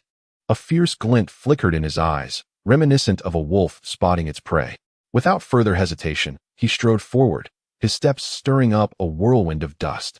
He eagerly addressed the Golden Crocodile Douluo. Grandfather Golden Crocodile, why not let Tang Hao and the others go this time, but require them to leave behind that 100,000-year soul beast? His voice was urgent and sharp, as if squeezed from the depths of his throat, brimming with eagerness and yearning. His gaze fixed intently on the Golden Crocodile Douluo, lest he miss any subtle shift in the elder's expression. Upon hearing this, the Golden Crocodile Douluo let out a heavy sigh, a sound that seemed to emanate from the depths of his soul, laden with weariness and resignation. His face bore a bitter expression, each wrinkle seemingly filled with helplessness and discontent, as he slowly replied, "It seems we have no choice but to proceed this way." Tang Hao, consider this your lucky day. His gaze was complex, a mixture of resentment towards Tang Hao and resignation to the harsh reality. This time, I shall spare you. But we must take that 100,000-year soul beast with us. If you agree, we shall cease hostilities. If not, we shall fight to the bitter end. Though his voice was low, it resonated like thunder in the silence, each word laced with an unwavering determination. He straightened his back, his hands instinctively clenching into fists, as if to convey that his resolve was not mere words. It seemed this was the only course of action, yet he lamented the fate of that 100,000-year soul beast. Tang Hao sighed quietly within, tilting his head slightly. He closed his eyes for a brief moment, and when he opened them again, they reflected deep sorrow and helplessness. His gaze resembled a bottomless pool of stagnant water, seemingly tranquil, yet filled with unexpressed melancholy in its dark depths. His brow unconsciously knitted into a shape, the veins at his temples subtly throbbing, as if struggling to contain the tempest of emotions within. His lips pressed tightly into a straight line, as if to seal away the endless regret and unwillingness deep in his heart. Taking a deep breath, the weight of his exhalation resonated in the stillness, his chest heaving as if burdened by an immense weight. The sorrow in his gaze intensified, transforming into a palpable gloom that enveloped his face, rendering him a figure of profound desolation and solitude. Just as Tang Hao was about to acquiesce to the golden crocodile Douluo's proposal, Tang Xin burst forth like an enraged lion, unexpectedly charging out with ferocity. His face flushed crimson, resembling a ripe tomato, as the blood coursed rapidly beneath his skin. The veins on his forehead throbbed violently, resembling grotesque worms writhing in a frenzied dance, threatening to break the skin at any moment. He shouted passionately, "Father, we cannot surrender, Xiaowu." His voice erupted like magma surging from the depths of his chest, fervent and brimming with power. I had made a vow to her to be her brother, to protect her at all costs. How could I abandon Xiaowu for my own sake? Each word from Tang San's lips detonated in the air like incendiary projectiles. His voice trembled, suffused with boundless rage and indignation, akin to a long-suppressed volcano finally erupting. His fists were clenched so tightly that it seemed he might shatter his own bones. His joints turned pale from the exertion, devoid of any color. His entire body was taut, like a bowstring stretched to its limit, poised to unleash an astonishing force at any moment. His eyes widened, ablaze with furious intensity, fixating on the golden crocodile Douluo, as if he intended to incinerate the one who proposed this decision with his gaze. Just as Tang San prepared to continue persuading his father, Xiaowu emerged silently from behind him. Her steps were light yet resolute, resembling a flower blossoming quietly in the depths of night. Her gaze was unwavering, akin to two brilliant stars shining with an indomitable light, radiating courage and determination that defied all odds. Suddenly, she quivered slightly, raising her hand with lightning speed, delivering a swift strike to Tang San's neck. Caught off guard, his face still etched with urgency and resolve, his body slumped like a puppet deprived of its strings, as if all his strength had been siphoned away in that instant. And he fell unconscious. At the moment her hand struck him, a fleeting tremor coursed through her, and a flicker of reluctance and pain crossed her eyes. But that emotion was swiftly replaced by unwavering resolve. She bit her lip tightly, as if striving to contain the tumultuous emotions within, gazing at the fallen Tang San with a complex mixture of reluctance, determination, and the helplessness of having to take such action to protect him. Xiaowu's expression remained impassive, her exquisite features masked by a cold faade, concealing the surging tides beneath her seemingly tranquil surface. Her eyes appeared hollow and devoid of spirit, yet deep within, a tempest seemed to brew. With gentle yet steadfast movements, she entrusted the unconscious Tang San to Dai Mubai, her hands trembling slightly, yet securely cradling him as though he were the most precious treasure in her world. In that fleeting moment of handing Tang San over to Dai Mubai, her lips quivered as if she wished to utter something, but ultimately, she merely pressed them tightly together. Without hesitation, she turned away, her figure resolute and devoid of any lingering affection. She approached the golden crocodile Douluo with a steady and powerful gait, the ground beneath her seemingly trembling with each step. Her pace was neither hurried nor slow, each stride imbued with an immense force that conveyed her unwavering resolve. In that moment, her slender silhouette appeared extraordinarily grand, as if it could uphold the heavens. The wind lifted her skirt, tousling her hair, yet her gaze remained steadfastly fixed ahead, her eyes seemingly capable of piercing through any obstacle, radiating an indomitable spirit that rendered others hesitant to meet her stare. Upon reaching the golden crocodile Douluo, Xiao Wu's expression was devoid of emotion, resembling a cold statue, yet her gaze was as sharp as a sword, directed straight at him. She spoke with a chilling clarity. "Senior, I will accompany you, but you must spare my third brother and the others." Her voice rang out like crystal-clear mountain springs cascading over stones, yet it carried an icy undertone. "You should be unaware that 100,000-year soul beast can willingly sacrifice itself for others, and once the process of sacrifice begins, it cannot be interrupted." Xiao Wu slightly lifted her chin, meeting the oppressive gaze of the golden crocodile Douluo without a hint of retreat or fear. Each word she uttered was pronounced with piercing clarity, as if forced from between clenched teeth. "If you do not spare my third brother and the others, then I shall sacrifice myself for him. You will lose this 100,000-year soul ring." At this juncture, her voice rose sharply, imbued with a resolute intensity. Her tone was steady and unwavering, devoid of any tremor or hesitation, as if delivering an ultimatum that brooked no contradiction. Her petite frame exuded a powerful aura that made her determination impossible to overlook. Initially inclined to renege on their agreement, the golden crocodile Douluo furrowed his brow upon hearing her words, the deep creases hinting at a brewing storm within. Internally, he grappled with a fierce conflict. Weighing the consequences, this 100,000-year soul beast was resolute, and should she be cornered, a mutual destruction could ensue, leading to irreparable loss. His gaze flickered, thoughts racing as he glanced at Tang Hao, who was poised for battle, his eyes bloodshot, muscles taut, emanating an almost tangible aura of desperation that invoked terror. The sheer determination to perish alongside his companions sent a chill through the golden crocodile Douluo's heart.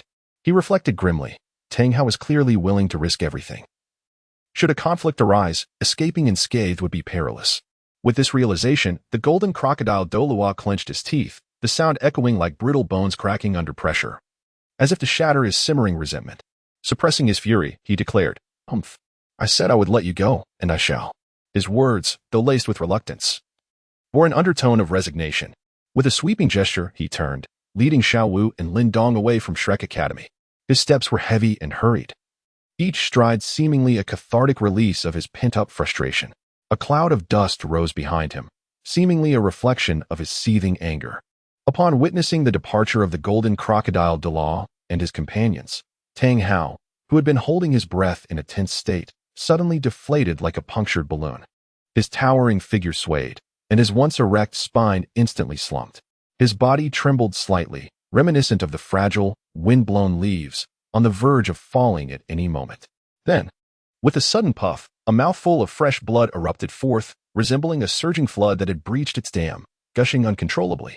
It traced a shocking arc through the air, akin to a mournful red ribbon, glaringly bright under the sunlight. The Haotian hammer in his grasp seemed to lose its luster, transforming into mere specks of light that gradually faded from sight, much like his shattered hopes dissipating into the void. Tang Hao's complexion turned as pale as parchment, and his gaze became hollow and devoid of spirit, as if his very soul had been extracted, leaving behind nothing but a frail shell on the brink of collapse. It was revealed that the grievous injuries he sustained during his fierce battle with the former Pope Qiang Sunji when he broke through to the title Douluo had not healed even after the passage of time.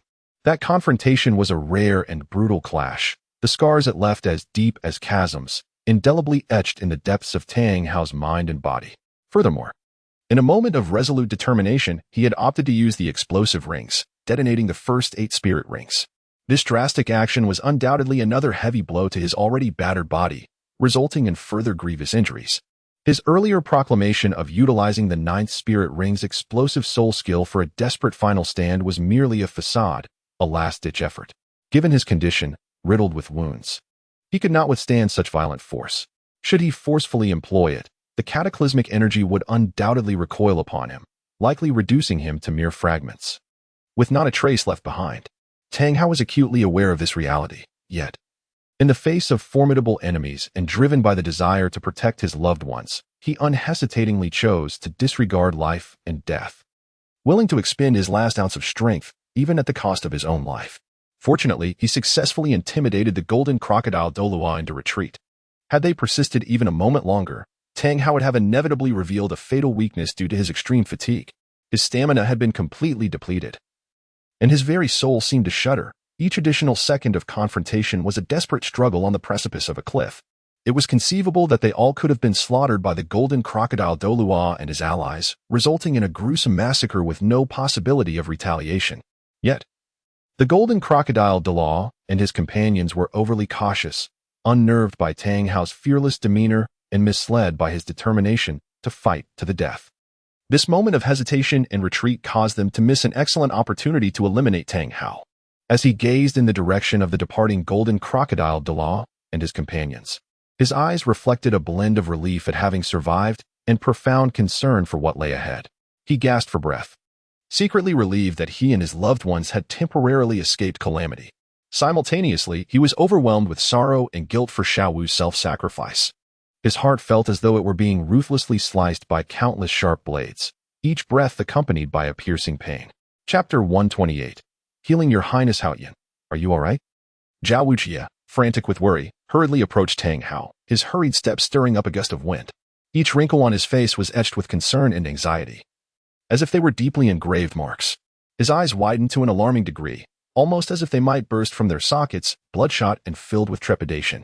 His voice trembled slightly, reminiscent of fragile autumn leaves swirling in the wind, as he anxiously inquired, "Your Highness, you must not be harmed." His lips quivered, his words seeming to be forced out through clenched teeth, each syllable laden with profound worry and fear. Zhao Wujie instinctively raised his hands, as if to support Tang Hao, yet hesitated, fearing that any contact might exacerbate his injuries, leaving his hands suspended in midair. Tang Hao, summoning his strength like an indomitable tree in a tempest, straightened himself with great effort. He clenched his jaw tightly, as if his teeth might shatter, and struggled to utter two words through gritted teeth. "I am fine." Then, with a hand that felt as heavy as a mountain, he weakly wiped the blood from the corner of his mouth. The motion was slow and laborious, each inch seemingly draining the last vestiges of his strength. No sooner had he spoken than he was seized by a fit of violent coughing, the sound echoing like thunder in his chest, as if he might expel his very innards. His lips quivered with each cough, blood uncontrollably flowing forth, a vivid red that was both shocking and heart-wrenching, eliciting a visceral tightening of the heart as if gripped by an unseen hand, rendering him breathless with pain. Zhao Wujie, witnessing Tang Hao's seemingly frail yet stubbornly resilient form, sighed helplessly, his brow furrowing into a tight knot, his eyes brimming with concern as he shook his head in worry. His lips trembled slightly, as if he wished to say something, yet he found himself at a loss for words. Then, with sudden urgency, Zhao Wujie turned sharply to face Xiao Xian behind him, veins bulging on his neck, his eyes wide with intensity. "Old Xiao, can't you see everyone is injured? Hurry and bring out your healing candies." His voice was laced with urgency, akin to a blazing fire, eager to ignite Xiao Xian into action. Within his urgency lay a deep-seated frustration, crashing over Xiao Xian like relentless waves. Upon hearing this, Xiao Xian quickly responded, "Coming, coming." He suddenly appeared flustered, his composure unraveling as he hurriedly gestured, muttering incantations under his breath, hastily summoning his soul candy. Before him, the vibrant candy beans emerged in the luminous glow. Xiao Xian clenched his jaw tightly, invoking his fourth soul skill to heal the candy beans. His heart raced, pounding as if it were about to leap from his throat. He cast a frantic glance around the gathering, beads of sweat forming on his forehead, cascading down his cheeks like tiny rivers. As he executed his fourth soul skill, verdant candy beans materialized in his hands, radiating a gentle luminescence. As though imbued with the power of healing, he distributed them precisely, one to each of the injured individuals. Without a moment's hesitation, he swung his arm with urgency, sending a healing candy bean soaring towards Zhao Wujie, the motion swift and fervent, akin to an arrow released from its bow, filled with his fervent hopes and expectations. Upon receiving the candy bean, Zhao Wujie, with a hurried expression, murmured a brief, "Thank you," his tone clipped and urgent, scarcely pausing to linger. He then hastened his steps, moving with the swiftness of a gust of wind towards Tang Hao. Zhao Wujie's actions were meticulous, as if cradling the most precious treasure of the world.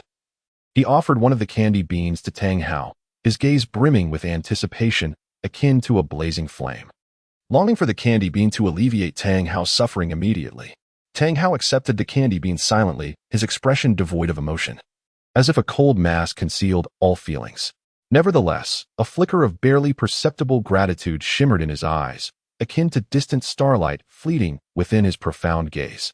Without hesitation, he swallowed the candy bean whole, The moment it entered his body, it transformed into a torrent of warmth, surging through him like a rushing river. Instantly, he felt a measure of relief from the pain, his previously taut muscles gradually unwinding, his body no longer teetering on the brink of collapse. As if a faltering edifice had regained its support, he silently exhaled, the weight of his anxiety lifting slightly. Seeing Tang Hao successfully ingest the candy bean, Zhao Wujie's brow unfurled slightly. He then turned without delay, his feet swift as the wind, striding purposefully towards Yu Xiaojiang and the others. His gaze was fervent and focused, as if those three were the foremost concern weighing on his heart. Each step he took was broad and hasty, stirring up clouds of dust, his garments billowing in the breeze, as he was wholly consumed with the desire to reach them as quickly as possible. Arriving breathlessly beside the trio, he swiftly bent low, almost folding himself in two.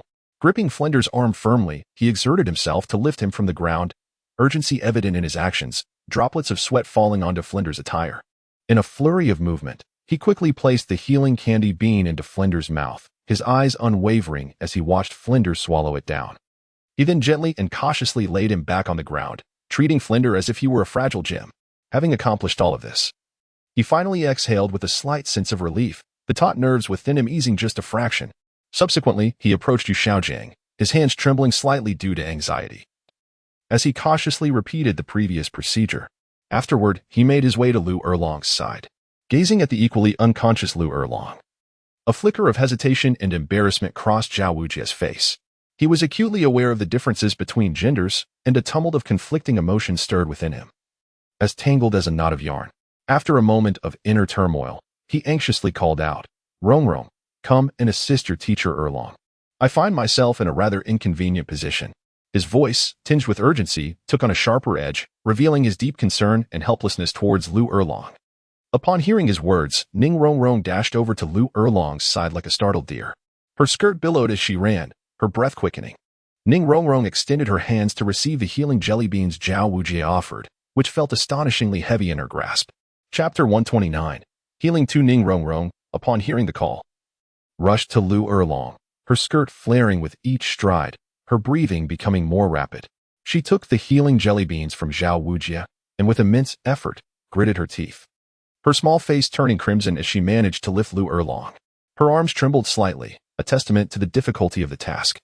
She gently pried open Lu Erlong's lips, cautiously placing the jelly bean into her mouth, her eyes fixed intently on Lu Erlong's face, rife with tension and worry.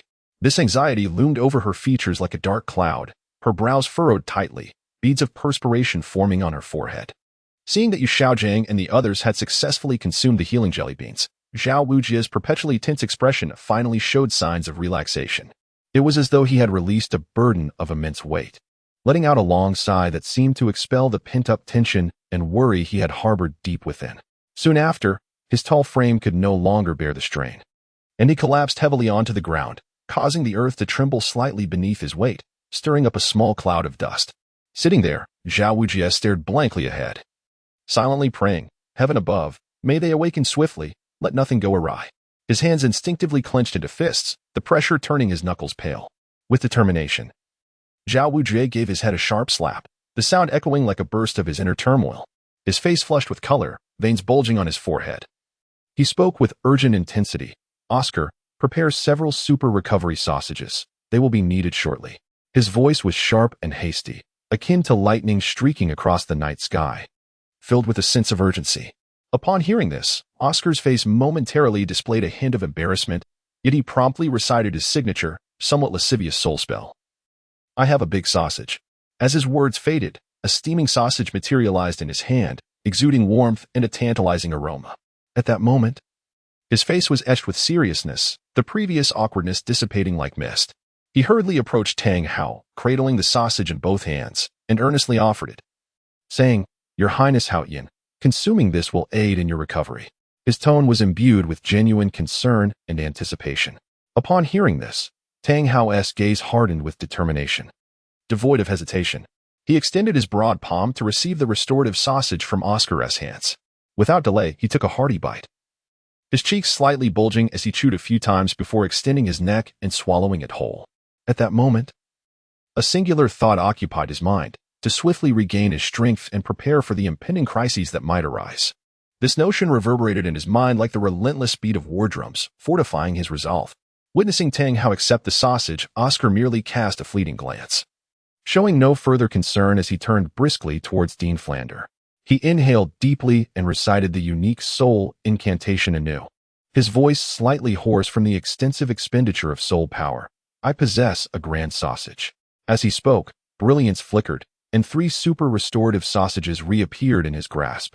The continuous deployment of soul techniques rendered Oscar's complexion pale, beads of sweat forming densely on his forehead due to the significant drain of his soul energy. These droplets, crystalline and transparent, refracted the sunlight into a spectrum of colors, yet he paid no heed to wiping them away, gritting his teeth to suppress the tremors threatening his body. The self-healing jelly beans exhibited remarkable restorative effects, as Yu Xiaojiang and the others, having consumed them, gradually opened their previously shut eyes, awakening shortly thereafter. The moment he regained consciousness, Yu Xiaojiang sprang forth like a firecracker, eagerly questioning Zhao Wujia. Zhao Wujia, how are Xiao San and the others? Did we win this battle? His voice brimmed with urgency and tension, each word punctuated with profound anxiety, akin to the rapid fire of a machine gun. His gaze was fixed intently on Zhao Wujia, as if seeking the answer etched upon his face. Upon hearing this, Flander and Lu Erlong also perked up, their eyes filled with anticipation and concern as they turned to Zhao Wujia. Flander's brow furrowed tightly, while Lu Erlong parted her lips slightly. Their gazes were twin flames, piercing through to Zhao Wujia, seemingly yearning to extract the answer from him. Zhao Wujia, in response, slowly lowered his head, as if burdened by an immense weight. His lips trembled slightly as he murmured, "We lost this battle." His voice was laden with resignation, a chill akin to the biting winds of late autumn, sending a shiver through those who heard it.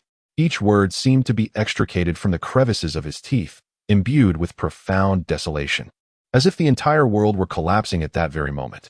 His gaze dulled, losing the brilliance it once possessed. Upon hearing this, Yu Xiaojiang's bloodshot eyes widened in disbelief, as if his eyeballs might leap from their sockets. His body trembled violently, and he exclaimed loudly, "Impossible! If we had lost, why are we still alive? Given the nature of the golden crocodile Douluo and his companions, we should have been eradicated without mercy. So you are deceiving me, aren't you?" His voice brimmed with incredulity, the tone sharp and urgent, akin to swords piercing the heart. Simultaneously, anger surged within him like a tidal wave, each word seemingly ablaze with seething fury. "You must be lying. Speak up." His fists clenched tightly, the knuckles paling from the intensity of his grip.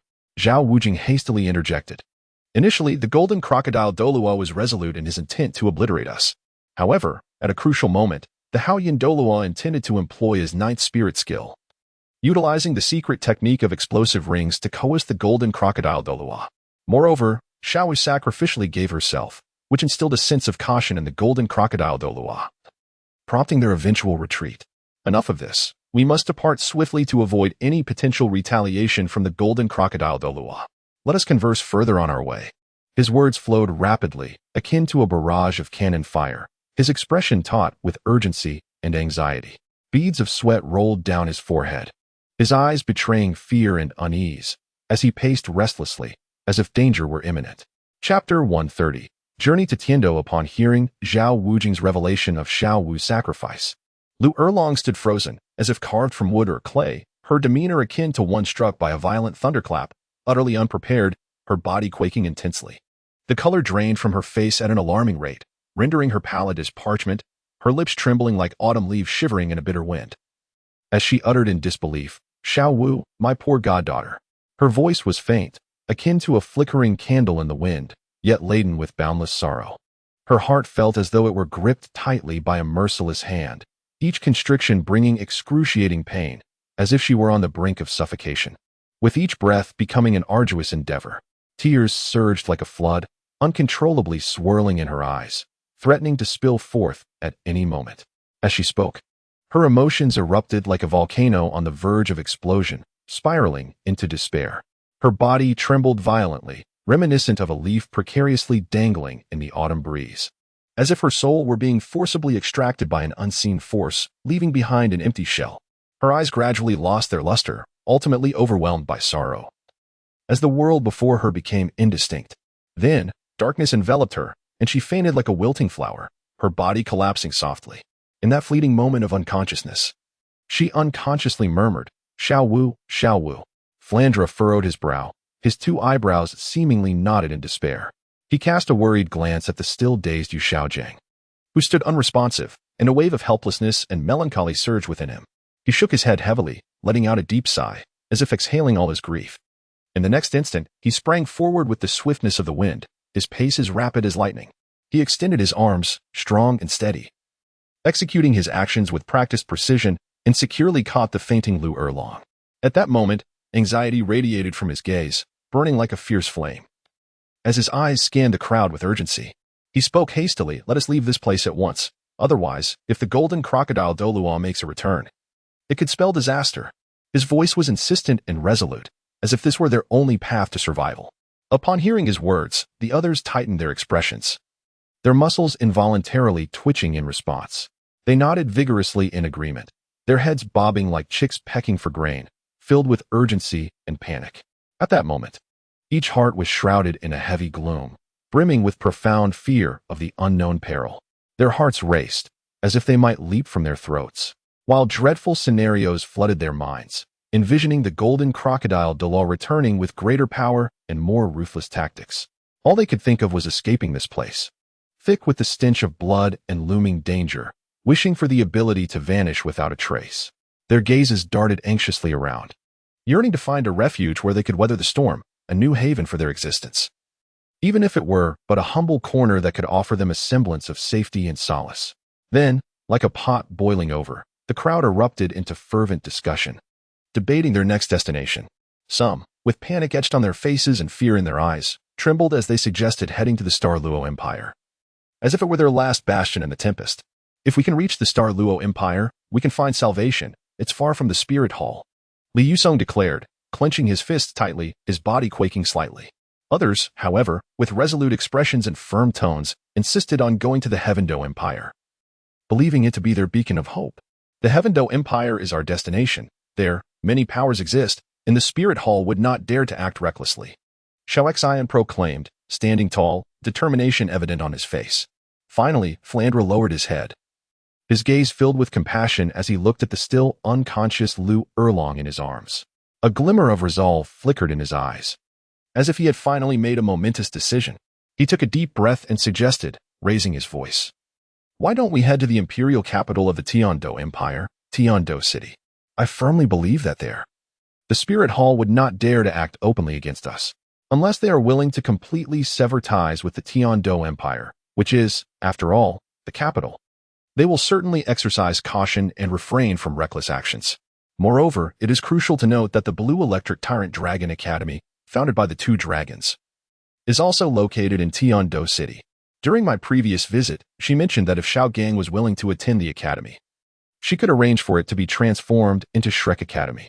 This means that by going to Tiando City, we could not only evade the pursuit of the Spirit Hall, but also have the opportunity to elevate Shrek Academy to new heights. Lao Zhao, what do you think?" Upon finishing, his gaze eagerly swept across the group, lingering on Zhao Wuji for a moment, filled with anticipation for their approval and support. Subsequently, a look of anxiety and unease spread across Flandre's face. With a heart full of trepidation, he cautiously turned to Tang Hao and inquired, "Your Highness Hao Yin, do you wish to accompany us to Tiando City?" His voice trembled slightly, imbued with a hint of pleading and expectation, as his hands instinctively clenched and relaxed, betraying his nervousness about the answer Tang Hao might provide. Each word was articulated with utmost caution, fearful that any misstep might provoke Tang Hao's displeasure. Tiando City, it seemed, was also the refuge of one of the four great families under the Haotian school, the Li family, who now resided there. Perhaps I could go to Tiando City to recruit the Li family, thereby establishing a formidable force to assist Xiao San and me in seeking revenge against the Spirit Hall. At this thought, a fierce blaze ignited in Tang Hao's eyes, a fury that seemed capable of consuming everything, intertwined with an unwavering determination, as solid as steel.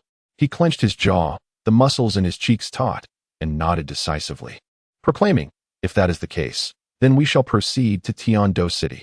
His words rang out with authority, akin to a solemn vow, imbued with an air of resolve that conveyed his relentless spirit. Then, Zhao Wuji's countenance became solemn, as if bearing an immense burden. His movements were exceedingly cautious, his hands trembling slightly as he carefully supported the dazed and seemingly soulless Xiaogang. With each step taken, he proceeded with extraordinary caution, fearful that any misstep might disturb Xiaogang's fragile state. Meanwhile, Flander held onto Lu Erlong even tighter, as if cradling the most precious treasure in the world.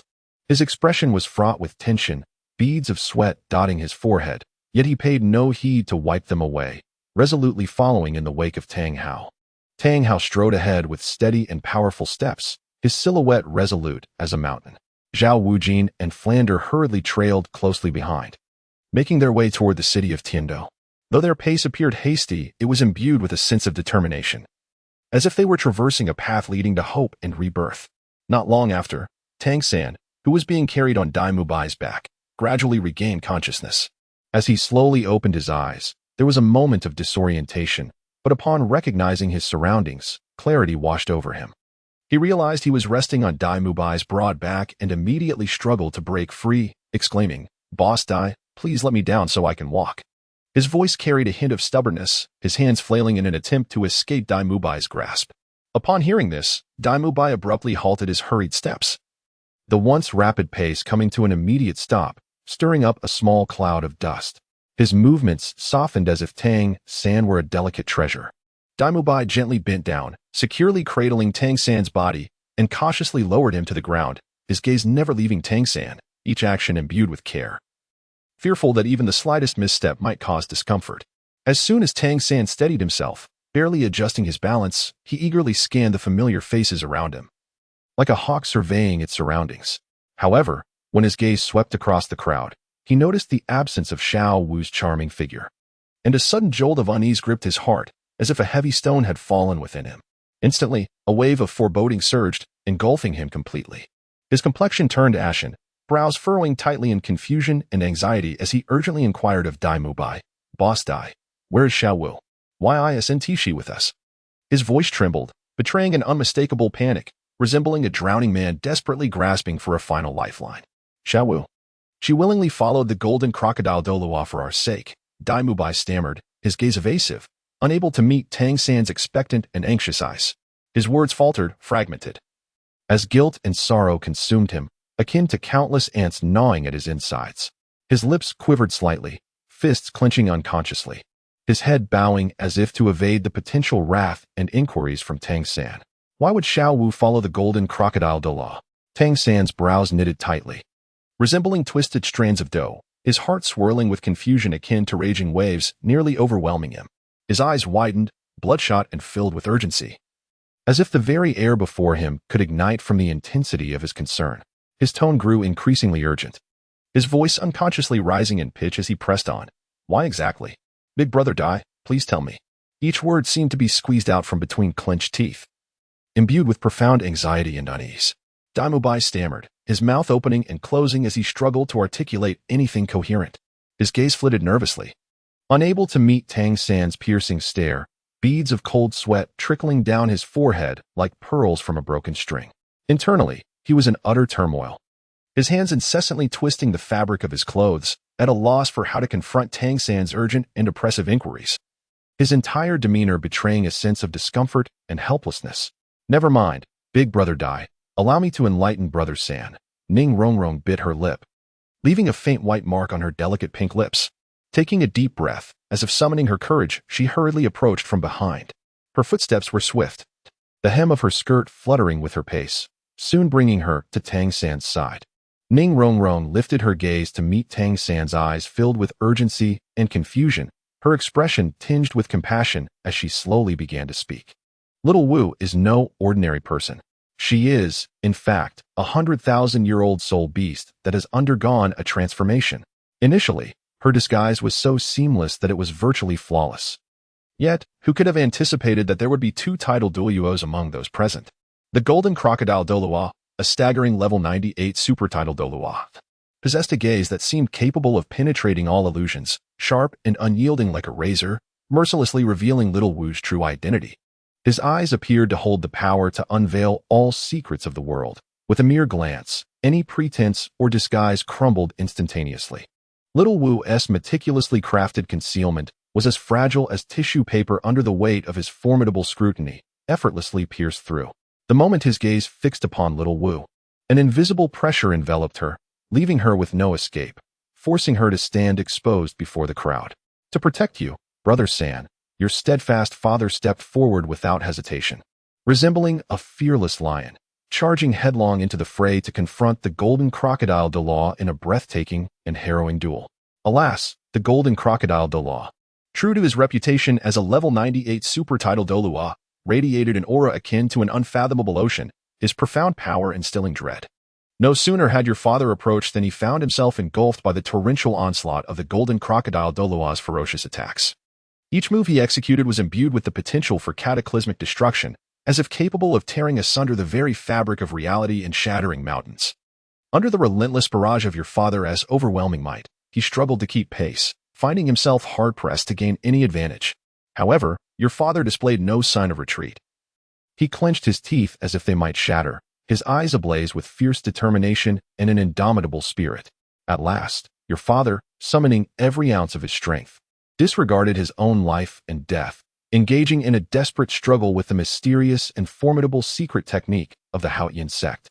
In that pivotal moment, he exhibited no hint of retreat, his jaw clenched so tightly it seemed as if his teeth might shatter, his eyes ablaze with fierce wrath and indomitable will. The power he unleashed was akin to a resplendent firework, dazzling and resolute, transforming the very essence of heaven and earth. This display compelled the golden crocodile Douluo to momentarily falter, abandoning the intent to strike you down on the spot. Yet, he proposed a ghastly and abominable condition, that Xiao Wu willingly accompany them and become one of their 1,000-year spirit rings. This demand pierced the hearts of all present like a chilling blade. As Ning Ronron's words fell, the world seemed to plunge into an eerie silence. The air thickened, each breath becoming a laborious endeavor. Shock, fury, and despair were etched across the faces of the onlookers, their expressions shrouded in a pall of anguish. Daimu Bai clenched his fists tightly, knuckles whitening from the strain, his teeth grinding audibly. Oscar's lips trembled, struggling to articulate his thoughts yet finding himself rendered speechless. Standing in stunned silence, Tang Sen felt as though struck by lightning, his body quaking violently, as if his very soul had been shattered by this bolt from the blue.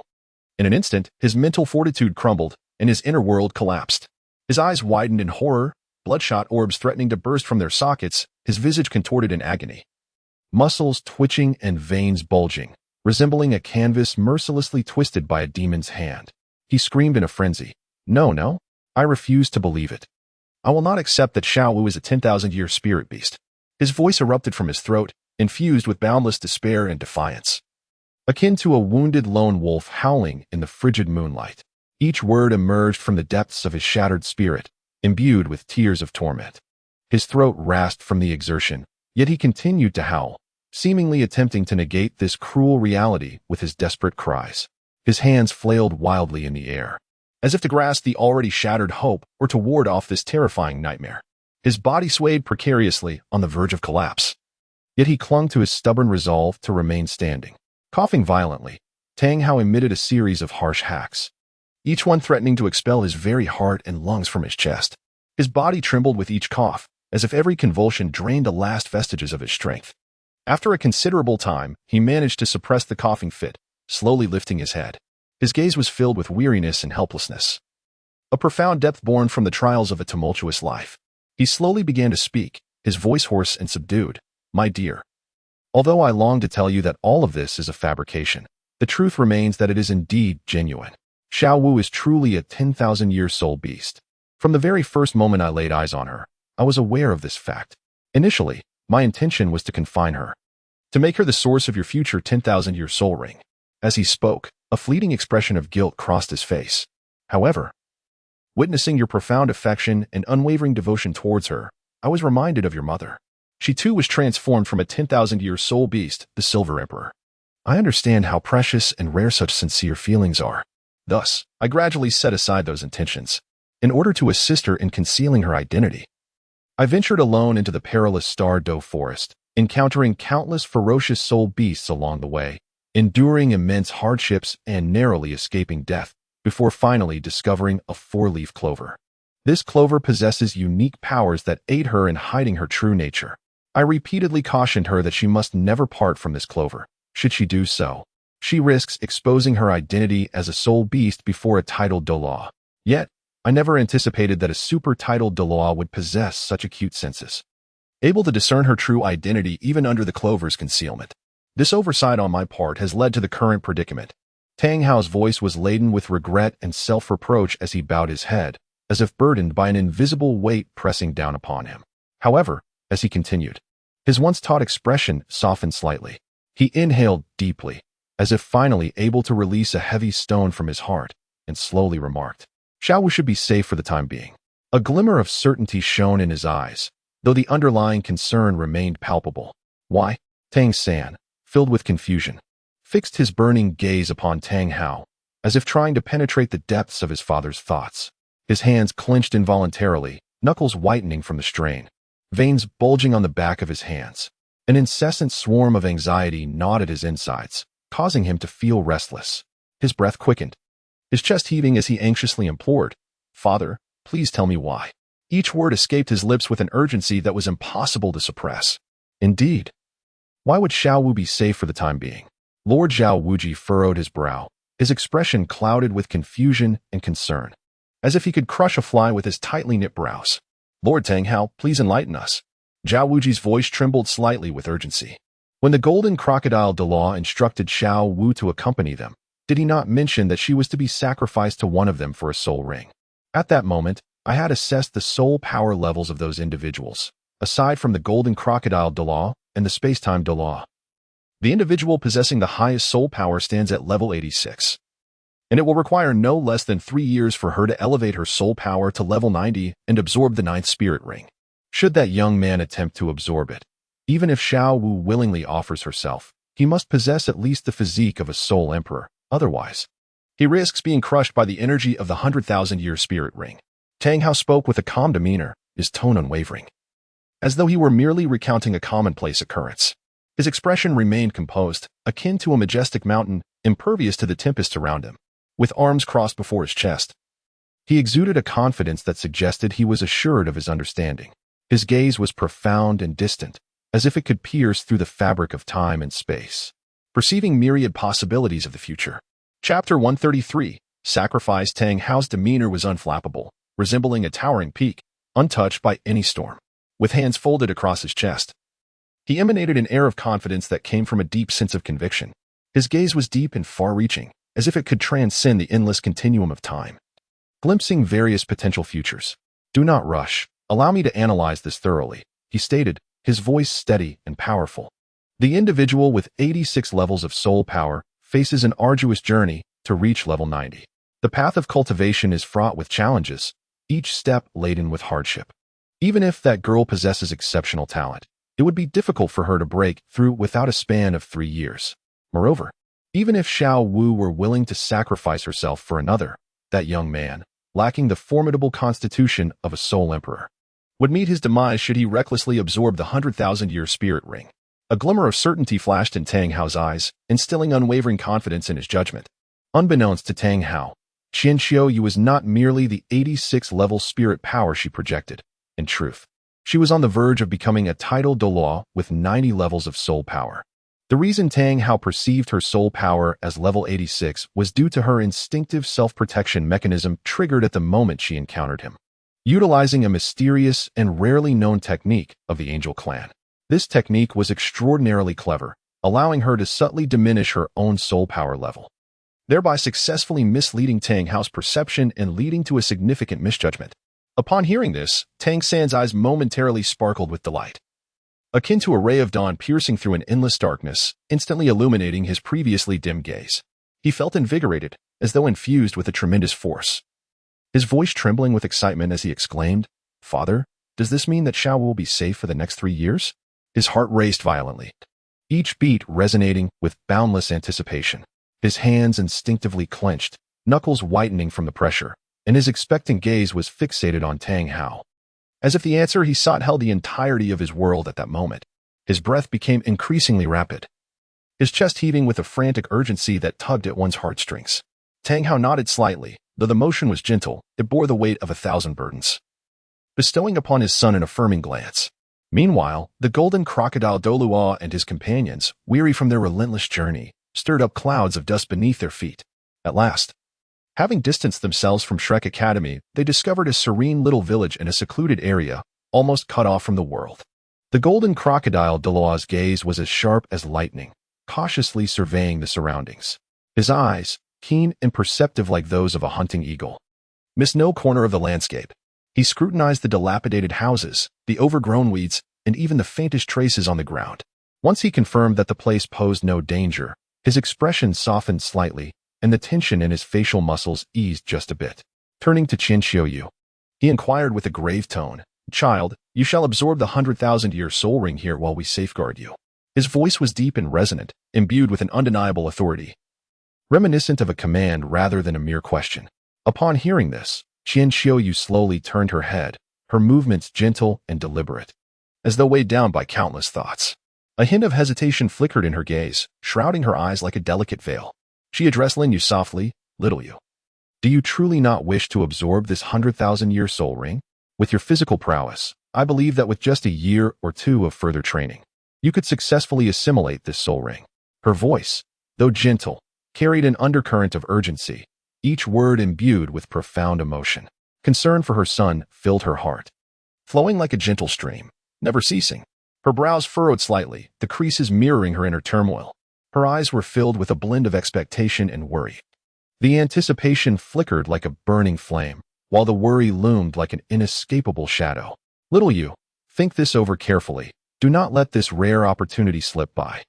Qin Xiaoyu's voice resonated once more, laced with a touch of counsel and overflowing with maternal affection. Lin Yu resolutely puffed out his chest, a gesture brimming with determination and courage, as if he were proclaiming his steadfastness to the entire world. His gaze was unwavering, akin to a blazing torch.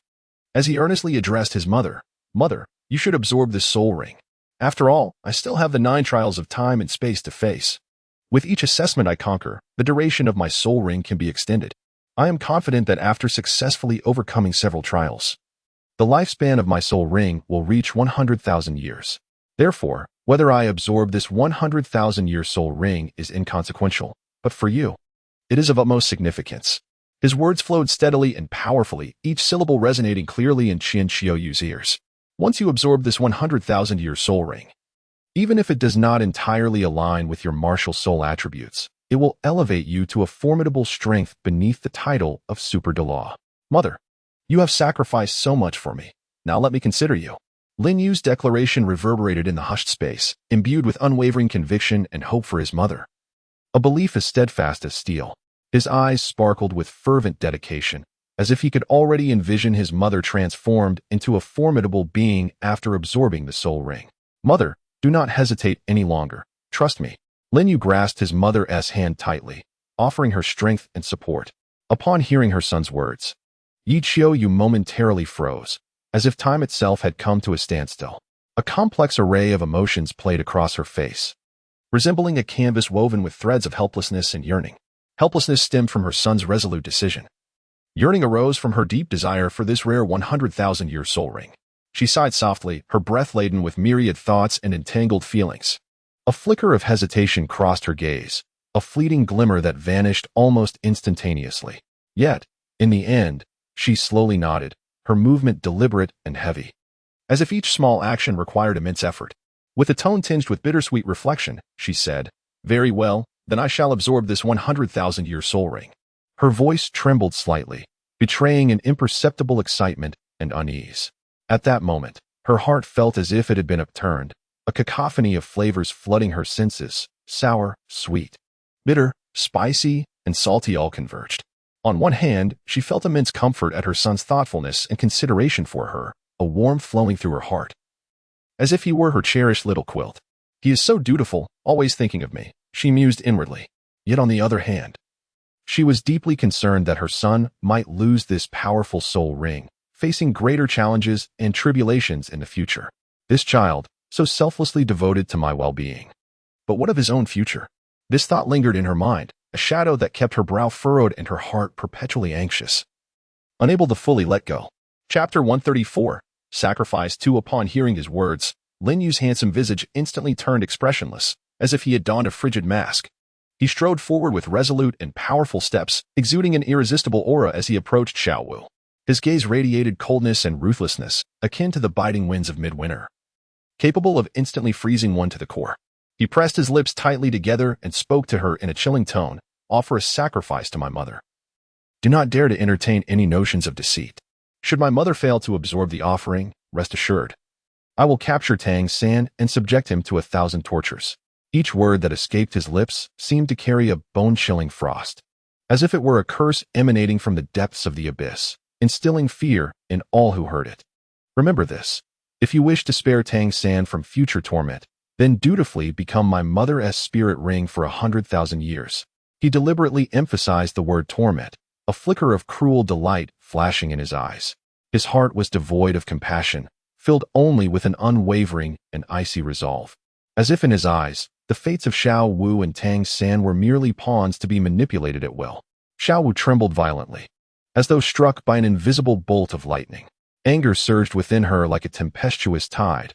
Her once lively eyes widened in fury, ablaze with a burning wrath as she glared at Lin Yu, her gaze sharp as a blade, wishing she could rend him to pieces. Her hands clenched into tight fists, knuckles whitening from the strain, trembling slightly as she internally roared, "You despicable wretch, how dare you threaten me?" Her heart brimmed with indignation and resentment, yearning to charge at Lin Yu and fight him fiercely. Yet, thoughts of Sangu's kindness, the tender companionship, the heartfelt protection flooded her mind like warm images, gradually replacing her fury with a sense of helplessness. The raging fire within her was extinguished as if doused with cold water, leaving only an abyss of sorrow and resignation. Slowly, she relaxed her hands and, with a trembling yet resolute voice, declared to Lin Yu, "Rest assured, I understand. I shall indeed offer a proper sacrifice to your mother, ensuring she remains unharmed. But you must not harm my Sangu, or I will make you pay dearly." Though her voice quavered, it was imbued with an undeniable determination. Her eyes brimmed with resolve, as if she had already braced herself for the worst, yet they also held a profound concern for Tang San, an invisible thread of attachment tightly binding her heart. "Farewell, Sangu. I shall take the first step. We shall meet again in the next life." "In the next life? I still wish to be your sister," Xiao Wu silently murmured within, tears welling in her eyes, yet stubbornly refusing to fall. Resolving herself, she bit down hard on her lip, draining it of color, the sting of pain sharpening her clarity. She inhaled deeply, as if to draw in all the sorrows of the world into her chest. In that moment, she seemed to cast aside the boundaries of life and death, her heart brimming with fearless courage. She advanced with heavy yet resolute steps, her feet as if burdened by leaden weights, yet each stride was imbued with unwavering determination. At this instant, her figure appeared exquisitely tragic, each step drawing her closer to the precipice of existence. She approached Qinqiuyu, her gaze filled with the certainty of impending sacrifice. There was no hint of retreat or hesitation in her eyes, only an unwavering resolve to protect her beloved. She tilted her head slightly, as if engaging in one final struggle against fate, prepared to offer herself as a sacrifice. Suddenly, a blinding scarlet light erupted from the center of Xiao Wu's brow, dazzling in its brilliance, akin to a supernova bursting forth, so intense that it instinctively compelled onlookers to shut their eyes against its glare. Xiao Wu's body trembled violently, as if struck by an invisible force, shaking uncontrollably. Her face was instantly overtaken by a resolute expression, that determination sharp as a blade, etching her once delicate features with a fierce tenacity. The light seemed to possess a life of its own, transforming into a surging crimson halo that expanded wildly with an unstoppable force. The power it bore resembled a devastating tsunami, intent on annihilating all in its path. Wherever it traveled, flora and fauna were mercilessly engulfed by this domineering red light. In its wake, the surroundings were instantaneously bathed in vivid crimson, the hue as intense as blood, startling and haunting. Under the illumination of this radiance, the vegetation took on a bizarre, saturated color, the once tender green leaves morphing into a deep scarlet, while the blossoms blazed like flames, exuding a disquieting beauty. The earth, stones, and debris appeared imbued with an enigmatic power, their surfaces flickering with an eerie red glow, seemingly narrating ancient and forbidden tales. Each stone, no longer a cold and unfeeling entity, pulsed with a dangerous heartbeat, as if animated by some unseen life force. Time itself seemed to freeze beneath this suffocating light. The winds ceased their whispers, the clouds halted their drift, and the songs of insects and birds vanished without a trace. The entire world appeared ensnared in a nightmarish reverie, all under the dominion of this terrifying red glow, unable to break free, unable to escape. Xiao Wu's entire being began to undergo a remarkable transformation, gradually morphing into a translucent dark red hue, rich and profound as the deepest night, impervious to any light. As if it encapsulated the very essence of her life, deep and mysterious. Her garments instantaneously turned to ash amidst this extraordinary metamorphosis, as if they had never existed, dissipating into the wind without leaving a trace. In that moment, she stood unclothed, yet evoking no sense of desecration. Her body resembled a flawless, natural red gemstone, each inch of her skin radiating an enchanting luster. The radiance was both intoxicating and eerie, as if it could ensnare the very soul of a person. Yet it instilled a sense of dread, for behind this brilliance lay Xiao Wu as sacrifice, paid with her own life. With her head slightly raised and her eyes tightly shut, tears cascaded from the corners of her eyes as she lamented in her heart, "Third brother, farewell. May my sacrifice shield you." Her body trembled gently in the glow, exuding a steadfast power, as if she were making a final stand against fate. Suddenly, a crimson flame erupted from Xiao Wu, rising with no forewarning. The fire came with such abruptness and ferocity, akin to a feral beast roused from slumber. This was no ordinary flame. It was born of Xiao Wu's profound cultivation intertwined with her boiling blood. Each flickering flame seemed to encapsulate her years of arduous training, and every searing heat carried the essence of her vitality. Within the fire lay an embodiment of her boundless life force, a testament to her attachment to this world, her concerns for her beloved, and the unquenchable desires that resided deep within her heart. Simultaneously, it contained her indomitable will and unwavering defiance against fate and a resolute determination to protect at all costs, even in the face of despair. Even at the cost of her life, she chose to ignite herself, radiating her final brilliance. Xiao Wu bit her lip, allowing the flames to ravage her being. Her gaze resolute and fearless. "Let this fire consume all of me. As long as it ensures his safety, it is all worthwhile." The blazing flames cast her figure in an increasingly tragic light, as if she were on the verge of becoming an eternal legend. As the fire blazed higher, resembling a frenzied beast roaring in madness, the scorching tongues of flame lashed out, threatening to engulf the entire world in its unrelenting fury. Each dancing flame seemed to roar in wrath, exuding a cataclysmic force that distorted the very air around it. As Xiao Wu's body began to grow transparent in the flame's embrace, her once clear outline blurred, as if she were about to dissolve into a wisp of smoke, vanishing into the vastness of existence. Her delicate form flickered in the firelight, fragile enough to disappear entirely at any moment. Yet, as she felt her body gradually etherealize, her heart held no trace of fear, only a profound affection for Tang San. "Third brother, may you find peace in the days to come." Xiao Wu can no longer remain by your side. Her eyes brimmed with reluctance, yet were filled with conviction and acceptance. The blazing inferno seemed to sense her resolve, burning ever more fiercely, as if it were playing her final lament. Everything around became ethereal, with only the increasingly translucent figure of Xiao Wu standing out amid the raging flames, exuding both a poignant beauty and unwavering resolve. "Third brother, this is the final act I can perform for you," Xiao Wu silently lamented, her heart crying out as if her voice traversed endless time and space. Yet cruel reality hindered its reach, preventing it from resonating in the ears of her beloved. Tears cascaded uncontrollably from the corners of her eyes, akin to pearls severed from their string, each drop striking her fiery form, instantly transforming into wisps of blue smoke. Her heart brimmed with boundless reluctance and affection.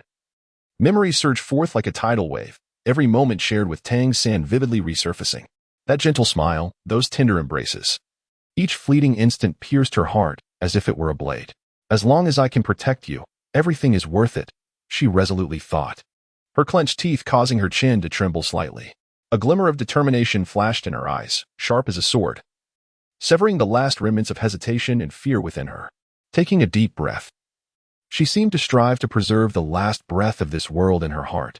"Third brother, forget me. May you live carefree henceforth, free from any peril."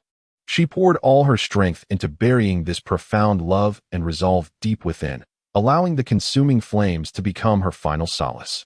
"Lin Yu, should you dare to break your promise, I shall ensure you pay a devastating price," Xiao Wu silently vowed, her voice roaring from the depths of her soul, imbued with unyielding determination and ferocity. Her spirit trembled within the soul ring, each quiver conveying the tumultuous fury raging within her. This wrath burned fiercely, as if it sought to entirely engulf Lin Yu. Xiao Wu's soul was suffused with endless anger, a tempestuous tide relentlessly battering her reason. Should you dare to harm third brother in the slightest, I will make you wish for death. She seethed inwardly, her furious flames nearly igniting the very soul ring itself. Third brother, this is the last thing I can do for you. A crystalline tear trickled from the corner of Xiao Wu's eye, resembling a radiant pearl. Rolling down in this moment of tragic despair, illuminated by the crimson glow, the tear shimmered with an otherworldly brilliance, dreamlike yet laden with profound beauty and sorrow. She murmured softly, her voice as delicate as leaves falling in the wind, as if it might be swept away in the vastness of the world at any moment. Yet, this fragile utterance was steeped in deep affection and resolve, each word striking the heart like a hammer. Third brother, may my departure help you overcome this calamity. May your path ahead be smooth and worry-free. Xiao Wu's lips quivered gently, that subtle motion filled with profound emotion. Her gaze seemed to penetrate time and space, glimpsing a beautiful future with Tang San, albeit one devoid of her presence. The crimson glow enveloped her, rendering her silhouette increasingly poignant. Xiao Wu tilted her head slightly, allowing tears to flow freely down her cheeks, leaving traces that served as profound evidence of her deep love for Tang San. In an instant, her nearly translucent form transformed into a streak of swift, radiant light, moving with such velocity that it seemed capable of tearing through the very fabric of time itself. This luminous essence bore Xiao Wu's final will, soaring towards the soul ring with an unstoppable force, carving a resplendent trail through the space it traversed. The once massive soul ring began to shrink gradually with the infusion of Xiao Wu's spirit. Its edges appeared to be compressed inward by an unseen hand, and with each contraction, a wave of disquieting power emanated forth. Yet, the brilliance became increasingly subdued and profound, shedding its previous ostentation and fury, resembling an unfathomable black hole. As if concealing endless secrets, within that profound light, glimpses of Xiao Wu's past emerged, her joys, sorrows, and the endless affection she held for Tang San. As her consciousness melded with the soul ring, she silently prayed, "May my sacrifice ensure the safety of my brother San." Not far from the tranquil village where the golden crocodile Douluo and his companions resided, a soul-hunting team advanced quietly. The members of this team exhibited vigilant expressions, their gazes frequently darting around them.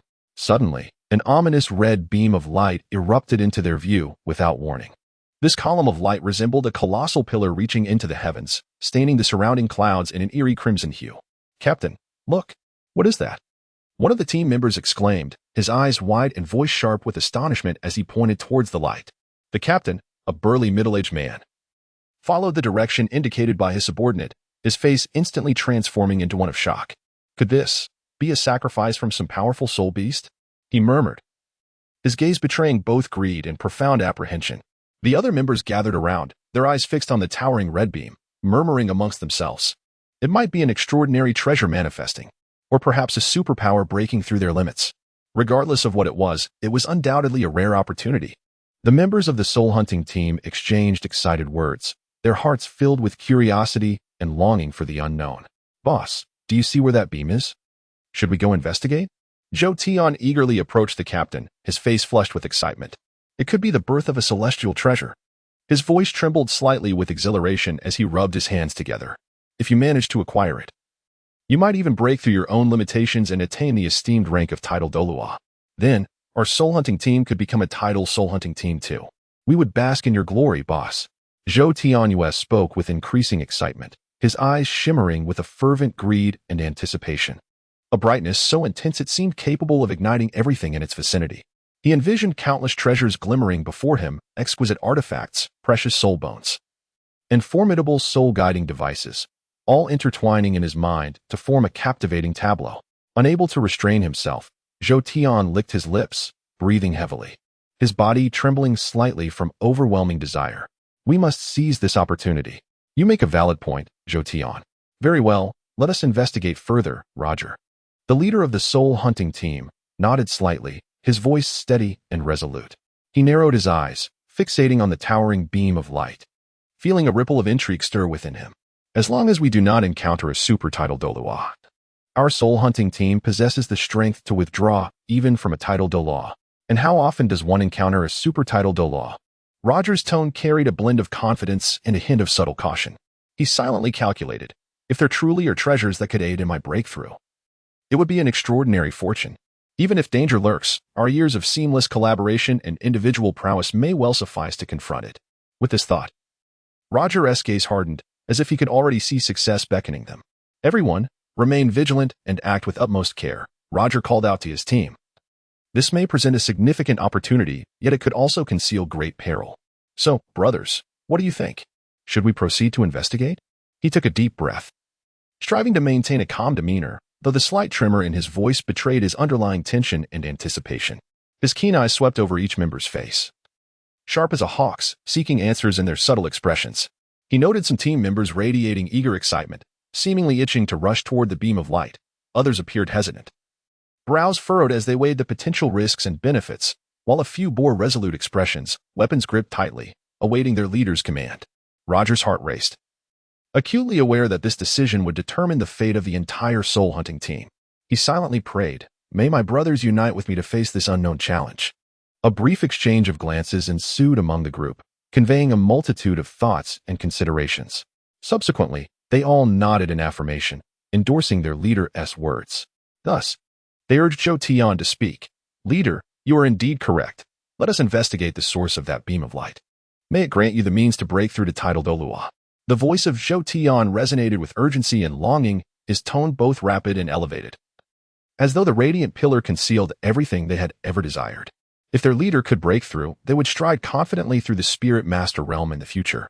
Zhou Tian reveled in this thought, a self-satisfied smile unconsciously gracing his face. He could almost envision a glorious future where their soul-hunting group would be renowned throughout the spirit master world, untouchable and basking in honor and wealth. At this moment, Zhou Tian's heart raced, blood surged through his veins, and he yearned to fly immediately to the source of that light, to unveil the mysterious veil and seize the treasure that could alter their fate. Upon seeing the consensus among the crowd, a glimmer of resolve flashed in Roger's eyes, akin to a cold lightning bolt slicing through a wintry night, sharp and unwavering. He then opened his mouth wide, declaring loudly, "In that case, Zhou Tian, it is entrusted to you to investigate the situation." His deep and powerful voice seemed to erupt from the very depths of his chest, each word resonating like a hammer striking the ground, imbued with an undeniable authority, transforming the request into an unassailable command. Roger stood tall, arms crossed over his chest, his gaze fixed intently on Zhou Tian, filled with trust and expectation, yet accompanied by an invisible pressure that seemed to convey to Zhou Tian, "The responsibility is great. Success is the only option. Failure is not permitted. Leave it to me. Captain, I shall go and investigate at once," Zhou Tian replied without hesitation, his voice soaring with fervor and confidence, as if he could hardly wait to demonstrate his capabilities. Upon finishing, he took a deep breath, his chest swelling and then gradually falling. Simultaneously, his gaze sharpened, becoming focused and fierce, like two unsheathed swords glimmering with resolute light. He swiftly formed seals with his hands, fingers dancing with agility, the speed blurring the eyes. Chanting incantations, his low and hurried words echoed like mystical runes in the air. In an instant, the surrounding atmosphere seemed to ripple under the influence of an invisible force. Then, a dark brilliance, as rich as ink, surged forth from within him, accompanied by a series of deep roars that echoed ominously. Under this radiant cloak, a massive, imposing shadow leopard gradually took form. Its fur, as black as the night, exuded a chilling and enigmatic aura, while its sharp claws glinted menacingly, instilling fear in all who beheld it. Chapter 137, The Sacrifice 5. In that moment, a torrent of dense black light enveloped him like a ferocious storm, the intensity blinding, accompanied by faint, thunderous roars that seemed to emanate from the depths of the abyss, chilling to the bone. Subsequently, the process of spirit possession unfolded like a mysterious and awe-inspiring metamorphosis. In an instant, Zhou Tian transformed into a lithe black panther, its muscles taut and defined like iron, each sinew showcasing immense strength. Its form as fluid as a meticulously sculpted masterpiece. Its robust limbs propelled it with such force that the ground beneath cracked underfoot. Immediately, it surged forward like a streak of black lightning, racing towards the source of the radiant beam with astonishing speed. Its silhouette left a series of indistinct afterimages in the air, and wherever it passed, the wind howled and debris flew. As Zhou Tian approached within approximately 200 meters of the light, he seemed to hit an invisible break, slowing down with deliberate caution, each step taken with great care. He pondered inwardly. One must not act too rashly, lest he alarm the unsuspecting. Should he jeopardize the captain's grand scheme? It would spell disaster. His heart pounded fiercely, echoing like a drum in his chest. He focused intently, regulating his breath to the faintest whisper, his gaze radiating an acute vigilance akin to that of a wary hare. Gradually, he activated his fourth soul skill, Shadow Veil. A violent ripple of black light coursed through him, as if a boulder had disturbed the calm surface of a lake. In an instant, his figure became ethereal, resembling a wisp of smoke, barely perceptible. His body melded seamlessly with the surrounding shadows, rendering him nearly indistinguishable. Thus, he stealthily approached the location of the golden crocodile Douluo and his companions, like a silent specter navigating the darkness. When he was merely 50 meters away from the golden crocodile Douluo, Zhou Tian quietly employed his fifth soul skill, Shadow Eye. In that moment, his eyes were suffused with a mysterious power, glowing a chilling shade of emerald green. The eerie luminescence flickered in the darkness, reminiscent of ghostly flames emanating from the underworld, exuding a terrifying aura as if it were a gaze from the netherrealm. His heart raced like a drum, fraught with tension. He must not be discovered, for the fate of the entire team hinged on this moment. A single misstep could shatter his comrades' hopes, marking him as the villain. With this anxious sentiment, he carefully cast a furtive glance at the golden crocodile Douluo and his party. Each glance was imbued with extreme caution, as though even the slightest intensity of his gaze could rouse them. After assessing the situation, he dared not linger, swiftly turning on his heel and dashing back with such speed that his form was nearly imperceptible. Meanwhile, the golden crocodile Douluo, absorbed in the current circumstances, remained blissfully unaware of the covert events unfolding around him. "Captain, I have gathered intelligence on their situation," Zhou Tian exclaimed, panting with exhilaration. His chest heaved violently, each breath coming in rapid, disordered gasps. "Through my fifth soul skill, Nether Eye, I discovered that their soul power is not particularly high. The elder of the highest rank appears to be merely at level 89, with only the female soul master currently absorbing a soul ring, having reached the pinnacle level 90. Yet she remains engaged in her ritual. Should we proceed to ambush them now? Although the coveted 100,000-year soul ring may elude us, the leader could still acquire a 100,000-year soul bone. Perhaps, dear leader, should you absorb that soul bone, you might very well transcend and attain the esteemed rank of title Douluo." Zhou Tian's words flowed forth with the rapidity of a barrage, cascading like a rushing river, leaving no room for interruption. His countenance was alight with excitement and urgency, displaying a fervor akin to a lottery winner, his cheeks flushed with exhilaration, while beads of sweat sparkled under the glow of his enthusiasm. His eyes glimmered with a fervent greed, a blazing and frenzied light as if he had already envisioned the leader's triumphant breakthrough propelling himself into a realm of prosperity, lost in a fervent daydream of the future. Unbeknownst to them, the luminous column ahead was a 100,000-year soul beast in sacrifice, and the strongest guardian among them was merely a level 89 soul Douluo. It seemed this succulent opportunity was simply irresistible. Roger's heart surged with elation, akin to a tempestuous wave roiling within. He mused inwardly, this is truly a fortuitous occasion. Such an exceptional opportunity, if squandered, would be a blatant affront to fate. Soon, a subtle smile graced Roger's lips, broadening into a determined expression that brimmed with ambition and greed, as if victory were already within his grasp. He straightened his posture, his gaze burning with intensity as he addressed the members of the soul hunting squad. "Brothers, it appears that this is a gift from the heavens." His voice trembled with excitement, each word imbued with an uncontrollable fervor, as though they sprang forth from his ardent heart. The members of the soul hunting squad erupted into uninhibited laughter, their mirth resonating through the air, thick with exuberance and bravado. One among them bellowed with fervor, "Captain, as the saying goes, when heaven bestows a gift, to not seize it would surely invite misfortune. If we do not grasp this opportunity from the heavens, we would be doing a disservice to ourselves." His voice rang out like a thunderclap, causing the surrounding leaves to tremble. The others echoed in agreement, their voices rising and falling like surging waves. "Indeed, we must not let this slip away. This is our chance." Their eyes sparkled with desire, a near-maniacal longing akin to ravenous wolves spotting a plump lamb, their pupils ablaze with avarice. "Then, let us remain vigilant, brothers. We shall venture forth to seize this opportunity." Roger's gaze was as resolute as iron, his expression penetrating through any obstacles, devoid of hesitation or retreat. With a decisive wave of his hand, he moved with a clean and swift motion, exuding an indomitable spirit, his voice resonant and firm, akin to a battle horn stirring the soul. Leading his comrades toward their objective, he strode forth with purpose, his stature upright and commanding, reminiscent of a grand pine. Each individual's footsteps were swift and powerful, the sound of soles striking the ground resonating like a relentless drumbeat, heralding a charge. Their breaths were rapid and fervent, the rhythm of their heartbeats akin to the thunderous beat of war drums. It felt as though the coveted soul bone, forged over countless millennia, was within arm's reach. In Chapter 138, Sacrifice 6, observing Qianxiuyu's absorption of the soul ring nearing its conclusion, the golden crocodile Douluo, whose brow had been furrowed like a deep ravine, finally exhibited a slight relaxation, as if a great weight upon his heart had been partially lifted. The tension that had gripped his mind began to ease, akin to a bowstring finally released. He turned his head slowly, almost delicately, as if afraid to disturb the surrounding air. His gaze was gentle, reminiscent of the warm sun in spring, yet tinged with urgency, akin to a scholar eager for answers, as it fixed intently upon Linyu. In a voice as soft as a breeze rustling through leaves, he inquired, "Xiaoyu, the time-space 9 trials you spoke of with Qiuyu, are they the divine trials?" At that moment, the golden crocodile Douluo's heart was filled with anticipation for an answer, intertwined with a subtle thread of anxiety, his fingers trembling slightly. "Ah, Grandpa Golden Crocodile. You are familiar with the divine trials?" Linyu's eyes widened in astonishment, as if they might leap from their sockets.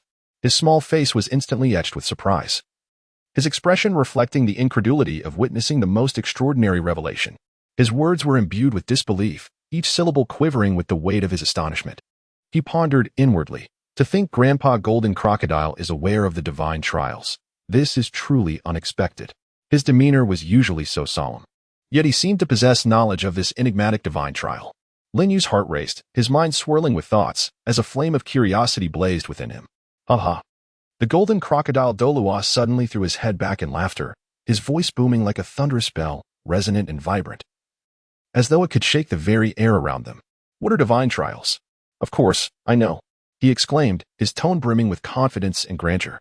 "Not only am I aware, but your grandfather also knows. Have you forgotten what our spirit hall's belief is?" As he spoke, his gaze deepened profoundly, his eyes transforming into fathomless abysses, as he appeared to sink into distant, profound memories. His face lifted slightly, his brow furrowed gently, and his lips quivered, as if murmuring to himself, "Those bygone years are the glory and mission of the spirit hall." Linyu initially stood there like a wooden statue, utterly stunned, his eyes wide open, as if his thoughts had come to a standstill in that fleeting moment. However, just moments later, a look of dawning realization illuminated his face, akin to breaking through clouds to behold the clear sky. His expression transformed as if he had received profound enlightenment. His eyes sparkled with newfound clarity, and he involuntarily smiled, murmuring to himself, "So that's how it is. How had I not thought of this before?" The golden crocodile Douluo closely observed Lin Yu's expression, and upon witnessing his epiphany, he understood that Lin Yu had grasped the meaning he had hinted at. Consequently, a look of reassuring satisfaction blossomed on golden crocodile Douluo's face as he slowly spoke. "Xiaoyu, you are correct in your assumptions. The angel god, whom we venerate at the spirit hall, is not merely a simple symbol, he is a genuine deity. Through the sacred and solemn statue of the angel god, our spirit hall is granted divine trials, which facilitate our enhancement of strength. This is one of the significant reasons why the might of our spirit hall, including the offerings, is predominantly attributed to the formidable title Douluo. Moreover, Xiaoyu, you may not be aware, but your maternal grandfather is the chief offering to this current angel god, possessing an awe-inspiring strength of level 99, a true limit title Douluo. This explains my familiarity with the divine trials we discussed. By the way, Xiaoyu, how did your divine trial come about? Are you certain of your ability to overcome it? If you harbor any doubts, I shall arrange for my elder brother to conduct rigorous training upon your return, ensuring your success in the assessment. Otherwise, should you fail, the consequences could be dire, potentially costing you your life." Golden crocodile Douluo's tone was grave and earnest, each word striking like a hammer against the anvil, resonating with authority.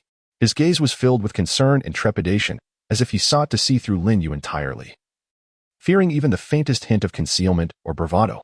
Unconsciously, golden crocodile Douluo clenched his fists, his brow furrowed, and continued, "Xiaoyu, this is not a trivial matter. The challenges and dangers of the divine trial are beyond imagination. You must candidly inform me of your situation."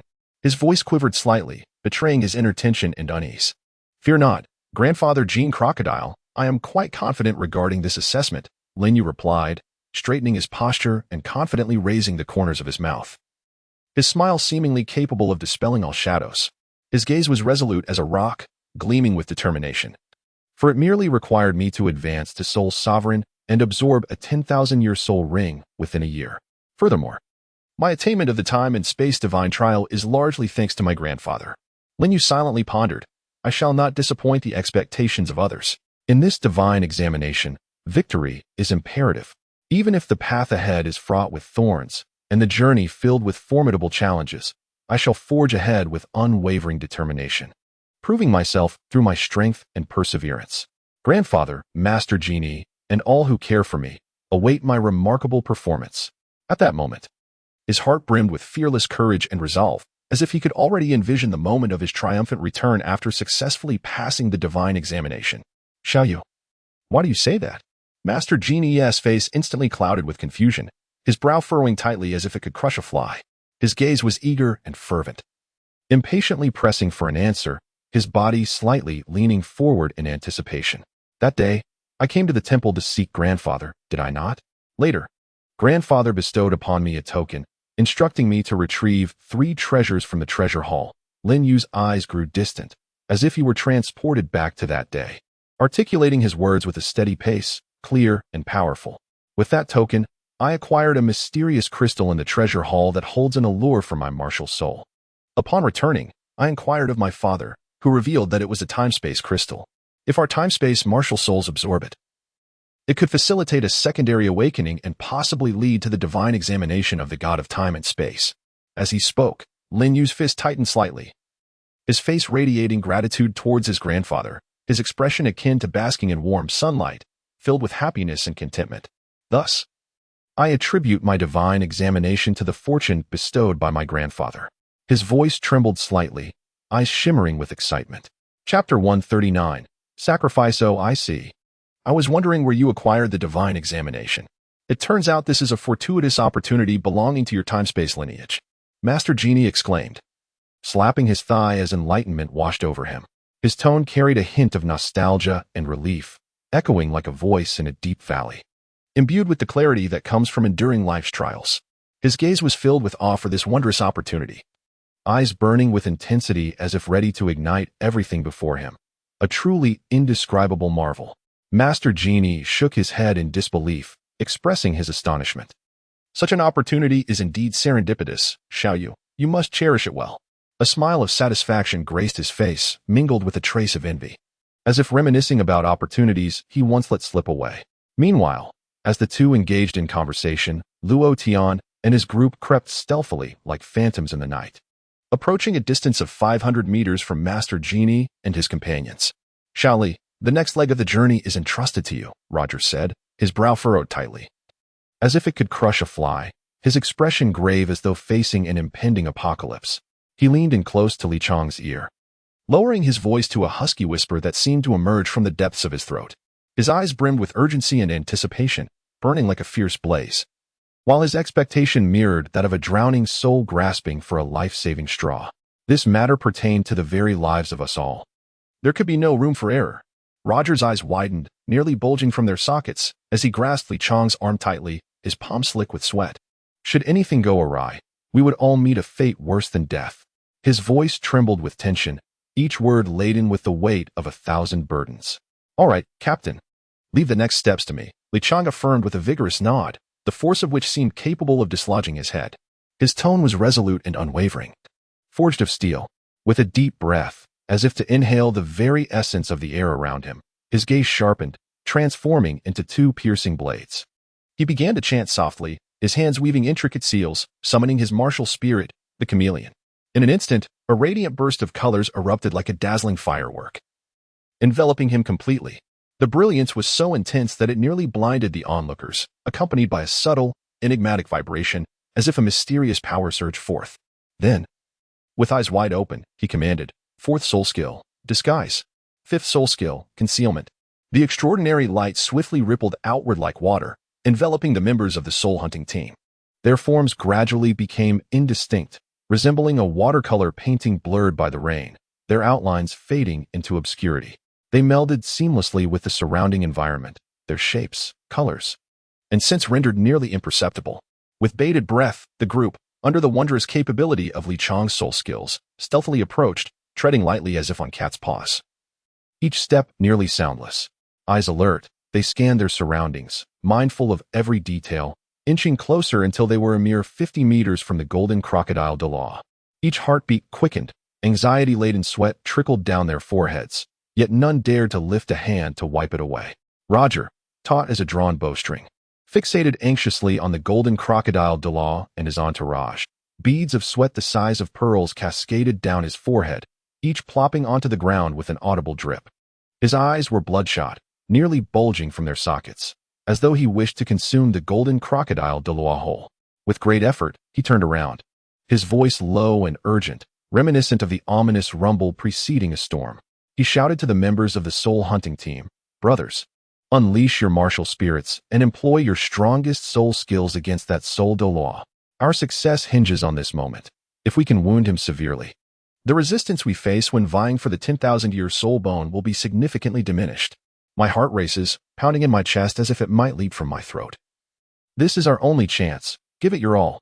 As Roger spoke, he clenched his teeth with a fierce resolve, the grinding of his teeth echoing ominously.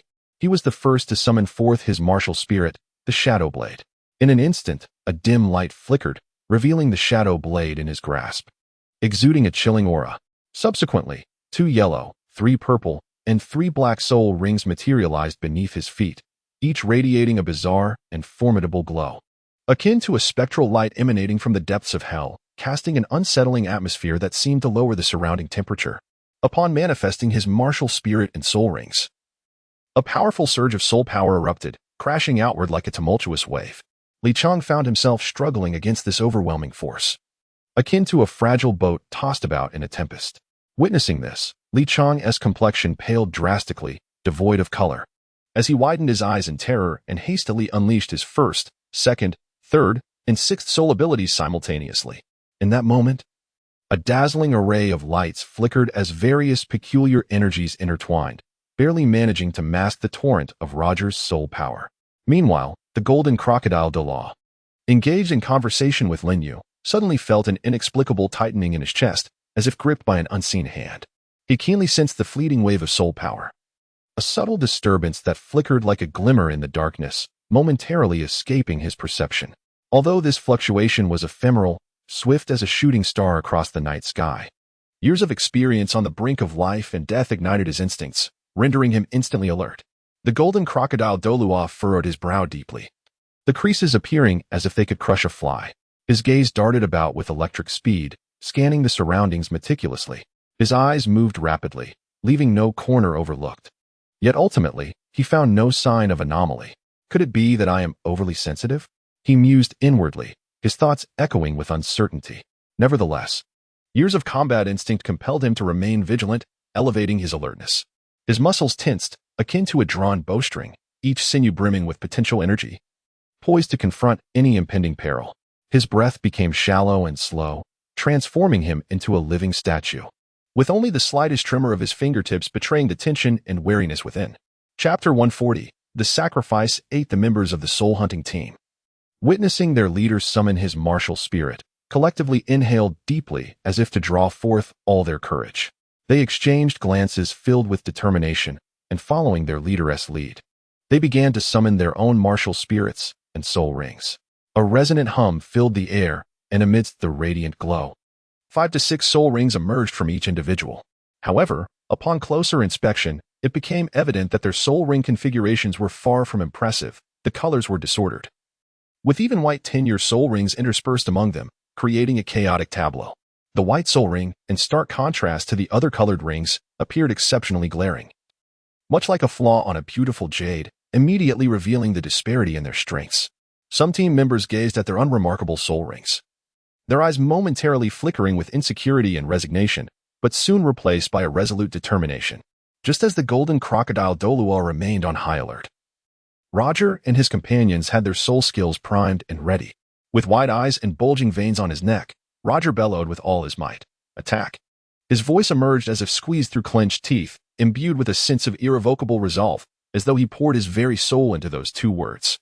Everyone exerted their utmost strength, their faces contorted in fierce strain. They unleashed their most formidable soul skills upon the golden crocodile Douluo, the intensity of their assault reminiscent of a relentless force aiming to utterly crush him. In an instant, a dazzling tapestry of light intertwined, creating a breathtaking yet perilous spectacle. Some soul skills roared like raging flames, their intense heat leaping wildly as if intent on incinerating all in their path. Others sliced through the air like a howling gale, the wind blades whistling sharply, while some resembled bone-chilling frost, exuding a frigid aura that threatened to freeze all it touched. This myriad of soul skills surged toward the golden crocodile Douluo, the scene resembling a cataclysmic end, instilling fear in the hearts of all who beheld it. Yet, the golden crocodile Douluo regarded the torrent of attacking soul skills not with fear, but with a contemptuous glimmer in his eyes. His bell-like gaze widened in fury, akin to an enraged lion as he roared, "Trivial skills." His voice reverberated like rolling thunder, shattering the air and causing a painful ringing in the ears. In a flash, he moved with the swiftness of the wind, his arms sweeping outward as he summoned his golden crocodile emperor martial spirit. As it manifested, it radiated a blinding golden light, dazzling and resplendent like the sun at its zenith, nearly impossible to gaze upon directly. He then swiftly formed seals with his hands, chanting incantations to invoke his second soul skill, the golden shield armor. In an instant, an indomitable beam of golden light surged forth from before him, rapidly coalescing into a colossal shield. The shield towered over 2 men in height, its surface intricately engraved with mysterious and complex runes that shimmered with an extraordinary brilliance, exuding an unparalleled defensive power. The multitude of soul skills battered against this shield like a torrential tempest, producing a series of deep, resonant impacts that echoed like the heartbeat of an ancient beast. Sparks flew from the point of collision, intertwining in a dazzling display reminiscent of fireworks blooming in the night sky. However, despite this onslaught, the shield remained unyielding, standing firm like an immovable mountain, impervious to any assault. At that moment, Lin's father, who had been intently observing the situation, swiftly reacted. His previously tense expression transformed into one of icy severity, his gaze piercing as if 2 beams of cold light were unleashed. As he thundered, "You insolent wretches, cease your audacity." The sound resonated like thunder from the heavens, causing the surrounding leaves to tremble in fear. In an instant, he clasped his hands together and then, with a sudden flourish, unleashed his 8th soul skill, the temporal slash.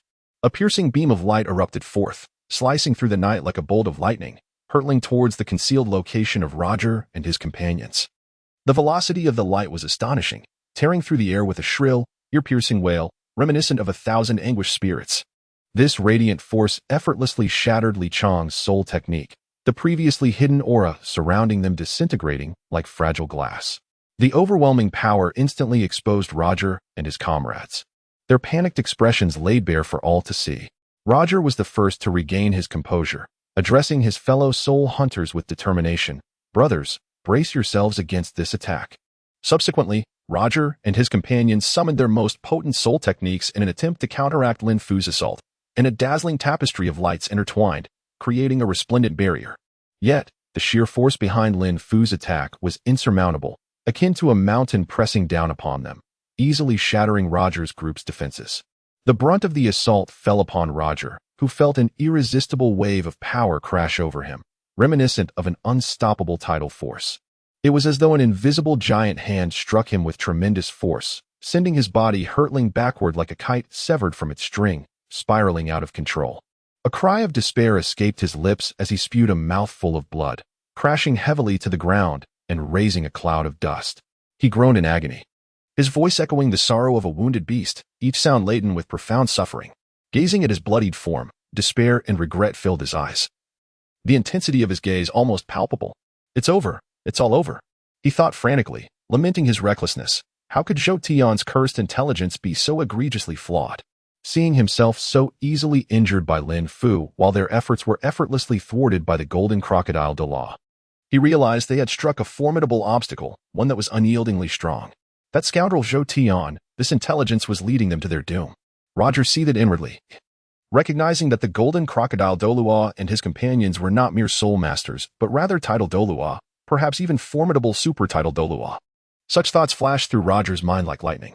His face turned as pale as a sheet, devoid of color, his body trembling uncontrollably like leaves in an autumn gale. His teeth chattering, filled with dread of the unknown fate that awaited him. Chapter 141. Sacrifice 9. At that moment, it seemed Roger had exhausted his last ounce of strength, dragging his wounded body with each movement causing him to grimace in pain. He knelt laboriously on both knees, the impact of his knees against the ground resounding with a dull thud. His voice trembled, akin to a candle's flame flickering in the wind. Laden with boundless fear and beseeching as he implored the golden crocodile and his companions for mercy, "My lords, I humbly beseech you to spare our lives. We are willing to offer a millennium-old soul bone and 10 million gold soul coins in exchange for our existence." Each word escaped his lips in a stuttering manner, as if squeezed from between clenched teeth, imbued with profound terror and humility. His gaze was rife with despair and supplication, resembling a drowning man desperately clutching at the last straw of salvation. He longed to prostrate himself upon the ground, repeatedly bowing in acknowledgement of his transgressions, beads of sweat rolling incessantly from his forehead, splattering on the earth with a rhythmic patter. All transpired in the blink of an eye, swift enough to render one nearly incapable of blinking. By the time Lin Yu finally emerged from his stupor, he remained somewhat dazed. He beheld Roger and the others already kneeling, their abject posture rendering it unimaginable that they had just moments ago exuded such ferocity. They incessantly pleaded, willing to relinquish soul bones and gold soul coins to purchase their lives. Lin Yu's mouth fell agape in astonishment, wide enough to seemingly accommodate a fist. For a long moment, he stood there in a daze, his eyes fixated on the scene before him, his heart brimming with disbelief at this sudden twist of fate. "Well, what else do you have to say? As for the soul bone and the golden soul coin you mentioned, I could easily obtain them by killing you instead." The expression of the golden crocodile Douluo darkened, resembling the heavy clouds that gather before a storm, so ominous that it was suffocating. His gaze was as sharp as a blade, piercing through to the depths of one's soul, instilling a sense of dread. His voice, frigid and chilling, carried each word as if it were a gust from the depths of the abyss, capable of freezing the very air around us. "Before me, you, an insignificant insect, have no right to bargain." With his arms crossed and chin slightly raised, the golden crocodile Douluo looked down upon Roger with a disdainful demeanor, as if observing a trivial bug. His lips curled downward, radiating contempt and disgust. "You think you can negotiate with me? Such delusions." His voice grew increasingly grave, laden with an oppressive weight, as if with a mere flick of his finger he could reduce Roger to ashes, leaving not a trace behind. Roger, pale as a sheet, was already trembling with fear, his complexion resembling a bloodless page. Cold sweat poured down his forehead in torrents, forming rivulets. His voice trembled like a quaking leaf in the wind. "My lord, I beg you, spare my brothers." He spoke with quaking trepidation, his tone tinged with a sob, as though he were on the verge of tears. Simultaneously, his legs felt as though they were laden with lead, moving sluggishly toward Lin Yu with great difficulty. Each step seemed to drain the very essence from his body. In his eyes, the initial pure terror gradually morphed into a ferocity born of despair, akin to a wolf cornered and driven to the brink. Suddenly, a glint of ferocity flashed through his gaze, transforming his aura into something sinister and terrifying. In an instant, he appeared behind Lin Yu like a wraith, his speed so swift that it left no room for reaction, as though he had always been lurking there. Then, with hands that bulged with veins and joints that appeared pallid, he gripped Lin Yu's throat with a suffocating force, resembling iron pincers. Roger's eyes widened in horror, bloodshot and frantic, as he screamed at the golden crocodile Douluo, "My lord, please spare my brothers. Otherwise, I shall drag this little fellow down with me. And I believe you would not wish to witness such a scene." His voice was hoarse and piercing, akin to a shattering gong, each word infused with madness and desperation. Roger's expression was a grotesque mask of fury, his features contorted beyond recognition, resembling a demon from the depths of hell. His heart was filled with a resolve to fight to the bitter end. If he was to die, he would take down his adversaries with him, perhaps grasping at a sliver of hope amid the chaos. In his mind, he fervently cried out, "Since there is no turning back, I shall go all out, at worst. We shall perish together." This resolute thought permeated his consciousness, rendering his gaze increasingly frenzied and reckless. However, Lin Yu, gripped by Roger by the throat, exhibited an extraordinary calmness. His countenance bore no trace of panic, and his eyes shone with clarity and determination. He merely shook his head gently, the motion deliberate and unhurried, and with a demeanor as tranquil as still waters, remarked, "Uncle, I initially intended to plead on your behalf, but given your current state, it seems your demise is inevitable." Lin Yu sighed inwardly, his lament akin to a gentle breeze caressing the tranquil surface of a lake, stirring only the faintest ripple. "Truly, one must reap what they sow." He had intended to grant you an opportunity, yet you remain utterly oblivious to your own predicament. A glimmer of disappointment and helplessness flickered in his gaze, as if mourning Roger's obstinate ignorance. Despite a glimmer of hope, he insists on driving himself to the brink of despair, an act of sheer folly. Just as Roger remained engulfed in confusion, his brow furrowed and his mind entangled in a chaotic web, unable to comprehend why the Lin Yu before him uttered such words. An eruption of brilliance enveloped Lin Yu. The radiance was dazzling, akin to the rising sun, instantaneously dispelling the surrounding darkness. A potent surge of soul power unfurled like tumultuous ocean waves, crashing relentlessly outward. In the next moment, a resplendent beam of light streaked across the night sky like a meteor, vanishing with astonishing speed. He found himself instantaneously transported to Lin Fu's side. His movements fluid and unencumbered. All of this transpired in the blink of an eye, too swift for any reaction. The velocity was such that time seemed compressed into a singular point. Before Roger could recover from his astonishment, Lin Yu had effortlessly slipped from his grasp. Roger's eyes widened in disbelief and terror, his mouth agape, yearning to utter something, yet he found his throat constricted, as if choked by an unseen force, rendering him speechless. His hand remained poised in the act of seizing Lin Yu's neck, frozen in the air, his entire being resembling a statue encased in ice. Chapter 142. Despair upon witnessing Lin Yu's successful escape from Roger's clutches. Golden Crocodile Douluo's expression turned fierce, his already imposing visage now resembling that of a vengeful deity.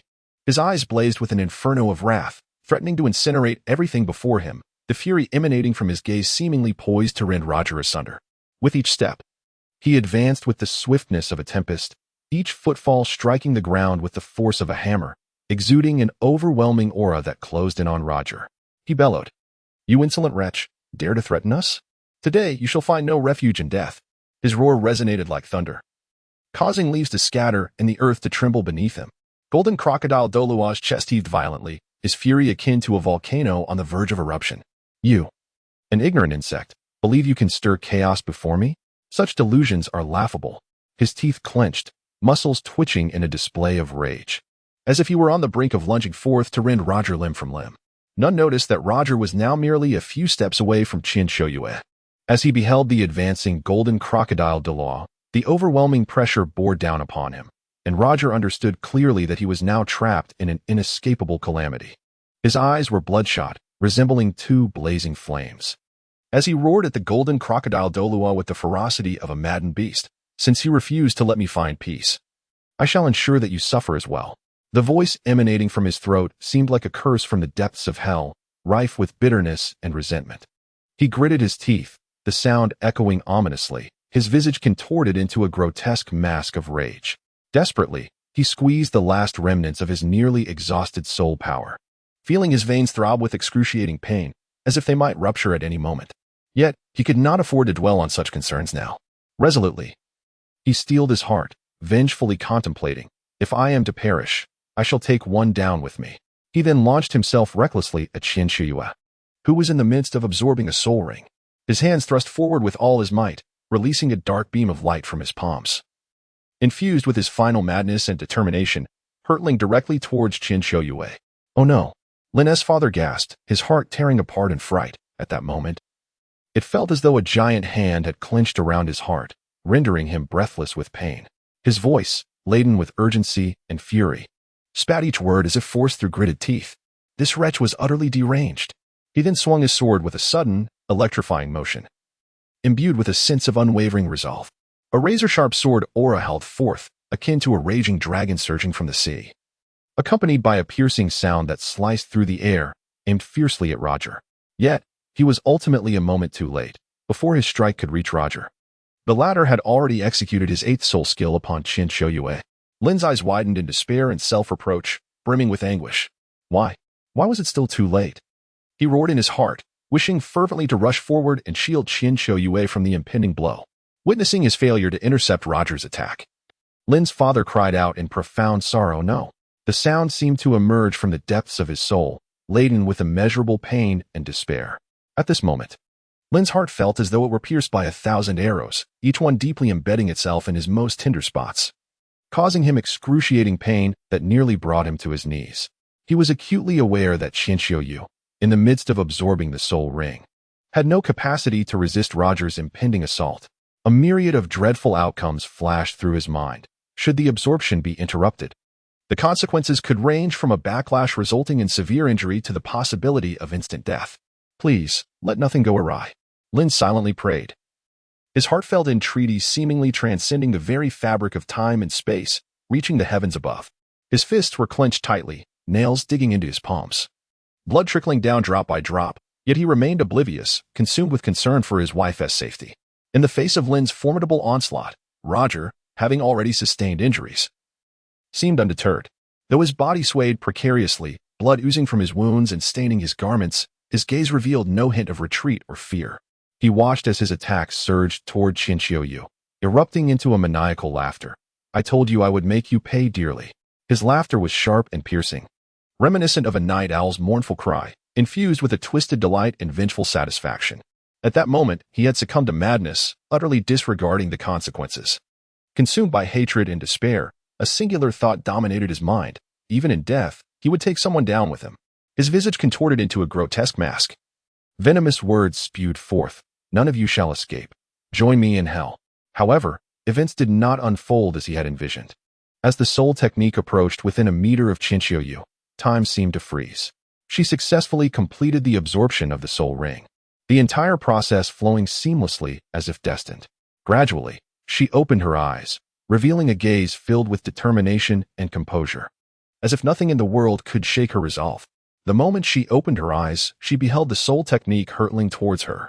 Without a moment to ponder, she instinctively invoked the soul technique bestowed by her newly absorbed 100,000-year soul ring, the indestructible diamond. In an instant, a resplendent golden light enveloped her entire being, dazzling and brilliant, akin to the sun casting its radiance upon all.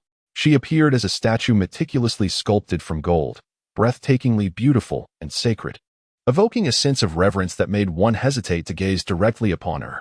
Then, Roger's soul technique collided forcefully with Qianqiuyu, producing a deafening sound akin to a cataclysmic earthquake, causing the very space around them to tremble. Yet, Qianqiuyu effortlessly repelled this formidable attack. Not a single wrinkle marred her attire, she remained unscathed, serene, and intact. Standing there in tranquil poise, she exuded the aura of an invincible warrior, radiating an intimidating presence. At that moment, Roger collapsed to the ground like a heap of mud, his previously twisted face frozen in shock, his laughter abruptly silenced. He widened his eyes, fixating intently on the soul skill he had just unleashed, his heart brimming with disbelief and astonishment. The formidable power of this soul skill had, astonishingly, inflicted not even the slightest harm upon Qianqiuyu. It felt as though an invisible hand had firmly grasped his throat, rendering him utterly voiceless. He could only gape, unable to utter a single word, as if some foreign object had lodged itself within his throat. As time passed, Roger's expression gradually morphed from initial shock into profound despair. His gaze became hollow and devoid of life. The once frenzied glint in his eyes vanished without a trace, replaced by boundless gloom and helplessness. In that moment, he felt as though the entire world was collapsing before him, and all hope had dissolved into mere illusion. Chapter 143. Hidden dangers. Upon witnessing his wife struck by Roger's attack, yet remaining unscathed, Lin's heart, which had been suspended in dread as if it might leap from his throat, finally descended like a startled bird returning to its nest within his chest. The profound sorrow that had enveloped him like a dense fog began to dissipate, akin to clouds parting to reveal the sun. At this moment, Lin took a deep breath, as if attempting to expel the immense weight that had pressed upon his heart. His brow gradually unfurled, and the tension in his features eased slightly, though the worry and trepidation lingering in the depths of his eyes remained palpable. "Thank goodness, she is unharmed," Lin silently rejoiced, his hands trembling slightly, an involuntary response to the aftermath of anxiety. As Lin's father lifted his foot, preparing to walk towards his wife, he inadvertently cast a glance and beheld Roger, sprawled on the ground like a lifeless mass. In that fleeting moment, the remnants of his dissipating fury ignited once more, flaring up as if doused with a bucket of boiling oil, transforming into an inferno of rage. The emotions he had painstakingly subdued now morphed into a fierce ferocity, akin to a blade freshly unsheathed, radiating an aura that sent chills down one's spine. How dare the scoundrel lie here so brazenly? Lin's father seethed internally, his teeth grinding audibly, the muscles in his jaw quivering violently from anger. How could he so easily attempt to evade punishment? The flames of wrath consumed his chest, threatening to obliterate all semblance of reason. His eyes widened, as though his very orbs would leap from their sockets. He clenched his jaw tightly, the muscles bulging as if they might shatter under the strain. His steps were swift as the wind, a ghostly blur as he approached Roger with alarming speed. The hand gripping the sword of time trembled with exertion, knuckles paling as if the sheer force of his grip could shatter bone. Veins throbbed along his arms, resembling serpents poised to break free from the skin. The blade shimmered with a chilling glint, reminiscent of death's gaze, instilling dread in all who beheld it. Without hesitation, he swung the sword down with thunderous swiftness. A sharp crack echoed, decisive and clear, as it severed Roger's head with ruthless precision. The head detached like a ripe fruit, rolling away on the ground, while blood gushed from the severed neck, splattering Lin's father with crimson. Yet he remained unfazed, his gaze icy, fixed intently on Roger's headless body. As he watched the head roll away, his taut nerves finally relaxed, akin to a bowstring slackening. He resembled a deflated balloon, feeling the weight lift from him, inhaling deeply as if expelling all the pent-up bitterness from his chest. It was finally over. Lin's father murmured to himself, the murderous intent in his eyes gradually dissipating, replaced by a gentle warmth. He slowly turned, his steps heavy yet resolute as he made his way toward his wife. With each step, his legs felt as though they were encumbered by lead, yet his concern for her propelled him forward without pause. His gaze remained fixed upon her, filled with care, remorse, and boundless affection. Meanwhile, the members of the Soul Hunter Guild, witnessing their leader's demise at Lin's father's hands, stood as if struck by lightning. Frozen in disbelief, their eyes widened to the point of bursting, expressions locked in a moment of shock, as if time itself had come to a standstill. Moments later, they awakened from their stupor, grief flooding over them like a torrential deluge, unstoppable and overwhelming. They cried out in despair, "Leader, Roger, why have you left us so soon?" The air was laden with an overwhelming sense of sorrow and despair, reminiscent of the heart-wrenching cries of a cuckoo, each note echoing with a profound lamentation. Some individuals collapsed to the ground, their legs giving way beneath them, pounding the earth with their fists, oblivious to the mud that splattered across their faces. Others clutched their heads, their bodies trembling uncontrollably, repeatedly uttering the name of their captain. There were those who howled skyward, their voices seemingly striving to pierce the heavens, only to be subdued by an unending sorrow that weighed heavily upon their hearts. It was Zhou Tian who first regained his composure, his visage as pale as a sheet, devoid of any color, as if all vitality had been siphoned away. His eyes brimmed with terror and confusion, darting about like a startled fawn, lost and bewildered. Trembling lips quivered as he urgently addressed his comrades, "Brothers, the only chance we have to avenge our captain is for me to utilize my soul technique and quietly depart from here alone. Will you cover my escape?" His voice quaked with emotion, each word extracted with excruciating effort, steeped in desperation and entreaty. Regret gnawed at his heart, akin to countless venomous insects feasting upon him. "It is all my fault. My misjudgment has led us into this dire predicament. I deserve the gravest punishment. If I survive, I vow to make them pay in blood." His fists were clenched tightly, nails digging deep into his palms, yet he felt no pain, consumed instead by self-reproach and a fervent desire for vengeance. Upon hearing Zhou Tian's words, the members of the soul-hunting team were moved to tears, their eyes glistening with unshed sorrow, teetering on the brink of overflow. Yet they gritted their teeth, resolutely stifling the tears that threatened to fall. Their gazes conveyed unwavering determination and resolve, as if fueled by an eternal flame that would not be extinguished. One by one, they placed their hands upon Zhou Tian's shoulders, wordlessly offering their support. The steadfastness of their eyes spoke volumes, as if to say, "Fear not, brother, we shall ensure your safe passage." Some shoulders quivered slightly, betraying the tumult of emotions within. Others pressed their lips tightly together, their facial muscles taut, revealing their determination, while still others took deep breaths, striving to calm their spirits, their eyes resolutely fixed on Zhou Tian. In this silent communion, they expressed all that words could not convey, a bond of shared life and death permeating the air, palpable and poignant. The members of the soul-hunting team once more summoned their soul techniques, their expressions grave and resolute, as soul power surged through their arms. Yet this time, the techniques employed were not the most potent defensively, but rather those capable of obscuring sight. In an instant, a thick fog billowed forth, dense as ink, rapidly enveloping the surroundings. Colors flickered and intertwined in a dazzling display, rendering the scene a chaotic tableau. As Chapter 144 unfolds, Zhou Tian, bolstered by the earnest efforts of his brothers in the soul-hunting team, held his breath and focused, striving to quell the turmoil of anxiety and fear within him. He bit his lip tightly, closing his eyes for a brief moment before suddenly opening them wide, revealing a resolute determination within his gaze. Zhou Tian unleashed his soul skill, his form gradually becoming indistinct. He stealthily crouched beneath the cover provided by the others, moving with the lightness of a cat, tiptoeing away into the distance. His heartbeat thundered within his chest like a drum, each step taken with utmost caution, fearful of even the slightest sound. Beads of sweat rolled down his forehead. Yet he dared not lift a hand to wipe them away. As he fled, silent tears streamed down his cheeks, uncontrollably gliding down his face and chilling swiftly in the wind. His heart was a tumult of regret, a sensation akin to being ravaged by countless ants, with each bite delivering a piercing pain. It was all my fault. It was my erroneous judgment that led to the casualties of the captain and my brothers. I am truly deserving of death 1,000 times over. He berated himself repeatedly in his mind, each word like a sharp blade, deeply piercing his soul. Nevertheless, to my brothers and Captain Roger, I swear I shall avenge you. He gritted his teeth, the sound echoing ominously, his eyes burning with the flames of wrath and vengeance as he spoke fiercely.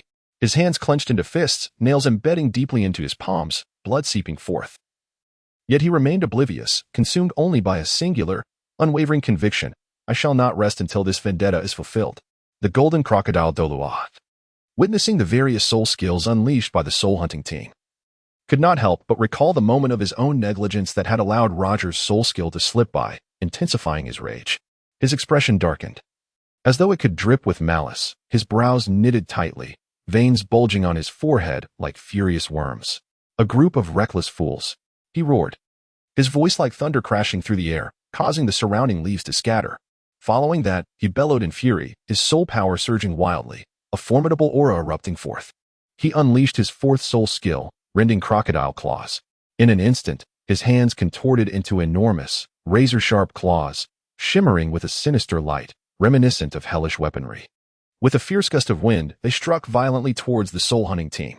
Wherever they passed, the air was torn asunder, emitting a shrill whistle, as if heralding the impending bloody massacre.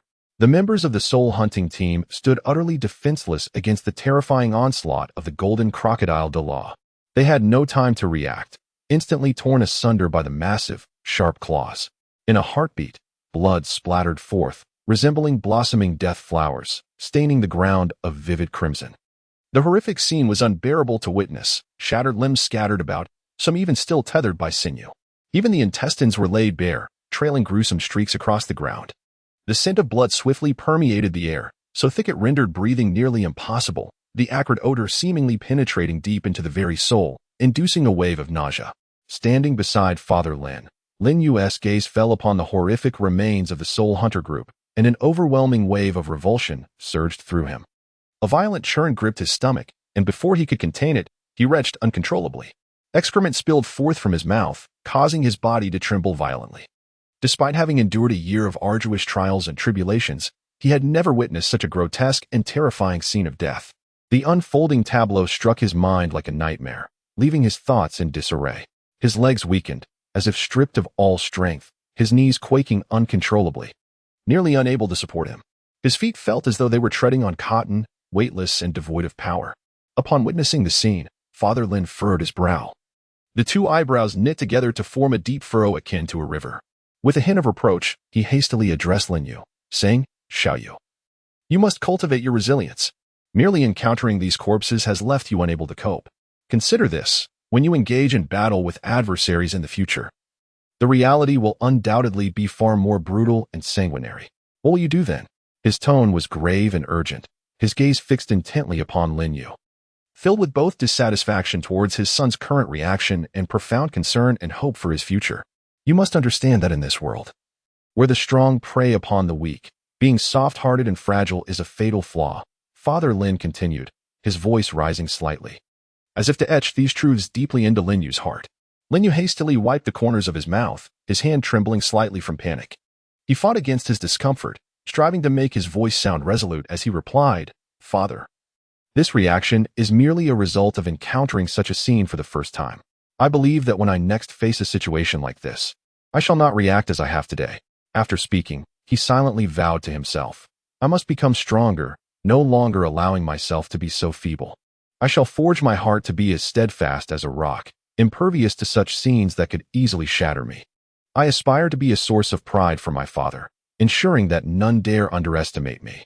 His eyes sparkled with stubbornness and determination, his tightly clenched fists turning pale from the exertion. Very well, then, I shall test your courage. You shall be responsible for handling the bodies of these individuals. With that, Lin's father flicked his wrist, and in a swift motion, his arm became a blur as he tossed a vial of potion toward Lin Yu. The vial traced an arc through the air, accompanied by the sound of rushing wind, heading directly for Lin Yu. Instinctively, he reached out with both hands to catch the incoming vial, a hint of nervousness flickering in his gaze. What is this potion, father? Lin Yu inquired, his voice trembling slightly, a hint of unmasked fear lingering in his eyes. It is corpse-dissolving fluid. A single drop is sufficient to reduce a human body to a puddle of pus, Lin's father replied, his expression devoid of emotion. His tone as flat as if he were discussing the most mundane of matters. Yet the chilling nature of his words sent shivers down one's spine. Upon hearing these words, Lin Yu swallowed hard, his Adam's apple bobbing violently as his heart raced, seemingly on the verge of leaping from his throat. Recalling the words he had spoken to his father, he clenched his teeth and silently urged himself on. Lin Yu, you must not falter. You cannot disappoint your father. Suppressing the tumultuous fear surging within him like a violent tide, he trudged forward with heavy steps, as if weighed down by lead, making his way with great difficulty towards the location of the Soul Hunter group's corpses. In Chapter 145, titled Soulbone 2, Lin Yu had previously stood at a distance, unable to see clearly. But now, standing before the gruesome scene, he was met with a horrifying clarity. The mangled, bloodied corpses lay in disarray, fragmented into several pieces, with severed limbs grotesquely intertwined. Some arms dangled at bizarre angles, while others were brutally severed, exposing stark white bone that glistened with blood. There were also bodies cleaved in half, their entrails spilling forth, exuding a nauseating stench. The horrific sight was enough to rend one's very soul. Lin Yu felt his stomach churn violently, nearly succumbing to the urge to vomit. His eyes widened in terror, his pupils constricting sharply, his breath becoming frantic and erratic. How utterly terrifying! He thought in dread, yearning to look away, yet his feet seemed as if they were nailed to the ground, refusing to budge. Cold sweat poured from his forehead, trickling down his cheeks, while his lips trembled involuntarily. Lin Yu's hands trembled like leaves caught in a tempest, unsteadily prying open the stopper of the bottle he held. His complexion was as pale as death, devoid of any hue, as if cloaked in a shroud of frost. Beads of sweat, akin to large pearls, cascaded relentlessly from his forehead. With those unsteady hands, he painstakingly let drops of the corpse-dissolving liquid fall onto the cadaver. The moment the liquid made contact, the body emitted a series of chilling, ghastly sounds, reminiscent of a ghostly wail. As if a curse from the depths of hell echoed in the oppressive silence, heightening the atmosphere of dread. Before long, the corpse visibly transformed into a viscous yellow fluid, bubbling unpleasantly as it released a noxious aroma. The fluid rapidly seeped into the earth, as if greedily devoured by the ground itself. Instantly, a nauseating stench filled the air, enveloping Lin Yu like a thick miasma. It overwhelmed him, leaving him dizzy and disoriented, his head buzzing as though besieged by a swarm of flies. His stomach churned violently, as if an invisible hand were stirring it mercilessly, prompting him to retch uncontrollably, his throat emitting desperate sounds, while his body convulsed in response. Upon witnessing the remnants of the Soul Hunter core disposed of, Lin Yu felt as if he had deflated, collapsing like a punctured balloon. He gasped for breath, each inhalation seemingly drawn from the depths of his very soul, his chest rising and falling violently, akin to a dilapidated bellows. He endeavored to calm himself, eyes tightly shut, attempting to banish the horrific images that haunted his mind. Taking a deep and prolonged breath, he seemed to expend every ounce of his strength to slightly soothe his wildly racing heart and precariously steady his trembling form. Gradually, he opened his eyes, revealing an expression still laden with lingering fear and fatigue. Straining, he turned his neck and began to walk towards his father. Each step felt as though he were trudging through a quagmire, his movements heavy and sluggish. I must conquer this fear. I cannot remain so cowardly. He silently encouraged himself as he walked, yet his legs continued to tremble uncontrollably. Lin Yu approached Roger's lifeless form, gritting his teeth as he suppressed the fear and discomfort that welled within him. He proceeded to apply the decomposition fluid to Roger's corpse. Drops of the fluid fell steadily onto the body, each drop echoing with a distinct ticking sound that resonated sharply in the profound silence. As the decomposition fluid seeped into Roger's remains, a gradual transformation began to unfold. The once intact body started to dissolve, reminiscent of ice melting under the scorching sun. Skin, muscle, and bone were sequentially consumed by the fluid, fading from existence. Yet, just as Roger's body seemed on the verge of complete dissolution, a solitary black femur remained. Abandoned at the spot, the bone lay there in isolation, appearing particularly eerie and enigmatic against the backdrop of surrounding blood and decomposition fluid. Lin Yu widened his eyes, fixating intently on the bone of the right leg, his heart brimming with confusion and astonishment. How could this be? What on earth is this? Upon witnessing this, Lin Yu was taken aback, his heart racing in astonishment. What on earth is this? He hurriedly called out to his father, who had approached Qian Xiuyu, expressing his concern with a warm demeanor. Father, please take a look at this object. Why does the corpse, after being corroded by the dissolution fluid, leave behind a fragment of the right leg bone? Upon hearing the words, Father Lin swiftly turned his head, executing the motion with remarkable precision. His gaze instantly transformed into one of unwavering certainty, as if a radiant light had suddenly appeared within him. In his heart, clarity reigned supreme. He recognized it as a 10,000-year-old right leg bone. I thought as much, with Roger's particular martial spirit. How could the soul rings he absorbed possibly grant him a teleportation ability? It must be the inherent soul skill of this soul bone, he mused internally. Thoughts racing like a whirling wheel, rapidly analyzing the implications. Yet, his voice remained gentle, akin to the soft caress of spring breezes. As he softly addressed Lin Yu, Little Yu, that should be a 10,000-year-old right leg bone, and it likely possesses a teleportation soul skill. Would you care to absorb it? His eyes brimmed with anticipation and concern, fixated on Lin Yu, as if he sought to glean his son's thoughts from his expressions. Upon hearing these words, Lin Yu resolutely shook his head without hesitation, his movements crisp and decisive. He fixed his gaze upon his father, seriousness etched upon his face as he spoke earnestly. Father, the soul skill of this soul bone overlaps with the functions of my domain. Absorbing it would hold little significance for me. Furthermore, it has already been absorbed once, and its energy is depleted. Even if I were to take it in, it would not enhance my soul power. However, this soul bone could be entrusted to Sister Luomei. As he articulated this, Lin Yu's tone remained steady and firm, his eyes clear and sincere, as though he had thoroughly contemplated the matter.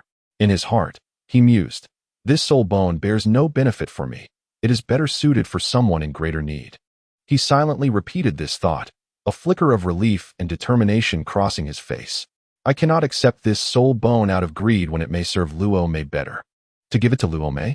Am I truly resolved to do so? He pondered, aware that the soul skill contained within this bone was a rare and remarkable teleportation ability. Lin Fu, upon hearing this, furrowed his brow, his two eyebrows knitting together tightly, as a glimmer of contemplation sparked in his deep-set eyes, leading him into a brief reverie. After a moment, he raised his head and spoke slowly to Lin Yu. Indeed, this soul bone is quite suitable for Luomei. Since you are unwilling to absorb it, I shall pass it on to her. Yet, do not harbor regrets in the future.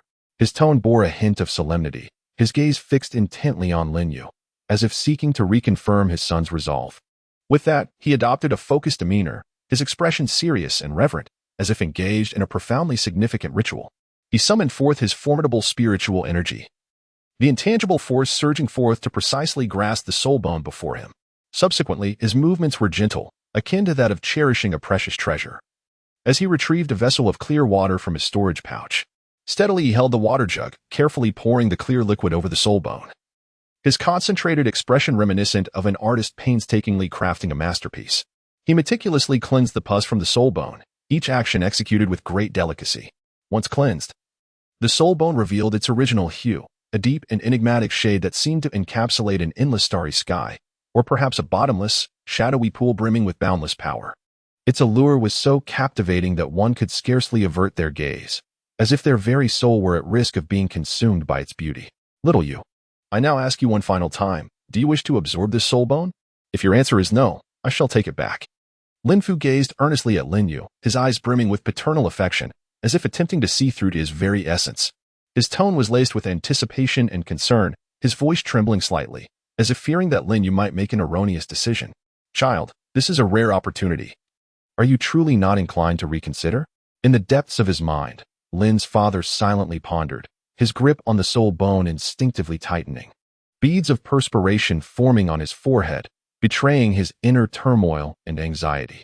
At that moment, having just absorbed the soul ring, Qian Xiuyu approached gracefully, her enchanting eyes flickering with curiosity as she observed the father and son engrossed in fervent discussion.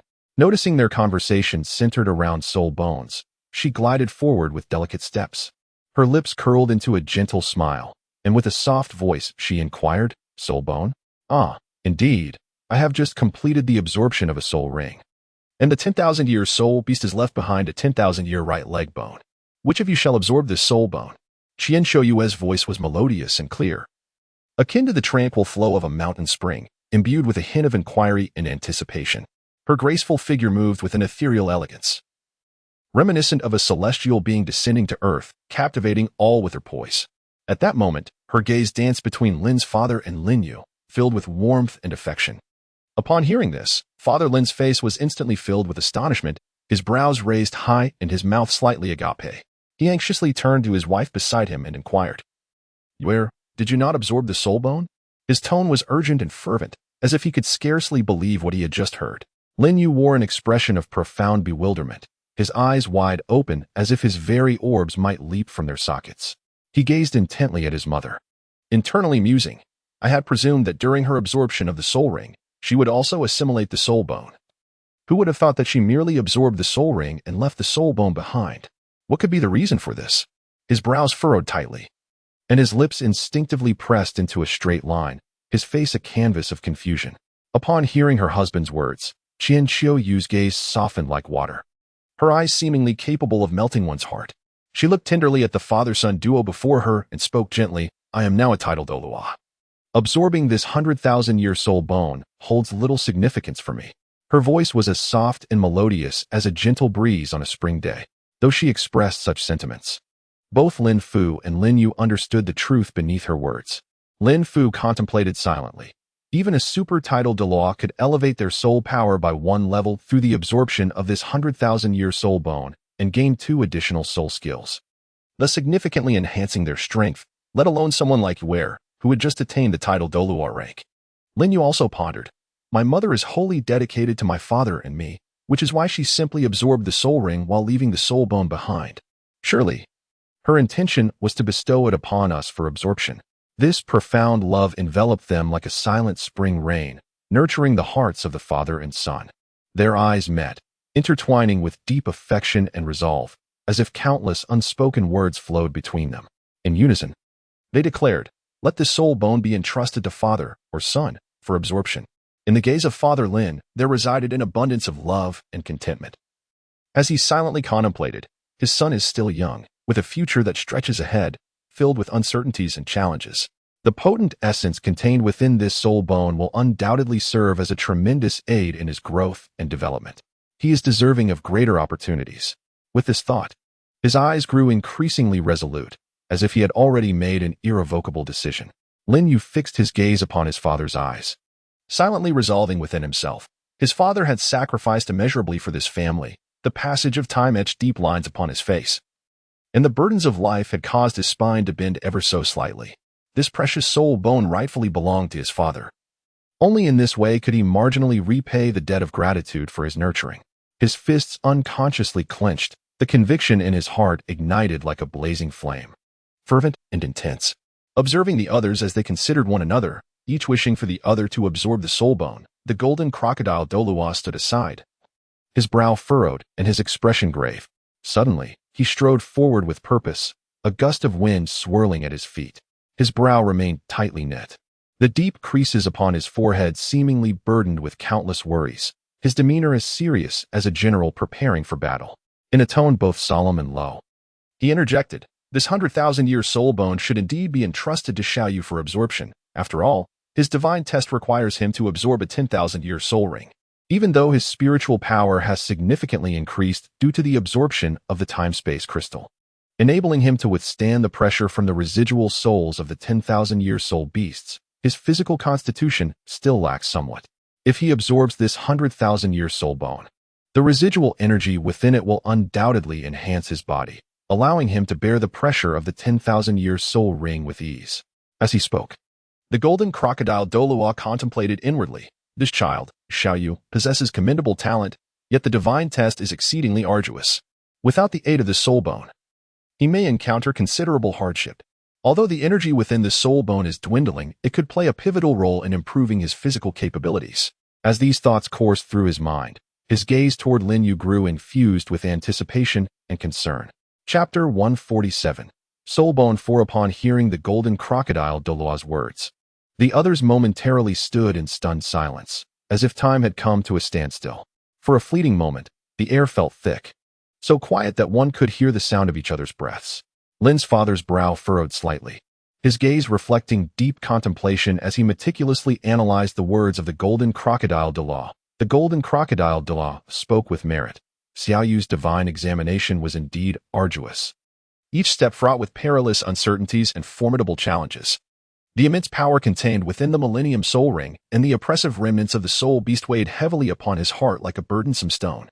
This soul bone might truly assist Xiaoyu, providing him with an additional layer of assurance on the path of the divine examination, thereby augmenting the hope of his success. Yet, what of the father at this juncture? Lin's father found himself ensnared in a conflict of emotions, torn between Xiaoyu's daunting divine examination and his own aspirations for strength. Ultimately, it was Xiaoyu who shattered the oppressive silence, her gaze resolute like the brightest star in the night sky, unwavering and steadfast.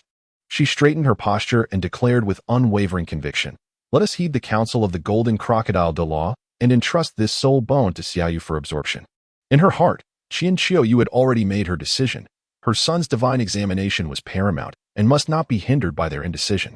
Though she felt a pang of guilt towards her husband, she believed he would comprehend her choice. Her eyes surveyed the assembly, radiating an undeniable authority and determination. Upon hearing these words, Lin Yu took a deep breath, as if to expel all his apprehensions with that inhalation. He then solemnly accepted the blood-red leg bone, a relic of 100,000 years offered by his mother. The bone seemed to resonate with a mysterious and formidable aura. His hands trembled slightly, not from fear, but from an overwhelming sense of excitement and tension, his heart taut like a drawn bowstring, brimming with anticipation for the unknown powers it held. He gradually settled into a cross-legged position, each movement deliberate and dignified, as if he were engaging in a sacred ritual. He carefully placed the soul bone beside his right leg, treating it as the most precious treasure in existence. With his eyes tightly shut, his expression turned solemn and focused. As he began to channel the soul power within him, it flowed forth like shimmering threads of light, radiating brilliance and gentleness.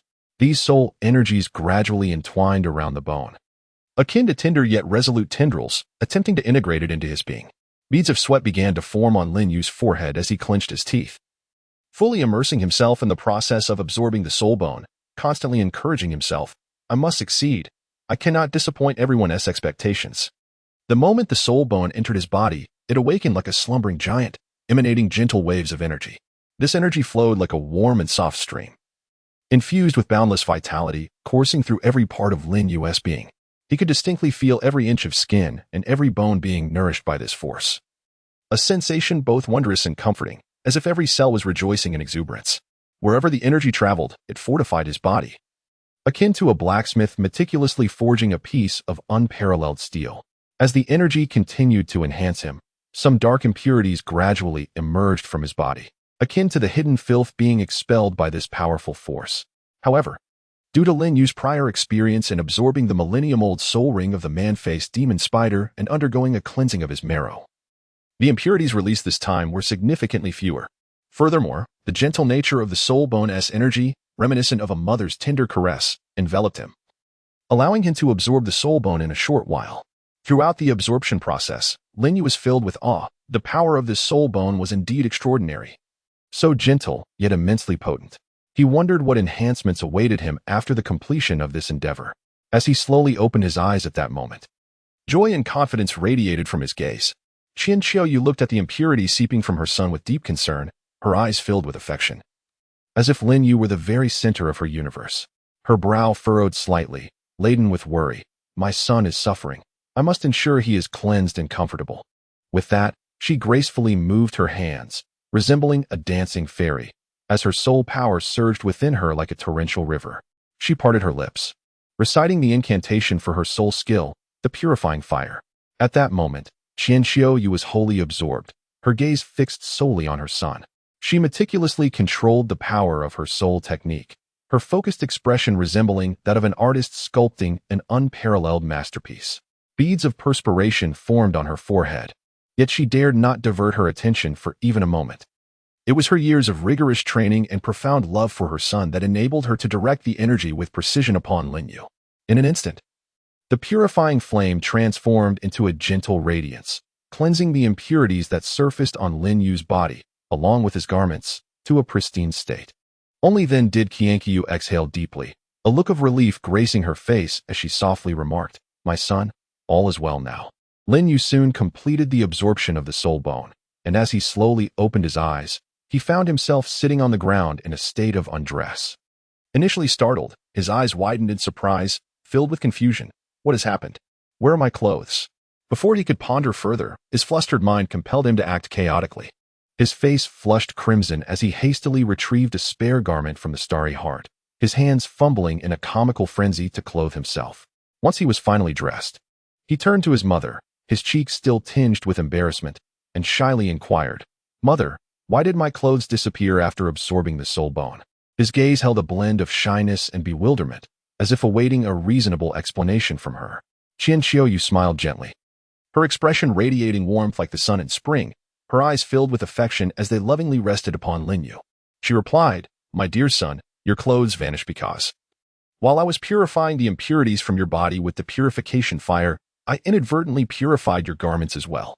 As she spoke, she delicately raised her hand to smooth a strand of hair by her ear and continued, "Oh, by the way, having absorbed this 100,000-year soul bone, how does your body feel now?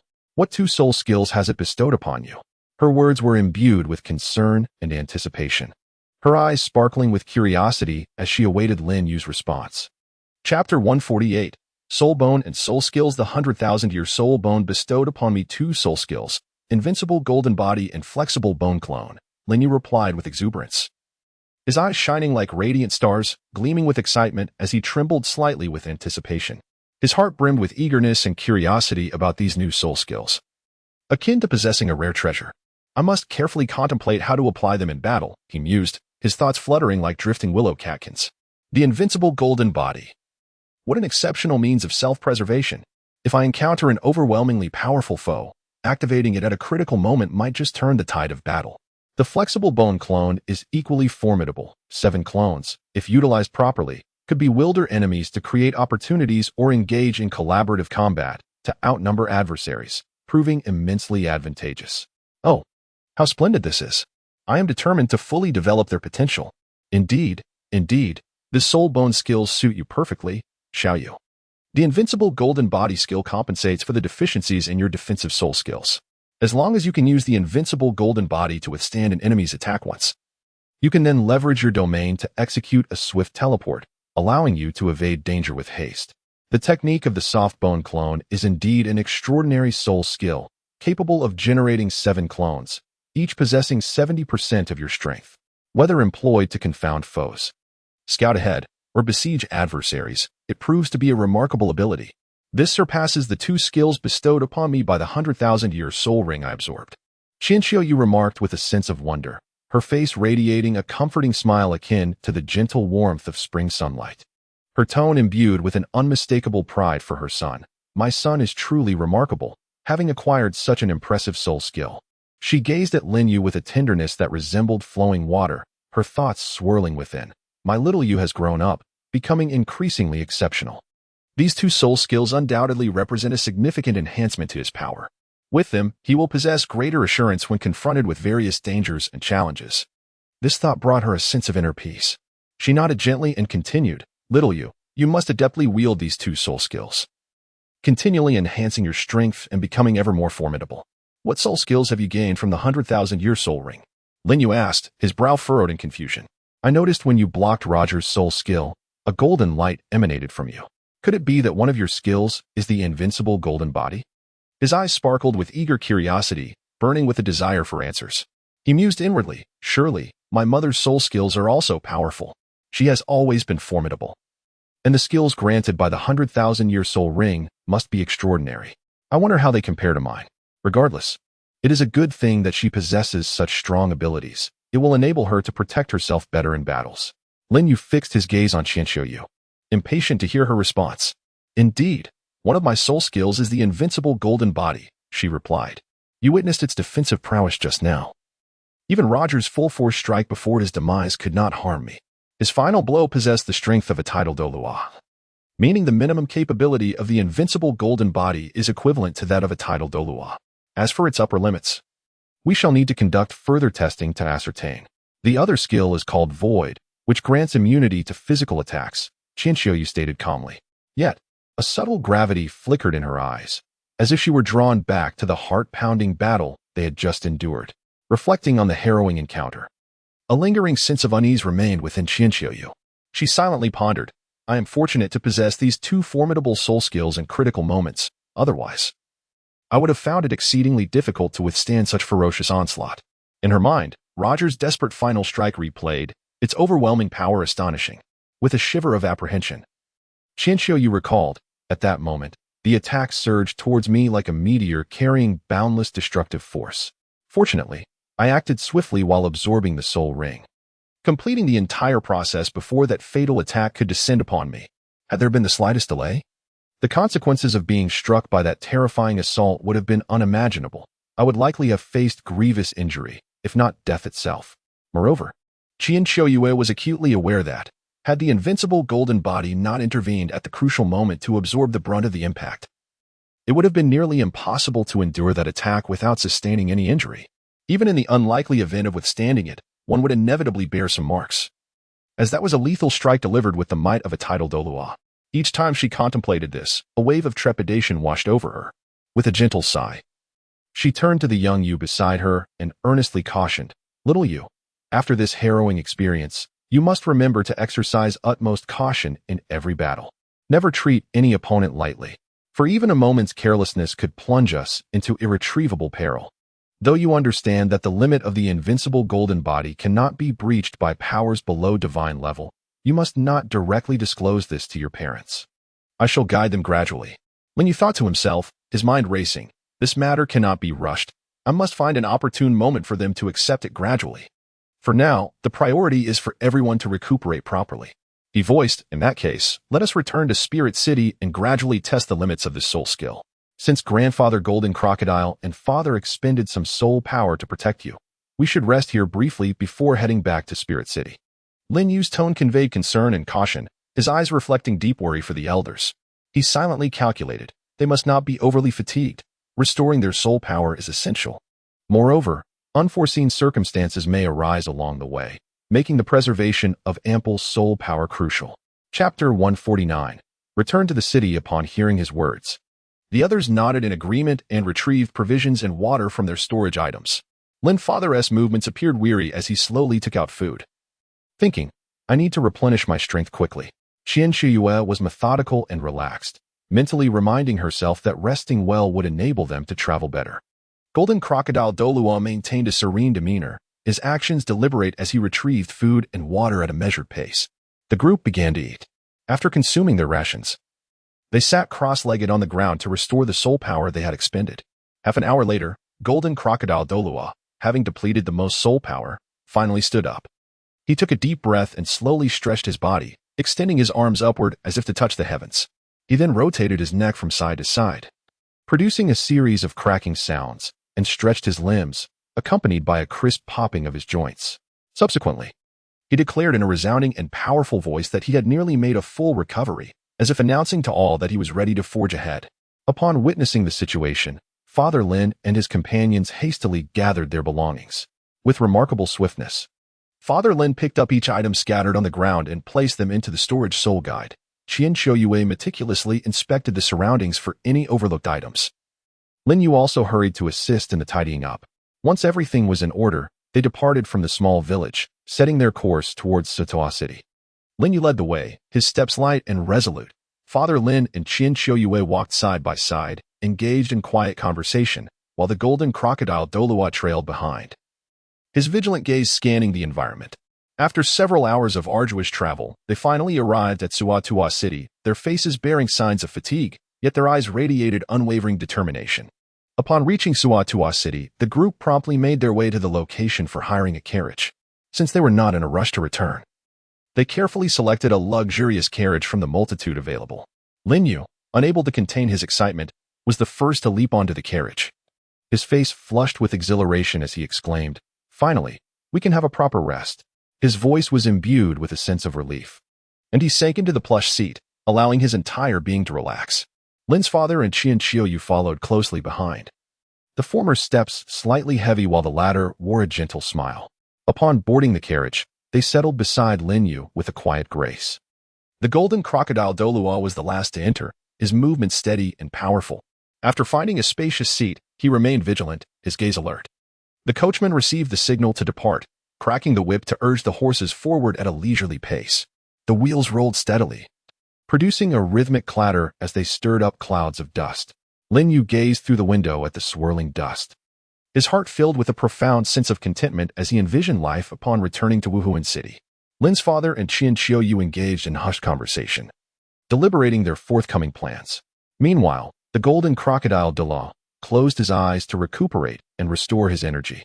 As the carriage drifted further into the distance under the fading glow of the setting sun, it finally arrived at Wuhuan City amidst a cacophony of sounds after days of relentless travel. As soon as the carriage came to a halt, the somewhat weary horses snorted, expelling warm breaths into the cool air. The group eagerly thrust the remaining fare into the coachman's hands, seemingly anxious to act with haste. Lin Yu, in a state of great urgency, hastily emerged from the carriage and implored, "Master, you must return at once."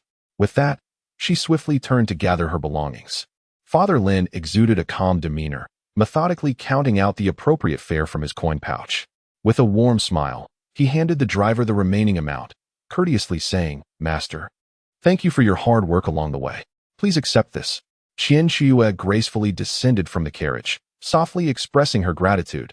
"Thank you, Master, for your careful escort. Take care." The driver accepted the payment, his face beaming with joy, as he nodded repeatedly and replied, "You are too kind, esteemed guests. Wishing you all the best." With that, he cracked his whip, urging the horse-drawn carriage to hasten back to the station.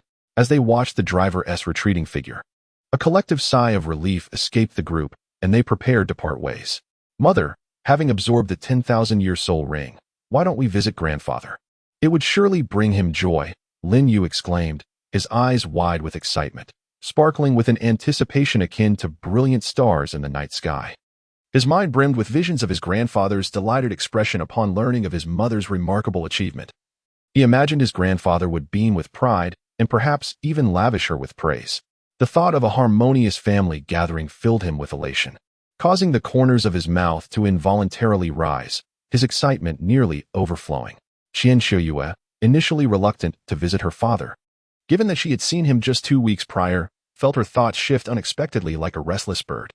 Now, as a titled Douluo, having fortuitously absorbed the 10,000-year soul ring, she considered that such an accomplishment might indeed warrant a display of pride before her father.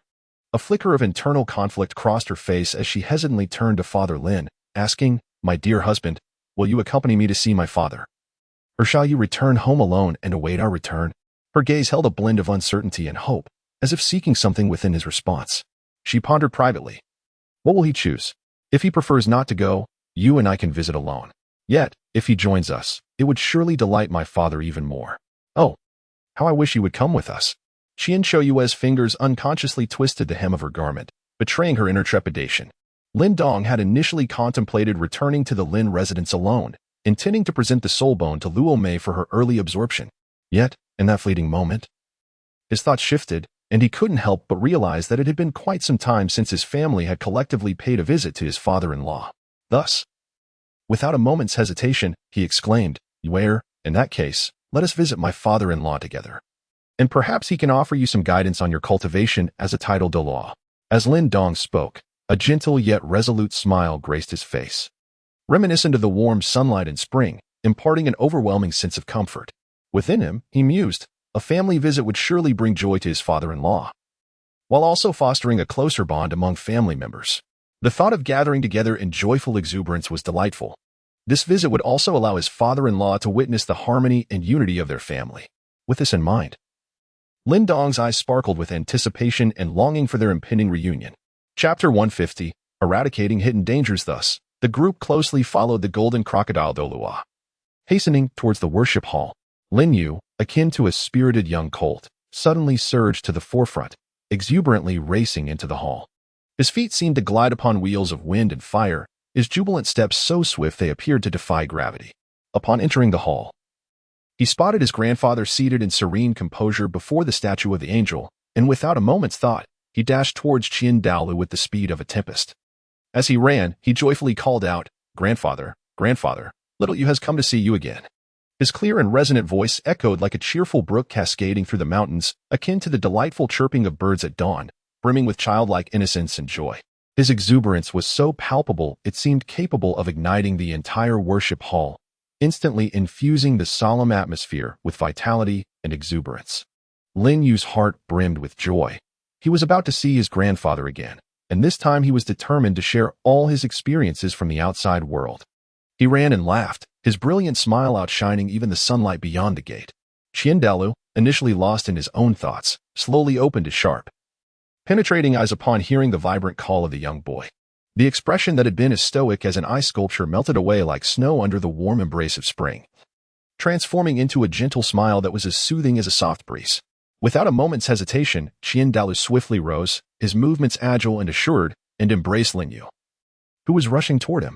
His strong arms wrapped around the boy with tender care, as if Lin Yu were the most precious treasure in existence. With warmth and eagerness, he inquired, "Little Yu, did you enjoy your time with Grandpa Genie this time? Were you able to find Tanghao?" His voice resonated with love and concern, the urgency in his tone revealing his desire not to miss a single word from Lin Yu, while his expectant gaze seemed to pierce through the boy's very being. Douluo mused, "This little fellow must have so many new tales to share from this outing." His gaze was fixed intently on Lin Yu, as if in this moment the entire world revolved around the two of them. "Yes, I had a wonderful time with my parents and Grandpa Genie, and I even created my own soul technique on the way," Lin Yu exclaimed excitedly, his little head held high like a proud rooster, his face radiating with pride, and his bright eyes sparkling like countless stars. He thought to himself, "Grandfather will surely praise me. I must showcase my new soul technique to him and earn his admiration." The more he thought about it, the more exhilarated he became, his cheeks flushing with excitement, making him utterly adorable. "What kind of soul technique is it? Can you show it to Grandfather?" Douluo asked joyfully, his voice brimming with barely contained excitement, his eyes filled with curiosity and anticipation. As his fervent gaze locked on to Lin Yu, eager to unveil his secret, he looked forward to witnessing the boy's latest achievement. This little one always brought him unexpected delights, and he wondered what marvelous soul technique would emerge this time. Douluo unconsciously leaned in closer, his smile growing ever more radiant. "Lin Yu, of course, Grandfather. I shall now demonstrate the soul technique I have devised, the 7-star steps." Upon finishing his words, Lin Yu's youthful visage transformed, becoming grave and focused, his eyes radiating unwavering determination. He took a deep breath, as if gathering strength for the forthcoming display, and then proceeded to immerse himself fully in the performance. His form shifted with fluidity and power, each movement executed with precision, as though he had been tempered through countless trials. From his diminutive frame surged an astonishing aura, each step imbued with confidence, as if he were not treading upon mere earth but upon resplendent celestial bodies. Lin Yu silently contemplated, "Grandfather, I shall not let you down. I aspire to make you proud." His gaze grew increasingly resolute, and his movements became more adept, immersing himself entirely in the exhibition of his soul skill. Douluo watched intently as Lin Yu showcased his self-created soul technique, his expression brimming with seriousness. After a moment of thoughtful reflection, he offered a sincere and judicious assessment. "The power is commendable, rivaling that of a mid-tier 10,000-year soul ring technique, and its learning curve is quite manageable, making it suitable for widespread dissemination. Little Yu, would you be inclined to incorporate this soul technique into the martial arts pavilion of the Spirit Hall, allowing others to learn your unique creation? Rest assured, I shall not let you suffer a loss. How about this? I can grant you access to the treasure hall once more, where you may select 3 more treasures in exchange for your self-created soul technique." Douluo gazed at Lin Yu with warmth and encouragement, his eyes reflecting admiration and anticipation. Patiently awaiting his response, he mused inwardly, "This child is truly blossoming, with such exceptional talent and unwavering diligence. He is destined to become a pillar of the Spirit Hall in the future." A smile unconsciously crept upon Douluo's lips, his heart swelling with gratitude and pride. "Lin Yu, can you truly allow me to select 3 treasures from the treasure hall?" "Grandfather, I originally intended to present this soul skill to the Spirit Hall for everyone to learn." "Oh, by the way, Grandfather, There are a few things I wish to share with you. I must tell you, during my last visit to the treasure hall, I chose a time-space crystal. And with my father's guidance, I absorbed it. As a result, I received the divine test of the god of time and space. Moreover, it facilitated a second evolution of my martial soul, granting me a domain that enhances my cultivation speed and allows me to manipulate the flow of time. Lin Yu's excitement flushed her cheeks, and her words poured forth in a rapid stream, barely allowing her a breath. However, upon hearing Lin Yu mention her martial soul, especially the capabilities bestowed upon it after its second awakening, Douluo's previously smiling countenance shifted to one of grave seriousness. The moment he learned that this domain could alter the flow of time to accelerate cultivation, he immediately recognized the immense value and significance contained within. Douluo's piercing, profound gaze bore into Lin Yu, as if attempting to unravel her very essence, and he urgently inquired, "Lin Yu, what you just stated about your domain possessing the ability to modify the flow of time to hasten cultivation, is it truly so? Furthermore, what is the precise ratio of this time manipulation? Additionally, can such potent domain powers be applied to others as well?" At that moment, Douluo was filled with curiosity and anticipation, eagerly seeking a more detailed and accurate response from Lin Yu. Lin Yu gazed earnestly at his grandfather, his tone resolute and filled with pride as he declared, "Of course it is true, grandfather. Please do not doubt it. This realm of mine is not merely beneficial to myself. It can exert influence over those within its scope. Moreover, the astonishing aspect is that the flow of time in this realm has reached an extraordinary ratio of 1 to 10. Given some time, as my abilities continue to advance and evolve, this ratio may very well rise even further." At this moment, Lin Yu, overwhelmed by excitement, bore a cherubic expression. His youthful face flushed like a ripe apple, radiating charm. His chubby hands seemed animated, gesturing animatedly in the air as he endeavored to convey the wondrous nature of his extraordinary realm to his grandfather. Simultaneously, his bright eyes sparkled like precious gems, the fervent light that held outshining even the most brilliant stars in the night sky. Eagerly, Lin Yu continued, "Grandfather, just imagine the remarkable advantages that could arise from such a significant alteration in the flow of time within my unique domain." With that, he bounded joyfully towards Douluo, his face alight with anticipation as he sought to catch a glimpse of approval and astonishment mingled upon his grandfather's countenance. Upon hearing this, Douluo nodded quickly, his expression subtly shifting as he continued, "Little Yu, you mentioned that you have received the divine examination of the god of time and space. Could you share the nature of this examination with me?" His profound gaze was imbued with genuine concern and insatiable curiosity, his tone calm and gentle, akin to a soft breeze caressing one's face on a spring day, instilling a profound sense of comfort and reassurance. Inwardly, Douluo pondered, "This child has managed to attain such a divine examination. I wonder how challenging it must be, and I hope it does not lead him into peril." His focus intensified upon Lin Yu, leaning slightly forward as if eagerly anticipating the young one's response. Lin Yu wore a smile, his eyes shimmering with a confident light, and spoke with a resonant voice, "The essence of my divine challenge is remarkably straightforward. It is to ascend to the 30th level of Soul Master within the remaining time of this year and successfully absorb a 10,000-year soul ring." With that, he straightened his chest, resembling a proud little general, lifting his head high. In that moment, it seemed as if he was boldly proclaiming his unwavering determination to the entire world. His heart brimmed with confidence as he inwardly mused, how could such a challenge possibly daunt me? I, Lin Yu, am not one to be weak and submissive. The mere task of breaking through to level 30 and absorbing a 10,000-year soul ring is but a trifling matter for me. I am absolutely confident in my ability to achieve this goal." With this thought, Lin Yu's gaze grew increasingly resolute. Douluo regarded Lin Yu with a serious expression and slowly began to speak. "Given the capabilities of your martial soul, achieving a breakthrough to level 30 soul power this year should not pose a significant challenge. However, if you intend to absorb a 10,000-year soul ring, the demands on your physical and mental fortitude will be exceedingly rigorous. I cannot help but worry whether your current physical condition and mental strength can withstand the impact of such a formidable soul ring." As he spoke, Douluo's brow furrowed deeply, the lines on his forehead crisscrossing like ravines, each crease seemingly harboring boundless concern. His eyes reflected undeniable worry. Two intense gazes locked firmly onto Lin Yu, not daring to relax in the slightest. Meanwhile, Douluo pondered silently. This child has always been tenacious and daring. But I hope he does not let his eagerness lead him to overexert himself. After all, a 10,000-year soul ring cannot be casually attempted for absorption. The energy it harbors is immensely vast and volatile. A single misstep could lead to disastrous consequences. I fervently hope this child does not put himself in peril due to a desire for rapid advancement, he thought, his gaze towards Lin Yu now filled with concern. Lin Yu gazed confidently at his grandfather, his eyes resolute and brimming with anticipation. In a steady and powerful tone, he declared, "Grandfather, rest assured. This level of pressure is entirely manageable for me.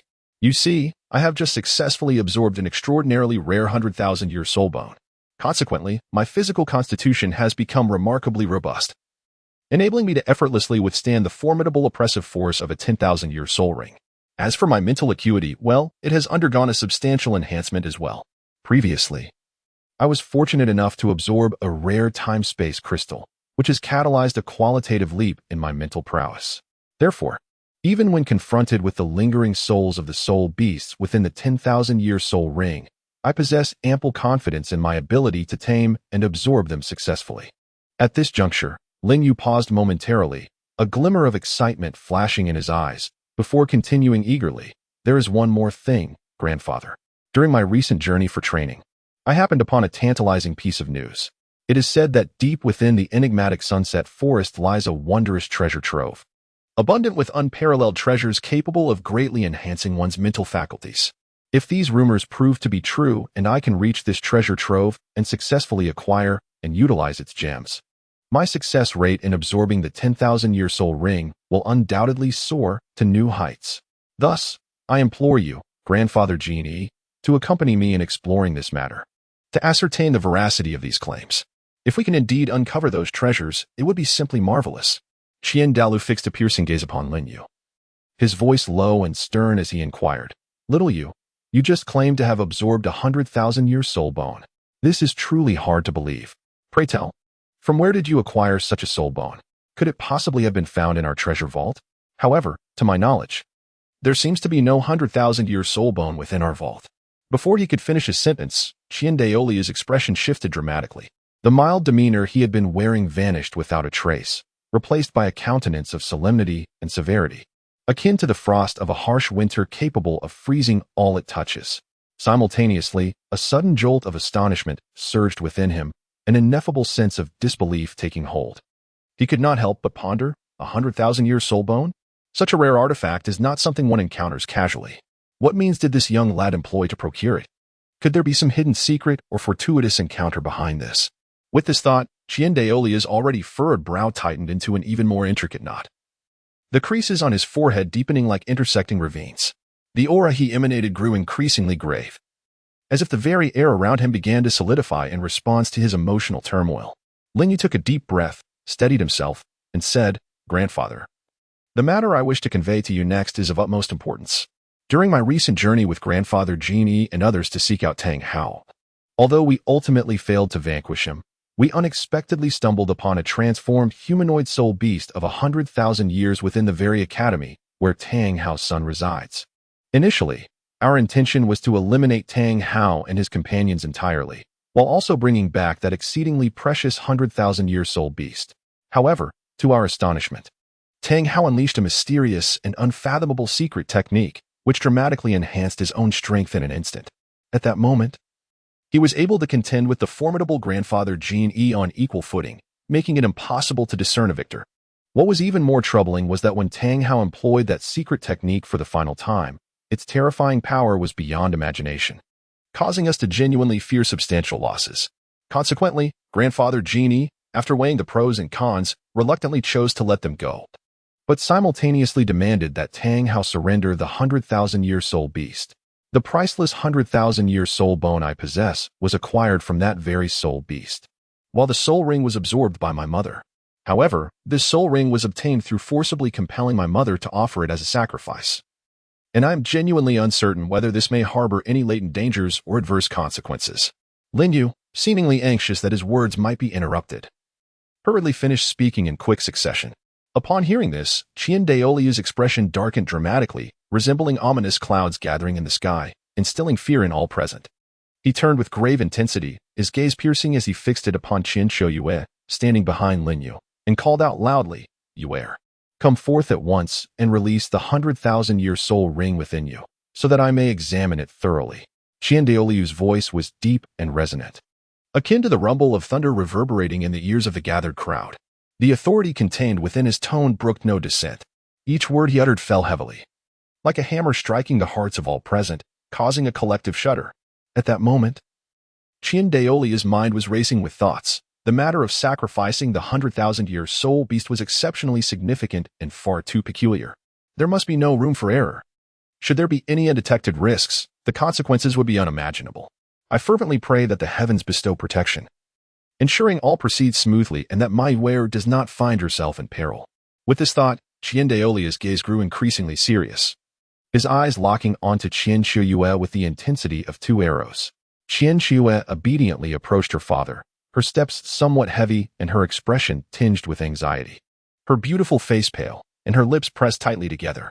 Slowly, she released her century-old soul ring, and as the crimson band emanated from her feet, the surrounding atmosphere grew heavy with an unspoken tension. Qian Daoliu's countenance darkened, his expression grave as he fixated upon the 10,000-year soul ring at Qian Shoyue's feet, which pulsated with a sanguine light. His gaze was sharp as a blade, piercing through the enigmatic and blood-red ring as if he sought to unveil its deepest secrets. In that fleeting moment, an undeniable gravity flickered within his eyes, akin to an immense mountain pressing down upon his heart, causing his breath to quicken involuntarily. He inhaled deeply, his broad chest rising and falling with intensity. In an instant, a vast and formidable mental force surged forth from within Qian Douluo, akin to a cataclysmic tsunami, sweeping relentlessly into the depths of the soul ring. The very fabric of the surrounding space trembled ever so slightly, unable to withstand the onslaught of such terrifying power. Yet, amidst this tempestuous mental wave, an astonishing revelation sent a shiver through Qian Daoliu's core. Nestled within the soul ring lay a delicate pink rabbit spirit, peacefully slumbering. Indeed, there was a problem. A sense of dread washed over Qian Douluo, his complexion turning pale as his heart contracted uncontrollably. His brows knitted tightly together, forming a deep furrow of concern, and he lamented inwardly. He had anticipated that this soul ring, acquired through sacrifice, would not be so straightforward. Now, it was evident that trouble loomed large. What was to be done? In that moment, anxiety and unease flooded Qian Daoliu's gaze, the veins at his temples pulsing slightly from the strain of his tension. To prevent the rabbit's spirit from awakening due to excessive stimulation, he tensed, as if an invisible string were drawn taut, with his anxiety reaching its zenith. His once profound and piercing eyes now brimmed with caution, cold and alert like stars glimmering in the night sky. His movements were slow and deliberate, akin to a gentle breeze caressing the surface of a lake. Each subtle gesture executed with utmost care, as if he were withdrawing from a gossamer-thin ice layer that could shatter at any moment. This air of vigilance held the onlookers captive, stifling their breaths, lest any sound disrupt the fragile tension. At last, Qian Daoluo successfully retracted his mental force, exhaling a long sigh. Yet, the weight of seriousness upon his face remained unchanged. He then turned to Qian Shoyue, his expression grave, and spoke with an unprecedented solemnity. It seems that Xiaoyu's earlier concerns were not without merit. Within your soul ring, the powerful spirit of a 10,000-year soul beast truly lies in slumber. Should it awaken even slightly during your battle and exert any form of influence upon you, the repercussions could be dire. Fortunately, we have identified this peril in a timely manner, and it is not too late. Now, allow me, as your father, to take action and eradicate this latent threat once and for all. At this juncture, Qian Daoliu's gaze grew increasingly resolute, clearly determined to resolve this formidable issue for his daughter. Chapter 153, Elimination of the Hidden Danger, and, at that moment, everyone witnessed Qian Daoliu's previously shut eyes abruptly snap open, glaring wide like bronze bells, his irises shimmering with an unsettling, chilling light. In an instant, a thunderous roar erupted from deep within his throat, resonating through the heavens, as if transcending the confines of time and space. Accompanied by this bellow, Qian Daoluo exuded an overwhelming aura, the surrounding air swirling into visible vortices. Simultaneously, he swiftly formed seals with his hands, reciting incantations, and a dazzling golden radiance suddenly erupted from within him. This golden light intensified, ultimately coalescing into a magnificent angelic apparition. adorned with 3 pairs of wings as pure as snow, radiating an aura of sacred inviolability. Upon the emergence of this angelic spirit, the entire space was illuminated as brightly as day, rendering it nearly impossible to gaze upon directly. Douluo clenched his teeth, his jaw clenched tightly. And due to the exertion, his teeth clattered against one another. The muscles in his face twitched uncontrollably from the intense strain, presenting a somewhat ghastly visage. Yet, at this moment, he could not afford to be distracted. He was wholly absorbed in commanding his angelic spirit, boldly proclaiming the words, "Purifying flame." With the utterance of those 4 words, a crimson flame surged forth like a dragon unleashed from its chains, roaring forth with lightning speed. This fire dragon, enshrouded in fierce flames, distorted the very air it traversed, producing crackling sounds. In the blink of an eye, it accurately struck the 10,000-year soul ring upon Qian Shoyue. The soul ring trembled violently upon contact with the flames, as if sensing a lethal threat. The crimson flames blazed higher, the temperature soaring beyond imagination. And even the surrounding void seemed unable to endure such heat, showing signs of potential melting. Qian Daolia's unwavering gaze remained fixed on the searing flames before him. Beads of sweat forming on his forehead like rain, yet he dared not divert his focus. He silently prayed, hoping that this attack would succeed decisively, eradicating the immense danger concealed within Qian Shoyue. At this moment, Qian Douluo was entirely focused on controlling the blazing inferno. The flames appeared to be imbued with a vibrant life of their own, slowly yet steadfastly penetrating into the core of the soul ring.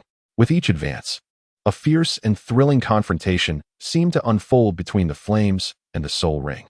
The scene resembled a standoff between 2 armies, each side locked in a fierce impasse, refusing to yield. Before long, an agonizing series of screams erupted from the soul ring, piercing the air with a shrillness capable of shattering eardrums and reaching the depths of the soul. The intensity of the wails was unimaginable, akin to the desperate howls of tormented spirits from the deepest abyss of hell. This chilling cacophony caused the hair on the bodies of all present to stand on end uncontrollably. At that moment, Qian Douluo felt beads of sweat the size of pearls cascade down his forehead like a torrential downpour. These droplets coalesced into a fine curtain of water. Yet, despite this, he dared not let his focus waver for even an instant, his gaze firmly fixed on the soul ring and the flames struggling fiercely against it. Simultaneously, his hands moved rapidly, weaving intricate hand seals, as he exerted every ounce of effort to control the trajectory of the flames. At this critical juncture, Qian Dauluo's breaths grew increasingly labored and heavy, yet within the depths of his being resided an unwavering conviction. He must endure, no matter the cost, and eradicate this looming threat completely. Minutes passed, and the horrifying, gut-wrenching screams gradually diminished, ultimately fading into nothingness, as if swallowed by an infinite darkness, leaving behind an eerie silence. In that moment, Qian Douluo exerted every bit of strength to command the tumultuous, ferocious fire energy. Clenching his jaw, veins protruding from his forehead, he grasped tightly, channeling his entire reservoir of soul power into the flames, striving to suppress this formidable force. Bit by bit, the flames began to recede, akin to the tide slowly withdrawing from the shore of the soul ring. However, this process proved extraordinarily arduous for Qian Douluo, requiring immense effort with each step taken. In the span of just a few minutes, his once handsome and resolute visage became drenched in fine droplets of sweat. Each bead was as large as a bean, closely knit together, casting a glistening sheen across his face. Simultaneously, his breathing quickened further, each inhalation and exhalation reminiscent of an ancient, worn bellows laboring under the strain, producing a heavy, murky sound. With each gasp, his chest heaved violently, as if on the brink of collapse from exhaustion. In that moment, Qian Douluo appeared as though he had just emerged from a harrowing, life-and-death struggle, his entire being imbued with fatigue and weariness. His body trembled involuntarily, and his legs felt feeble and unsteady, as though they had lost their support. Yet, despite this, within the depths of his oceanic gaze, there lingered an unmistakable glimmer of satisfaction, accompanied by a profound sense of relief. At long last, he resolved the turmoil within, silently rejoicing, while exhaling a lengthy sigh, his taut nerves finally beginning to ease at this moment. "Grandfather." Seeing the state of Qian Douluo, Lin Yu called out anxiously, his voice tinged with concern and worry. He hurried forward, extending his arms to securely catch the frail figure of his grandfather, who appeared on the verge of collapse. Once supported by Lin Yu, Qian Douluo managed to stabilize himself, gasping for breath. After some time had passed, he finally regained his composure and, looking at the anxious Lin Yu. Softly reassured him, "Little Yu, do not worry. I am fine. I merely require a few moments of rest to regain my strength." With that, he took several deep breaths. Striving to calm his disordered breath, Lin Yu fixed his gaze intently upon his grandfather, observing as Douluo's breathing gradually steadied, and the pallor of his complexion slowly regained a hint of color. Only at this moment did Lin Yu's anxious heart find slight respite. Yet the perplexity within him grew ever more intense. Once Douluo's condition stabilized, Lin Yu could not restrain himself from inquiring, "Grandfather, you are a titled Douluo of the 99th rank, possessing such formidable strength that borders on semi-divine. Why then does the removal of a mere remnant soul from a 10,000-year soul beast demand such an exorbitant expenditure of your energy? Logically, given your prowess, this should be a trivial matter." He furrowed his brow, fixing his gaze upon Douluo, awaiting a cogent explanation. Chapter 154. Submission of Self-Created Soul Skills. My dear Yu, Douluo began, "You speak truthfully. If I were merely confronting an ordinary 10,000-year soul beast, my semi-divine strength would indeed render the task akin to plucking a flower from a garden. Effortlessly simple, merely a trifling appetizer. However, the reality is far more complex. Had the soul ring your mother absorbed been acquired through our active hunting of soul beasts, then dealing with the hidden remnants within that soul ring would not have consumed much of my time or effort. Yet herein lies the crux of the issue. The soul ring your mother absorbed was obtained through the self-sacrifice of the 10,000-year soul beast. It is precisely this that compelled me to exert myself to the utmost, expending considerable mental and physical energy merely to cope." At this juncture, Douluo gently shook his head, releasing a barely audible sigh. His once erect posture now bore a slight curve, as if burdened by immense pressure. The steadfast countenance that had always exuded resilience was now etched with profound fatigue and resignation. Even the tone of his voice faltered. "Why is this so, grandfather?" Lin Yu exclaimed, his eyes widening with confusion and a fervent desire for clarity. "I truly cannot comprehend. If the soul ring absorbed by Yuera were obtained through hunting, the strength of the ferocious beast's remnants contained within would surely not be overly formidable. Moreover, upon Yuera's completion of absorption, the power of the remnants within the soul ring would be further diminished. In such a case, the residual spirit of the soul beast would be relatively easier to manage. Yet, the reality stands contrary. Yuera absorbed a soul ring that was willingly bestowed by a 10,000-year soul beast. It must be understood that had this 10,000-year soul beast not consented to sacrifice its soul ring, it could have preserved its essence entirely intact. Thus, in facing the spirit of the soul beast emanating from the soul ring, I am compelled to muster every ounce of my focus and exercise utmost caution in my approach. With the slightest misstep, should it be excessively provoked, the consequences of its abrupt awakening from slumber are utterly unimaginable, potentially inflicting irreversible and grave harm upon the moon. Little Yu, do you have any further inquiries regarding this matter? If there are no more questions to be addressed, you may take your leave with your parents. And do not forget to present the soul technique you have devised." Douluo spoke in a leisurely manner, his voice akin to the gentle babbling of a mountain spring. Steady and soothing, instilling an immense sense of tranquility. His gaze remained steadfastly fixed upon Lin Yu, filled with warmth and affection, reminiscent of the most comforting rays of sunlight on a spring day, softly enveloping Lin Yu within its embrace. With a smile gracing his lips, Douluo patiently and thoroughly elucidated the intricacies of the situation to Lin Yu. As he spoke, his broad hand unconsciously extended, gently resting upon Lin Yu's shoulder, as if to convey further solace and encouragement through this simple gesture. Once Douluo concluded his explanation, he paused momentarily, the faint smile still lingering upon his lips. Yet his eyes bore a subtle hint of anticipation. By the way, grandfather." Lin Yu suddenly seemed to recall an important matter. Abruptly lifting his head to fixate on the elder before him, and in a hushed tone, he inquired, "During our previous encounter with Tang Hao, he employed a technique that enhanced his strength. What exactly is that peculiar skill of his, which detonates the soul ring to instantly amplify his power?" At this moment, Lin Yu furrowed his brow, the previously relaxed expanse of his forehead now contorted into a deep frown, as if an insurmountable chasm lay before him. That soul technique. It is one of the secret arts of the Haotian clan, known as the ring detonation. Your uncle was gravely injured due to this technique in conjunction with another self-created soul skill, the great Sumeru hammer method, from Haotian sect. Douluo spoke slowly, his voice deep and resonant, akin to distant thunder rolling ominously, imbued with profound sorrow. A flicker of grief passed through his eyes, surging like a tide that swiftly engulfed his gaze, soon followed by flames of rage igniting beneath the surface, as if everything were to be incinerated. This Haoyan sect is truly despicable. Douluo ground his teeth as he uttered this, his hands clenching into fists, knuckles pale from the exertion, his body slightly trembling, as if the fury within him were poised to erupt at any moment. By the way, grandfather, where has Sister Shui gone? I have returned several times, yet I have not seen her. Linyu blinked his bright, expressive eyes, tilting his head with curiosity and anticipation as he asked. His youthful visage was etched with confusion and a longing for Sister Shui. Upon hearing Lin Yu's question, Douluo's previously calm demeanor momentarily faltered, a complex emotion flickering in his eyes before he quickly regained his composure. He slowly began to speak. Xiaoyu, your sister Shui is currently away, undertaking an exceedingly important and confidential mission. It is likely that you will not see her for quite some time. As he spoke, Douluo's voice unconsciously lowered, as if he feared being overheard. He sighed softly, and his gaze dimmed, revealing an imperceptible hint of worry. Despite his attempts to conceal his true feelings, the deep concern that slipped through could not be entirely hidden. Clearly, he was filled with anxiety and unease regarding the task Shui had undertaken. It seems that Sister Shui is already infiltrating the Heaven Do Empire. I wonder if she has been able to become the crown prince there? Lin Yu pondered silently, his youthful face etched with worry and concern.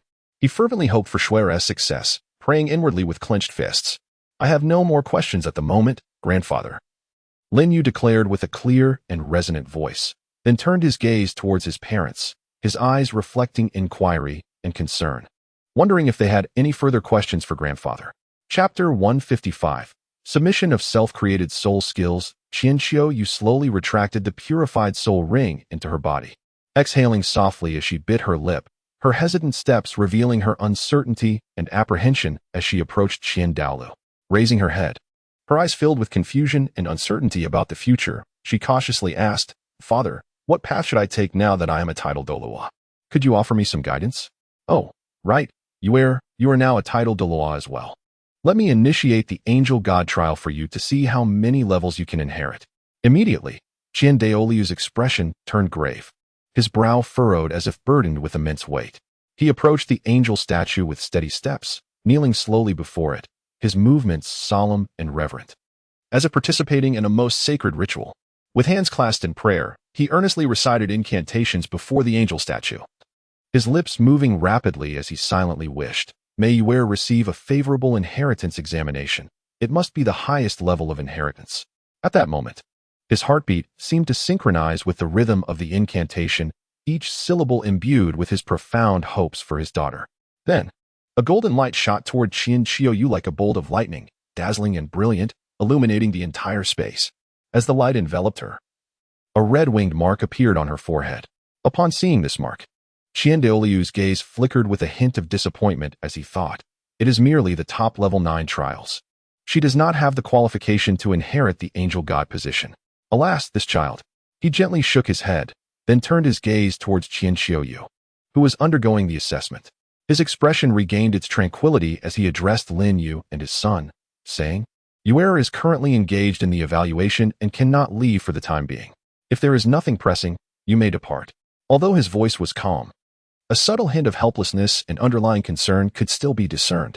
Upon hearing the words of Douluo, Lin Yu and Lin Dong's expressions transformed as if besieged by a chilling frost, instantly solidifying into an atmosphere of grave concern. Their faces, which had previously exhibited a semblance of tranquility, were now marred by worry and impatience. In unison, they cast their gazes towards Qianqiu, not far away, their eyes brimming with profound care and an indelible affection. It was as though their glances morphed into two indomitable swords, striving to pierce through any conceivable adversities that lay ahead, solely to convey an unceasing source of strength and unwavering support to Qianqiu. Lin Yu silently prayed to the heavens within his heart, O Mother, may you successfully pass this assessment. He implored the divine to spare his beloved mother from trials that were daunting and formidable. He bit his lower lip so hard that it turned pale, and his brows were knitted tightly together, as if twisted into a single, tense cord. His anxious heart felt as though it were gripped by an invisible hand, overwhelming him with a deep sense of dread and apprehension. Yet, despite their fervent anxiety, Lin Yu and Lin Dong understood that they were powerless to assist at this moment. Other than earnestly praying to the heavens, there seemed to be no feasible course of action. Ultimately, they could only let out a long, helpless sigh before slowly turning away, dragging their feet, heavy as lead, as they made their way from the solemn and revered Hall of Offerings back to the Lin residence. With each step, Lin Yu couldn't help but glance back towards the direction of Qian Xiaoyu, his gaze imbued with profound concern and longing, palpable even across the vast distance. Upon returning home, Lin's father gradually entered the courtyard, and as soon as he stepped inside, his attention was captivated by a graceful figure. There sat Luo Mei, poised on a slab of bluestone in the center of the courtyard, her eyes closed, hands constantly forming seals, surrounded by a gentle flow of energy, reminiscent of a celestial being descending to earth. Her expression was one of utmost concentration, wholly immersed in her cultivation, seemingly untouched by the disturbances of the outside world. Upon witnessing the scene, Father Lin offered a gentle smile, refraining from interrupting the moment. Instead, he tiptoed to the side, standing quietly, his gaze consistently fixed upon Luo Mei. Observing the diligent young woman immersed in her cultivation, his eyes brimmed with profound pride and affection. After a while, as if recalling something of great significance, Father Lin deftly waved his right hand, and a delicate storage device materialized in his palm. He cautiously opened the container, which instantly emanated a mysterious radiance. As the light gradually subsided, a translucent soul bone, shimmering with an otherworldly glow, appeared in his hand. Holding the soul bone with utmost gentleness, Lin's father seemed to fear that even the slightest pressure might mar this rare treasure. He gradually approached within proximity of Luo Mei, bending down cautiously to place the soul bone upon the ground. After this, he straightened up and took a few steps back, once again gazing at the soul bone. A flicker of reluctance passed through his eyes, yet it was overshadowed by a greater anticipation for Luo Mei. Subsequently, Lin's father reached into his garment and retrieved a sheet of paper, as pristine as snow. He picked up a quill, dipped it in ink, and after a moment of contemplation, his pen danced across the page. Lines of vigorous and powerful characters sprang to life, each letter imbued with his profound affection and earnest hopes. The letter meticulously detailed the origins of this soul bone and the formidable power it could bestow, urging Luo Mei to absorb it promptly upon awakening to enhance her strength. Upon completing the letter, Lin's father added a few words of concern at the end, nodding in satisfaction before folding the paper and gently placing it beside the soul bone. Having completed this series of actions, Lin's father cast a lingering glance at Luo Mei, who was still engrossed in her cultivation, before turning quietly to depart, fearful of disturbing her practice. The courtyard once again returned to tranquility, the only sound being the rustling of leaves in the gentle breeze, accompanying the figure absorbed in her training. Meanwhile, Lin Yu returned to his own chamber, seated at his desk with a focused and earnest demeanor. He took up his pen and meticulously inscribed the process of cultivating his self-created soul technique onto a piece of paper. After finishing, he gently blew to dry the ink, inspecting the document repeatedly to ensure there were no omissions or errors. Chapter 156. Breakthrough to Soul Master Level 30. At this moment, he slowly lifted his gaze toward the window. Outside, the sky had already surrendered to the night, the darkness enveloping the world like a vast black velvet cloth, casting the entire realm into a profound obscurity. Lin Yu let out a gentle sigh, his face betraying a hint of helplessness. He furrowed his brow slightly, and the thought of hastily setting off to the spirit hall to submit his soul skill dissipated. Reflecting internally, he mused that the hour was already quite late. If he rushed out now, unforeseen circumstances might arise along the way, potentially leading to unnecessary troubles and errors. With this in mind, he delicately stored the meticulously crafted piece of paper, treating it as if it were a rare treasure, and carefully placed it beneath his pillow. After completing these actions, he slowly reclined on his bed and gently closed his eyes. However, despite his body being at rest, his mind remained restless, endlessly contemplating the vital matter of submitting his soul skill, tossing and turning for a long while, unable to find solace in sleep. Time slipped by, and soon it was the following morning. As the first warm rays of sunlight filtered through the clouds, softly illuminating the vast expanse of the earth, Lin Yu had already finished his breakfast. At this moment, filled with anxiety and anticipation, he hesitated not at all. Swiftly grasping the self-created soul skill he had pinned the previous night, clutching it tightly in his palm as if fearing it might vanish at any moment, he then set off at a brisk pace towards the spirit hall. On his way, his steps were unusually hurried, beads of sweat gradually appearing on his forehead, glistening like tiny jewels in the morning light. Upon arriving at the spirit hall, He beheld two imposing guards standing like iron towers, their hands firmly gripping gleaming long spears.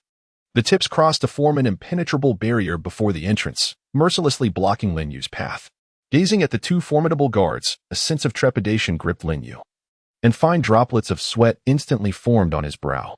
He was acutely aware of the strict regulations in this place, and dared not show any sign of negligence. Hastily, he retrieved the token bestowed upon him by his grandfather, lifting it high while urgently exclaiming, "Gentlemen, this is the token my grandfather entrusted to me, specifically for delivering an important item." Upon hearing this, the guard's sharp gazes immediately fell upon the token in Lin Yu's hand. One of them stepped forward, cautiously accepting the token and examining it meticulously. The token was entirely black, adorned with intricate and mysterious runes that shimmered faintly in the sunlight. After a thorough inspection, the guard confirmed its authenticity, slowly lowering his spear, stepping aside to allow passage, and respectfully addressing Lin Yu. It is indeed an esteemed bearer of the token. Please, enter." Hearing this, Lin Yu's anxious heart finally found relief. He exhaled softly, striving to regain his composure, and then walked into the spirit hall with a measured gait. However, just as he set foot through the doorway, a shadow suddenly appeared before him like a wraith, silently materializing in his path. Unprepared, Lin Yu was startled by the sudden appearance of a figure, causing him to tremble and nearly cry out in alarm. Once he regained his composure and focused his gaze, he discovered that the figure before him was an elderly man clad in a black robe. This aged individual bore a gaunt visage, his face etched with wrinkles resembling the dried skin of an orange, yet his deeply set eyes gleamed with a piercing light that sent shivers down one's spine. He emanated an air of inscrutable mystery, as if he were an emissary from the netherworld. Lin Yu, suppressing the fear gnawing at his heart, hurriedly extended the tightly clenched scroll towards the elderly man, stammering, "This is the item I wish to submit for your perusal." Without waiting for a response, he swiftly turned away, akin to a startled rabbit, and fled the spirit hall with great haste, as if a dreadful danger lurked within its confines, compelling him to linger not a moment longer. As Lin Yu departed the spirit hall with somewhat heavy steps, he made his way directly to the Lin residence. Throughout the journey, his mind was tumultuous, akin to a lake beset by tempestuous waves, refusing to settle. Upon finally reaching the Lin estate and stepping through the familiar gates, he inhaled deeply, striving to calm the disarray within his spirit. After a brief respite, he sauntered to the table where items were laid out, casually picking up a crystal ball used for testing spiritual energy. Lin Yu slightly narrowed his eyes, concentrating intently as he gradually infused his soul power into the crystal ball he held in his hands. In an instant, the originally transparent and colorless crystal began to emit a dazzling radiance, brilliant as the stars, captivating and overwhelming to behold. As the light stabilized, Lin Yu distinctly sensed his current level of soul power. Recalling his return, he remembered that his soul power had merely lingered at level 25.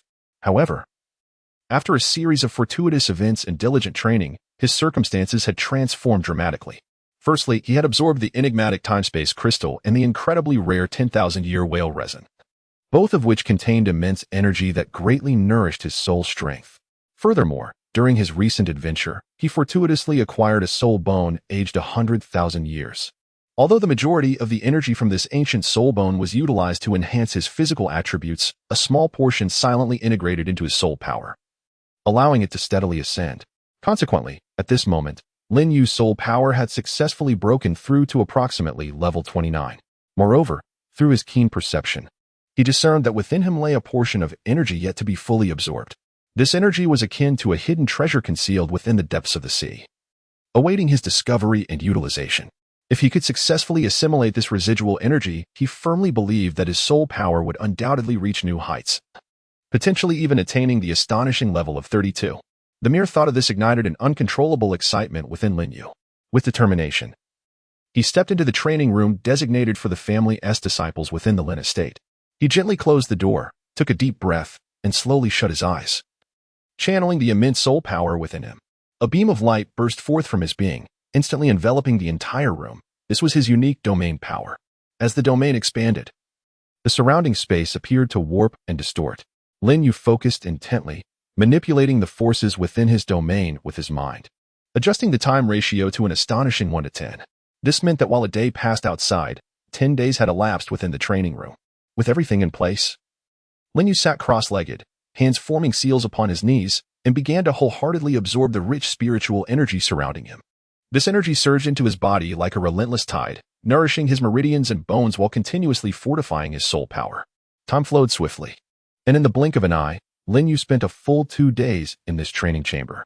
On a tranquil night, as the final trace of spiritual energy merged with his being, he abruptly opened his eyes, unleashing a powerful aura that erupted from him. At this moment, Lin Yu had successfully broken through to level 30, emerging as a notable quasi-soul master. He felt the tumultuous surge of soul power within him and smiled with satisfaction. Though this arduous journey of cultivation was fraught with challenges, the eventual outcome rendered every sacrifice profoundly worthwhile. Chapter 157. The Tribe of Power. Father, how is your recovery progressing? Tang Xin gently grasped the doorknob, gradually easing the door open a crack, and then stealthily stepped into the room. His brow was tightly furrowed, his face a canvas of anxiety and concern. His footsteps were both hurried and cautious, as if he feared disturbing something delicate. With swift strides, Tang Xin approached the bedside, his gaze fixed intently on Tang Hao, who was seated there. His voice trembled slightly as he urgently inquired, "Father, how is your recovery?" His hands clenched into fists unconsciously, his heart pounding with anticipation, yearning for a reassuring response from his father. Tang Hao leaned against the bed, slowly lifting his gaze to meet Tang Xin's. His voice, though tinged with weakness as if he had just emerged from a severe illness, carried a note of resoluteness. "I am faring well. After several days of recuperation, I have managed to suppress the internal injuries. As long as I avoid intense combat, I should be fine." He coughed lightly before continuing, "By the way, my dear San, have you managed to uncover the whereabouts of the Tribe of Power?" Despite the lingering frailty in Tang Hao's voice, a glimmer of determination shone in his eyes. Tang San took a deep breath, his chest rising and falling gradually, and then cautiously stepped forward. He raised his head, looking toward his father not far ahead, and softly replied, "I have discovered that the Tribe of Power is currently situated to the south of Heaven-Do City." His voice was somewhat subdued, as if overshadowed by an invisible pressure, and he paused momentarily as he spoke. After a brief hesitation, Tang Xin continued, "But father, do we truly need to seek them out?" As he spoke, his brow involuntarily knitted together, those elegantly arched eyebrows entwined like 2 diminutive mountain peaks. A flicker of uncertainty passed through his eyes, akin to a thin veil of mist gently shrouding the clarity of his thoughts, making it difficult to discern his true feelings. His hands began to unconsciously fidget with the hem of his clothing, fingers twisting the fabric with intensity, as if this act could somehow alleviate the turmoil and unease within his heart. Meanwhile, Tang Hao stood resolutely beside him, his gaze unwavering and fierce, akin to a blazing torch. "Of course, my dear San," Tang Hao asserted with an unwavering tone, "in our quest to successfully confront the formidable Spirit Hall, we must exhaust every means to unite all available forces. Therefore, the 4 great families that once existed as subordinate sects of our Haotian sect will undoubtedly become invaluable allies and staunch supporters." After uttering these words, Tang Hao's gaze sharpened, emanating an aura of unwavering courage and fearlessness.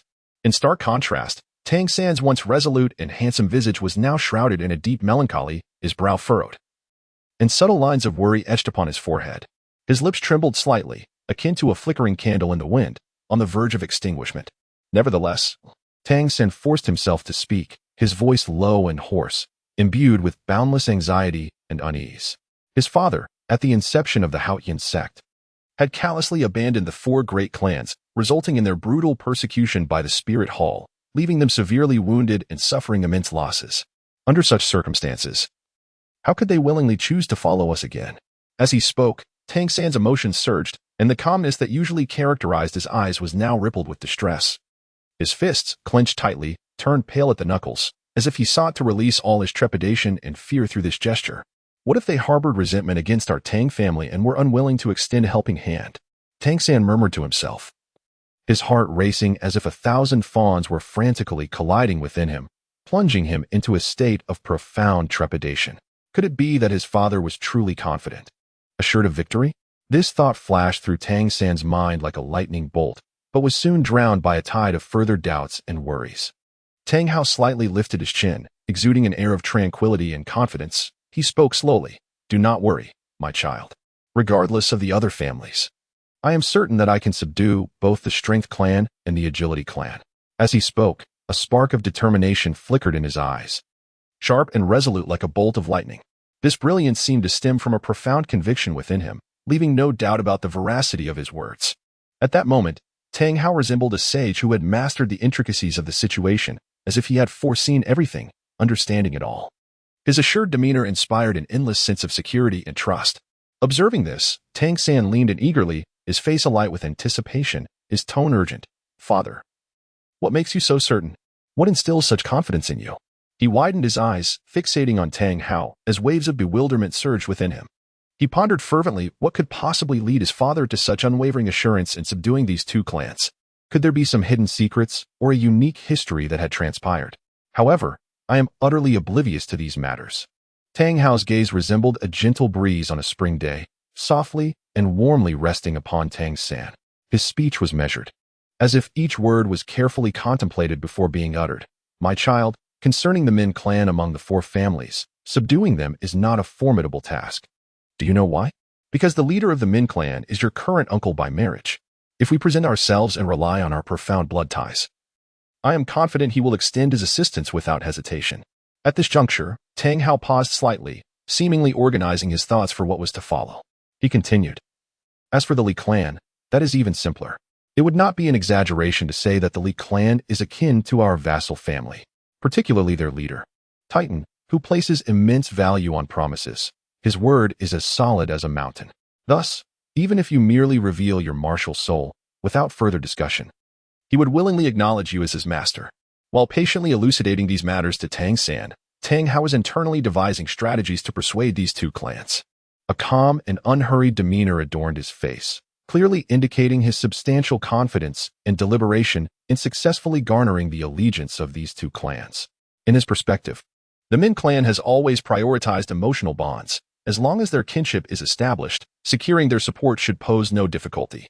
Furthermore, since Titan of the Li clan values promises so highly, presenting Tang San's Haotian hammer martial soul as leverage would undoubtedly compel this forthright leader to wholeheartedly submit.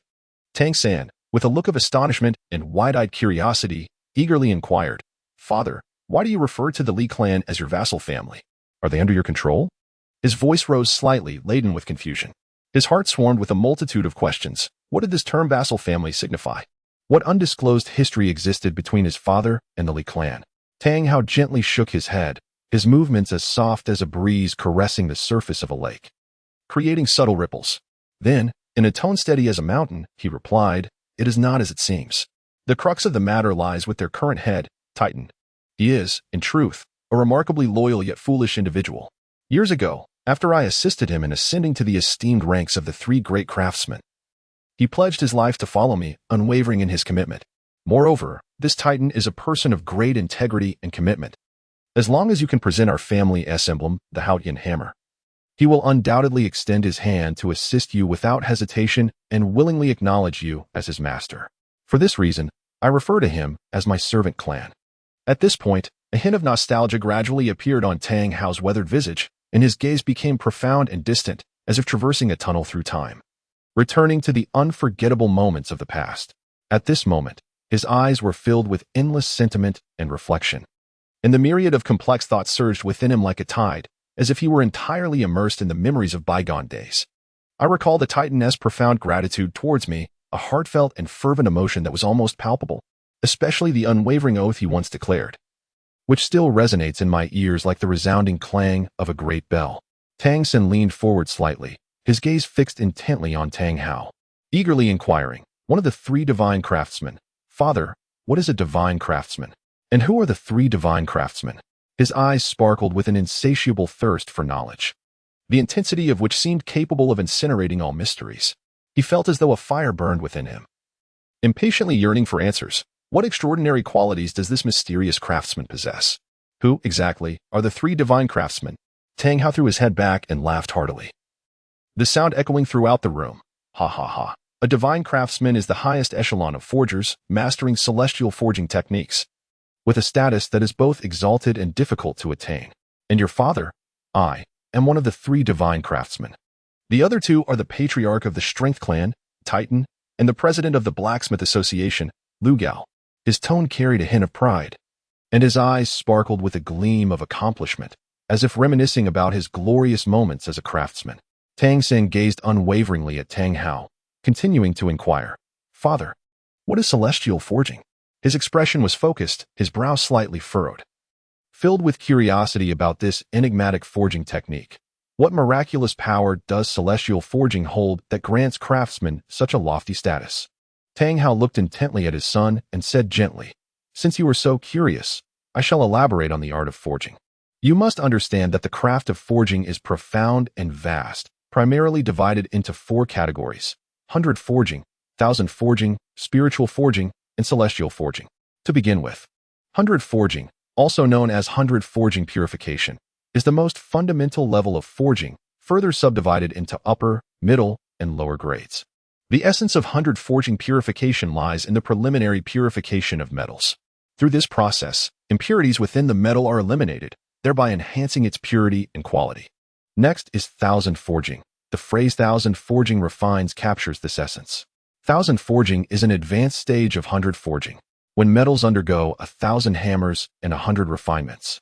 They exhibit astonishing sublimation effects during the forging process, along with unique characteristics. The process of refining metal through 1,000 forges is categorized into 5 distinct grades, ranging from the first to the 5th, with the first grade being the most superior. Now, let us delve into the realm of spirit forging, a stage that represents a remarkable qualitative leap. Through spirit forging, lifeless metal is imbued with vitality. Not only does its weight increase, but its capacity for soul power conduction is significantly enhanced. Moreover, the inherent characteristics of the metal are not only further reinforced, but may also give rise to new and wondrous traits. Lastly, we must address the phenomenon known as heavenly forging, which can truly be described as the transformation of the mundane into the extraordinary. Even the most ordinary ores, once subjected to the hands of heavenly forging, may metamorphose into treasures of unparalleled worth, akin to divine gems. At this juncture, Tang Hao's eyes sparkled with excitement, filled with hope as he earnestly wished for his child to deeply grasp these profound and intricate concepts. Tang Sen lowered his head slightly, a furrow of thought crossing his brow, as if he were pondering something of great significance in the recesses of his mind. After a moment, he slowly nodded, as if he had reached some conclusion within. He contemplated silently. "I had always believed that the most exceptional hidden weapons of the Tang sect could never be crafted with the current level of craftsmanship in this world. After all, the techniques required for these weapons are exceedingly complex and intricate. However, I never anticipated that there truly exist master blacksmiths of such caliber in this realm. If I could enlist their aid in forging the Tang sect's premier hidden weapons, it might indeed lead to a substantial enhancement of their power." In Chapter 159, regarding the subjugation of the Strength Clan, the mere thought of this possibility ignited a flicker of excitement and anticipation in Tang San's gaze. The brilliance in his eyes sparkled like the countless stars twinkling in the night sky, resplendent and radiant.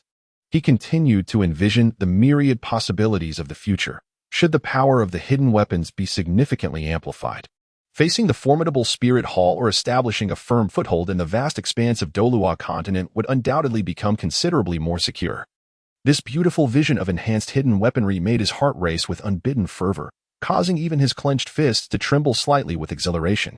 Observing the contemplative expression on his son's face, Tang Hao's lips curled into a subtle smile, his heart already understanding. "It seems this child has indeed grasped my meaning." He then opened his mouth once more, his words carrying a tone of seriousness and gravity.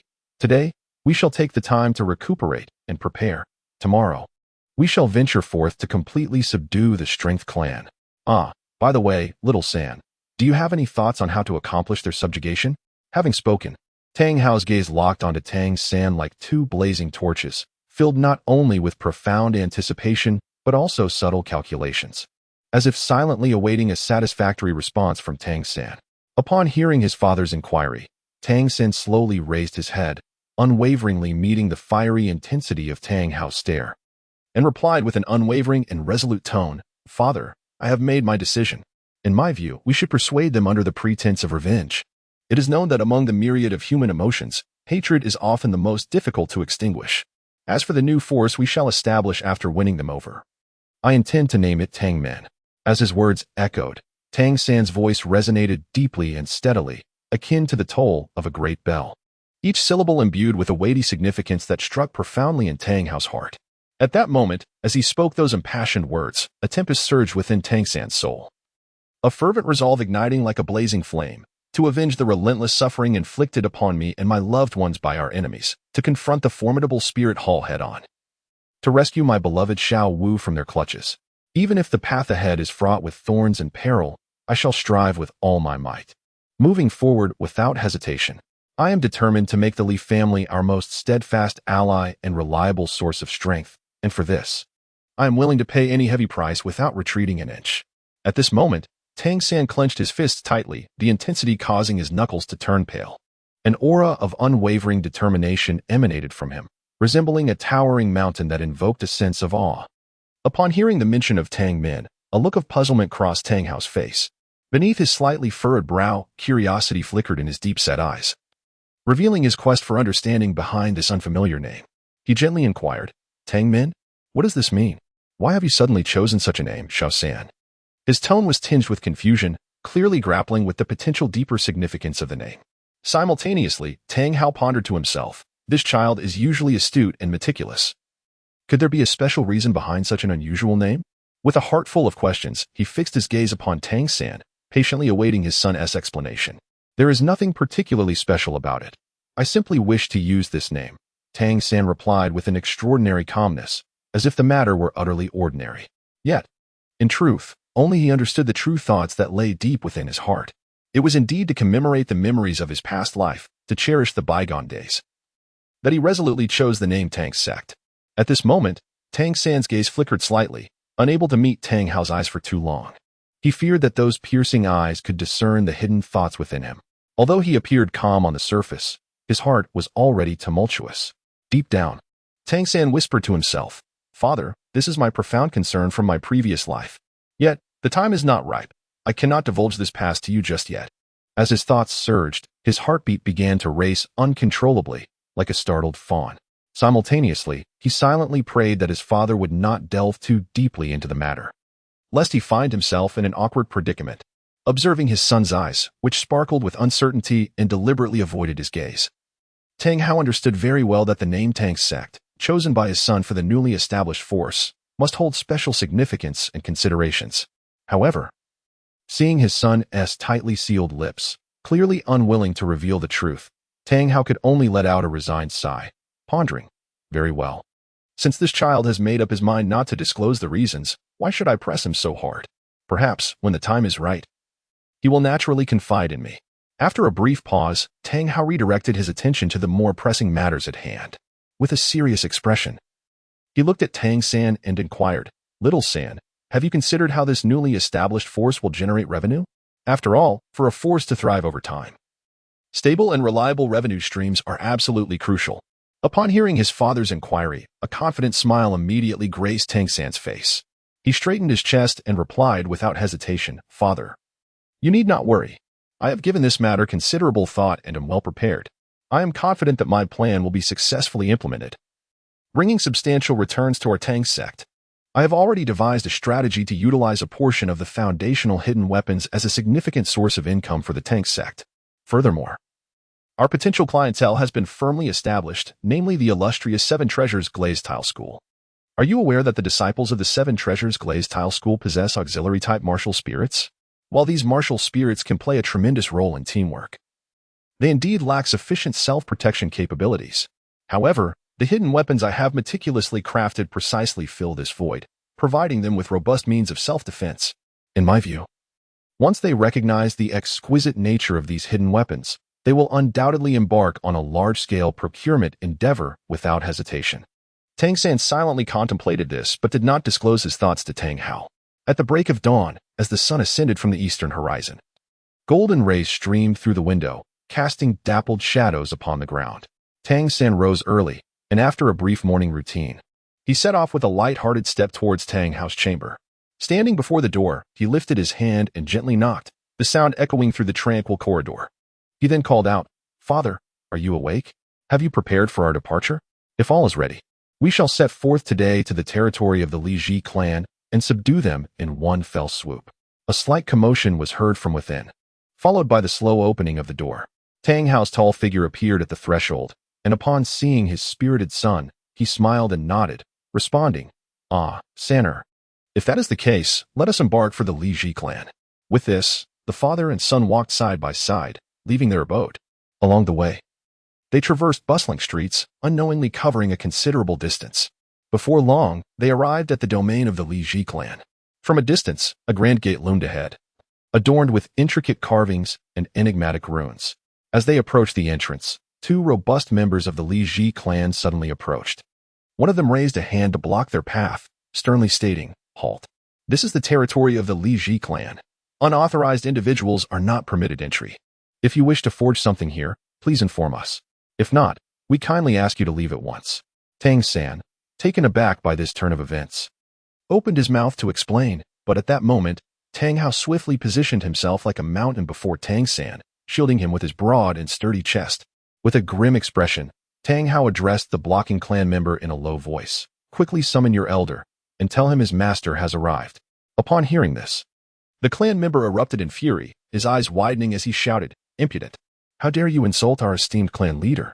Before he could finish, a surge of radiant energy enveloped him, revealing 5 soul rings, 2 yellow, 2 purple, and 1 black. The overwhelming aura of his soul power radiated through the air. "Today, you shall experience the consequences of your ignorance, or else you will never comprehend the folly of your words," he bellowed, as the 4th purple soul ring flickered brightly. He then roared, Titan's Fist. As he shouted, an immense force converged upon his right fist, propelled with unmatched ferocity towards Tang Hao like a cannonball. However, Tang Hao had already sensed that his words might have been somewhat inappropriate, as the Titan boldly launched an attack, demonstrating formidable strength to uphold the dignity of his kind. Tang Hao felt a surge of urgency. He raised his right hand slightly, and a colossal Haotian hammer gradually materialized in his palm. This hammer emanated a chilling aura, as if it were the most terrifying entity within this realm. With a swift motion of his arm, Tang Hao propelled the Haotian hammer forward, infused with immense power, to meet the oncoming Titan's fist with a thunderous force. A tremendous sound echoed as the Haotian hammer effortlessly shattered the Titan's blow. The Titan's kin was sent hurtling backward like a kite severed from its string, crashing heavily against the walls of the estate, causing the entire structure to tremble. However, despite Tang Hao's restraint in controlling his power output, that seemingly casual strike retained astonishing potency. Had he unleashed his full strength, a mere swing of the hammer could have obliterated his opponent, reducing him to fragments under the onslaught of wild energy. Witnessing such a breathtaking scene, Tang San could not help but ponder, was it not previously agreed to pacify the Titan clan? How could hostilities arise so suddenly? If this situation escalated, how was he to subdue them afterward? Just as Tang San was engulfed in worry, a thunderous shout reverberated through the air. Who dares to engage in battle within the territory of the Titan clan? As the roar resonated, attention shifted to a towering elder, his hair and beard white as snow, appearing suddenly among the gathered kin, exuding an imposing presence. The Titan widened his eyes, fixated on the man clad in a black trench coat, and questioned with suspicion, "Who are you to dare injure my kin? If you do not provide a reasonable explanation, do not blame me for being impolite." Before his words could settle, an overwhelming and suffocating aura radiated from the Titan, as if it sought to tear the very air asunder. Simultaneously, a colossal martial spirit, a mighty gorilla, emerged behind him, standing like a small mountain and exuding an intimidating pressure. At that moment, Tang Hao smiled slightly and spoke calmly. "What is this, Titan? After only a few years apart, do you not recognize me?" He then lifted his hand to reveal his martial spirit, which glimmered with a faint light. Upon hearing that familiar voice and recognizing the unique martial spirit, the Titan's expression changed dramatically, and his body involuntarily trembled. Without hesitation, he knelt on one knee, bowing his head respectfully. "Esteemed master, I pay my respects." "I cannot believe it is truly you." Tang Hao nodded gently, a hint of a smile playing on his lips as he regarded the Titan. "Now that you recognize me, why linger here? Are you not going to invite us inside for a visit?" Seeing this, the Titan quickly donned a beaming smile and exclaimed, "Oh dear. How could I let my master stand at the door? Please, come in, come in." As he spoke, he gracefully gestured with his hand, leading Tang Hao and another individual purposefully into the estate. Upon passing the 2 clan members stationed at the entrance, Titan paused momentarily, turning to them with an admonishing tone. "What are you two still doing there? Do you not see the chaos at the entrance? Hurry and tidy this place up." Without waiting for their reply, he continued to guide Tang Hao and his companion deeper into the residence. Before long, the group arrived in a spacious and well-lit parlor. Titan swiftly approached the main seat, gently tapping the armrest before respectfully stepping aside, addressing Tang Hao with deference. Master, please take your seat.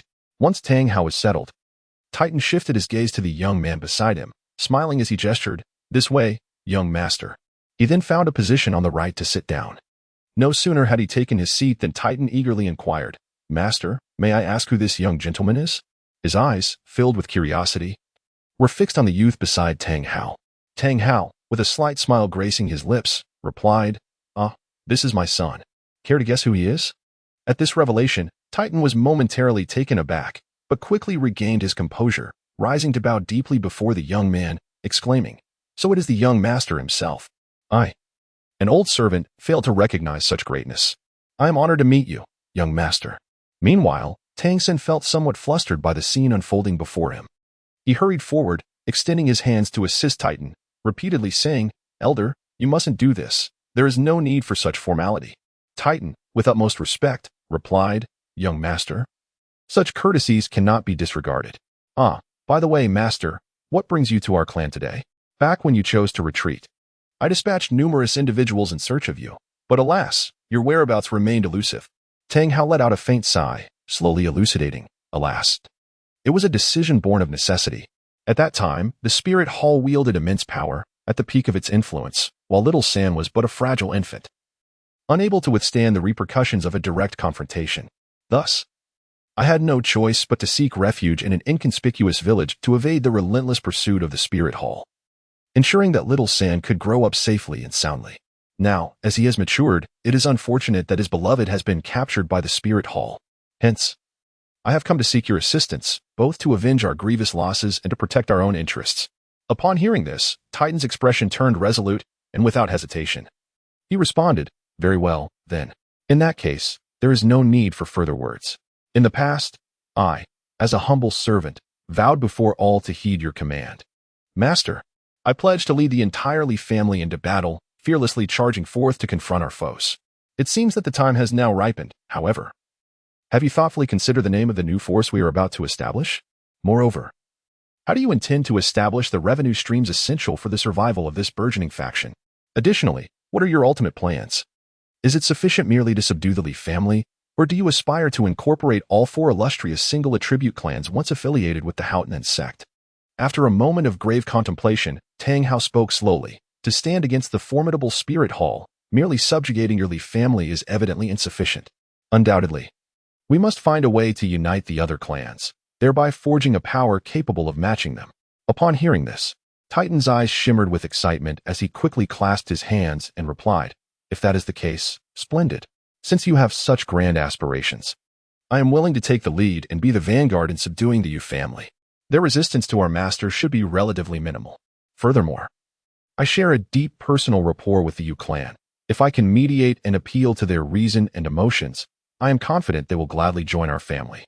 Tang Hao regarded Titan with utmost seriousness and declared, "If that indeed comes to pass, I shall entrust the Yu family entirely to your stewardship." Titan furrowed his brow, pondering for a moment before inquiring, "But I wonder if you have already devised a strategy for subduing the Min and Pa families, particularly the Pa family, who harbor the deepest resentment towards our Haotian sect. It is crucial to remember the immense suffering they endured under the oppression of the spirit hall." After a brief silence, Tang Hao responded thoughtfully, "As for the Pa family, we shall set that aside for now. However, the Min family should be relatively easier to handle, given our blood ties. If I personally visit the Min family with Xiao San, sincerely bowing my head to admit our past transgressions, I believe that the bond of kinship will compel them to assist us out of sentimentality." He continued, "Regarding the revenue generation strategies you mentioned, Xiao San has previously informed me that he has devised a plan." Without hesitation, Tang San reached into the exquisite 24-bridge Minjuai at his waist. With swift and practiced movements, he produced a substantial stack of blueprints and solemnly presented them to Titan. Titan, his face a tapestry of skepticism, accepted the blueprints and quickly scanned them before raising his gaze to Tang San, filled with curiosity and intrigue. "Young master, what exactly do these blueprints depict? What purpose do they serve? And why do you believe this could become a revenue stream for our emerging faction?" Confronted with a series of inquiries from Titan, Tang San offered a slight smile, his demeanor composed as he elucidated, "Elder Titan, the blueprints you hold are for the fabrication of contrivances known as hidden weapons. The foremost illustration depicts a device called the Zhuge crossbow, should this blueprint be successfully translated into a tangible form. Even soul masters, caught unawares, could easily fall prey to its lethal strike. Even those possessing formidable soul rank capabilities would find themselves at risk. More critically, this hidden weapon generates no fluctuations of soul power during its operation, making it exceedingly difficult for even the most vigilant soul masters to detect its impending assault. Furthermore, even ordinary individuals could wield this device to contend against soul masters. Thus, in my estimation, once it is completed and introduced to the market, it will undoubtedly garner widespread acclaim and yield substantial profits. With a smile gracing his face and confidence shimmering in his eyes, Tang San continued, "Moreover, I have not only successfully developed these hidden weapons, but have also secured an exceptional patron. If we can achieve mass production of these devices, concerns regarding sales channels will be alleviated." Titan nodded slightly, a glimmer of curiosity and anticipation in his gaze as he inquired, "Young master, might you elaborate on who this esteemed patron is?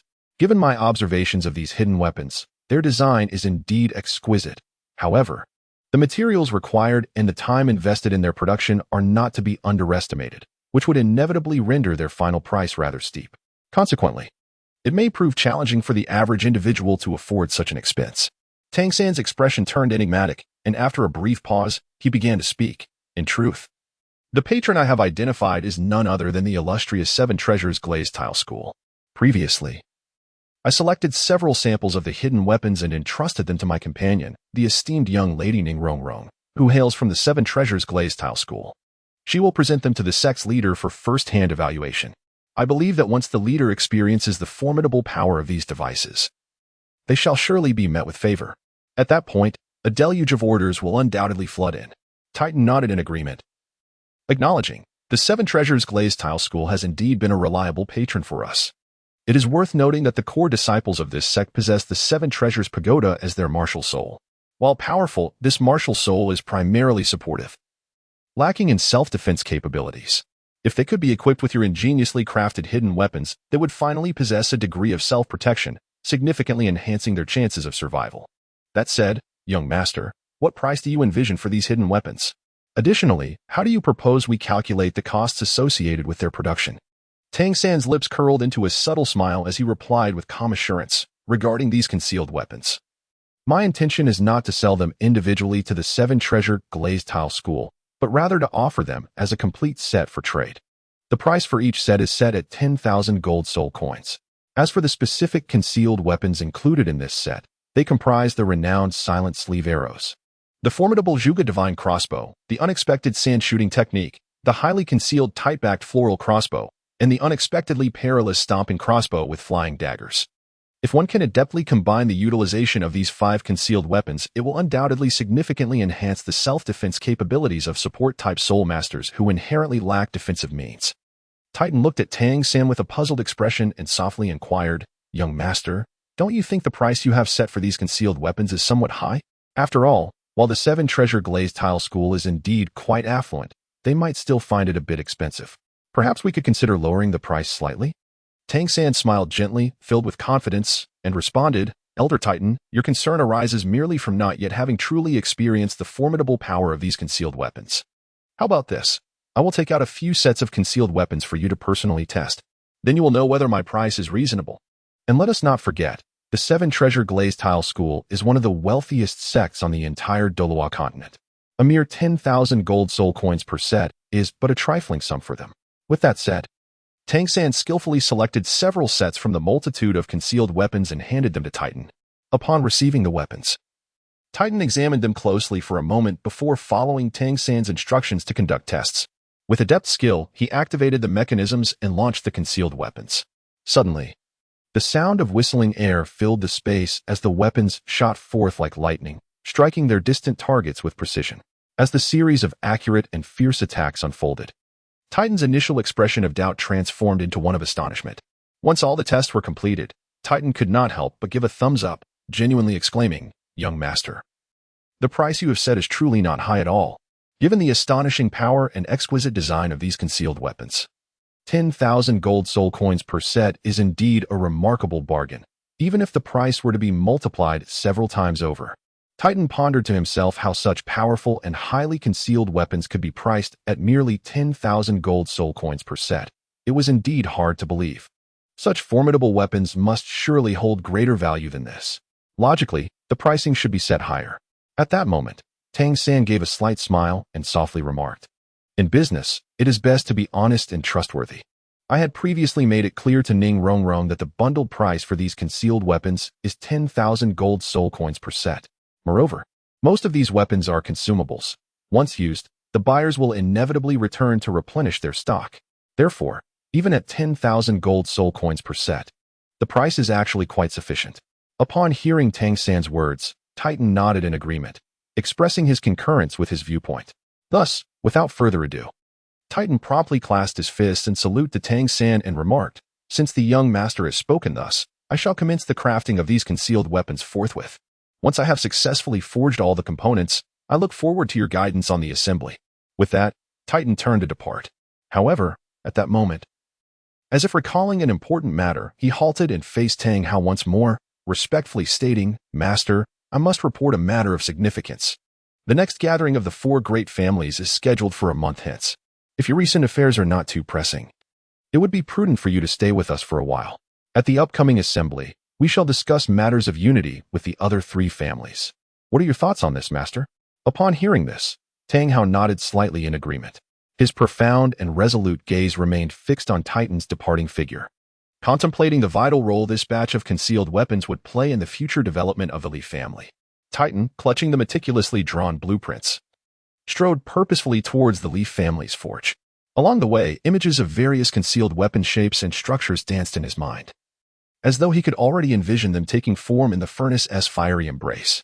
Upon entering the forge, Titan was immediately enveloped by a wave of intense heat. The room was ablaze with fire, the massive furnace roaring with flames, and sparks flying in all directions. Blacksmiths busily traversed the space, the rhythmic clang of hammers striking iron resonating like a fervent symphony.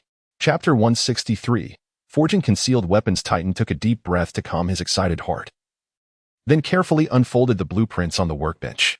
He scrutinized each detail meticulously, ensuring he comprehended the design requirements for the concealed weapons. Next, he selected a high-quality piece of fine iron and placed it into the furnace. As time progressed, the iron gradually melted into a fiery crimson liquid. Titan skillfully manipulated his tools, pouring the molten metal into the prepared molds. Subsequently, he picked up a heavy hammer and began to strike the still-cooling forms of the concealed weapons with vigor. Each blow was infused with years of accumulated experience and strength, striving to achieve the utmost quality in the weapons.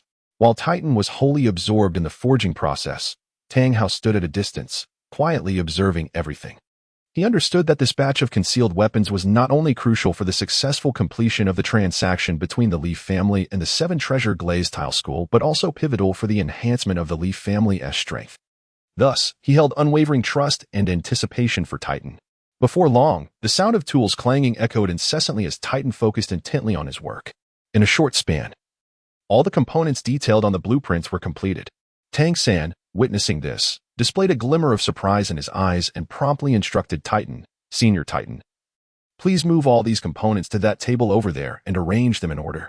Upon hearing this, Titan took swift action without hesitation, meticulously arranging each component on the table. Following this, Tang San turned to Titan, smiling as he said, "Next, I kindly request that you, esteemed Titan, observe the process of assembling the concealed weapon from this table." Titan, understanding the intent behind the words, nodded appreciatively and gestured to the other clan members to temporarily vacate the forge. The clan members comprehended Titan's meaning and exited the room in an orderly fashion, leaving only Titan, Tang Hao, and Tang San within the forge. With everyone departed, Tang San felt a sense of satisfaction and, after a slight nod, hesitated no longer. He immediately commenced the assembly of the concealed weapon. His movements were skilled and fluid, each step executed with impeccable precision. Simultaneously, he took care to explain to Titan the function and installation points of each component. As time elapsed, through Tang San's meticulous efforts, an exquisitely crafted concealed weapon gradually took shape. Once the final component was secured, Tang San paused, gently wiping the fine beads of sweat from his brow. He then turned to Titan, who was intently observing the weapon, and softly inquired, "Elder Titan, after my demonstration, do you now understand how to assemble this concealed weapon? If there are any unclear aspects, I would be happy to demonstrate once more." Upon hearing this, Titan nodded slightly, indicating that he had grasped the general method of assembly. He then spoke softly, "Young master, I shall attempt to assemble it myself. Please point out any errors I may make." Without hesitation, Titan reached for another set of components and began the assembly with both skill and speed. It is worth noting that as one of the 3 renowned master craftsmen of the Douluo continent, Titan's dexterity is nothing short of extraordinary. His hands moved with such grace that the scattered pieces seemed to come alive, swiftly joining together in his capable grasp. In a remarkably short time, a complete concealed weapon presented itself, the entire process flowing seamlessly without a single mistake. This scene caused Tang San, who stood by, to widen his eyes in astonishment. It is noteworthy that when he initially learned to assemble this concealed weapon at the Tang sect, he had faced 2 failures before achieving success. Yet Titan, having only observed his reassembly once, was able to effortlessly replicate the entire weapon with such finesse, truly a skill to be admired. Once the assembly was complete, Titan cautiously handed the concealed weapon to Tang San, indicating for him to inspect it. Tang San solemnly accepted the weapon, deftly and skillfully operating the mechanism. In an instant, several flashes of cold light erupted, and the concealed weapon shot forth like an arrow from a bow towards the steel plate set up for testing its power. The needles fired from the concealed weapon darted out like lightning, their speed utterly astonishing. With a soft sound, akin to a whisper, the seemingly indestructible steel plate, several centimeters thick, was effortlessly penetrated. This astonishing scene made it appear as if the steel plate were merely a delicate sheet of paper.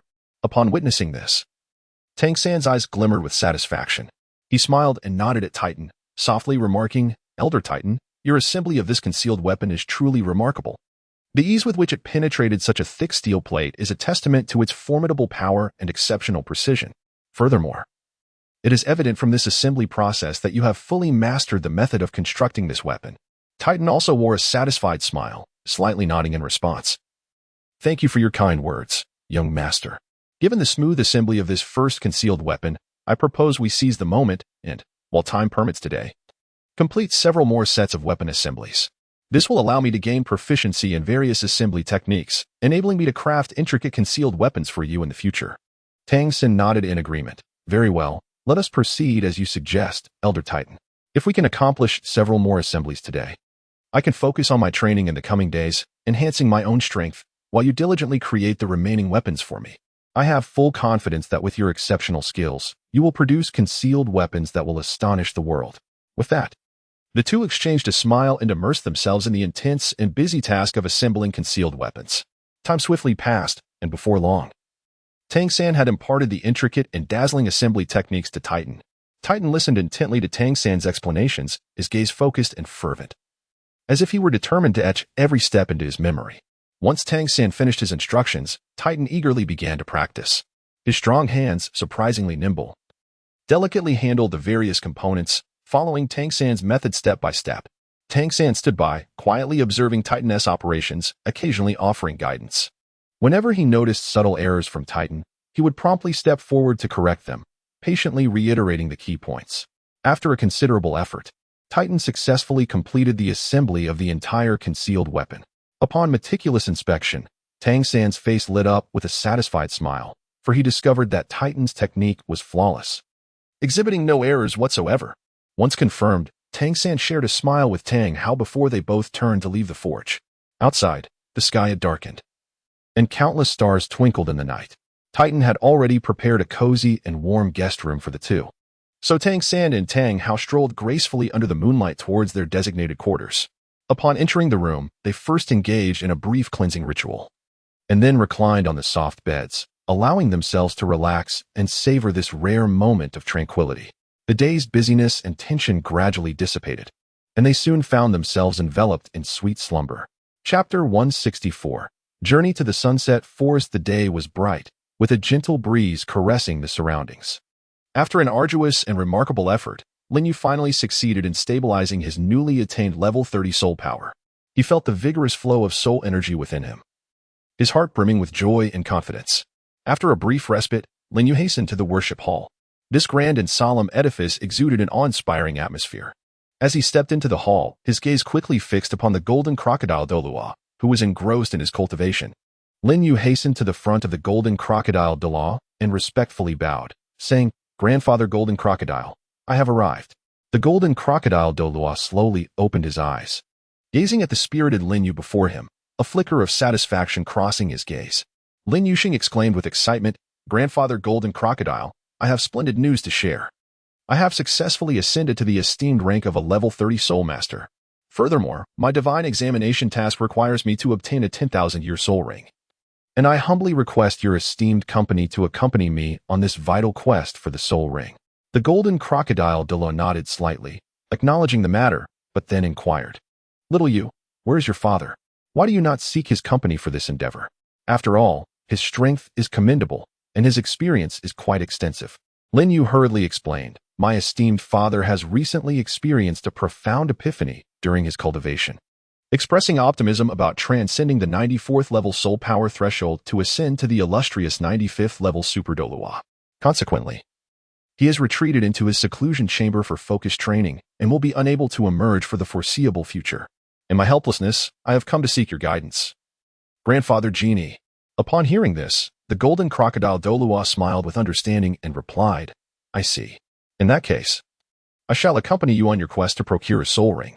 However, before we embark, do you have a specific destination in mind as well as the type of soul beast you wish to hunt?"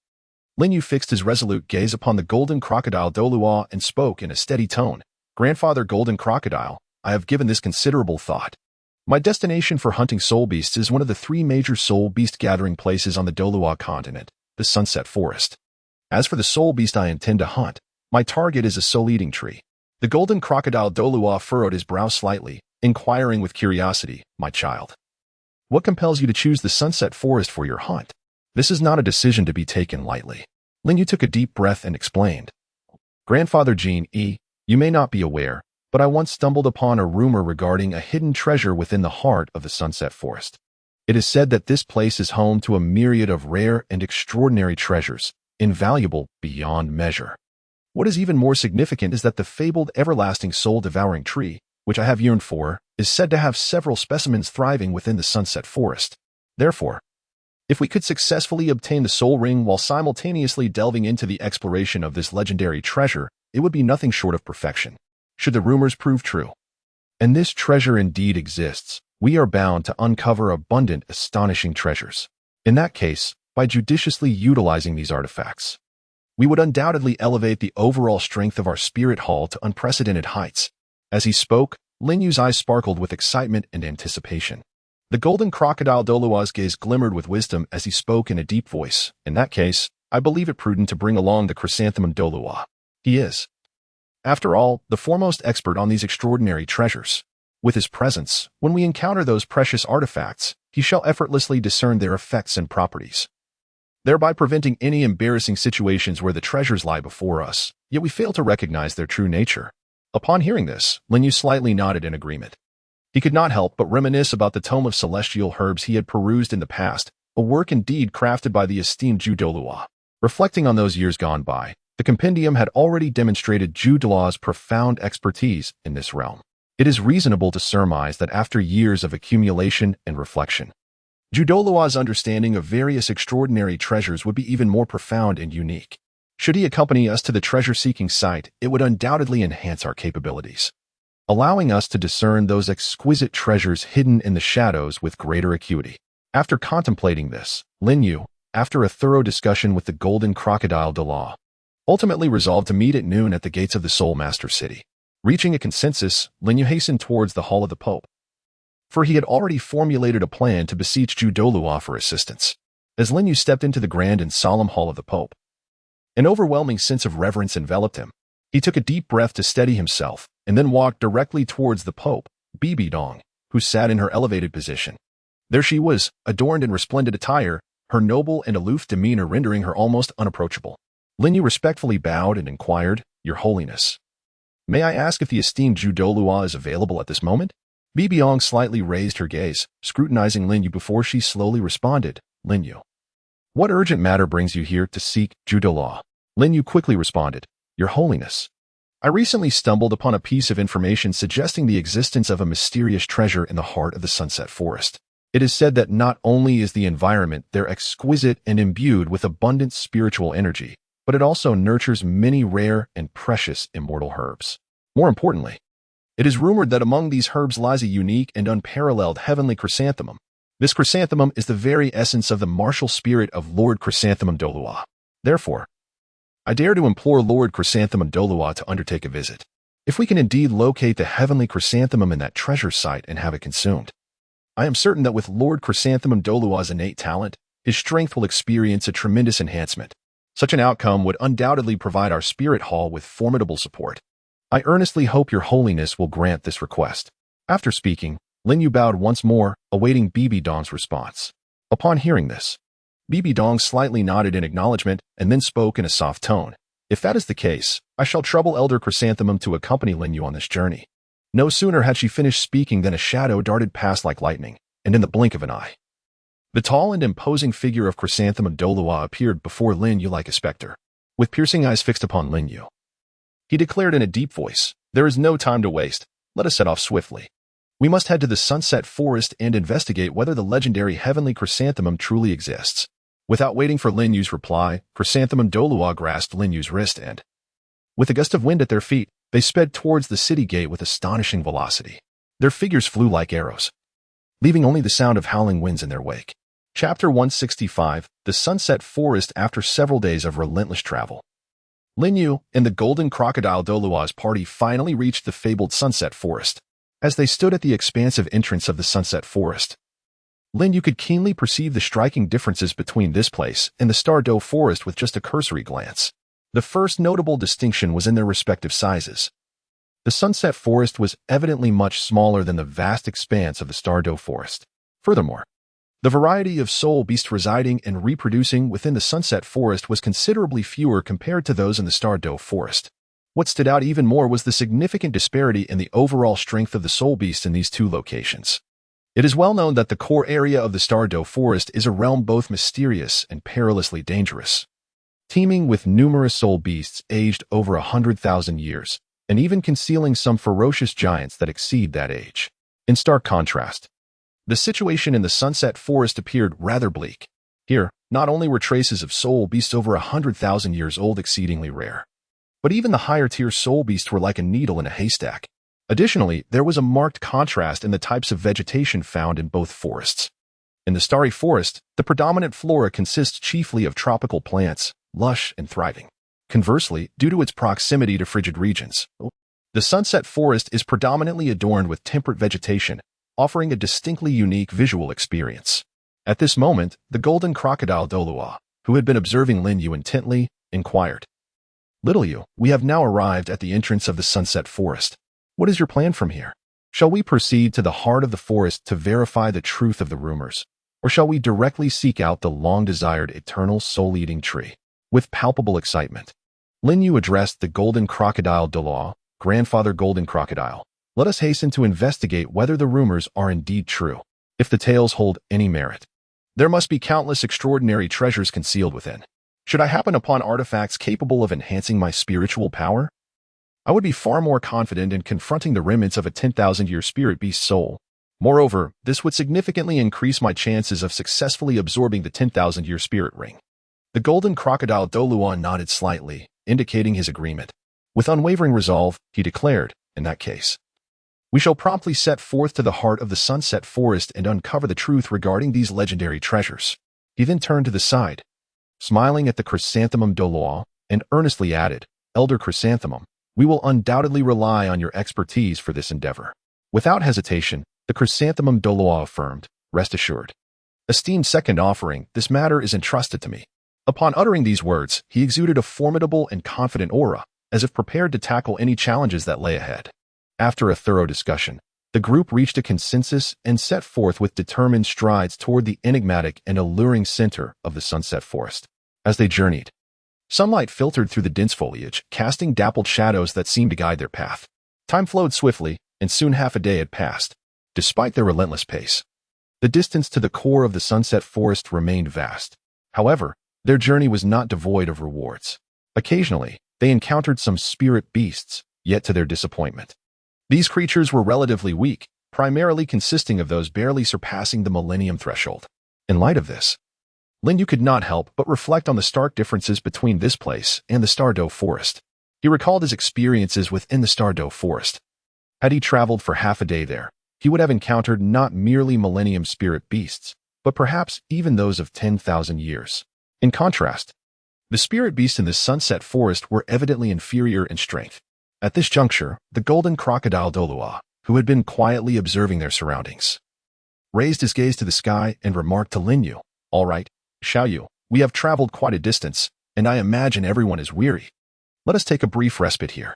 With a graceful wave of his sleeve, a radiant storage ring appeared in his hand.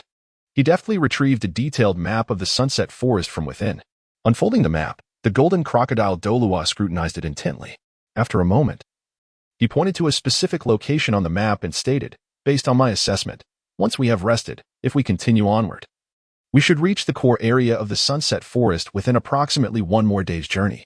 Upon hearing the news, the previously weary faces of the crowd suddenly illuminated with a flicker of anticipation and excitement. Before long, the individuals sprang into action, rummaging through their belongings for provisions and water. Some seated themselves on the ground, while others leaned against tree trunks, voraciously consuming their rations and occasionally sipping cool water to quench their thirst. After about half an hour, they had finished their meal and taken a moment to rest and regain their composure. At this point, Jean Douluo rose to his feet, shaking off the fallen leaves from his attire, and strode forward, signaling to the others to follow. Observing this, the group promptly stood up and trailed behind him, continuing their journey into the heart of the sunset forest.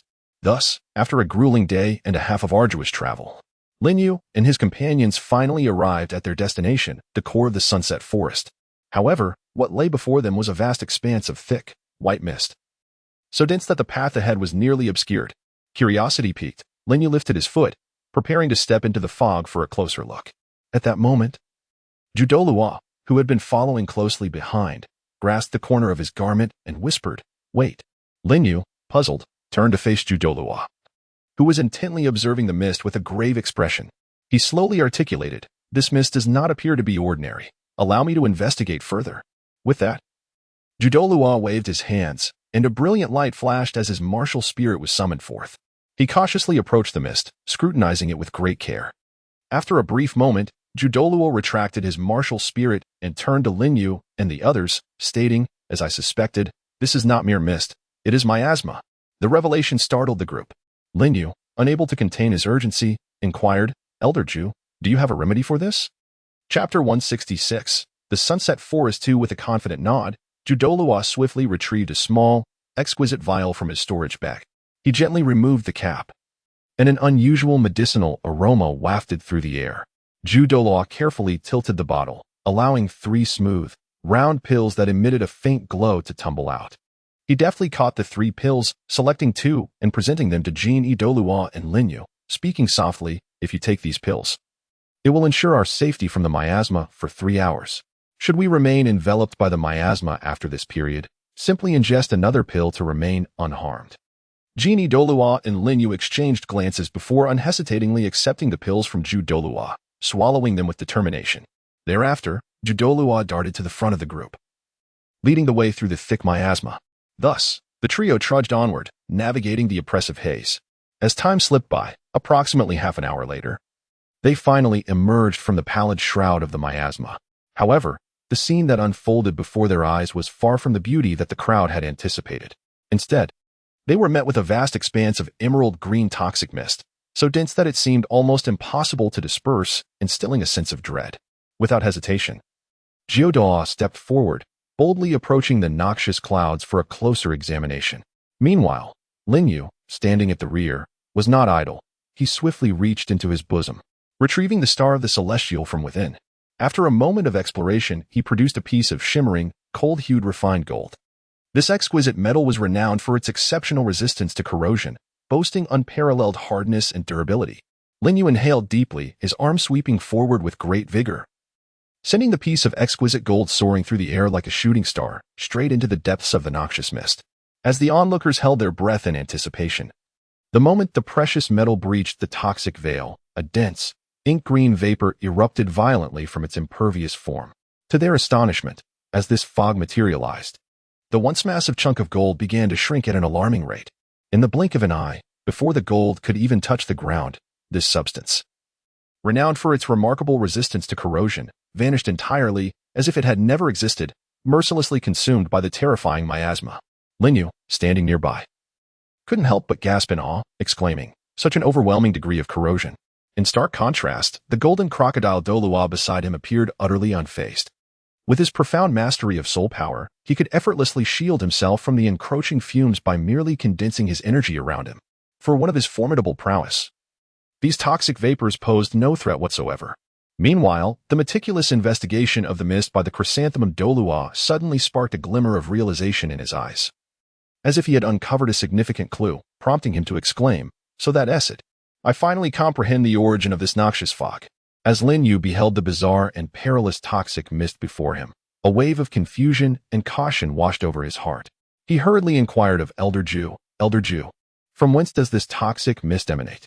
Elder Ju's gaze remained fixed upon the mist, his finger pointing to several faintly visible emerald green plants within it, as he slowly articulated, "Do you discern those emerald green plants nestled within the toxic haze? They are none other than the renowned Baling Kijua. This is an exceedingly rare and formidable botanical soul beast." Upon hearing Elder Ju's description, Lin Yu widened his eyes, meticulously scrutinizing the enigmatic Baling Kijua. Elder Ju continued to elucidate, "The Baling Kijua ranks among the most toxic of plants in existence, its venomous properties surpassing the realms of imagination. The potent toxins it emits possess an extraordinary corrosive capability, capable of instantaneously eroding human flesh and bone. More alarmingly, this venom harbors neurotoxic elements. Should one inadvertently come into contact with it, not only will their body endure severe corrosive damage, but their very soul shall descend into excruciating agony, akin to being devoured by a myriad of ants." At this juncture, Elder Ju could not help but let out a soft sigh, a glimmer of regret flickering in his eyes. Yet, despite the lethal danger posed by the Baling Kijua, it remains an invaluable treasure for us plant-type soul masters and poison-type soul masters. Every plant-type soul master, including myself, has long aspired to obtain a soul ring from the Baling Kijua. Regrettably, due to its extreme rarity and preciousness, even someone of my formidable strength has yet to fulfill this desire. Who would have thought that today we would uncover its presence here, and in such a vast expanse of flowers?" As Elder Ju spoke, he involuntarily shook his head, his face awash with emotion. "Moreover, have you noticed the uniquely nine-fingered shape of the leaves on the Baling Kijua? They can no longer be simply referred to as ordinary Baling Kijua. Perhaps we ought to designate them as the rare Baling Jiujiua. You must understand, this Baling Kijua holds a significant standing in the botanical realm. Consequently, should they successfully transform into soul beasts, their initial cultivation level would astonishingly reach the 10,000-year mark. Thus, behold this vast and boundless sea of Baling Jiujiua before us, all of which are powerful soul beasts boasting 10,000-year cultivation." At this moment, Lin Yu's expression turned grave, and he promptly asked Elder Ju, "Elder Ju, do you possess any strategies that could ensure my safe passage through this dense cloud of toxins released by the Baling Kijua and its evolved counterpart, the Baling Jiujiua?" Elder Ju smiled gently, his confidence palpable as he replied, "Indeed, I do. Consider yourself fortunate, for I am here alongside Golden Crocodile Douluo to accompany you. Had it been any other ordinary tidal Douluo who inadvertently wandered into this toxic mist, even those of exceptional strength would find it nearly impossible to escape the fate of perishing here." Subsequently, Douluo leisurely raised his hand and with a gentle wave, a flash of light revealed a delicate storage pouch nestled within the folds of his voluminous sleeves. He then reached inside, carefully probing for something. After a brief moment, accompanied by a soft rustling sound, Douluo slowly extracted several vividly colored, translucent petals from the pouch. These petals, akin to freshly blossomed flowers, exuded an enchanting fragrance. Each petal displayed unique patterns and hues, as if imbued with boundless mysterious power. Holding the petals, Douluo turned to Lin Yu and Golden Crocodile Douluo, smiling as he elucidated, "These are special petals I have meticulously cultivated. Simply placing one atop your head will activate a formidable energy shield. This shield effectively isolates us from the corrosive toxic mist of the outside world, enabling us to traverse this hazardous area unscathed." With that, he demonstrated the process personally. Douluo gently placed one of the petals above his head, and in an instant, it adhered to his scalp as if drawn by an invisible force. Almost immediately, a pale blue light emanated from the petal, swiftly expanding to form a transparent hemispherical shield that enveloped him entirely. Having completed this, Douluo showed no hesitation. He stepped forward, boldly entering the dense fog of toxins. At that moment, Douluo's figure flickered, and he was the first to set foot into the mist-laden passage. Observing this, Lin Yu swiftly turned his gaze to Golden Crocodile Douluo, and after exchanging a knowing glance, they too emulated Douluo. They cautiously retrieved the subtly fragrant petals from their garments, placing them gently above their heads, and followed in Douluo's footsteps, advancing step by step. As time quietly passed, approximately 15 minutes later, Lin Yu and the others successfully traversed the eerie toxic mist. The moment they stepped out of it, a magnificent and mysterious sight unfolded before their eyes, a completely enclosed valley.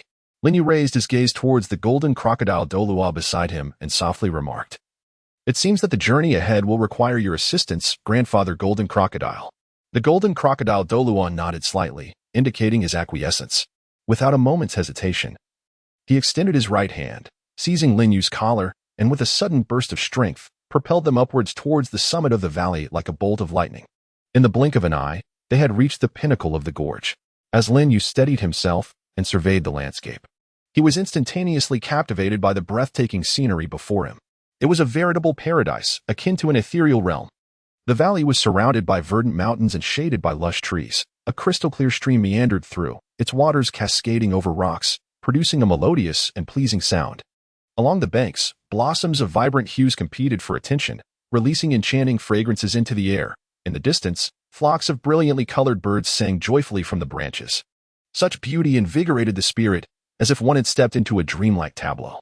At the center of the valley stood a remarkable hot spring, akin to a resplendent gem embedded in this tranquil haven. This was no ordinary spring of uniform hue, rather.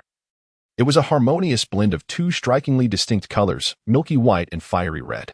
The milky white section exuded a gentle warmth, brimming with vitality and softness, while the crimson area radiated a passionate heat, emanating an intense aura.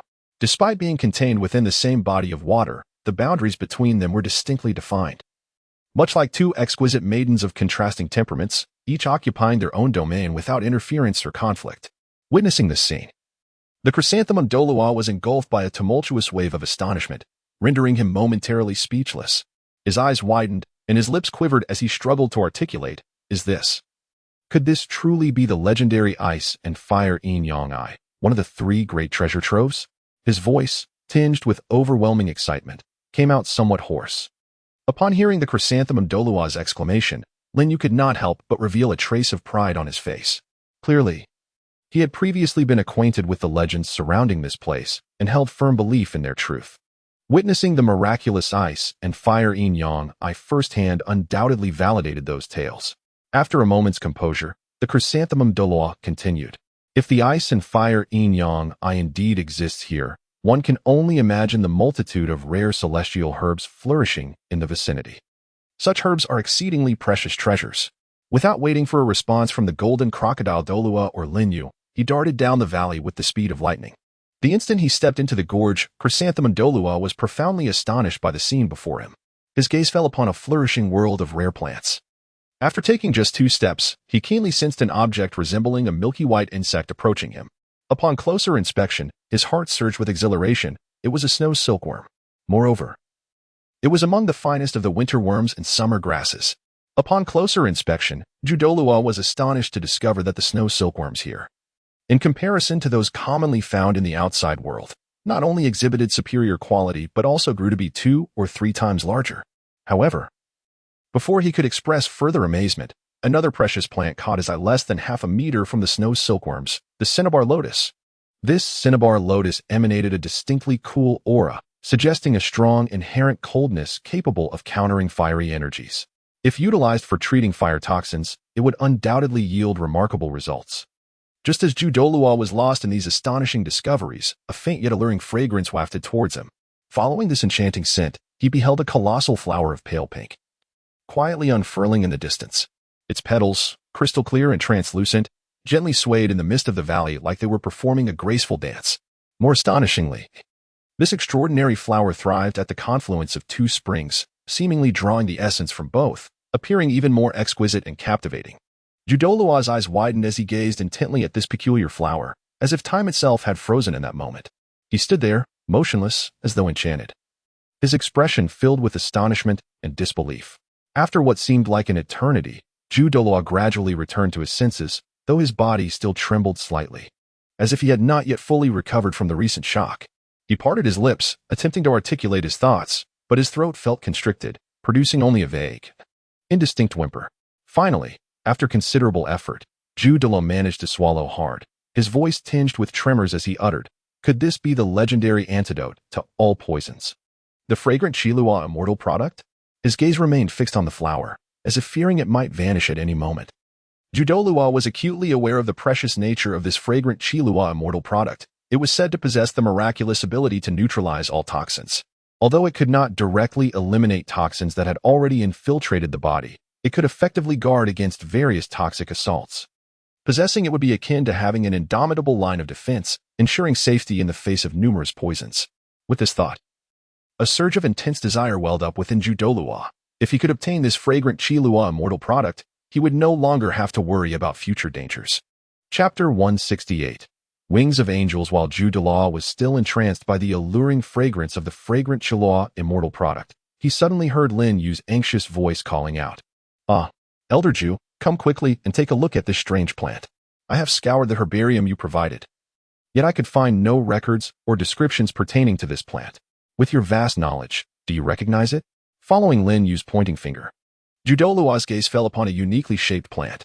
This plant was entirely snow white, resembling a layer of crystalline snowflakes covering its surface. Upon the elongated flower stalk, two tender green leaves grow symmetrically, resembling finely carved jade, dewy and vibrant. Most captivating is its fruit, shaped like angelic wings, pristine and immaculate. As if it harbors boundless mysterious power, Douluo gazed at this extraordinary plant, a flicker of astonishment crossing his eyes. And he slowly spoke, "This plant is truly a treasure inherent to your bloodline.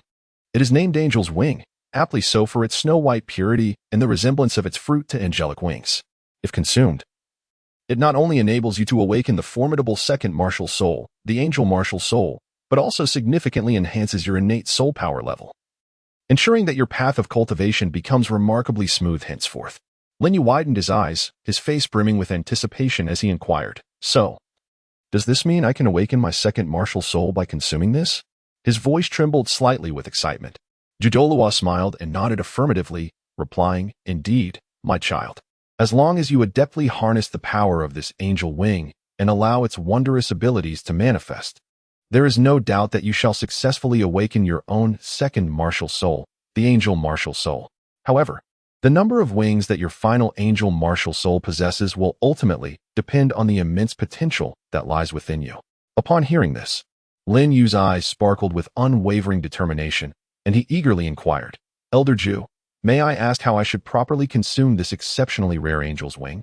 Elder Ju patiently elucidated. "The angel's wing is no ordinary herb. It is a remarkably unique celestial plant that bears fruit multiple times. Therefore, you must delicately harvest the fruit that resembles an angel's wing at its apex and consume it directly.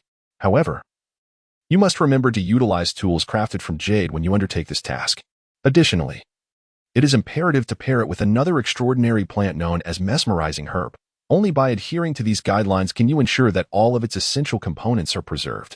Otherwise, should you lack the mesmerizing herb or fail to use jade implements for harvesting, you risk losing vital essence, which could ultimately thwart your second awakening, preventing the successful emergence of your second martial soul. Alas, I regret to inform you that during my brief survey of the surroundings, I found no trace of the mesmerizing herb. It appears that this precious angel's wing will need to await your return to the spirit hall, where we can then seek out the mesmerizing herb and combine the two for consumption." Lin Yu suddenly realized and quickly spoke up, "Oh, by the way, Elder Ju, what exactly is this mind-confounding grass you just mentioned?" Elder Ju smiled gently and explained, "The mind-confounding grass, despite its name containing the word grass, is actually a type of flower. This flower possesses a rather unique appearance, typically flourishing with approximately 10 to 20 vibrant red blossoms atop purple vines. Moreover, it emits a faint, almost imperceptible odor. This scent is rather unfriendly to ordinary individuals, as inhaling it can easily induce a variety of peculiar hallucinations. Even regular soul masters who catch a whiff of this aroma may experience discomfort in their bodies." Upon hearing this, Lin Yu experienced a moment of enlightenment. He suddenly recalled an encounter during his travels when he had fortuitously obtained a herb in Soto City that bore a striking resemblance to the one described by Douluo.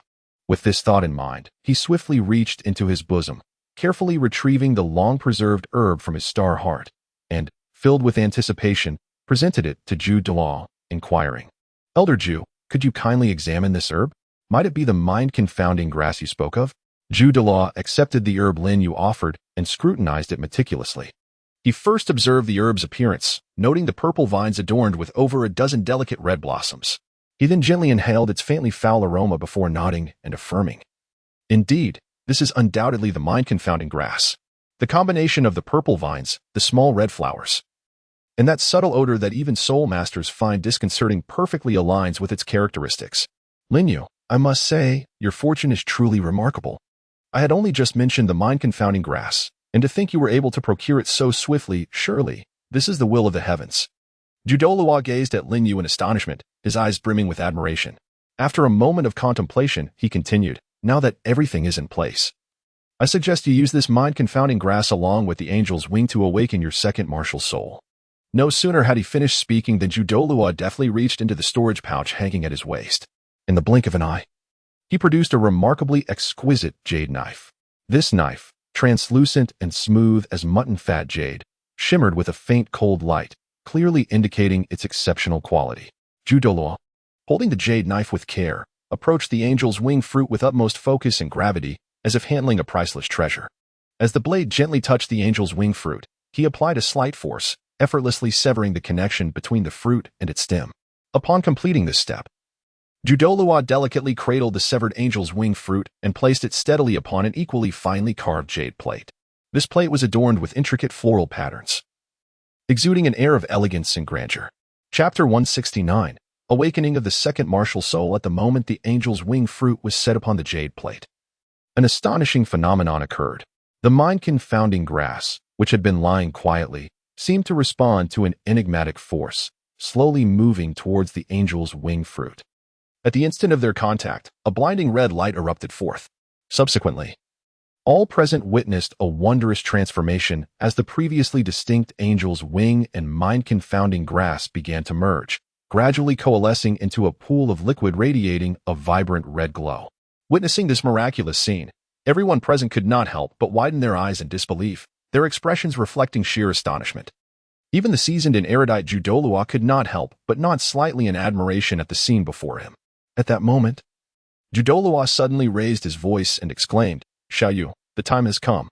Quickly consume the fused potion and harness its power to awaken your second martial soul." Upon hearing these words, Lin Yu, without a moment's hesitation, lifted the jade plate and tilted his head back, consuming the crimson liquid within in one swift motion. As the red liquid entered his abdomen, it ignited like a raging inferno, exploding within his stomach and rapidly spreading throughout his entire body. In an instant, a searing pain surged over every inch of Lin Yu's skin and through each nerve, compelling him to tremble uncontrollably. Simultaneously, a remarkable phenomenon occurred. Lin Yu's body began to emanate faint, mysterious white light, which seemed to be drawn by some invisible force, gradually converging behind him.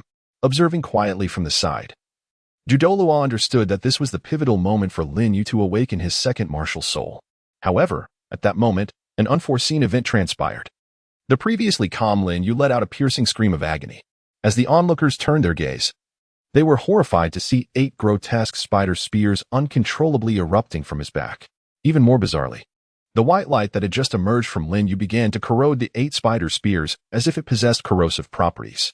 With the influence of the white light, those once formidable spider spears gradually softened and melted away, ultimately transforming into a thick black liquid that dripped onto the ground. A soft hissing sound was heard as the black liquid made contact with the lush green grass, which withered and shriveled in an instant, as if all vitality had been siphoned away. Thus, under the relentless dissolution of the white light, the once mighty spider spears diminished in length until they completely vanished. At this point, only a small segment of white bone, barely visible on Lin Yu's back, remained, a sight that was both shocking and chilling. Witnessing this, Douluo rushed forward with a look of deep concern, eager to interrupt Lin Yu's process of absorbing the celestial herb. However, at that moment, Douluo swiftly extended his strong arm to block Douluo's path, his expression grave as he admonished, "Hold on. Do not interrupt his absorption of the celestial herb. This may very well be his only opportunity in this lifetime to awaken his second martial soul." Upon hearing these words, Douluo became increasingly agitated. With widened eyes, he pointed at the struggling Lin Yu and shouted, "But look at him. He's in excruciating pain. I cannot bear to watch any longer. I would rather interrupt him now, even if it means losing this chance. What if this torturous process inflicts irreparable damage upon him?" As he spoke, beads of sweat rolled down his forehead, clearly indicating his mounting anxiety. Douluo, upon hearing this, furrowed his brow tightly, equally anxious, yet he restrained his emotions and replied, "You are concerned for Lin Yu's safety. Do you think I am indifferent to his plight? Do not rush. Please wait a moment longer. If, in a few minutes, Xiaoyu remains in such unbearable agony, there will be no need for you to intervene. I shall personally put an end to this process." After uttering these words, Douluo's gaze remained steadfastly fixed upon Xiaoyu, fearful of missing even the slightest shift in his condition. At that very instant, Douluo suddenly exclaimed, "Look! A turning point has arrived." Douluo hurriedly followed the direction of his finger. To their astonishment, Lin Yu seemed to be suddenly ensnared by a spell. His previously incessant cries of torment abruptly silenced. His face, contorted in excruciating pain, began to regain a semblance of calm, reminiscent of the sea settling after a tempest. Meanwhile, a miraculous event unfolded. The shattered remnants of bone behind him began to visibly regenerate at a gradual pace. However, this newly formed bone bore no resemblance to the original 8 razor-sharp protrusions. Instead, they intertwined and merged, gradually sketching out a magnificent new form, an enormous, resplendent pair of bony wings unfurling from Lin Yu's back. Yet, the creation of these wings was not instantaneous. It was a process steeped in mystery and wonder. Initially, the white light emanating from Lin Yu surged forth like a corrosive torrent, ruthlessly battering the newly sprouting wings. But soon, the situation transformed. The white light appeared to be drawn by an unknown force, gradually ceasing its assault on the wings, instead beginning to gently adhere to them. As time progressed, more and more luminous points gathered, akin to twinkling stars in the night sky, all converging into this pristine embrace. Nurtured by these radiant particles, the bony wings on Lin Yu's back underwent a silent metamorphosis. The once pallid bone was gradually enveloped in a soft halo, intricate patterns emerging, exuding an aura of sanctity and nobility.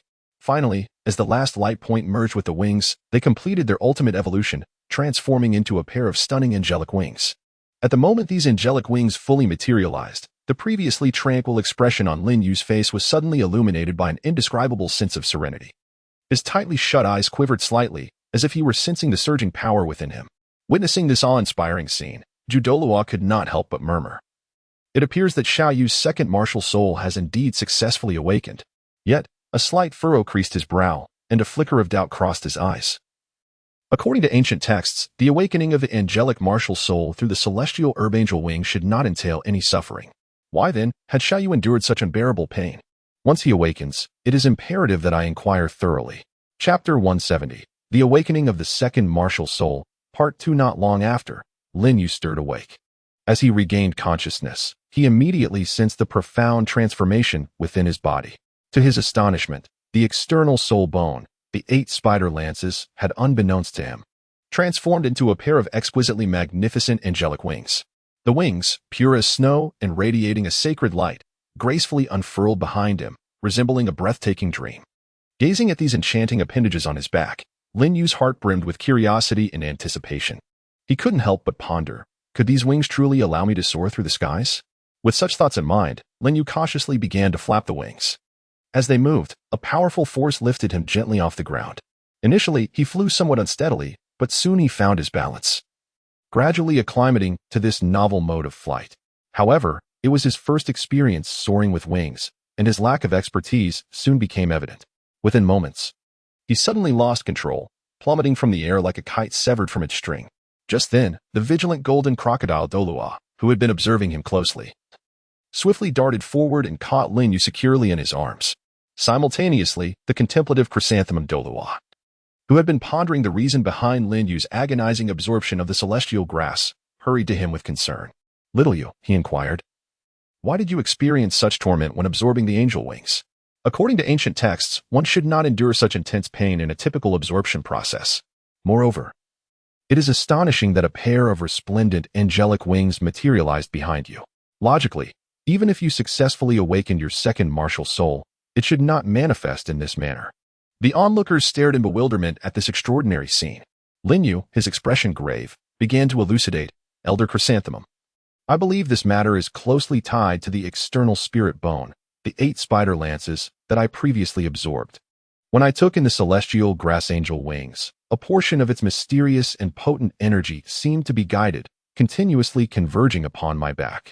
This energy possessed a life of its own, initiating a harrowing transformation of my 8 spider lances. At this juncture, Linyu paused, recalling the excruciating pain he had endured, his complexion paling slightly. It was precisely this transformation that inflicted unbearable agony upon me. Under normal circumstances, after absorbing this celestial grass, my soul power would have increased by at least 5 levels. Yet, the harsh reality is that the majority of that power was consumed in the transformation of my spirit bone, resulting in no elevation in soul power. Instead, it greedily siphoned a portion of my internal soul power, leaving me at a level of 29. After listening to Linyu's detailed account, Chrysanthemum Douluo finally grasped the situation. Nodding in realization, so that's it. No wonder I was puzzled. The ancient texts clearly state that absorbing celestial grass should not result in such suffering. Your unusual experience now makes perfect sense.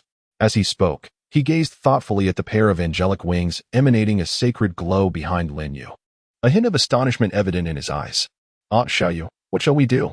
Your soul power has regrettably fallen to merely level 29. What are your intentions moving forward? Will you return to Spirit City to diligently cultivate until you reach level 30? Or will you choose to recuperate here until you regain that level of soul power? The golden crocodile Douluo inquired with genuine concern. Linyu, exuding a calm demeanor, smiled and replied, Grandpa Golden Crocodile, there is no need for worry. Although my soul power has unfortunately dropped to level 29, I possess the invaluable experience of having previously cultivated to level 30. Moreover, do you not recall the extraordinary effects of my domain? It grants me ample time for cultivation. Thus, if we remain in this valley for merely 2 or 3 days, I am certain I will swiftly return to level 30 and be able to hunt for that coveted soul ring. In the meantime, this is a perfect opportunity for you and the Chrysanthemum Douluo to meticulously explore this mysterious valley and uncover the rare celestial herbs hidden within. Each herb found will undoubtedly represent a significant leap in our spirit hall's foundation, enhancing our strength and unlocking our potential. Before he finished speaking, Linyu's form flickered, and he promptly settled into a cross-legged position on the ground. He closed his eyes, formed hand seals, and emitted a gentle glow around him, resembling a radiant moon. As his breathing grew steady, an invisible domain gradually unfurled, enveloping his entire being.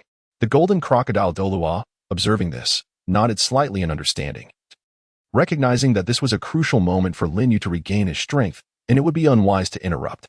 With a casual wave, the Chrysanthemum Douluo sent forth a time-worn herb compendium, which flew like a streak of light towards the golden crocodile Douluo. He caught the compendium with steady hands, exchanged a knowing glance with the Chrysanthemum Douluo, and they both nodded in silent agreement before dashing off in opposite directions, embarking on a thorough search for the rare celestial herbs concealed within the enigmatic valley. As seconds ticked by, engrossed in their quest for herbs, a sudden shout of excitement echoed from the distance. Chrysanthemum, come quickly and see if you need this herb. The voice resonated throughout the valley, reverberating endlessly. The Chrysanthemum Douluo instinctively turned to glance back. Yet, that fleeting look rendered him momentarily frozen, as if ensnared by a spell. After what felt like an eternity, he snapped back to reality. Without hesitation, he soared into the air, racing towards the direction of the golden crocodile Douluo with a speed akin to lightning streaking across the night sky. In his haste, he shouted anxiously, Second Elder, stay away from that flower. Do not touch it. His voice was filled with tension and concern. Fearing that the golden crocodile Douluo might inadvertently touch the mysterious chrysanthemum and cause it to wither. Chapter 171. The Enigmatic Heavenly Chrysanthemum. Upon hearing the anxious call of the Chrysanthemum Douluo, akin to ants scurrying on a hot pan, the hands of the golden crocodile Douluo, which were slowly reaching out and were on the verge of touching the flower's central stamen, were abruptly pulled back as if by an invisible force, retracting at an astonishing speed. The chrysanthemum was remarkably large, its stamen protruding prominently above the petals by more than half a foot. It emitted a faint golden glow, resembling a collection of countless tiny specks of gold, dazzling under the sunlight.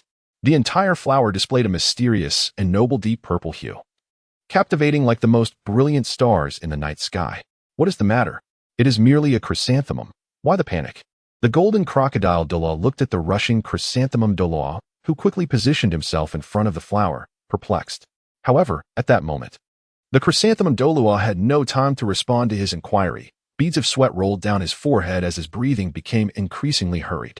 Observing this, the golden crocodile Douluo had no choice but to suppress his questions for the time being and wait for the chrysanthemum Douluo to calm down before addressing the matter further. Just as the golden crocodile Douluo steadied his mind, the chrysanthemum Douluo finally managed to catch his breath.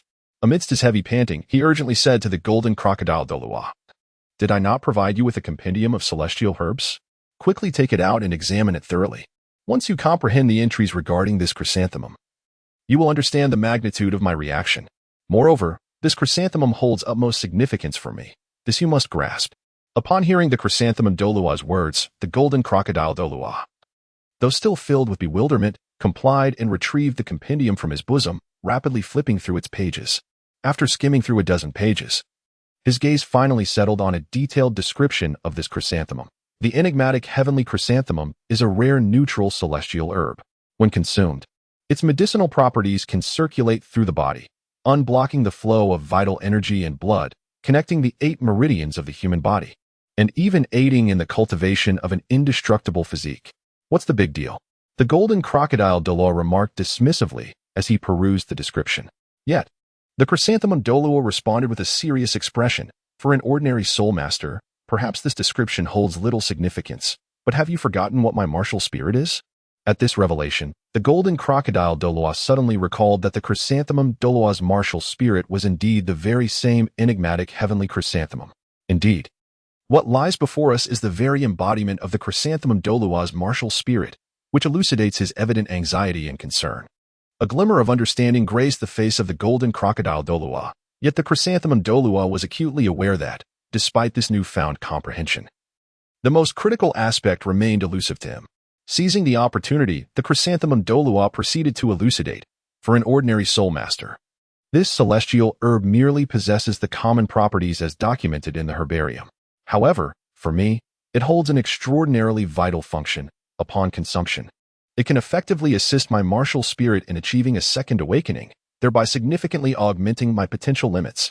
The chrysanthemum Douluo's gaze was fervently fixed on the wondrous celestial chrysanthemum, his excitement palpable. In essence, if my cultivation was previously capped at the 95th level of a super title Douluo, consuming this celestial chrysanthemum could elevate my limit to the pinnacle of a 99th level title Douluo. Upon hearing this revelation, the golden crocodile Douluo was struck with realization. No wonder you exhibit such concern for this celestial herb. Its profound significance to you is now clear. He nodded slightly, conveying his understanding and support. The golden crocodile Douluo then solemnly instructed the chrysanthemum Douluo, "Given its importance, you should promptly consume this celestial herb. Rest assured, I shall stand guard to protect you and safeguard the surroundings, preventing any unforeseen circumstances that may lead to prolonged complications." Gratefully, the chrysanthemum Douluo glanced at the golden crocodile Douluo before stepping towards the celestial chrysanthemum. With utmost care, he retrieved a finely crafted storage soul guide from his breast, extracting a small knife that shimmered with a translucence akin to mutton-fat jade. Holding the jade knife delicately, the chrysanthemum Douluo approached the petals of the celestial chrysanthemum with the reverence one would afford a rare treasure, slowly slicing into the petals. Each cut was executed with precision, ensuring that the entire plant remained unharmed while adeptly separating the petals from the stem. As the jade knife gracefully glided through the air, pristine white petals cascaded to the ground like dancing butterflies. "Why take only such a small portion?" questioned the golden crocodile Douluo. A look of perplexity etched upon his face. His keen gaze remained fixed on the celestial chrysanthemum, genuinely puzzled as to why only a minuscule amount could be harvested. With a gentle smile, the chrysanthemum Douluo patiently explained, "The edible portions of the celestial chrysanthemum are, in fact, limited to the petals and the stamens. Thus, we need only to extract these key components for our purposes, while the remainder must not be recklessly disturbed." This approach is also aimed at ensuring its continued growth and the blossoming of new flowers in the future.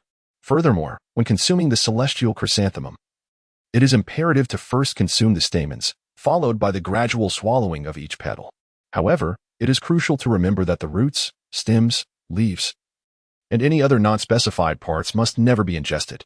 Should one violate this regulation, the once invaluable celestial herb would instantaneously transform into a deadly poison. At that moment, the consumer would meet their demise within a mere quarter of an hour. After listening to the detailed explanation from the chrysanthemum Douluo, the golden crocodile Douluo could not help but gasp in horror, reflecting on the matter with trepidation. It appears these celestial herbs indeed possess their own unique methods of utilization. A moment's carelessness could not only thwart any hopes of harnessing their power to enhance one's strength, but could also jeopardize one's very life.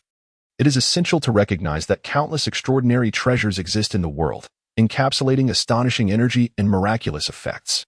However, despite their abundance, very few individuals can effectively employ them to bolster their own prowess. A critical factor contributing to this scarcity is the lack of understanding regarding the correct methods of usage. Chapter 172. Consumption of celestial herbs. To recklessly ingest these extraordinary treasures without comprehending their characteristics and prohibitions is tantamount to digging one's own grave. The formidable power contained within these treasures is not easily mastered by mere mortals. Improper application may not only fail to yield an enhancement in strength, but could also provoke a series of dire consequences. For instance, one's body could suffer devastating injuries from the overwhelming energy surge, potentially leading to ruptured meridians and reverse flow of vital energy.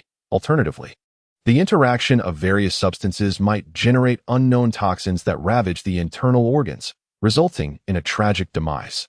Thus, for those yearning to augment their strength through these extraordinary treasures, discovering the correct method of usage is paramount.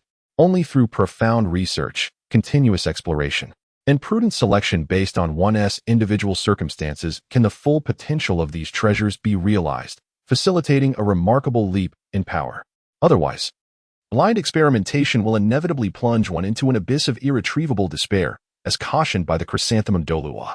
Now, it falls upon you, the second guardian, to diligently protect me, Chrysanthemum Douluo said with utmost seriousness. As soon as he finished speaking, he carefully raised the wondrous celestial chrysanthemum, first taking a gentle bite from the stamen, savoring its essence, before slowly relishing the petals.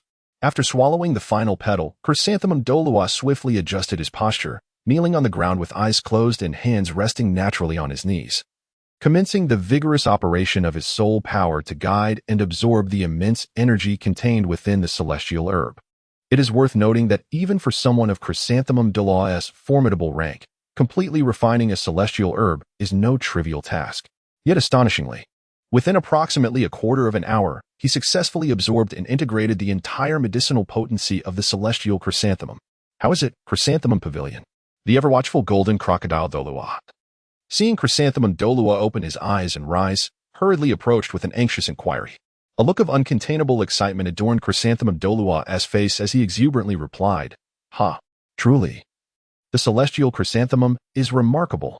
This herb, which resonates profoundly with my martial spirit, possesses effects that surpass all expectations. Not only has it significantly unearthed my potential, but it has astonishingly elevated my soul power by a remarkable 2 levels. Now, I have ascended to level 95, emerging as a super title Douluo." Upon hearing this news, the golden crocodile Douluo's eyes flickered with a hint of surprise, and he turned to the chrysanthemum Douluo with a smile, saying, "In that case, you now possess sufficient strength to be considered for the Hall of Offerings. Upon our return to the sect, I shall promptly report this matter to the Grand Offering, and I believe it will not be long before you officially become the 15th offering of our hall." Upon hearing these words, the chrysanthemum Douluo's face instantly blossomed with joy. He nodded repeatedly, expressing his astonishment at the abundant quantity of celestial herbs in this place.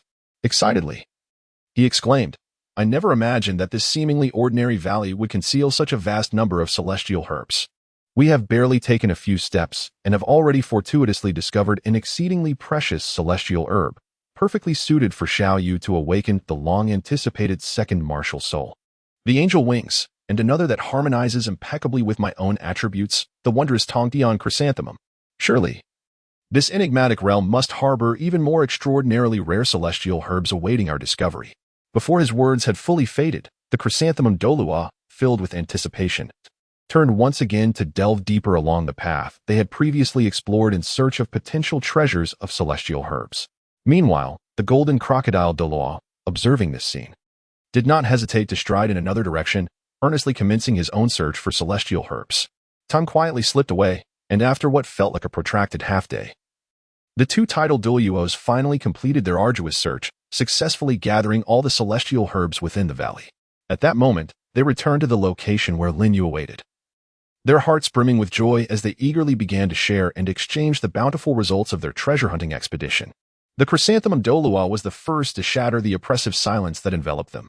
His previously tense features suddenly relaxed, a gentle smile gracing his lips as he spoke in a seemingly casual yet subtly meaningful tone to the golden crocodile Douluo. "Ah, esteemed second offering. I vaguely recall that you seem to have a precious grandson. Back in the day, when he awakened his martial soul, it was quite the sensation. If my memory serves me right, the martial soul he awakened was undoubtedly the formidable golden crocodile, was it not? Alas, that awakening did not proceed smoothly, and he ultimately failed to transform into the more powerful and rare golden crocodile king martial soul. I wonder if my recollection of this past event is flawed?" Upon hearing this, the golden crocodile Douluo's sharp eyes narrowed like those of a hawk, his gaze piercing directly at the chrysanthemum Douluo as he replied solemnly, "Indeed. There is truth in your words. However, your sudden mention of this matter, what is your intent?" Yet, before the golden crocodile Douluo could finish his thought, the chrysanthemum Douluo, with quick wit, interjected, saying, "Hee, esteemed second offering, your memory is truly remarkable. In truth, I have come bearing momentous news. Recently, by a stroke of fortune, I stumbled upon an exceedingly rare herb known as the Dragon Earth Golden Gourd. After conducting thorough investigation and research, I was pleasantly astonished to discover that this wondrous herb possesses extraordinary effects. It can facilitate the evolution of soul beasts harboring draconic bloodlines towards a closer resemblance to true dragon soul beasts. Your esteemed martial soul, the Golden Crocodile King, is indeed replete with such draconic lineage. Therefore, it is my humble opinion that if your grandson were to consume the Dragon Earth Golden Gourd, there exists a significant possibility that his Golden Crocodile martial soul could successfully evolve into the long-coveted Golden Crocodile King martial soul. This would not only represent a monumental leap in strength for your grandson, but also bring honor and prosperity to your entire family." At that moment, the golden crocodile Douluo regained his composure, his previously bewildered gaze suddenly alight with clarity, as if a bolt of lightning had illuminated the night sky. "So, if my precious grandson were to ingest this Dragon Earth Golden Gourd, would it not greatly enhance the likelihood of his Golden Crocodile martial soul undergoing a transformation into the Golden Crocodile King martial soul?" His voice brimmed with anticipation and excitement, as if he could already envision his grandson commanding the world with his formidable martial soul in the future. "You are absolutely correct, esteemed second offering," the chrysanthemum Douluo affirmed with a smile and a nod, acknowledging the golden crocodile Douluo's speculation. He then gently lifted his hand, presenting the Dragon Earth Golden Gourd, which radiated a mysterious luminescence slowly towards the golden crocodile Douluo. The golden crocodile Douluo cautiously accepted the gourd, feeling its slight warmth and the subtle yet potent energy emanating from it.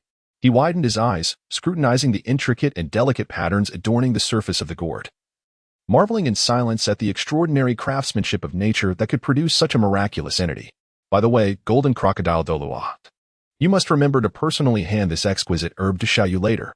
This herb is exceedingly precious and rare, and if utilized wisely, the extraordinary energy contained within it will significantly enhance Xiaoyu's spiritual power. Thus, when Xiaoyu prepares to absorb the Millennium Soul Ring, she will be better equipped to confront the fierce resistance from the lingering spirits of the soul beast within the ring." As he spoke, the chrysanthemum Douluo carefully extended a seemingly unremarkable herb towards the golden crocodile Douluo. At first glance, the herb bore little difference from common wild grasses, yet upon closer inspection, its uniqueness became apparent. At the center of the herb, 3 snow-white leaves flourished, delicate and tender, as if they would shatter at the slightest touch. Even more remarkably, several crystalline droplets clung to the leaves, reminiscent of the dewdrops left behind on an autumn morning, shimmering with a faint yet captivating light under the sun's embrace. The esteemed golden crocodile Douluo solemnly accepted the herb known as the autumn dew, when suddenly, as if struck by a thought, he addressed Chrysanthemum Douluo, Elder Chrysanthemum. "Just a short while ago, I stumbled upon a rather peculiar herb in a secluded, profound cave. Strangely enough, this herb does not appear in your exhaustive compendium of celestial flora, thus I am uncertain if you're familiar with it." Upon hearing this, Chrysanthemum Douluo's curiosity was immediately ignited, and he eagerly pressed for details. "Oh, such an extraordinary discovery. Pray, enlighten me about the appearance of this mysterious herb. Can you provide a detailed description of its characteristics?" After a moment of contemplation, Golden Crocodile Douluo began to describe. "It is an exceedingly rare orchid, its entire form exhibiting a nearly translucent white hue, akin to the delicate carving of sheepfat jade. The plant stands approximately 20 centimeters tall, poised elegantly with an extraordinary grace. The petals are a vivid yellow, dazzling like the first rays of sunlight cascading upon pristine snow. Moreover, these blossoms gently droop, reminiscent of a bashful maiden nodding softly, exuding a unique charm. At this juncture, Golden Crocodile Douluo suddenly tapped his head as if recalling some pertinent detail, and continued, "Ah?" Upon entering the cave where this celestial herb resided, I was met with a chilling aura that sent shivers down my spine. It felt akin to stepping into an infernal realm, enveloped by an eerie ambience. After listening to this description, Chrysanthemum Douluo nodded thoughtfully and remarked softly, "From your account, I can surmise the identity of this plant. However, to ascertain its precise classification, it is imperative that I observe it in situ." With that, Chrysanthemum Douluo turned to Golden Crocodile Douluo, his eyes shimmering with anticipation, urging, "Time is of the essence. Please lead me at once to this enigmatic cave." Filled with joy and eagerness, Chrysanthemum Douluo hurried to the location of the mysterious plant. When he finally stood before it, his eyes sparkled with uncontainable excitement. He exclaimed to Golden Crocodile Douluo beside him, "Second Guardian, I cannot thank you enough. This celestial herb seems tailor-made for the old ghost." I had harbored a sense of unease, fearing I would be unable to find even a single herb suitable for him here. Who would have thought? You possess such remarkable prowess in uncovering a herb so perfectly aligned with the old ghost's constitution.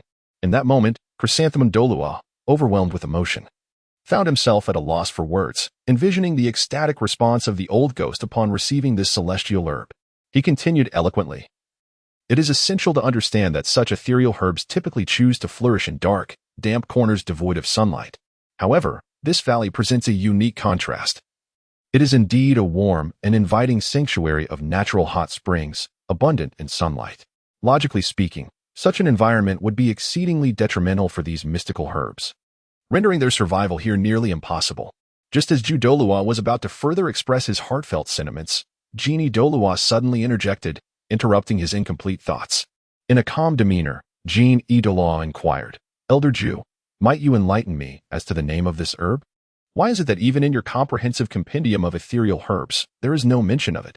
Caught off guard by Genie Douluo's unexpected question, Ju Douluo appeared momentarily paralyzed, his words halted as if by a spell. His mouth slightly agape, he seemed to be swallowing back the phrases that lingered in his throat. After a brief pause, he regained his composure, cleared his throat, and responded in a tone that was somewhat steadier than before. "This herb is known as the crystal orchid of the netherworld." At this juncture, a subtle glimmer of excitement flickered in Ju Douluo's eyes, indicating a particular interest and profound understanding of this herb. He then proceeded to elaborate on this enigmatic ethereal herb. "This is an extraordinarily unique specimen, unlike other common herbs. Its distinctiveness lies in its exclusive suitability for ghost-type martial souls. It is noteworthy that ghost-type martial souls themselves are exceedingly rare, with only a handful existing across the continent. Even our formidable spirit hall boasts but a single individual, Elder Ghost, who possesses such a martial soul. Moreover, it is important to mention that Elder Ghost's martial soul was not inherently a pure ghost type. It was formed through some form of postnatal mutation." Ju Douluo paused briefly before continuing. "Consequently, the applicability of the crystal orchid of the netherworld is exceptionally limited for those who do not possess ghost-type martial souls. Even consuming this herb would yield negligible effects. Thus, considering these factors, I refrained from documenting specific details about this herb in the compendium. After all, recording such a highly specialized herb, applicable to so few individuals, could potentially lead to misunderstandings or misdirected efforts in its pursuit." Jean Douluo's countenance reflected a thoughtful expression, as if he had gained some insight into the matter at hand. Meanwhile, Ju Douluo delicately and cautiously began to harvest the exceedingly rare herb. His movements were so delicate, as if he feared to awaken the slumbering celestial herb, and he muttered softly, "Oh, ancient spirit, if only this divine herb could be ingested by him. With his exceptional talent and aptitude, he would undoubtedly transcend his limitations and ascend to the pinnacle of the 99th level Douluo realm." As time flowed onward, the Chrysanthemum Douluo finally succeeded in harvesting this ethereal herb in its entirety. With a deep sigh of relief, he exhaled a cloud of turbid air and then carefully placed it into the soul guide he carried at all times. After completing this task, he turned to the Golden Crocodile Douluo and said softly, "Second Elder, We must hasten back to continue safeguarding little you, lest any unforeseen circumstances arise. The golden crocodile Douluo nodded slightly in agreement. Thus, without further delay, the two figures flickered and swiftly departed from the enigmatic cave, reappearing in an instant beside Lin Yu. They stood silently by his side, dutifully fulfilling their protective mission. Approximately an hour later, Lin Yu, who had been immersed in his cultivation, slowly opened his eyes. Concluding his session, upon awakening, he was greeted by the concerned expressions of the golden crocodile Douluo and elder Chrysanthemum, who were vigilantly watching over him. Seeing Lin Yu awake, the golden crocodile Douluo stepped forward eagerly and inquired, "Little Yu, why did you suddenly cease your cultivation? Have you perhaps successfully restored your soul power to the 30th level?" Lin Yu slowly shook his head, a hint of helplessness etched on his face, and softly addressed Grandpa Jin E. "Grandpa Jin E, you misunderstand. In truth, I have not reverted to the state of a level 30 soul power. I merely find myself temporarily drained of it. While it is true that my domain can indeed accelerate the flow of time, it also necessitates a continuous expenditure of my soul power to sustain its operation. Although the amount of soul power consumed each time is not particularly vast, it ultimately cannot support prolonged use." Pausing momentarily, Lin Yu continued to elucidate, "As for why I chose the soul-devouring tree as my third soul ring, one significant reason lies here. Typically, the soul rings produced by the soul-devouring tree possess only two types of soul skills, either the mental shock capable of launching mental attacks or a special skill that facilitates the storage of soul power. Both of these soul skills align remarkably well with the attributes of my martial soul. Even though I did not successfully acquire the soul skill for storing soul power during this absorption, I firmly believe that when I go to absorb the fourth soul ring, I shall certainly obtain this coveted skill. Should I truly possess a skill for storing soul power, the enhancement to my personal cultivation speed would be immeasurable. This not only signifies that I could maintain my unique domain for extended periods, but, more crucially, through the astute manipulation of the temporal discrepancies between the interior and exterior of the domain, I could significantly elevate my cultivation efficiency. The advantages conferred by this time differential are unparalleled. It feels as though I am ensconced in a realm where time flows at an accelerated pace, allowing me to achieve far greater results in every fleeting moment. Moreover, if I adeptly utilize this extraordinary ability, it would undoubtedly be a tremendous boon for the Spirit Hall. We could swiftly cultivate a plethora of formidable experts, thereby further augmenting the strength of the Spirit Hall." Upon hearing this, Douluo Jin E nodded slightly in agreement and then inquired, "In that case, Xiao Yu, how many more days of cultivation do you reckon it will take for you to return to the level 30 soul power?" Upon hearing these words, Lin Yu exhibited no hesitation, immediately sitting cross-legged on the spot and commencing to channel his energy with utmost effort to replenish the soul power he had recently expended. Fortuitously, the exceptionally dense and abundant soul energy present in this environment allowed him to discover, after merely a few minutes, that his previously depleted soul power had been fully restored. After meticulously examining and confirming his soul power status, Lin Yu gradually opened his eyes, a smile gracing his face as he replied, "Grandfather Jin E, judging by the current circumstances, it is likely that by tomorrow afternoon, I shall successfully return to level 30 soul power. When that time comes, I hope you will assist me in hunting down that Millennium Soul-Devouring Tree." Upon hearing this, Douluo Jin E, with a weighty tone, counseled, "Little Yu, you must exert yourself and hasten your cultivation progress. We must quickly return to the Spirit Hall to distribute these celestial herbs to others, thereby significantly enhancing their strength. Furthermore, upon our return, I need to seek my elder brother's approval regarding an important matter, promoting Elder Ju to become the 15th offering in the Hall of Offerings." When the news of Elder Ju's imminent promotion to the 15th offering reached Lin Yu's ears, he scratched his head in confusion. However, he soon experienced a moment of clarity, as if struck by enlightenment, and inquired, "Grandfather Jin E, has Elder Ju perhaps broken through to level 95 and successfully ascended to the rank of Super Title Douluo? As far as I know, ISNT the threshold for entering the Hall of Offerings precisely the level of a Super Title Douluo?" Douluo Jin E smiled and nodded, affirmatively responding, "Indeed, Little Yu, your conjecture is correct. Elder Ju has now reached the realm of level 95, becoming a super title Douluo. Consequently, he fully qualifies to reside in the Hall of Offerings and serve as one of its offerings." Chapter 175, Returning to Level 30, once more Lin Yu murmured in perplexity. I distinctly remember that Ju Douluo had only recently attained the remarkable 93rd level of soul power. How, then, in such a fleeting span of time, has he metamorphosed into the illustrious 95th level super title Douluo?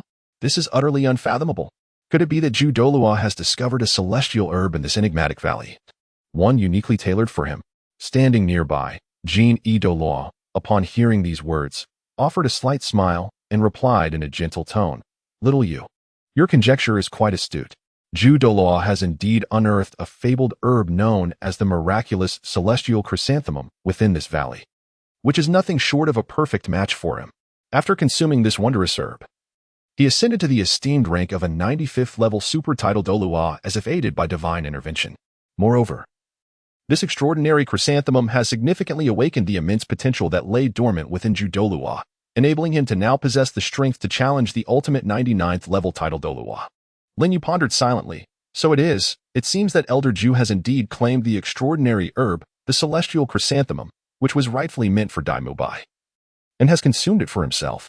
Without the formidable assistance provided by such celestial flora, I am genuinely curious to see if, in the next 2 years during the Soul Master competition, Shrek Academy can still effortlessly seize the championship title as they once did. A myriad of thoughts surged through Lin Yu's mind like a tide, each one flashing vividly before him in succession. Lin Yu gazed at Elder Ju with eager anticipation, urgently inquiring, "By the way, Elder Ju, have you found a plant whose roots and leaves resemble the delicate tendrils of a wisteria, intricately woven, yet crowned with a magnificent, resplendent golden tulip?" Listening to Lin Yu's detailed description, Douluo pondered for a moment before responding, "Ah, Xiao Yu, could it be that you are referring to the Chilua tulip? However, I must ask, what purpose do you intend to serve with this celestial herb? As far as I know, it holds little advantage for your martial soul. Moreover, I have yet to uncover any trace of this herb." At that moment, Lin Yu's mind surged with doubts. Impossible. I distinctly recall that the original text mentioned the existence of the Chilua tulip within the ice and fire yin-yang ice. Furthermore, it was precisely due to Ning Rongrong's successful absorption of this Chilua tulip that her 7-treasure glaze tile evolved into the more formidable 9-treasure glaze tile. These thoughts raced through Lin Yu's mind like a flash of lightning. Just then, Douluo, who had been quietly listening to their conversation, suddenly interjected, "Xiao Yu, could this be the plant you are describing?" As he spoke, he gently waved his hand, and a radiant light flickered before he retrieved from his soul tool a celestial herb emanating an extraordinary fragrance. "Indeed, this is it. This celestial herb is the Chilua tulip I have longed for," Lin Yu exclaimed, his voice trembling with excitement as he eagerly shouted. Upon hearing Lin Yu's firm declaration, Douluo smiled slightly and, without hesitation, handed the fragrant Chilua tulip to Lin Yu, softly saying, "Since you desire it so fervently, I shall grant it to you now." However, at that moment, Lin Yu's expression shifted to one of confusion. He looked up at Douluo and asked quizzically, "Grandfather Genie, are you not the least bit curious as to why I wish to obtain this celestial herb? Do you not wish to inquire about my intentions for it?"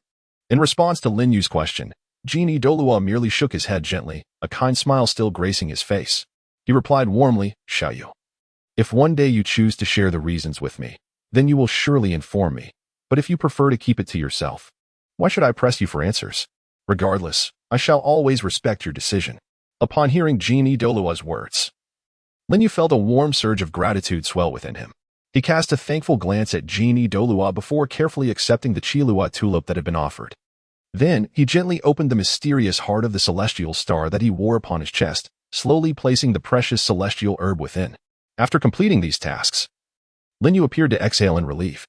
He gathered his thoughts and began to slowly elucidate the purpose of the exquisite Kira tulip to both Golden Crocodile Douluo and Chrysanthemum Douluo.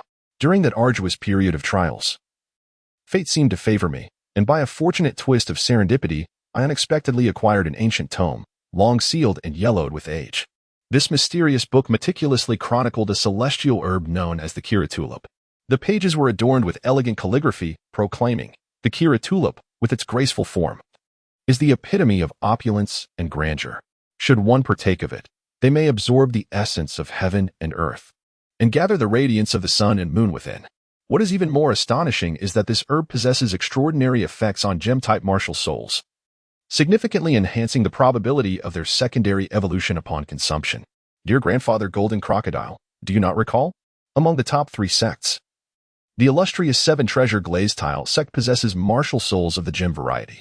Furthermore, a legend has long circulated within the 7-treasure glaze tile sect, Atop the 7-treasure glazed tower lies an enchanting martial soul known as the 9-treasure glazed tower. This martial soul wields tremendous power, capable of shattering the limitation that confines the 7-treasure glazed tower to the soul sage level, enabling its possessor to ascend and ultimately achieve the unparalleled glory of a title Douluo. Consider, if I could discover a method through the Kira Tulip to facilitate the successful evolution of the 7-treasure glazed tower into the 9-treasure glazed tower, and use this as leverage to forge a close alliance between the 7-treasure glazed tile sect and our spirit hall. Do you believe this endeavor is feasible? What are your thoughts, Grandfather Golden Crocodile? Golden Crocodile Douluo nodded slightly, a glimmer of appreciation shining in his eyes as he regarded the young Lin Yu. Little Yu, I must say, your idea is truly remarkable. Moreover, given the current circumstances, the likelihood of its realization is quite substantial. He paused momentarily before continuing. It is no wonder you previously inquired about whether Chrysanthemum Douluo was present and if the invaluable Kira Tulip had been procured. It seems you have already devised such a comprehensive plan in your mind. At this juncture, Golden Crocodile Douluo fell into contemplation, and after a brief pause, he resumed speaking. In that case, when the time comes to negotiate with the 7-treasure glazed tile sect, do you intend to personally undertake this task, little Yu? Or will you delegate this significant responsibility to another? After all, this matter bears great importance and requires a careful decision. Lin Yu gazed resolutely at Grandfather Genie, solemnly declaring, Grandfather Genie, I have resolved to personally engage in the negotiations regarding the celestial herb. Should we successfully finalize this collaboration, it would significantly benefit my future stewardship of the Spirit Hall. Moreover, my personal involvement would further demonstrate our sincerity. However, I still hope that both you and my esteemed father can accompany me to lend your support and bolster my presence. In doing so, we can prevent the 7-treasures glazed tile school from underestimating my worth and attempting to seize the celestial herb. The Douluo genie furrowed his brow slightly, fixing his gaze upon Lin Yu as he inquired, Little Yu, have you truly contemplated this? You must understand that this concerns a matter of utmost importance regarding your future marriage. Are you genuinely willing to so readily entrust your life ahead to this collaboration? It is said that Ning Rongrong from the 7-treasures glazed tile school possesses quite a formidable temperament.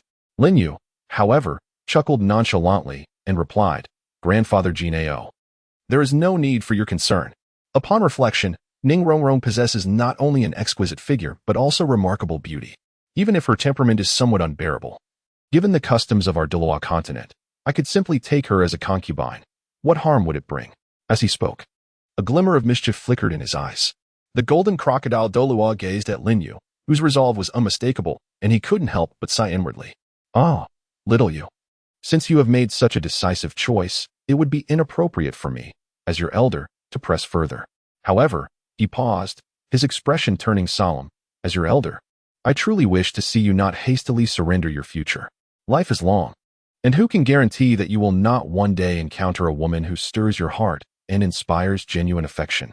If, at that time, due to today's decision, you are unable to grant her the rightful status and recognition as your wife, would that not leave you with lifelong regrets?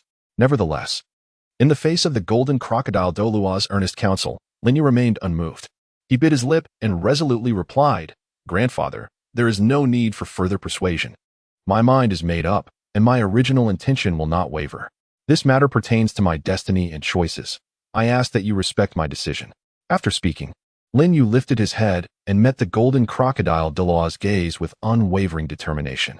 Seeing this, the Golden Crocodile Douluo understood that further discussion would be futile and could only shake his head in resignation.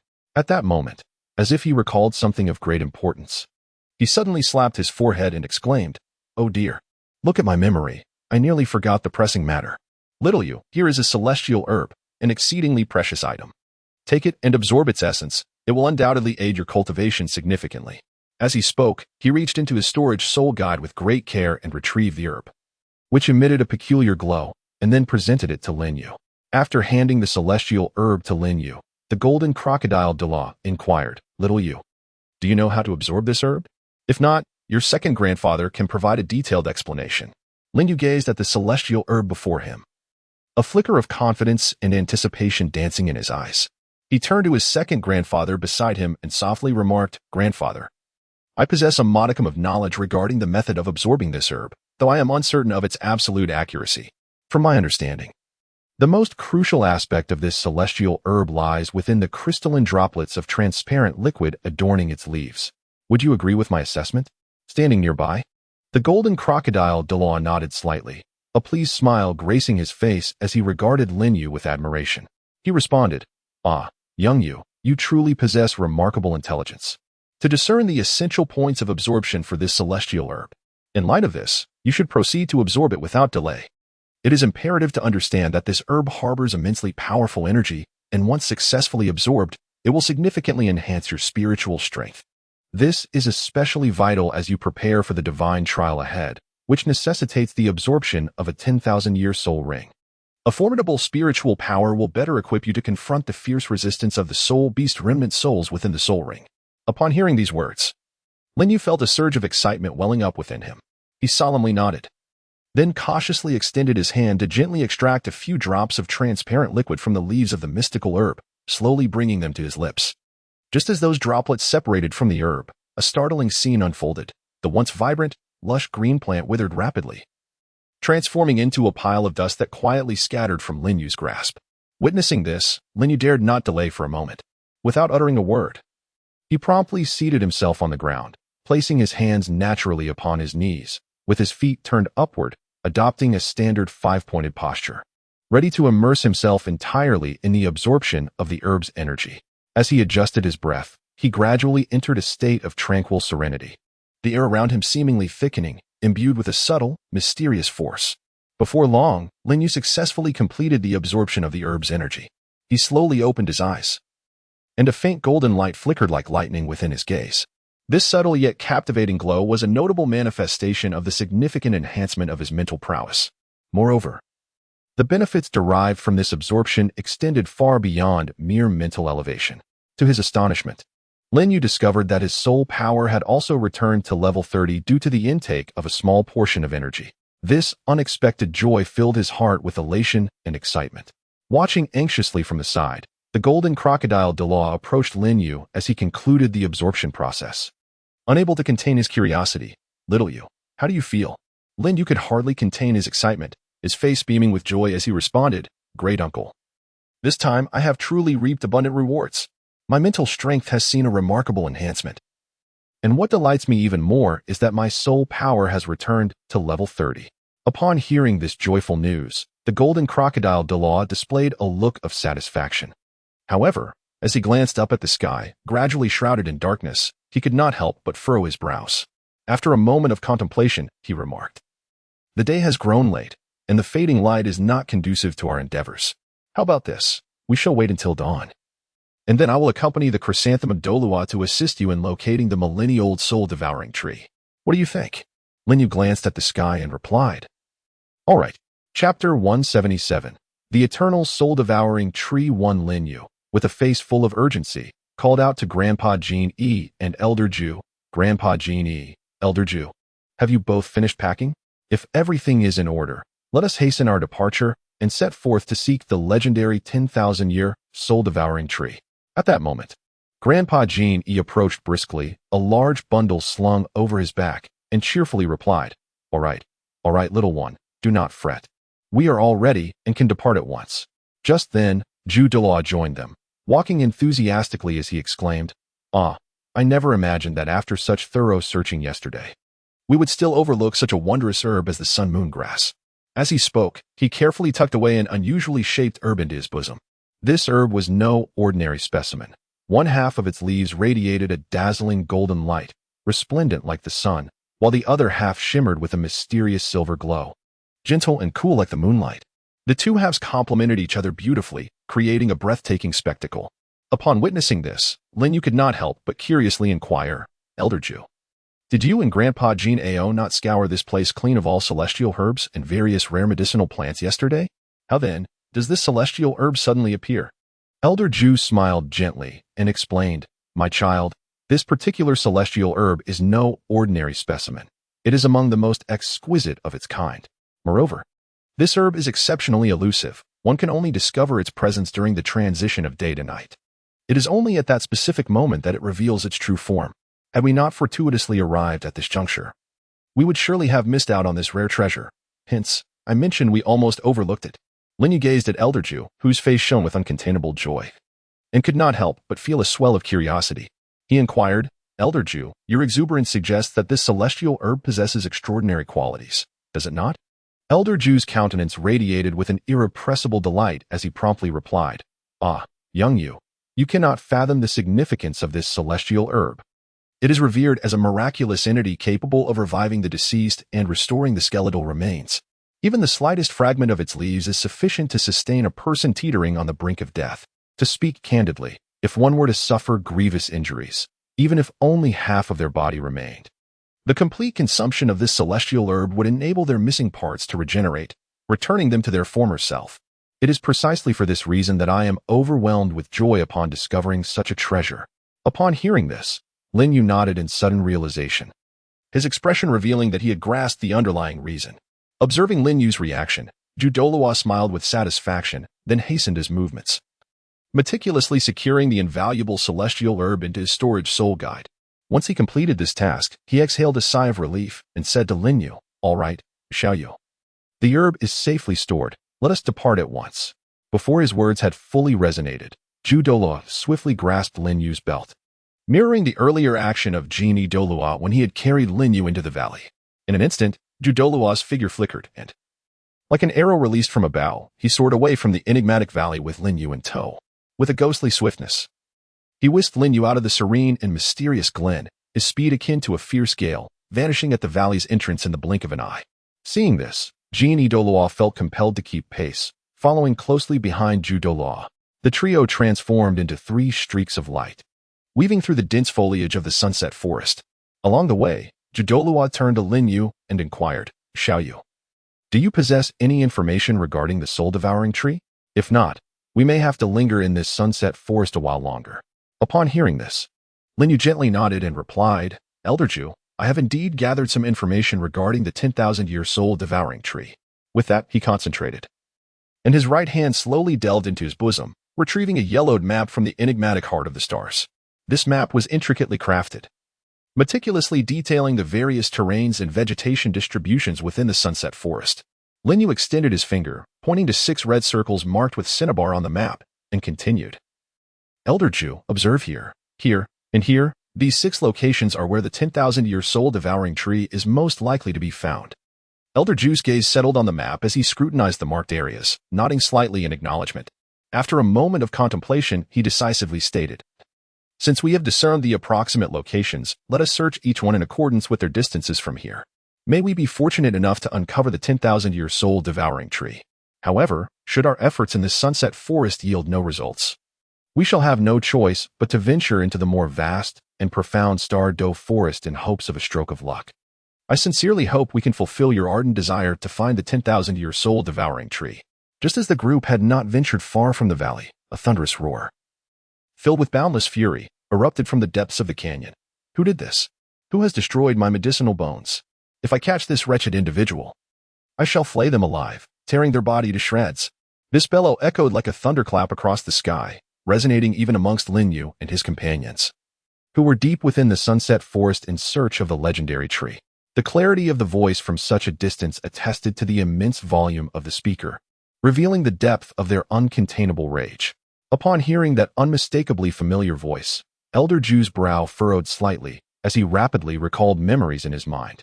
Moments later, it seemed he had suddenly pieced something together and remarked, It appears that the valley we inadvertently stumbled into is none other than the private medicinal garden of the poison Douluo. I had been pondering how the poison Douluo, with such a potent toxic martial spirit, could cultivate his strength to the level of a tidal Douluo while avoiding the backlash of his own toxins. Now, it seems the answer lies here. He must have discovered this miraculous ice and fire in Yang, utilizing the unique environment and energy here to suppress his inherent toxins, thus enabling his breakthrough to the tidal Douluo realm. Elder Ju could not help but sigh. What a pity.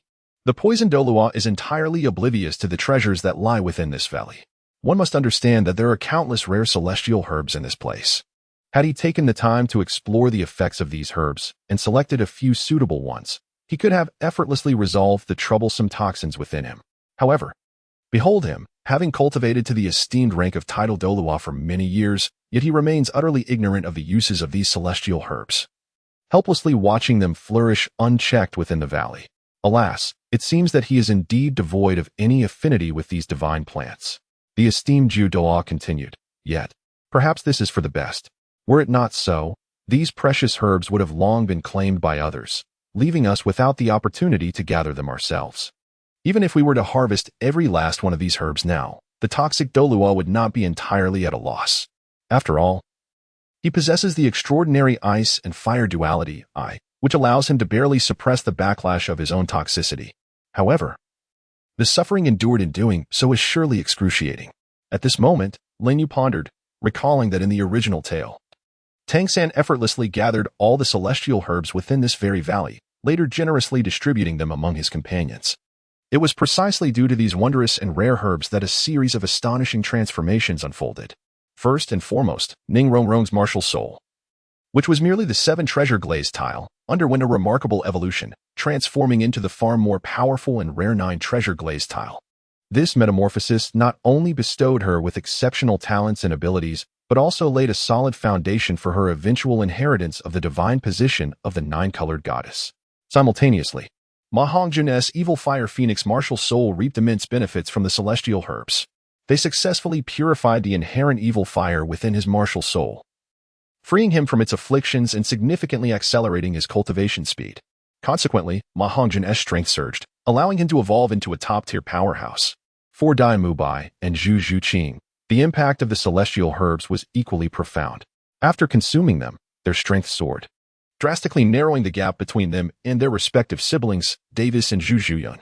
Ultimately, through their own efforts and the empowerment granted by the herbs, they shone brilliantly in the Continental Advanced Soul Master Academy Elite Competition, triumphing over the formidable duo of Davis and Zhu Zhuyun. This victory was of great significance. It not only validated Dai Mubai and Zhu Zhuqing's prowess, but also established Dai Mubai as the undeniable heir to the throne of the Star Luo Empire. Moreover, it must be noted that the collective strength of the Shrek 7 monsters surged due to their consumption of these celestial herbs. In that elite competition, they overcame numerous formidable opponents, even defeating a Soul King team from the Spirit Hall. Yet, in the next competition, they would find themselves devoid of the celestial herbs that once aided them. Thus, in such circumstances, could Tang San and his companions once again surmount the formidable obstacles and successfully reach the finals? As Lin Yu's mind lingered on these thoughts, a sudden voice interrupted his reverie. "Xiaoyu, we have arrived at the first location." It was none other than Douluo. Immediately, Douluo's figure flickered, soaring into the air like a streak of light. His keen gaze, sharp as that of a hawk, swiftly scanned the surrounding trees, missing not a single detail. Before long, Douluo gradually descended to the ground, and with a smile, he addressed Lin Yu. "Little Yu, I have already discerned the traces of the soul-devouring tree. Follow me. It lies in that direction, approximately 500 meters from here." After speaking, Douluo took the lead towards the location of the soul-devouring tree, with Lin Yu and Jean Douluo closely trailing behind. In a brief span of time, the group soon arrived at the site of the soul-devouring tree. At this moment, Lin Yu halted, meticulously observing the tree before him. After a thorough examination, he could not help but furrow his brow. Muttering to himself, this soul-devouring tree stands merely 50 meters tall, with a trunk diameter estimated to be around 1 meter. Moreover, the bark exhibits only a faint purple hue. It appears that this tree has not yet reached 5,000 years of age.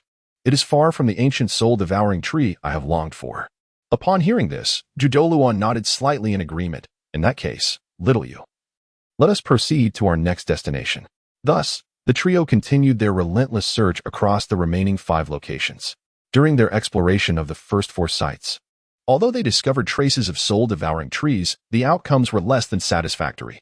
Among these, 3 locations indeed housed soul-devouring trees, yet their ages varied significantly. The oldest was just over 9,000 years, while the youngest was merely a century old, having only recently broken through the soil, untested by the trials of time.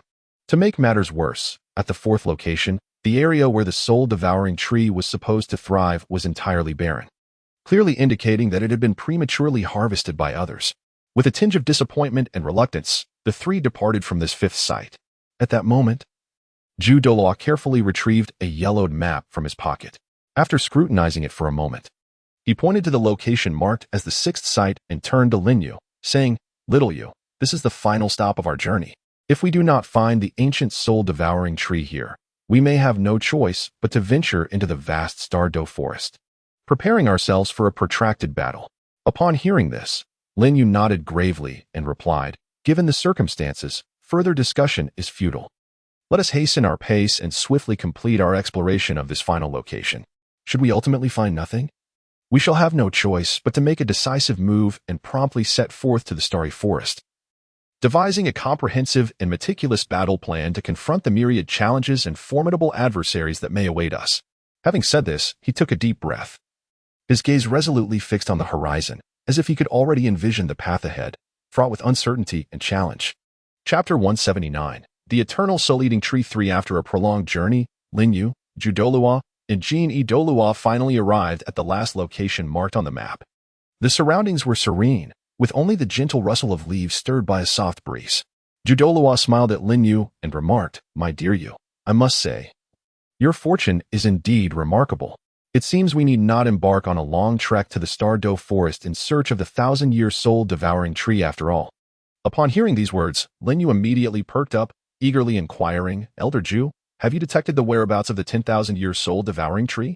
Elder Ju nodded, his gaze shifting to the distance as he extended his hand to point ahead. "Indeed, young Yu, it lies just yonder. Behold, that soul-devouring tree towers into the clouds, measuring at least over 100 meters in height.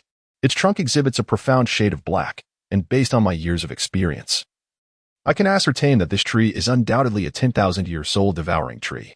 However, to determine its precise age, we must approach and investigate further." Lin Yuxing was filled with excitement, his eyes shimmering with anticipation as he eagerly exclaimed, "That is truly wonderful, Elder Ju. Without further ado, let us hasten our steps." Thus, they quickened their pace towards the direction of the soul-eating tree. However, when they were approximately 100 meters away from this formidable tree, they all came to an unexpected halt in unison. At that moment, the previously silent golden crocodile Douluo suddenly addressed Lin Yu, saying, "Little Yu, what shall we do next? This soul-eating tree is no easy adversary. Perhaps we should strike first to inflict significant damage, and then you can come in to reap the final rewards. Or, if you wish, you may advance personally to test your mettle and ascertain your true strength at this moment." After a moment of contemplation, Lin Yu resolutely responded, "Grandfather Golden Crocodile, I have decided to rely on my own strength to tackle the soul-devouring tree. Firstly, this presents an opportunity to validate my progress, and secondly, it serves as a rare occasion for practical combat training." Grandmaster Golden Crocodile nodded slightly in approval and replied in a measured tone, "In that case, Little Yu, you may proceed with your attempt. However, remember to exercise utmost caution in dealing with the mental assaults of the soul-devouring tree. Moreover, should I perceive that you are on the verge of suffering a grave injury, I will not hesitate to intervene personally to halt your practical exercise." Lin Yu solemnly nodded, inhaled deeply, and focused his energy to summon his unique martial soul. As a radiant light shimmered, his martial soul gradually manifested. Subsequently, he unleashed his distinctive domain skill, enveloping himself in a faint halo that diminished his presence. Nevertheless, the intricately woven roots of the soul-devouring tree, lurking underground, keenly sensed his approach. In an instant, several robust and agile tendrils surged from the earth, darting towards Lin Yu like lightning. Responding swiftly to the sudden assault, Lin Yu evaded the onslaught with a deft maneuver, employing his teleportation technique to successfully dodge the soul-devouring tree's fierce strike. Seizing the opportunity while the tree's attack missed, he skillfully closed the distance between them. Just as Lin Yu narrowly escaped the lethal blow, a thunderous crash resonated behind him.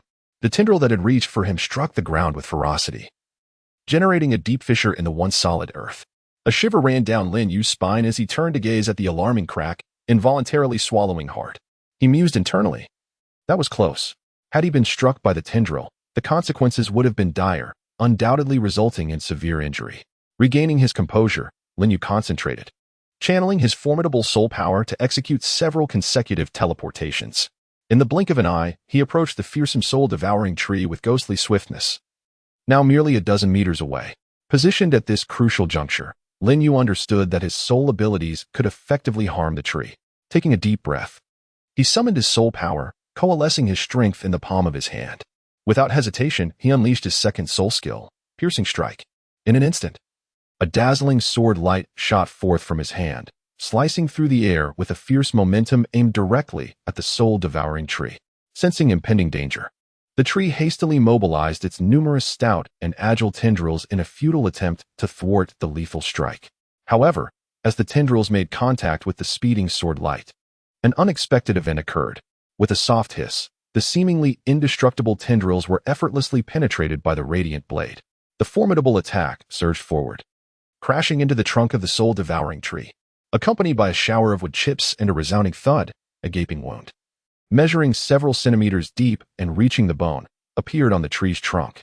Vivid crimson sap flowed from the injury, resembling the tree's anguished tears. After sustaining such a grievous blow, the soul-devouring tree could no longer maintain its composure. Its dense foliage began to thrash wildly, and a tempest of green leaves cascaded down like a torrential rain. Meanwhile, the once menacing tendrils of the soul-devouring tree lost their control, flailing chaotically in the air as if enduring unbearable agony. Witnessing the soul-devouring tree in such a disheveled state, Lin Yu felt a surge of delight within him.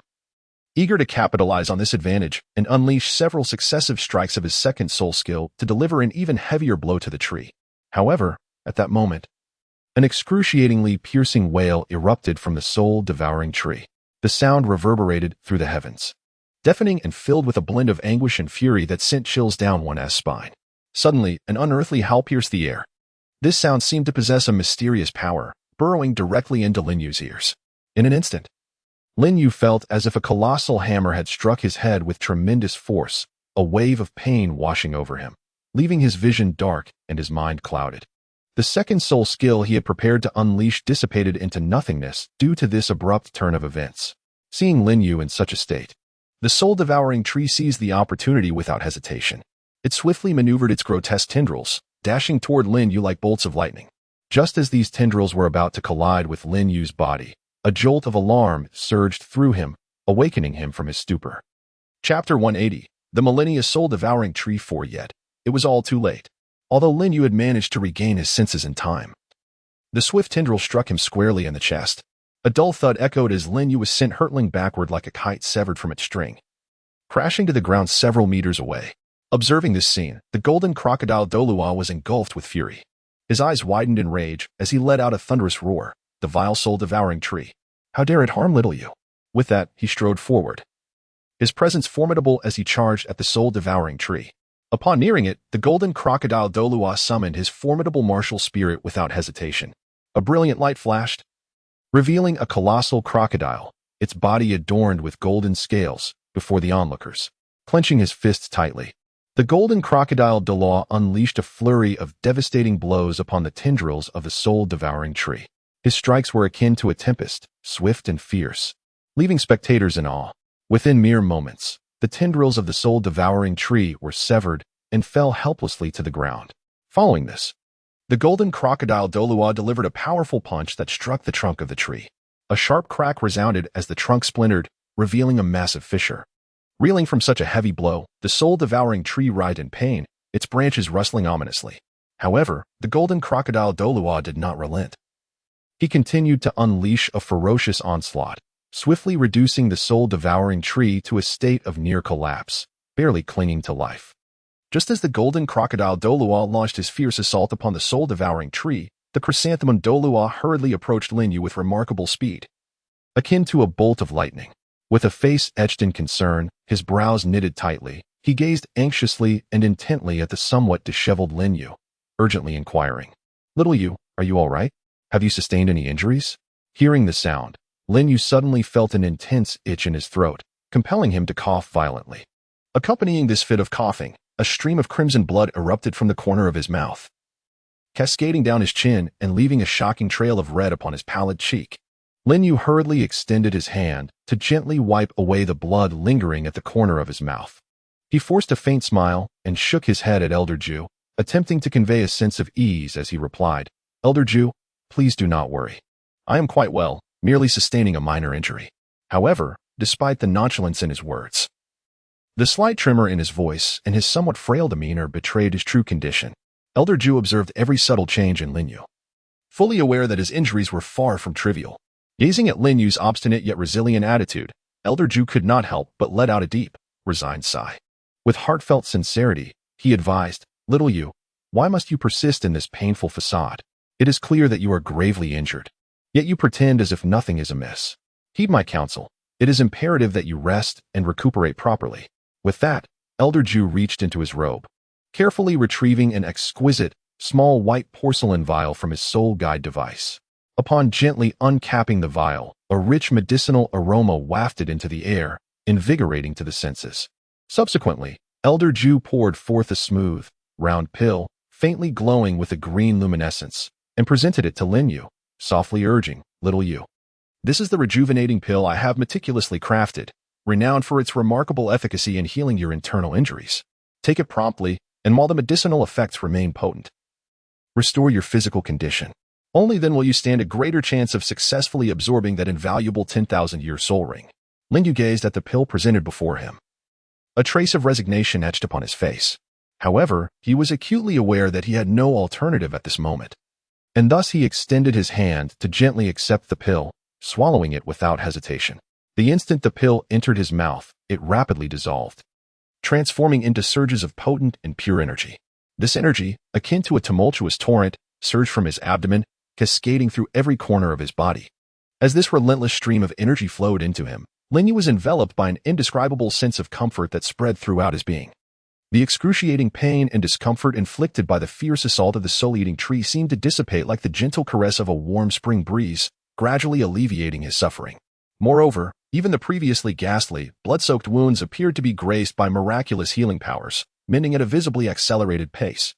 Yet, despite the considerable energy contained within this pill, it remained insufficient to fully remedy Lin Yu's grievous injuries.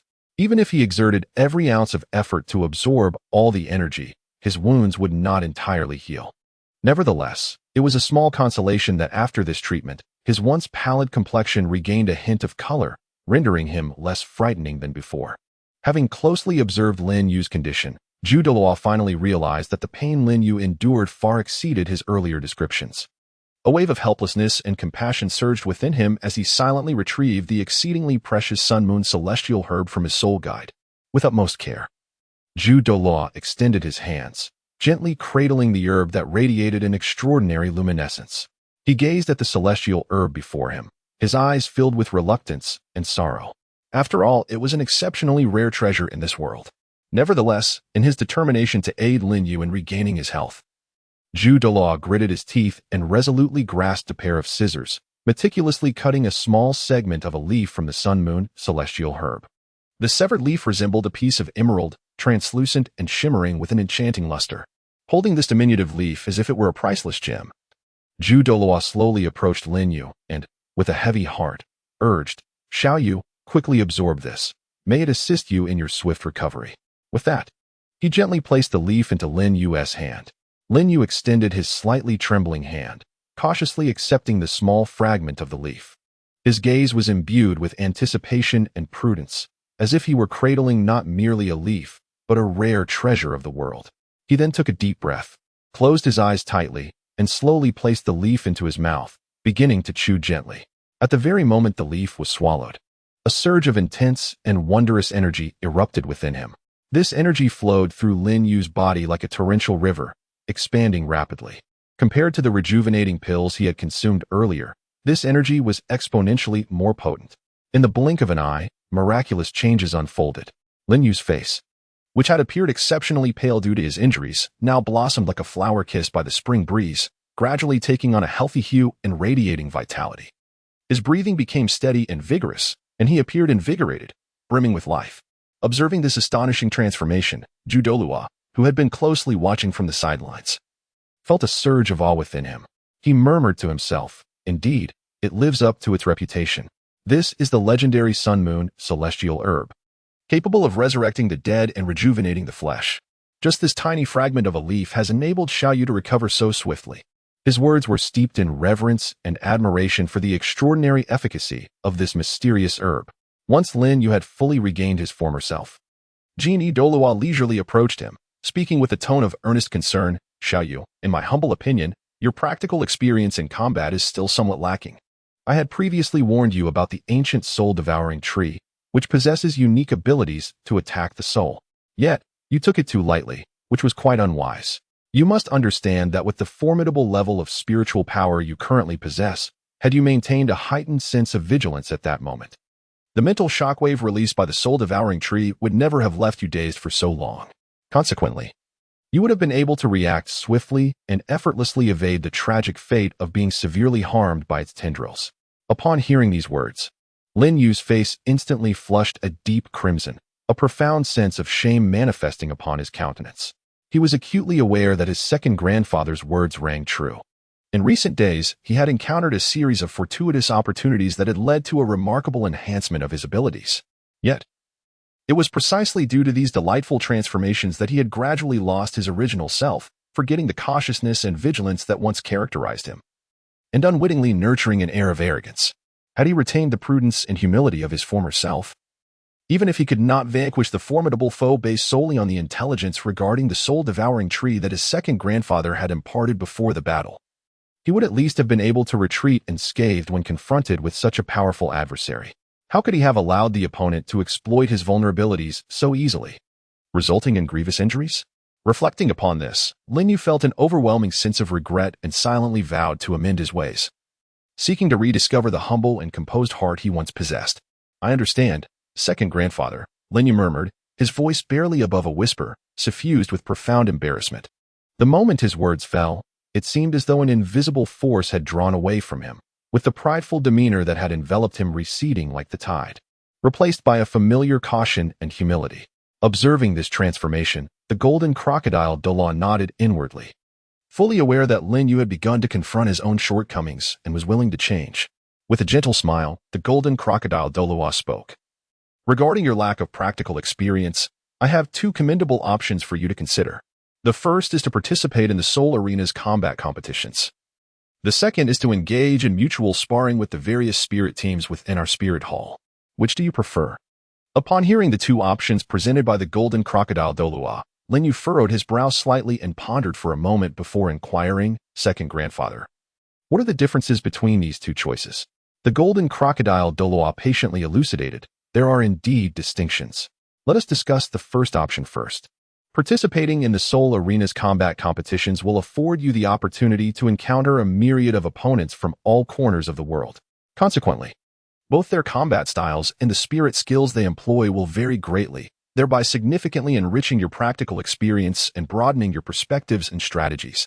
As for the second option, due to the limited number of spirit master teams within our spirit hall, you will encounter fewer opponents. However, the advantage lies in the fact that these teams have been meticulously selected and possess considerable strength, allowing you to benefit greatly from engaging with them as well. Lin Yu blinked, his face awash with confusion as he turned to Grandfather Golden Crocodile and inquired, Grandfather Golden Crocodile, what is the fundamental distinction between the two choices you mentioned? His gaze was fixed intently on Douluo Golden Crocodile, eagerly anticipating the answer. With a slight smile, Douluo Golden Crocodile began to elucidate. The most significant difference lies in the option of selecting the death match mode within the Soul Arena. A death match is a true contest of life and death. Should one fail, that individual will forever remain in the arena, their life forfeited. Conversely, opting for a live match does not entail the risk of losing one's life, yet it carries the potential for severe injuries in the heat of competition. However, if the sparring occurs within our spirit hall, the circumstances are markedly different. Generally, participants exercise restraint, ensuring that no one sustains grievous harm. Nonetheless, this restraint may diminish the exhilarating thrill of facing life and death stakes and giving one's all. After sharing this, Douluo Golden Crocodile turned his gaze to Lin Yu, gently asking, Little Yu, having heard my explanation, do you have any thoughts? How do you intend to decide? Lin Yu furrowed his brow, lost in contemplation. He weighed the pros and cons of the two choices repeatedly in his mind. Venturing to the soul-fighting arena, while fraught with peril, would undoubtedly hone his combat skills and enhance his crisis response. Conversely, engaging in friendly sparring within the martial soul hall was considerably safer. Yet it seemed unlikely to provide the harrowing atmosphere of life and death struggles. For a moment, Lin Yu found himself indecisive, internally wrestling with his thoughts. After much deliberation, he ultimately resolved to choose the path to the soul-fighting arena. He understood well that participating in deadly encounters would not only bolster his immunity to the grim realities of combat, but also lay a solid foundation for his future in the perilous and opportunity-laden city of Sin, where he could aspire to attain the coveted realm of the god of killing. As this thought flickered through Lin Yu's mind, he clenched his teeth, as if solidifying a determination. He then raised his head resolutely, his gaze unwavering as he addressed the golden crocodile Douluo standing before him. Summoning his courage to declare, "Second Granduncle, I have made my decision. I choose the first option to continuously refine my practical experience in the soul fighting arena."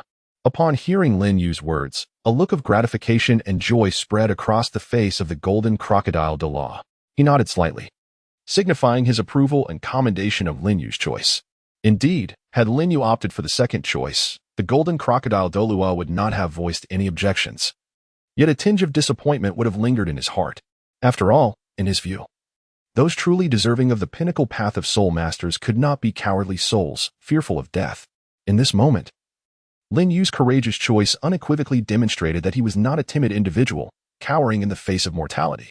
On the contrary, this spirit of confronting challenges head-on, without flinching, was precisely one of the essential qualities of an outstanding soul master.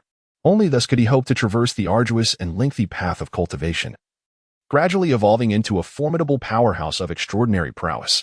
At that moment, the chrysanthemum Douluo's gaze fixed intently upon Lin Yu, observing that he had made his choice.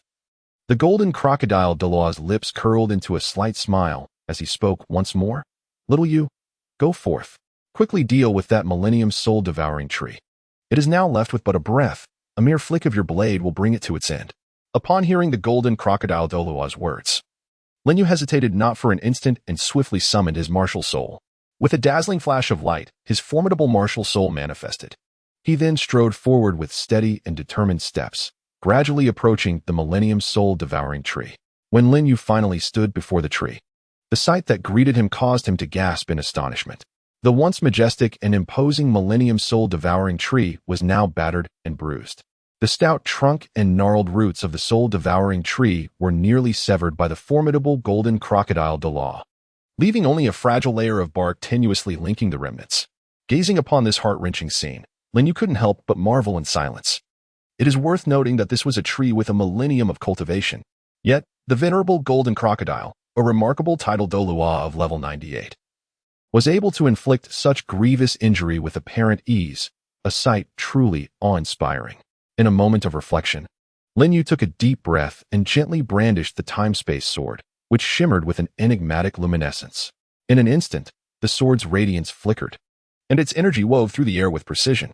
With a crisp snap, the last vestige of connection was swiftly severed.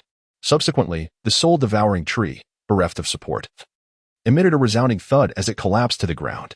Simultaneously, myriad tiny black lights began to emerge upon its colossal trunk, twinkling like the brilliant stars scattered across the night sky, gradually coalescing into a striking black ring upon its surface, the extraordinarily precious Millennium Soul Ring. Lin Yu's eyes widened as he fixated on the soul-devouring tree before him, which had successfully coalesced a Millennium Soul Ring. His heart brimmed with anticipation and trepidation. Taking a deep breath, he seemed to draw in every molecule of air around him, then gradually settled into a meditative posture, closing his eyes to channel his soul power with utmost concentration. As his soul energy flowed, a formidable gravitational force surged from within Lin Yu, akin to an unseen hand reaching out towards the enigmatic, radiant Millennium Soul Ring. The ring quivered slightly, as if responding to Lin Yu's summons, and then began to drift slowly towards him.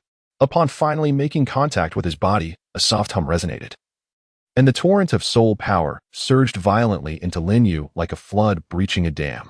The sheer magnitude and ferocity of this energy overwhelmed his physical form. His skin flushed a deep crimson, veins bulging, and muscles contorted grotesquely from the excessive expansion. In the blink of an eye, Lin Yu, once of proportional stature, had swollen as if inflated like a balloon, appearing significantly larger. Observing this, the golden crocodile Douluo felt a tightening in his chest, beads of cold sweat forming on his brow. He recognized the peril of the situation. If the soul power continued to rampage unchecked, Lin Yu might not only fail to absorb the soul ring but could also succumb to bodily rupture from the immense strain. Just as the golden crocodile Douluo hesitated, contemplating whether to intervene, something astonishing occurred. Lin Yu's prior absorption of the extraordinarily rare Millennium Whale Gel, coupled with the refinement he received from the celestial herb Angel S wings during his second martial soul awakening, had significantly enhanced his physical constitution beyond the norm. Thus, despite the ferocity of the incoming soul power, Lin Yu's body began to acclimate and effectively channel and refine it. Before long, onlookers were elated to witness Lin Yu, who had once been grotesquely swollen, gradually returning to his original form at a visibly noticeable pace. His skin regained its natural hue, veins receded, and muscles became firm and robust once more. Ultimately, when the last vestige of soul power was fully refined, Lin Yu's body reverted to its state prior to the absorption of the soul ring.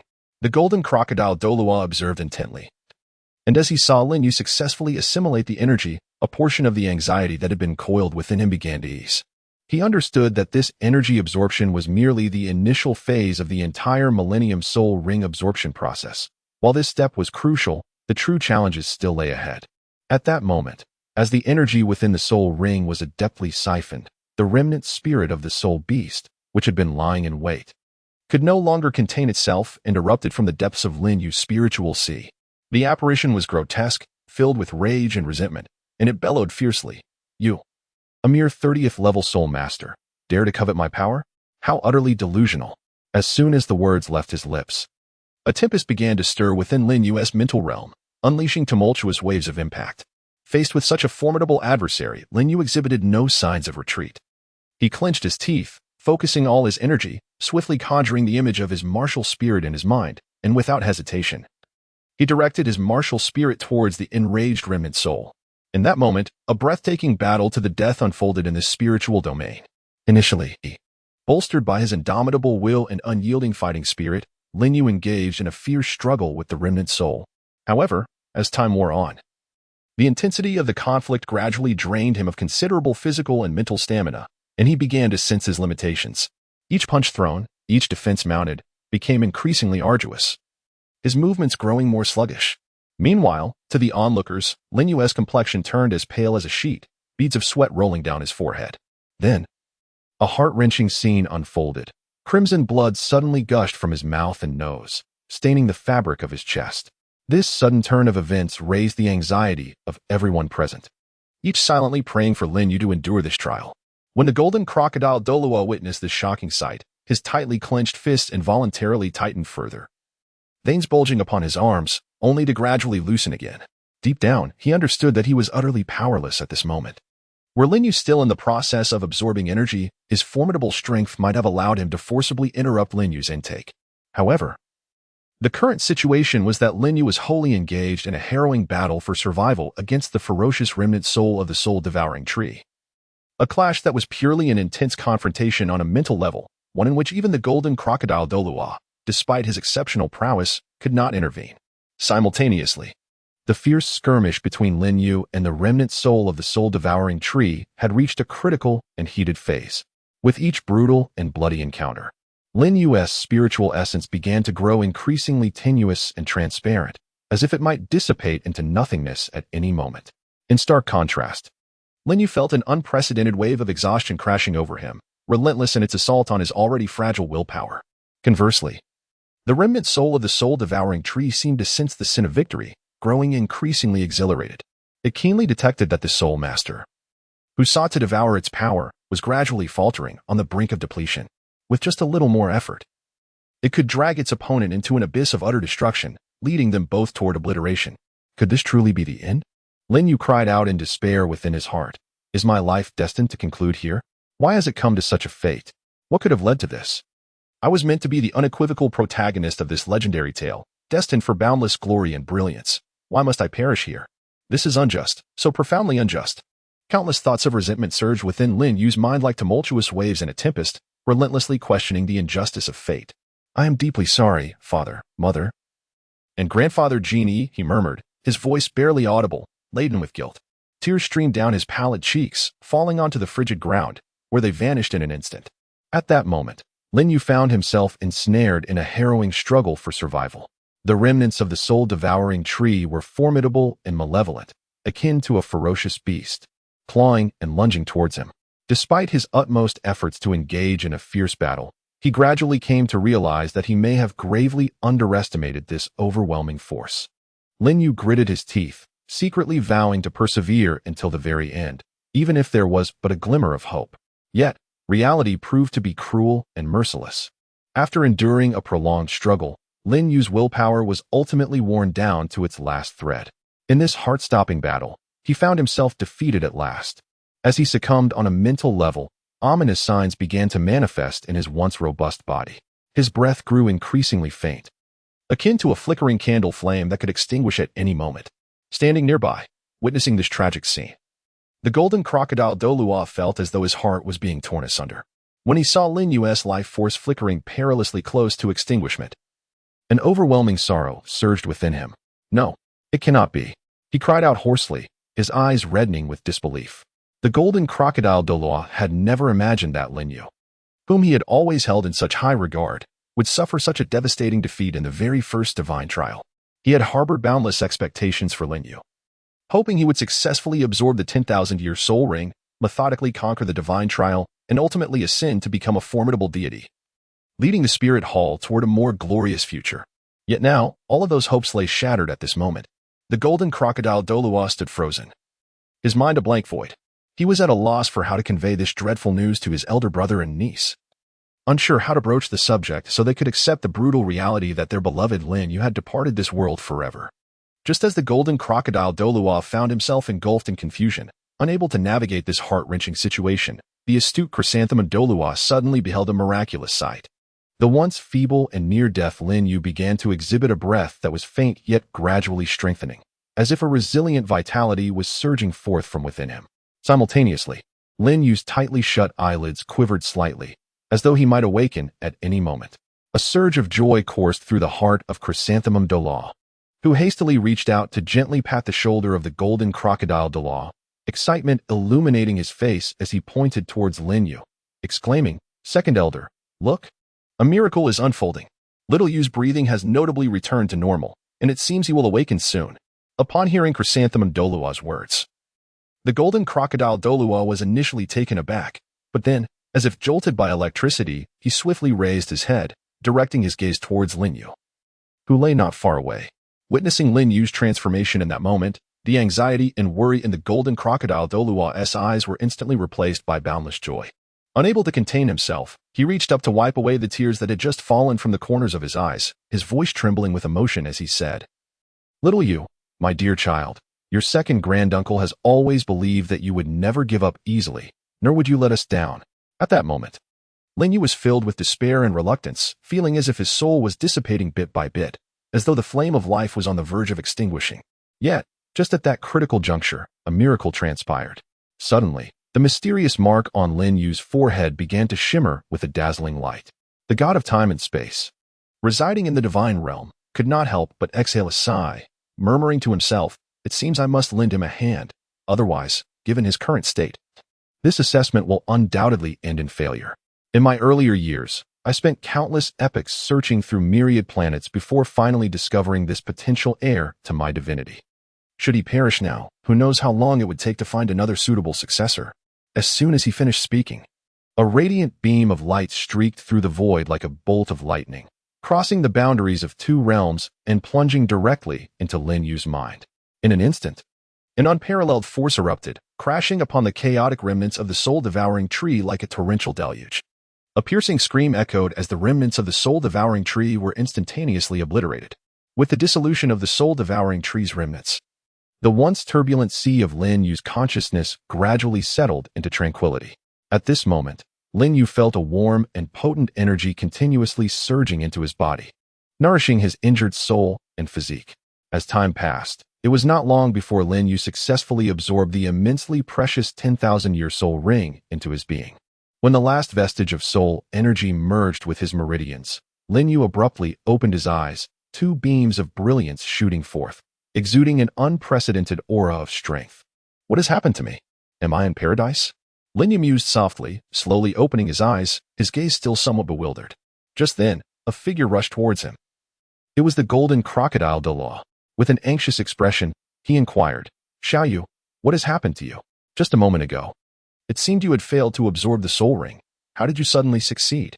Hearing the concerned words of the golden crocodile Douluo, Lin Yu gradually regained his composure. Realizing he was not in paradise, but had indeed successfully absorbed the precious 10,000-year soul ring. Steadying himself, he replied, "Second uncle, I am not entirely sure what transpired. I only remember engaging in a fierce struggle with the remnants of the soul-devouring tree in my sea of consciousness. Ultimately, I was no match for it, and was dispersed. However, for some reason, I ended up absorbing it instead. Just before I lost consciousness, I seemed to catch a glimpse of a mysterious beam of light flashing through my mind, and then the remnants of the soul-devouring tree vanished without a trace. The golden crocodile Douluo furrowed his brows, contemplating for a moment before saying, "Well, it is of no consequence if we do not understand the details. Let us not delve deeper. Nonetheless, Xiaoyu, your absorption of the soul ring was indeed fraught with peril, nearly resulting in failure. However, this near mishap is also partly my fault." With that, he let out a long sigh, inwardly relieved that Lin Yu had managed to turn the tide. Lin Yu gazed at golden crocodile Douluo with a face full of perplexity and quietly inquired, "Granduncle, why do you speak in such a manner?" His eyes, clear as water, revealed a blend of confusion and curiosity. Golden crocodile Douluo, wearing a look of remorse, slowly replied, "My dear child, it is entirely my fault for misjudging the age of this 10,000-year soul-devouring tree. It was due to my error that you nearly faced failure while absorbing the soul ring. In truth, this soul-devouring tree is not merely in its initial state of having just ascended to 10,000 years. It is nearing 2,000 years instead. Had it truly been a newly upgraded 10,000-year soul-devouring tree, with your current formidable mental strength, absorbing it would have been a trivial endeavor. Alas, it is regrettable that my miscalculation regarding its age nearly cost you your life when confronting this nearly 2,000-year soul-devouring tree." As he spoke, golden crocodile Douluo sighed deeply, his gaze filled with regret and self-reproach. At that moment, Lin Yu stepped forward, gently patting golden crocodile Douluo's shoulder, offering a warm smile of reassurance. "Granduncle, please do not be too hard on yourself. Look, I am still standing here in good health. Moreover, I have successfully absorbed this soul ring, which is not only older, but also more potent. Therefore, you need not feel guilty about this matter any longer." With that, Lin Yu beamed a radiant smile, reminiscent of the warm sun in spring. Upon hearing Lin Yu's words, filled with care and encouragement, the deep-seated guilt within golden crocodile Douluo felt as if it had been gently swept away by a warm spring breeze, gradually easing his expression. He slightly raised his head, gazing at Lin Yu's sunny demeanor, and softly asked, "Little Yu, how did it go? Did the soul ring you absorbed grant you a soul skill that meets your expectations?" Lin Yu, flushed with excitement and with sparkling eyes filled with joy, eagerly exclaimed, "Granduncle, of course it did. The soul skill I gained from this absorption is simply perfect for me. Do you know? My third soul skill is a miraculous ability that can store soul power. Even more astonishing is that it appears to have been influenced by the mysterious radiant light I encountered earlier, allowing this skill's capacity to grow alongside my own strength, thus enabling me to store increasingly greater amounts of soul power. This means that I will be able to cultivate with peace of mind in my own exclusive domain for extended periods. Consequently, this will undoubtedly accelerate my growth significantly."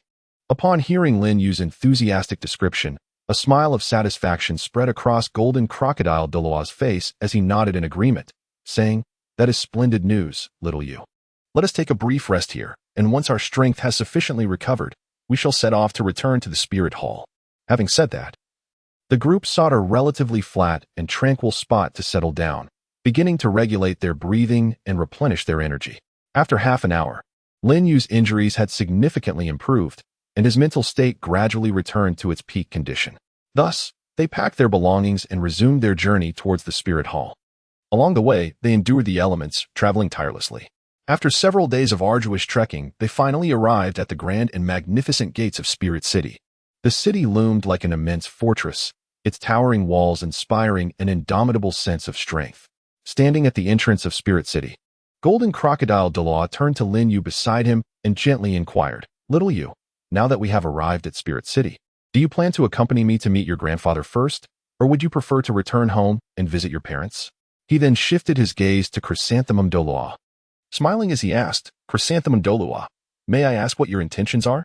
Lin Yu pondered for a moment, then replied with unwavering determination, "Second granduncle. I believe it is imperative that I return home to see my parents first, having been away for such an extended period. I can only imagine they are anxiously concerned for my safety. As for my maternal grandfather, I can pay him a visit in a couple of days." Upon hearing Lin Yu's response, the golden crocodile Douluo smiled and nodded in understanding and agreement. At that moment, the chrysanthemum Douluo stepped forward respectfully and addressed the golden crocodile Douluo, esteemed second elder. I have completed my mission and must first return to the Hall of the Pope to report. Regarding the visit to the Hall of Offerings, I propose we wait until Elder Gue may has successfully absorbed the celestial herb, the netherworld flower, and has smoothly ascended to the rank of a 95th level super title Douluo before we pay our respects to the grand offering. What do you think? The golden crocodile Douluo nodded slightly and replied solemnly, "Very well, let it be as you suggest. There is no time to lose. You should hasten on your way." After receiving this affirmation, the chrysanthemum Douluo performed a respectful bow and then swiftly made his way towards the Hall of the Pope, vanishing from sight in the blink of an eye. Seeing the chrysanthemum Douluo depart with the swiftness of a specter, the golden crocodile Douluo slowly turned to Lin Yu. His once imposing visage softened with a hint of warmth. He spoke gently to Lin Yu, "Little Yu, since matters have unfolded as such, we shall part ways here." With that, the golden crocodile Douluo nodded slightly at Lin Yu and, with a flash, vanished from the spot. Lin Yu gazed intently in the direction where the golden crocodile Douluo had departed, inhaling deeply before turning to stride towards the Lin residence. Soon, he found himself standing before the familiar entrance of the Lin Manor. Upon crossing the threshold, Lin Yu lifted his gaze and beheld his parents seated gracefully in the pavilion of the garden, leisurely savoring the fragrant tea. Lin Yu felt a surge of warmth in his heart and hastened his steps, calling out loudly, "Father, Mother, I have returned." His voice rang clear and vibrant, echoing throughout the entire residence. Lin Dong and Shen Xiuyu turned their heads upon hearing their son's call, their faces alight with joy. They eagerly waved at Lin Yu, beckoning him to come over swiftly. Lin Yu hastened to his parents' side and obediently took a seat. At that moment, Lin's father was the first to speak. "Little Yu, during your recent expedition to procure soul rings, did you encounter any peril? Furthermore, is the rumor you previously heard truly authentic?" Lin Yu gazed into his father's concerned eyes, a gentle smile gracing his lips as he replied, "Father, the rumor is indeed utterly true. I journeyed to the heart of the Sunset Forest alongside the golden crocodile Douluo and the chrysanthemum Douluo, where we unexpectedly stumbled upon a mysterious valley. This valley is none other than the fabled location of one of the three great treasures, the Eye of Ice and Fire." At this juncture, excitement sparkled in Lin Yu's eyes. "Oh, such a thing has occurred?" Lin's parents exchanged glances, both displaying expressions of astonishment. Lin Yu continued his narrative. "Upon entering the valley, we were pleasantly surprised to discover an abundance of rare celestial herbs flourishing within. Most fortuitously, amidst these ethereal plants, I stumbled upon an exceptionally rare specimen known as the wings of an angel. With the extraordinary powers of this herb, I successfully awakened my second martial soul, the angelic martial soul." As he spoke, Lin Yu raised his chin with an air of pride, then gently waved his right hand, reciting incantations. In a dazzling flash of light, an angelic figure, radiating a sacred aura and adorned with pure white wings, materialized before everyone. This was Lin Yu's second martial soul, the angelic martial soul. Watching from the sidelines, Lin's father, upon witnessing his son's remarkable achievement, felt his previously warm smile freeze in astonishment. Gradually, that smile faded, replaced by a profound worry. He was acutely aware that, according to ancient records preserved by the Martial Soul Hall, every individual endowed with twin martial souls throughout history had, without exception, failed to ascend to the exalted realm of Tidal Douluo. Yet now, his beloved son had become a rare bearer of twin martial souls. What unknown trials and tribulations lay ahead on his path of cultivation? Perhaps it was best to take one step at a time. Just as a torrent of complex thoughts surged through Lin Dong's mind, a sudden soft sound interrupted the moment. It was Lin Yu, who had slapped his forehead in realization, exclaiming, "Oh dear, how could I forget? Father, Mother, I have two particularly suitable celestial herbs for you." With that, he carefully extended his left hand into his bosom, as if retrieving some extraordinary treasure. Moments later, Lin Yu slowly extracted two herbs of distinct forms, both exuding an enchanting fragrance. With a beaming smile, he approached his parents, reverently presenting one of the herbs, which was as translucent as crystal and composed of solid minerals, into his father's hands. He then gently placed the other herb, resembling a resplendent lotus in full bloom, into his mother's hands. Filled with curiosity, Father Lin took the mysterious celestial herb handed to him by Lin Yu. After examining it closely, he inquired, "My dear Yu, what manner of celestial herb is this? How ought we to consume it?" Lin Yu gazed intently at the mystical herb in his father Lin Dong's hands, which radiated an enigmatic glow, and spoke softly, "Father, the herb you hold is exceedingly rare and invaluable. It is known as the Tear of Time and Space, said to have been conjured from the sorrowful tears of the deity of time and space. If you can successfully absorb the formidable power it harbors, it will bestow upon you tremendous benefits, facilitating an astonishing second awakening of your martial soul. As for the method of consumption, once the martial soul is summoned, simply place this herb upon it, and the martial soul shall gradually absorb it of its own accord. Then, Lin Yu turned his attention to the pristine, snow-white lotus flower cradled in his mother Qian Shuyue's hands, continuing his explanation. Mother, the lotus you hold is no ordinary bloom. It is called the pure world white lotus.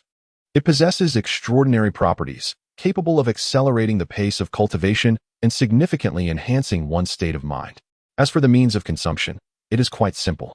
First, one should consume the delicate petals, savoring their refreshing and fragrant essence. Next, indulge in the sweet, crisp seed pod. Finally, the plump and nourishing lotus seeds should be ingested as well. After Lin Dong and Qian Shouyue listened attentively to their son's detailed explanation, they began to act according to his instructions. They cautiously summoned their respective martial spirits and gently placed the celestial herbs upon them. It was as if the two celestial herbs were drawn by some mysterious force, slowly merging into the essence of their martial spirits. As time passed, approximately half an hour later, Lin Dong and Qian Shouyue finally absorbed the celestial herbs completely. At that moment, Lin Dong's face was alight with uncontainable excitement. He exclaimed, "It is truly incredible! This legendary Tear of Time and Space is indeed as remarkable as the legends suggest. Not only has it successfully triggered the second awakening of my martial spirit, but astonishingly, it has also elevated my soul power by a full 2 levels. I have now ascended to the esteemed rank of a level 97 super title Douluo." Qian Shouyue, her cheeks flushed, tightly embraced Lin Yu. Her voice trembled slightly with exhilaration as she said, "Xiaoyu, this celestial herb you brought is simply marvelous. It is truly a divine gift bestowed upon me." Her eyes sparkled with joy, resembling the most radiant stars in the night sky. "Indeed, my dear," Lin Dong replied, equally unable to contain his excitement. With a gentle smile, he gazed lovingly at his son and continued, "This celestial herb has achieved far more than just enhancing your mother's soul power by 3 levels. It is the key that has enabled her to successfully break through to the rank of level 93 title Douluo. Moreover, astonishingly, it has facilitated the second evolution of her martial spirit, which has now transformed into the immensely powerful 8-winged angel. You must understand, such a martial spirit with the potential for divinity is exceedingly rare." Upon hearing this, Lin Yu's face radiated with happiness and pride. Witnessing the joy and satisfaction on his parents' faces filled his heart with sweetness and comfort. After all, these 2 celestial herbs were treasures he had painstakingly sought for his parents. Their perfect alignment with his parents' needs and the immense boost in their strength made all his efforts worthwhile. Once their emotions had settled somewhat, Lin Dong suddenly recalled an important matter and quickly inquired, "By the way, Xiaoyu, please share with us your experiences from your recent soul ring hunting expedition. How did it go? Were you able to successfully pass your first divine examination?" Lin Yu took a deep breath, calming his somewhat agitated emotions, and began to recount in detail the adventures he had experienced during this time to his parents. "Father, I ventured deep into the Sunset Forest. After a strenuous search, I ultimately discovered and successfully hunted a soul-devouring tree that has existed for millennia.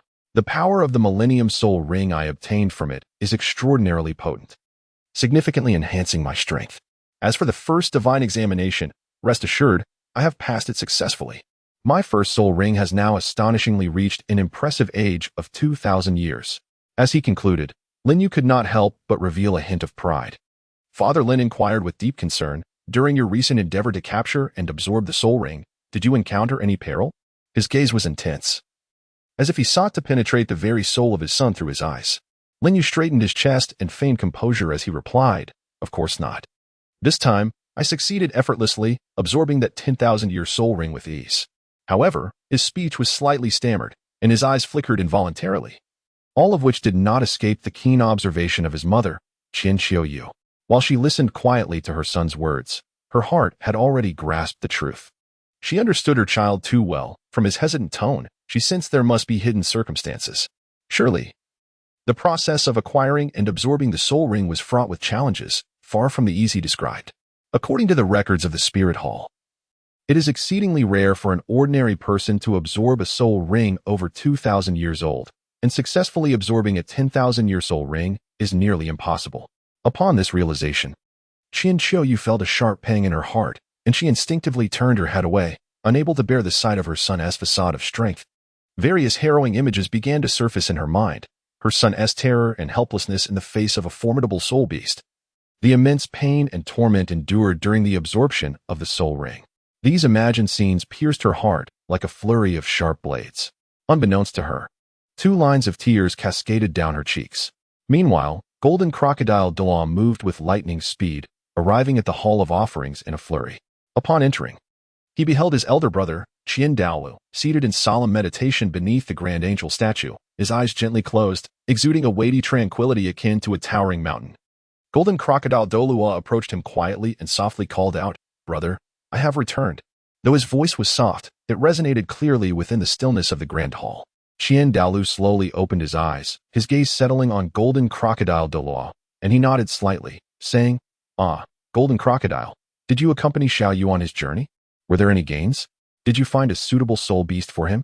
A hint of pride flickered across Golden Crocodile Douluo's face as he eagerly replied, "Rest assured, brother, I did not fail my mission. I accompanied Xiaoyu into perilous lands, enduring numerous hardships, and finally hunted down a 10,000-year soul-devouring tree for him as his 3rd soul ring. Moreover, the soul skill produced by this soul-devouring tree is remarkably compatible with Xiaoyu, a true match made in heaven."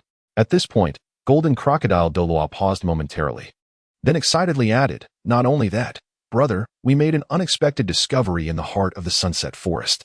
There, we found some extraordinarily rare celestial herbs. By fortunate coincidence, Xiaoyu absorbed one of these herbs and awakened his 2nd martial soul, the angel martial soul. This is indeed a tremendous joy." The more he spoke, the more exhilarated he became, his eyes sparkling with excitement. He took a breath and continued, "Additionally, the accompanying chrysanthemum Douluo also benefited. After absorbing a celestial herb known as the extraordinary mushroom chrysanthemum, he experienced a significant enhancement in strength, breaking through his bottleneck and successfully ascending to the rank of a 95th level super title Douluo. Brother, do you think it would be appropriate to invite Chrysanthemum Douluo to join our Hall of Offerings, making him our 15th member? With such formidable assistance joining us, our shall undoubtedly soar to new heights." Qian Douluo nodded slightly, acknowledging the sentiment, and spoke softly, "Since Juhua Pass has successfully ascended to the rank of a 95-level super title Douluo, he indeed possesses the requisite strength and status to join our and become a highly esteemed. Therefore, you shall personally extend an earnest invitation to him shortly." Chapter 187. Consuming celestial herbs at that moment, the usually quiet Golden Crocodile Douluo suddenly raised his hand and gently tapped his forehead, exclaiming in realization, "Oh dear, how could I forget? Brother, I must take a brief leave for a couple of days to attend to some family matters."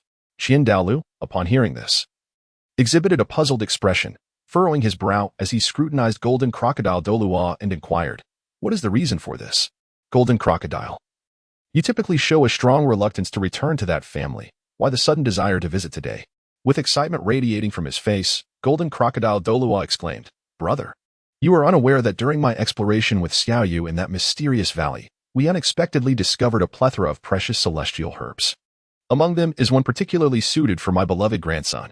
Thus, I plan to return home promptly to have my dear grandson consume this herb, in hopes that it may stimulate his martial soul to awaken once more, ideally transforming into the immensely powerful Golden Crocodile, King Martial Soul." Qian Douluo nodded in agreement and, intrigued, pressed further, "Oh, in that case, have you found a suitable celestial herb for Schwer as well?" Golden Crocodile Douluo quickly patted his chest in affirmation. "Of course, brother. How could I possibly forget Schwer? However, the herb suited for her has already been entrusted to Xiaoyu. He mentioned that he would be heading to Tiando City in a few days, so I asked him to kindly deliver it to Schwer when he arrives there." After hearing this, Qian Douluo nodded in satisfaction, but soon appeared to recall something, furrowing his brow in confusion. "Wait, something seems amiss.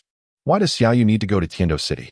At this, Golden Crocodile Douluo hastily explained, Brother, you may not be aware. In that valley, we also came across an exceedingly rare celestial herb, the Chiloa tulip. It is said that this herb possesses miraculous properties, capable of prompting the exclusive martial soul of the 7 Treasures Glazed sect, namely the 7 Treasures Glazed Pagoda, to evolve into the even more formidable 9 Treasures Glazed Pagoda. Xiaoyu intends to leverage this Qilua tulip as a bargaining chip, personally visiting the Seven Treasures glazed sect to negotiate with Ning Fingxi, striving to persuade him to lead the entire sect to join our spirit hall. Moreover, during this latest endeavor to hunt for soul rings, when Xiaoyu fiercely clashed with that 10,000-year soul-devouring tree, I was astonished to realize how lacking his practical combat experience truly is. However, it is fortunate that the Grand Spirit Arena in Heaven Do City is renowned as one of the premier spirit arenas across the entire Douluo continent. There, the number of participants in spirit battles is simply innumerable. While sending Xiaoyu to Heaven Do City to negotiate pertinent matters, he can also hone his practical combat skills at the arena, thus achieving the remarkable feat of killing 2 birds with 1 stone. Given this, I shall not hinder you any further. Qian Dala gently waved his hand and spoke softly. You should return home promptly and have your grandson consume that celestial herb. I shall take my leave now, the elder brother replied. No sooner had he finished speaking than the golden crocodile Douluo vanished from the worship hall like a gust of wind. Before long, the golden crocodile Douluo raced with lightning speed from the worship hall to the entrance of his residence. As soon as he stepped inside, he eagerly raised his voice, calling out, Tian Yao, Tian Yao, come quickly, for grandfather has delightful treasures to bestow upon you. His voice resonated throughout the entire estate like a thunderous bell. Shortly thereafter, a flurry of hurried footsteps approached, and a young boy, approximately 12 or 13 years of age, dashed out like an arrow released from its bow. Upon spotting the golden crocodile Douluo, the boy exclaimed with uncontained joy, Grandfather, Grandfather, what wonderful gift do you have for me? The golden crocodile Douluo swiftly moved forward, akin to a flash of lightning, meeting the rushing Tian Yao with open arms, catching him with a warm and indulgent smile. Subsequently, the golden crocodile Douluo waved his right hand gently, and a radiant light appeared, revealing a delicate spirit guide device in his grasp. He expertly opened the device and carefully extracted a geocentric golden gourd that exuded an aura of mystery, presenting the gourd to Tian Yao. His eyes shimmered with anticipation and delight. However, when Tian Yao received the geocentric golden gourd, he wrinkled his nose in disdain and mumbled, Grandfather, is this just an ordinary sweet potato? Is this what you meant to give me as a treasure? Upon hearing his grandson's words, the golden crocodile Douluo could only shake his head in resignation, letting out a gentle sigh. Silly child, this is no ordinary sweet potato. This is the legendary celestial herb, the geocentric golden gourd. It is said that during a battle long ago, the dragon god inadvertently dripped a drop of dragon blood, which fortuitously fell upon a common sweet potato. Through the passage of eons, it evolved into the rare treasure that is the geocentric golden gourd. Consuming it may very well allow your golden crocodile martial soul to evolve into the even more formidable golden crocodile, King Martial Soul. Tian Yao, after listening to his grandfather's explanation, scrutinized the gourd once more with a mix of skepticism and curiosity. Indeed, upon closer inspection, he discerned that this geocentric golden gourd was indeed extraordinary. Its surface was adorned with several golden lines resembling dragon scales, glimmering brilliantly under the sunlight. Upon closer inspection, Tian Yao was astonished to discover that the so-called golden threads were not mere surface embellishments, but rather the vibrant hue of the sweet potato's flesh within. In essence, the flesh of this earth dragon golden gourd was resplendent in a golden yellow, shimmering as if forged from gold itself.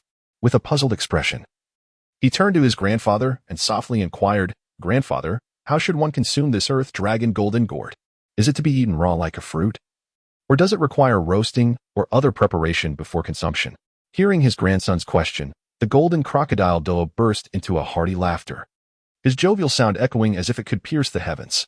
Once he had calmed down, he gently stroked his beard with one hand while gesturing toward the earth dragon golden gourd with the other, slowly explaining, My dear grandson, the method of consuming this earth dragon golden gourd is quite simple, much like the ordinary sweet potatoes we encounter daily. One merely needs to wash it thoroughly and eat it raw. However, you must remember this crucial detail: the skin must be consumed entirely. It must not be discarded or peeled, for doing so would result in the loss of its precious medicinal properties. Chapter 188. Consuming the celestial herb. Upon hearing these words, Tian Yao, without a moment's hesitation, opened his mouth wide and, like a tempest, devoured the enormous, golden earth dragon golden gourd in just a few bites. No sooner had he swallowed it than an astonishing spectacle unfolded. A dazzling golden radiance erupted around him, as brilliant and fervent as the sun, enveloping his entire being. As time passed, this luminescence intensified, seemingly striving to pierce the heavens. Half an hour swiftly elapsed, and as the golden glow began to subside, Tian Yao rose to his feet, brimming with excitement. His face was alight with joy, and unable to contain his exhilaration, he hurried to the golden crocodile Douluo, exclaiming, "Grandfather, look, my martial spirit has transformed from the golden crocodile into the formidable golden crocodile king." Observing his grandson's ecstatic demeanor, the golden crocodile Douluo smiled with pride, nodding in satisfaction as he replied, "Indeed, my child, this is splendid news. Now that your martial spirit has successfully evolved into the golden crocodile king, you may team up with your brother Lin Yu in the upcoming Continental Senior Soul Master Elite competition to vie for a spot in the core team of the Spirit Hall. Is that truly the case, grandfather?" Tian Yao's eyes widened in disbelief as he sought confirmation of this wonderful news, his voice trembling with excitement. "Indeed it is. If your martial spirit had not evolved, it would have been quite challenging to join the core team. However, the circumstances have changed. Your martial spirit has received such a tremendous enhancement, granting you the strength and qualifications to enter the core team. Work hard, my child. I believe you will achieve outstanding results in the competition."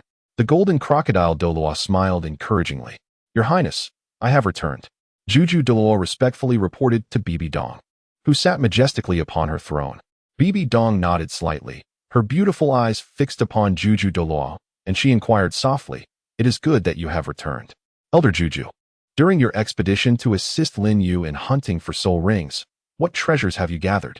Juju Douluo's face radiated with excitement as he promptly replied, "Your Holiness, this journey has indeed been remarkably fruitful.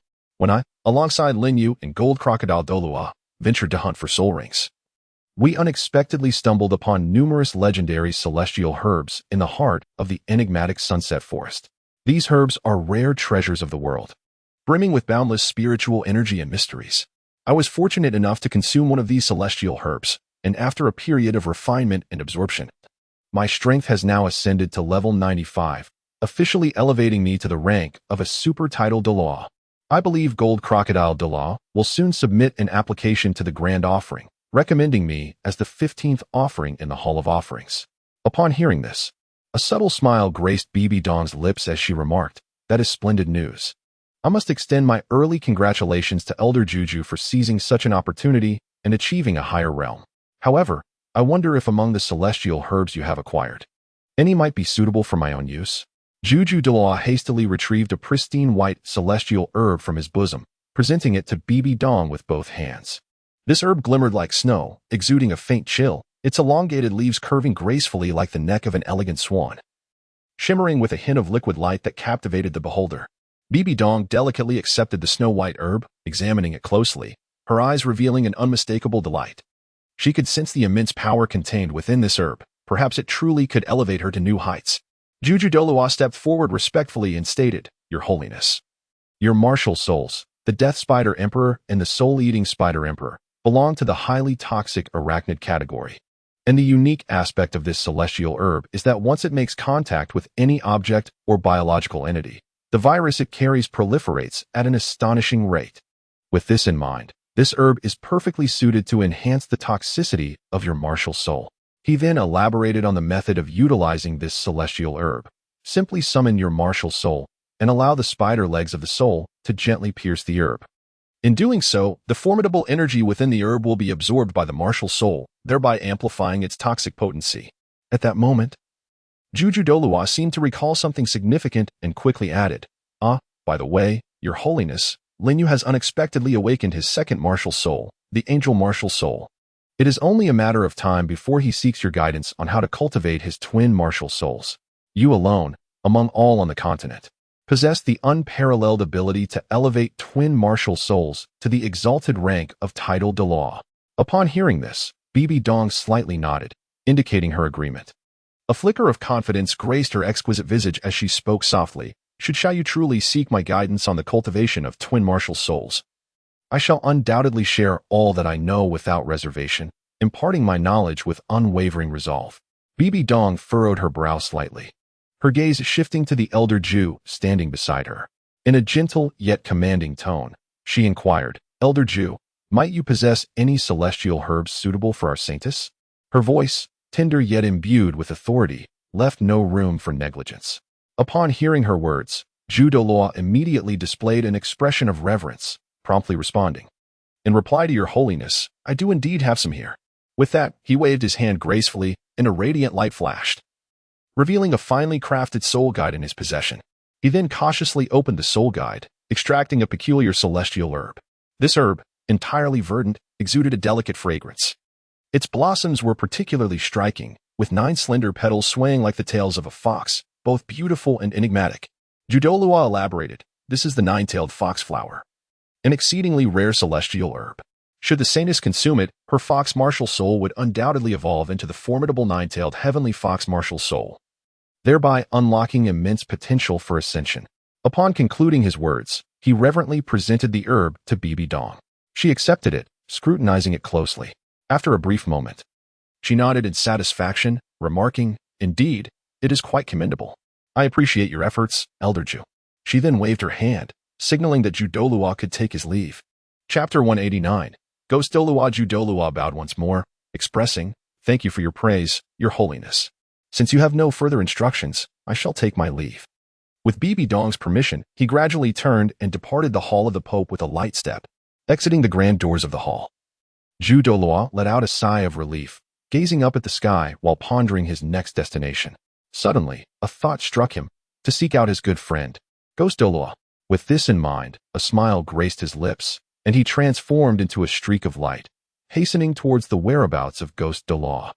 As he stepped into the eerie abode of Ghost Douluo, Douluo raised his voice in exuberance, calling out, old ghost, come forth quickly, for I have splendid treasures to bestow upon you."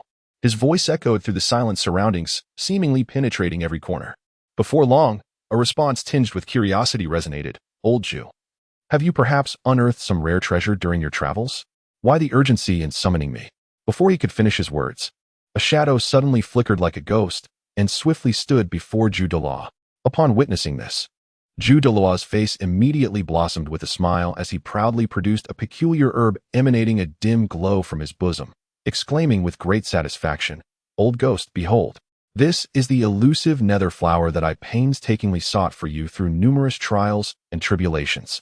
Douluo narrowed his eyes slightly, leaning closer to scrutinize the herb, then raised his head with a face full of skepticism, inquiring, "Old Jew, what exactly is so remarkable about this seemingly mysterious herb that you have gone to such lengths to present it as a gift for me?"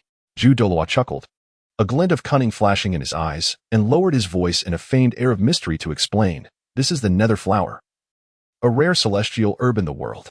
Not only can it purify your martial soul, elevating its power to greater heights, but it can also significantly enhance your soul power cultivation. How about that? Isn't it impressive? Have you not noticed that my current soul power level has already surpassed yours?"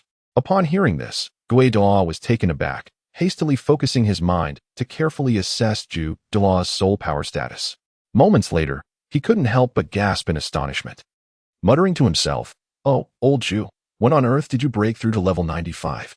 When you left, your soul power level was clearly still 1 rank lower than mine, merely a level 93 title Douluo. Could it be due to this celestial herb?" Douluo threw back his head and let out a hearty laugh, brimming with pride as he replied, "Of course.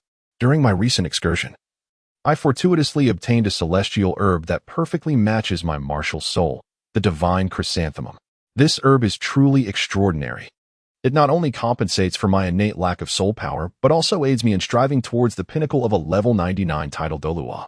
Even more astonishingly, it has directly elevated my soul power by a full 2 levels." At this point, Douluo's smile grew even more radiant as he glanced sideways at Douluo, continuing with a hint of boastfulness, "Old ghost, my soul power now exceeds yours by a considerable margin. Even the second offering personally invited me to join the Hall of Offerings as its 15th member." Hearing this, Douluo's eyes widened in disbelief, his face a mask of envy.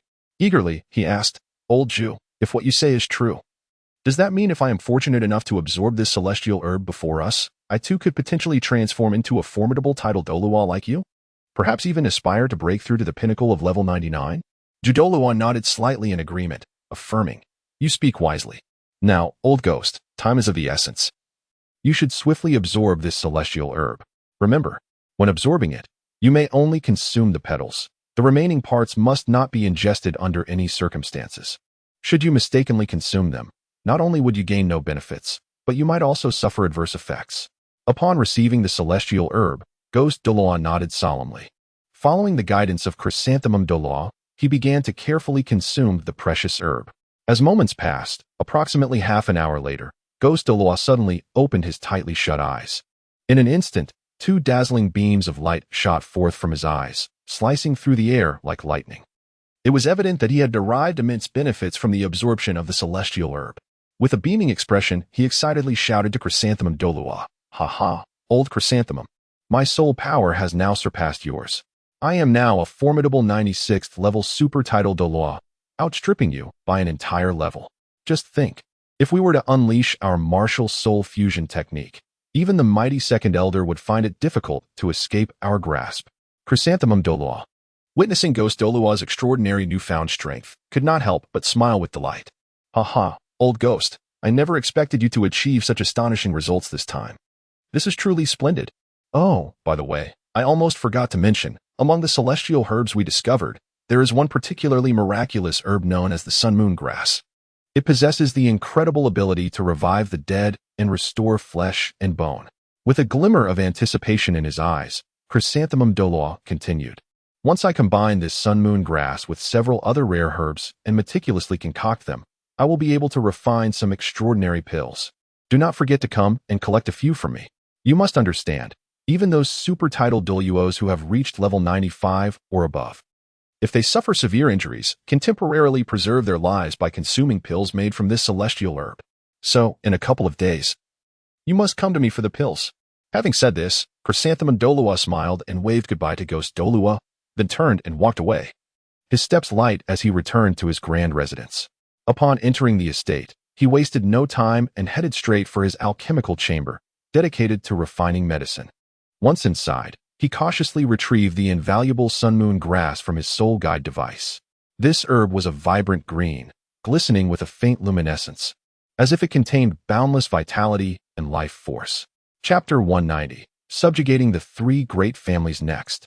Chrysanthemum Douluo quickly approached his neatly arranged cabinet filled with various precious medicinal materials, carefully selecting several ingredients that complemented the sun moon grass. He then placed these chosen herbs alongside the sun moon grass on a smooth, flat stone slab and began to meticulously grind them. As time passed, under Chrysanthemum Douluo's skillful and focused efforts, the once diverse forms of the celestial herbs and medicinal materials gradually transformed into a fine, uniform powder.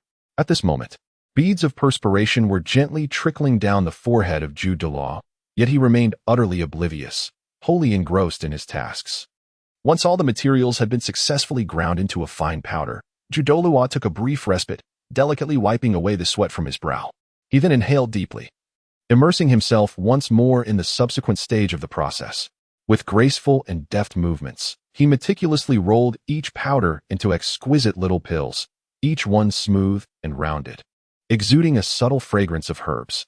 Lastly, to prevent the efficacy of the medicine from dissipating too swiftly, Ju Douluo thoughtfully retrieved some golden beeswax, carefully wrapping each of the freshly made pills. Thus, the entire alchemical procedure was deemed a resounding success. On this splendid day, with the sun shining brightly and a gentle breeze wafting through the air, Titan approached the doorway of Tang Hao's residence with steady strides. He took a deep breath and called out loudly into the room, "Master, today marks the grand occasion of our gathering of the four major single-attribute families. Do you intend to personally engage in persuading the other three families to join us?" As soon as his words fell, a clear voice resonated from within the room. "Elder Titan, why don't you first attempt to persuade the other three families to join our Tang sect? If that proves futile, then it would not be too late for my father to intervene personally." The speaker was none other than Tang San. Upon hearing this, Titan nodded slightly in agreement. He replied, "In that case, I shall make an attempt. Should there be any shortcomings, I hope the young master will be understanding." With that, Titan turned and made his way towards the reception hall. Upon entering the reception hall, Titan discovered that others had already gathered. He saw the old rhinoceros, the old crane, and the old goat seated together, engaged in lively conversation. Hastily, Titan approached them, a look of apology on his face as he clasped his hands together and said, "Ah, I sincerely apologize for my tardiness. I did not expect that all esteemed clan leaders would arrive ahead of schedule. It seems I have not hosted adequately, and I beg your forgiveness." Niu Gao, upon witnessing this, erupted into hearty laughter, rising to his feet and pointing at Titan. "Oh, you old gorilla. The gathering of the 4 major single attribute families is being held at your place, yet you arrive later than us guests.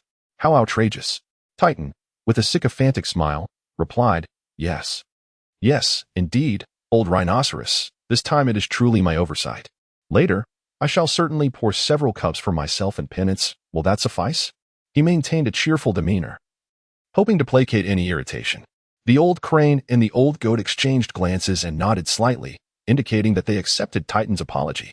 At that moment, Titan suddenly appeared to recall something of significance, exclaiming, "By the way, old rhinoceros, old crane, and old goat, I have expended considerable effort to uncover some leads regarding Tang Hao. What do you think? Shall we embark on a quest to find him together?" No sooner had he spoken than Yo Gao slammed his hand on the table, his eyes wide with fury as he shouted at Titan, "Old Star! What do you mean by that? Have you forgotten the deeds of Hao Yin-sect against us in the past? Had it not been for that scoundrel Tang Hao, would we have suffered such misfortunes? Now you dare to suggest seeking him out? Humph! Let me assure you, that is utterly out of the question." Bai He, equally incensed, added, "Indeed, Titan, just look at our Minji clan. What a pitiful state we find ourselves in. Our entire lineage cannot even muster 200 gold soul coins. This is all the doing of the Haotian sect, and now you expect us to forgive them? I assure you, that is simply impossible. Even if there exists the slightest blood relation between us, I will never let them off the hook so easily. Unless Tang Hao personally bows before me in utmost respect and sincerely apologizes, I will not entertain the thought of even the slightest forgiveness." The old goat's countenance was as dark as a stormy sea as he vehemently declared, "What the old rhinoceros and old Bai He have said rings true. I too cannot forgive that despicable Haotian sect. I recall the days when they callously cast aside our 4 great mono-attribute families like refuse. The devastation my clan suffered was nothing short of catastrophic. Not only did we lose over half our members, but my dear brother also tragically perished in that calamity. Such deep-seated enmity, soaked in blood, cannot be easily brushed aside." At that moment, Titan finally noticed the intense resentment etched on the faces of the 3 before him, their profound dissatisfaction with the Haotian sect evident. He inwardly lamented, recognizing that persuading them under the current circumstances would be an uphill battle. It seemed that only if the master took the initiative could there be a glimmer of hope. With this thought in mind, Titan hastily spoke, "Please, everyone, remain calm. I have suddenly recalled some urgent matters that require my attention, so I must excuse myself for a brief moment." Without waiting for a response, he swiftly turned and made his way toward Tang Hao's chamber. Moments later, Titan stood outside Tang Hao's door, gently rapping upon it. Upon hearing Tang Hao's subdued voice from within, Titan entered, striding purposefully toward him, and lowered his voice to relay the firm stance of the other 3 in detail. After listening to Titan's report, Tang Hao sighed deeply and slowly shook his head. "Enough, enough. Ultimately, this situation is a consequence of my Haotian sect, of my own shortcomings toward them. Given this, I must personally approach them to persuade and sincerely apologize." With that, Tang Hao rose, appearing as though he had aged significantly in an instant. He then composed himself and led Tang Xin toward the parlor door. Extending his right hand, he gently pushed open the heavy wooden door, which creaked softly on its hinges.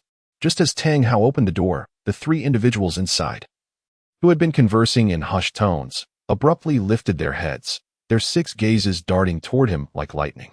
When their eyes fell upon Tang Hao, a look of astonishment washed over their faces, as if they could scarcely believe what lay before them. In particular, young Woody's eyes, as round as bronze bells, widened in disbelief, his mouth agape, rendering him frozen in place. However, only a brief moment later, young Woody regained his composure from the shock.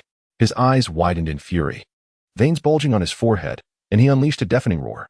"Tang Hao, how dare you show your face before me?" Chapter 191, Subduing the 3 Great Families 2. Accompanied by this furious outburst, young Woody's aura suddenly erupted, a potent wave of soul power radiating from him and sweeping outward.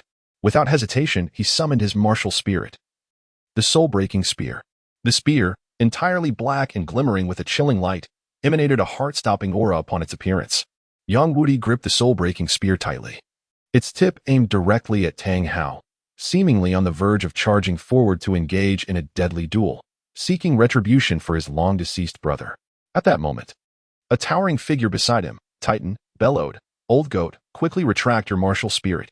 Do you truly wish to perish at the hands of our master without understanding? Upon hearing this, young Wudi retorted, Fine. Old gorilla, in light of your presence today, I shall not hold this against Tang Hao. As soon as he finished speaking, he slightly trembled his hands, and the formidable martial spirit that had exuded such a powerful aura instantly vanished without a trace.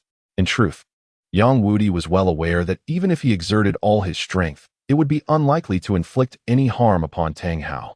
Thus, he seized upon old gorilla's words as an opportunity to gracefully withdraw. Seeing young Wudi voluntarily disperse his martial spirit, Titan took a few steps forward.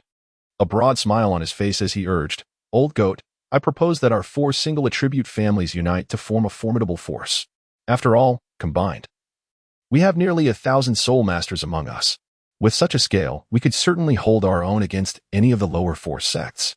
Upon hearing Titan's suggestion, young Wudi furrowed his brow, a look of skepticism crossing his face as he inquired, Old gorilla, what are you truly scheming? Why this sudden proposal? Simultaneously, Niu Gao and Bai He exchanged puzzled glances, clearly taken aback by his suggestion. Titan slowly replied, I genuinely do not possess any grand long-term plans or strategies. I merely wish for us to unite, to rely on one another, to provide warmth for each other. After all, none of us, including myself, desire to be subservient to the Haotian sect any longer. Just think, if our 4 families remain scattered in different places, our strength will undoubtedly diminish. It would be far better to closely unite and form a powerful force.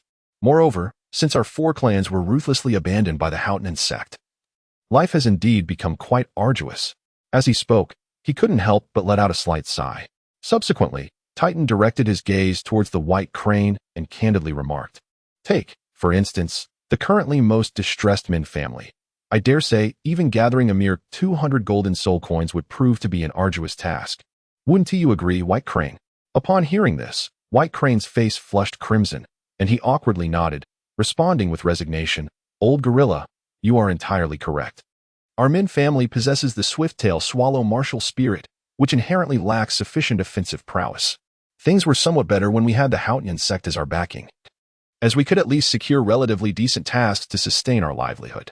However, ever since we were cast aside by the Haotian sect, the assignments we receive are mostly menial tasks, yielding a pitiful income.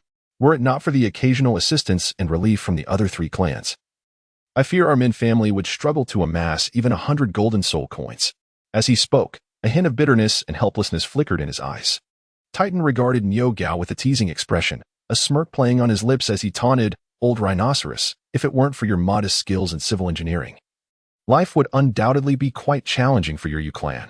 Niu Gao, hearing this, wore a faint smile of resignation and nodded, saying, Old gorilla, you speak the truth.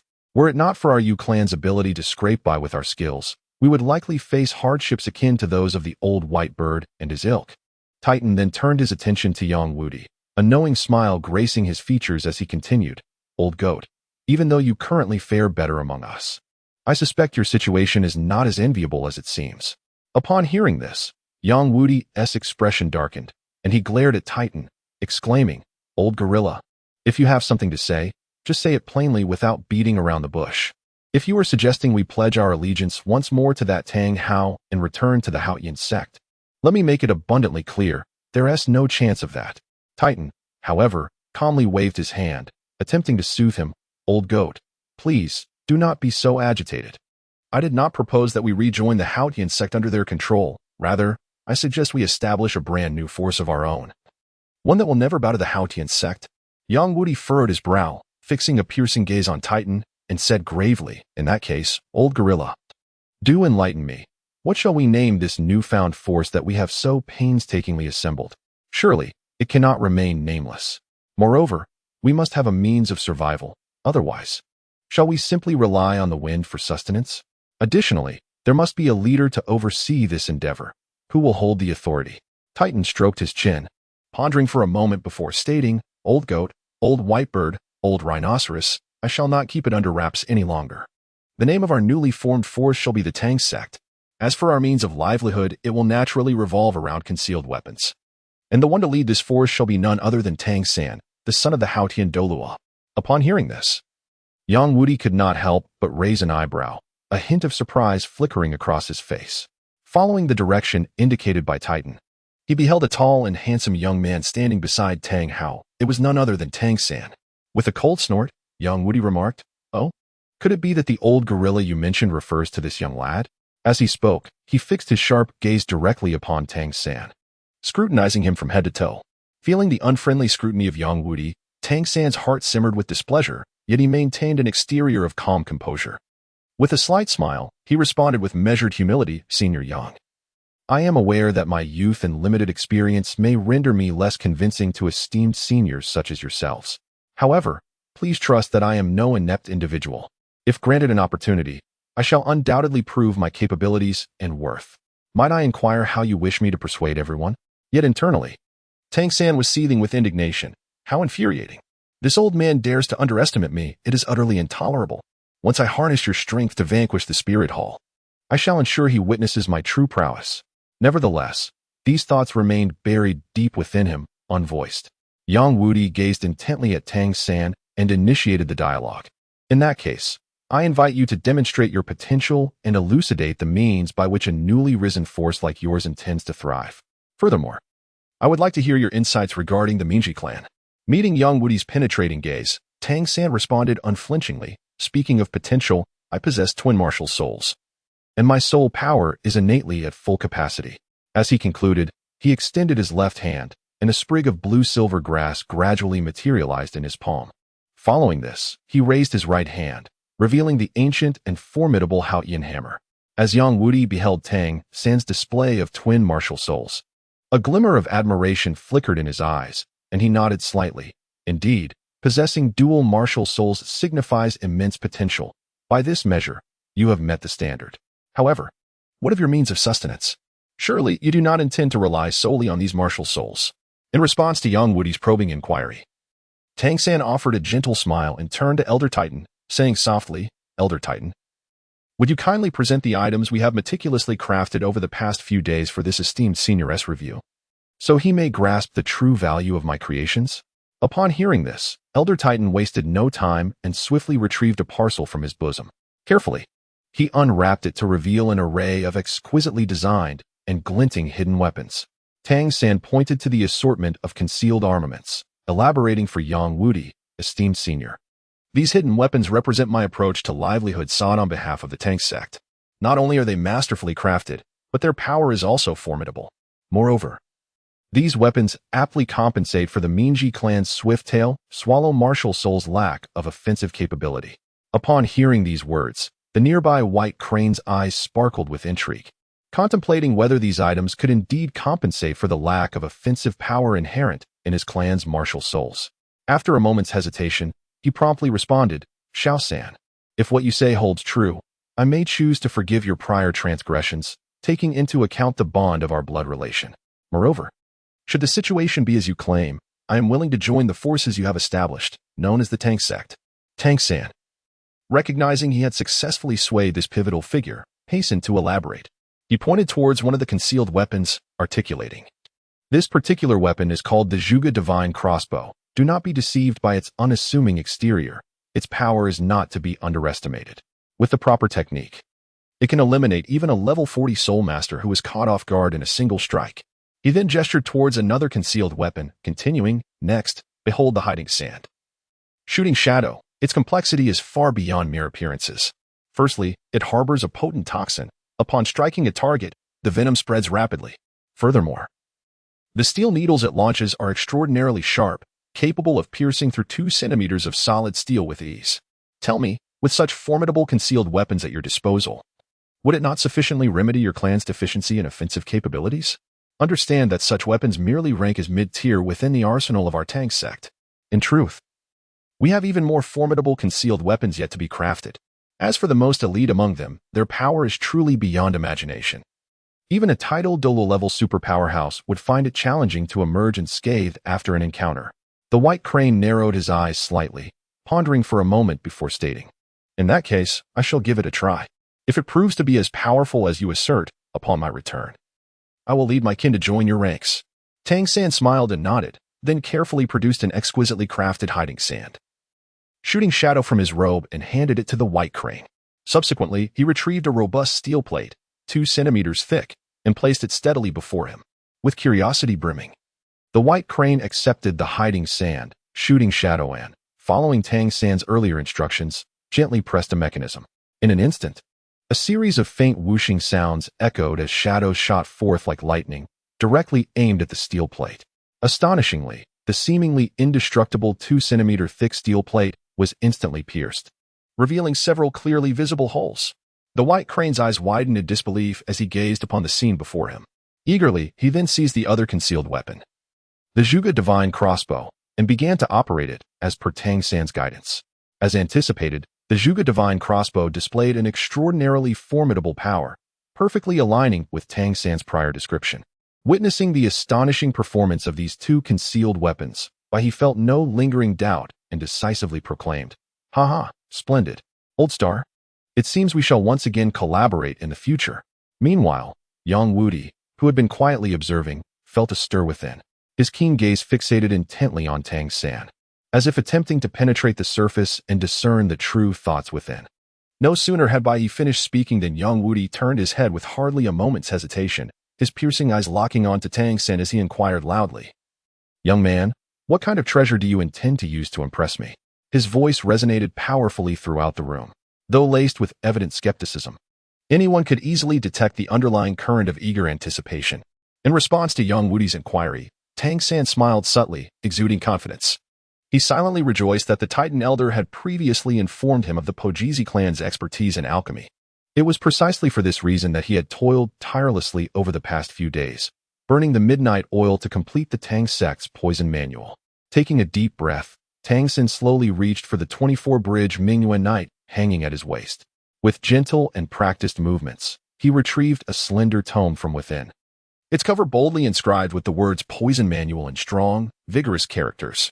Subsequently, he cradled this precious volume with both hands and carefully extended it towards Yang Wudi, softly stating, "Esteemed elder, this is a carefully prepared gift for you. I hope you will graciously accept it." Yang Wudi accepted the thick book Tang San offered, narrowing his eyes slightly and curling his lips into a disdainful smile. "Humph, let me see what is written in this book that you dare to use to sway me." With that, he unceremoniously flipped open the pages and began to skim through them rapidly. As time passed, Yang Wudi's pace of turning the pages gradually slowed, and his brow furrowed ever deeper, seemingly captivated by the contents within. Finally, he halted at a particular page. His gaze locked onto the text and illustrations as if he intended to imprint them into his memory. After a moment, Yang Wudi slowly closed the book and exhaled deeply. Yet his face could not conceal the excitement that lingered. Unable to restrain himself, he exclaimed, "Ingenious. Truly, it is exceedingly ingenious. I never anticipated that these seemingly ordinary herbs, when combined with such intricate precision, could yield such unique and miraculous effects." Yang Wudi turned his gaze towards Tang San, who stood nearby with a smile, a flicker of admiration gleaming in his eyes. "Young man, I must concede that you have successfully piqued my interest and indeed touched my heart. Your gift is delivered with sincerity. However, I am not as easily swayed as old Bai Niao. If you wish for me to join your ranks as he did, I have a condition. Should you agree to this stipulation, I will willingly fight alongside you." Tang San, with unwavering resolve, met Yang Wudi's gaze and replied without hesitation, "What is the condition? Please, share it, and I shall see if I am capable of fulfilling it." His voice resonated with steadiness and strength, exuding confidence and determination. Yang Wudi narrowed his eyes slightly, appraising Tang San from head to toe, and spoke slowly. "Your potential is indeed commendable. I have witnessed it firsthand. However, for a truly formidable soul master, mere potential is insufficient. I am far more interested in gauging the strength of your willpower. Understand this. Even if you are a once-in-a-century prodigy, without unwavering resolve, you can never ascend to the pinnacle of the soul master realm. Thus, my condition is that you must endure under the full suppression of my 40th level soul power. If you can achieve this, not only will I gladly join your faction, but I will also make every effort to persuade that obstinate old rhinoceros to join as well. So, what do you say? Are you bold enough to wager on this? Should you emerge victorious, I will not only willingly become one of your followers, but will also offer a sincere apology to your father in person. However, if you are unfortunate enough to lose, this invaluable poison manual shall serve as your compensation, that I will still choose to ally with your camp, though you may never expect my respect." Upon hearing Yang Wudi's stringent terms, Tang San displayed no hint of fear on his face. On the contrary, a faint smile graced his lips as he resolutely replied, "Very well. I accept your condition." Those few simple words seemed to encompass boundless strength and courage. Yang Wudi exclaimed, "Excellent. With your unyielding and forward-pressing attitude, even if you should happen to lose this contest, I shall bestow upon you a most precious gift as a token of goodwill. Naturally, if you emerge victorious, that would be an even more splendid outcome." With that, Yang Wudi suddenly unleashed an overwhelming pressure that erupted around him, akin to a tumultuous tide surging towards Tang San. In an instant, Tang San felt as though the very air around him had solidified into an unyielding iron plate, confining him tightly. The immense wave of soul power crashing upon him felt like an insurmountable mountain, heavily suppressing his body, rendering him nearly immobile. Nevertheless, Tang San was acutely aware that this wager had officially commenced. At this very moment, any words seemed superfluous. Only through unwavering determination could one hope to attain victory. Thus, he promptly sealed his lips, remaining silent, while diligently channeling his profound energy to withstand the terrifying pressure emanating from Yang Wudi. As Yang Wudi continuously elevated his soul power level, upon reaching the 35th rank, even this seasoned warrior could not help but feel a surge of astonishment. His piercing gaze fixated on Tang San, murmuring to himself, "Indeed, a tiger begets no dog." Who would have thought that this youth, merely at the 31st rank of soul power, could maintain his composure, unperturbed by the overwhelming pressure of my 35th rank, without even a hint of distress on his visage? Truly, a remarkable sight to behold. In the face of Yang Wudi's increasingly ferocious and violent pressure, Tang San exhibited not the slightest hint of panic. On the contrary, the flow of his profound energy accelerated, akin to a high-speed engine churning forth an inexhaustible reservoir of strength to counter the external weight. At that moment, a curious phenomenon unfolded. A thin veil of white mist began to rise around Tang San's form, exuding a subtle and refreshing fragrance, almost ethereal, which lifted the spirit of those who inhaled it. As the profound energy continued to circulate, the white mist thickened, gradually enveloping Tang San completely. From a distance, he appeared as an otherworldly being, shrouded in clouds, both mysterious and majestic. As the relentless pressure surged against Tang San like a tidal wave, Yang Wudi's astonishment intensified. He had firmly believed that the stringent conditions he imposed were utterly fanciful, with no hope of realization for Tang San. However, the unfolding events compelled him to reassess this seemingly ordinary young man. When Yang Wudi elevated his soul power to the 40th rank, a faint expression of pain finally surfaced on Tang San's otherwise impassive face. This slight change did not escape Yang Wudi's keen perception, invigorating him with renewed vigor as he contemplated. Could this be the limit of his endurance?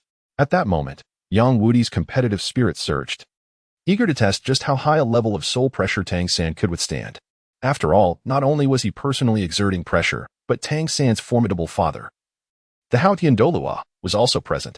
Even if a misstep led to uncontrollable circumstances, he believed that the profound strength of the Haotian Douluo would surely intervene at a critical juncture to safeguard Tang San.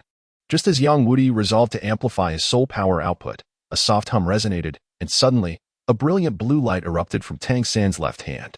In an instant, countless crystalline blue-silver grasses surged forth like ethereal serpents, intertwining with one another, and in the blink of an eye, they formed an extraordinarily sturdy cage, meticulously shielding Tang San within. Meanwhile, the blue-silver grass appeared to possess a life of its own, gently swaying in rhythmic unison. To his astonishment, with each sway, Yang Wudi distinctly sensed the immense pressure he exerted upon Tang San gradually diminishing. As the weight of the pressure lessened, Tang San's features began to relax, his countenance slowly regaining its former tranquility. However, at this moment, Yang Wudi, who had initially resolved to withdraw his oppressive force, glimpsed a hint of cunning in his eyes and suddenly intensified the pressure once more. It was evident that he sought to further test the limits of Tang San's endurance. In an instant, the pressure surged like a tumultuous tide, causing Tang San to feel as though his very meridians were on the verge of being obliterated by this terrifying external force. His skin flushed a deep crimson, resembling a ripe apple, and his expression morphed into one of acute agony as his brows furrowed tightly, his lips quivering slightly. Despite the blue-silver grass exerting every effort to dissipate the relentless onslaught of pressure, Tang San's visage had turned a vivid red with an ominous hint of purple. as though he were on the brink of being utterly crushed by this formidable weight. Yet, even in such dire straits, a resolute voice within Tang San's heart incessantly urged him to persevere. This conviction blazed like a fiery flame, fortifying his resolve to grit his teeth and withstand the suffocating pressure, just as Tang Hao, observing from the sidelines, prepared to intervene in this brutal trial. Upon witnessing Tang San's perilous state, Tang San suddenly felt as if something within him had shattered. Subsequently, the Xiantian skill, which had been circulating rapidly within him, began to decelerate its pace. Before long, the agonized distortion of Tang San's face began to ease, as if the tormenting pain were gradually relinquishing its hold.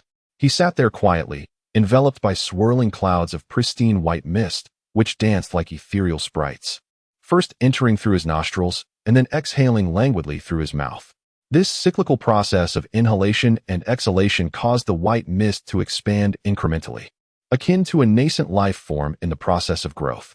Simultaneously, Tang San's expression became increasingly serene and tranquil, prompting even Yang Wudi, who had been vigilantly monitoring his condition, to secretly exhale in relief. However, at that moment, Yang Wudi exerted his strength once more, further amplifying the pressure he imposed upon Tang San. The sudden resurgence of oppressive force caught Tang San slightly off guard, yet he exhibited no inclination to retreat. Instead, he instinctively awakened another latent power within himself, the Haotian hammer. With the emergence of the Haotian hammer, Tang San's body trembled violently, unleashing an unparalleled aura of might. Astonishingly, his previously swollen physique, burdened by immense pressure, began to revert to its normal state at a visibly rapid pace, as though none of the preceding anguish had ever transpired. Not only that, at this moment, Tang San was absorbing all the lingering white mist around him into his body, his movements fluid and natural, devoid of any hint of hesitation. Yang Wudi, who had been observing silently, understood instantly. Tang San had reached his limit. He gradually retracted his outwardly projecting soul power, and the once tumultuous aura, akin to a surging tide, began to subside. Finally, when the last wisp of white mist completely melded into Tang San's being, he slowly opened his eyes. In that instant, a piercing cold glimmer flashed from the depths of his gaze, akin to a meteor streaking across the night sky, brief yet dazzling, rendering it too brilliant to behold directly. At that moment, the previously silent Yang Wudi finally spoke, his resonant voice echoing like a mighty bell. What a remarkable lad! Truly worthy of being the son of the Haotian Douluo. To withstand my nearly level 50 soul power with your mere level 31 is indeed an admirable display of unyielding resolve. I am profoundly impressed, and I acknowledge you.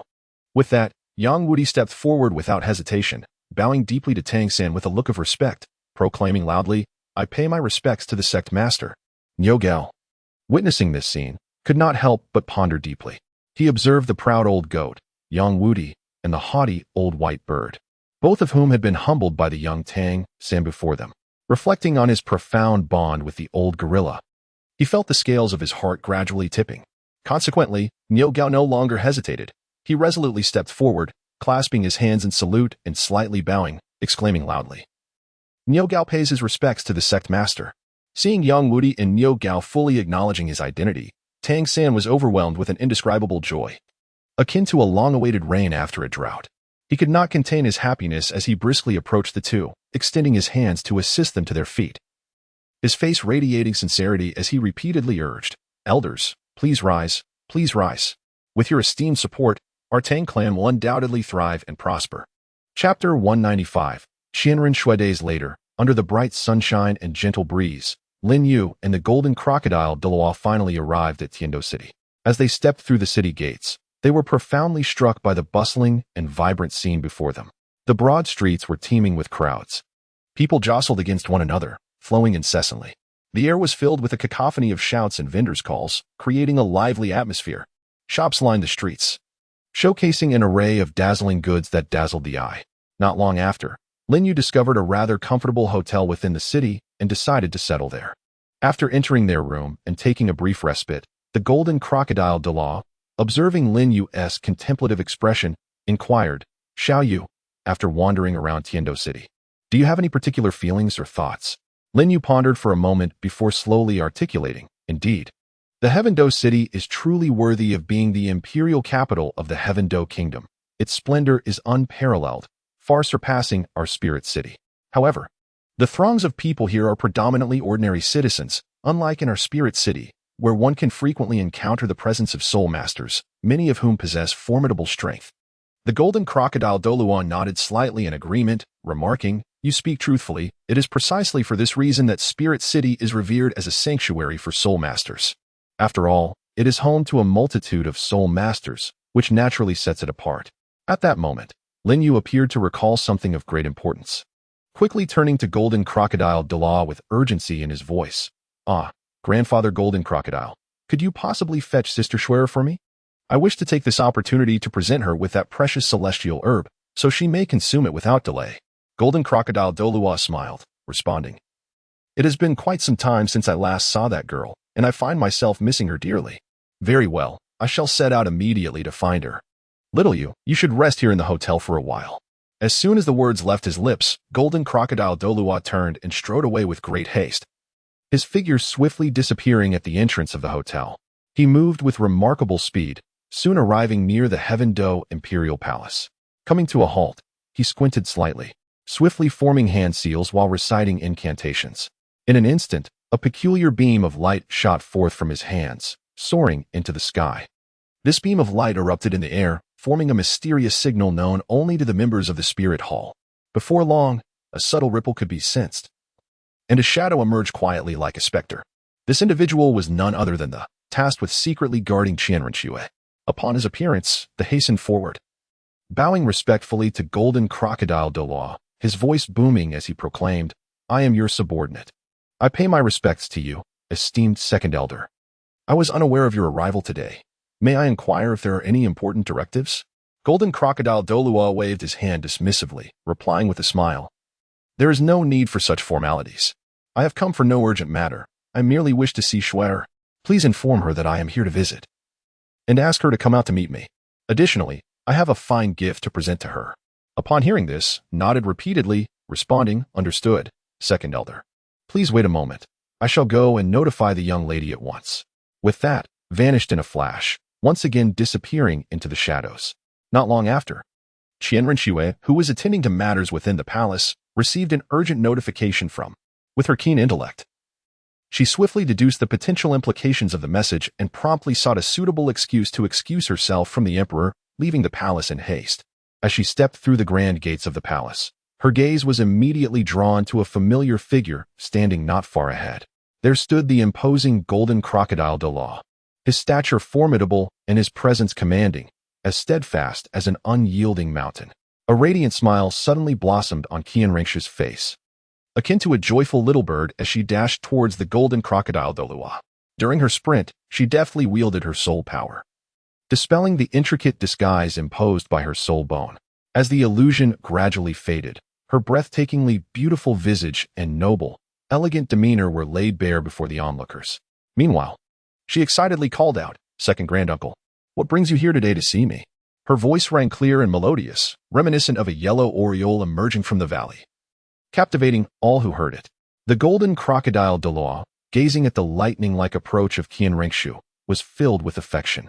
He opened his arms wide, securely catching her as she leapt into his embrace, enveloping her in a warm hug, feeling her warmth and the joy radiating from her. The Golden Crocodile Douluo couldn't help but chuckle and remark, Our little Shui has grown into such a graceful young lady. You mustn't be as headstrong as you were in your childhood." Upon hearing his words, Qianrengshu playfully pouted, feigning a sulky demeanor as she replied, "Oh no, second granduncle. Do you no longer cherish your little girl?" She continued, "Even if I have grown up, I will always be the granddaughter who needs your love." With that, she looked up, her big, sparkling eyes filled with anticipation as she asked, "By the way, second granduncle, didn't you mention you had something wonderful to give me? Where is it?" The Golden Crocodile Douluo smiled gently and patted her back reassuringly, saying, "Patience, my dear granddaughter. That precious item is not with me at the moment, but with your cousin Lin Yu. Come, let us pay him a visit and have him present you with that invaluable celestial herb." With that, he released her from his embrace, took her small hand, and began walking slowly in a certain direction.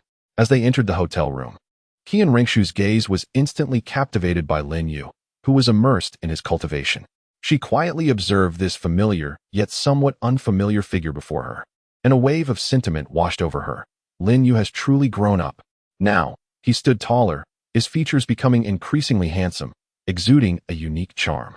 With graceful steps, he and Rainshu approached Lingyu. When she paused before him, she softly called out, "Lingyu, it's been such a long time. Have you missed your sister Shui?" Lingyu, who had originally kept his eyes tightly shut, slowly opened them upon hearing a voice. When he recognized that the person before him was none other than Qianwan Shui, the one he had longed for day and night, a smile of sheer delight blossomed on his face. He marveled inwardly, realizing that in just a brief span of 2 years, Sister Shui had grown into a remarkably enchanting beauty, captivating and breathtaking. Chapter 196. The 12-winged seraphim. Lingyu could hardly contain his excitement, joyfully exclaiming, "Sister Shui, I have missed you so much." Immediately thereafter, as if eager to showcase his accomplishments, he proudly boasted to Qianren, "Sister, I have splendid news for you. I am now a level 32 Soul Master. Moreover, I have also obtained the Time God's Temporal 9 trials. Isn't that impressive?" Upon hearing Linyu's childlike tone of boasting, Qianren smiled gently and enthusiastically remarked, "Wow, little you are truly remarkable. At such a young age, you have already become a Soul Master and acquired the Divine Trials. I feel quite inadequate in comparison. As for me, I have yet to even encounter the Divine Trials." With her beautiful eyes sparkling with curiosity, she looked at Lingyu with a slight smile and said sweetly, "By the way, didn't great-grandpa mention that you had a gift for me? Do show it to me. I am so looking forward to it." She clasped her hands before her chest, her eyes gleaming with excitement. Upon hearing this, Lingyu felt a twinge of embarrassment as he scratched his head, then hurriedly replied, "I shall present the celestial herb to you at once, Sister Shui." With that, he gently pressed his hand against his heart, and a faint starlight flickered. Cautiously, he retrieved a delicate jade box from within his stellar heart. Lingyu slowly opened the jade box, and in an instant, a refreshing fragrance wafted through the air. The onlookers fixed their gaze, and within the box lay a plant, pure white as snow and crystal clear. Its shape was remarkably peculiar, resembling a 6-winged angel with outstretched wings, so lifelike that it seemed poised to take flight at any moment. Qianren was deeply captivated by this enchanting sight. Her eyes widened in astonishment as she stared intently at the plant within the jade box, her mouth agape in wonder. After a considerable pause, she regained her composure and eagerly inquired of Lingyu, "Little you, what exactly is this? How could it be so extraordinary?" Lingyu smiled as she elucidated. "This plant is known as the Sacred Angel. According to ancient legends, it is said to be the remnant left behind by an angelic deity during their transformation into divinity. Moreover, if a soul of the angelic lineage were to consume it, it would significantly enhance the inherent potential of the soul itself." Upon hearing this, Qianren face lit up with astonishment, and she incredulously sought affirmation. "Xiaoyu, is this truly the case? Does such a wondrous treasure exist in this world?" Lingyu gently shook his head and candidly replied, "As for the authenticity of this legend, I cannot assert with certainty. However, it is undeniable that consuming it indeed possesses remarkable efficacy in enhancing the potential of angelic martial souls." Upon finishing his words, he extended the jade box towards Qianren, his eyes brimming with sincerity and anticipation. Qianren gazed into Linyu's eyes, which sparkled like countless stars, radiating genuine light. Without a trace of hesitation in her heart, she resolutely brought the mysterious herb to her lips and gently swallowed it. Merely moments passed, and a soft, pure white light, akin to snow yet not blinding, began to emanate from her form. As this extraordinary white radiance gradually unfolded, her martial soul seemed to respond to a powerful call, manifesting involuntarily from behind her. At that moment, the already resplendent martial soul basked in the white glow, appearing ever more sacred and majestic. Even more astonishing was the fact that, as the herb's effects continued to unfold and were absorbed, Qianren martial soul underwent a remarkable transformation. New wings began to sprout from her, intertwining with her existing ones to create an enchanting spectacle. Finally, once Qianren fully digested the herb, Lingyu was elated to discover that Sister Shui's martial soul had successfully evolved. The original 6 pairs of wings had now increased to a magnificent 12 pairs, transforming her into a breathtaking angelic figure adorned with 12 wings. At that instant, Qianren slowly opened her eyes, her gaze immediately landing on Lingyu, who had been silently observing her. He was entirely absorbed, his focus fixed intently on her back, his eyes betraying an unmistakable blend of astonishment and curiosity. Qianren could not help but feel a sense of wonder, softly inquiring, "Xiaoyu, what is it? Why are you staring so intently at my back?" Upon hearing her question, Lin Yu snapped back to reality, his face alight with excitement. He exclaimed, "Sister Shui, I just realized that your martial soul has transformed from the original 6-winged angel to the current 12-winged angel. It is truly astonishing." Qian Rinxue, initially taken aback, then regarded him with incredulity, asking, "Xiaoyu, are you speaking the truth? Has my martial soul genuinely transformed from a 6-winged angel to a 12-winged angel as you say?" Lin Yu spoke with unwavering confidence. "Of course, Sister Shui, if you don't believe me, you can see for yourself." As soon as he finished speaking, he waved his hand gently, and a radiant light flashed, revealing a colossal mirror towering before the crowd. This mirror shimmered with mysterious starlight, as if it contained boundless power.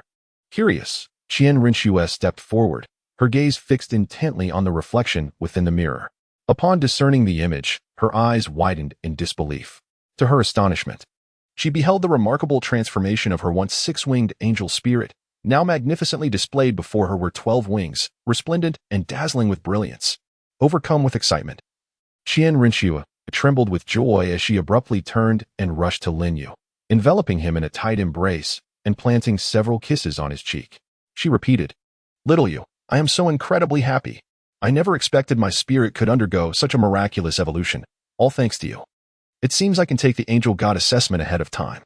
At that moment, Lin Yu found himself somewhat taken aback by Qian Rinxue's sudden display of affection. Yet he managed to smile and inquire, "Sister Shui, please calm down a bit. However, I am a little confused as to why you mentioned that you can take the angel god assessment early. Was it not possible before?"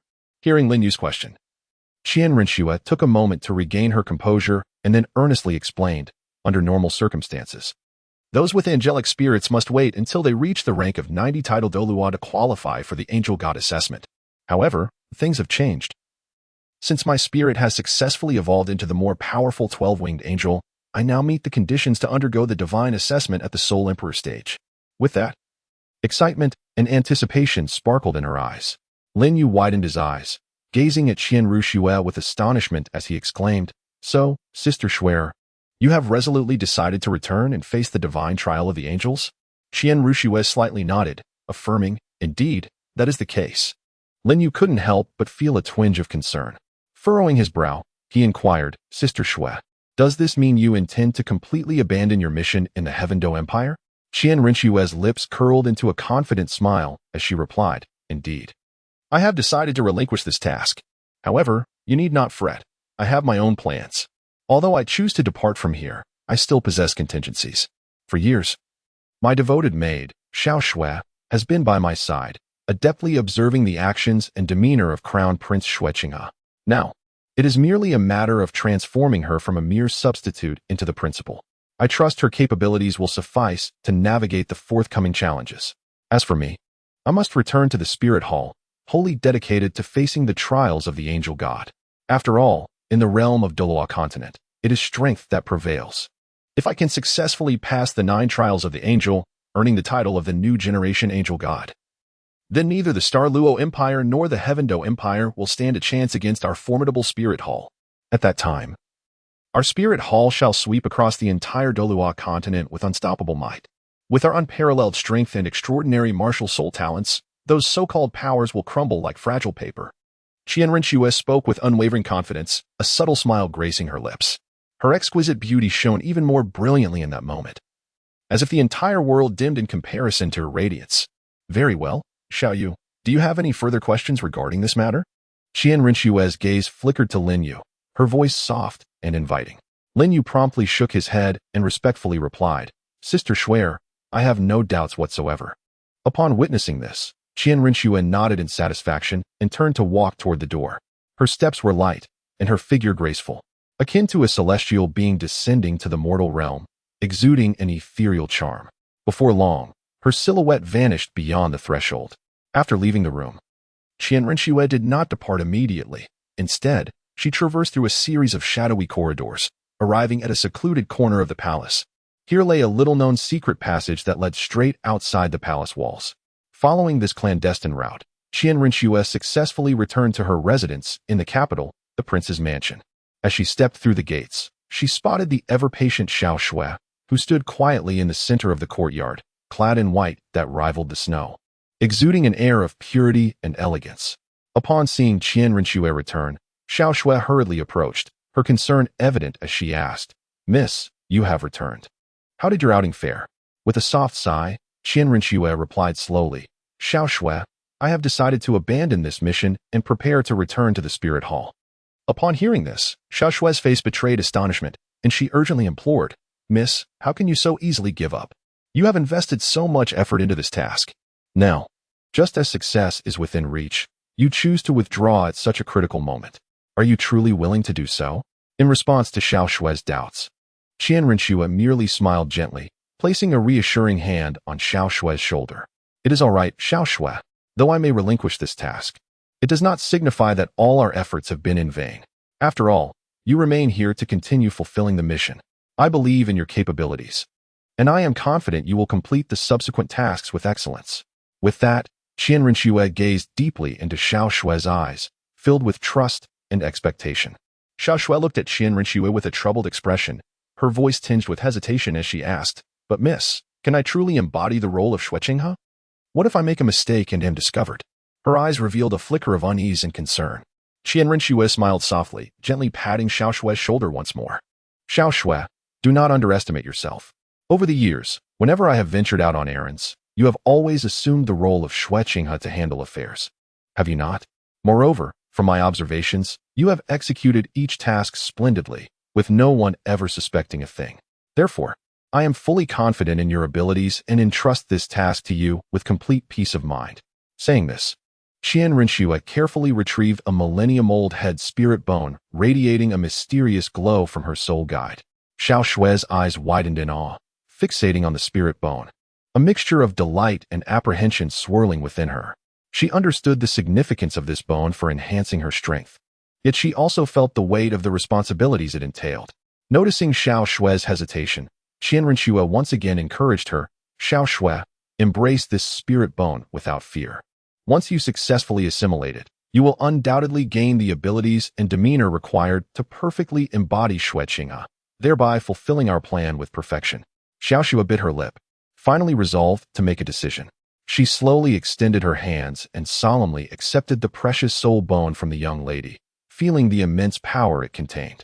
Then, she lifted her gaze, her eyes resolutely fixed on Qian Rinxue, and softly said, "Since you have made such a decision and placed your trust in me, let everything that follows be entrusted to me. No matter the difficulties I may encounter, I will give my utmost effort and will not let you down." Qian Rinxue nodded in satisfaction and then turned to the elder of the spiny pufferfish, who had been silent beside her, commanding, "Elder Pufferfish, I entrust Xiao Shui's safety entirely to you from this point onward. Please ensure that she executes her task without any mishaps. If any unforeseen circumstances arise, I hope you will assist her promptly." The elder pufferfish bowed slightly in acknowledgement of the command. Subsequently, Qian Rinxue gently spoke, "Xiao Shui, you should absorb this soul bone as soon as possible. This way, you can enhance your strength early, and I can return to the Spirit Hall to report sooner." Concern adorned her exquisite face as she gazed tenderly at Xiao Shui. Upon hearing this, Xiao Shui respectfully replied, "Yes, Mississippi." With that, she gracefully sat cross-legged, closed her eyes, adjusted her breathing, and prepared to absorb the precious soul bone. She formed hand seals, murmuring incantations, as a powerful soul force gradually surged from within her, enveloping the millennium head soul bone that radiated a mysterious glow. As time ticked by, Xiao Shui remained fully immersed in the process of absorption. The surrounding air seemed to solidify, with only the flickering brilliance of her soul power indicating this pivotal moment. Finally, after considerable effort, Xiao Shui abruptly opened her eyes, a sharp glint emanating from her gaze. Simultaneously, the fluctuations of her soul power surged dramatically, indicating that she had successfully absorbed the Millennium Head soul bone into her body. Chapter 198. 7 Treasure Glazed Tile School. Seeing this, Qian Rinxue revealed a look of contentment and softly said, "Well done, Xiao Shui. However, the circumstances you may face next could be perilous. If matters escalate beyond control, I hope you will decisively choose to leave this place early. Do not sacrifice your precious life for this. Remember, protecting yourself is of utmost importance." Meanwhile, Lin Yu watched Qian Rinxue's figure gradually fade from view, shaking his head slightly before turning to leave the room. Navigating through the bustling streets, he soon arrived at the grand and magnificent Spirit Hall located in the city of Tiando. Upon entering the hall, Lin Yu calmly retrieved a token from his bosom, raised it high, and addressed the person before him in a clear voice. I implore you to take me swiftly to the residence of Bishop Salas. The individual, initially indifferent, turned pale with fear upon seeing the token in Lin Yu's hand. It was, after all, a token representing the highest status of the spirit hall. The individual hurriedly bent in a deep bow, responding with a tone of utmost humility. At your command, I shall promptly escort you, my lord. Without a moment's hesitation, he hastened ahead, guiding Lin Yu swiftly towards the residence of the bishop. Before long, they arrived at the threshold of Salas's chamber. Lin Yu casually waved his hand at the guide, signaling him to withdraw. Once the man departed, as if granted a reprieve, Lin Yu gently pushed the door ajar and called out loudly, Salas, are you not coming forth to greet me?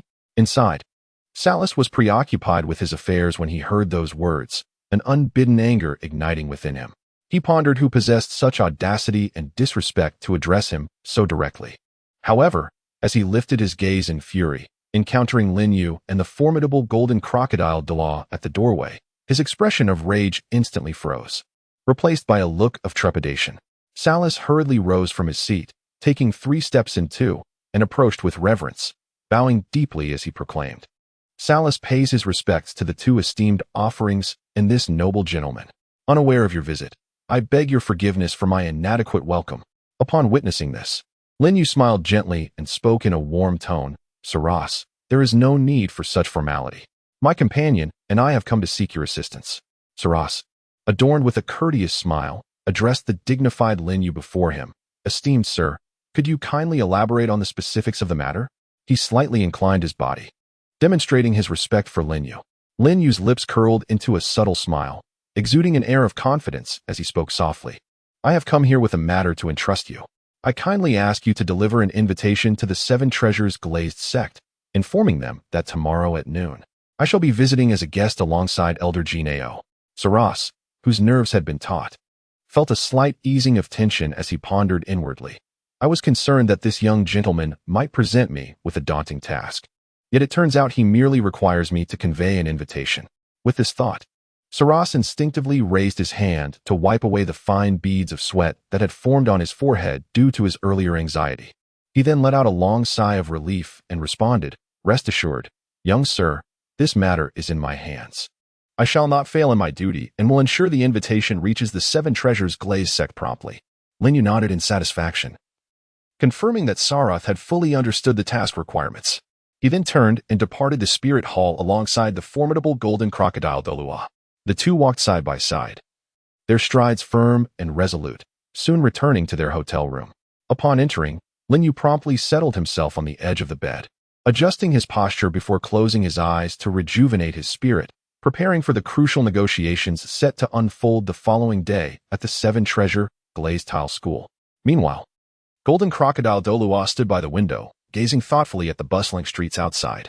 On the other side, Sarath diligently delivered the exquisite invitation to the 7 Treasure Glazed Tile School. Without lingering, he turned and departed. Ning Fengji stood within the spacious and well-lit hall, gently holding the freshly received invitation in his hands, his expression grave as he slowly unfolded it.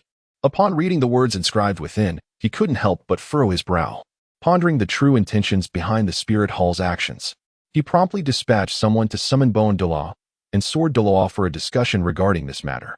The spirit hall seems to harbor unknown motives, issuing such an invitation to us. The letter indicates that there will be significant matters to negotiate tomorrow, Ning Fengji remarked, handing the invitation to the 2 titled Douluo beside him for their perusal. Bone Douluo glanced at the invitation hastily and scoffed, saying, Fengji, there is no need for excessive concern. If they wish to negotiate, let them do so. I am quite eager to see what tricks they have up their sleeves this time. A hint of disdain flickered in his deep-set eyes. Sword Douluo, hearing this, nodded slightly in agreement with Bone Douluo's perspective. Time passed swiftly, and soon it was midday the following day. Sunlight bathed the earth, cloaking the world in a golden veil. At that moment, 2 figures appeared in the distance, racing toward the 7 Treasure Glazed Tile School.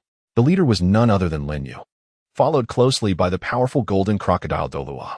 Before long, the 2 landed steadily outside the gates of the 7 Treasure Glazed Tile School.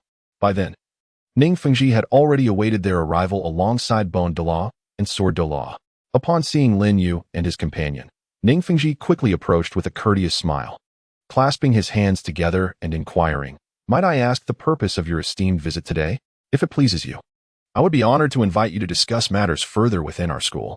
With that, he gestured invitingly and personally led Lin Yu and the others inside. Upon entering the carefully arranged room prepared by Ning Fengji, Lin Yu surveyed the surroundings, his gaze ultimately settling on Ning Fengji, who sat calmly in a chair. Taking a deep breath, Lin Yu spoke first. "Master Ning, I have long heard of your esteemed sect, particularly the Seven Treasure Glazed Tile Martial Spirit, renowned as the foremost auxiliary spirit in the world. There is even a legend that claims this spirit can evolve into the even more powerful Nine Treasure Glazed Tile. I wonder, is there any truth to this tale?" Chapter 199. The Seven Treasures Glazed Sect 2. Upon hearing this, Ning Fengji was momentarily taken aback, a hint of surprise crossing his features. Clearly, he was somewhat astonished by Lin Yu's unexpected inquiry. However, he swiftly regained his composure and responded with measured calmness. "Indeed, this rumor holds a kernel of truth. Our Seven Treasures Glazed sect boasts a rich history and has, at one time, witnessed the emergence of individuals possessing the Nine Treasure Glazed Pagoda Martial Soul. Regrettably, the method to evolve the Seven Treasure Glazed Pagoda Martial Soul has long been lost to the annals of time. I am curious as to why you have brought this matter to light today. What is your intent?" At this juncture, a fleeting thought flickered through Ning Fengji's mind, yet he refrained from revealing it, choosing instead to observe Lin Yu's reactions with subtle vigilance. Lin Yu naturally noticed the shift in Ning Fengji's gaze. A subtle smile graced his lips, as if he held the reins of the situation firmly in his grasp. He then spoke leisurely, "Master Ning, your thoughts are not misplaced. To be candid, I possess a unique method that can facilitate the evolution of the Seven Treasures Glazed Tile Martial Soul into the Nine Treasures Glazed Tile Martial Soul. However, as the saying goes, there is no such thing as a free lunch. To acquire this method, I presume Master Ning must be prepared to pay a certain price. Pray tell, what conditions do you intend to offer in exchange?" Upon concluding his statement, Lin Yu crossed his arms and regarded Ning Fengji with an air of relaxed anticipation. Awaiting a response, Ning Fengji offered a slight smile and replied in a measured tone, "I can offer 100 million gold soul coins, along with a 10,000-year-old soul bone from a skeletal trunk. How does that strike you?" His gaze remained fixed on Lin Yu, attempting to glean any hint of reaction from his expression. However, Lin Yu merely scoffed, responding without restraint, "Master Ning, are you jesting? This is a rare treasure that can catalyze the evolution of the Seven Treasures Glazed Tile Martial Soul into the Nine Treasures Glazed Tile Martial Soul. You would offer such a paltry sum? It seems to me that your sincerity is rather lacking. In that case, Grandfather Golden Crocodile, let us take our leave." With that, Lin Yu turned as if to depart alongside the Golden Crocodile Douluo. As Lin Yu and his companion prepared to exit, Ning Fengji hastily called out, "Wait." Hearing the urgency in Ning Fengji's voice, Lin Yu halted, turning to face him with a derisive expression. "What is it, Master Ning? Do you intend to forcibly detain us and seize this treasure? I fear, with your sect's current strength, that may prove quite difficult." At that moment, the previously silent Golden Crocodile Douluo erupted with a formidable aura, his soul power surging forth like a tempestuous tide toward Ning Fengji. Feeling the weight of this terrifying pressure, Ning Fengji's expression shifted, though he remained composed. Behind him, the Sword Douluo and Bone Douluo sprang into action, summoning their own soul powers to form a solid barrier, staunchly resisting the Golden Crocodile Douluo's oppressive force. The atmosphere between the two parties grew palpably tense, as if a mere spark could ignite a cataclysmic battle. Ning Fengji, standing gravely behind the Sword Douluo Chen Xin and the Bone Douluo Gu Yang, felt beads of sweat rolling down his forehead. With great difficulty, he opened his mouth to speak, his voice trembling slightly, revealing his inner turmoil and apprehension. "Honorable Golden Crocodile, I beseech you, please withdraw your overwhelming pressure. I harbor no intention of offense." Lin Yu crossed his arms, a faint smile gracing his lips, his gaze indifferent as he regarded Ning Fengji. He spoke with nonchalance, "Oh, since the esteemed leader of the Ning clan does not intend to forcibly detain us, may I inquire what your true intentions are?" As he spoke, he subtly nodded to the Golden Crocodile Douluo beside him. The Golden Crocodile Douluo snorted softly, and the surging soul power enveloping him gradually receded.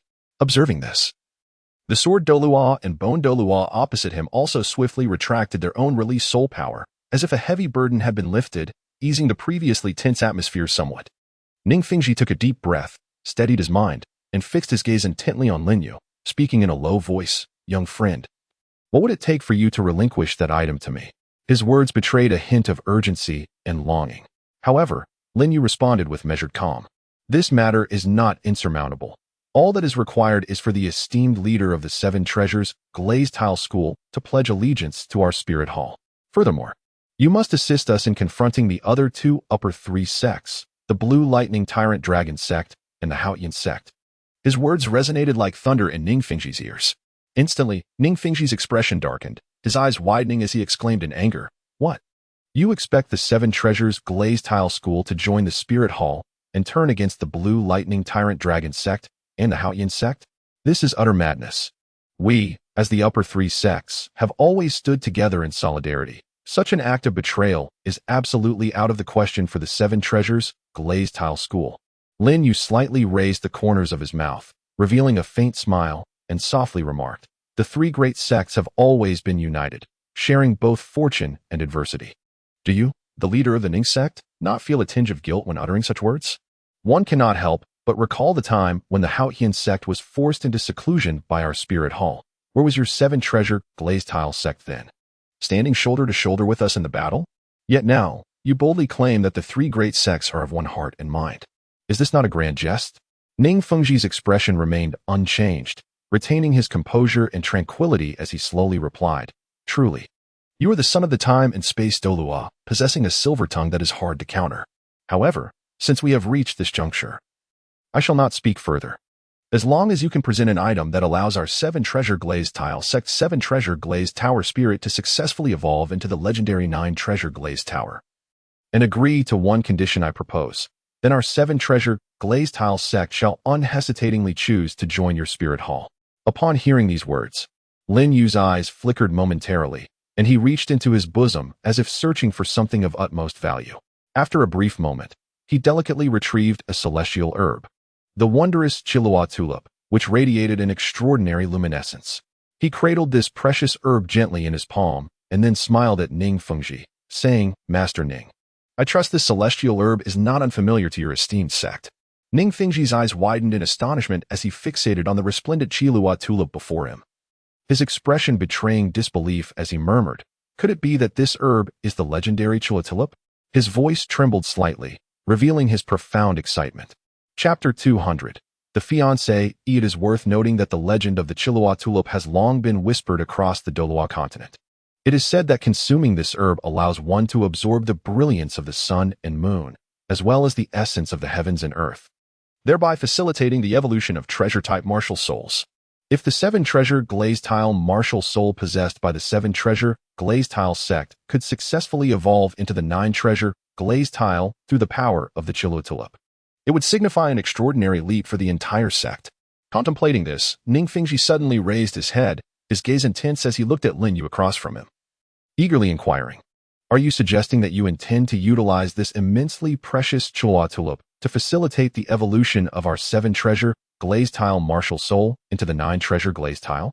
Lin Yu smiled faintly, nodding in acknowledgement, and candidly admitted, "Indeed, Sect Master Ning possesses remarkable insight. So what are your thoughts on this expression of sincerity?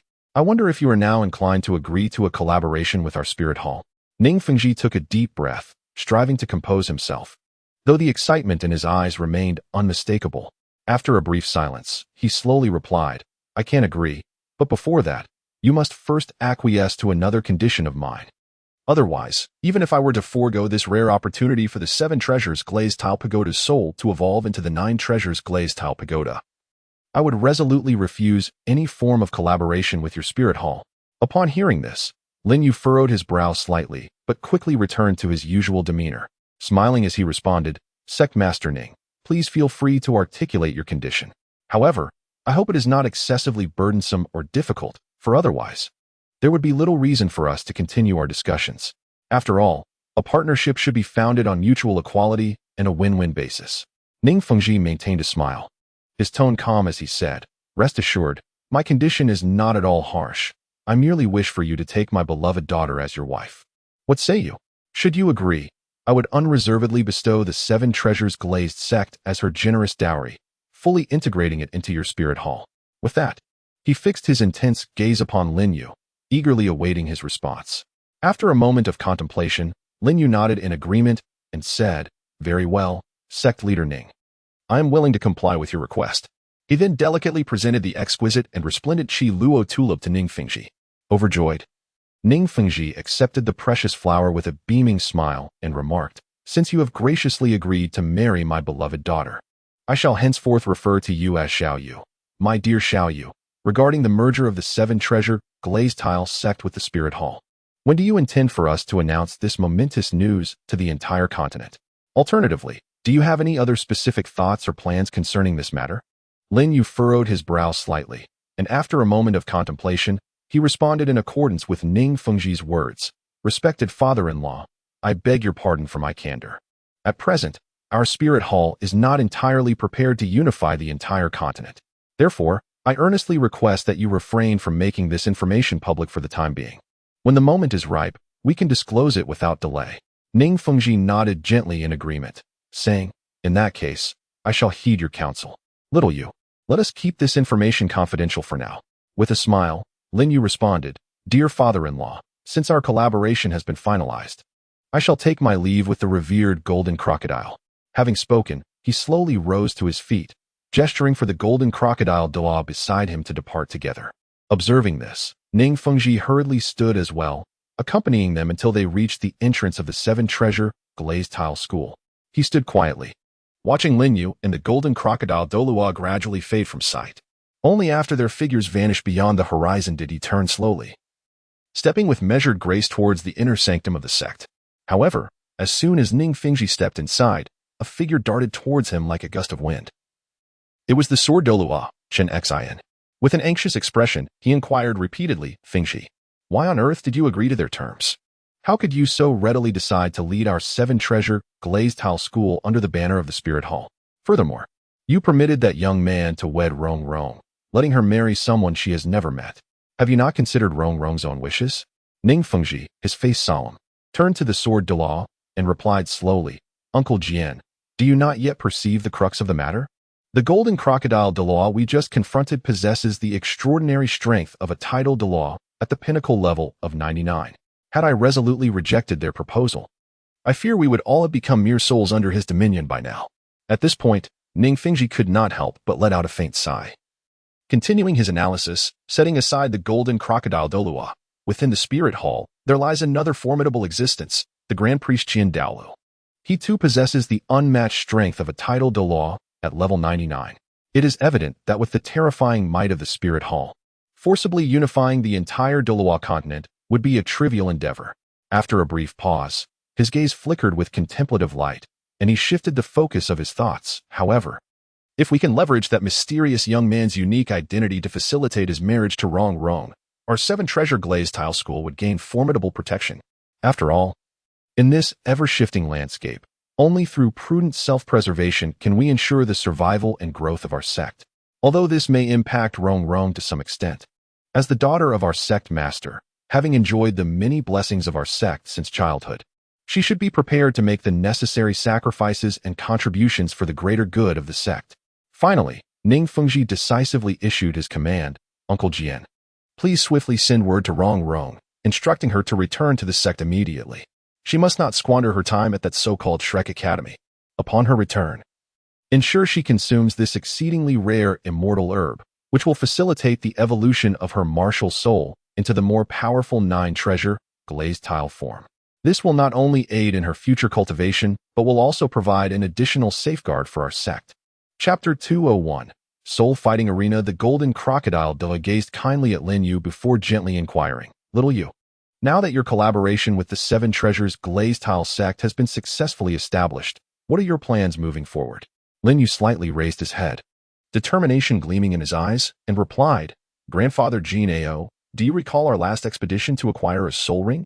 I sensed that my practical combat experience was somewhat lacking. Therefore, I intend to journey to the Grand Soul Arena in Tiando City, where I shall refine my combat skills and enhance my strength through relentless battles." Grandmaster Jin Ao nodded in understanding and then inquired, "If that is the case, do you require my company on your journey? I could offer guidance and support along the way." Lin Yu promptly gestured in refusal, saying, "No need. Grandpa Genie. I can take care of myself, and this trial will not last too long. I believe that during this time, Sister Shui will be able to properly arrange and hand over her responsibilities. Once everything is settled, we can return to Seoul City together. After expressing these thoughts, Lin Yu waved farewell to the Jin Douluo, then turned and walked briskly towards the Great Seoul Arena. Upon finally reaching his destination, he was momentarily struck motionless by the grandeur of the magnificent structure before him. The Great Seoul Arena loomed like a colossal fortress, its vast expanse exceeding imagination. Lin Yu could not help but exclaim in genuine admiration, "Wow, this truly lives up to its reputation as a grand arena for Seoul masters to engage in fierce contests. It is astonishingly vast." Standing there, he could feel the solemn and majestic aura it exuded, along with the palpable atmosphere of impending intense battles. With this thought, a surge of anticipation welled up within him. He was eager to step inside and embark on his own journey of practical combat training. As he entered the magnificent and awe-inspiring arena, Lin Yu strode purposefully towards the busy staff members. Approaching one of them, he politely stated, "Hello. I am here to register as a soul fighter." The staff member glanced up at Lin Yu, responding with an impassive demeanor, "Please fill out your name, age, place of birth, and details of your martial soul, then hand it to me." Lin Yu nodded slightly to indicate his understanding. He accepted the form and pen handed to him by the staff and began to fill it out with great care. In a short while, he had accurately completed all the required fields as per the staff's instructions. Subsequently, he approached the staff once more, gently placing the filled form on the table, and inquired, "May I ask, does this mean I am eligible to participate in the soul battle competition?" The staff swiftly picked up the form and meticulously checked the information contained within. Once she confirmed its accuracy, she looked up at Lin Yu and, maintaining her neutral tone, inquired, "Esteemed soul master. Next, you will need to select the type of soul battle you wish to participate in. We offer two common modes. One is a relatively gentle competition, while the other is a life and death struggle. Additionally, have you decided on your competition title?" Lin Yu pondered briefly before arriving at a decision. With unwavering confidence, he declared, "I shall adopt the title of Sword Saint for my competition. As for the type of soul duel, I choose strategy. By the way, I wonder if it would be possible for me to directly participate in duels above level 40? After all, I believe my prowess should enable me to tackle challenges of a higher caliber." However, the staff member shook his head and patiently elucidated, "Esteemed soul master. Based on the soul power level you have currently exhibited, regulations dictate that you may only engage in contests with opponents of approximately your own strength, or those slightly stronger. In the realm of the 30s, it is only when you have established an invincible status among your peers that you will be eligible to apply for participation in the level 40 soul duels. Therefore, I kindly suggest that you begin by accumulating experience against opponents suited to your current level." Upon hearing these words, Lin Yu nodded slightly in agreement and then spoke, "In that case, I would appreciate it if you could register me for the over 30 levels of the game battle." The staff member, wearing a polite smile, responded courteously, "Esteemed soul master, the registration for participation in the game is located over there. My role here is solely to handle the registration process, so I kindly ask you to proceed in that direction." Without a moment's hesitation, Lin Yu promptly followed the direction indicated by the staff member. Before long, he arrived at the one-on-one competition station and successfully completed the registration procedures. At that moment, the staff explained, "The registration fee for this competition is 10 gold soul coins. If you manage to secure a victory, you will be rewarded with 10 gold soul coins." After paying the registration fee without delay, Lin Yu turned and made his way to a nearby lounge, where he quietly sat down, patiently awaiting the arrival of his opponent. Meanwhile, on the spacious and magnificent soul fighting stage, a middle-aged man clad in a black tailcoat and exuding elegance held a microphone, his voice booming as he declared, "Next, let us warmly welcome the two contenders for the first one-on-one battle." First, he gestured to the left. This contestant possesses the formidable time-space sword martial soul, the Soul Master Sword Saint. Then, turning to the right, he continued, "And this formidable opponent, who has achieved 3 consecutive victories, is the Earth Rhinoceros Martial Soul Wielder, the Bull Demon." As the middle-aged man's passionate introduction concluded, the audience erupted into thunderous cheers and applause, the atmosphere ignited to a fever pitch. At that moment, the entire arena was suffused with a palpable tension and anticipation, the spectators' eyes fixated on the impending fierce clash between the Bull Demon and the Sword Saint. How would this battle conclude? Would the Bull Demon continue his triumphant streak, securing a fourth victory, or would the novice sword saint astonish everyone with his first win? The hearts of all in attendance hung in suspense, eager to discover the outcome. At that moment, the host's impassioned voice rang out. Now, let's extend our warmest applause for our two protagonists today, the Soul Masters. Amidst the thunderous applause and cheers, a towering figure, a robust man standing nearly 2 meters tall, strode steadily from the right side of the competition area. He emanated a powerful aura, akin to an immovable mountain. Simultaneously, upon hearing the host call his name, the young Lin Yu, barely in his teens, fearlessly stepped onto the left side of the competition stage. Though his frame appeared somewhat slight, his eyes radiated determination and confidence. The robust man assessed his youthful opponent from head to toe, a slight smirk curling at the corners of his mouth as he scoffed. "Kid, are you in the wrong place?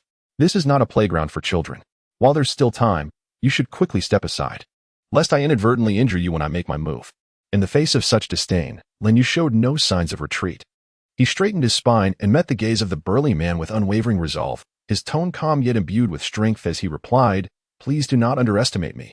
The very fact that I have the courage to step onto this battlefield signifies my readiness to embrace the challenge. Therefore, I implore you to give your all and showcase your true prowess." Upon hearing these words, the man's expression shifted to one of grave seriousness. His eyes narrowed fiercely as he intently regarded his opponent, speaking in a deep voice. "In that case, you must exercise utmost caution." Before he could finish, he bellowed, "Third soul technique, giant rhino trample." In an instant, an overwhelming force erupted from his being, manifesting as visible ripples akin to tumultuous waves, crashing towards Lin Yu with tremendous ferocity. Yet, undeterred by this impending assault, Lin Yu's gaze sparkled with determination. He swiftly unleashed his first martial soul, Shadowy Passage. In the blink of an eye, his figure vanished into thin air, as if melding with the void. Unbeknownst to the burly man, Lin Yu had relocated to his rear. His eyes widened in shock and confusion as he muttered to himself, "What? Where did he go?" Simultaneously, he scanned his surroundings, desperately seeking any trace of Lin Yu. Just as the man was fully engrossed in his frantic search, Lin Yu, who had been concealed behind him, launched a decisive strike. With a swift motion, Lin Yu brandished the time-space sword, executing its second soul technique, Thrust. A cold gleam flashed as the sword pierced the air like a bolt of lightning, racing towards the man's neck. Almost instantaneously, Lin Yu succeeded in positioning the time-space sword against the burly man's throat. His movements were graceful and swift, akin to a phantom, eluding capture. In that moment, Lin Yu softly declared, "You have lost." At that instant, the burly man finally felt the chilling sensation against his neck and the menacing aura emanating from the blade. He understood that the sharpness of this sword surpassed the defenses of his martial soul. A single misstep could lead to his demise. After a brief moment of hesitation, he gradually dissipated his martial soul, letting out a resigned sigh as he admitted, "Very well, I concede." Meanwhile, the host, having witnessed the entirety of the battle, was overwhelmed with excitement. Grasping the microphone, he shouted with fervor, "What an exhilarating spectacle! A thrilling and heart-pounding confrontation. The Sword Saint, making his debut on the battlefield, shines like a brilliant new star. Who could have anticipated that this fledgling talent would so decisively end the formidable Bull Demon's impressive streak of 4 victories? Even more astonishing is the exceptionally rare spatial ability exhibited by the Sword Saint. Such extraordinary talent and unmatched strength render it nearly impossible to find a worthy adversary within the same realm." As Lin Yu observed the Bull Demon's sincere concession, he gradually unclenched his fist, allowing the radiant martial soul to dissipate from his grasp. Immediately, with a courteous smile, he addressed the Ox Demon, expressing, "I sincerely apologize for any offense caused earlier." Before he could finish his sentence, Lin Yu had already turned and gracefully descended from the stage, exuding an air of composure. At that moment, the audience, previously as quiet as the grave, erupted into a thunderous cheer. Their eyes widened in disbelief as they gazed at Lin Yu in the arena. As though they had just witnessed a miraculous spectacle, they had been immersed in the shocking reality of Lin Yu's triumph over the formidable Ox Demon. But now, finally returning to their senses, their emotions surged forth like a flood breaking through a dam. "Sword Saint! Sword Saint!" The deafening chants reverberated throughout the arena. People waved their flags and banners with fervor, expressing their joy and excitement unabashedly. Some even leapt into the air, repeatedly chanting Lin Yu's title, Sword Saint. In that moment, the entire audience was enveloped in a fervent atmosphere, all cheering passionately for the hero who had achieved an extraordinary victory. However, Lin Yu, having just exited the stage, did not pause to ponder. Reflecting on his recent battle with the level 30 Soul Master, he contemplated, given my current strength, facing a level 30 Soul Master does not seem to exert much pressure on me. Furthermore, he recalled that the Soul Arena appeared to offer a more exhilarating and challenging competition format, 1v multiple battles. With this thought in mind, Lin Yu resolutely turned around, striding purposefully towards the registration point. Upon reaching the registration desk, Lin Yu approached the staff member and confidently stated, "I wish to register for the 2v2 competition." The staff member was momentarily taken aback, then directed a puzzled gaze at the solitary young contestant before inquiring, "Are you planning to participate in this 2v2 match alone?" Without hesitation, Lin Yu nodded affirmatively, responding, "Indeed." Observing this, the staff member furrowed their brow and kindly cautioned, "Young man, you must consider this carefully. This is not an ordinary 1v1 match. The difficulty in a 1v2 scenario is at least doubled compared to a 1v1 contest." After speaking, the staff member scrutinized Lin Yu, attempting to discern any sign of hesitation or retreat in his expression. The staff member patiently and thoroughly explained the relevant rules and precautions, continually observing Lin Yu's reactions. Yet, regardless of how the staff member described the challenges and difficulties, Lin Yu remained unfazed, his eyes gleaming with unwavering determination. Witnessing this, the staff member felt a sense of helplessness but proceeded to complete the registration process in accordance with the rules, ultimately advising, "All is arranged. Please take a moment to rest and adjust your state. It will soon be your turn to compete. Remember, this 1v2 match will not be an easy endeavor."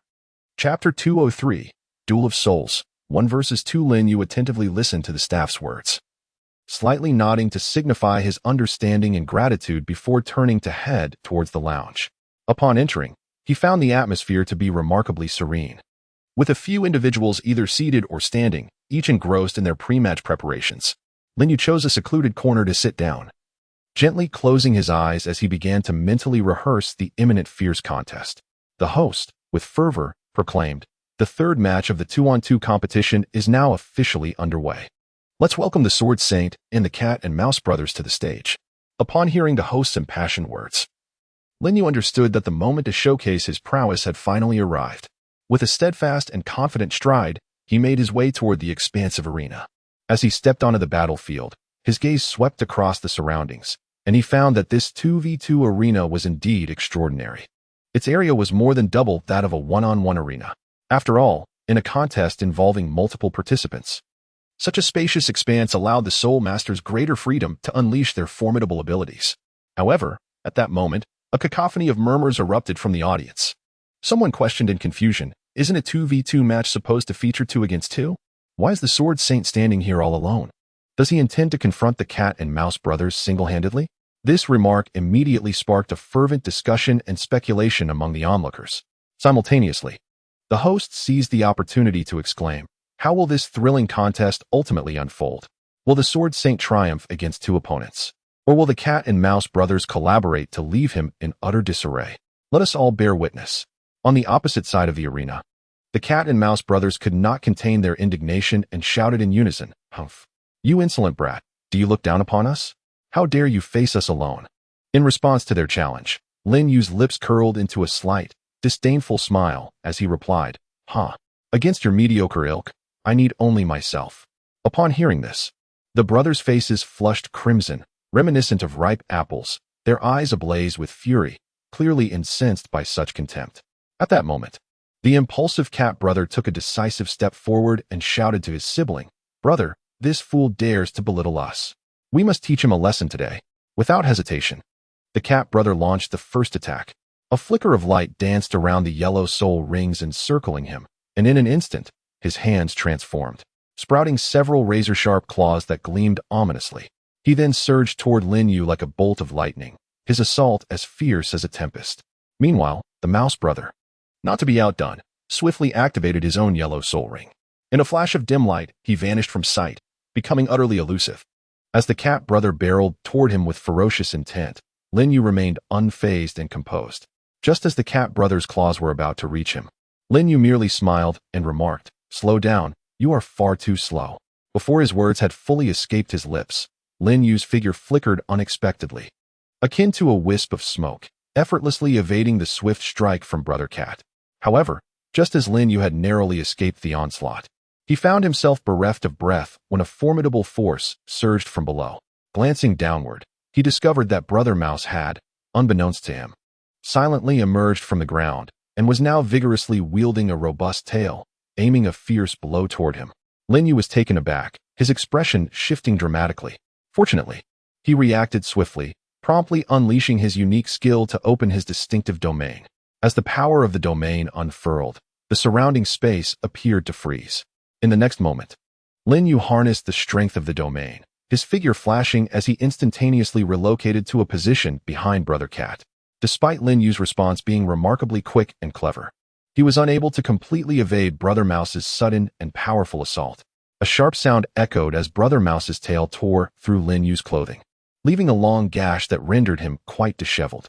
Lin Yu was taken aback to discover that his garments had been torn by his adversaries, an immediate surge of indignation swelling within him. His eyes widened as he bellowed in uncontrollable fury. "How audacious! I never anticipated that you possessed such prowess to rend my clothing. You have thoroughly incited my wrath." As his emotions fluctuated, Lin Yu swiftly recalibrated his mindset. Previously, he had regarded his opponents as inconsequential insects, but at that moment, he recognized the necessity of vigilance in this confrontation. Drawing a deep breath, he coldly declared, "It appears that without demonstrating my true capabilities, I cannot subdue the two of you." No sooner had he uttered these words than the illustrious First Soul Ring, glowing with a resplendent purple light, began to shimmer around him. Subsequently, a formidable surge of soul power erupted from within, causing the surrounding air to tremble slightly under the weight of this force. Meanwhile, the announcer, brimming with excitement, exclaimed, "Look, the legendary sword Saint Lin Yu's Millennium First Soul Ring has re-emerged. Do you all remember? In the previous 1v1 match, he effortlessly triumphed over the formidable Bull Demon, who had claimed 3 consecutive victories thanks to this powerful soul skill. Will he be able to achieve similar astounding feats against these two opponents? Let us await the outcome with bated breath." Under the watchful gaze of the anxious crowd, Lin Yu harnessed the miraculous effect of his soul skill, Phantom Traversal, vanishing from sight like a specter. In the blink of an eye, he materialized behind Mouse Brother, brandishing his sword with a fierce gust of wind aimed directly at Mouse Brother's head. Caught entirely off guard by Lin Yu's swift assault, Mouse Brother had no time to mount any effective defense. A resounding thud echoed as Lin Yu's sword struck heavily upon Mouse Brother's cranium. The overwhelming impact rendered Mouse Brother momentarily blind, and after a brief sway, he collapsed, utterly unconscious. Chapter 204, 1 vs 2 Soul Battle 2. The announcer jubilantly proclaimed, "Indeed, the Sword Saint's formidable Millennium First Soul Ring has once again secured a resounding victory, leaving all in awe. Witness how he skillfully harnessed the Soul Ring's power, striking with the force of a thunderbolt and rendering Mouse Brother senseless upon the ground. At this moment, only Cat Brother remains to face the Sword Saint's relentless onslaught. One can only wonder how long this Cat Brother can endure under the might of the Sword Saint's ferocious attacks. Let us observe the unfolding drama." Meanwhile, Cat Brother stood on the arena, watching helplessly as his sibling Mouse Brother fell unconscious from but a single blow from Lin Yu. A wave of alarm washed over him, instantly heightening his alertness. Gritting his teeth, he addressed Lin Yu. "You little rascal. I must admit, I underestimated you. I never imagined you possessed such astonishing strength, capable of incapacitating my own brother with a single strike. However, the next phase shall not be so simple." However, in the fleeting moment before Brother Cat uttered a word, Lin Yu seized the opportunity and unhesitatingly unleashed his elusive Phantom Traversal technique once more. Like a specter, he surged forth at an astonishing speed, launching a ferocious assault upon Brother Cat. Initially, it was believed that this sudden and swift strike would catch Brother Cat off guard. Yet, unexpectedly, this seasoned and agile soul master demonstrated remarkable reflexes, successfully countering Lin Yu's formidable attack at the critical moment. At this juncture, the host exclaimed in astonishment, "Oh dear! What a pity! The Sword Saint's second assault, powered by the Millennium's premier soul ring, has regrettably faltered, failing to vanquish his opponent in one fell swoop. It appears that in order to triumph in this fierce competition, the Sword Saint must endure a protracted and arduous struggle." Lin Yu's lips curled into a subtle smile, revealing a hint of satisfaction. "Not bad," he remarked. "You managed to withstand my strike. It seems you possess some skill." However, he swiftly shifted his tone, adding, But now, I am eager to see if you can withstand my next move. With that, Lin Yu's form flickered as he executed the technique of shadow traverse. His speed was akin to lightning, leaving a series of afterimages in the air, dazzling and confounding the onlookers, making it nearly impossible to discern the real from the illusion. Faced with such a bewildering maneuver, Brother Cat found himself momentarily at a loss. His eyes widened as he observed multiple shadows lunging towards him simultaneously. And he couldn't help but ponder, which one should I attack first? Is it the one on the left? Or perhaps the one on the right? While Brother Cat vacillated in indecision, time was not on his side. Resolutely, he chose to strike at the leftmost shadow. He lunged forward, extending his sharp claws towards the figure. Yet, as his claws made contact with what he believed to be a tangible form, he was met with nothing but the sensation of slashing through an ethereal void, devoid of any substance. A jolt of realization struck Brother Cat. He had misjudged the situation. At that moment, the true Lin Yu had silently appeared to his right. With a swift flourish of his sword, imbued with fierce sword energy, he launched a decisive strike aimed squarely at Brother Cat's head. At this juncture, it was far too late for Brother Cat to evade. He could only watch helplessly as the blade descended upon him. With a resounding thud, akin to a ball being kicked away, Brother Cat was sent sprawling through the air, tumbling helplessly before crashing to the ground in a disheveled heap. The force of the blow left him dazed and disoriented, rendering him unable to rise and continue the fight. Observing this spectacle, the host erupted with excitement, declaring, "The victor has been determined. The champion of this 1v2 duel is the Sword Saint, Lin Yu. Let us offer him a thunderous round of applause and cheers." The audience, stirred by the host's exuberance, erupted into a fervor, filling the arena with resounding applause and cheers that surged like waves. As the announcement of the results echoed through the venue, Lin Yu calmly adjusted his slightly disheveled attire and strode away from the arena with unwavering determination. His silhouette stood tall and resolute, reminiscent of an immovable mountain. Soon, Lin Yu arrived once more at the registration point. He lifted his gaze, his expression serene as he inquired of the staff. "May I ask when my next match is scheduled to commence?" The staff member, awestruck and filled with respect for the formidable competitor before him, swallowed hard and replied cautiously. "Sword Saint, you have just participated in both a 1v1 and a 1v2 match. Do you truly wish to compete again so soon? Such intense and continuous combat poses a tremendous test to both your physical and mental stamina. Have you truly given this enough consideration?" However, Lin Yu merely smiled faintly. His tone resolute as he replied, "There is no need. I have contemplated this thoroughly." Seeing Lin Yu's unwavering stance, the staff, out of options, reluctantly re-registered him. Thus, for an entire week to follow, Lin Yu was to engage in 5 fiercely contested 1v1 matches, alongside an equal number of 1v2 confrontations daily within the arena. Remarkably, throughout this protracted and arduous schedule, Lin Yu maintained an unblemished record, regardless of the formidable opponents he faced. In fact, his mysterious and powerful third soul skill had yet to be compelled into action. Today marked Lin Yu's final 1v1 battle in the Soul Arena, as well as his concluding contest in the city of Tiando. Should he emerge victorious, a resplendent diamond medal would be his reward. The host's voice rang out with fervor. The 8th match of the 1v1 competition is officially underway. I, Maichi, will be your host for today. The first to grace the stage was the Sword Saint Lin Yu, who had achieved an astonishing 34 consecutive victories in 1v1 matches and 35 in 1v2 encounters. Upon hearing this, the audience erupted into thunderous cheers and applause. The host continued. Facing Lin Yu is none other than the prodigious disciple of the illustrious Blue Lightning Tyrant Dragon sect, Yu Tianheng. Will this duel see the Sword Saint extend his legendary 34-match winning streak and claim the coveted diamond medal? Or will this paragon from the Blue Lightning Tyrant Dragon sect shatter the Sword Saint's record? Let us hold our breath in anticipation. Chapter 205. The Diamond Medal. At this moment, Lin Yu ascended the stage on the left side, his expression stern and devoid of emotion, his steps steady and powerful. Meanwhile, on the right side of the arena, Yu Tianheng approached leisurely, exuding calm confidence as he mounted the platform.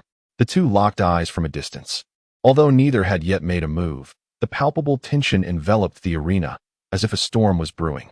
With an air of superiority, Yu Tianheng cast a disdainful glance at Lin Yu, a smirk playing on his lips as he provocatively declared, "Listen well, young one.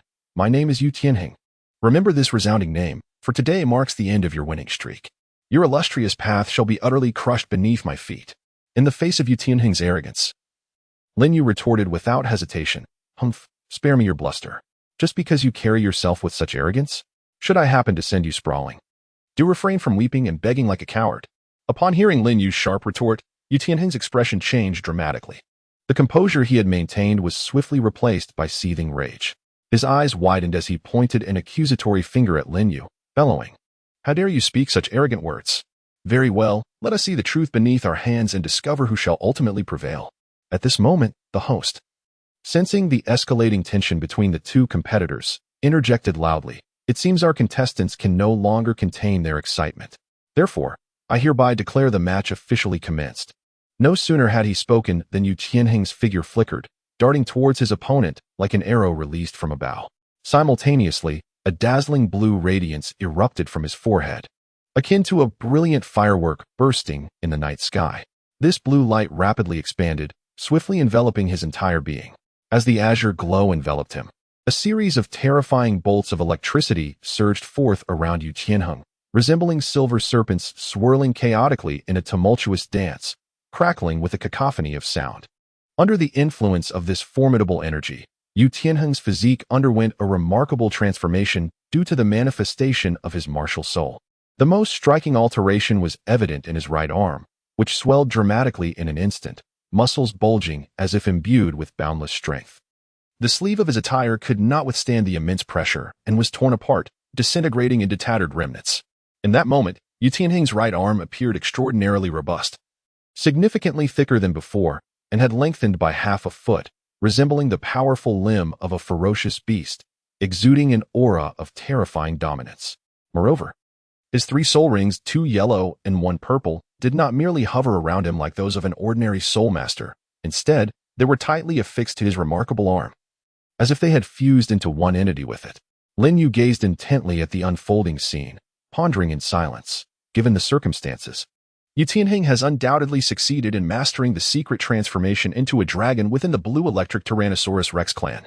At this moment, Yu Tianheng's right arm had undergone a profound metamorphosis, completely shedding its human form in favor of a genuine dragon arm, exuding an aura of formidable majesty. Upon closer inspection, the surface of this dragon arm was adorned with impenetrable scales that gleamed with a chilling luster, culminating in a sharp and menacing dragon claw. Just as Lin Yu was wholly absorbed in observing Yu Tianheng, the latter, like a tempest, launched a preemptive strike. In an instant, a dazzling blue light sliced through the air, racing towards Lin Yu with astonishing speed. In the blink of an eye, Yu Tianheng's towering figure appeared before Lin Yu like a specter. Simultaneously, his robust dragon arm shimmered under the bright lights of the combat arena, radiating a mesmerizing blue glow.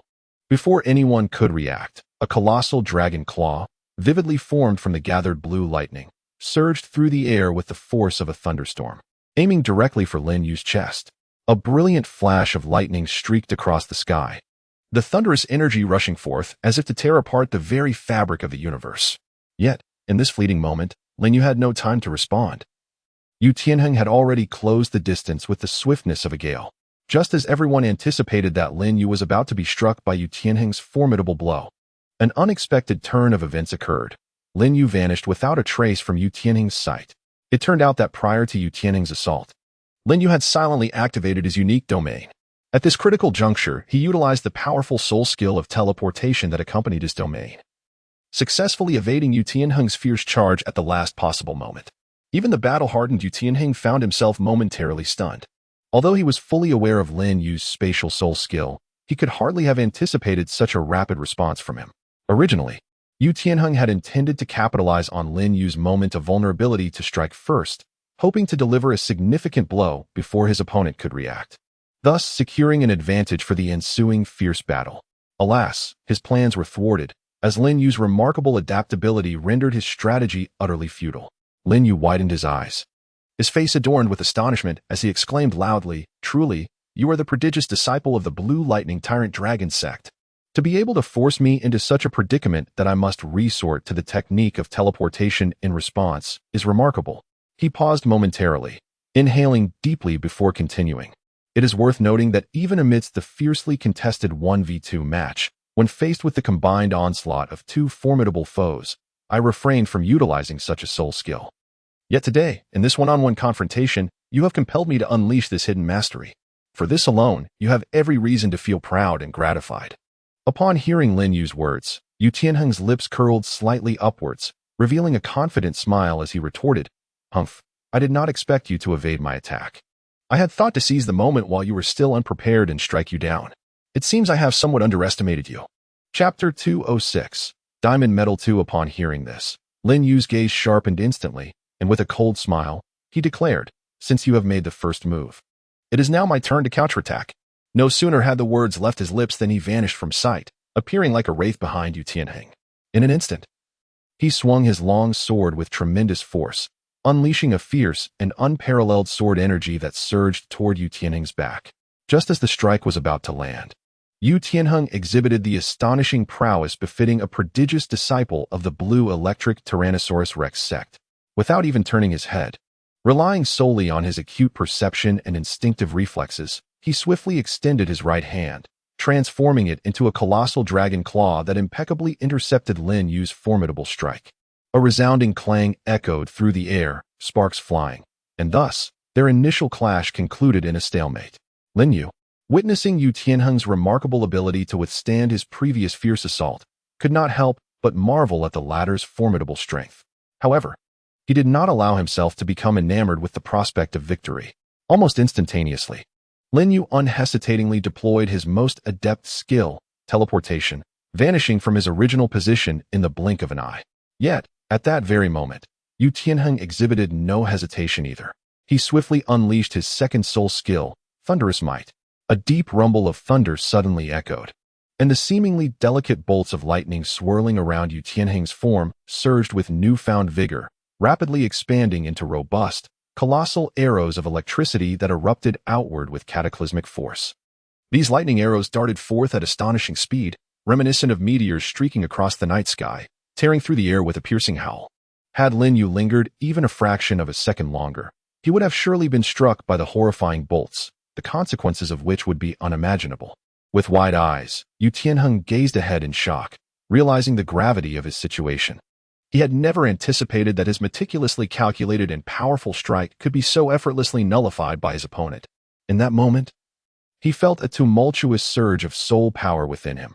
The recent attack had depleted his previously accumulated strength, while new energy had not yet replenished. In the blink of an eye, as Yu Tianheng found himself momentarily weakened, Lin Yu, like a phantom, launched a relentless offensive once more. His figure flashed like a streak of lightning across the night sky, bearing down on Yu Tianheng with an overwhelming momentum. Faced with Lin Yu's fierce onslaught, Yu Tianheng dared not exhibit any hesitation. In a hurried response, he once more summoned his signature Dragon Claw skill to counter this strike. However, due to the haste of his defense, he failed to fully unleash the true power of the Dragon Claw. When their soul powers and techniques collided, the immense shockwave forced Yu Tianheng to involuntarily retreat 3 steps. As Lin Yu prepared to seize the opportunity for a relentless pursuit, Yu Tianheng's heart tightened. Acutely aware of the perilous situation, in a moment of desperation, he summoned his formidable soul power once again, invoking his ultimate move, Thunderous Wrath. In an instant, brilliant blue lightning erupted from his form, as if to rend the very fabric of space itself. The fierce, thunderous energy surged forth, distorting the surrounding air with its terrifying might. Realizing the futility of a direct confrontation, Lin Yu swiftly altered his strategy, interrupting his advance to employ his teleportation skill, seeking to escape Yu Tianheng's range of attack. Despite Lin Yu's lightning-fast reflexes, he was a heartbeat too late. Just as he teleported away, a thick bolt of lightning struck him with the ferocity of a venomous serpent. Struck by a tremendous blow, Lin Yu's body trembled violently, and in the instant after his teleportation, he involuntarily stiffened. Naturally, Yu Tianheng would not miss this fleeting opportunity.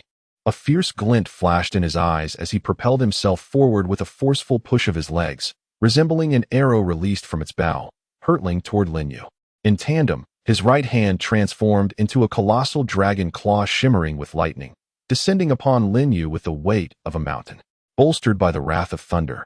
This lightning-infused claw seemed to gain an inexhaustible surge of power, its reach expanding dramatically by an entire fold. Not only that, but its formidable intensity was astonishingly amplified beyond measure. Faced with such a terrifying onslaught, Lin Yu found himself in an utterly dire predicament. His body had lost all possibility of evasion, akin to a ferocious beast ensnared within a cage, helplessly watching as the thunderous claw charged toward him with cataclysmic force. In a heartbeat, a deafening roar echoed as the lightning claw struck Lin Yu's form with unyielding ferocity.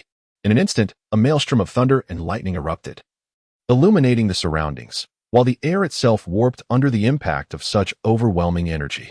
Enduring such a devastating blow, Lin Yu's upper garments could scarcely withstand the assault. The fabric swiftly disintegrated into ashes under the onslaught of thunder, scattering with the wind and revealing his chiseled muscles, as resilient as steel. However, despite sustaining such a grievous strike, Lin Yu did not falter. On the contrary, he stood resolutely, a fierce determination glimmering in his eyes. Gradually lifting his gaze, he regarded the opponent who had wounded him, a slight smile gracing his lips as he calmly remarked, "Indeed, you are worthy of being the prodigious disciple of the Blue Electric Tyrannosaurus clan. You possess considerable skill to have inflicted injury upon me. It is worth noting that prior to this, I had never sustained even the slightest harm, be it in the fierce 1v2 competition or any other battle. Today's encounter has truly broadened my horizons." At that moment, the astonished voice of the commentator rang out from the sidelines. "Heavens! This is utterly unbelievable. The Sword Saint, who has achieved an astounding 69 consecutive victories without a single scratch, has been breached in defense during what appeared to be an ordinary 1v1 match. With his attire utterly destroyed, could it be that the Sword Saint's remarkable winning streak will come to an end today? Ladies and gentlemen, let us watch with bated breath." In the audience, a throng of spectators buzzed with excitement, their voices rising and falling in a cacophony of astonishment at the remarkable prowess displayed in this fierce confrontation. Yu Tianheng truly embodies the genius disciple of the Blue Electric Tyrannosaurus clan, someone exclaimed. Another enthusiastically echoed, "Indeed, it is noteworthy that among the Sword Saint's past adversaries, there have been individuals whose soul power surpassed his own, yet not a single one had managed to inflict even the slightest harm upon him. However, today, in the face of Yu Tianheng, the Sword Saint surprisingly sustained an injury." Another voice interjected, "Indeed, let us not forget that even in a 1v2 contest, the Sword Saint emerged unscathed. Who could have anticipated that today he would be breached by Yu Tianheng? Perhaps this undefeated general's winning streak is on the verge of conclusion." Nevertheless, the tumultuous murmurings from the audience failed to disturb Lin Yu on the stage. Unperturbed, he gently brushed off the dust clinging to him, a subtle smile playing at the corners of his mouth as he boldly declared to Yu Tianheng, "Yu Tianheng, that was merely a light test of my capabilities. Now, I shall truly unleash my strength. You must brace yourself, lest you inadvertently lose your life." With that, Lin Yu's figure flickered, and he instantaneously activated his first soul skill, Phantom Traverse, vanishing from sight like a specter. As Lin Yu once again disappeared from his field of vision, Yu Tianheng felt a tightening in his chest, instinctively heightening his vigilance. He widened his eyes, scanning the surroundings anxiously, leaving no potential corner for Lin Yu's reappearance overlooked. At this moment, Yu Tianheng understood that against such an elusive opponent, a moment's carelessness could lead to a fatal blow. The atmosphere on the platform abruptly turned tense, as everyone held their breath, fixated on the unfolding spectacle, eagerly anticipating the ensuing clash. At that instant, as if sensing something, Yu Tianheng suddenly swiped a sharp claw behind him with great force. Yet, regrettably, his judgment proved gravely flawed. Lin Yu materialized before him, like a wraith, wielding the time-space sword that shimmered with a crystalline brilliance, akin to the most resplendent star in the night sky. Clearly, Lin Yu had activated his second soul skill, Thrust. This ability significantly enhanced the penetrating power of his martial soul. With the augmentation from this formidable soul skill, Lin Yu did not hesitate to thrust forward, piercing Yu Tianheng's abdomen in an instant. Struck by such a heavy blow, Yu Tianheng involuntarily shuddered, a flicker of pain flashing across his previously imposing gaze. He quickly regained his composure, and the injured dragon claw erupted with an even more blinding and intense purple lightning, striking towards Lin Yu with cataclysmic force at an astonishing speed. Just as this thunderous assault was about to descend upon Lin Yu, he, as if foreseeing the attack, agilely withdrew the time-space sword and distanced himself from Yu Tianheng once more. As the sword was drawn, a surge of crimson blood gushed forth from the wound in Yu Tianheng's abdomen, staining the ground beneath him. Lin Yu, wielding the blood-stained sword of time and space, wore a subtle smile of confidence as he addressed Yu Tianheng. "Yu Tianheng, the outcome of this match is already determined. Even if I were to cease my attacks, you would succumb to excessive blood loss and ultimately lose. So tell me, do you intend to concede gracefully, or will you stubbornly resist until the end? Yu Tianheng clenched his teeth, one hand pressed firmly against the gruesome wound on his abdomen, crimson blood seeping through his fingers, staining his palm and clothing. Enduring excruciating pain, he managed a bitter smile as he gazed at the imposing figure of the Sword Saint before him, weakly uttering, "Sword Saint, you have won." With that, Yu Tianheng slowly turned his head towards the host, summoning his last ounce of strength to declare, "I concede, the Sword Saint is victorious." Before his words fully faded, he suddenly raised his other hand and, with all his might, unleashed the Thunder Dragon Claw, pressing it forcefully against his abdominal wound. In an instant, a brilliant flash of lightning erupted, accompanied by crackling sounds as the tremendous power surged into the wound. Under the searing heat, the muscles around the injury rapidly contracted, miraculously halting the flow of blood. Nevertheless, the agony inflicted by this power was unimaginable. Yu Tianheng let out a muffled groan, his body trembling involuntarily as he stumbled off the stage. As he descended, the healing spirit masters, who had been waiting, rushed to his aid. Without hesitation, one of the healers formed a hand seal, chanting softly, and a vibrant green light shot forth from his hands, accurately enveloping Yu Tianheng. The emerald glow surrounded him, seemingly alive, continuously permeating his body. With the nurturing energy, the wound on Yu Tianheng's abdomen began to heal visibly, scabs forming and covering the injury. Simultaneously, his pallid complexion, a result of blood loss, gradually regained its hue, restoring a hint of vitality. At that moment, the host on stage excitedly announced, "Ladies and gentlemen, this extraordinary 1v1 match has come to a close. After an intense contest, our victor is none other than the Sword Saint. With his extraordinary strength and exquisite skill, he has triumphed over the talented disciple of the Blue Lightning Tyrant Dragon family, Yu Tianheng. According to the rules, the Sword Saint will also be awarded a priceless diamond medal. Let us give a resounding round of applause to this remarkable Sword Saint." In an instant, the audience erupted in thunderous applause, cheers and accolades resonating throughout the arena as people cast admiring and envious glances at the Sword Saint. Meanwhile, Lin Yu stood calmly at the center of the arena, basking in the glory of his moment. As the applause gradually subsided, Lin Yu smiled and turned, striding purposefully towards the backstage of the soul fighting arena. At this moment, the arena supervisor, who had been waiting for quite some time, approached briskly, his face radiant with admiration and appreciation. Chapter 208, The Divine Examination of Angels.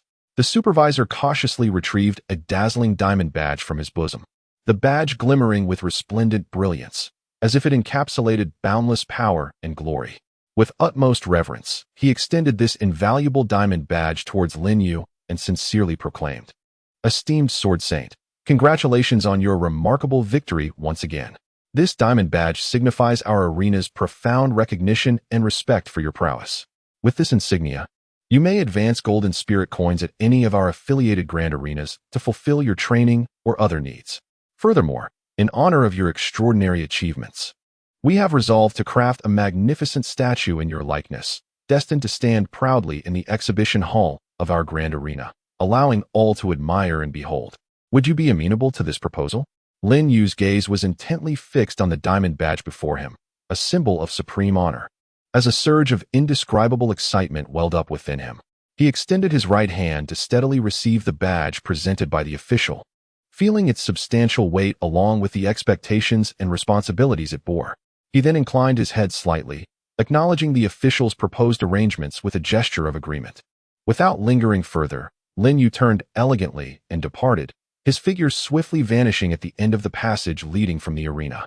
Upon returning to his room, Lin Yu found the golden crocodile Douluo seated comfortably, a smile gracing his features as he regarded him. In a notably warm tone, the golden crocodile Douluo inquired, "Little Yu, how have you fared during this period of training?" He then added, "We shall be preparing to return tomorrow." Hearing this, excitement and pride immediately illuminated Lin Yu's face. As if to unveil a treasured possession, he reached into his bosom and carefully retrieved the dazzling diamond badge. With the reverence of presenting a prized possession, he offered the badge to the golden crocodile Douluo and proudly proclaimed, "Grandfather Golden Crocodile, look, this is the diamond badge I earned at the Great Spirit Arena." The golden crocodile Douluo accepted the badge and scrutinized it closely, admiration evident in his gaze. He couldn't help but exclaim, Little you are truly remarkable. In my day, I was unable to attain such a precious badge, yet you have succeeded. This clearly indicates that your strength surpasses that of my past self by a considerable margin.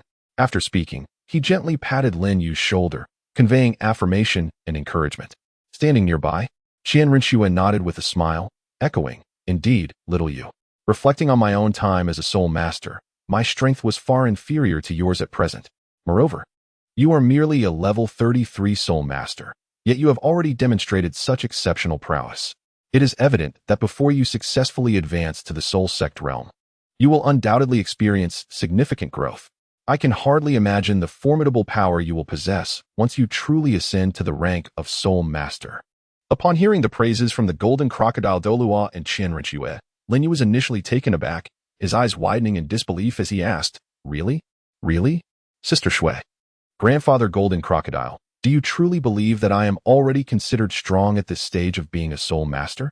Clearly, he felt both thrilled and incredulous regarding his achievements and the high regard in which others held him. "Absolutely," Qian Rinxue replied with a charming smile, her exquisite beauty complemented by a gentle expression reminiscent of blooming flowers in spring. The golden crocodile Douluo nodded slightly, a faint smile gracing his face, affirming her words without doubt.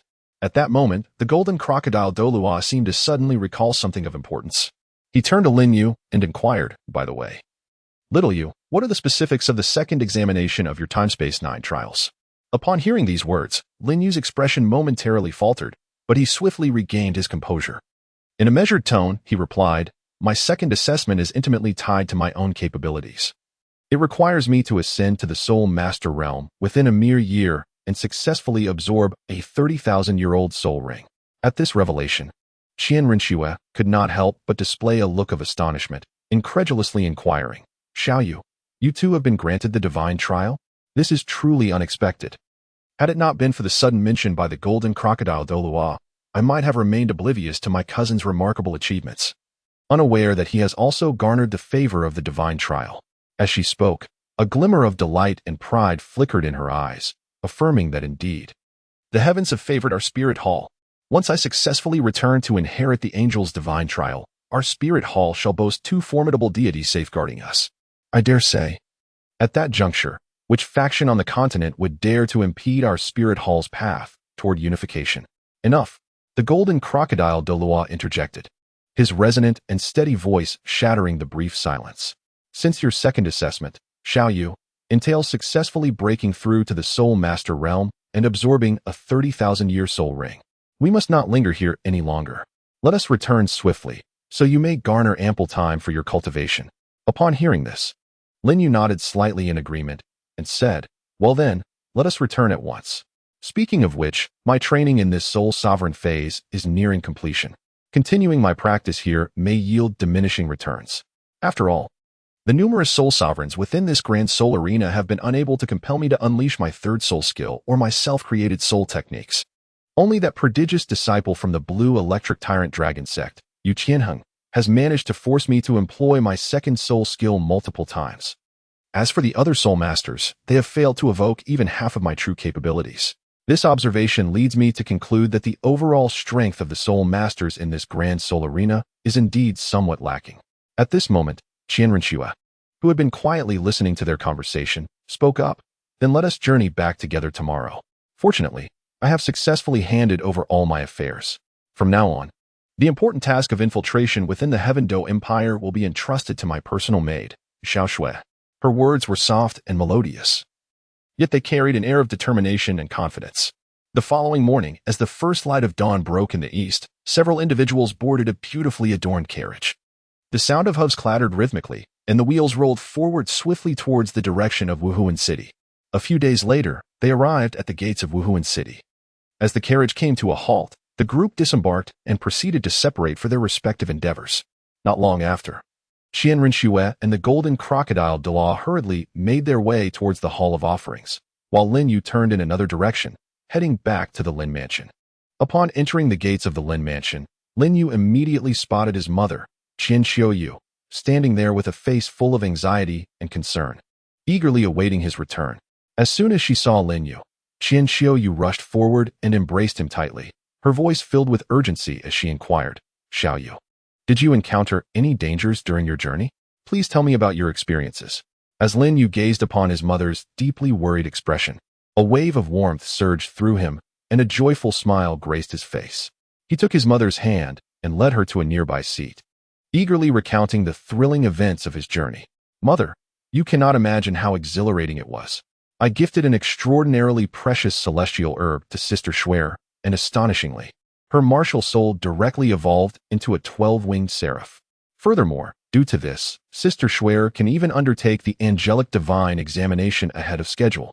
Oh, and I have also become engaged to Ning Rongrong, the daughter of the sect master of the Seven Treasure Glazed Tile School."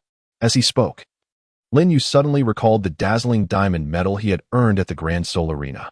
With excitement, he carefully retrieved the radiant emblem, symbolizing the highest honor of the arena, from his star heart and gingerly presented it to his mother, his eyes shining with pride.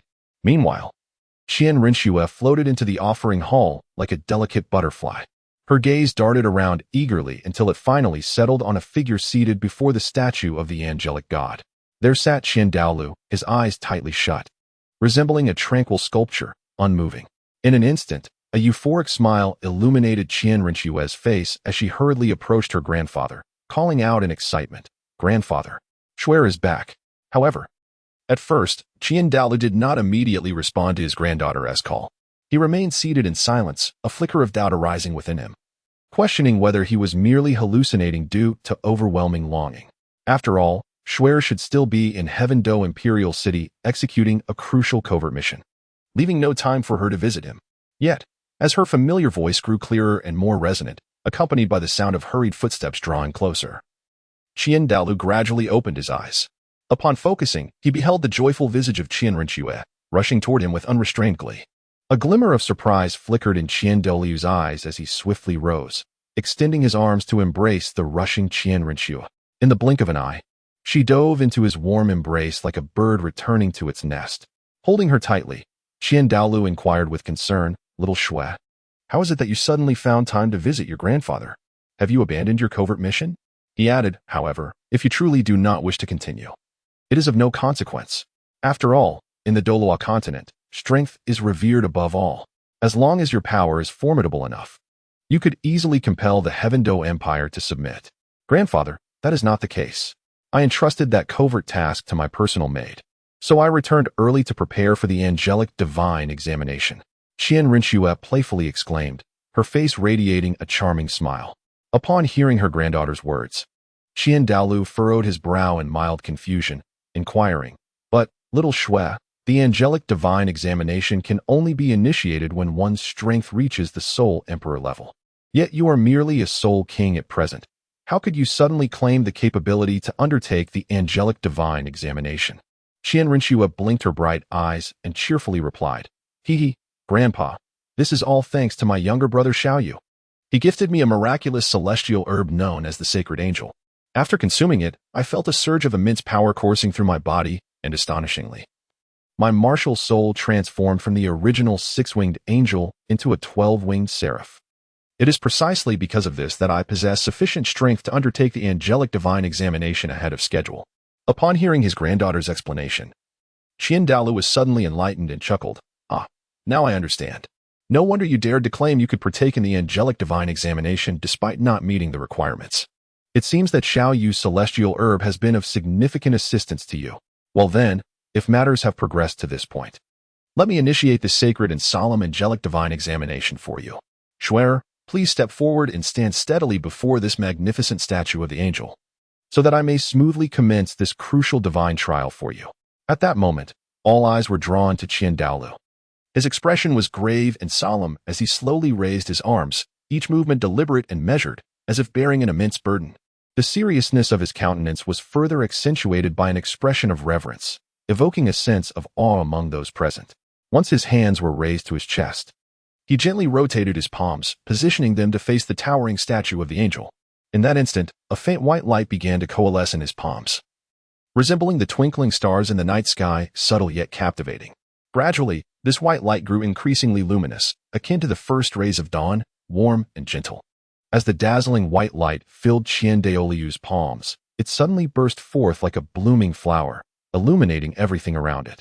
Simultaneously, the angelic statue, which had stood in silence, seemed to sense this powerful energy, beginning to tremble slightly and emanating a pure, snow-white radiance. This beam of light shot forth with the swiftness of lightning, directing itself towards Qianrenxue. The moment the light enveloped her, she was surrounded by an enchanting spectacle. As the continuous stream of light flowed into her body, the originally singular white glow began to undergo a wondrous transformation of colors. At first, it was merely tinged with a faint yellow hue. However, before long, this delicate yellow deepened into a profound black. Astonishingly, in less than a minute, this blackness transformed once again into a vivid and resplendent red, captivating all who beheld it. Chapter 210, The Angel's Divine Trial 3. At this moment, the transformation of the radiance continued unabated. Soon, an extraordinary spectacle unfolded.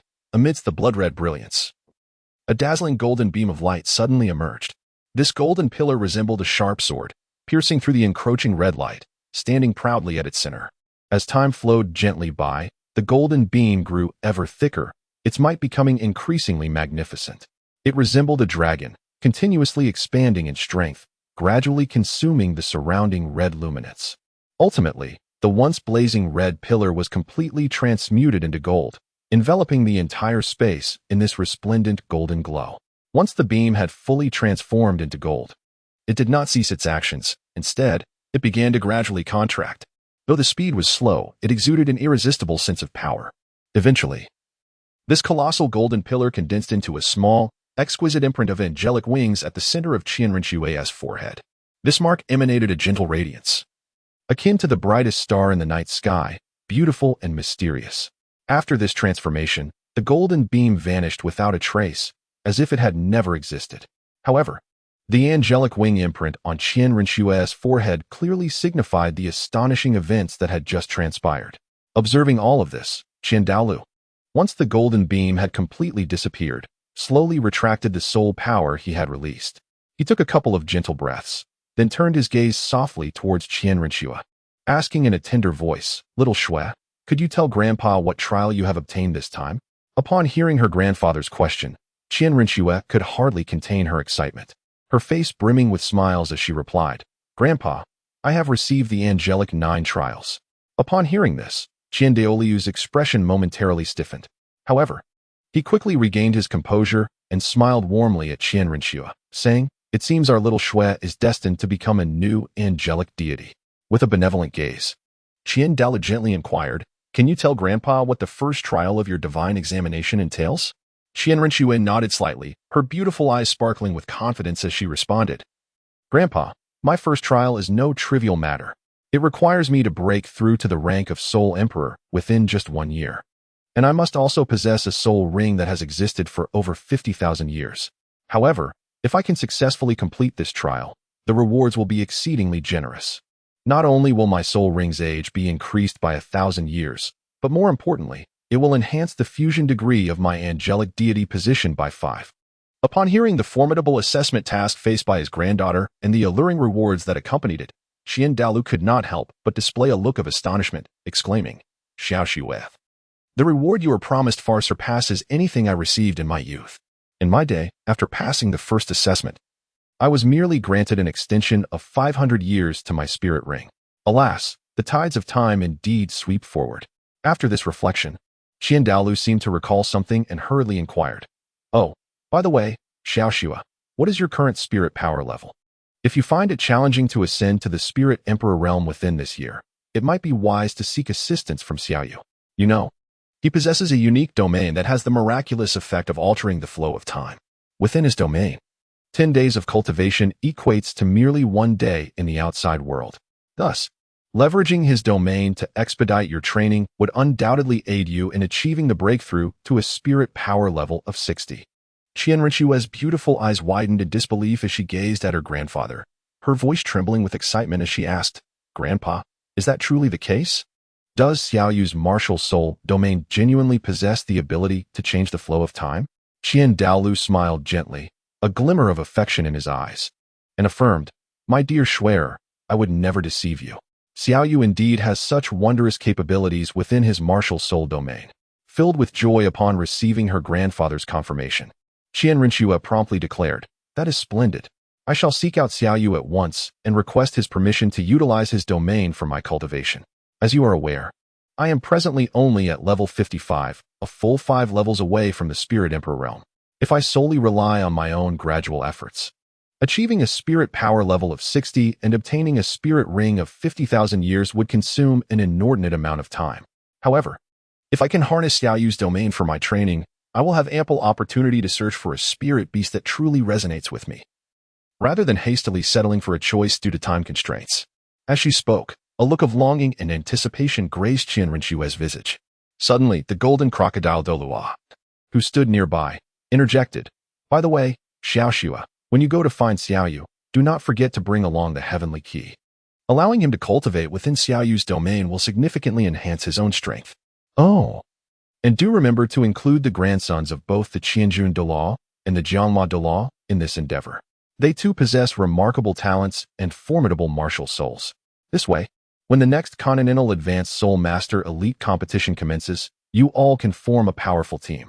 With your combined strength and synergy, you might very well seize victory." After finishing, a hint of eager anticipation graced the face of the golden crocodile Douluo. Qian Rinxue obediently nodded in response. "Understood, Grandpa Golden Crocodile. Rest assured, I shall certainly gather everyone together."